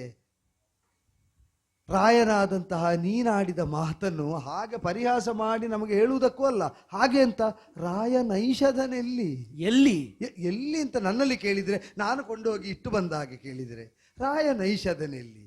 ನಾನೆಲ್ಲಿ? ಬಾಹುಕ ನಾನಿಲ್ಲಿ, ರಾಯ ನೈಷಧನೆಲ್ಲಿ? ಯೋಚಿಸು. ಈಗ ಯಾವ ನೆಲೆಯಿಂದ ನೋಡಿದರೆ ಕೆಲವರಿಗುಂಟು, ಅವರನ್ನು ನೋಡುವಾಗ ಈ ಕೋನದಿಂದ ನೋಡಿದರೆ ಅವರ ಹಾಗೆ ಕಾಣ್ತದೆ ಅಂತ. ನನ್ನನ್ನು ಯಾವ ಕೋನದಿಂದ ನೋಡಿದರೆ ರಾಯ ನೈಷಧನ ಹಾಗೆ ಕಾಣ್ತದೆ ಅನೇಕ ಕೋನಗಳಿಂದ ಈಗ ನಾನು ನಿನ್ನನ್ನು ನೋಡ್ತಾ ಇದ್ದೇನೆ. ಯಾವ ಕೋನದಿಂದ ನೋಡಿದರು? ನಾ ಬಾಹುಕ, ಅವ ನಳ. ನೀನು ನಳ, ನಾನು ನಳನಲ್ಲ, ಬಾಹುಕ. ನೀನು ನಳ ಅಲ್ಲ ಅಲ್ಲ ಬಾಹುಕ. ಅಲ್ಲ ಬಾಹುಕ ಅಂತ, ನಳನಲ್ಲ ಬಾಹುಕ ಅಂತ. ಬಾಹುಕ, ನಿನ್ನನ್ನು ಈ ಹೆಸರಿನಿಂದ ಕೂಗುವಂತಹ ತ್ರಾಣವು ಅಥವಾ ಧೈರ್ಯವು ನನಗೀಗ ಉಳಿದಿಲ್ಲ. ಯಾಕೆ? ನೀನು ನಮ್ಮ ಅರಮನೆಗೆ ಬಂದಂತಹ ಸಂದರ್ಭದಿಂದ ಯಾವೆಲ್ಲ ಘಟನೆಗಳು ನಡೆದವು ಅವೆಲ್ಲವನ್ನು ನೆನಪಿಗೆ ತಂದುಕೊಂಡೆ ಅಂತ ಆದರೆ ಯಾಚಕರ ಸಾಲಿನಲ್ಲಿ ನನ್ನೆಡೆಗಾಗಿ ಬಂದೆ. ಆ ಸಾಲಲ್ಲೆಲ್ಲದ ಒಳಗೆ ಬಿಡುವುದಿಲ್ಲ, ಅದಕ್ಕೆ ಅದರಲ್ಲಿ ಬಂದೆ. ಕೇಳಿದವರಿಗೆಲ್ಲ ಕೊಡುತ್ತಿದ್ದಂತಹ ನಾನು ನೀನು ಬಂದಾಗ ಥಟ್ಟನೆ ಎದ್ದು ನಿಂತೆ. ಹೌದು, ಅದು ವಿಕಾರ ನೋಡಿ ಅಲ್ವೋ. ಧರ್ಮಿಷ್ಠರು ಕುಳಿತಂತಹ ಸಿಂಹಾಸನ ಇದು. ಧರ್ಮ ತಪ್ಪಿ ನಡೆದೆ ಅಂತ ಆದ್ರೆ ನಮ್ಮ ಕುಲಗುರುಗಳಾದಂತಹ ವಸಿಷ್ಠರು ಎಚ್ಚರಿಸ್ತಾ ಇದ್ದರು.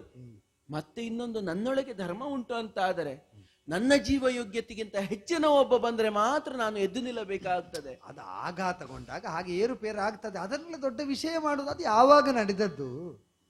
ಹೌದಪ್ಪ, ಯಾವಾಗ ನಡೆದದ್ದೇ ಈಗ ನೆನಪಿಗೆ ಆಗ್ತಾ ಉಂಟು. ಕಾಡಿನಲ್ಲಿ ಬೇಟೆಗೆ ಹೋದಂತಹ ಸಂದರ್ಭದಲ್ಲಿ ಅಲ್ಲಿ ಬಿಸಿ ಬಿಸಿಯಾದ ಅನ್ನವನ್ನು ನನಗೆ ಬಡಿಸಿದೆ. ಎಲ್ಲಿಂದ ಬಡಿಸಿದ್ರಿ ನೀನು? ಅದೀಗ ಎಲ್ಲಿಂದ ಬಡಿಸಿದ್ದು ಅಂತ ನನಗೂ ಸರಿ. ಅವಸರವಾಗಿ ಏನೋ ಮಾಡಿದೆ, ಯಾವುದೋ ಕಲ್ಲು ಉಜ್ಜಿದನೋ ಕಾಷ್ಟ ಉಜ್ಜಿದನೋ ಬೆಂಕಿ ಬಂತು, ಅದರಲ್ಲಿ ಬಿಸಿ ಮಾಡಿದೆ, ಕೊಟ್ಟೆ, ಇದ್ದದ್ದನ್ನೇ ಕೊಟ್ಟೆ. ಕಾರು ಗತ್ತಲೆ, ಸೂರ್ಯನ ನೆರಳು ಕೂಡ, ಸೂರ್ಯನ ಬೆಳಕು ಕೂಡ ಭೂಮಿ ಮುಟ್ಟದ ಸ್ಥಿತಿಯಲ್ಲಿ ನಿನಗೆ ಉಜ್ಜಬಹುದಾದ ಕಲ್ಲು ಸಿಕ್ತು ಅಲ್ವೋ? ಅಲ್ಲ, ಹಾಗಲ್ಲ. ಈಗ ಯಾವುದನ್ನು ಉಜ್ಜಿದಾಗ ಬೆಂಕಿ ಬಂದದ್ದು ಹೌದಲ್ಲ, ಈಗ ಮತ್ತೆ ಯಾಕೆ ಅದನ್ನು ತುಂಬಾ ಕೇಳುದು? ಯಾವುದನ್ನೇ ಉಜ್ಜಲಿ ಬೆಂಕಿ ಬಂದದ್ದು ಹೌದಾ, ಬಿಸಿ ಆದದ್ದು ಹೌದಾ?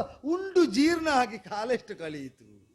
ಏನೂ ಇಲ್ಲದ ಸ್ಥಿತಿಯಲ್ಲಿ ಬೆಂಕಿ ಬರ್ತದೆ, ಅಲ್ಲಿ ನೀರು ಸಿಗ್ತದೆ ನಿನಗೆ, ಅಲ್ಲಿ ಅಡುಗೆ ಆಗ್ತದೆ ಅಂತ ಆದರೆ ಅಂತಹ ಯೋಗ್ಯತೆ ಇರುವುದು ಅಗ್ನಿಗೆ ಮಾತ್ರ, ಬಿಟ್ರೆ ನನ್ನ ಭೂಪತಿಯಾದಂತಹ ನಳನಿಗೆ ಮಾತ್ರ. ಇನ್ನೊಂದು ಪ್ರಶ್ನೆ ಕೇಳಲ? ಏನು? ಪ್ರತಿದಿನ ಸಂಜೆ ಕುದುರೆಯ ಲಾಯದಲ್ಲಿ ಕೂತು ಅಳುತ್ತಿದ್ದಂತೆ, ನನ್ನ ಹೆಂಡತಿ ಮಕ್ಕಳು ಹೇಗಿದ್ದಾರೋ ಎನ್ನುವ ಹಾಗೆ ವಿಷಯ ತಲುಪಿದೆ ನನಗೆ. ಅದು ನಳನ ಹೆಂಡತಿ ಮಕ್ಕಳು ಹೇಗಿದ್ದಾರೋ ಏನೋ ಅಂತ. ಅದೇ ನಾನು ಅಳ್ತಾ ಇದ್ದದ್ದು ನಳನ ಹೆಂಡತಿ ಮಕ್ಕಳು ಹೇಗಿದ್ದಾರೋ ಅಂತ. ನಿನಗೆ ಹೇಳುವವರು ಏನೋ ವ್ಯತ್ಯಾಸ ಮಾಡಿ ಹೇಳಿದ್ದಾರೋ ಅಂತ. ಸತ್ಯಕ್ಕಾದ್ರೆ ನೀನು ನಳನಿಗಾಗಿ ಅಳಬೇಡುವ? ಅದಕ್ಕೆ ನಳನ ಹೆಂಡತಿ ಮಕ್ಕಳು ಹೇಗಿದ್ದಾರೋ ಏನೋ ಅಂತಲೇ ಅಳ್ತಾ ಇದ್ದದ್ದು ನಾನು. ಅದೇ ಅದು ತಪ್ಪೋ? ಈಗ ನಳ ಯಾವ ಸ್ಥಿತಿಯಲ್ಲಿದ್ದಾನೆ ಅಂತ ಗೊತ್ತಿದ್ದವ ಮಾತ್ರ ನಳನ ಹೆಂಡತಿ ಮಕ್ಕಳ ಬಗ್ಗೆ ಚಿಂತಿಸಬಲ್ಲ, ಬಿಟ್ರೆ ಅಲ್ಲ. ನಳನನ್ನೀಗ ನೀವೇ ಆಪ್ತರಾಗಿ ತಿಳಿದವರು. ಅವ ಗುಂಡುಕಲ್ಲಿನಾಗೆ ಇದ್ದಾನೆ ಅಂತ ನೀವೆಲ್ಲ ಹೇಳುವುದಲ್ವೋ? ಅವ ದೃಢ ಶರೀರನಿದ್ದಾನೆ, ಅವನನ್ನು ಅವನು ರಕ್ಷಿಸಿಕೊಳ್ಳಬಲ್ಲ ಅಂತ ನಿಮಗೇ ವಿಶ್ವಾಸ ಇರುವಾಗ ಆಪ್ತನಾದ ನನಗಿಲ್ವೋ? ವಿಶ್ವಾಸ ಎಂತದ್ದು? ದೇವತೆಗಳ ಮಾತು ಸತ್ಯ ಆಗ್ತದೆ ಅಂತ ಆದರೆ ಧರ್ಮಿಷ್ಠನಾದಂತಹ ನಳ ಚಕ್ರವರ್ತಿಗೆ ದೀರ್ಘಾಯಸ್ಸು. ಮತ್ತೆ ಅವರ ಚಿಂತೆ ಬಿಟ್ಟು ಬಿಡು, ಅವನಿಗೆ ದೀರ್ಘಾಯಸ್ಸು. ಅವನ ಚಿಂತೆ ಬಿಟ್ಟಾಗಿದೆ ನಾನು, ನನಗೆ ಬತ್ತಿದ್ದು ನಿನ್ನ ಚಿಂತೆ ಅಲ್ಲ. ಈಗ ನೀನು ಚಿಂತೆ ಮಾಡಬೇಕಾದ್ದು ನಳನ ಹೆಂಡತಿ ದಮಯಂತಿ ಪುನಃ ಸ್ವಯಂವರ, ಆ ಚಿಂತೆ ಮಾಡುವ.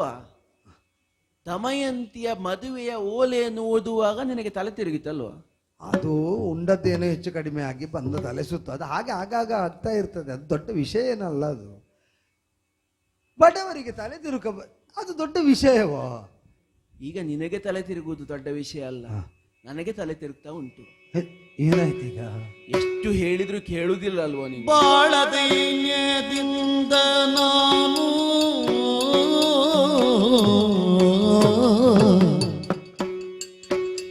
ಬಾಳ ದೈನ್ಯದಿಂದ ನಾನು ಕೇಳಿದರು ಗುಣವ ನೀನು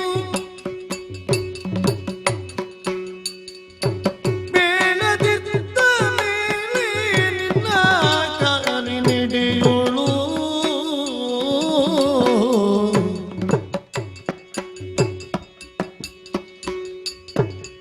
ನಾಲಿಗೆಯ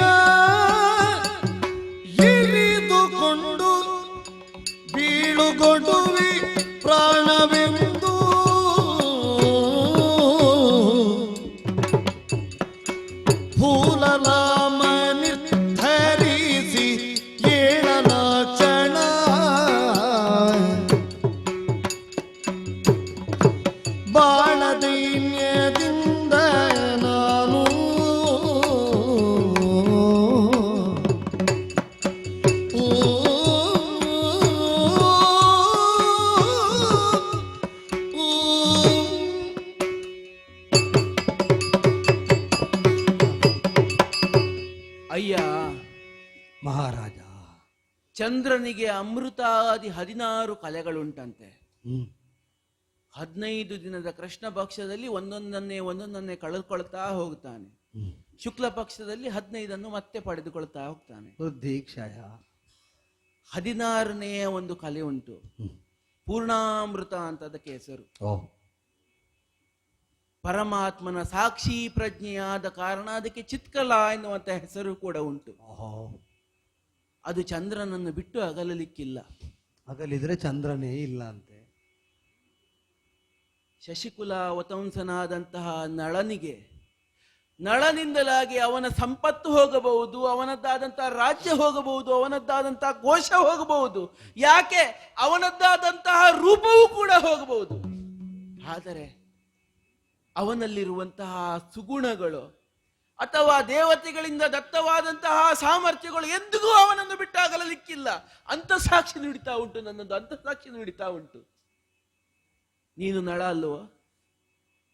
ನಾನು ನಳ ಅಲ್ಲ ಬಾಹುಕ ಅಂತ ಹೇಳಿದನಲ್ಲ. ಗೊತ್ತಾಯ್ತು, ನೀನು ನಳ ಅಲ್ಲ ಬಾಹುಕ ಅಲ್ವೋ? ನಳ ಅಲ್ಲ ಬಾಹುಕ. ಇಲ್ಲ ಬೇಡ, ನಾ ಬಾಹುಕ ಅಲ್ಲ ನಳ.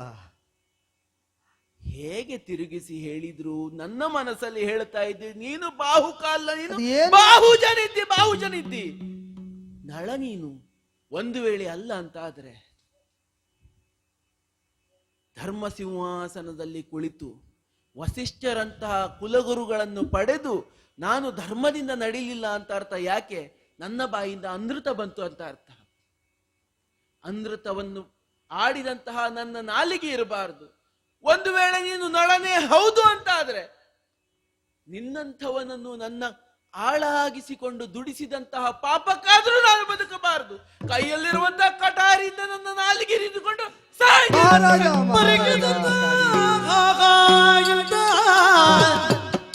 ತರಣ ಬುದ್ಧಿಯ ತಗೀಗ ಅರಿತುಕೊಳ್ಳೆ ನಾನೇ ನಳನು ಪರಮ ಸಾಗಸಿ. ಅರಿತುಕೊಳ್ಳೆ ನಾನೇ ನಳನು ಪರಮ ಸಾಗಸಿ.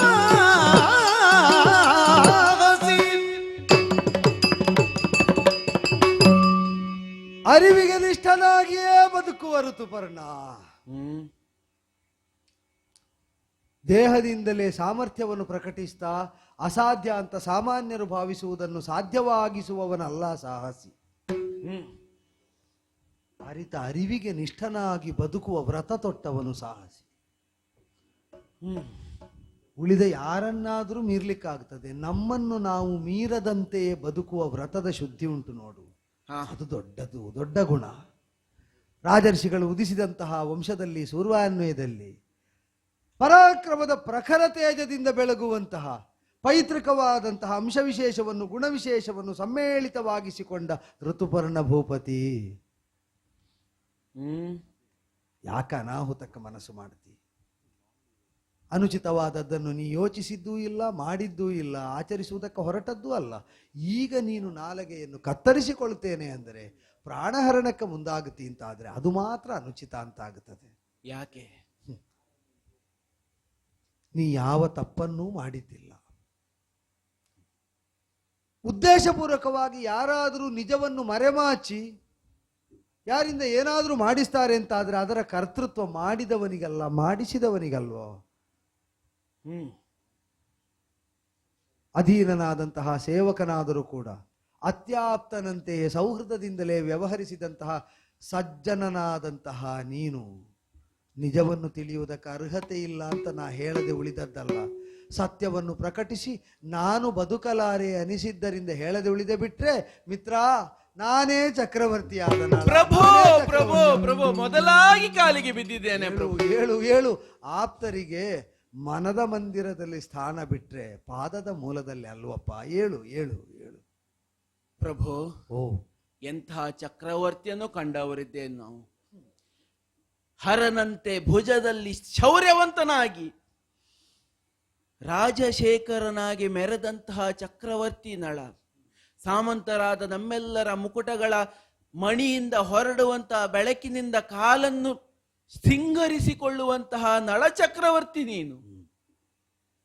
ಸಮುದ್ರ ಸದೃಶವಾದಂತಹ ಸಂಪತ್ತನ್ನು ಹೊಂದಿದವನಾಗಿ, ಕಾಮಧೇನು ಸದೃಶವಾಗಿ ಲೋಕಕ್ಕೆಲ್ಲ ಒಳ್ಳೆಯದನ್ನೇ ನೀಡುತ್ತಾ ಎಲ್ಲರನ್ನು ಮಕ್ಕಳಂತೆ ಪೊರೆದಂತಹ ಚಕ್ರವರ್ತಿ, ಇಂದ್ರ ಸದೃಶವಾದಂತಹ ರೂಪ ಅಥವಾ ಅಮಾರ ಸದೃಶವಾದಂತಹ ರೂಪವನ್ನು ಹೊಂದಿದವ ನೀನು. ಈ ಸ್ಥಿತಿಯಲ್ಲಿ ಹೇಗೆ ಪ್ರಭು? ಲೋಕನಿಯತಿಯನ್ನು ಯಾವ ಭೂಪತಿಯೂ ಮೀರುವುದಕ್ಕಾಗುವುದಿಲ್ವಲ್ಲ ಪ್ರಭು. ಮಹಾರಾಜ, ಲೋಕದಲ್ಲಿ ನಿಯತಿ ಹೇಗಿರಬೇಕು, ಅದನ್ನು ಹೇಗೆ ಶಾಸಿಸಬೇಕು ಎಂಬುದಕ್ಕೆ ಲೋಕಾಧ್ಯಕ್ಷನಾದ ಕರ್ಮಾಧ್ಯಕ್ಷನಾದ ಶ್ರೀಮನ್ನಾರಾಯಣ ಭೂಪತಿಗಳ ಮೂಲಕವಾಗಿ ನಿಯಂತ್ರಣವನ್ನು ಸಾಧಿಸ್ತಾನಂತೆ. ಅವನ ಸಂಕಲ್ಪದಂತೆಯೇ ಸೂರ್ಯಮಂಡಲದಿಂದ ಹೊರಗೆ ತೆಗೆದಂತಹ ಶಕ್ತಿ ಅಲ್ಲವೋ ಗ್ರಹವಾಗಿ, ಗ್ರಹಾಧಿದೇವತೆಯಾಗಿ ಲೋಕದಲ್ಲಿ ಪೂಜ್ಯನಾದ ಶನಿ. ಹೌದು, ಚಕ್ರವರ್ತಿ ಎಂಬುದರಿಂದ ಶನಿಯ ಪ್ರಭಾವಕ್ಕೊಳಗಾದವನು ತಪ್ಪಾಗುವುದು, ತಪ್ಪನ್ನಾಡುವುದು, ತಪ್ಪನ್ನು ಮಾಡುವುದು ಅಸಹಜ ಏನೂ ಅಲ್ವಲ್ಲ. ಬದುಕಿನ ವಸಂತ ಕಾಲ ಕಳೆದು ಹೋಗಿ ಅದೋ ಗ್ರಹಗತಿ ಪ್ರತಿಕೂಲವಾದ ವೇಳೆಯಲ್ಲಿ ವಿಷಮದ್ಯೂತವನ್ನಾಡಿದೆ. ಸರ್ವವನ್ನೂ ಕಳೆದುಕೊಂಡೆ. ಸತಿ ಸಹಿತವಾಗಿ ಮಕ್ಕಳನ್ನು ಸತಿಯ ತವರಿಗೆ ಕಳಿಸಿ ಕಾನನವಾಸಿಯಾದ ವೇಳೆಯಲ್ಲಿ ಅಡಿಗಡಿಗೂ ದುರಿತದ ಮುನ್ಸೂಚನೆ ಸಿಗುತ್ತಾ ಆತಂಕಗೊಂಡ ಅಧೀರನಾದ ನಾನು ಪರಮಪತಿವ್ರತೆಯಾದ ಸತಿಯನ್ನು ಅವಳಾಗಿ ಬಿಟ್ಟಗಲದೇ ಇರುವಾಗ ನಾ ಹೊತ್ತೊಯ್ಯುವುದಕ್ಕೆ ದೃಢತೆ ಅಂತರಂಗದಲ್ಲಿ ಸಾಕಾಗದ ವೇಳೆಯಲ್ಲಿ ಪರರ ಕಷ್ಟವನ್ನಾದರೂ ನೀಗಿದ ಪುಣ್ಯ ಬರಲಿ ಎಂಬ ಸದಾಶಯದಿಂದಲೇ ಇಬ್ಬರು ಹುಟ್ಟಿದ್ದ ಏಕವಸನವನ್ನು ಹರಿದಿಕ್ಕಿ ಅವಳನ್ನು ಬಿಟ್ಟು ನಾನು ಕಾಡಾಡಿಯಾದೆ. ಅವಳೇ ತನ್ನ ತವರು ಮನೆಯನ್ನು ಸೇರಿದಳು ಎಂಬಲ್ಲಿಗೆ ನಾ ಮಾಡಿದ ಯೋಚನೆ ಸರಿಯಾದದ್ದು ಅಂತ ಸ್ಪಷ್ಟ ಆಯ್ತಲ್ಲ ಭೂಪತಿ. ಏನು ಪ್ರಭೋ, ದುರುಳ ಶನಿಯ ಉಪಟಳ ಅಲ್ಲೋ. ಆದರೆ ಅದೇ ಜ್ವರವಾಗಿ ನನ್ನನ್ನು ಸಮಗ್ರವಾಗಿ ಗ್ರಸ್ತವಾಗಿಸಿದ ಕಾಲದಲ್ಲಿ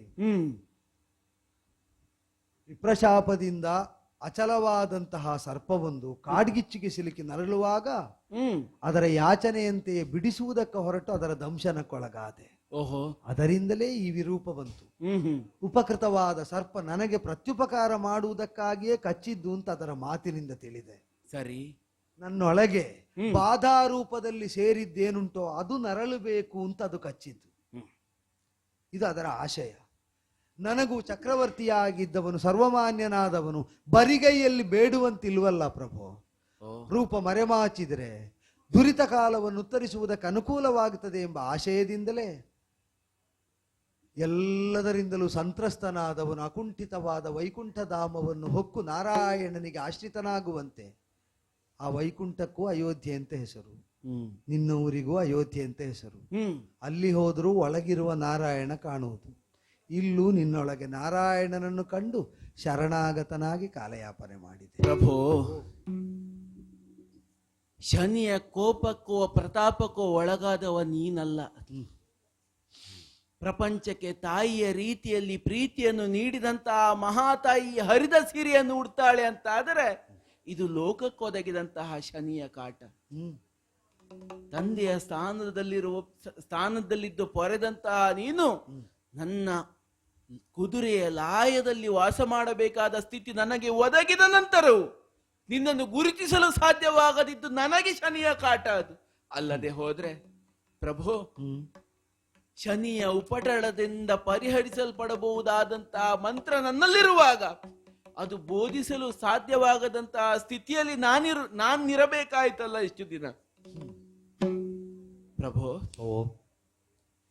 ಅಲ್ಲಿ ಹರಿಯುತ್ತಿರುವಂತಹ ನದಿಯಲ್ಲಿ ಶುದ್ಧಾಚಮನವನ್ನು ಮಾಡಿ ಬಂದಿರಿ ಅಂತ ಆದರೆ ಗುರುವಿನಿಂದ ದತ್ತವಾದಂತಹ ಈ ಮಂತ್ರವನ್ನು ತಮ್ಮ ಪಾದಗಳಿಗೆ ಅರ್ಪಿಸ್ತೇನೆ. ಶನಿಯಿಂದ ತಾವು ವಿಮೋಚಿತವಾಗಬಹುದು. ಆಗಲಿ. ಕಚ್ಚಿದ ಸರ್ಪವು ಕಾರ್ಕೋಟಕವಾಗಿ ಹೇಳಿದ್ದದನ್ನೇ. ಕಲಿಕಲ್ಮಶ ಒಳ ಸೇರಿದೆ. ಶನಿ ಬಾಧೆಯಿಂದ ಸಂತ್ರಸ್ತನಾಗಿದ್ದಿ. ಶನಿ ಬಾಧೆ ನಿವೃತ್ತವಾಗಿ ಕಲಿಕಲ್ಮಶ ವಿದೂರನಾಗುವಾಗ ಉಡುವುದಕ್ಕಿದ್ದ 2 ವಸನಗಳನ್ನು ಕೊಡುಗೆಯಾಗಿ ಕೊಟ್ಟಿದ್ದ. ಅದನ್ನುಟ್ರೆ ಕಲಿಯ ಕಲ್ಮಶ ಹೊರಸಾರ್ತದೆ.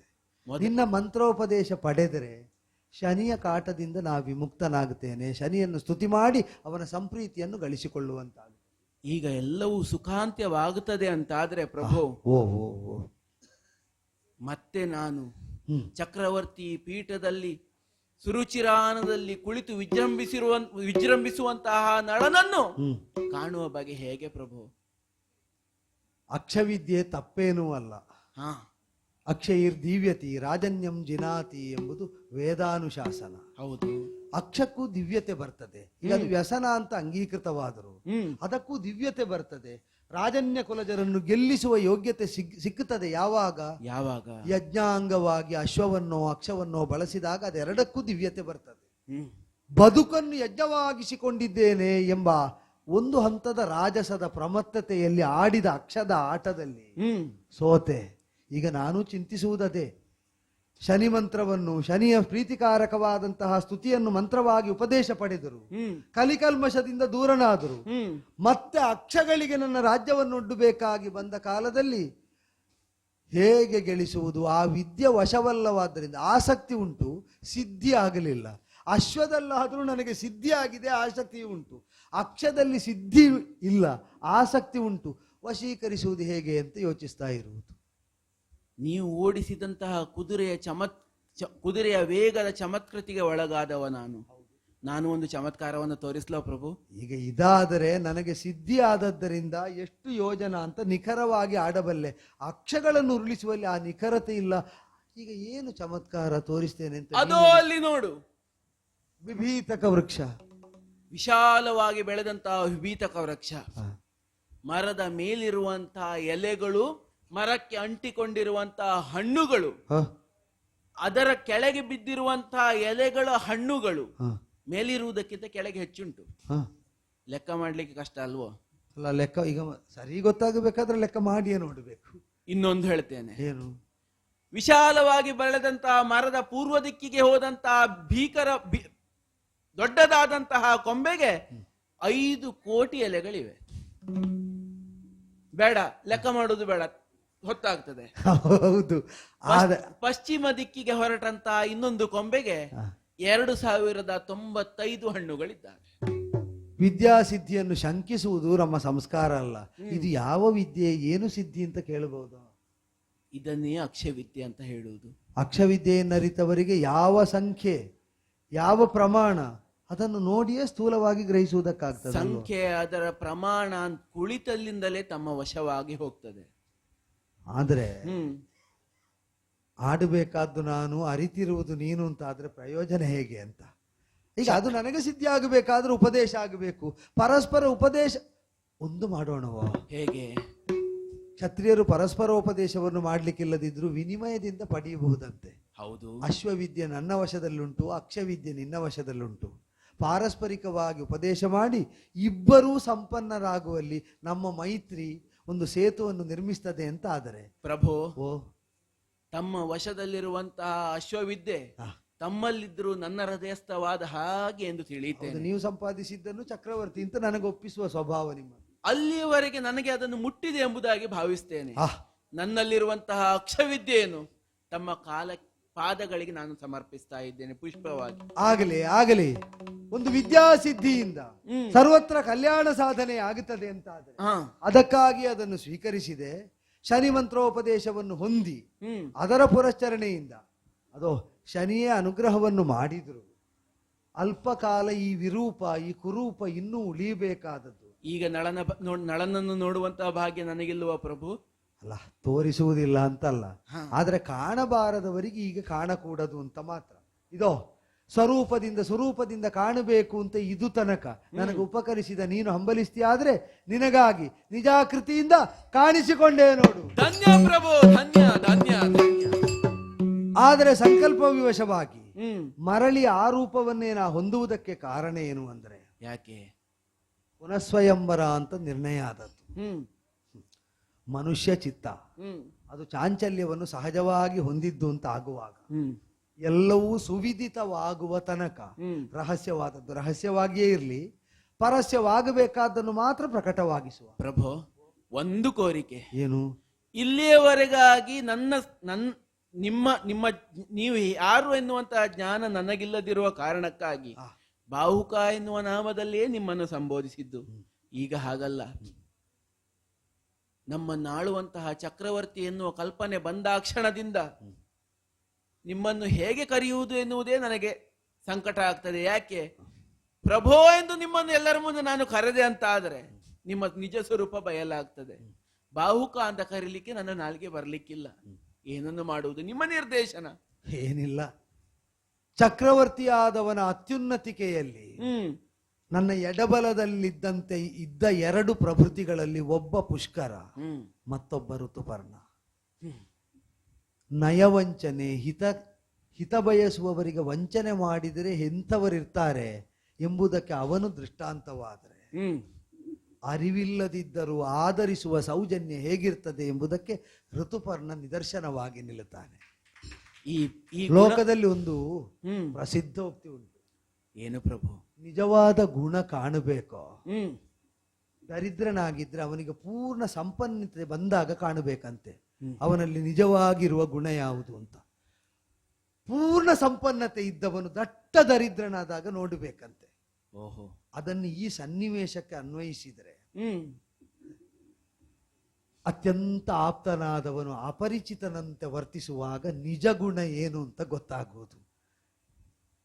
ಯಾವ ಅಲಂಕಾರಕ್ಕೂ ಹೇಳುವುದಲ್ಲ. ಋತುಪರ್ಣನಂತಹ ಸ್ನೇಹಿತನನ್ನು ಬದುಕಿನಲ್ಲಿ ಪಡೆದದ್ದು ಕಡಿಮೆ ಪ್ರಾಪ್ತಿ ಅಂತ ಭಾವ ಇಷ್ಟು ಕಾಲದ ಸಾಹಚರ್ಯದಿಂದ ನನಗೆ ಬಂದದ್ದಿಲ್ಲ. ಹೆಮ್ಮೆ ಪಡ್ತೇನೆ ಮಿತ್ರ. ಇಂತಹ ರಾಜನನ್ನು ಹೊಂದಿದ್ದಕ್ಕಾಗಿ ಹೆಮ್ಮೆ ಪಡ್ತೇನೆ ಮಿತ್ರನಾದದ್ದಕ್ಕೆ. ಧನ್ಯ ಪ್ರಭು, ಧನ್ಯ. ಈಗ ಕ್ಷಿಪ್ರವಾಗಿ ಹೋಗಬೇಕು. ಸರಿ, ಗುಂಡಿನಾಪುರವನ್ನು ಸೇರಬೇಕು. ನಾನು ಈಗ ಮತ್ತೆ ರಾಜನ ಸ್ಥಾನದಲ್ಲಿ. ಅದೇ, ಹೋಗುವಾಗ ಅಲ್ಲಿರುವಾಗ ಯಾರಿಗೂ ಶಂಕೆ ಬಾರದಂತೆ ಅವರ ವ್ಯವಸ್ಥೆಯನ್ನು ಒಳಗೊಂಡು ಸಕಾಲದಲ್ಲಿ ಎಲ್ಲವೂ ಪ್ರಕಟವಾಗುವಂತೆ ಮಾಡೋಣ.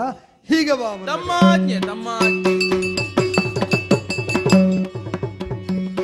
ಪರಿ ಪರಿ ಮಾತನಾಡಿಸಿ ಮೆಲ್ಲನೆ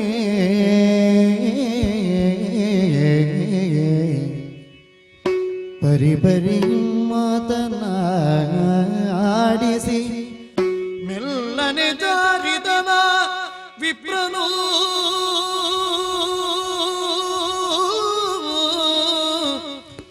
ಭೂರಿ ವಿಕಾರದೊಳಿಗ ತನು ಈಚಿಸಿ ಹೋರನೆ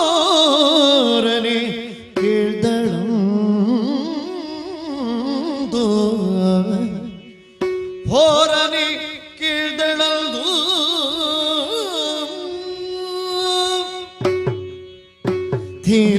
ಧೀರನೇನ್ಯಾರು ತವ ಊರಬುದೀಗ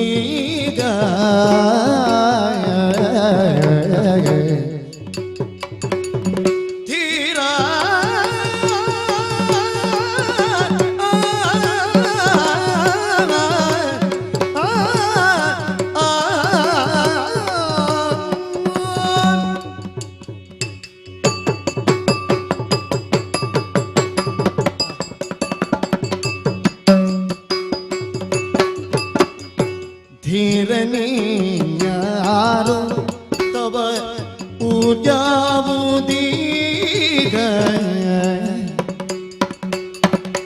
ಯಾರ ದಾರಗ ನಾಮ ಏನು ತೀರು ಬೇಗ ಇರುವು ಜನನಿಯಲಿ ತನಿದುವಾಗಲೇ ಇಗುದು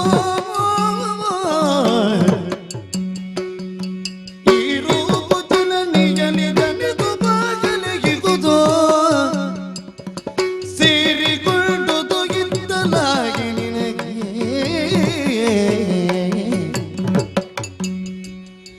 ನಾರಿಯಾವಳು ಮಕ್ಕಳೆಷ್ಟಿಗರು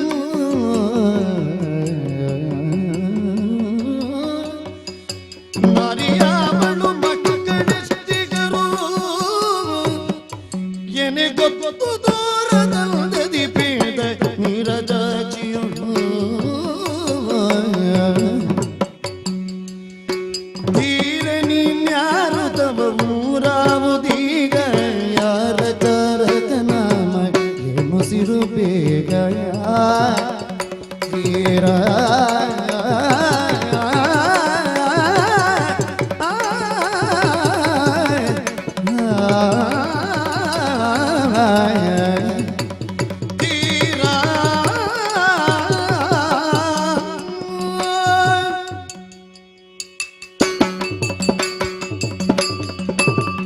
ಅಯ್ಯ ಧೀರ. ಒಬ್ರು ಹೋದ್ರು ಅಂದ್ರೆ ಮತ್ತೊಬ್ಳು ಬಂದ್ರು. ಅಂದ್ರೆ ಅವರನ್ನು ಕಳುಹಿಸಿದ್ದೇ ನಾನು. ಓ ಹೋ ಹೋ ಹೋ, ಪುರೋಹಿತರಲ್ವಾ? ಹೌದು, ಹೋದವರಲ್ವ? ಹೌದು. ಹೌದೌದು. ಸುದೇವರು. ಹಾ ಹಾ ಹಾ ಹಾ, ನೋಡಿ ಪರಿಚಯ, ಅವ್ರ ದೇವ್ರೆ. ನೋಡಿ ಪರಿಚಯ ಇರಬೇಕು. ಹಾ, ಅದೇ ಹೇಳ್ತೆ ಅವ್ರ ದೇವರು ಅಂತ. ಅಲ್ಲ, ಈಗ ನಿಜವಾಗಿ ದೇವ ಅಂತ ಹೇಳಿದ ಮೇಲೆ ಅದರ ಹಿಂದಿನಿಂದ ಸೂ ಬೇಕಾ? ಹಾ, ದೇವತೆಗಳಲ್ಲೂ ಕೃತ್ರಿಮ ಇರ್ತದೆ, ಅದರಲ್ಲಿ ಅವರಲ್ಲಿ ಇವರಲ್ಲಿ ಎಳ್ಳಿನಿತೂ ಇಲ್ಲ ಎಂಬುದನ್ನು ಸೂಚಿಸುವುದಕ್ಕ ಏನೋ. ನಮ್ಮ ಪುರೋಹಿತರು ಅದು ಸ್ವಾಗತ ಅಂದ್ರೆ ಸುಸ್ವಾಗತ ಅಂತ ಇರುವುದು. ಹೌದು. ಸುಸ್ವಾಗತ ಅಂದ್ರೆ ಹೌದು, ಕೆಲವರು ಹೇಳುವಾಗಲೇ ಸುಸ್ವಾಗತ ಅಂತ ಅದು ಹೇಳ್ತಾರೆ. ಕೆಲವೊಮ್ಮೆ ತಿಳಿದವರು ಹೇಳುದು ಕೇಳಿದ್ದು ಹಾ. ವಿರುಕ್ತಿ ದೃಢತೆಗಾಗಿ ಅಂತೆ. ಹ್ಮ್. ಎರಡೆರಡು ಸಲ ಹೇಳಿದ್ರೆ ಅದು ಉಂಟು ಅಂತ ದೃಢ ಅಂತ. ಖಚಿತ. ಹೌದೌದು. ಅಯ್ಯ ಧೀರ ಧೀರ, ನನ್ನ ಅದು ಖಚಿತ ಆಗ್ಲಿಕ್ಕೆ. ನಾನೊಬ್ಬನೇ ಇದ್ದೇನೆ. ಹೌದು, ಅಲ್ಲ ನೀವೇ ಹೌದು ಅಂತ ಖಚಿತ ಆಗ್ಲಿಕ್ಕೆ 2 ಸಲ ಹೇಳಿದ್ದೆ ನಾನು. ಅಲ್ಲ, ನೀನು ಎಷ್ಟು ಹೇಳಿದ್ರು ನನ್ನೊಳಗೆ ಖಚಿತ ಆಗ್ಲಿಕ್ಕಿಲ್ಲ. ಅಲ್ಲದನ್ನು 3 ಸಲ ಹೇಳಿದ್ರು ಸತ್ಯ ಅಂತ ಆಗ್ಲಿಕ್ಕೆ ಉಂಟು. ಇಲ್ಲಿಗೆ ಬರುವುದಕ್ಕೆ ಹೇಳಿದೆ. ವಿಚಿತ್ರ, ಈ ಜಗತ್ತಿನಲ್ಲಿ ಒಂದು ವಿಷಯ ಉಂಟು, ಗೊತ್ತಾ ನಿಮಗೆ? ಜಗತ್ತಿನಲ್ಲಿ ಎಲ್ಲ ವಿಷಯಗಳ ಕುರಿತು ಯಾರಾದ್ರೂ ತೊಡಗಿದ್ರೆ ಹೀಗೆ ಹೇಳುವುದು, ಒಂದು ವಿಷಯ ಉಂಟು ಗೊತ್ತುಂಟು ಅಂತ. ಅಂತ ವಿಷಯ ತುಂಬಾ ಇರುವುದಕ್ಕೆ ಜಗತ್ತು ಅಂತ ಹೆಸರು. ಪ್ರಾಕೃತಿಕವಾಗಿ ಇರುವುದರ ಕುರಿತಾದ ಆಸಕ್ತಿಗಿಂತ ಹೆಚ್ಚು ಅಪ್ರಾಕೃತವಾದದ್ದು, ವಿಶೇಷವಾದದ್ದನ್ನು ಕಾಣುವಾಗ ಇದು ಯಾಕೆ ಹೀಗೆ ಅಂತ ಪ್ರಶ್ನೆ ಹುಟ್ಟುತ್ತದೆ. ಹೌದಪ್ಪ, ಪ್ರಕೃತಿಗೆ ಅತೀತ ಅಲ್ವಾ? ಹೌದು. ನೀವು ಮಾತಾಡ್ತಾ ಇದ್ದೀರಿ ಎಲ್ಲಿಂದ ಅಂತ ಗೊತ್ತಾಗೋದಿಲ್ಲ. ಎಲ್ಲ ಕೇಳಿದ್ರೆ ಸಾಕು, ನೋಡ್ಬೇಕಾಗಿಲ್ಲ. ಅಲ್ಲ, ಹಾಗೆಂತ ನೀವು ಕಣ್ಣು ತಪ್ಪಿಸುದು ಯಾಕೆ ಅದಕ್ಕೆ? ಅಲ್ಲ, ಈಗ ಅದು ಮಾತೆಲ್ಲಿಂದ ಅಂತ ಗೊತ್ತಾಗುದಿಲ್ಲ, ಕಣ್ಣು ಕಾಣ್ತದ? ಹಾಗೆಲ್ಲ ಕಣ್ಣನ್ನಾದ್ರೂ ನೋಡುವ ಅಂತ. ಇಲ್ಲ, ಅದು ನಾನು ನೋಡುವುದೇ ಹಾಗೆ, ಅದು ಕಾಣುವಾಗ ನಿಮಗೆ ಹಾಗಿರುವುದಷ್ಟೇ. ತಪ್ಪಿಸಲಿಕ್ಕೆ ನನ್ನಲ್ಲಿ ಎಂತದುಂಟು ಅಂತ ಬೇಡ ತಪ್ಪಿಸಲಿಕ್ಕೆ. ಅಂದ್ರೆ ನೀವು ಆ ಕಡೆಗೆ ನೋಡ್ತಾ ಇದ್ರು ನನ್ನನ್ನೇ ನೋಡ್ತಾ ಇದ್ದೀರಿ. ಹಾಗೆ ತಿಳಿದ್ರೆ ನಿನಗೆ ಸುಖ. ಸರಿ. ಅಲ್ಲ, ಹಾಗಲ್ಲ, ಬೇಸರ ಆಗುದಿಲ್ಲ ಅಂತದ್ದು ನಾನು. ಗಟ್ಟು ಮಾತಾಡುದು ಯಾಕೆ? ಹಾಗೆ ತಿಳಿದ್ರೆ ನಿಮಗೆ ಸುಖ ಅಂತ. ಅಂದ್ರೆ ನನ್ನನ್ನು ನಿರ್ಲಕ್ಷಿಸಿದ್ರು ಎಂಬ ವ್ಯಸನಕ್ಕಿಂತ ಅವರೆಲ್ಲೋ ನೋಡುವಾಗಿದ್ರು ನೋಡುವುದು ನನ್ನನ್ನೇ ಅಂತ ತಿಳಿದ್ರೆ ಒಂದು ಭಾವ ಸಮಾಧಾನ ಇರುವುದು. ನೀವು ಹೇಳಿದ ಮೇಲೆ ಅದನ್ನು ನಾನು ಸುಳ್ಳು ಅಂತ ಹೇಳುವುದಕ್ಕಿಲ್ಲ. ಇಲ್ಲ, ಇದು ನಾನು ಹಾಗೆ ಸುಳ್ಳು ಹೇಳಲಿಕ್ಕಿಲ್ಲ. ಅದು ಹೆಣ್ಣು ಮಕ್ಕಳ ಮುಂಭಾಗದಲ್ಲಿ ಯಾಕೆ ಸುಳ್ಳು ಹೇಳುವುದು? ಹೌದೌದು. ಅಂದ್ರೆ ಅಲ್ಲ, ಸುಳ್ಳು ಹೇಳಲಿಕ್ಕಿಲ್ಲ ಅಂತದ್ದು ನಾನು. ಹೌದು, ನಾನು ಹೇಳಿದ ಸತ್ಯ ಗೊತ್ತಾಗದಿರ್ತದೆ, ಅದೀಗ ಸತ್ಯ ಎಲ್ಲರಿಗೂ ತಿಳಿಲಿಕ್ಕಾಗ್ತದೆ. ಈಗ ಸತ್ಯವನ್ನು ಸತ್ಯ ಹೇಳಿದ್ರು ಕೂಡ ಅದನ್ನು ಸತ್ಯ ಅಂತ ಗುರುತಿಸದವರು ಸತ್ಯಕ್ಕೂ ಎಷ್ಟು ಮಂದಿ ಇದ್ದಾರೆ. ಅಲ್ಲ, ಕೆಲವು ವರ್ಷ ಕಳೆದಾದ್ರೂ ಗೊತ್ತಾಗ್ತದೆ ಅವರು ಹೇಳಿದ್ದು ಸತ್ಯ ಅಂತ. ಅವರಿಗೆ ಸತ್ಯ ಗೊತ್ತಾಗ ಇಲ್ಲಿ ಹೊತ್ತಾಗಿರ್ತದೆ. ಹೌದು ಹೌದು ಹೌದು. 3 ದಿನ ಅಂತ 3 ವರ್ಷ ಅದ್ದ. ಯಾವುದಕ್ಕೆ? ನಾನು ನನ್ನಷ್ಟಕ್ಕೆ ಸ್ವಗತ ಹೇಳಿಕೊಂಡದ್ದು. ನಾನು ಸಂವಾದ ಅಂತ ಮುಂದುವರಿಸಿ. ಹೌದು, ಇದು ಒಂದು ಭಾವ ತೀವ್ರತೆಗೆ ಒಳಗಾಗಿ ನಾನು ಇದು. ಅಲ್ಲ, ನೀ ಭಾವ ತೀವ್ರತೆಗೆ ಒಳಗಾದ್ರೆ ಅರಮನೆಯೊಳಗಿರಬೇಕಾದವಳು ಈಗ ಇಲ್ಲಿ ಬಿಡಾರಕ್ಕೆ ಹಾಗಲ್ಲ. ಇದು ಅಲ್ಲ, ಇಲ್ಲಿಂದ ಕರೆಸಿಕೊಂಡು ನಿಮ್ಮನ್ನು ನೋಡಿಯೇ ನಾನು ಭಾವ ತೀವ್ರತೆಗೆ ಒಳಗಾದವಳು. ಅದ್ಯಾಕೋ? ಇದು ಕೆಲವು ಪ್ರಶ್ನೆ ಕೇಳಲಿಕ್ಕೆ ಉಂಟು ನನಗೆ ನಿಮ್ಮಲ್ಲಿ. ಅದು ಗುರುಗಳಲ್ಲಿ ಕೇಳುದು ಒಳ್ಳೇದು. ಅರಮನೆಯಲ್ಲಿದ್ದವರಲ್ಲಿ ಅವರು ಎಲ್ಲ ಪ್ರಶ್ನೆಗೆ ಉತ್ತರ ಹೇಳಲಿಕ್ಕೆ ಇದ್ದವರು, ಅವರಿಗೆ ಕೆಲಸವೇ ಅದಲ್ವ. ಅವರು ಬೇರೆ ಬೇರೆ ಪ್ರಶ್ನೆ ಕೇಳಿದ್ರೆ ಏಕ ಪ್ರಕಾರವಾಗಿ ಯಾವ ಮನಸ್ಸಿನ ವಿಕಲ್ಪ ಇಲ್ಲದ ಉತ್ತರ ಹೇಳುವವರಲ್ವ. ಒಳ್ಳೆ ಒಳ್ಳೆ ಗುರುಗಳಿದ್ದು. ಈಗ ಅವರು ಹೋದವರು ಒಳ್ಳೆ ಗುರುಗಳು, ನೀವು ಅವರಲ್ಲೇ ಕೇಳು. ಗುರುಗಳವರು ಅವರಲ್ಲೇ ಕೇಳು. ಅವರು ಹೇಳದ ಯಾವ ಉತ್ತರ ನಾನು ಹೇಳಲಿಕ್ಕೆ? ಅಲ್ಲಲ್ಲ, ಅವರಲ್ಲಿ ಯಾವ ಪ್ರಶ್ನೆಯನ್ನೆಲ್ಲ ಕೇಳಬೇಕು ಅದನ್ನು ಕೇಳಿ ನನಗೆ ಉತ್ತರ ಸಿಕ್ಕಿ ಆಗಿದೆ. ಉತ್ತರ ಗೊತ್ತಿದ್ದು ಕೇಳುವ ಪ್ರಶ್ನೆ ನೀನು. ಹಾಗೆ ಅಂತ ಉತ್ತರ ಗೊತ್ತಿದ್ದ ಮೇಲೆ ಹಾಗೆ ಇನ್ನೊಬ್ಬರನ್ನು ಪರೀಕ್ಷೆ ಮಾಡ್ಲಿಕ್ಕೆ ಪ್ರಶ್ನೆ ಎಲ್ಲ ಕೇಳಲ್ಲ. ಈಗ ನಾನು ಅವರಲ್ಲಿ ಕೇಳುವಾಗ, ಉತ್ತರ ಕೇಳುವಾಗ ಅವರು ಹೇಳಿದ್ರು ಅವನೇ ನನಗೆ ದೊಡ್ಡ ಪ್ರಶ್ನೆ ಅಂತ. ಅದು ನನ್ನನ್ನು ನೋಡಿದವರೆಲ್ಲ ಹೇಳ್ತಾರೆ. ನನ್ನ ನೋಡುವಾಗಲೇ ಒಂದು ಪ್ರಶ್ನೆ ಹಾಗೆ ಕಾಣ್ತದೆ, ಅದು ಯಾಕೆ ಅಂತ ಗೊತ್ತಿಲ್ಲ. ಪ್ರಶ್ನೆಗೊಂದು ಆಕಾರ ಕಲ್ಪಿಸಿ ನಾನೇ ಅದು ಅಂತ ತಿಳಿತಾರಲ್ಲ, ಹೇಗೆ ಅಂತ ಗೊತ್ತಿಲ್ಲ. ಒಂದು ಈಗ ಪ್ರಶ್ನೆ ಅಂತ ಹೇಳಿದ್ರೆ ಏನರ್ಥ? ಉತ್ತರವನ್ನು ಅಪೇಕ್ಷಿಸುವ ವಾಕ್ಯ ಅಂತ. ಒಂದು ನಿಗೂಢವಾದದ್ದು, ಒಂದು ರಹಸ್ಯವಾದದ್ದು ಅಂತಲೂ ಹೇಳಿಕ್ ಆಗೋದಿಲ್ಲ. ಹೌದು ಹೌದು. ಹಾಗಾಗಿ ನಿಮ್ಮ ಜೀವನ, ನಿಮ್ಮ ಹಿಂದಿನದ್ದು, ಯಾವ ಕರ್ಮ? ನಿಮ್ಮ ವಿವರ. ಅದು ಯಾವ ಕರ್ಮಕ್ಕೆ? ಕೇಳಿದವರಿಗೆ ಪ್ರಯೋಜನ ಇಲ್ಲ, ಹೇಳಿಯೂ ಸುಖ ಇಲ್ಲ, ಎಂತದಕ್ಕೆ ಕೇಳಿ? ನನಗೊಂದು ಕುತೂಹಲ ಅಪ್ಪ. ಅದೀಗ ಕೆಟ್ಟದನ್ನು ಅದಕ್ಕೆ ಬಹುಶಃ ಪ್ರಯೋಗ ಇರೋದು, ಕೆಟ್ಟ ಕುತೂಹಲ ಅಂತ. ಹೌದೌದು. ಈಗ ನಮಗೆ ಸಂಬಂಧ ಇಲ್ಲದಿದ್ರು ಗೊತ್ತಾಗಬೇಕು ಅಂತ ಹಂಬಲಿಸಿ ಕೇಳುವುದಕ್ಕೆ ಕೆಟ್ಟ ಕುತೂಹಲ. ಕೆಟ್ಟ ಕುತೂಹಲ ಅಲ್ಲ, ಮತ್ತೆ ಧೀರ ಅಂತ ನಾನು ತೊಡಗಿದ್ದೆ ಅದಕ್ಕೆ ಬೇಕಾಗಿ. ಅದು ವಿಡಂಬನೆ ಅಲ್ವೋ? ನನಗೆ ಅರ್ಥ ನನಗೆ ಈ ವ್ಯಂಗ್ಯ ಎಲ್ಲ ಅಭ್ಯಾಸ ಆಗಿದೆ. ಈಗ ಅದು ವಿಕಾರ ಇದ್ರು ಚರ್ಮ ಸ್ವಲ್ಪ ದಪ್ಪ ಉಂಟು, ಅಷ್ಟು ಪಕ್ಕನೆ ತಾಗುದಿಲ್ಲ. ಈಗ ನಾನು ವ್ಯಂಗ್ಯ ಮಾತಾಡಿದ್ದು ಅಂತ ತಿಳ್ಕೊಂಡದ ಮತ್ತೆ ಈ ನೀವು? ರೂಪವನ್ನು ನೋಡಿ ಧೀರ ವೀರ ಅಂದ್ರೆ ಅಂತ ಏನರ್ಥ ಅದಕ್ಕೆ? ಈಗ ಧೀರ ಅಂತ ಹೇಳಿದ್ರೆ ಏನು? ಬರೀ ಭೌತಿಕವಾಗಿ ಕಾಣುತ್ತಿರುವಂತಹ ಶರೀರಕ್ಕೆ ಮಾತ್ರ ಅನ್ವಯ ಆಗುವುದು ಅದು. ನಾನು ನಿಮ್ಮ ಒಳಗಿರುವುದಕ್ಕೆ ಹೇಳಿದ್ದು, ನನ್ನ ಒಳಗಿರುವುದಕ್ಕೆ. ನನಗೆ ಕಾಣಲಿಲ್ಲ, ನಿನಗೆಂತದ್ದು ಕಾಣುವುದು? ಅದು ನಮಗೆ ಕೆಲವು ನನ್ನ ಸಲ ಒಳಗಿರುವುದು ಅಂತದ್ದಲ್ಲ. ನಮಗೆ ಹೆಣ್ಣು ಮಕ್ಕಳಿಗೆ ಕೆಲವು ಸಲ ಹಾಗೆ ಕಾಣ್ತದೆ ಅದು. ಈಗ ಎಂತದ್ದು ಕಂಡಿತು ಅಂತ? ನೀವು ಬರುವುದು, ಅದು ಎಲ್ಲರಿಗೂ ಗೊತ್ತಾಗುವ ಹಾಗೆ ಬಂದಿದ್ದೇನೆ, ಕದ್ದು ಮುಚ್ಚಿ ಬಂದದ್ದು. ನಿಮ್ಮ ಒಂದು ಸ್ಥೈರ್ಯ, ಮಹಾರಾಜರ ಜೊತೆಗೆ ಬಂದವರಿಗೆ ಅಷ್ಟೆಲ್ಲ ಇರ್ತದೆ. ರಾಜ ಪರಿವಾರ ಅಂದ್ರೆ ಸಣ್ಣದ. ಈ ಸ್ಥಿತಿಯಲ್ಲಿದ್ರು ನೀವು ಬರುವಂತಹ ಒಂದು ಶೈಲಿ ಉಂಟಲ್ಲ, ಒಂದು ಆತ್ಮವಿಶ್ವಾಸ ಅದು ಉಂಟಲ್ಲ. ರಾಜರೊಟ್ಟಿಗೆ ನಡೆದವರು ರಾಜರಿಲ್ಲದಾಗ ಅವರೇ ರಾಜರು ಅಂತ ಭಾವಿಸಬೇಕು. ಅದು ಶೈಲಿ ಬಂದು ಹೋಗುದು. ನನ್ನ ಈ ನಡಿಗೆಯಲ್ಲೂ ನಿನಗೆ ಅದು ಕಾಣ್ತದೆ ಹೌದು, ಅಲ್ವಾ? ಸಹಜವಾಗಿ ಕಂಡಿತು ಅಂತ. ರಾಜರ ಅಲ್ಲ, ಒಟ್ಟಿಗೆ ನಾನು ನಿಜವಾಗಿ ರಾಜರಾಗೆ ನಡೆದ್ರು ಹ್ಮ್. ಇದಿಲ್ಲ, ವಿಕಾರಿಗಳ ರಾಜನಂತೆ ಕಂಡೇನು ಬಿಟ್ರೆ ಆಕಾರ ಇದ್ದವರ ರಾಜನಾಗೆ ಕಾಣ್ಲಿಕ್ಕಿಲ್ಲ. ನಿನಗೆ ಯಾವ ನೆಲೆಯಿಂದ ಕಂಡಿತು? ಇಲ್ಲ, ನಿಜವಾಗಿ ಏನಾಯ್ತು ಗೊತ್ತಾ? ಏನಾಯ್ತು? ನಾನು ಕೆಳಗೆ ಪಾದ ನೋಡುವಾಗ ಯಾವತ್ತೋ ನೋಡಿದ ಪಾದ ಅಂತ ಆಯ್ತು. ಮತ್ತೆ ಆ ಶೈಲಿ ನೋಡುವಾಗ ಒಬ್ಬ ಚಕ್ರವರ್ತಿಯೇ ನಾನು ಬರ್ಲಿಕ್ಕೆ ಹೇಳಿದ್ದು ಅಡುಗೆ ಮಾಡಿದವರನ್ನು, ಇದು ಋತುಪರ್ಣನೆ ಬಂದನು ಅಂತ ಒಂದು ಸಲ ಗೊಂದಲ ಆಯ್ತು. ಈಗ ಒಂದೇ ತೆರನಾಗಿ ಪಾದ ಇದ್ದವರನ್ನೆಲ್ಲ ಒಬ್ಬರೇ ಅಂತ ಸೇವಿಸುವುದಕ್ಕಾಗ್ತದ, ವ್ಯವಹರಿಸುವುದಕ್ಕಾಗ್ತದ? ಒಂದೇ ಅಳತೆಯಲ್ಲಿರುವುದು.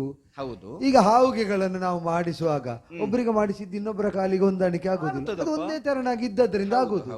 ಈಗ ಹಾಕಬೇಕು ಅಂತಲ್ಲ ಹೇಳಿದ್ದು, ಗೊತ್ತಾಯ್ತು. ಪಾದದ ಅಳತೆಗೆ ಹೊಂದಿಕೆ ಆಗುತ್ತದೆ ಅಂತ ಆದ್ರೆ ಖಂಡಿತ ಆಗುತ್ತದೆ. ನೋಡಿ ಎಲ್ಲ ಅಲ್ಲ, ನಿರ್ಣಯಿಸುವುದು. ಅಲ್ಲಿಂದ ಮತ್ತೆ ಮೇಲೆ ಮುಖ ನೋಡಿದನಲ್ಲ.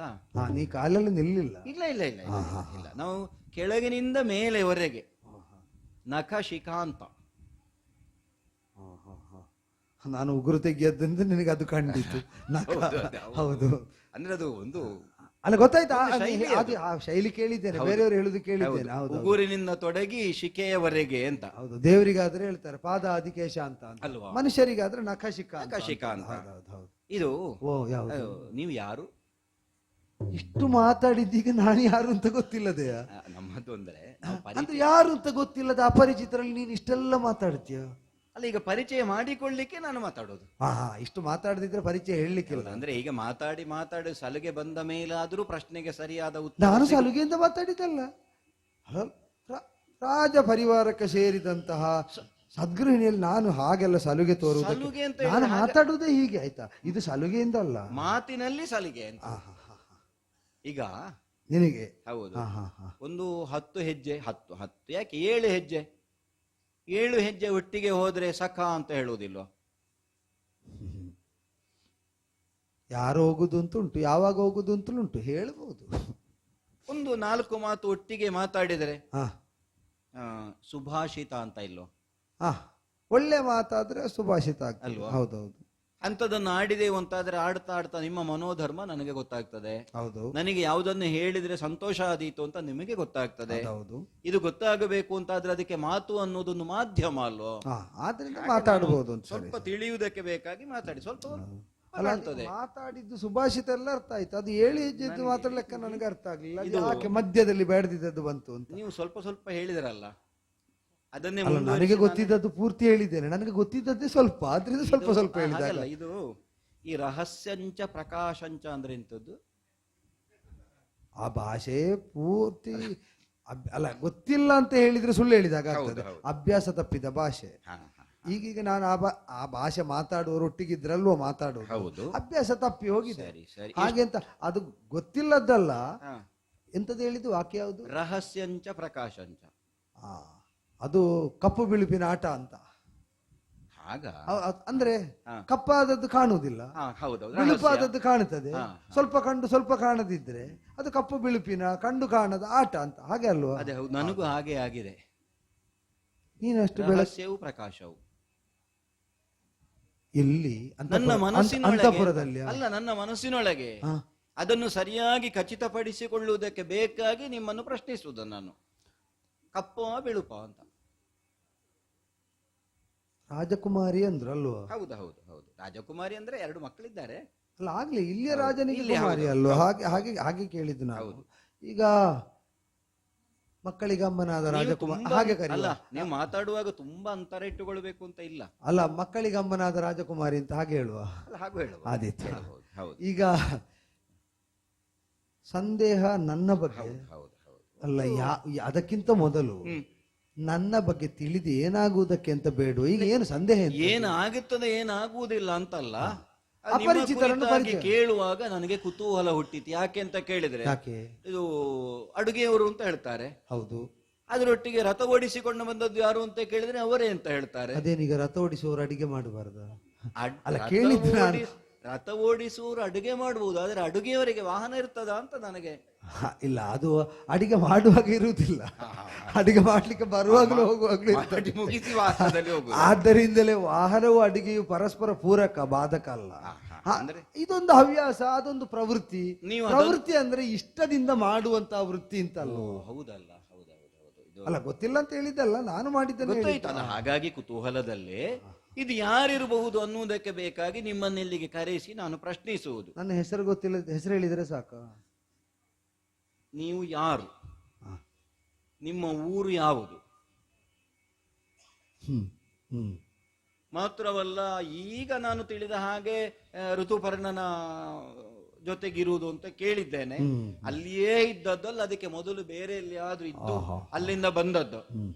ಹೆಸರು ಹೇಗೆ, ಮತ್ತೆ ಇದು ಈ ರೂಪ, ಅಂದ್ರೆ ನಾನು ಇದಕ್ಕೆ ರೂಪ ಅಂತಲೇ ಹೇಳ್ತೇನೆ. ಆಯ್ತಾಯ್ತು, ನನ್ನ ಮೇಲೆ ದಯೆ ತೋರಿಸುವಾಗ ನಾನು ಯಾಕೆ ಬೇಡ ಅಂತ ಹೇಳುದು? ಕುರೂಪಿ ಕುರೂಪಿ ಅಂತ ಕರೆದವರ ಮುಂಭಾಗದಲ್ಲಿ ಇದನ್ನು ರೂಪ ಅಂತ ದಯೆ ತೋರಿಸುವಾಗ ನಾನು ಬೇಡ ಅಂತ ಹೇಳಲಿಕ್ಕೆ? ಇದು ಈ ರೂಪ ನೀವು ಹುಟ್ಟುವಾಗಲೇ ಇತ್ತ ನಿಮಗೆ? ರೂಪ ಹುಟ್ಟುವಾಗ ನಾನಿದ್ದೆ, ನನಗೆ ರೂಪ ಹುಟ್ಟುವಾಗ ನಾನಿದ್ದೆ. ಅಲ್ಲ, ಹಾಗೆ ನಾ ಕೇಳಿದ್ದೆ. ಯಾಕಂದ್ರೆ ಹುಟ್ಟುವಾಗಲೇ ಈ ರೂಪ ಇತ್ತ, ಅಲ್ಲ ಇಲ್ಲಿ ಅದು ತಿರುಗಾಟದಲ್ಲಿ ಸಂಪಾದನೆ ಮಾಡಿದ ರೂಪವ ಅಂತ. ತಿರುಗಾಟದಲ್ಲಿ ರೂಪ ಸಂಪಾದನೆ ಆಗ್ತದೆ ಹೇಳ್ಬೇಕು. ಅಲ್ಲ, ಕೇಳಿದ್ದ ತಿರುಗಾಟದಲ್ಲಿ ಸಂಪಾದನೆ ಆಗುದ್ರಲ್ಲಿ ರೂಪ ಉಂಟು ಅಂತ ಹೊಸ ಅರಿವು ನನಗೆ. ಈಗ ಈ ರೂಪ ಜನನಿಯಲ್ಲಿ ಜನಿಸಿದಾಗಲೇ ಇಹುದೋ ಸೇರಿಕೊಂಡಿಹುದೋ ಮತ್ತೆ ನಿನಗೆ? ಇದಿಷ್ಟು ಇನ್ನು ಇನ್ನು ಮುಗಿಲಿಲ್ಲ. ಇದು ನಿಮಗೆ ಮಕ್ಕಳೆಷ್ಟು ಮತ್ತು ಮದುವೆ ಆಗಿದೆ? ಆಗಲ್ಲ, ಅದು ಅಲ್ಲ, ಅದು ಕೈ ಏನು ಹೀಗೆ ಹೀಗೆ ಮಾಡುದು? ಸ್ವಲ್ಪ ಹಿಂದೆ ಮುಂದೆ ಆಯ್ತು. ಹೇಳುವಾಗ ಆಗಿದೆ ಅಂತ ಇಲ್ಲ, ನಾನದು ಇಲ್ಲಿಗೆ ತಲುಪುವಾಗ ಅದು ಸರಿಯಾಗಿಯೇ ಬಂದಿದೆ. ಹೌದೌದು, ಮದುವೆ ಆಗಿದ ಮಕ್ಕಳು ಉಂಟು, ಅದನ್ನು ಹಾಗೆ ಸ್ವೀಕರಿಸಿದ್ದೇನೆ. ಹೌದೌದು. ಇದು ಇಷ್ಟು ಪ್ರಶ್ನೆ ಉಂಟು ಈಗ, ಮತ್ತೆ ಇದಕ್ಕೆ ಉತ್ತರ ಸಿಕ್ಕಿದ್ರೆ ಉತ್ತರ ನನಗೆ ಇದು ಸಂಶಯ. ನಾನು ಉತ್ತರ ಏನಾದ್ರೂ ಗೊತ್ತಿದ್ದದ್ದು ಹೇಳುವ, ನಿಮ್ಮ- ಗೊತ್ತಾಗುವಾಗ ಹೇಳುವ. ನಿಮಗೆ ಈಗ ನಾನು ಪ್ರಶ್ನೆ ಕೇಳುದು, ನನಗೊಂದು ಪ್ರಶ್ನೆ ಹುಟ್ಟಿತ್ತು. ಏನು? ಈಗ ಇಲ್ಲಿ ಎಂತದ್ದು ಮದುವೆ ಉಂಟಂತೆಲ್ಲ? ಹೌದು ಹೌದು ಹೌದು, ಮದುವೆ. ಇದೀಗ ಅದು ಮದುವೆ ಹೌದು, ಸ್ವಯಂವರ ಅಂತ. ಹೌದು. ಅಲ್ಲ, ನಾನು ಯಾಕೆ ಕೇಳಿದ್ದು ಅಂದ್ರೆ, ಹಾ, ನನ್ನ ಕುಲಗೋತ್ರ ವಿಚಾರ ಕೇಳುವಾಗ ಮದುವೆ ಯಾರೋ ಹೆಣ್ಣು ಮಗಳಿಗ ನನಗೂ ಅಂತ ನನಗೆ ಹಾಗೆ ಹಾಗಲ್ಲ, ಸ್ವಯಂವರ ಇರುವುದು ಹೌದು. ಮತ್ತೆ ಈಗ ಸ್ವಯಂವರಕ್ಕೆ ಸಂಬಂಧಪಡದಂತ ನನಗೆ ನನ್ನ ಕುಲಗೋತ್ರಾದಿಗಳು ಅಲ್ಲ ಹೇಳಬಾರ್ದು ಅಂತಲ್ಲ, ಆದ್ರೂ ಅದು ಕೇಳುವಾಗ ಋತುಪರ್ಣನ ಜೊತೆಯಾಗಿ ಬಂದದ್ದಕ್ಕೆ ನಿಮ್ಮ ಒಂದು ವಿಶಿಷ್ಟವಾದಂತಹ ಕ್ರಮ, ನಿಮ್ಮ ಈ ರೂಪ, ಇದನ್ನೆಲ್ಲ ನೋಡುವಾಗ ನನಗೊಂದು ಯಾರು ಅಂತ ತಿಳ್ಕೊಳ್ಳುವ ಕುತೂಹಲಪ್ಪ. ಹೌದು, ಹೇಳ್ಬೇಕಾಯ್ತಲ್ಲ. ನಿಮಗೆ ಒಂದು ಮಾತು ಗೊತ್ತಿಲ್ವ? ಯಾವ ಮಾತು? ಒಳ್ಳೆಯ ಚಳಿಗಾಲದಲ್ಲಿ ನೀರಿನ ಒಳಗೆ ಮುಳುಗಿ ಆದ್ರೂ ಇರಬಹುದಂತೆ. ಹೌದು. ಒಳ್ಳೆಯ ಬಿರು ಬೇಸಿಗೆಯಲ್ಲಿ 4 ದಿಕ್ಕಿನಿಂದಲೂ ಬೆಂಕಿ ಹಾಕಿ ಮೇಲಿನಿಂದ ಸೂರ್ಯ ಉರಿಯುತ್ತಾ ಇರುವಾಗ ಅದರ ಮಧ್ಯದಲ್ಲಿ ಆದ್ರೂ ಇರಬಹುದಂತೆ. ಆಗದಿದ್ರು ಕಲ್ಪನೆ ಮಾಡಿದವರೇ ಭಯಂಕರ. ಪಂಚಾಗ್ನಿ, ಅದೇ ಗೊತ್ತಾಯ್ತು. ಅದನ್ನು ಅವರು ಮಾಡದಿದ್ರು ಹೌದು, ಅದನ್ನೊಂದು ಕಲ್ಪನೆ ಮಾಡಿದ್ದು ಹೀಗೆ ಅಂತ ಹೇಳುವುದೇ ಭಯಂಕರ. ಸುಖವಾಗಿ ಇರಬಹುದಂತೆ. ಮತ್ತೆ ಸುಖ ಯಾರಿಗಿಲ್ಲ? ಮನುಷ್ಯನ ಮನಸ್ಸಿನ ಒಳಗೆ ಒಂದು ಸಂಶಯ ಅಂತ ಹುಟ್ಟಿದ್ರೆ ಅವನಿಗೆ ಮತ್ತೆ ಸುಖ ಸಂತೋಷ ಇಲ್ಲ. ನೀನು ಸಂಶಯ, ಈಗ ನೀನು ಅದರಿಂದ ಕಷ್ಟಪಡುವುದು ಬೇಡ, ಈಗ ಸಂಶಯ ಪಟ್ಟು ಕಷ್ಟಪಡುವುದೇ ಬೇಡ. ನನಗೆ ಇನ್ನೊಬ್ರು ಕಷ್ಟಪಡುವುದನ್ನು ನೋಡಿದ್ರೆ ಆಗೋದಿಲ್ಲ, ಸತ್ಯ ಹೇಳ್ತೇನೆ. ಈಗ ನಿನಗೆ ಅದೇ ಕಷ್ಟ ಕೊಡ್ತದೆ ಅಂತ ಹಾಗೆಲ್ಲ ಯಾರಿಗಾದ್ರೂ ಕಷ್ಟ ಆಯ್ತು ಅಂತಂದ್ರೆ ಬಿಟ್ಟು ಹೋಗುದೇ ಅಲ್ವಾ ಮತ್ತೆ? ಓ, ಹೌದು, ನಮ್ಗೆ ನೋಡ್ಲಿಕ್ಕೆ ಆಗದಿದ್ರೆ ಈಗ ನಮಗೆ ಒಂದೋ ಪರಿಹರಿಸಬೇಕು, ಪರಿಹರಿಸಲಿಕ್ಕಾಗದಿದ್ರೆ ನೋಡುವ ಕಷ್ಟದಿಂದಲಾದ್ರೂ ಕಳಚಬಹುದಲ್ಲ. ಈಗ ಅದಾದ್ರೂ ಈಗ ನಾವು ದಯೆಯಿಂದಲೇ ಮಾಡುವುದಲ್ಲ. ಖಂಡಿತ. ಆದ್ದರಿಂದಲೇ ಈಗ ಅಲ್ಲ, ಈಗ ನೀನು ಅದನ್ನು ಯಾವುದಕ್ಕೆ ನನಗೆ ಹೇಳಿದ್ದು? ಅಲ್ಲ, ಹೇಳಿದ್ದು ನಾನು ಈಗ ಮಾತು ಅಂತ ಹೇಳಿದ್ದು ಅಷ್ಟೇ ಅಲ್ವಾ? ಹೋಗುವುದೇ ಅಂತ. ಮತ್ತೆ ಅಲ್ಲಿಂದ ದೇಶ ಗೊತ್ತಾದ್ರೆ ಅಲ್ಲ, ನಿನಗೆ ಸಮಾಧಾನ ಆಗ್ತದೆ ಅಂತ. ಎಲ್ಲಿಯವರು, ಹೆಸರೇನು, ಮತ್ತೆ ಮೊದಲು ಎಲ್ಲಿದ್ದದ್ದು, ಇದೆಲ್ಲ ಒಂದು ಗೊತ್ತಾದ್ರೆ ಯಾವುದೇ ಹೇಳಿ ಸುಖ ಇಲ್ಲ. ಸುಖ ಇಲ್ಲದೆಯೂ ಹೇಳದೆ ನಿರ್ವಾಹ ಇಲ್ಲ. ಮೆರೆವ ಬಂಗಾಳ ದೇಶಗಳಿಗೆ ಪೂರ್ವದಲ್ಲಿ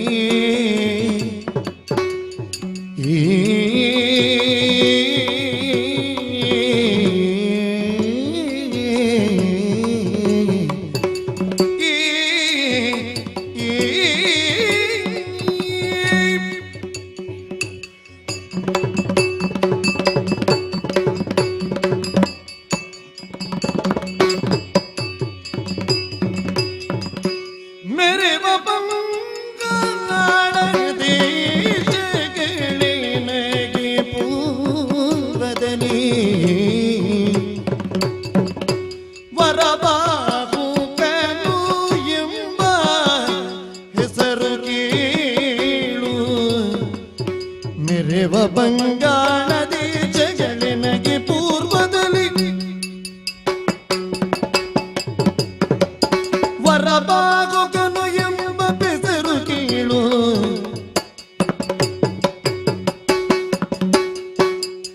ಬರೆದ ವಿಧಿ ವಶದಿಂದ ದಾರಿದ್ರ್ಯ ಸಂಭವಿಸಿ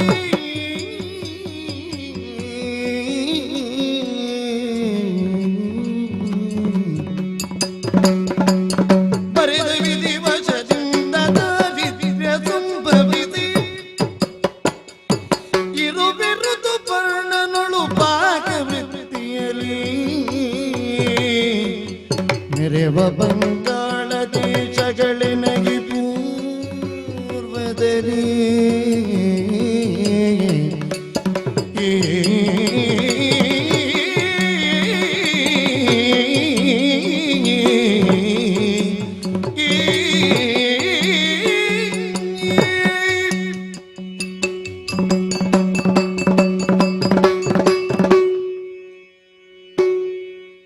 ಯಶಸ್ವಿನಿ.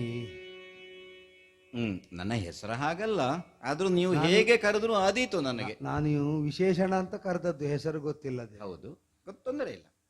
ಈಗ ಹೇಗೆ ಕರೆದರೆ ನೀವು ಓಗೊಡ್ತಿ ಅಂತ ಗೊತ್ತಿಲ್ಲದೆ ಇರುವಾಗ ಅಲ್ಲ, ನೀವು ನಾವು ಓಗೊಡುವ ಹಾಗೆ ಕರೆಯುವುದು. ನೀವು ಹೇಗೆ ಕರೆದ್ರು ನಾನು ಓ ಅಂತ ಹೇಳುವುದು. ಅದು ನಿನ್ನ ಔದಾರ್ಯ. ಹಾಗೆ ಅಂತ ನನ್ನ ಸೀಮೆಯನ್ನು ನಾನು ಮೀರಬಾರ್ದಲ್ಲ. ಈಗ ಹೇಗೆ ಕರೆದ್ರು ಅನ್ನುತ್ತಾರೆ ಅಂತ ಹೇಗೋ ಕರೀಲಿಕ್ಕಾಗ್ತದೆ, ಆಗುವುದಿಲ್ಲ. ಆದ್ರಿಂದ ಯಶಸ್ಸಿಗೆ ಕಾರಣವಾಗುವಂತೆ ಗುಣಶೀಲ ಸ್ವಭಾವಗಳನ್ನು ಇರಿಸಿಕೊಂಡಂತಹ ಸನ್ನಡತೆ ಹೆಣ್ಣು ಮಗಳೆಂಬ ಅರ್ಥದಲ್ಲಿ ಯಶಸ್ವಿನಿ ಅಂದದ್ದು. ಇದು ದೇಶ ಬಂಗಾಳ. ಈಗಲ್ಲ, ಮೊದಲು ಪೂರ್ವದಲ್ಲಿ. ಈಗ ನಾನು ಬಂಗಾಳದಿಂದಲೇ ಬಂದದ್ದು ಅಂತಲ್ಲ, ದೇಶ ಬಂಗಾಳ ಪೂರ್ವ. ತೊಂದರೆ ಇಲ್ಲ ಅಲ್ಲ, ನಮ್ಮಲ್ಲೆಲ್ಲ ತೊಂದರೆ ಇರ್ಲಿಕ್ಕೆ ನಾನು ಅಲ್ಲಿಯೇ ಹೋದ್ರೆ ಯಾರಿಗೇನು ತೊಂದರೆ. ರೂಢಿಯಲ್ಲೆಲ್ಲ ನಮ್ಮಲ್ಲಿ ಕೆಲವು ಪ್ರಯೋಗ ಉಂಟಾಗಿ ಅವ ದೊಡ್ಡ ಬಂಗಾಳಿ ಅಂತ.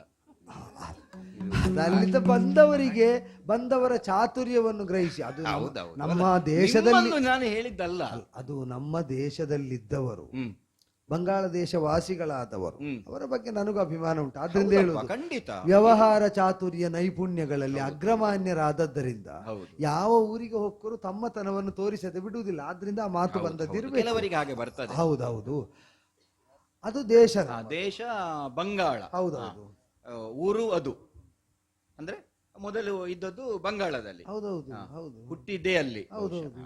ಇದೀಗ ಅಲ್ಲ, ಇವರು ಕೇಳಿದಾಗ ಹೌದೌದು ಅಂತ ಹೇಳುದು ಕೇಳಿದ್ರೆ ಇದು ಇಂಥದ್ದು ಬರ್ತದೆ ಅಂತ ನಿರೀಕ್ಷೆ ಮಾಡಿ ಬಂದಾಗ ಬಂತು ಅಂತ ಹೇಳಿದ ಅದು ಹಾಗಲ್ಲ.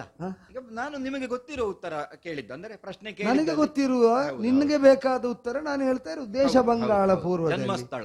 ಹೌದೌದು. ಬಾಹುಕ ಎಂತದ್ದು ಹೆಸರು ಬಾಹುಕ. ಅಲ್ಲ, ಇರಬಹುದಪ್ಪ.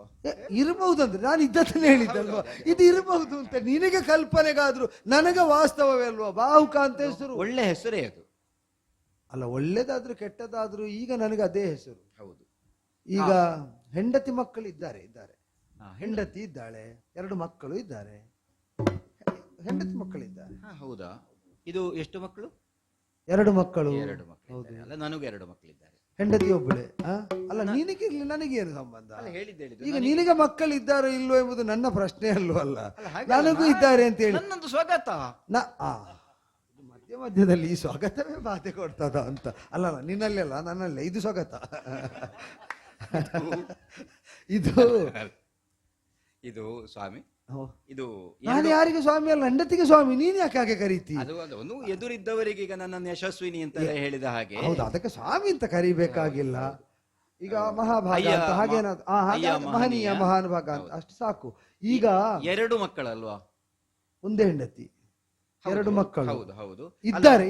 2 ಮಕ್ಕಳು ಅಂದ್ರೆ 2 ಹೆಣ್ಣ? ಅಲ್ಲ, 1 ಗಂಡು 1 ಹೆಣ್ಣು. ನನಗೂ ಹಾಗೆ 1 ಗಂಡು 1 ಹೆಣ್ಣು. 1 ಗಂಡು 1 ಹೆಣ್ಣು ನನಗೆ.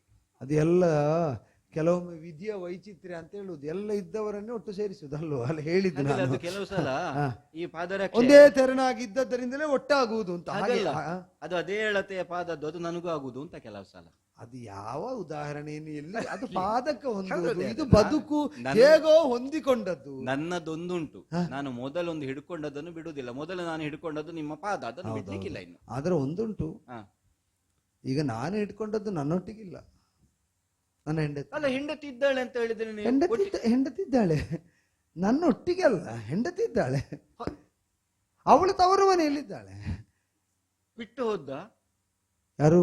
ಹೆಂಡತಿ. ಮತ್ತೆ ಬಿಡದೆ ಹೋಗ್ಲಿಕ್ಕೆ ಆಗ್ತದ? ಹಾಗಲ್ಲ, ಈಗ ಹೋಗಬೇಕಾದ್ರೆ ಬಿಡಬೇಡ, ಹಿಡ್ಕೊಂಡ್ರೆ ಹೋಗುದೇ. ಹಾಗೆಲ್ಲ ನನ್ನ ಹತ್ರ ಹಾಗೆ ಹೇಳಲಿಕ್ಕೆ ಆಗುದಿಲ್ಲ. ಅಲ್ಲ, ಯಾರ ಹತ್ರ ಆದ್ರೂ ಹೀಗೆ ಹೇಳದಿರ್ಲಿಕ್ಕೆ ಆಗುದಿಲ್ಲ. ಅನಿವಾರ್ಯ ಕಾರಣದಿಂದ ತವರು ಮನೆಗೆ ಹೋಗುದು ಅಂತ ಉಂಟಲ್ಲ. ಹೌದು, ಮತ್ತೆ ಕೆಲವು ಸಮಯ ಕಳೆದು ಬರ್ತೇನೆ ಅಂತ. ಅಲ್ಲ, ಅದೀಗ ಕಾರಣ ಉಂಟು, ಅನಿವಾರ್ಯವೇ ಅದು. ಬಿಟ್ಟಿದು ನನ್ನ ದುಸ್ಥಿತಿಗೆ ಅವಳಿಗೆ ತವರು ಮನೆಗೆ ಹೋಗದೆ ನಿರ್ವಾಹ ಇಲ್ಲ, ಹೋಗಿದ್ದಾಳೆ. ಅದಕ್ಕೇನು ಮಾಡ್ಲಿಕ್ಕೆ ಆಗ್ತದೆ? ನನ್ನ ಸ್ಥಿತಿ ನೋಡಿದ್ರೆ ಯಾರಾದ್ರೂ ಹೋಗಬೇಕು ದೂರದಿಂದ. ಈಗ ನೀನಿಷ್ಟೊತ್ತು ಬಂದು ಇಲ್ಲಿ ನಿಂತು ಮಾತಾಡಿದ್ದು ಬಿಟ್ರೆ ಹತ್ತಿರ ಹೆಚ್ಚು ಕಾಲ ನಿಲ್ಲಿಕ್ಕೆ ಇಲ್ಲ ಯಾರು ನನ್ನ ಹತ್ರ. ಹೆಂಡತಿ ಮಕ್ಕಳೊಟ್ಟಿಗೆ ಹೋಗಿದ್ದ, ಮಕ್ಕಳನ್ನು ಮಕ್ಕಳು ಹೆಂಡತಿ ಒಟ್ಟಿಗೆ ತವರು ಮನೆಯಲ್ಲಿದ್ದಾರೆ. ನಾನು ಇದು ದಟ್ಟದ ಹೀಗಿರ್ಲಿಲ್ಲ ಮೊದಲು. ಮೊದಲು ನಾನು ಅದೇ ಕೇಳಿದ್ದು. ಮೊದಲು ಅದು ದಾರಿದ್ರ್ಯ ಹೊಡೆಯುವುದು ಅಂತ ಇಲ್ವಾ? ಹೌದು, ಒಂದು ರೂಢಿಯ ಪ್ರಯೋಗ. ದಾರಿದ್ರ್ಯ ಬಡಿದ ಅಪ್ಪಳಿಸುವುದು ಬದುಕಿಗೆ.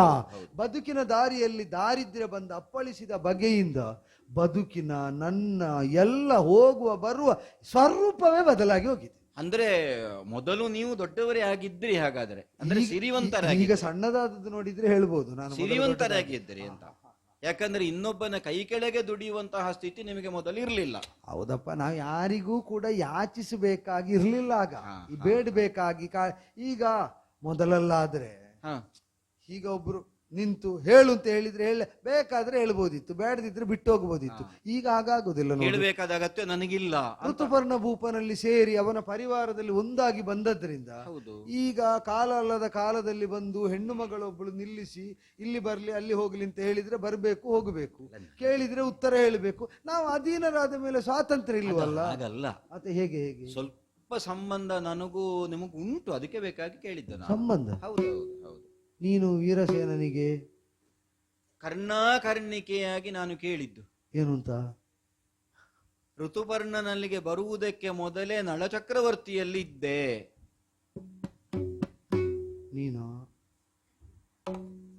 ನೀವು ಕರ್ಣಾಕರ್ಣಿಕೆಯಾಗಿ ಕೇಳಿದ್ದು ಅಂದ್ರೆ ನಮ್ಮ ಪುರೋಹಿತರಲ್ಲಿಗೆ ಬಂದಿದ್ರಲ್ಲ. ಹೌದೌದು, ಅಲ್ಲ ಅಂತ ಹೇಳಿದ್ದಲ್ಲ. ನಾನು ಹೇಳಿದ್ದು ನಿನಗೆ ಹೇಗೆ ಗೊತ್ತಾಯ್ತು ಅಂತ ಕೇಳಿದ್ದು, ನಿನ್ನಲ್ಲಿ ನಾನು ಹೇಳಿಲ್ಲ ಅಲ್ಲ, ಆದ್ರಿಂದ ಕೇಳಿದ್ದು. ಅದು ಹೇಗೆ ಗೊತ್ತಾಯ್ತು? ನಳ ಚಕ್ರವರ್ತಿಯಲ್ಲಿ ಅಲ್ಲಿ ನಾನು ನೋಡ್ಲೇ ಇಲ್ಲ. ನಳ ಚಕ್ರವರ್ತಿ ಅಲ್ವಾ? ಹೌದು, ಅದಕ್ಕೆ ನೋಡ್ಲಿಲ್ಲ. ಅದೇ ಗೊತ್ತಾಯ್ತು. ಅಂದ್ರೆ ನಾನು ಹೊರಗೆ ಬರ್ಲಿಲ್ಲ, ನೋಡ್ಲಿಲ್ಲ. ಬಹುಶಃ ಆ ಹೊತ್ತಿಗೆ ಎಲ್ಲ ಹೊರಗೆ ಇದ್ದದ್ದು ಅಂತ ಕಾಣ್ತದೆ. ಮತ್ತೆ ನಳ ಚಕ್ರವರ್ತಿ ಅಂತಃಪುರದಲ್ಲಿದ್ದವರೆಲ್ಲ ಹೆರಗೆ, ಅವರನ್ನು ಹೊರಗಿನವರು ಹೆಚ್ಚು ನೋಡ್ಲೇ ಇಲ್ಲ. ಹೌದಾ? ಅವ್ರು ಹೊರಗೆ ಬರುವುದೇ ಇಲ್ವಾ? ಬಂದರೂ ಕೂಡ ಅವಗುಂಠನವತಿಯರಾಗಿರ್ತಾರೆ ಅಲ್ವ? ಆದ್ರಿಂದ ಅವರನ್ನು ಹೊರಗಿನವರು ನೋಡುದಿಲ್ಲ, ಹೊರಗಿದ್ದನ್ನು ಒಳಗೆ ನೋಡುವುದಿಲ್ಲ. ನನಗೊಂದು ಅಲ್ಲಿ ಇದ್ದದ್ದು ಅಂತ ಹೇಳಿದ ಕಾರಣ ಕುತೂಹಲ ಆಯ್ತು. ಹಾಗಾಗಿ ಅಲ್ಲಿ ಇದ್ದದ್ದು ಇಲ್ಲ, ಈಗ ಅಲ್ಲಿಂದ ಇಲ್ಲಿಗೆ ಅದೆಲ್ಲ ಬಂದದ್ದು. ಅದೆಲ್ಲ ಹಳೆಯಿತು, ಅದೆಲ್ಲ ಹಳೆಯಿತು. ಅದನ್ನು ತುಂಬಾ ಕೆದಕಬೇಕಾಗಿಲ್ಲ. ಇಲ್ಲಪ್ಪ. ನಾನು ಋತುಪರ್ಣನ ಮಹಾರಾಜನಲ್ಲಿ ಬಂದು ಸೇರಿ ಕಾಲ ಎಷ್ಟಾಯ್ತು. ನಾವು ಅದನ್ನು ಬಿಡುವ. ನಾನೇ ಬಿಟ್ಟಾಗಿದೆ. ಹೌದು, ಗತಂ ನಾ ಚಿಂತೆಯೇತ್. ಎಂತದ್ದು ನೀವು ಹೇಳಿ. ಎಂತದ್ದು ಪ್ರಾಜ್ಞರಾದವರು ಕಳೆದು ಹೋದದ್ದರ ಕುರಿತಾಗಿ ಚಿಂತಿಸುವುದಿಲ್ಲವಂತೆ ಅಂತ ಒಂದು ಮಾತು ಇದ್ದ ಮೇಲೆ ನಾನು ಆ ಮಾತು ಕೇಳಿದ್ದೆ. ಹಾ. ನೀನು ಬೇರೆ ಯಾವ್ದಾದ್ರು ಹೇಳುದು ಇಲ್ಲ ಇಲ್ಲ, ನಾನು ಅದನ್ನ ಯಾಕೆ ಹೇಳಿದ್ದು ಅಂದ್ರೆ ಅದನ್ನೇ ನಾವು ಚಿಂತಿಸಿಕೊಂಡು ಇದ್ದೇವೆ ಅಂತ ಆದ್ರೆ ನಾವು ಪ್ರಾಜ್ಞರಲ್ಲ ಅಂತ ಆಗ್ತದೆ. ಗತವಾದದ್ದನ್ನು ಬಿಡುವ. ಪ್ರಜ್ಞೆ ಇದ್ದವರಾಗಿ ಹಾ, ಇದು ನಾನು ಯಾರು ಅಂತ ಗೊತ್ತಾಯ್ತಾ? ಅದು ರಾಜಕುಮಾರಿ. ನನಗೆ ಗೊತ್ತಾದದ್ದನ್ನು ನಾನು ಹೇಳಿ ಅದು ತಪ್ಪು ಅಂತ ಹೇಳುವುದಕ್ಕಿಂತ ಹಾ. ಹೇಳುದೇ ಒಳ್ಳೇದಲ್ವಾ? ದಮಯಂತಿ. ಅದು ನನಗೆ ತುಂಬಾ ಪರಿಚಯ ಇದ್ದ ಹಾಗೆ ಹೇಳಬೇಡ, ನೀ ಹೇಳಿದ್ರಿಂದ ಗೊತ್ತಾಯ್ತು. ಅಲ್ಲ, ದಮಯಂತಿ ಅಂತ ಅಲ್ಲ, ಒಂದು. ಅದೇ ಪರಿಚಯ ಹೌದು. ಇದ್ದ ಹಾಗೆ ಹೇಳಬೇಡ, ನೀ ಹೇಳಿದ್ರೆ ಗೊತ್ತಾಗ್ತದೆ. ಹೇಳು ದಮಯಂತಿ. ಹಾಗಲ್ಲ, ಹಾ. ಈಗ ನನ್ನ ಹೆಸರು ಕೇಳಿ ಅಲ್ವ ಅಯೋಧ್ಯೆಯಿಂದ ನೀವು ಇಲ್ಲಿಗೆ ಬಂದದ್ದು? ಹೌದು, ನನಗೆ ಪರಿಚಯ ಇಲ್ಲಲ್ಲ. ಅದೇ ಕೇಳಿ ಗೊತ್ತುಂಟಲ್ಲ. ಈಗ ಈ ಊರಿನಲ್ಲಿದ್ದ ದಮಯಂತಿಯನ್ನು ನನಗೆ ಹೆಚ್ಚು ಪರಿಚಯ ಇಲ್ಲಲ್ಲ. ಹೌದೌದು, ಗೊತ್ತಾಯ್ತು. ಈ ಊರಿಂದ ಬೇರೆ ಊರಿಗೆ ಹೋದ ಮೇಲೆ, ಅಂದ್ರೆ ನೀವು ಬೇರೆ ಊರಿಗೆ ಹೋದ ಮೇಲೆ, ಋತುಪರ್ಣನಲ್ಲಿ ಇದ್ದ ಮೇಲೆ, ಅಲ್ಲಿಗೆ ಬಂದಂತಹ ಲೇಖನವನ್ನು ಋತುಪರ್ಣ ಓದಿದ ಮೇಲೆ ಇಲ್ಲಿಗೆ ನೀವು ಬಂದದ್ದಲ್ವಾ? ಹೌದು. ಇಲ್ಲಿಗೆ ಬಂದದ್ದು ಯಾಕೆ ಅಂತ ಗೊತ್ತುಂಟಾ? ಅದೇ ಮದುವೆ ಅಂದ್ರು. ಹೌದು, ಮದುವೆ, ನನಗೆ ಮದುವೆ, ಮರು ಮದುವೆ ಅಂದ್ರು. ಹೌದು, ಪುನಃ ಸ್ವಯಂವರ. ಅದೇ ಪುನಃ ಸ್ವಯಂವರ. ನಾನು ಹೋಗ್ಬೇಕು ಅಂತ ಆತುರಾತುರಾಗಿ ಬಂದದ್ದವರು. ನಿಜವಾಗಿ ಜೀವನದಲ್ಲಿ ಪಥ ಅನ್ನೋದು ಒಂದೇ ಇರಬೇಡುವ, ದ್ವಿಪಥ ಅಂತ ಇರಬೇಕ, ಒಂದು ಪಥ ಸಾಲದ. ಏನೋಪ್ಪ ಇಂಥದ್ದೇನು? ಗೊತ್ತಿಲ್ಲ ಅಂದೆ ನಾನು. ಕಲ್ಯಾಣದ ಪಥ. ಕಲ್ಯಾಣ ಪಥ. ಎಲ್ಲ ಬಂದು ಸೇರಿದ್ದಾರೆ, ಕರೆದವರೆಲ್ಲ ಬಂದಿರ್ಬೇಕು. ಹೌದು, ಎಲ್ಲ ಬಂದಿದ್ದಾರೆ. ಯಾರಿಗೆಲ್ಲ ನಾವು ಹೇಳಿಕೆ ಕೊಟ್ಟಿದ್ದೇವೆ ಅವರೆಲ್ಲರೂ ಬಂದು ಕಾಯ್ತಾ ಇದ್ದಾರೆ. ಯಾವಾಗ ದಮಯಂತಿ ಸಿಂಗರಿಸಿಕೊಂಡು ಮಂಟಪಕ್ಕೆ ಬರ್ತಾಳೆ, ಯಾರನ್ನು ವಿವಾಹ ಆಗಬಹುದು ಅಂತ ನಿರೀಕ್ಷೆ ಎಲ್ಲರಿಗುಂಟು. ಹೌದು, ನನ್ನನ್ನು ನೋಡಿದ್ರೆ ನಾನು ಅವತ್ತು ಹಳೇ ಸೀರೆ ಉಟ್ಟುಕೊಂಡಿದ್ದೇನೆ. ಅದು ಮದುವೆ ನಾಳೆ ಅಲ್ವಾ? ಹೌದು, ಆದ್ರಿಂದಲೇ ಇವತ್ತಿಗೆ ಇರ್ಬೇಕು. ಹೌದು. ಇದು ಆದ್ರೂ ಮದುವೆ ಮೊದಲನೇ ದಿವಸ ಅಲ್ಲ, ಸ್ವಲ್ಪ ಚಂದ ಇದ್ರೆ ಒಳ್ಳೇದಲ್ವಾ? ನೋಡ್ಲಿಕ್ಕೆ ಬಂದದ್ದಲ್ವ ಬಂದವರೆಲ್ಲ. ಹೌದು. ಈಗ ವೈಯಕ್ತಿಕವಾಗಿ ನಿಮ್ಮಲ್ಲಿ ಒಂದು ಪ್ರಶ್ನೆ ಉಂಟು ನನ್ನದು. ಈಗ ಇಷ್ಟರ ತನಕ ಕೇಳಿದ್ದು ಸಾರ್ವಜನಿಕ ಪ್ರಶ್ನೆಗಳು. ಹಾಗೆಂತಲ್ಲ, ಅದು ಅಲ್ಲ, ಆಗಲ್ಲ, ಎಲ್ಲರಿಗೂ ಸಂಬಂಧಿಸಿದ್ದು ಅಂತ ಹಾಗೆ ಕೇಳಿದ್ದು. ಅದು ಹೇಗೆ ಕೇಳಿದ್ರೆ, ಈಗ ಹೆಸರೇನು, ಎಲ್ಲಿ ಇದ್ದದ್ದು, ಈಗ ಏನು ಮಾಡ್ತಾ ಇರುವುದು, ಇದು ವೈಯಕ್ತಿಕವೂ ಹೌದು, ಸಾರ್ವಜನಿಕ. ಏನು ಮಾಡ್ತಾ ಇರುವುದು ಅಂತ ಬಹುಶಃ ಹೇಳಿ. ನಾನು ಅಡಿಗೆ ಮಾಡ್ತೇನೆ. ಅದು ಕೇಳಿದೆ.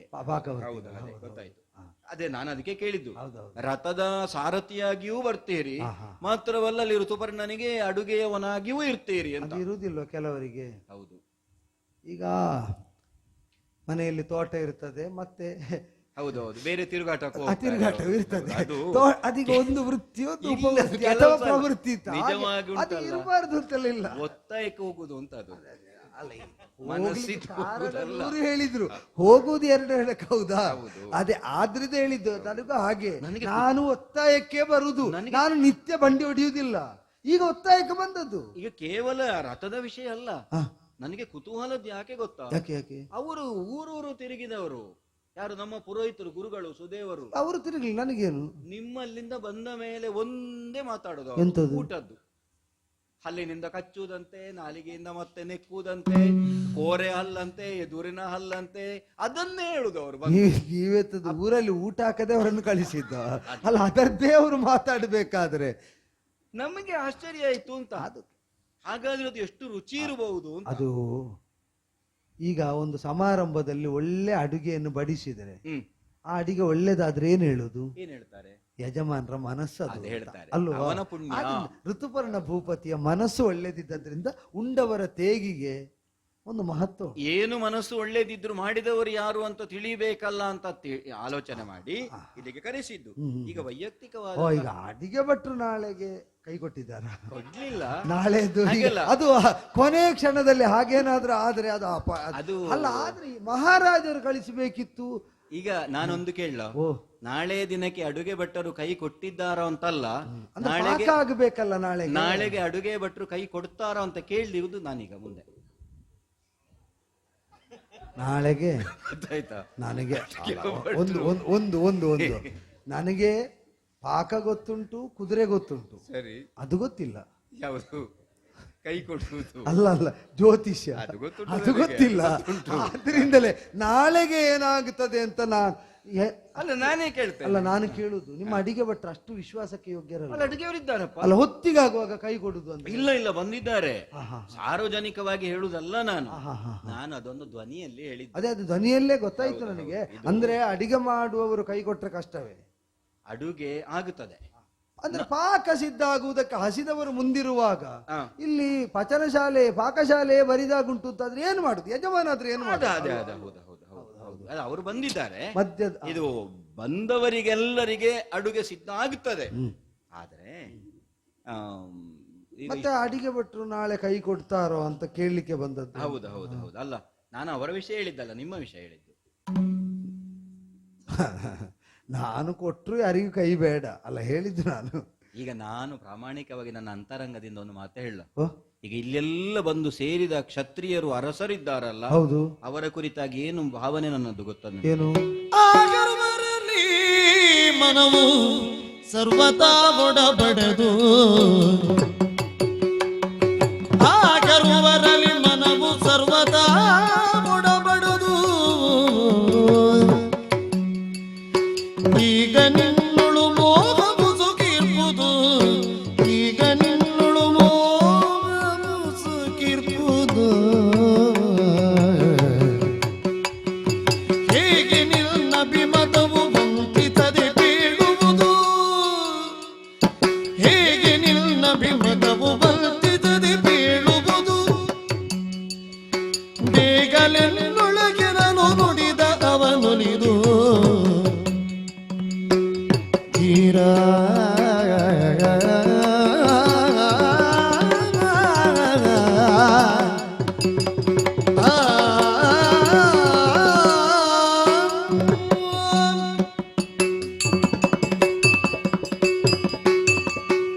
ವೈಯಕ್ತಿಕವಾದಂತಹ ಪ್ರಶ್ನೆ ಅಂತ ಹೇಳಿದೆ.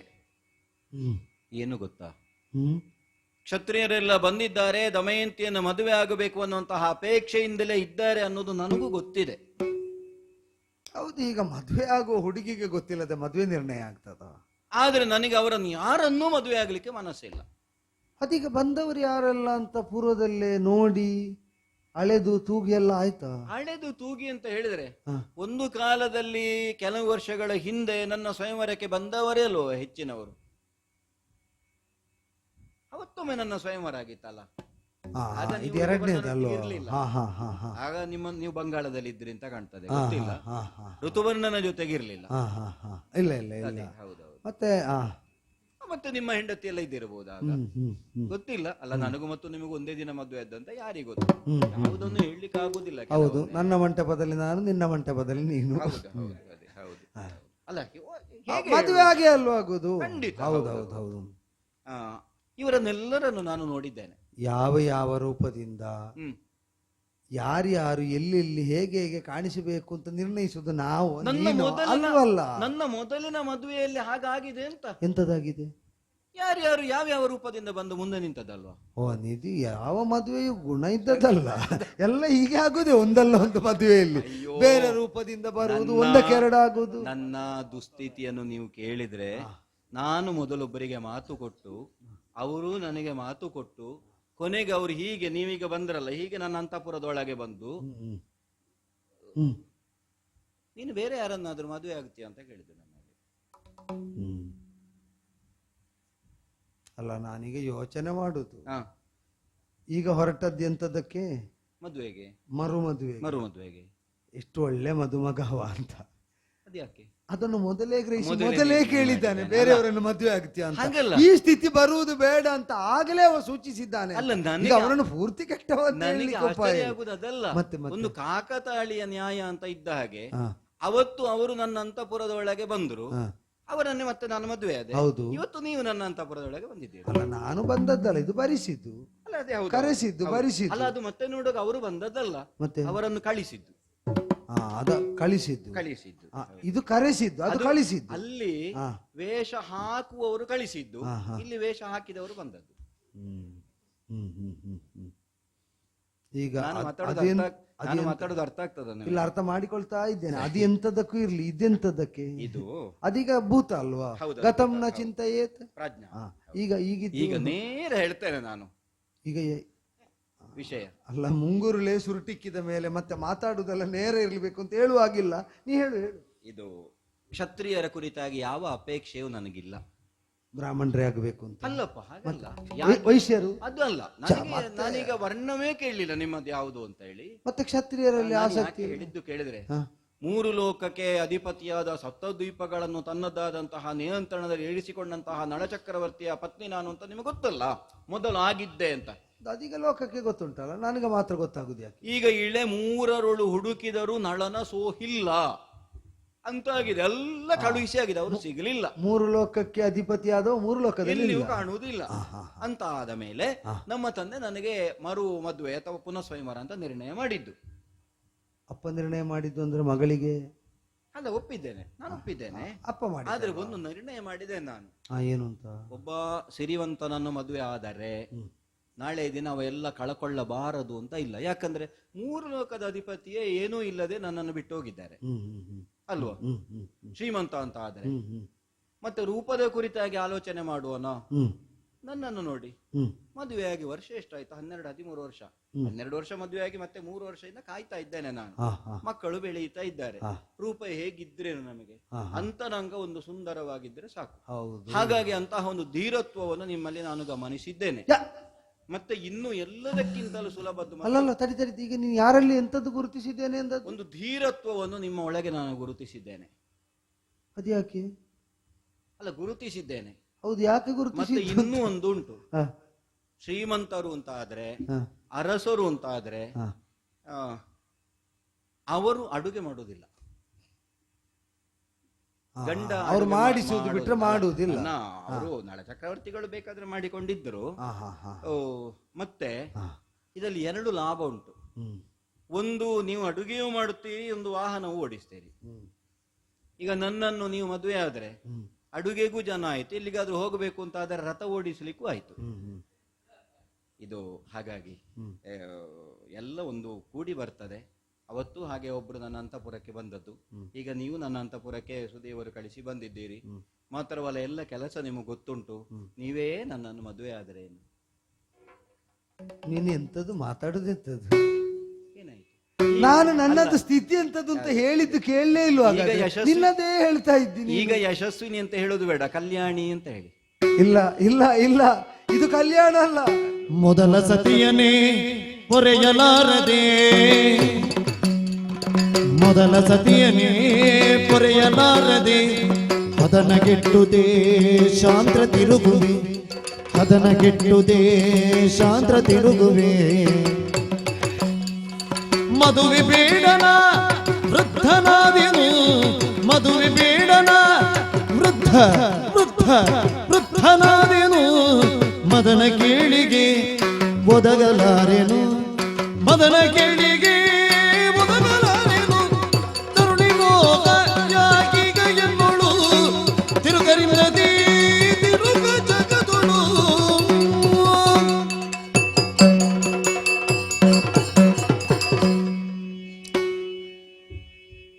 ನನ್ನನ್ನು ನೋಡಿದ ಮೇಲೆ ಯಾರಾದ್ರೂ ಮದುವೆ ಆಗುತ್ತೇನೆ ಅಂತ ಹೇಳ್ತಾರೆ ಎಂಬ ನೀನು ಹೇಳಿದ್ದಲ್ಲ, ಕಲ್ಪನೆಯೇ ಇಲ್ಲದ ಕಾಲದಲ್ಲಿ ಬಂದು ಏನು ಹುಚ್ಚು ಹುಡುಗಿ ಮಾತಾಡ್ತಾ ಇದ್ದಿ? ಆ ಗರುವರಲ್ಲಿ ಮನವು ಸರ್ವತ ಒಡಂಬಡದು. ಅಲ್ಲ, ಅವರು ಏನು ಮೋಹ ಅಲ್ಲ, ಅದು ಮೋಹ ಅಲ್ಲ, ಇದು ಕುರುಡುತನ. ಇದು ಕುರುಡು ಮೋಹ. ಮದುವೆ ನಾನು ನನ್ನ ಕತೆ ಹೇಳಿದ, ಈಗ ನೀನು ನಿನ್ನದನ್ನು ಹೇಳ್ತಾ ಇದ್ದಿ. ನನ್ನ ಕೈ ಹಿಡಿದ ಹೆಂಡತಿ ಮಕ್ಕಳು ತವರು ಮನೆಯಲ್ಲಿದ್ದಾರೆ ಹೇಳಿದ್ದೇನೆ, ಹೌದಾ? ಹೌದು, ನನ್ನನ್ನು ಬಿಟ್ಟವರು ಎಲ್ಲಿದ್ದಾರೆ? ಅವ್ರು ಯಾಕೆ ಹೋದ್ರು ಅಲ್ಲಿಗೆ? ಅವರನ್ನು ನಾನೇ ಸಾಕುದಾದ್ರೆ ಅವ್ರು ಅಲ್ಲಿ ಯಾಕಿರ್ತಾರೆ? ಸಲಹದಾದ ಸ್ಥಿತಿಯಲ್ಲಿ ಅವರು ಅಲ್ಲಿ ಸೇರಿ ತಾನು ಹುಟ್ಟಿದಲ್ಲೇ ತನ್ನ ಹುಟ್ಟಿಸಿದ ಮಕ್ಕಳನ್ನು ಸಲಹುವಂತಹ ಸ್ಥಿತಿಯಲ್ಲಿ ನನ್ನ ಹೆಂಡತಿ ಇದ್ದಾಳೆ ಅಂತ ಆದ ಮೇಲೆ ಅವಳು ಅಲ್ಲಿರುವಾಗ ನಾನು ಮತ್ತೊಂದು ಮದುವೆ ಆದೇನೋ? ಈಗ ಆಗುದಾದ್ರೆ ಅವಳನ್ನು ಬಿಟ್ಟೇನೋ? ಆ ಸ್ಥಿತಿಯಲ್ಲಿ ಇರುವುದಕ್ಕೆ ಅಲ್ವಾ? ಇನ್ನೊಂದು ಮದುವೆ ಆಗುದಾದ್ರೆ ನಾನು ಅವಳನ್ನು ಹಾಗೆ ಬಿಟ್ಟೇನೋ? ಅಲ್ಲ, ಹಾಗ ನಾನು ಕೇಳುದು, ನೀವು ಇನ್ನೊಂದು ಮದುವೆ ಆಗುದಿದ್ರೆ ಅವಳನ್ನೇ ಆಗುತ್ತೀರಿ ಅಂತ ಕಾಣ್ತದೆ ಅಲ್ವಾ? ಅಲ್ಲ, ಅವಳನ್ನೇ ಆಗುದೆಂತದ್ದು? ಅಲ್ಲ, ಅವಳ ಗಂಡ ನಾನು ಅಂತ ಹೇಳಲಾಗದ ಸ್ಥಿತಿಯಲ್ಲಿ ಹೀಗಿದ್ದೇನೆ. ಹಾ. ನನ್ನದ್ದು ಇವರಿಗೆ ಯಾರಿಗೂ ಅರ್ಥವೇ ಆಗುದಿಲ್ಲ. ಇವಳದ್ದನ್ನು ಬದುಕನ್ನು ಸಮೀಕರಿಸಿ ಇವಳು ಏನೇನೋ ಹೇಳ್ತಾಳೆ. ಒಂದು ನಾನು ಸತಿಗೆ ಪತಿ ಇದ್ದೇನೆ ಅಂತ ಸತಿಯಿಂದ ಒಡಗೊಂಡು ಯಾರಲ್ಲೂ ಹೇಳಲಾಗದ ಸ್ಥಿತಿಯಲ್ಲಿ ಸಲಹಲಾರದೆ. ಒಂದರ್ಥದಲ್ಲಿ ಹೇಳ್ತೇನೆ, ಮಹಾರಾಜರಿಗೆ ಕೇಳಿದ್ರೆ ತಪ್ಪು ತಿಳಿದಾರು. ಋತುಪರ್ಣನನ್ನು ಕವಚವಾಗಿಸಿಕೊಂಡು ನಾನು ಔಚಿಕೊಂಡಿದ್ದೇನೆ, ಅಡಗಿಕೊಂಡಾಗಿದ್ದೇನೆ. ಕೂರ್ಮನ ಯಾಕೆ ಕೂರ್ಮನ ಹಾಗೆ ಯಾವ ಮಹಾ ದೇವರ ಅದೇ ಕೂರ್ಮಾವತಾರ ಒಳಗಿರುವುದು ಅಂತ. ಅಂದ್ರೆ ಬೇಕಾದಾಗ ಹೊರಗೆ ಬರುವ ಸ್ವಾತಂತ್ರ್ಯ ಆದ್ರೂ ಅದಕ್ಕುಂಟು, ನನಗಿಲ್ಲ. ಗೊತ್ತಾದ್ರೆ ಹೆಂಡತಿ ಮಕ್ಕಳು ಬಂದರೆ ಈಗಲೂ ಸಲಹಲಾರದ ಸ್ಥಿತಿಯಲ್ಲಿ ನಾನಿರುವಾಗ ಮುದುಕನಾದಂತ ನನಗೆ ಋತುಪರ್ಣರು ಸಿಕ್ಕಿದ್ರಿಂದ ನಿನಗೀಗ ಹೀಗೆ ಕಾಣುವುದಕ್ಕೆ ಸಿಕ್ಕಿದೆ, ಹೇಳುವುದಕ್ಕಾಯ್ತು. ಹೌದು. ಅದರ ಮೊದಲು ನಾನು ಹೇಗಿದ್ದೆ ಗೊತ್ತುಂಟು? ಗೊತ್ತಿಲ್ಲ. ಒಬ್ಬ ಸಭ್ಯರ ಮನೆಯಂಗಳಕ್ಕೆ ಹೋಗಿ ಭವತಿ ಭಿಕ್ಷಾಂದೇಹಿ ಅಂತ ಬೇಡ್ಲಿಕ್ಕೂ ಇಲ್ಲ. ನಾನು ನಿಜವಾಗಿ ಬೇಡಬೇಕು ಅಂತ ಆದ್ರೆ ಬೇಡುವವರ ಮನೆಯಲ್ಲಿ ಉಂಟು ಅಂತ ಹುಡುಕಿಕೊಂಡು ಹೋಗಬೇಕಿತ್ತು, ಅಲ್ಲಿಯೇ ಏನಾದ್ರೂ ಬೇಡಿ ಪಡೀಬೇಕಿತ್ತು. ಸಭ್ಯರಾದವರು ಸ್ವರೂಪ ಇದ್ದವರು ಮನೆಯಂಗಳಕ್ಕೆ ಬಿಟ್ಟುಕೊಳ್ಳದ ಸ್ಥಿತಿಯಲ್ಲಿ ನಾನು ತಿರುಕರಿಗೆ ತಿರುಕನು, ಬೇಡುವವರಲ್ಲಿ ಬೇಡಿ ಪಡೆಯುವ ದುಸ್ಥಿತಿ ನನ್ನದಿತ್ತು. ಮೊದಲ ಸತಿಯನ್ನೇ ಸಲಹಲಾರ. ದೊಡ್ಡವರೆಲ್ಲ ಹಾಗೆ ಹೇಳುದು, ದೇವರು ಹಾಗೆ ಹೇಳುದಂತೆ, ದಾಸ ದಾಸರ ಮನೆಯ ದಾಸ ಅಂತ. ಅದು ದೇವರು, ಅದು ಕೆಲವೊಮ್ಮೆ ಹಾಗೆ ಆಗ್ತದೆ. ಸಣ್ಣವರು ದೊಡ್ಡವರು ಒಂದೇ ತೆರನಾಗಿರ್ತಾರೆ ಅಲ್ವೋ? ಈಗ ಮುದುಕರು ಮಕ್ಕಳು ಒಂದೇ ತೆರನಾಗಿದ್ದಾಗ ಹಾಗೆ ಅಂತ ಮಕ್ಕಳೇ ಮುದುಕರಲ್ಲ, ಮುದುಕರೇ ಮಕ್ಕಳಲ್ಲ. ದೇವರೇ ನಾನಲ್ಲ, ನಾನೇ ದೇವರಲ್ಲ. ನಿಮಗೊಂದು ಹೊಸ ಬಿರುದು ಕೊಡಬಹುದು. ನಾನೀಗ ಇದ್ದದ್ದನ್ನೇ ಸುಧಾರಿಸಬೇಕು. ಎಂತದ್ದು ತಿರುಕ ಚಕ್ರವರ್ತಿ ಅಂದ್ರೆ ತಿರುಕರಲ್ಲಿ ನೀವು ಚಕ್ರವರ್ತಿ ಅಂತ. ಒಳ್ಳೇದಿಲ್ವ? ಅಲ್ಲ, ತಿರುಕನಿಗೆ ತಿರುಗುವುದೇ ಕೆಲಸ. ಅವ ಚಕ್ರದಂತೆಲ್ಲಿ ಚಕ್ರವರ್ತಿ ಅಲ್ಲ, ಅದು ಅದಕ್ಕೆ ಹೇಳಿದ್ದು ನಾನು. ಈಗ ಚಕ್ರವರ್ತಿ ಅಂದ್ರೆ ತನ್ನದ್ದಾದ ಆಜ್ಞೆಯ ಪರಿಧಿಯ ಒಂದು ಚಕ್ರದೊಳಗೆ ವ್ಯವಹರಿಸುವ, ಅದರ ಒಳಗೆ ಅನುವರ್ತಿ. ಇದು ಸಾಧ್ಯ ಆದ್ರೆ ಕಾಲಿಗೆ ಚಕ್ರ ಕಟ್ಟಿಕೊಂಡು ತಿರುಗುವ ಎಂಬ ಸ್ಥಿತಿಯಲ್ಲಿದ್ದವರು ನಾನು. ಆದ್ರಿಂದ ಚಕ್ರವರ್ತಿ ಇದು ಪಾದದಲ್ಲಿ, ಅದು ಶಿರದಲ್ಲಿ. ಚಕ್ರವರ್ತಿತ್ವದ ಹಿರಿಮೆ ಅಲ್ಲಿ ಶಿರದಲ್ಲಿ, ಇಲ್ಲಿ ತಿರುಕನಾಗಿ ತಿರುಗುವುದರಲ್ಲಿ. ನಾನು ತೊಡಗಿದ್ದಲ್ಲಿಂದ ನಖಶಿಖ ಅಂತ ಪಾದದಿಂದ ಗೊತ್ತಾಯ್ತು. ಆದ್ದರಿಂದ ಈಗ ನಿನಗೀಗ ಮದುವೆ ಆಗಬೇಕು ಅಂತಿದ್ದ, ಮದುವೆ ಆಗಬೇಕು, ನಿಮ್ಮನ್ನೇ ಮದುವೆ ಆಗಬೇಕು. ಎಂತದಕ್ಕೆ? ಯಾವ ಕರ್ಮಕ್ಕೆ? ಅದೇ ನಾನು ಹೇಳಿದೆ, ಈಗ ಮದುವೆ ಆಗುದು ಎಂತದಕ್ಕೆ? ಮದುವೆ ಆಗುವುದು ಗಂಡ ಹೆಂಡತಿ ಒಟ್ಟಿಗೆ ಸುಖ ಸಂಸಾರದಲ್ಲಿ. ಸುಖ ಅಂದ್ರೆ ಎಂತದ್ದು? ಸಂಸಾರದಲ್ಲಿ ಮಾತಾಡುದು. ಮಾತಾಡ್ಲಿಕ್ಕೆ ಮದುವೆ ಆಗಬೇಕಾ? ಅಲ್ಲ, ಹಾಗೆಂತಲ್ಲ. ಮತ್ತೆಂತದಕ್ಕೆ? ಎಲ್ಲವೂ ಅಂದ್ರೆ ಹೌದು, ಮನಸ್ಸು ಮೈ ಎಲ್ಲ ಒಂದಾಗಿ ಮಕ್ಕಳು ಮನೆಯಲ್ಲಿ ನಲಿದಾಡುವಂತಾದ್ರಲ್ಲೂ ಒಂದು ಮದುವೆಗೆ ಸಾರ್ಥಕತೆ. ಈ ಮುದುಕ ಇನ್ನೆಲ್ಲಿ ಮಕ್ಕಳನ್ನು ಕಾಣುವುದಕ್ಕೆ? ನೀ ಯಾರನ್ನು ಮದುವೆ ಆಗುವುದಕ್ಕೆ? ಕೆಲಸ ಮಾಡುವಪ್ಪ, ನನ್ನ 2 ಮಕ್ಕಳು. ಒಂದು ಕೆಲಸವೂ ಮಾಡ್ಲಿಕ್ಕೆ ಆಗದ ಸ್ಥಿತಿಯಲ್ಲಿ ಅಲ್ಲ, ಒಂದುಂಟು, ಏನು ಮಾಡುವುದಕ್ಕೆ ಕೂಡದಿದ್ರು ಆದ 2 ಮಕ್ಕಳನ್ನು ನಿಮ್ಮ ತೊಡೆಯಲ್ಲಿ ಕೂರಿಸಿಕೊಳ್ಬಹುದಲ್ಲ. ನನ್ನ ಮಕ್ಕಳನ್ನು ನಿಮ್ಮ ಮಕ್ಕಳು ಅಂತ ತಿಳ್ಕೊಂಡ್ರಾಯ್ತಲ್ಲ. ಹೌದು. ಈಗ ನಾನೊಂದು ಕೇಳುದು, ನಾನು ತೊಡೆಯಲ್ಲಿ ಕೂತುಕೊಳ್ಳಿಸಿಕೊಂಡು ಅಲ್ಲ, ಜೀವದ ನಿನಗೆ ಹೇಳಲಿಕ್ಕೆ ನನ್ನ ಸ್ಥಿತಿಯೇ ಕಾರಣ, ಅದಕ್ಕೆ ನಿನ್ನನ್ನು ಹೇಳಿ ಪ್ರಯೋಜನ ಇಲ್ಲ. ಈಗ ನೀನು ಹೆತ್ತ ಮಕ್ಕಳನ್ನು ನನ್ನ ತೊಡೆಯ ಮೇಲೆ ಕುಳ್ಳಿರಿಸಬೇಕಾದ ದಯನೀಯ ಅವಸ್ಥೆ ನಿನಗೆ ಯಾಕೆ ಬಂತು ಅಂತ ಕೇಳುವ ಸ್ಥಿತಿಯಲ್ಲಿ ನಾನಿಲ್ಲ. ನೋಡು, ನಾನು ಹೇಳಿದ್ದು ಗೊತ್ತಾಯ್ತಾ? ಅದೇ, ಅದನ್ನು ಕೇಳುವ ಸ್ಥಿತಿಯಲ್ಲಿ ನಾನಿಲ್ಲದ್ರಿಂದ ಹೇಳಿದ್ದನ್ನು ಕೇಳಿಸಿಕೊಳ್ಳಬೇಕು. ಹಾಗೆ ಅಂತ ಈಗ ನಾನು ತೊಡೆಯಲ್ಲಿ ಕುಳ್ಳಿರಿಸಿದಾಗ, ಈಗ ನೀನು ಯಾರ ಹೆಂಡತಿ ಅಂತ ಹೇಳಿದೆ? ನಳ ಚಕ್ರವರ್ತಿಗಳ ಹೆಂಡತಿ ಆಗಿದ್ದೆ. ಈಗ ಚಕ್ರವರ್ತಿಗಳು ಬಂದರೆ ಈಗ ನನ್ನ ತೊಡೆಯಲ್ಲಿರಬೇಕಾದ ಮಕ್ಕಳು ತನ್ನ ತೊಡೆಯಲ್ಲಿ, ಈಗ ಚಕ್ರವರ್ತಿಯ ತೊಡೆಯಲ್ಲಿರಬೇಕಾದ ಮಕ್ಕಳು ಅಂದ್ರೆ ಚಕ್ರವರ್ತಿಗಳು, ಭೂಮಂಡಲಕ್ಕೆ ಚಕ್ರವರ್ತಿಗಳ ತೊಡೆಯಲ್ಲಿರಬೇಕಾದ ಮಕ್ಕಳು ತಿರುಕ ಚಕ್ರವರ್ತಿಯ ತೊಡೆಯೇರಿದರೆ ಆ ಮಕ್ಕಳಿಗೆ ಬೇರೆ ಸಾವು ಬೇಡವೆ? ಹೌದಾ? ಮಕ್ಕಳು ಬದುಕಬೇಕು ಅಂತ ಹಂಬಲ ಇದ್ದ ಮಾತೇ ಆಗುವುದು ಅಂತ ಆದರೆ ಬಂದವರಲ್ಲೇ ನೋಡಿಕೊಂಡು ನಿನಗೆ ಆಗುವವರನ್ನ ನಾನೊಂದು ಹೇಳೋ, ನೀನು ಆ ಚಕ್ರವರ್ತಿಯನ್ನು ಸರಿಯಾಗಿ ನೋಡಿಯೇ ಮದುವೆ ಆದದ್ದು ಅಥವಾ ಕೇಳಿ ಮದುವೆ? ಯಾರೋ ಹೇಳುವುದು ಕೇಳಿ ಹಿಂದೆ ಮುಂದೆ ನೋಡದೆ ಆತುರವಾಗಿ ಮದುವೆ ಆದಾಗ ಕಾಣ್ತದೆ. ಯಾಕೆ ಅಂತಂದ್ರೆ, ಇಲ್ಲದಿದ್ರೆ ನೀನು ನಂಬಿದವರು ಕೈ ಬಿಟ್ಟು ಹೋಗ್ಬೇಕು ಅಂತ ಆದ್ರೆ ನಂಬಲಾಗದವರನ್ನು ನೀನು ನಂಬಿದಾಗಾಯ್ತು. ಇನ್ನಾದ್ರೂ ಗುರು ಹಿರಿಯರು ಹೇಳಿದ್ದನ್ನು ಕೇಳಿ ದೃಢವಾಗಿ ನಂಬಿ ನೀನು ಕೈ ಹಿಡಿ, ಒಳ್ಳೇದಾಗ್ತದೆ. ದೇವರು ಒಳ್ಳೇದು ಮಾಡಲಿ. ಇನ್ನೂ ಪರೀಕ್ಷೆ ಅಲ್ವಾ? ನೀನೆ ಕಲಿಸಿದ ಜಾಣ ನುಡಿಗಳು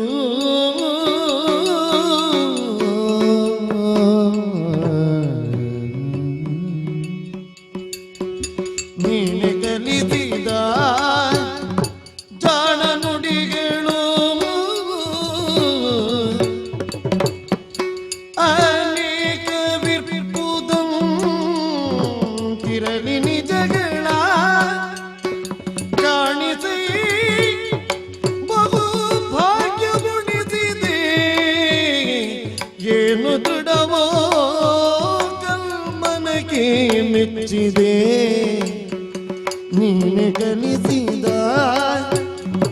ಜಾಣ ನುಡಿಗಳು ಅನೇಕವಿರುವುದು.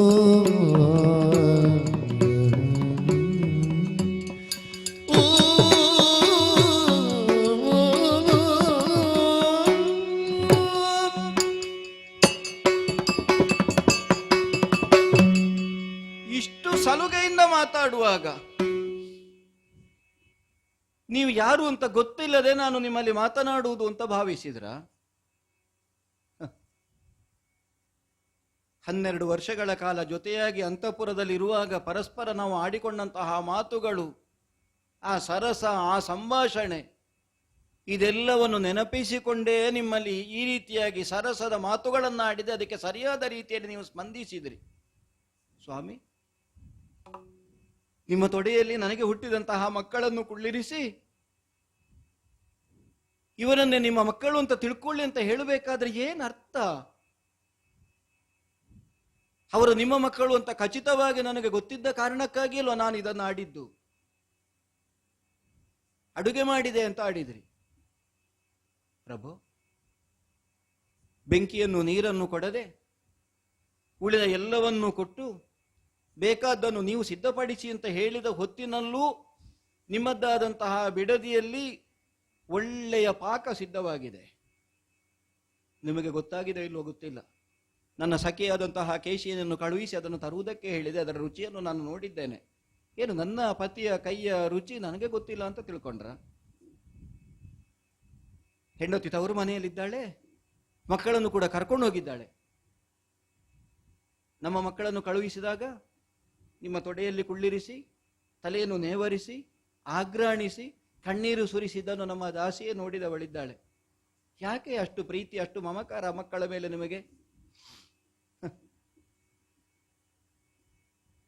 ಕುಂಡಿನಾಪುರದಿಂದ ನಮ್ಮ ಮಕ್ಕಳನ್ನು ಕರ್ಕೊಂಡು ಬಂದಂತಹ ರಥ, ಆ ಕುದುರೆಗಳು ಇದೇ ಲಾಯದಲ್ಲಿ ಕಟ್ಟಲ್ಪಟ್ಟಿವೆ ಪ್ರಭು. ನೀವು ಸಾರಥಿಯಾಗಿ ಋತುಪರ್ಣನನ್ನು ರಥಿಕನನ್ನಾಗಿ ಈ ರಥವನ್ನು ಇಲ್ಲಿಗೆ ತಂದಂತಹ ಹೊತ್ತಿನಲ್ಲಿ ಲಾಯದಲ್ಲಿದ್ದಂತಹ ಕುದುರೆಗಳು ಹರುಷದಿಂದ ಕಾಲೆತ್ತಿ ಹೇಷಾರವನ್ನು ಮಾಡಿದ ನಮ್ಮ ಒಡೆಯ ಬಂದಿದ್ದಾನೆ. ಕುದುರೆಗಳ ಕುರಿತಾಗಿ ನಿಮಗೆಷ್ಟು ವಾತ್ಸಲ್ಯ, ಎಷ್ಟು ಮಮಕಾರ, ಎಷ್ಟು ಪ್ರೀತಿ ಅನ್ನೋದು ನಮಗೆ ಗೊತ್ತಿಲ್ವೇ?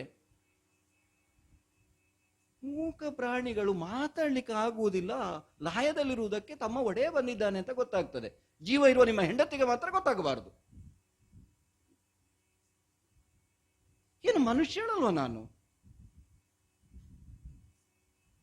ಹೆಜ್ಜೆ ಹೆಜ್ಜೆಗೆ ಪರೀಕ್ಷೆ ಮಾಡುವುದು ಮತ್ತೆ ಮತ್ತೆ. ಲೋಕಪಾಲಕರು 4 ಮಂದಿ ಬಂದು ಸ್ವಯಂವರ ಮಂಟಪದಲ್ಲಿ ನಿಂತು ಮಾಲೆ ಹಾಕು ಅಂತ ಹೇಳುವಾಗ ಎಲ್ಲರನ್ನು ಧಿಕ್ಕರಿಸಿ ನಿಮ್ಮ ಕೊರಳಿಗೆ ಹಾರ ಹಾಕಿದವಳು ನಾನು. ಏನ್ ಹೇಳಿದ್ರಿ ಆ ಹೊತ್ತಿಗೆ ನನಗೆ ನೀವು? ಇನ್ನು ಮುಂದೆ ನಿನ್ನಲ್ಲಿ ನಾನು ಸುಳ್ಳಾಡುವುದಿಲ್ಲ, ನೀ ಹೇಳಿದಂತೆ ಇರ್ತೇನೆ, ನಿನ್ನ ಮಾತನ್ನು ಯಾವ ಕಾಲಕ್ಕಾದ್ರೂ ನೆರವೇರಿಸ್ತೇನೆ. ದ್ಯೂತಾಡಿದ್ದಕ್ಕೆ ನಾನು ಆಕ್ಷೇಪ ಮಾಡಿದೆನಾ? ಕಾಡಿನ ದಾರಿಯಲ್ಲಿ ಹೋಗುವುದಕ್ಕೆ ನಿನಗೆ ಸಾಧ್ಯ ಇಲ್ಲ ಅಂತ ಹೇಳುವಾಗ ಇಲ್ಲ ಅಂತ ಹೇಳಿದನ ನಾನು? ಶರೀರವನ್ನು ಬಿಟ್ಟಂತಹ ನೆರಳಿಗೆ ಮತ್ತೆ ಅಸ್ತಿತ್ವ ಇಲ್ಲ ಪ್ರಭು, ನಿಮ್ಮ ಜೊತೆಯಾಗಿ ಬರ್ತೇನೆ ಅಂತಲ್ವ ನಾನು ಹೇಳಿದ್ದು. 3 ದಿನಗಳ ಕಾಲ ನಡೆದು ಉಪವಾಸದಿಂದ ಇದ್ದು ಆಯಾಸದಲ್ಲಿ ನಿಮ್ಮ ತೊಡೆಯ ಮೇಲೆ ತಲೆ ಇಟ್ಟು ಮಲಗಿದ್ರೆ ಏಳುವಾಗ ನೆಲವೇ ಗತಿ ನನಗೆ. ಕಣ್ಣಿನಲ್ಲಿ ನೀರುಂಟು ಒರೆಸಿಕೊಳ್ಳು ಅಂತ ಹೇಳಿದ್ರೆ ನನ್ನ ಸೆರಗನ್ನು ಕತ್ತರಿಸಿ ತಕೊಂಡು ಹೋಗಿದ್ದೀರಿ. 3 ವರ್ಷ ಕಾದೆ ನನ್ನ ಪತಿಯನ್ನು ನನ್ನ ಪ್ರಯತ್ನದಿಂದ ಪಡ್ಕೊಳ್ಬೇಕು ಅಂತ. ಎಲ್ಲವನ್ನೂ ನೋಡಿದೆ, ಆದರೆ ಈ ರೂಪ ಉಂಟಲ್ಲ, ಇದೊಂದೇ ನನಗೆ ಮೋಸ ಮಾಡಿದ್ದು ಪ್ರಭು. ಗೋರ್ಕಲ್ಲ ಮೇಲೆ ಮಳೆ ಸುರಿದ ಹಾಗೆ ಅಂತ ಒಂದು ಮಾತುಂಟು. ಒಂದು, ನಾವು ಎಷ್ಟು ಉಪದೇಶ ಮಾಡಿದರೂ ಪ್ರಯೋಜನ ಇಲ್ಲ ಅಂತ. ಮತ್ತೊಂದು, ಆ ಕಲ್ಲು ಅನ್ನೋದು ಕರಗುವುದಿಲ್ಲ ಅಂತ. ನನಗೀಗ ಅನ್ನಿಸ್ತದೆ ಕಲ್ಲಾದ್ರೂ ಕರಗಿತು, ಆದ್ರೆ ನಿಮ್ಮ ಕಲ್ಮನ ಉಂಟಲ್ಲ ಕರಗುವುದಿಲ್ಲ ಪ್ರಭು. ಅಂತಃಪುರದೊಳಗೆ ಈಗ ಈ ರೀತಿಯಾಗಿ ಏಕಾಂತದಲ್ಲಿ ನಿಮ್ಮನ್ನು ಮಾತ್ರ ಕರೆಸಿ ನಾನು ಅದು ಪುರೋಹಿತರಲ್ಲಿ ಮಾತಾಡಬೇಕು ಅಂತ ಆದ್ರೆ ಪತಿ ಅಲ್ಲದವನನ್ನು ಹಾಗೆ ಭರಿಸುವುದಕ್ಕುಂಟೆ, ಕರೆಸುವುದಕ್ಕುಂಟೆ? ಇದು ಎಲ್ಲ ನೆಲೆಯಿಂದಲೂ ನೀವೇ ನನ್ನವರು ಅಂತ ನಿರ್ಣಯ ಮಾಡಿ ಆಗಿದೆ. ಈ ರೂಪ ಒಂದು ನನಗೆ ಮೋಸ ಮಾಡ್ತಾ ಇದೆ. ಇನ್ನೂ ನನ್ನನ್ನು ನೀವು ದೂರ ಮಾಡ್ತೀರಿ ಅಂತ ಆದರೆ ನಿಮ್ಮ ಪಾದ ನಿಮ್ಮ ಪಾದ ನಿಮ್ಮ ಪಾದ ಅಂತ ಹೇಳಿದ್ದು ನಾನು. ಆ ಪಾದದ ಬುಡದಲ್ಲೇ ಬಿದ್ದು ಸಾಯ್ತೇನೆ. ನಿಮ್ಮ ದಮಯಂತಿ ಸತ್ತು ಹೋದಳು ಅಂತ ತಿಳ್ಕೊಳ್ಳಿ. ದಮಯಂತಿ ದಮಯಂತಿ ತಡೆ ತಡೆ ತಡೆ, ಅದೋ ಅದೋ ಅದೋ ಅದೋ. ಮಾರಿಗಾಡಿದ ನುಡಿಗೆ ಪೂರಿ ಲಜ್ಜೆಗಳಿಂದ ಧಾರಣೆ ಪಕ್ಕರಿಸಿ ಕ್ರೂರ ಜನಿ ಬಿಟ್ಟ ಹೋರ ನೆರಗುತ ತೆರಳ ನಾನಳಂ ರಂಜಿಸಿದ ವಾರಿಜಾಪ್ತನ ತೇಜದಿ ಮಾರ ಸುಖಗಿಂತೆಂದು ಪತಿ ಚರಣ ಕೆರಗಲತಿ ಕಾರುಣ್ಯದಿಂದ ಬಳ ಬಿಗಿಯ ಪೀಚುಂಬಿಸುತ್ತ ಭಾರಿ ಕಷ್ಟವ ಪಡಿಸಿದೆನು ಭಾರಿ ಕಷ್ಟವ ಪಡಿಸಿದೆನು ನಿನ್ನ ನಾನೆಂದು ಸೋರುವ ಅಶುಭ ಒರಿಸಿದ ನಳಂ ರಂಜಿಸಿದ ಪಾರಿಜಾತನ ತೇಜದಿ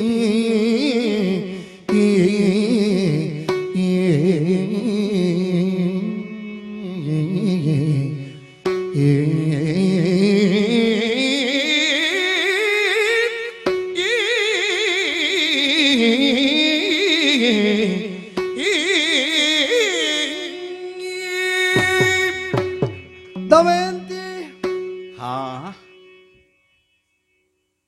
ನಿನ್ನ ಮಾತು ಕೇಳ್ತಾ ಹುಟ್ಟಿದ ಹುಂಕಾರದಿಂದ ಅಡರಿದ ಶನಿ ಹೊರಗೆಸೆಯಲ್ಪಟ್ಟ. ಹಾ, ಅಂದ್ರೆ ಶನಿ ಪ್ರಭಾವದಿಂದ ನಾ ವಿರಹಿತನಾದೆ ಅಂತ. ಸರಿ. ನೆನಪಿದೆಯೇ ಕೊಳದಲ್ಲಿ ನಾವು ಹಾಸಿದ ಕೌಪೀನ? ಹೌದು, ಪಕ್ಷಿಗಳು ಎತ್ತಿ ಮರದ ತುತ್ತ ತುದಿಯನ್ನೇರಿದ ಮೇಲೆ ಹಾ ದಾಳವಾಗಿ ಕೌಪೀನವಾಗಿ ಕಂಡ ಕಾಲದಲ್ಲಿ ಹಾ ನನ್ನ ತಪ್ಪಿಗಿಂತ ನನ್ನನ್ನು ತನ್ನ ಸಂಚಿನಲ್ಲಿ ಹ್ಮ್ ತನ್ನ ನಿಲುಕಿಗೆ ಸಿಲುಕಿಸಿಕೊಳ್ಳುವಂತಹ ವಿಧಿಯ ಹವಣಿಕೆ ಇದು ಅಂತ ತಿಳಿದು ಹ್ಮ್ ಪ್ರವಾಹಕ್ಕೆ ವಿರುದ್ಧವಾದ ಈಜುವಿಕೆ ಶೇಷಾಯುಷ್ಯದ ಬದುಕು ಅಂತ ಅಲ್ಲೇ ಸೂಚನೆ ಕೊಟ್ಟಿದ್ದೆ ನಾನು. ಹೌದು.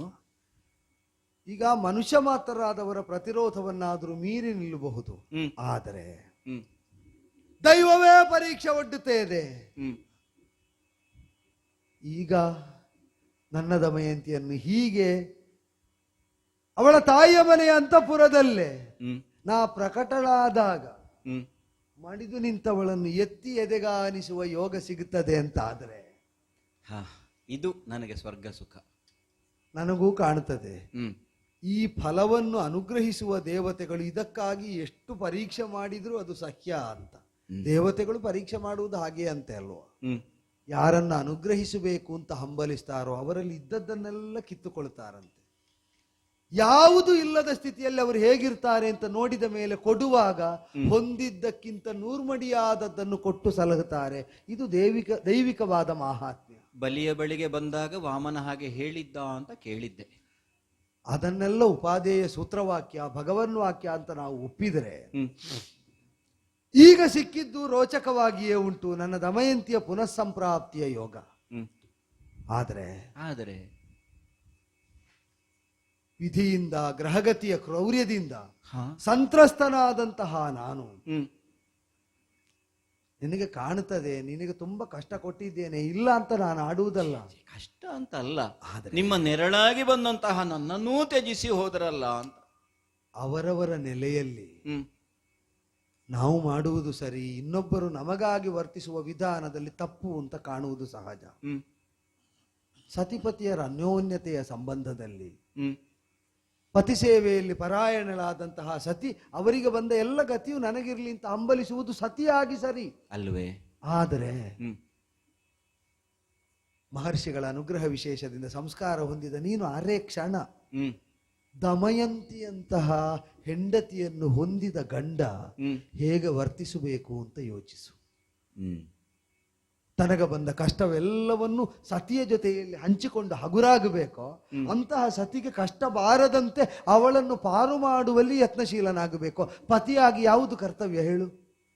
ಹಾ ಹಾ ನಿನಗೆ ಬಿಟ್ಟು ಕಳೆದಂತೆ ಕಾಣ್ತದೆ. ಬಿಟ್ಟು ಕಳೆದದ್ದರಿಂದ ನಾನೇ ಹೊದ್ದುಕೊಳ್ಳುವುದಕ್ಕೆ ಸನ್ನದ್ಧವಾದದ್ದು ನನ್ನ ಕಷ್ಟ ಸಂಕಷ್ಟಗಳ ಹೊದಿಕೆಯನ್ನು. ಬಿರು ಬಿಸಿಲಿಗೆ ನೆರಳಾಗಿ ವೃಕ್ಷವಾಗಿ ಒದಗಬೇಕಾದವನು ಪತಿ. ಅವನೇ ಅದೋ ಶಿರ ಕಡಿಯಲ್ಪಟ್ಟು ಆಶ್ರಿತರಾದವಳ ತಲೆ ಮೇಲೆ ಬಿದ್ದ ಅಂತಾದರೆ ಈಗ ಹೇಗೋ ಆಶ್ರಯಕ್ಕೆ ಬಂದ ಮೇಲೆ ಕೊಟ್ಟದ್ದು ಮರಣ ಆದರೂ ಅದು ಪ್ರಸಾದ ಅಂತ ಸ್ವೀಕರಿಸಬೇಕು ಅಂತ ಹೇಳಲಿಕ್ಕುಂಟು. ಆದ್ದರಿಂದಲೇ ಆಶ್ರಿತರಾದವರನ್ನು ಸಂರಕ್ಷಿಸಬೇಕಾದ ಹೊಣೆ ಹೊತ್ತ ನನಗೆ ನಿನ್ನ ಕಷ್ಟ ಸಂಕಷ್ಟಗಳು ಕಾಣಲಾಗದ ಅಸಹಾಯಕತೆಯಲ್ಲಿ ದೂರನಾದೆ. ದೂರ ಆಗುವುದು ಅಂದರೆ ನಾನು ಬ್ರಾಹ್ಮಣರು ಋತುಪರ್ಣನ ಆಸ್ಥಾನಕ್ಕೆ ಬಂದಾಗ ಹೇಳಿದ ಉತ್ತರ ಇಲ್ಲಿಯ ತನಕ ತಲುಪಿತೋ ಗೊತ್ತಿಲ್ಲ. ತಲುಪಿದೆ. ಬಿಟ್ಟವನನ್ನು ಪತಿ ಅಂತ ಒಪ್ಪುವುದಿದ್ದರೆ ಬಿಟ್ಟದ್ದು ಬಿಟ್ಟ ಹಾಗಲ್ಲ. ಹೌದು. ಅದನ್ನ ಆಡಿದ್ದು ನಿನ್ನ ಮೇಲಿನ ವಿಶ್ವಾಸ ಇಲ್ಲದೆ ಅಂತ ತಿಳಿಯುತ್ಯಾ? ತಂದೆಯ ಮಾತನ್ನು ಮೀರುವ ಮಗ, ಗುರುಗಳು ಹೇಳಿದ್ದನ್ನು ಕೇಳದ ಶಿಷ್ಯ, ಯಾರೂ ಕೂಡ ಆ ಸ್ಥಾನಕ್ಕೆ ಅಯೋಗ್ಯರಾಗುವುದಿಲ್ಲ ಅಂತ ಆಡಿದ್ದೀರಂತೆ. ಆದ್ದರಿಂದಲೇ ಆಯಾ ಸ್ಥಾನದಲ್ಲಿ ವಿವೇಚನೆ ಮಾಡುವಾಗ ಅವಳಿನ್ನೂ ಪತಿ ಅಂತ ತನ್ನ ಬಿಟ್ಟ ಪತಿಯನ್ನು ಸ್ವೀಕರಿಸುವುದು ಹೌದಾದರೆ ಆ ಬಿಡುವಿಕೆ ಎಂಬುದು ತತ್ಕಾಲೀನವಾದದ್ದು ಅಂತ ಸೂಚಿಸಿದೆ. ದೈಹಿಕವಾಗಿ ಭೌತಿಕವಾಗಿ ಅಗಲಿರಬಹುದು, ಆಂತರಂಗಿಕವಾಗಿ ಅಲ್ಲವಲ್ಲ. ಹಾಗೆ ಅಂತ ಶಾಸ್ತ್ರವನ್ನು ಮಾನಿಸಬೇಕಾದ ನನಗೆ ಮೃತನಾದರೂ ನಷ್ಟ ಹೊಂದಿದರೂ ಅನ್ಯ ಪತಿಯನ್ನು ಆಯ್ಕೆಕೊಳ್ಳುವ ಒಬ್ಬ ಆಕೆ ಹೆಣ್ಣಿನ ಅಧಿಕಾರವನ್ನು ನಾನು ಇಲ್ಲ ಅಲ್ಲ ಅಂತ ಆಡುವುದಕ್ಕುಂಟೆ. ತನ್ನ ಪಾಲಿಗೆ ನಷ್ಟ ಹೊಂದಿದ ಪತಿಯಿಂದಲಾಗಿ ಅನ್ಯ ಪತಿಯನ್ನು ಹೊಂದುವುದಕ್ಕೆ ಪುನಃಸ್ವಯಂವರವಾದರೆ ನನ್ನ ಕುರೂಪ ನನಗೇ ಶಾಶ್ವತವಾಗಲಿ ಅಂತಿತ್ತು. ಯಾಕೆ ಅಂದರೆ ದಮಯಂತಿಗಿಂತ ಭಿನ್ನವಾಗಿ ನಳನಿಗೊಂದು ಸ್ವರೂಪವೇ ಇಲ್ಲ. ರೂಪವೇ ಇಲ್ಲ. ಆದ್ದರಿಂದಲೇ ಸ್ವರೂಪ ಪ್ರಕಟಣೆ ಆಗುವುದಿದ್ದರೆ ವಾಮಭಾಗದಲ್ಲಿ ದಮಯಂತಿ ಇದ್ದು, ಕಲಿದೋಷದಿಂದ ನಾನು ವಿದೂರನಾಗಿ ಮಿತ್ರನಾದ ಋತುಪರ್ಣನಿಂದ ಉಪಕೃತನಾದ ಮೇಲೂ ಕೂಡ ಕುರೂಪವನ್ನೇ ಹೊದ್ದಿದ್ದೆ. ಯಾಕೆ? ಸ್ವರೂಪಕ್ಕೆ ಸೌಂದರ್ಯ ಬರುವುದು ಅಂಗೋಪಾಂಗಗಳ ಸಮನ್ವಯದಿಂದಲ್ಲ, ನಮ್ಮದ್ದಾದ ಸಮನ್ವಯದಿಂದ ಅಲ್ಲವೇ? ಆದ್ದರಿಂದಲೇ ನಳನ ಸ್ವರೂಪವನ್ನು ಲೋಕ ಕಾಣುವುದಿದ್ದರೆ ದಮಯಂತಿಯ ಜೊತೆಯಲ್ಲಿ, ದಮಯಂತಿಗಿಂತ ವಿರಹಿತನಾದ ನಳನನ್ನು ಲೋಕ ನೋಡುವುದಕ್ಕಿಲ್ಲ ಎಂಬ ಸಂಕಲ್ಪದಿಂದ ನಿಂತರೆ ನಳನನ್ನು ಬಿಟ್ಟ ದಾಂಪತ್ಯಕ್ಕಿಂತ ಮರಣ ಲೇಸು ಅಂತ ನೀನು ಪಾದ ಮೂಲಕ್ಕೆ ಶಿರಚಚ್ಚಿಕೊಳ್ಳುವುದಕ್ಕೆ ಹೊರಟ. ಪ್ರಭು, ನೀವು ಅಲ್ಲಿದ್ದೀರಿ ಅಂತ ತಿಳಿದೇ ನಿನ್ನೆ ದಿನವೇ ನಿಮಗೆ ಸಿಗಬೇಕು ಅಂತ ನಾವು ಪತ್ರವನ್ನು ಕಳುಹಿಸುದು. ನೀವು ಬಂದೇ ಬರ್ತೀರಿ ಅನ್ನುವ ವಿಶ್ವಾಸದಿಂದ. ಅದನ್ನು ನಾವು ಊಹಿಸಬಲ್ಲೆ ತರ್ಕದ ಬಲದಿಂದ. ಆಗಲೇ ಆಗಬೇಕಾದದ್ದೆಲ್ಲ ಒಳ್ಳೆಯದೇ ಆಯಿತು. ತಪ್ಪಿದ್ದೇನೋ ಅಂತ ನಾನು ಆತ್ಮನಿರೀಕ್ಷಣೆ ಮಾಡಿಕೊಳ್ಳುವಾಗ ಒಂದು ಧೈರ್ಯ ನನಗೆ ಒದಗುತ್ತದೆ. ಏನು? ಸುಧರ್ಮಾಧಿಪತಿ ಪಥಗತಿ ಅಬಾಧಿತವಾಗುವಂತೆ ಧರ್ಮಾಧಿಪತಿಯಾದ ಯಮ ಧರ್ಮದ ಪರಮಗತಿ ಪ್ರಾಪ್ತವಾಗುವಂತೆ ಮಾಡಿದ ಅನುಗ್ರಹ ಸತ್ಯ ಅಂತಾದರೆ ದಮಯಂತಿ ಬದುಕು ನಮ್ಮನ್ನು ಆಡಿಸಿತು ಬಿಟ್ರೆ ಬದುಕಿನಲ್ಲಿ ನಾವು ಆಡಿದ ಕ್ರಮ ತಪ್ಪಲಿಲ್ಲ ಅಂತ. ಸರಿ, ಈಗ ತಪ್ಪಿದ್ದೇ ಹೌದಾದ್ರೆ ಆ ದೇವತೆಗಳ ವರ ತಪ್ಪಿದಾಗಲ್ವೋ? ಅಲ್ವೇ? ನನ್ನ ಪಥ ಅಬಾಧಿತವಾಗಲಿ ಎಂಬ ಇಂದ್ರನ ವರದಿಂದ ನಾನು ನಡೆದ ಮಾರ್ಗ ತಪ್ಪುಂತಾಗುತ್ತದ? ಇಲ್ಲ. ನನಗೆ ಧರ್ಮದ ಪರಮಗತಿ ಸಿದ್ಧಿಸಲಿ ಎಂಬ ಯಮನ ವರ ಸತ್ಯ ಅಂತ ಆದರೆ ನಾನು ಅಧರ್ಮಚಾರಿಯಾಗಿ ಸತಿಯನ್ನು ಬಿಟ್ಟೆ ಅಂತ ಆಗುತ್ತದ? ದೇವವಾಣಿಯೇ ಸುಳ್ಳು ಅಂತ ಆಗ್ತದೆ. ಹಾಗಾದ್ರೆ ದೇವ ಮನೋರಥಕ್ಕನುಗುಣವಾಗಿಯೇ ನಾವು ವರ್ತಿಸಿದ್ದರಿಂದ ಎಷ್ಟು ದೂರ ಇದ್ದರು, ಎಲ್ಲಿಯ ಅಯೋಧ್ಯೆ, ಎಲ್ಲಿಯ ಕುಂಡಿನಾಪುರ, ಎಲ್ಲಿಯ ನಿಷಧ, ಹೌದು, ಇಲ್ಲಿ ಹೀಗೆ ಸಂಗಮಿಸುವಂತಾಯಿತು. ಕಲ್ಯಾಣ ಪಥ ಬದುಕಿನಲ್ಲಿ ನಮ್ಮದಾಗಬೇಕು ಅಂತ ಆದರೆ ಕಲ್ಯಾಣ ಕಾಮನೆಯನ್ನೇ ನಾವು ಸದಾ ಪೋಷಿಸ್ತಾ ಬರಬೇಕು. ನಾವು ಒಳಗಿನಿಂದ ಕೆಟ್ಟದ್ದನ್ನು ಹೊಂದಿ ಒಳಿತನ್ನು ಫಲವಾಗಿ ಹಂಬಲಿಸಿದರೆ ಅದು ಬೇವನ್ನು ನೆಟ್ಟವನು ಸಿಹಿಯನ್ನು ಪ್ರತೀಕ್ಷಿಸಿದ ಹಾಗೆ ಆಗಲ್ಲವೇ?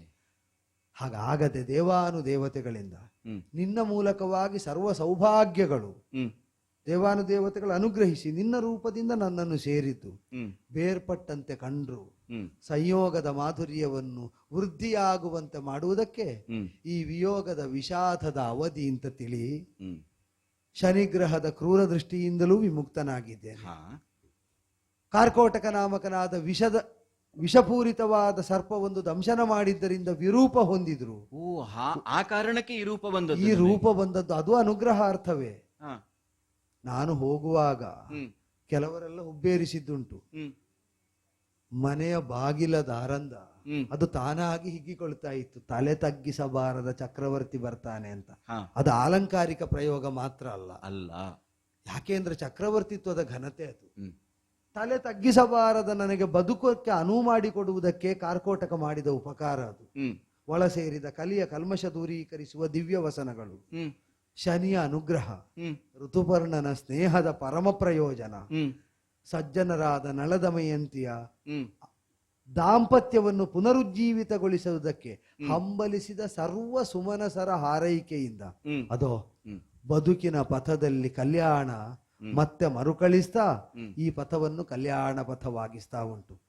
ಬೇಸರ ನೀಗಿತಲ್ಲ ಪ್ರಭು, ಓ ಈ ರೂಪ ಬೇಡ ಅಂತಲ್ಲ, ಹಾಗಾದ್ರೆ ಮರಳಿ ನಿಮ್ಮ ಮೊದಲಿನ ಸುಂದರ ರೂಪವನ್ನು ನೋಡಬೇಕು ಅನ್ನೋ ಅಪೇಕ್ಷೆ ನನಗಿದ್ರದು ತಪ್ಪಲ್ವಲ್ಲ? ಆ ಸ್ವರೂಪವೇ ಸತತವಾಗಿ ಸಂತತ ಸಹಚಾರಿಯಾಗಿ ಒದಗುವುದಕ್ಕುಂಟು. ಹ್ಮ್. ಅದೇ ರೂಪವನ್ನೇ ಇದೋ ಶನಿ ವಿದೂರನಾದ ಕಲಿವಿದೂರನಾದ ನಾ ಪ್ರಕಟಿಸ್ತಾ ಇದ್ದೇನೆ. ಆ ರೂಪದಲ್ಲೇ ನನ್ನ ದಮಯಂತಿಯನ್ನು ಹೊಂದಿಕೊಳ್ಳುತ್ತೇನೆ. ಅದೇತು.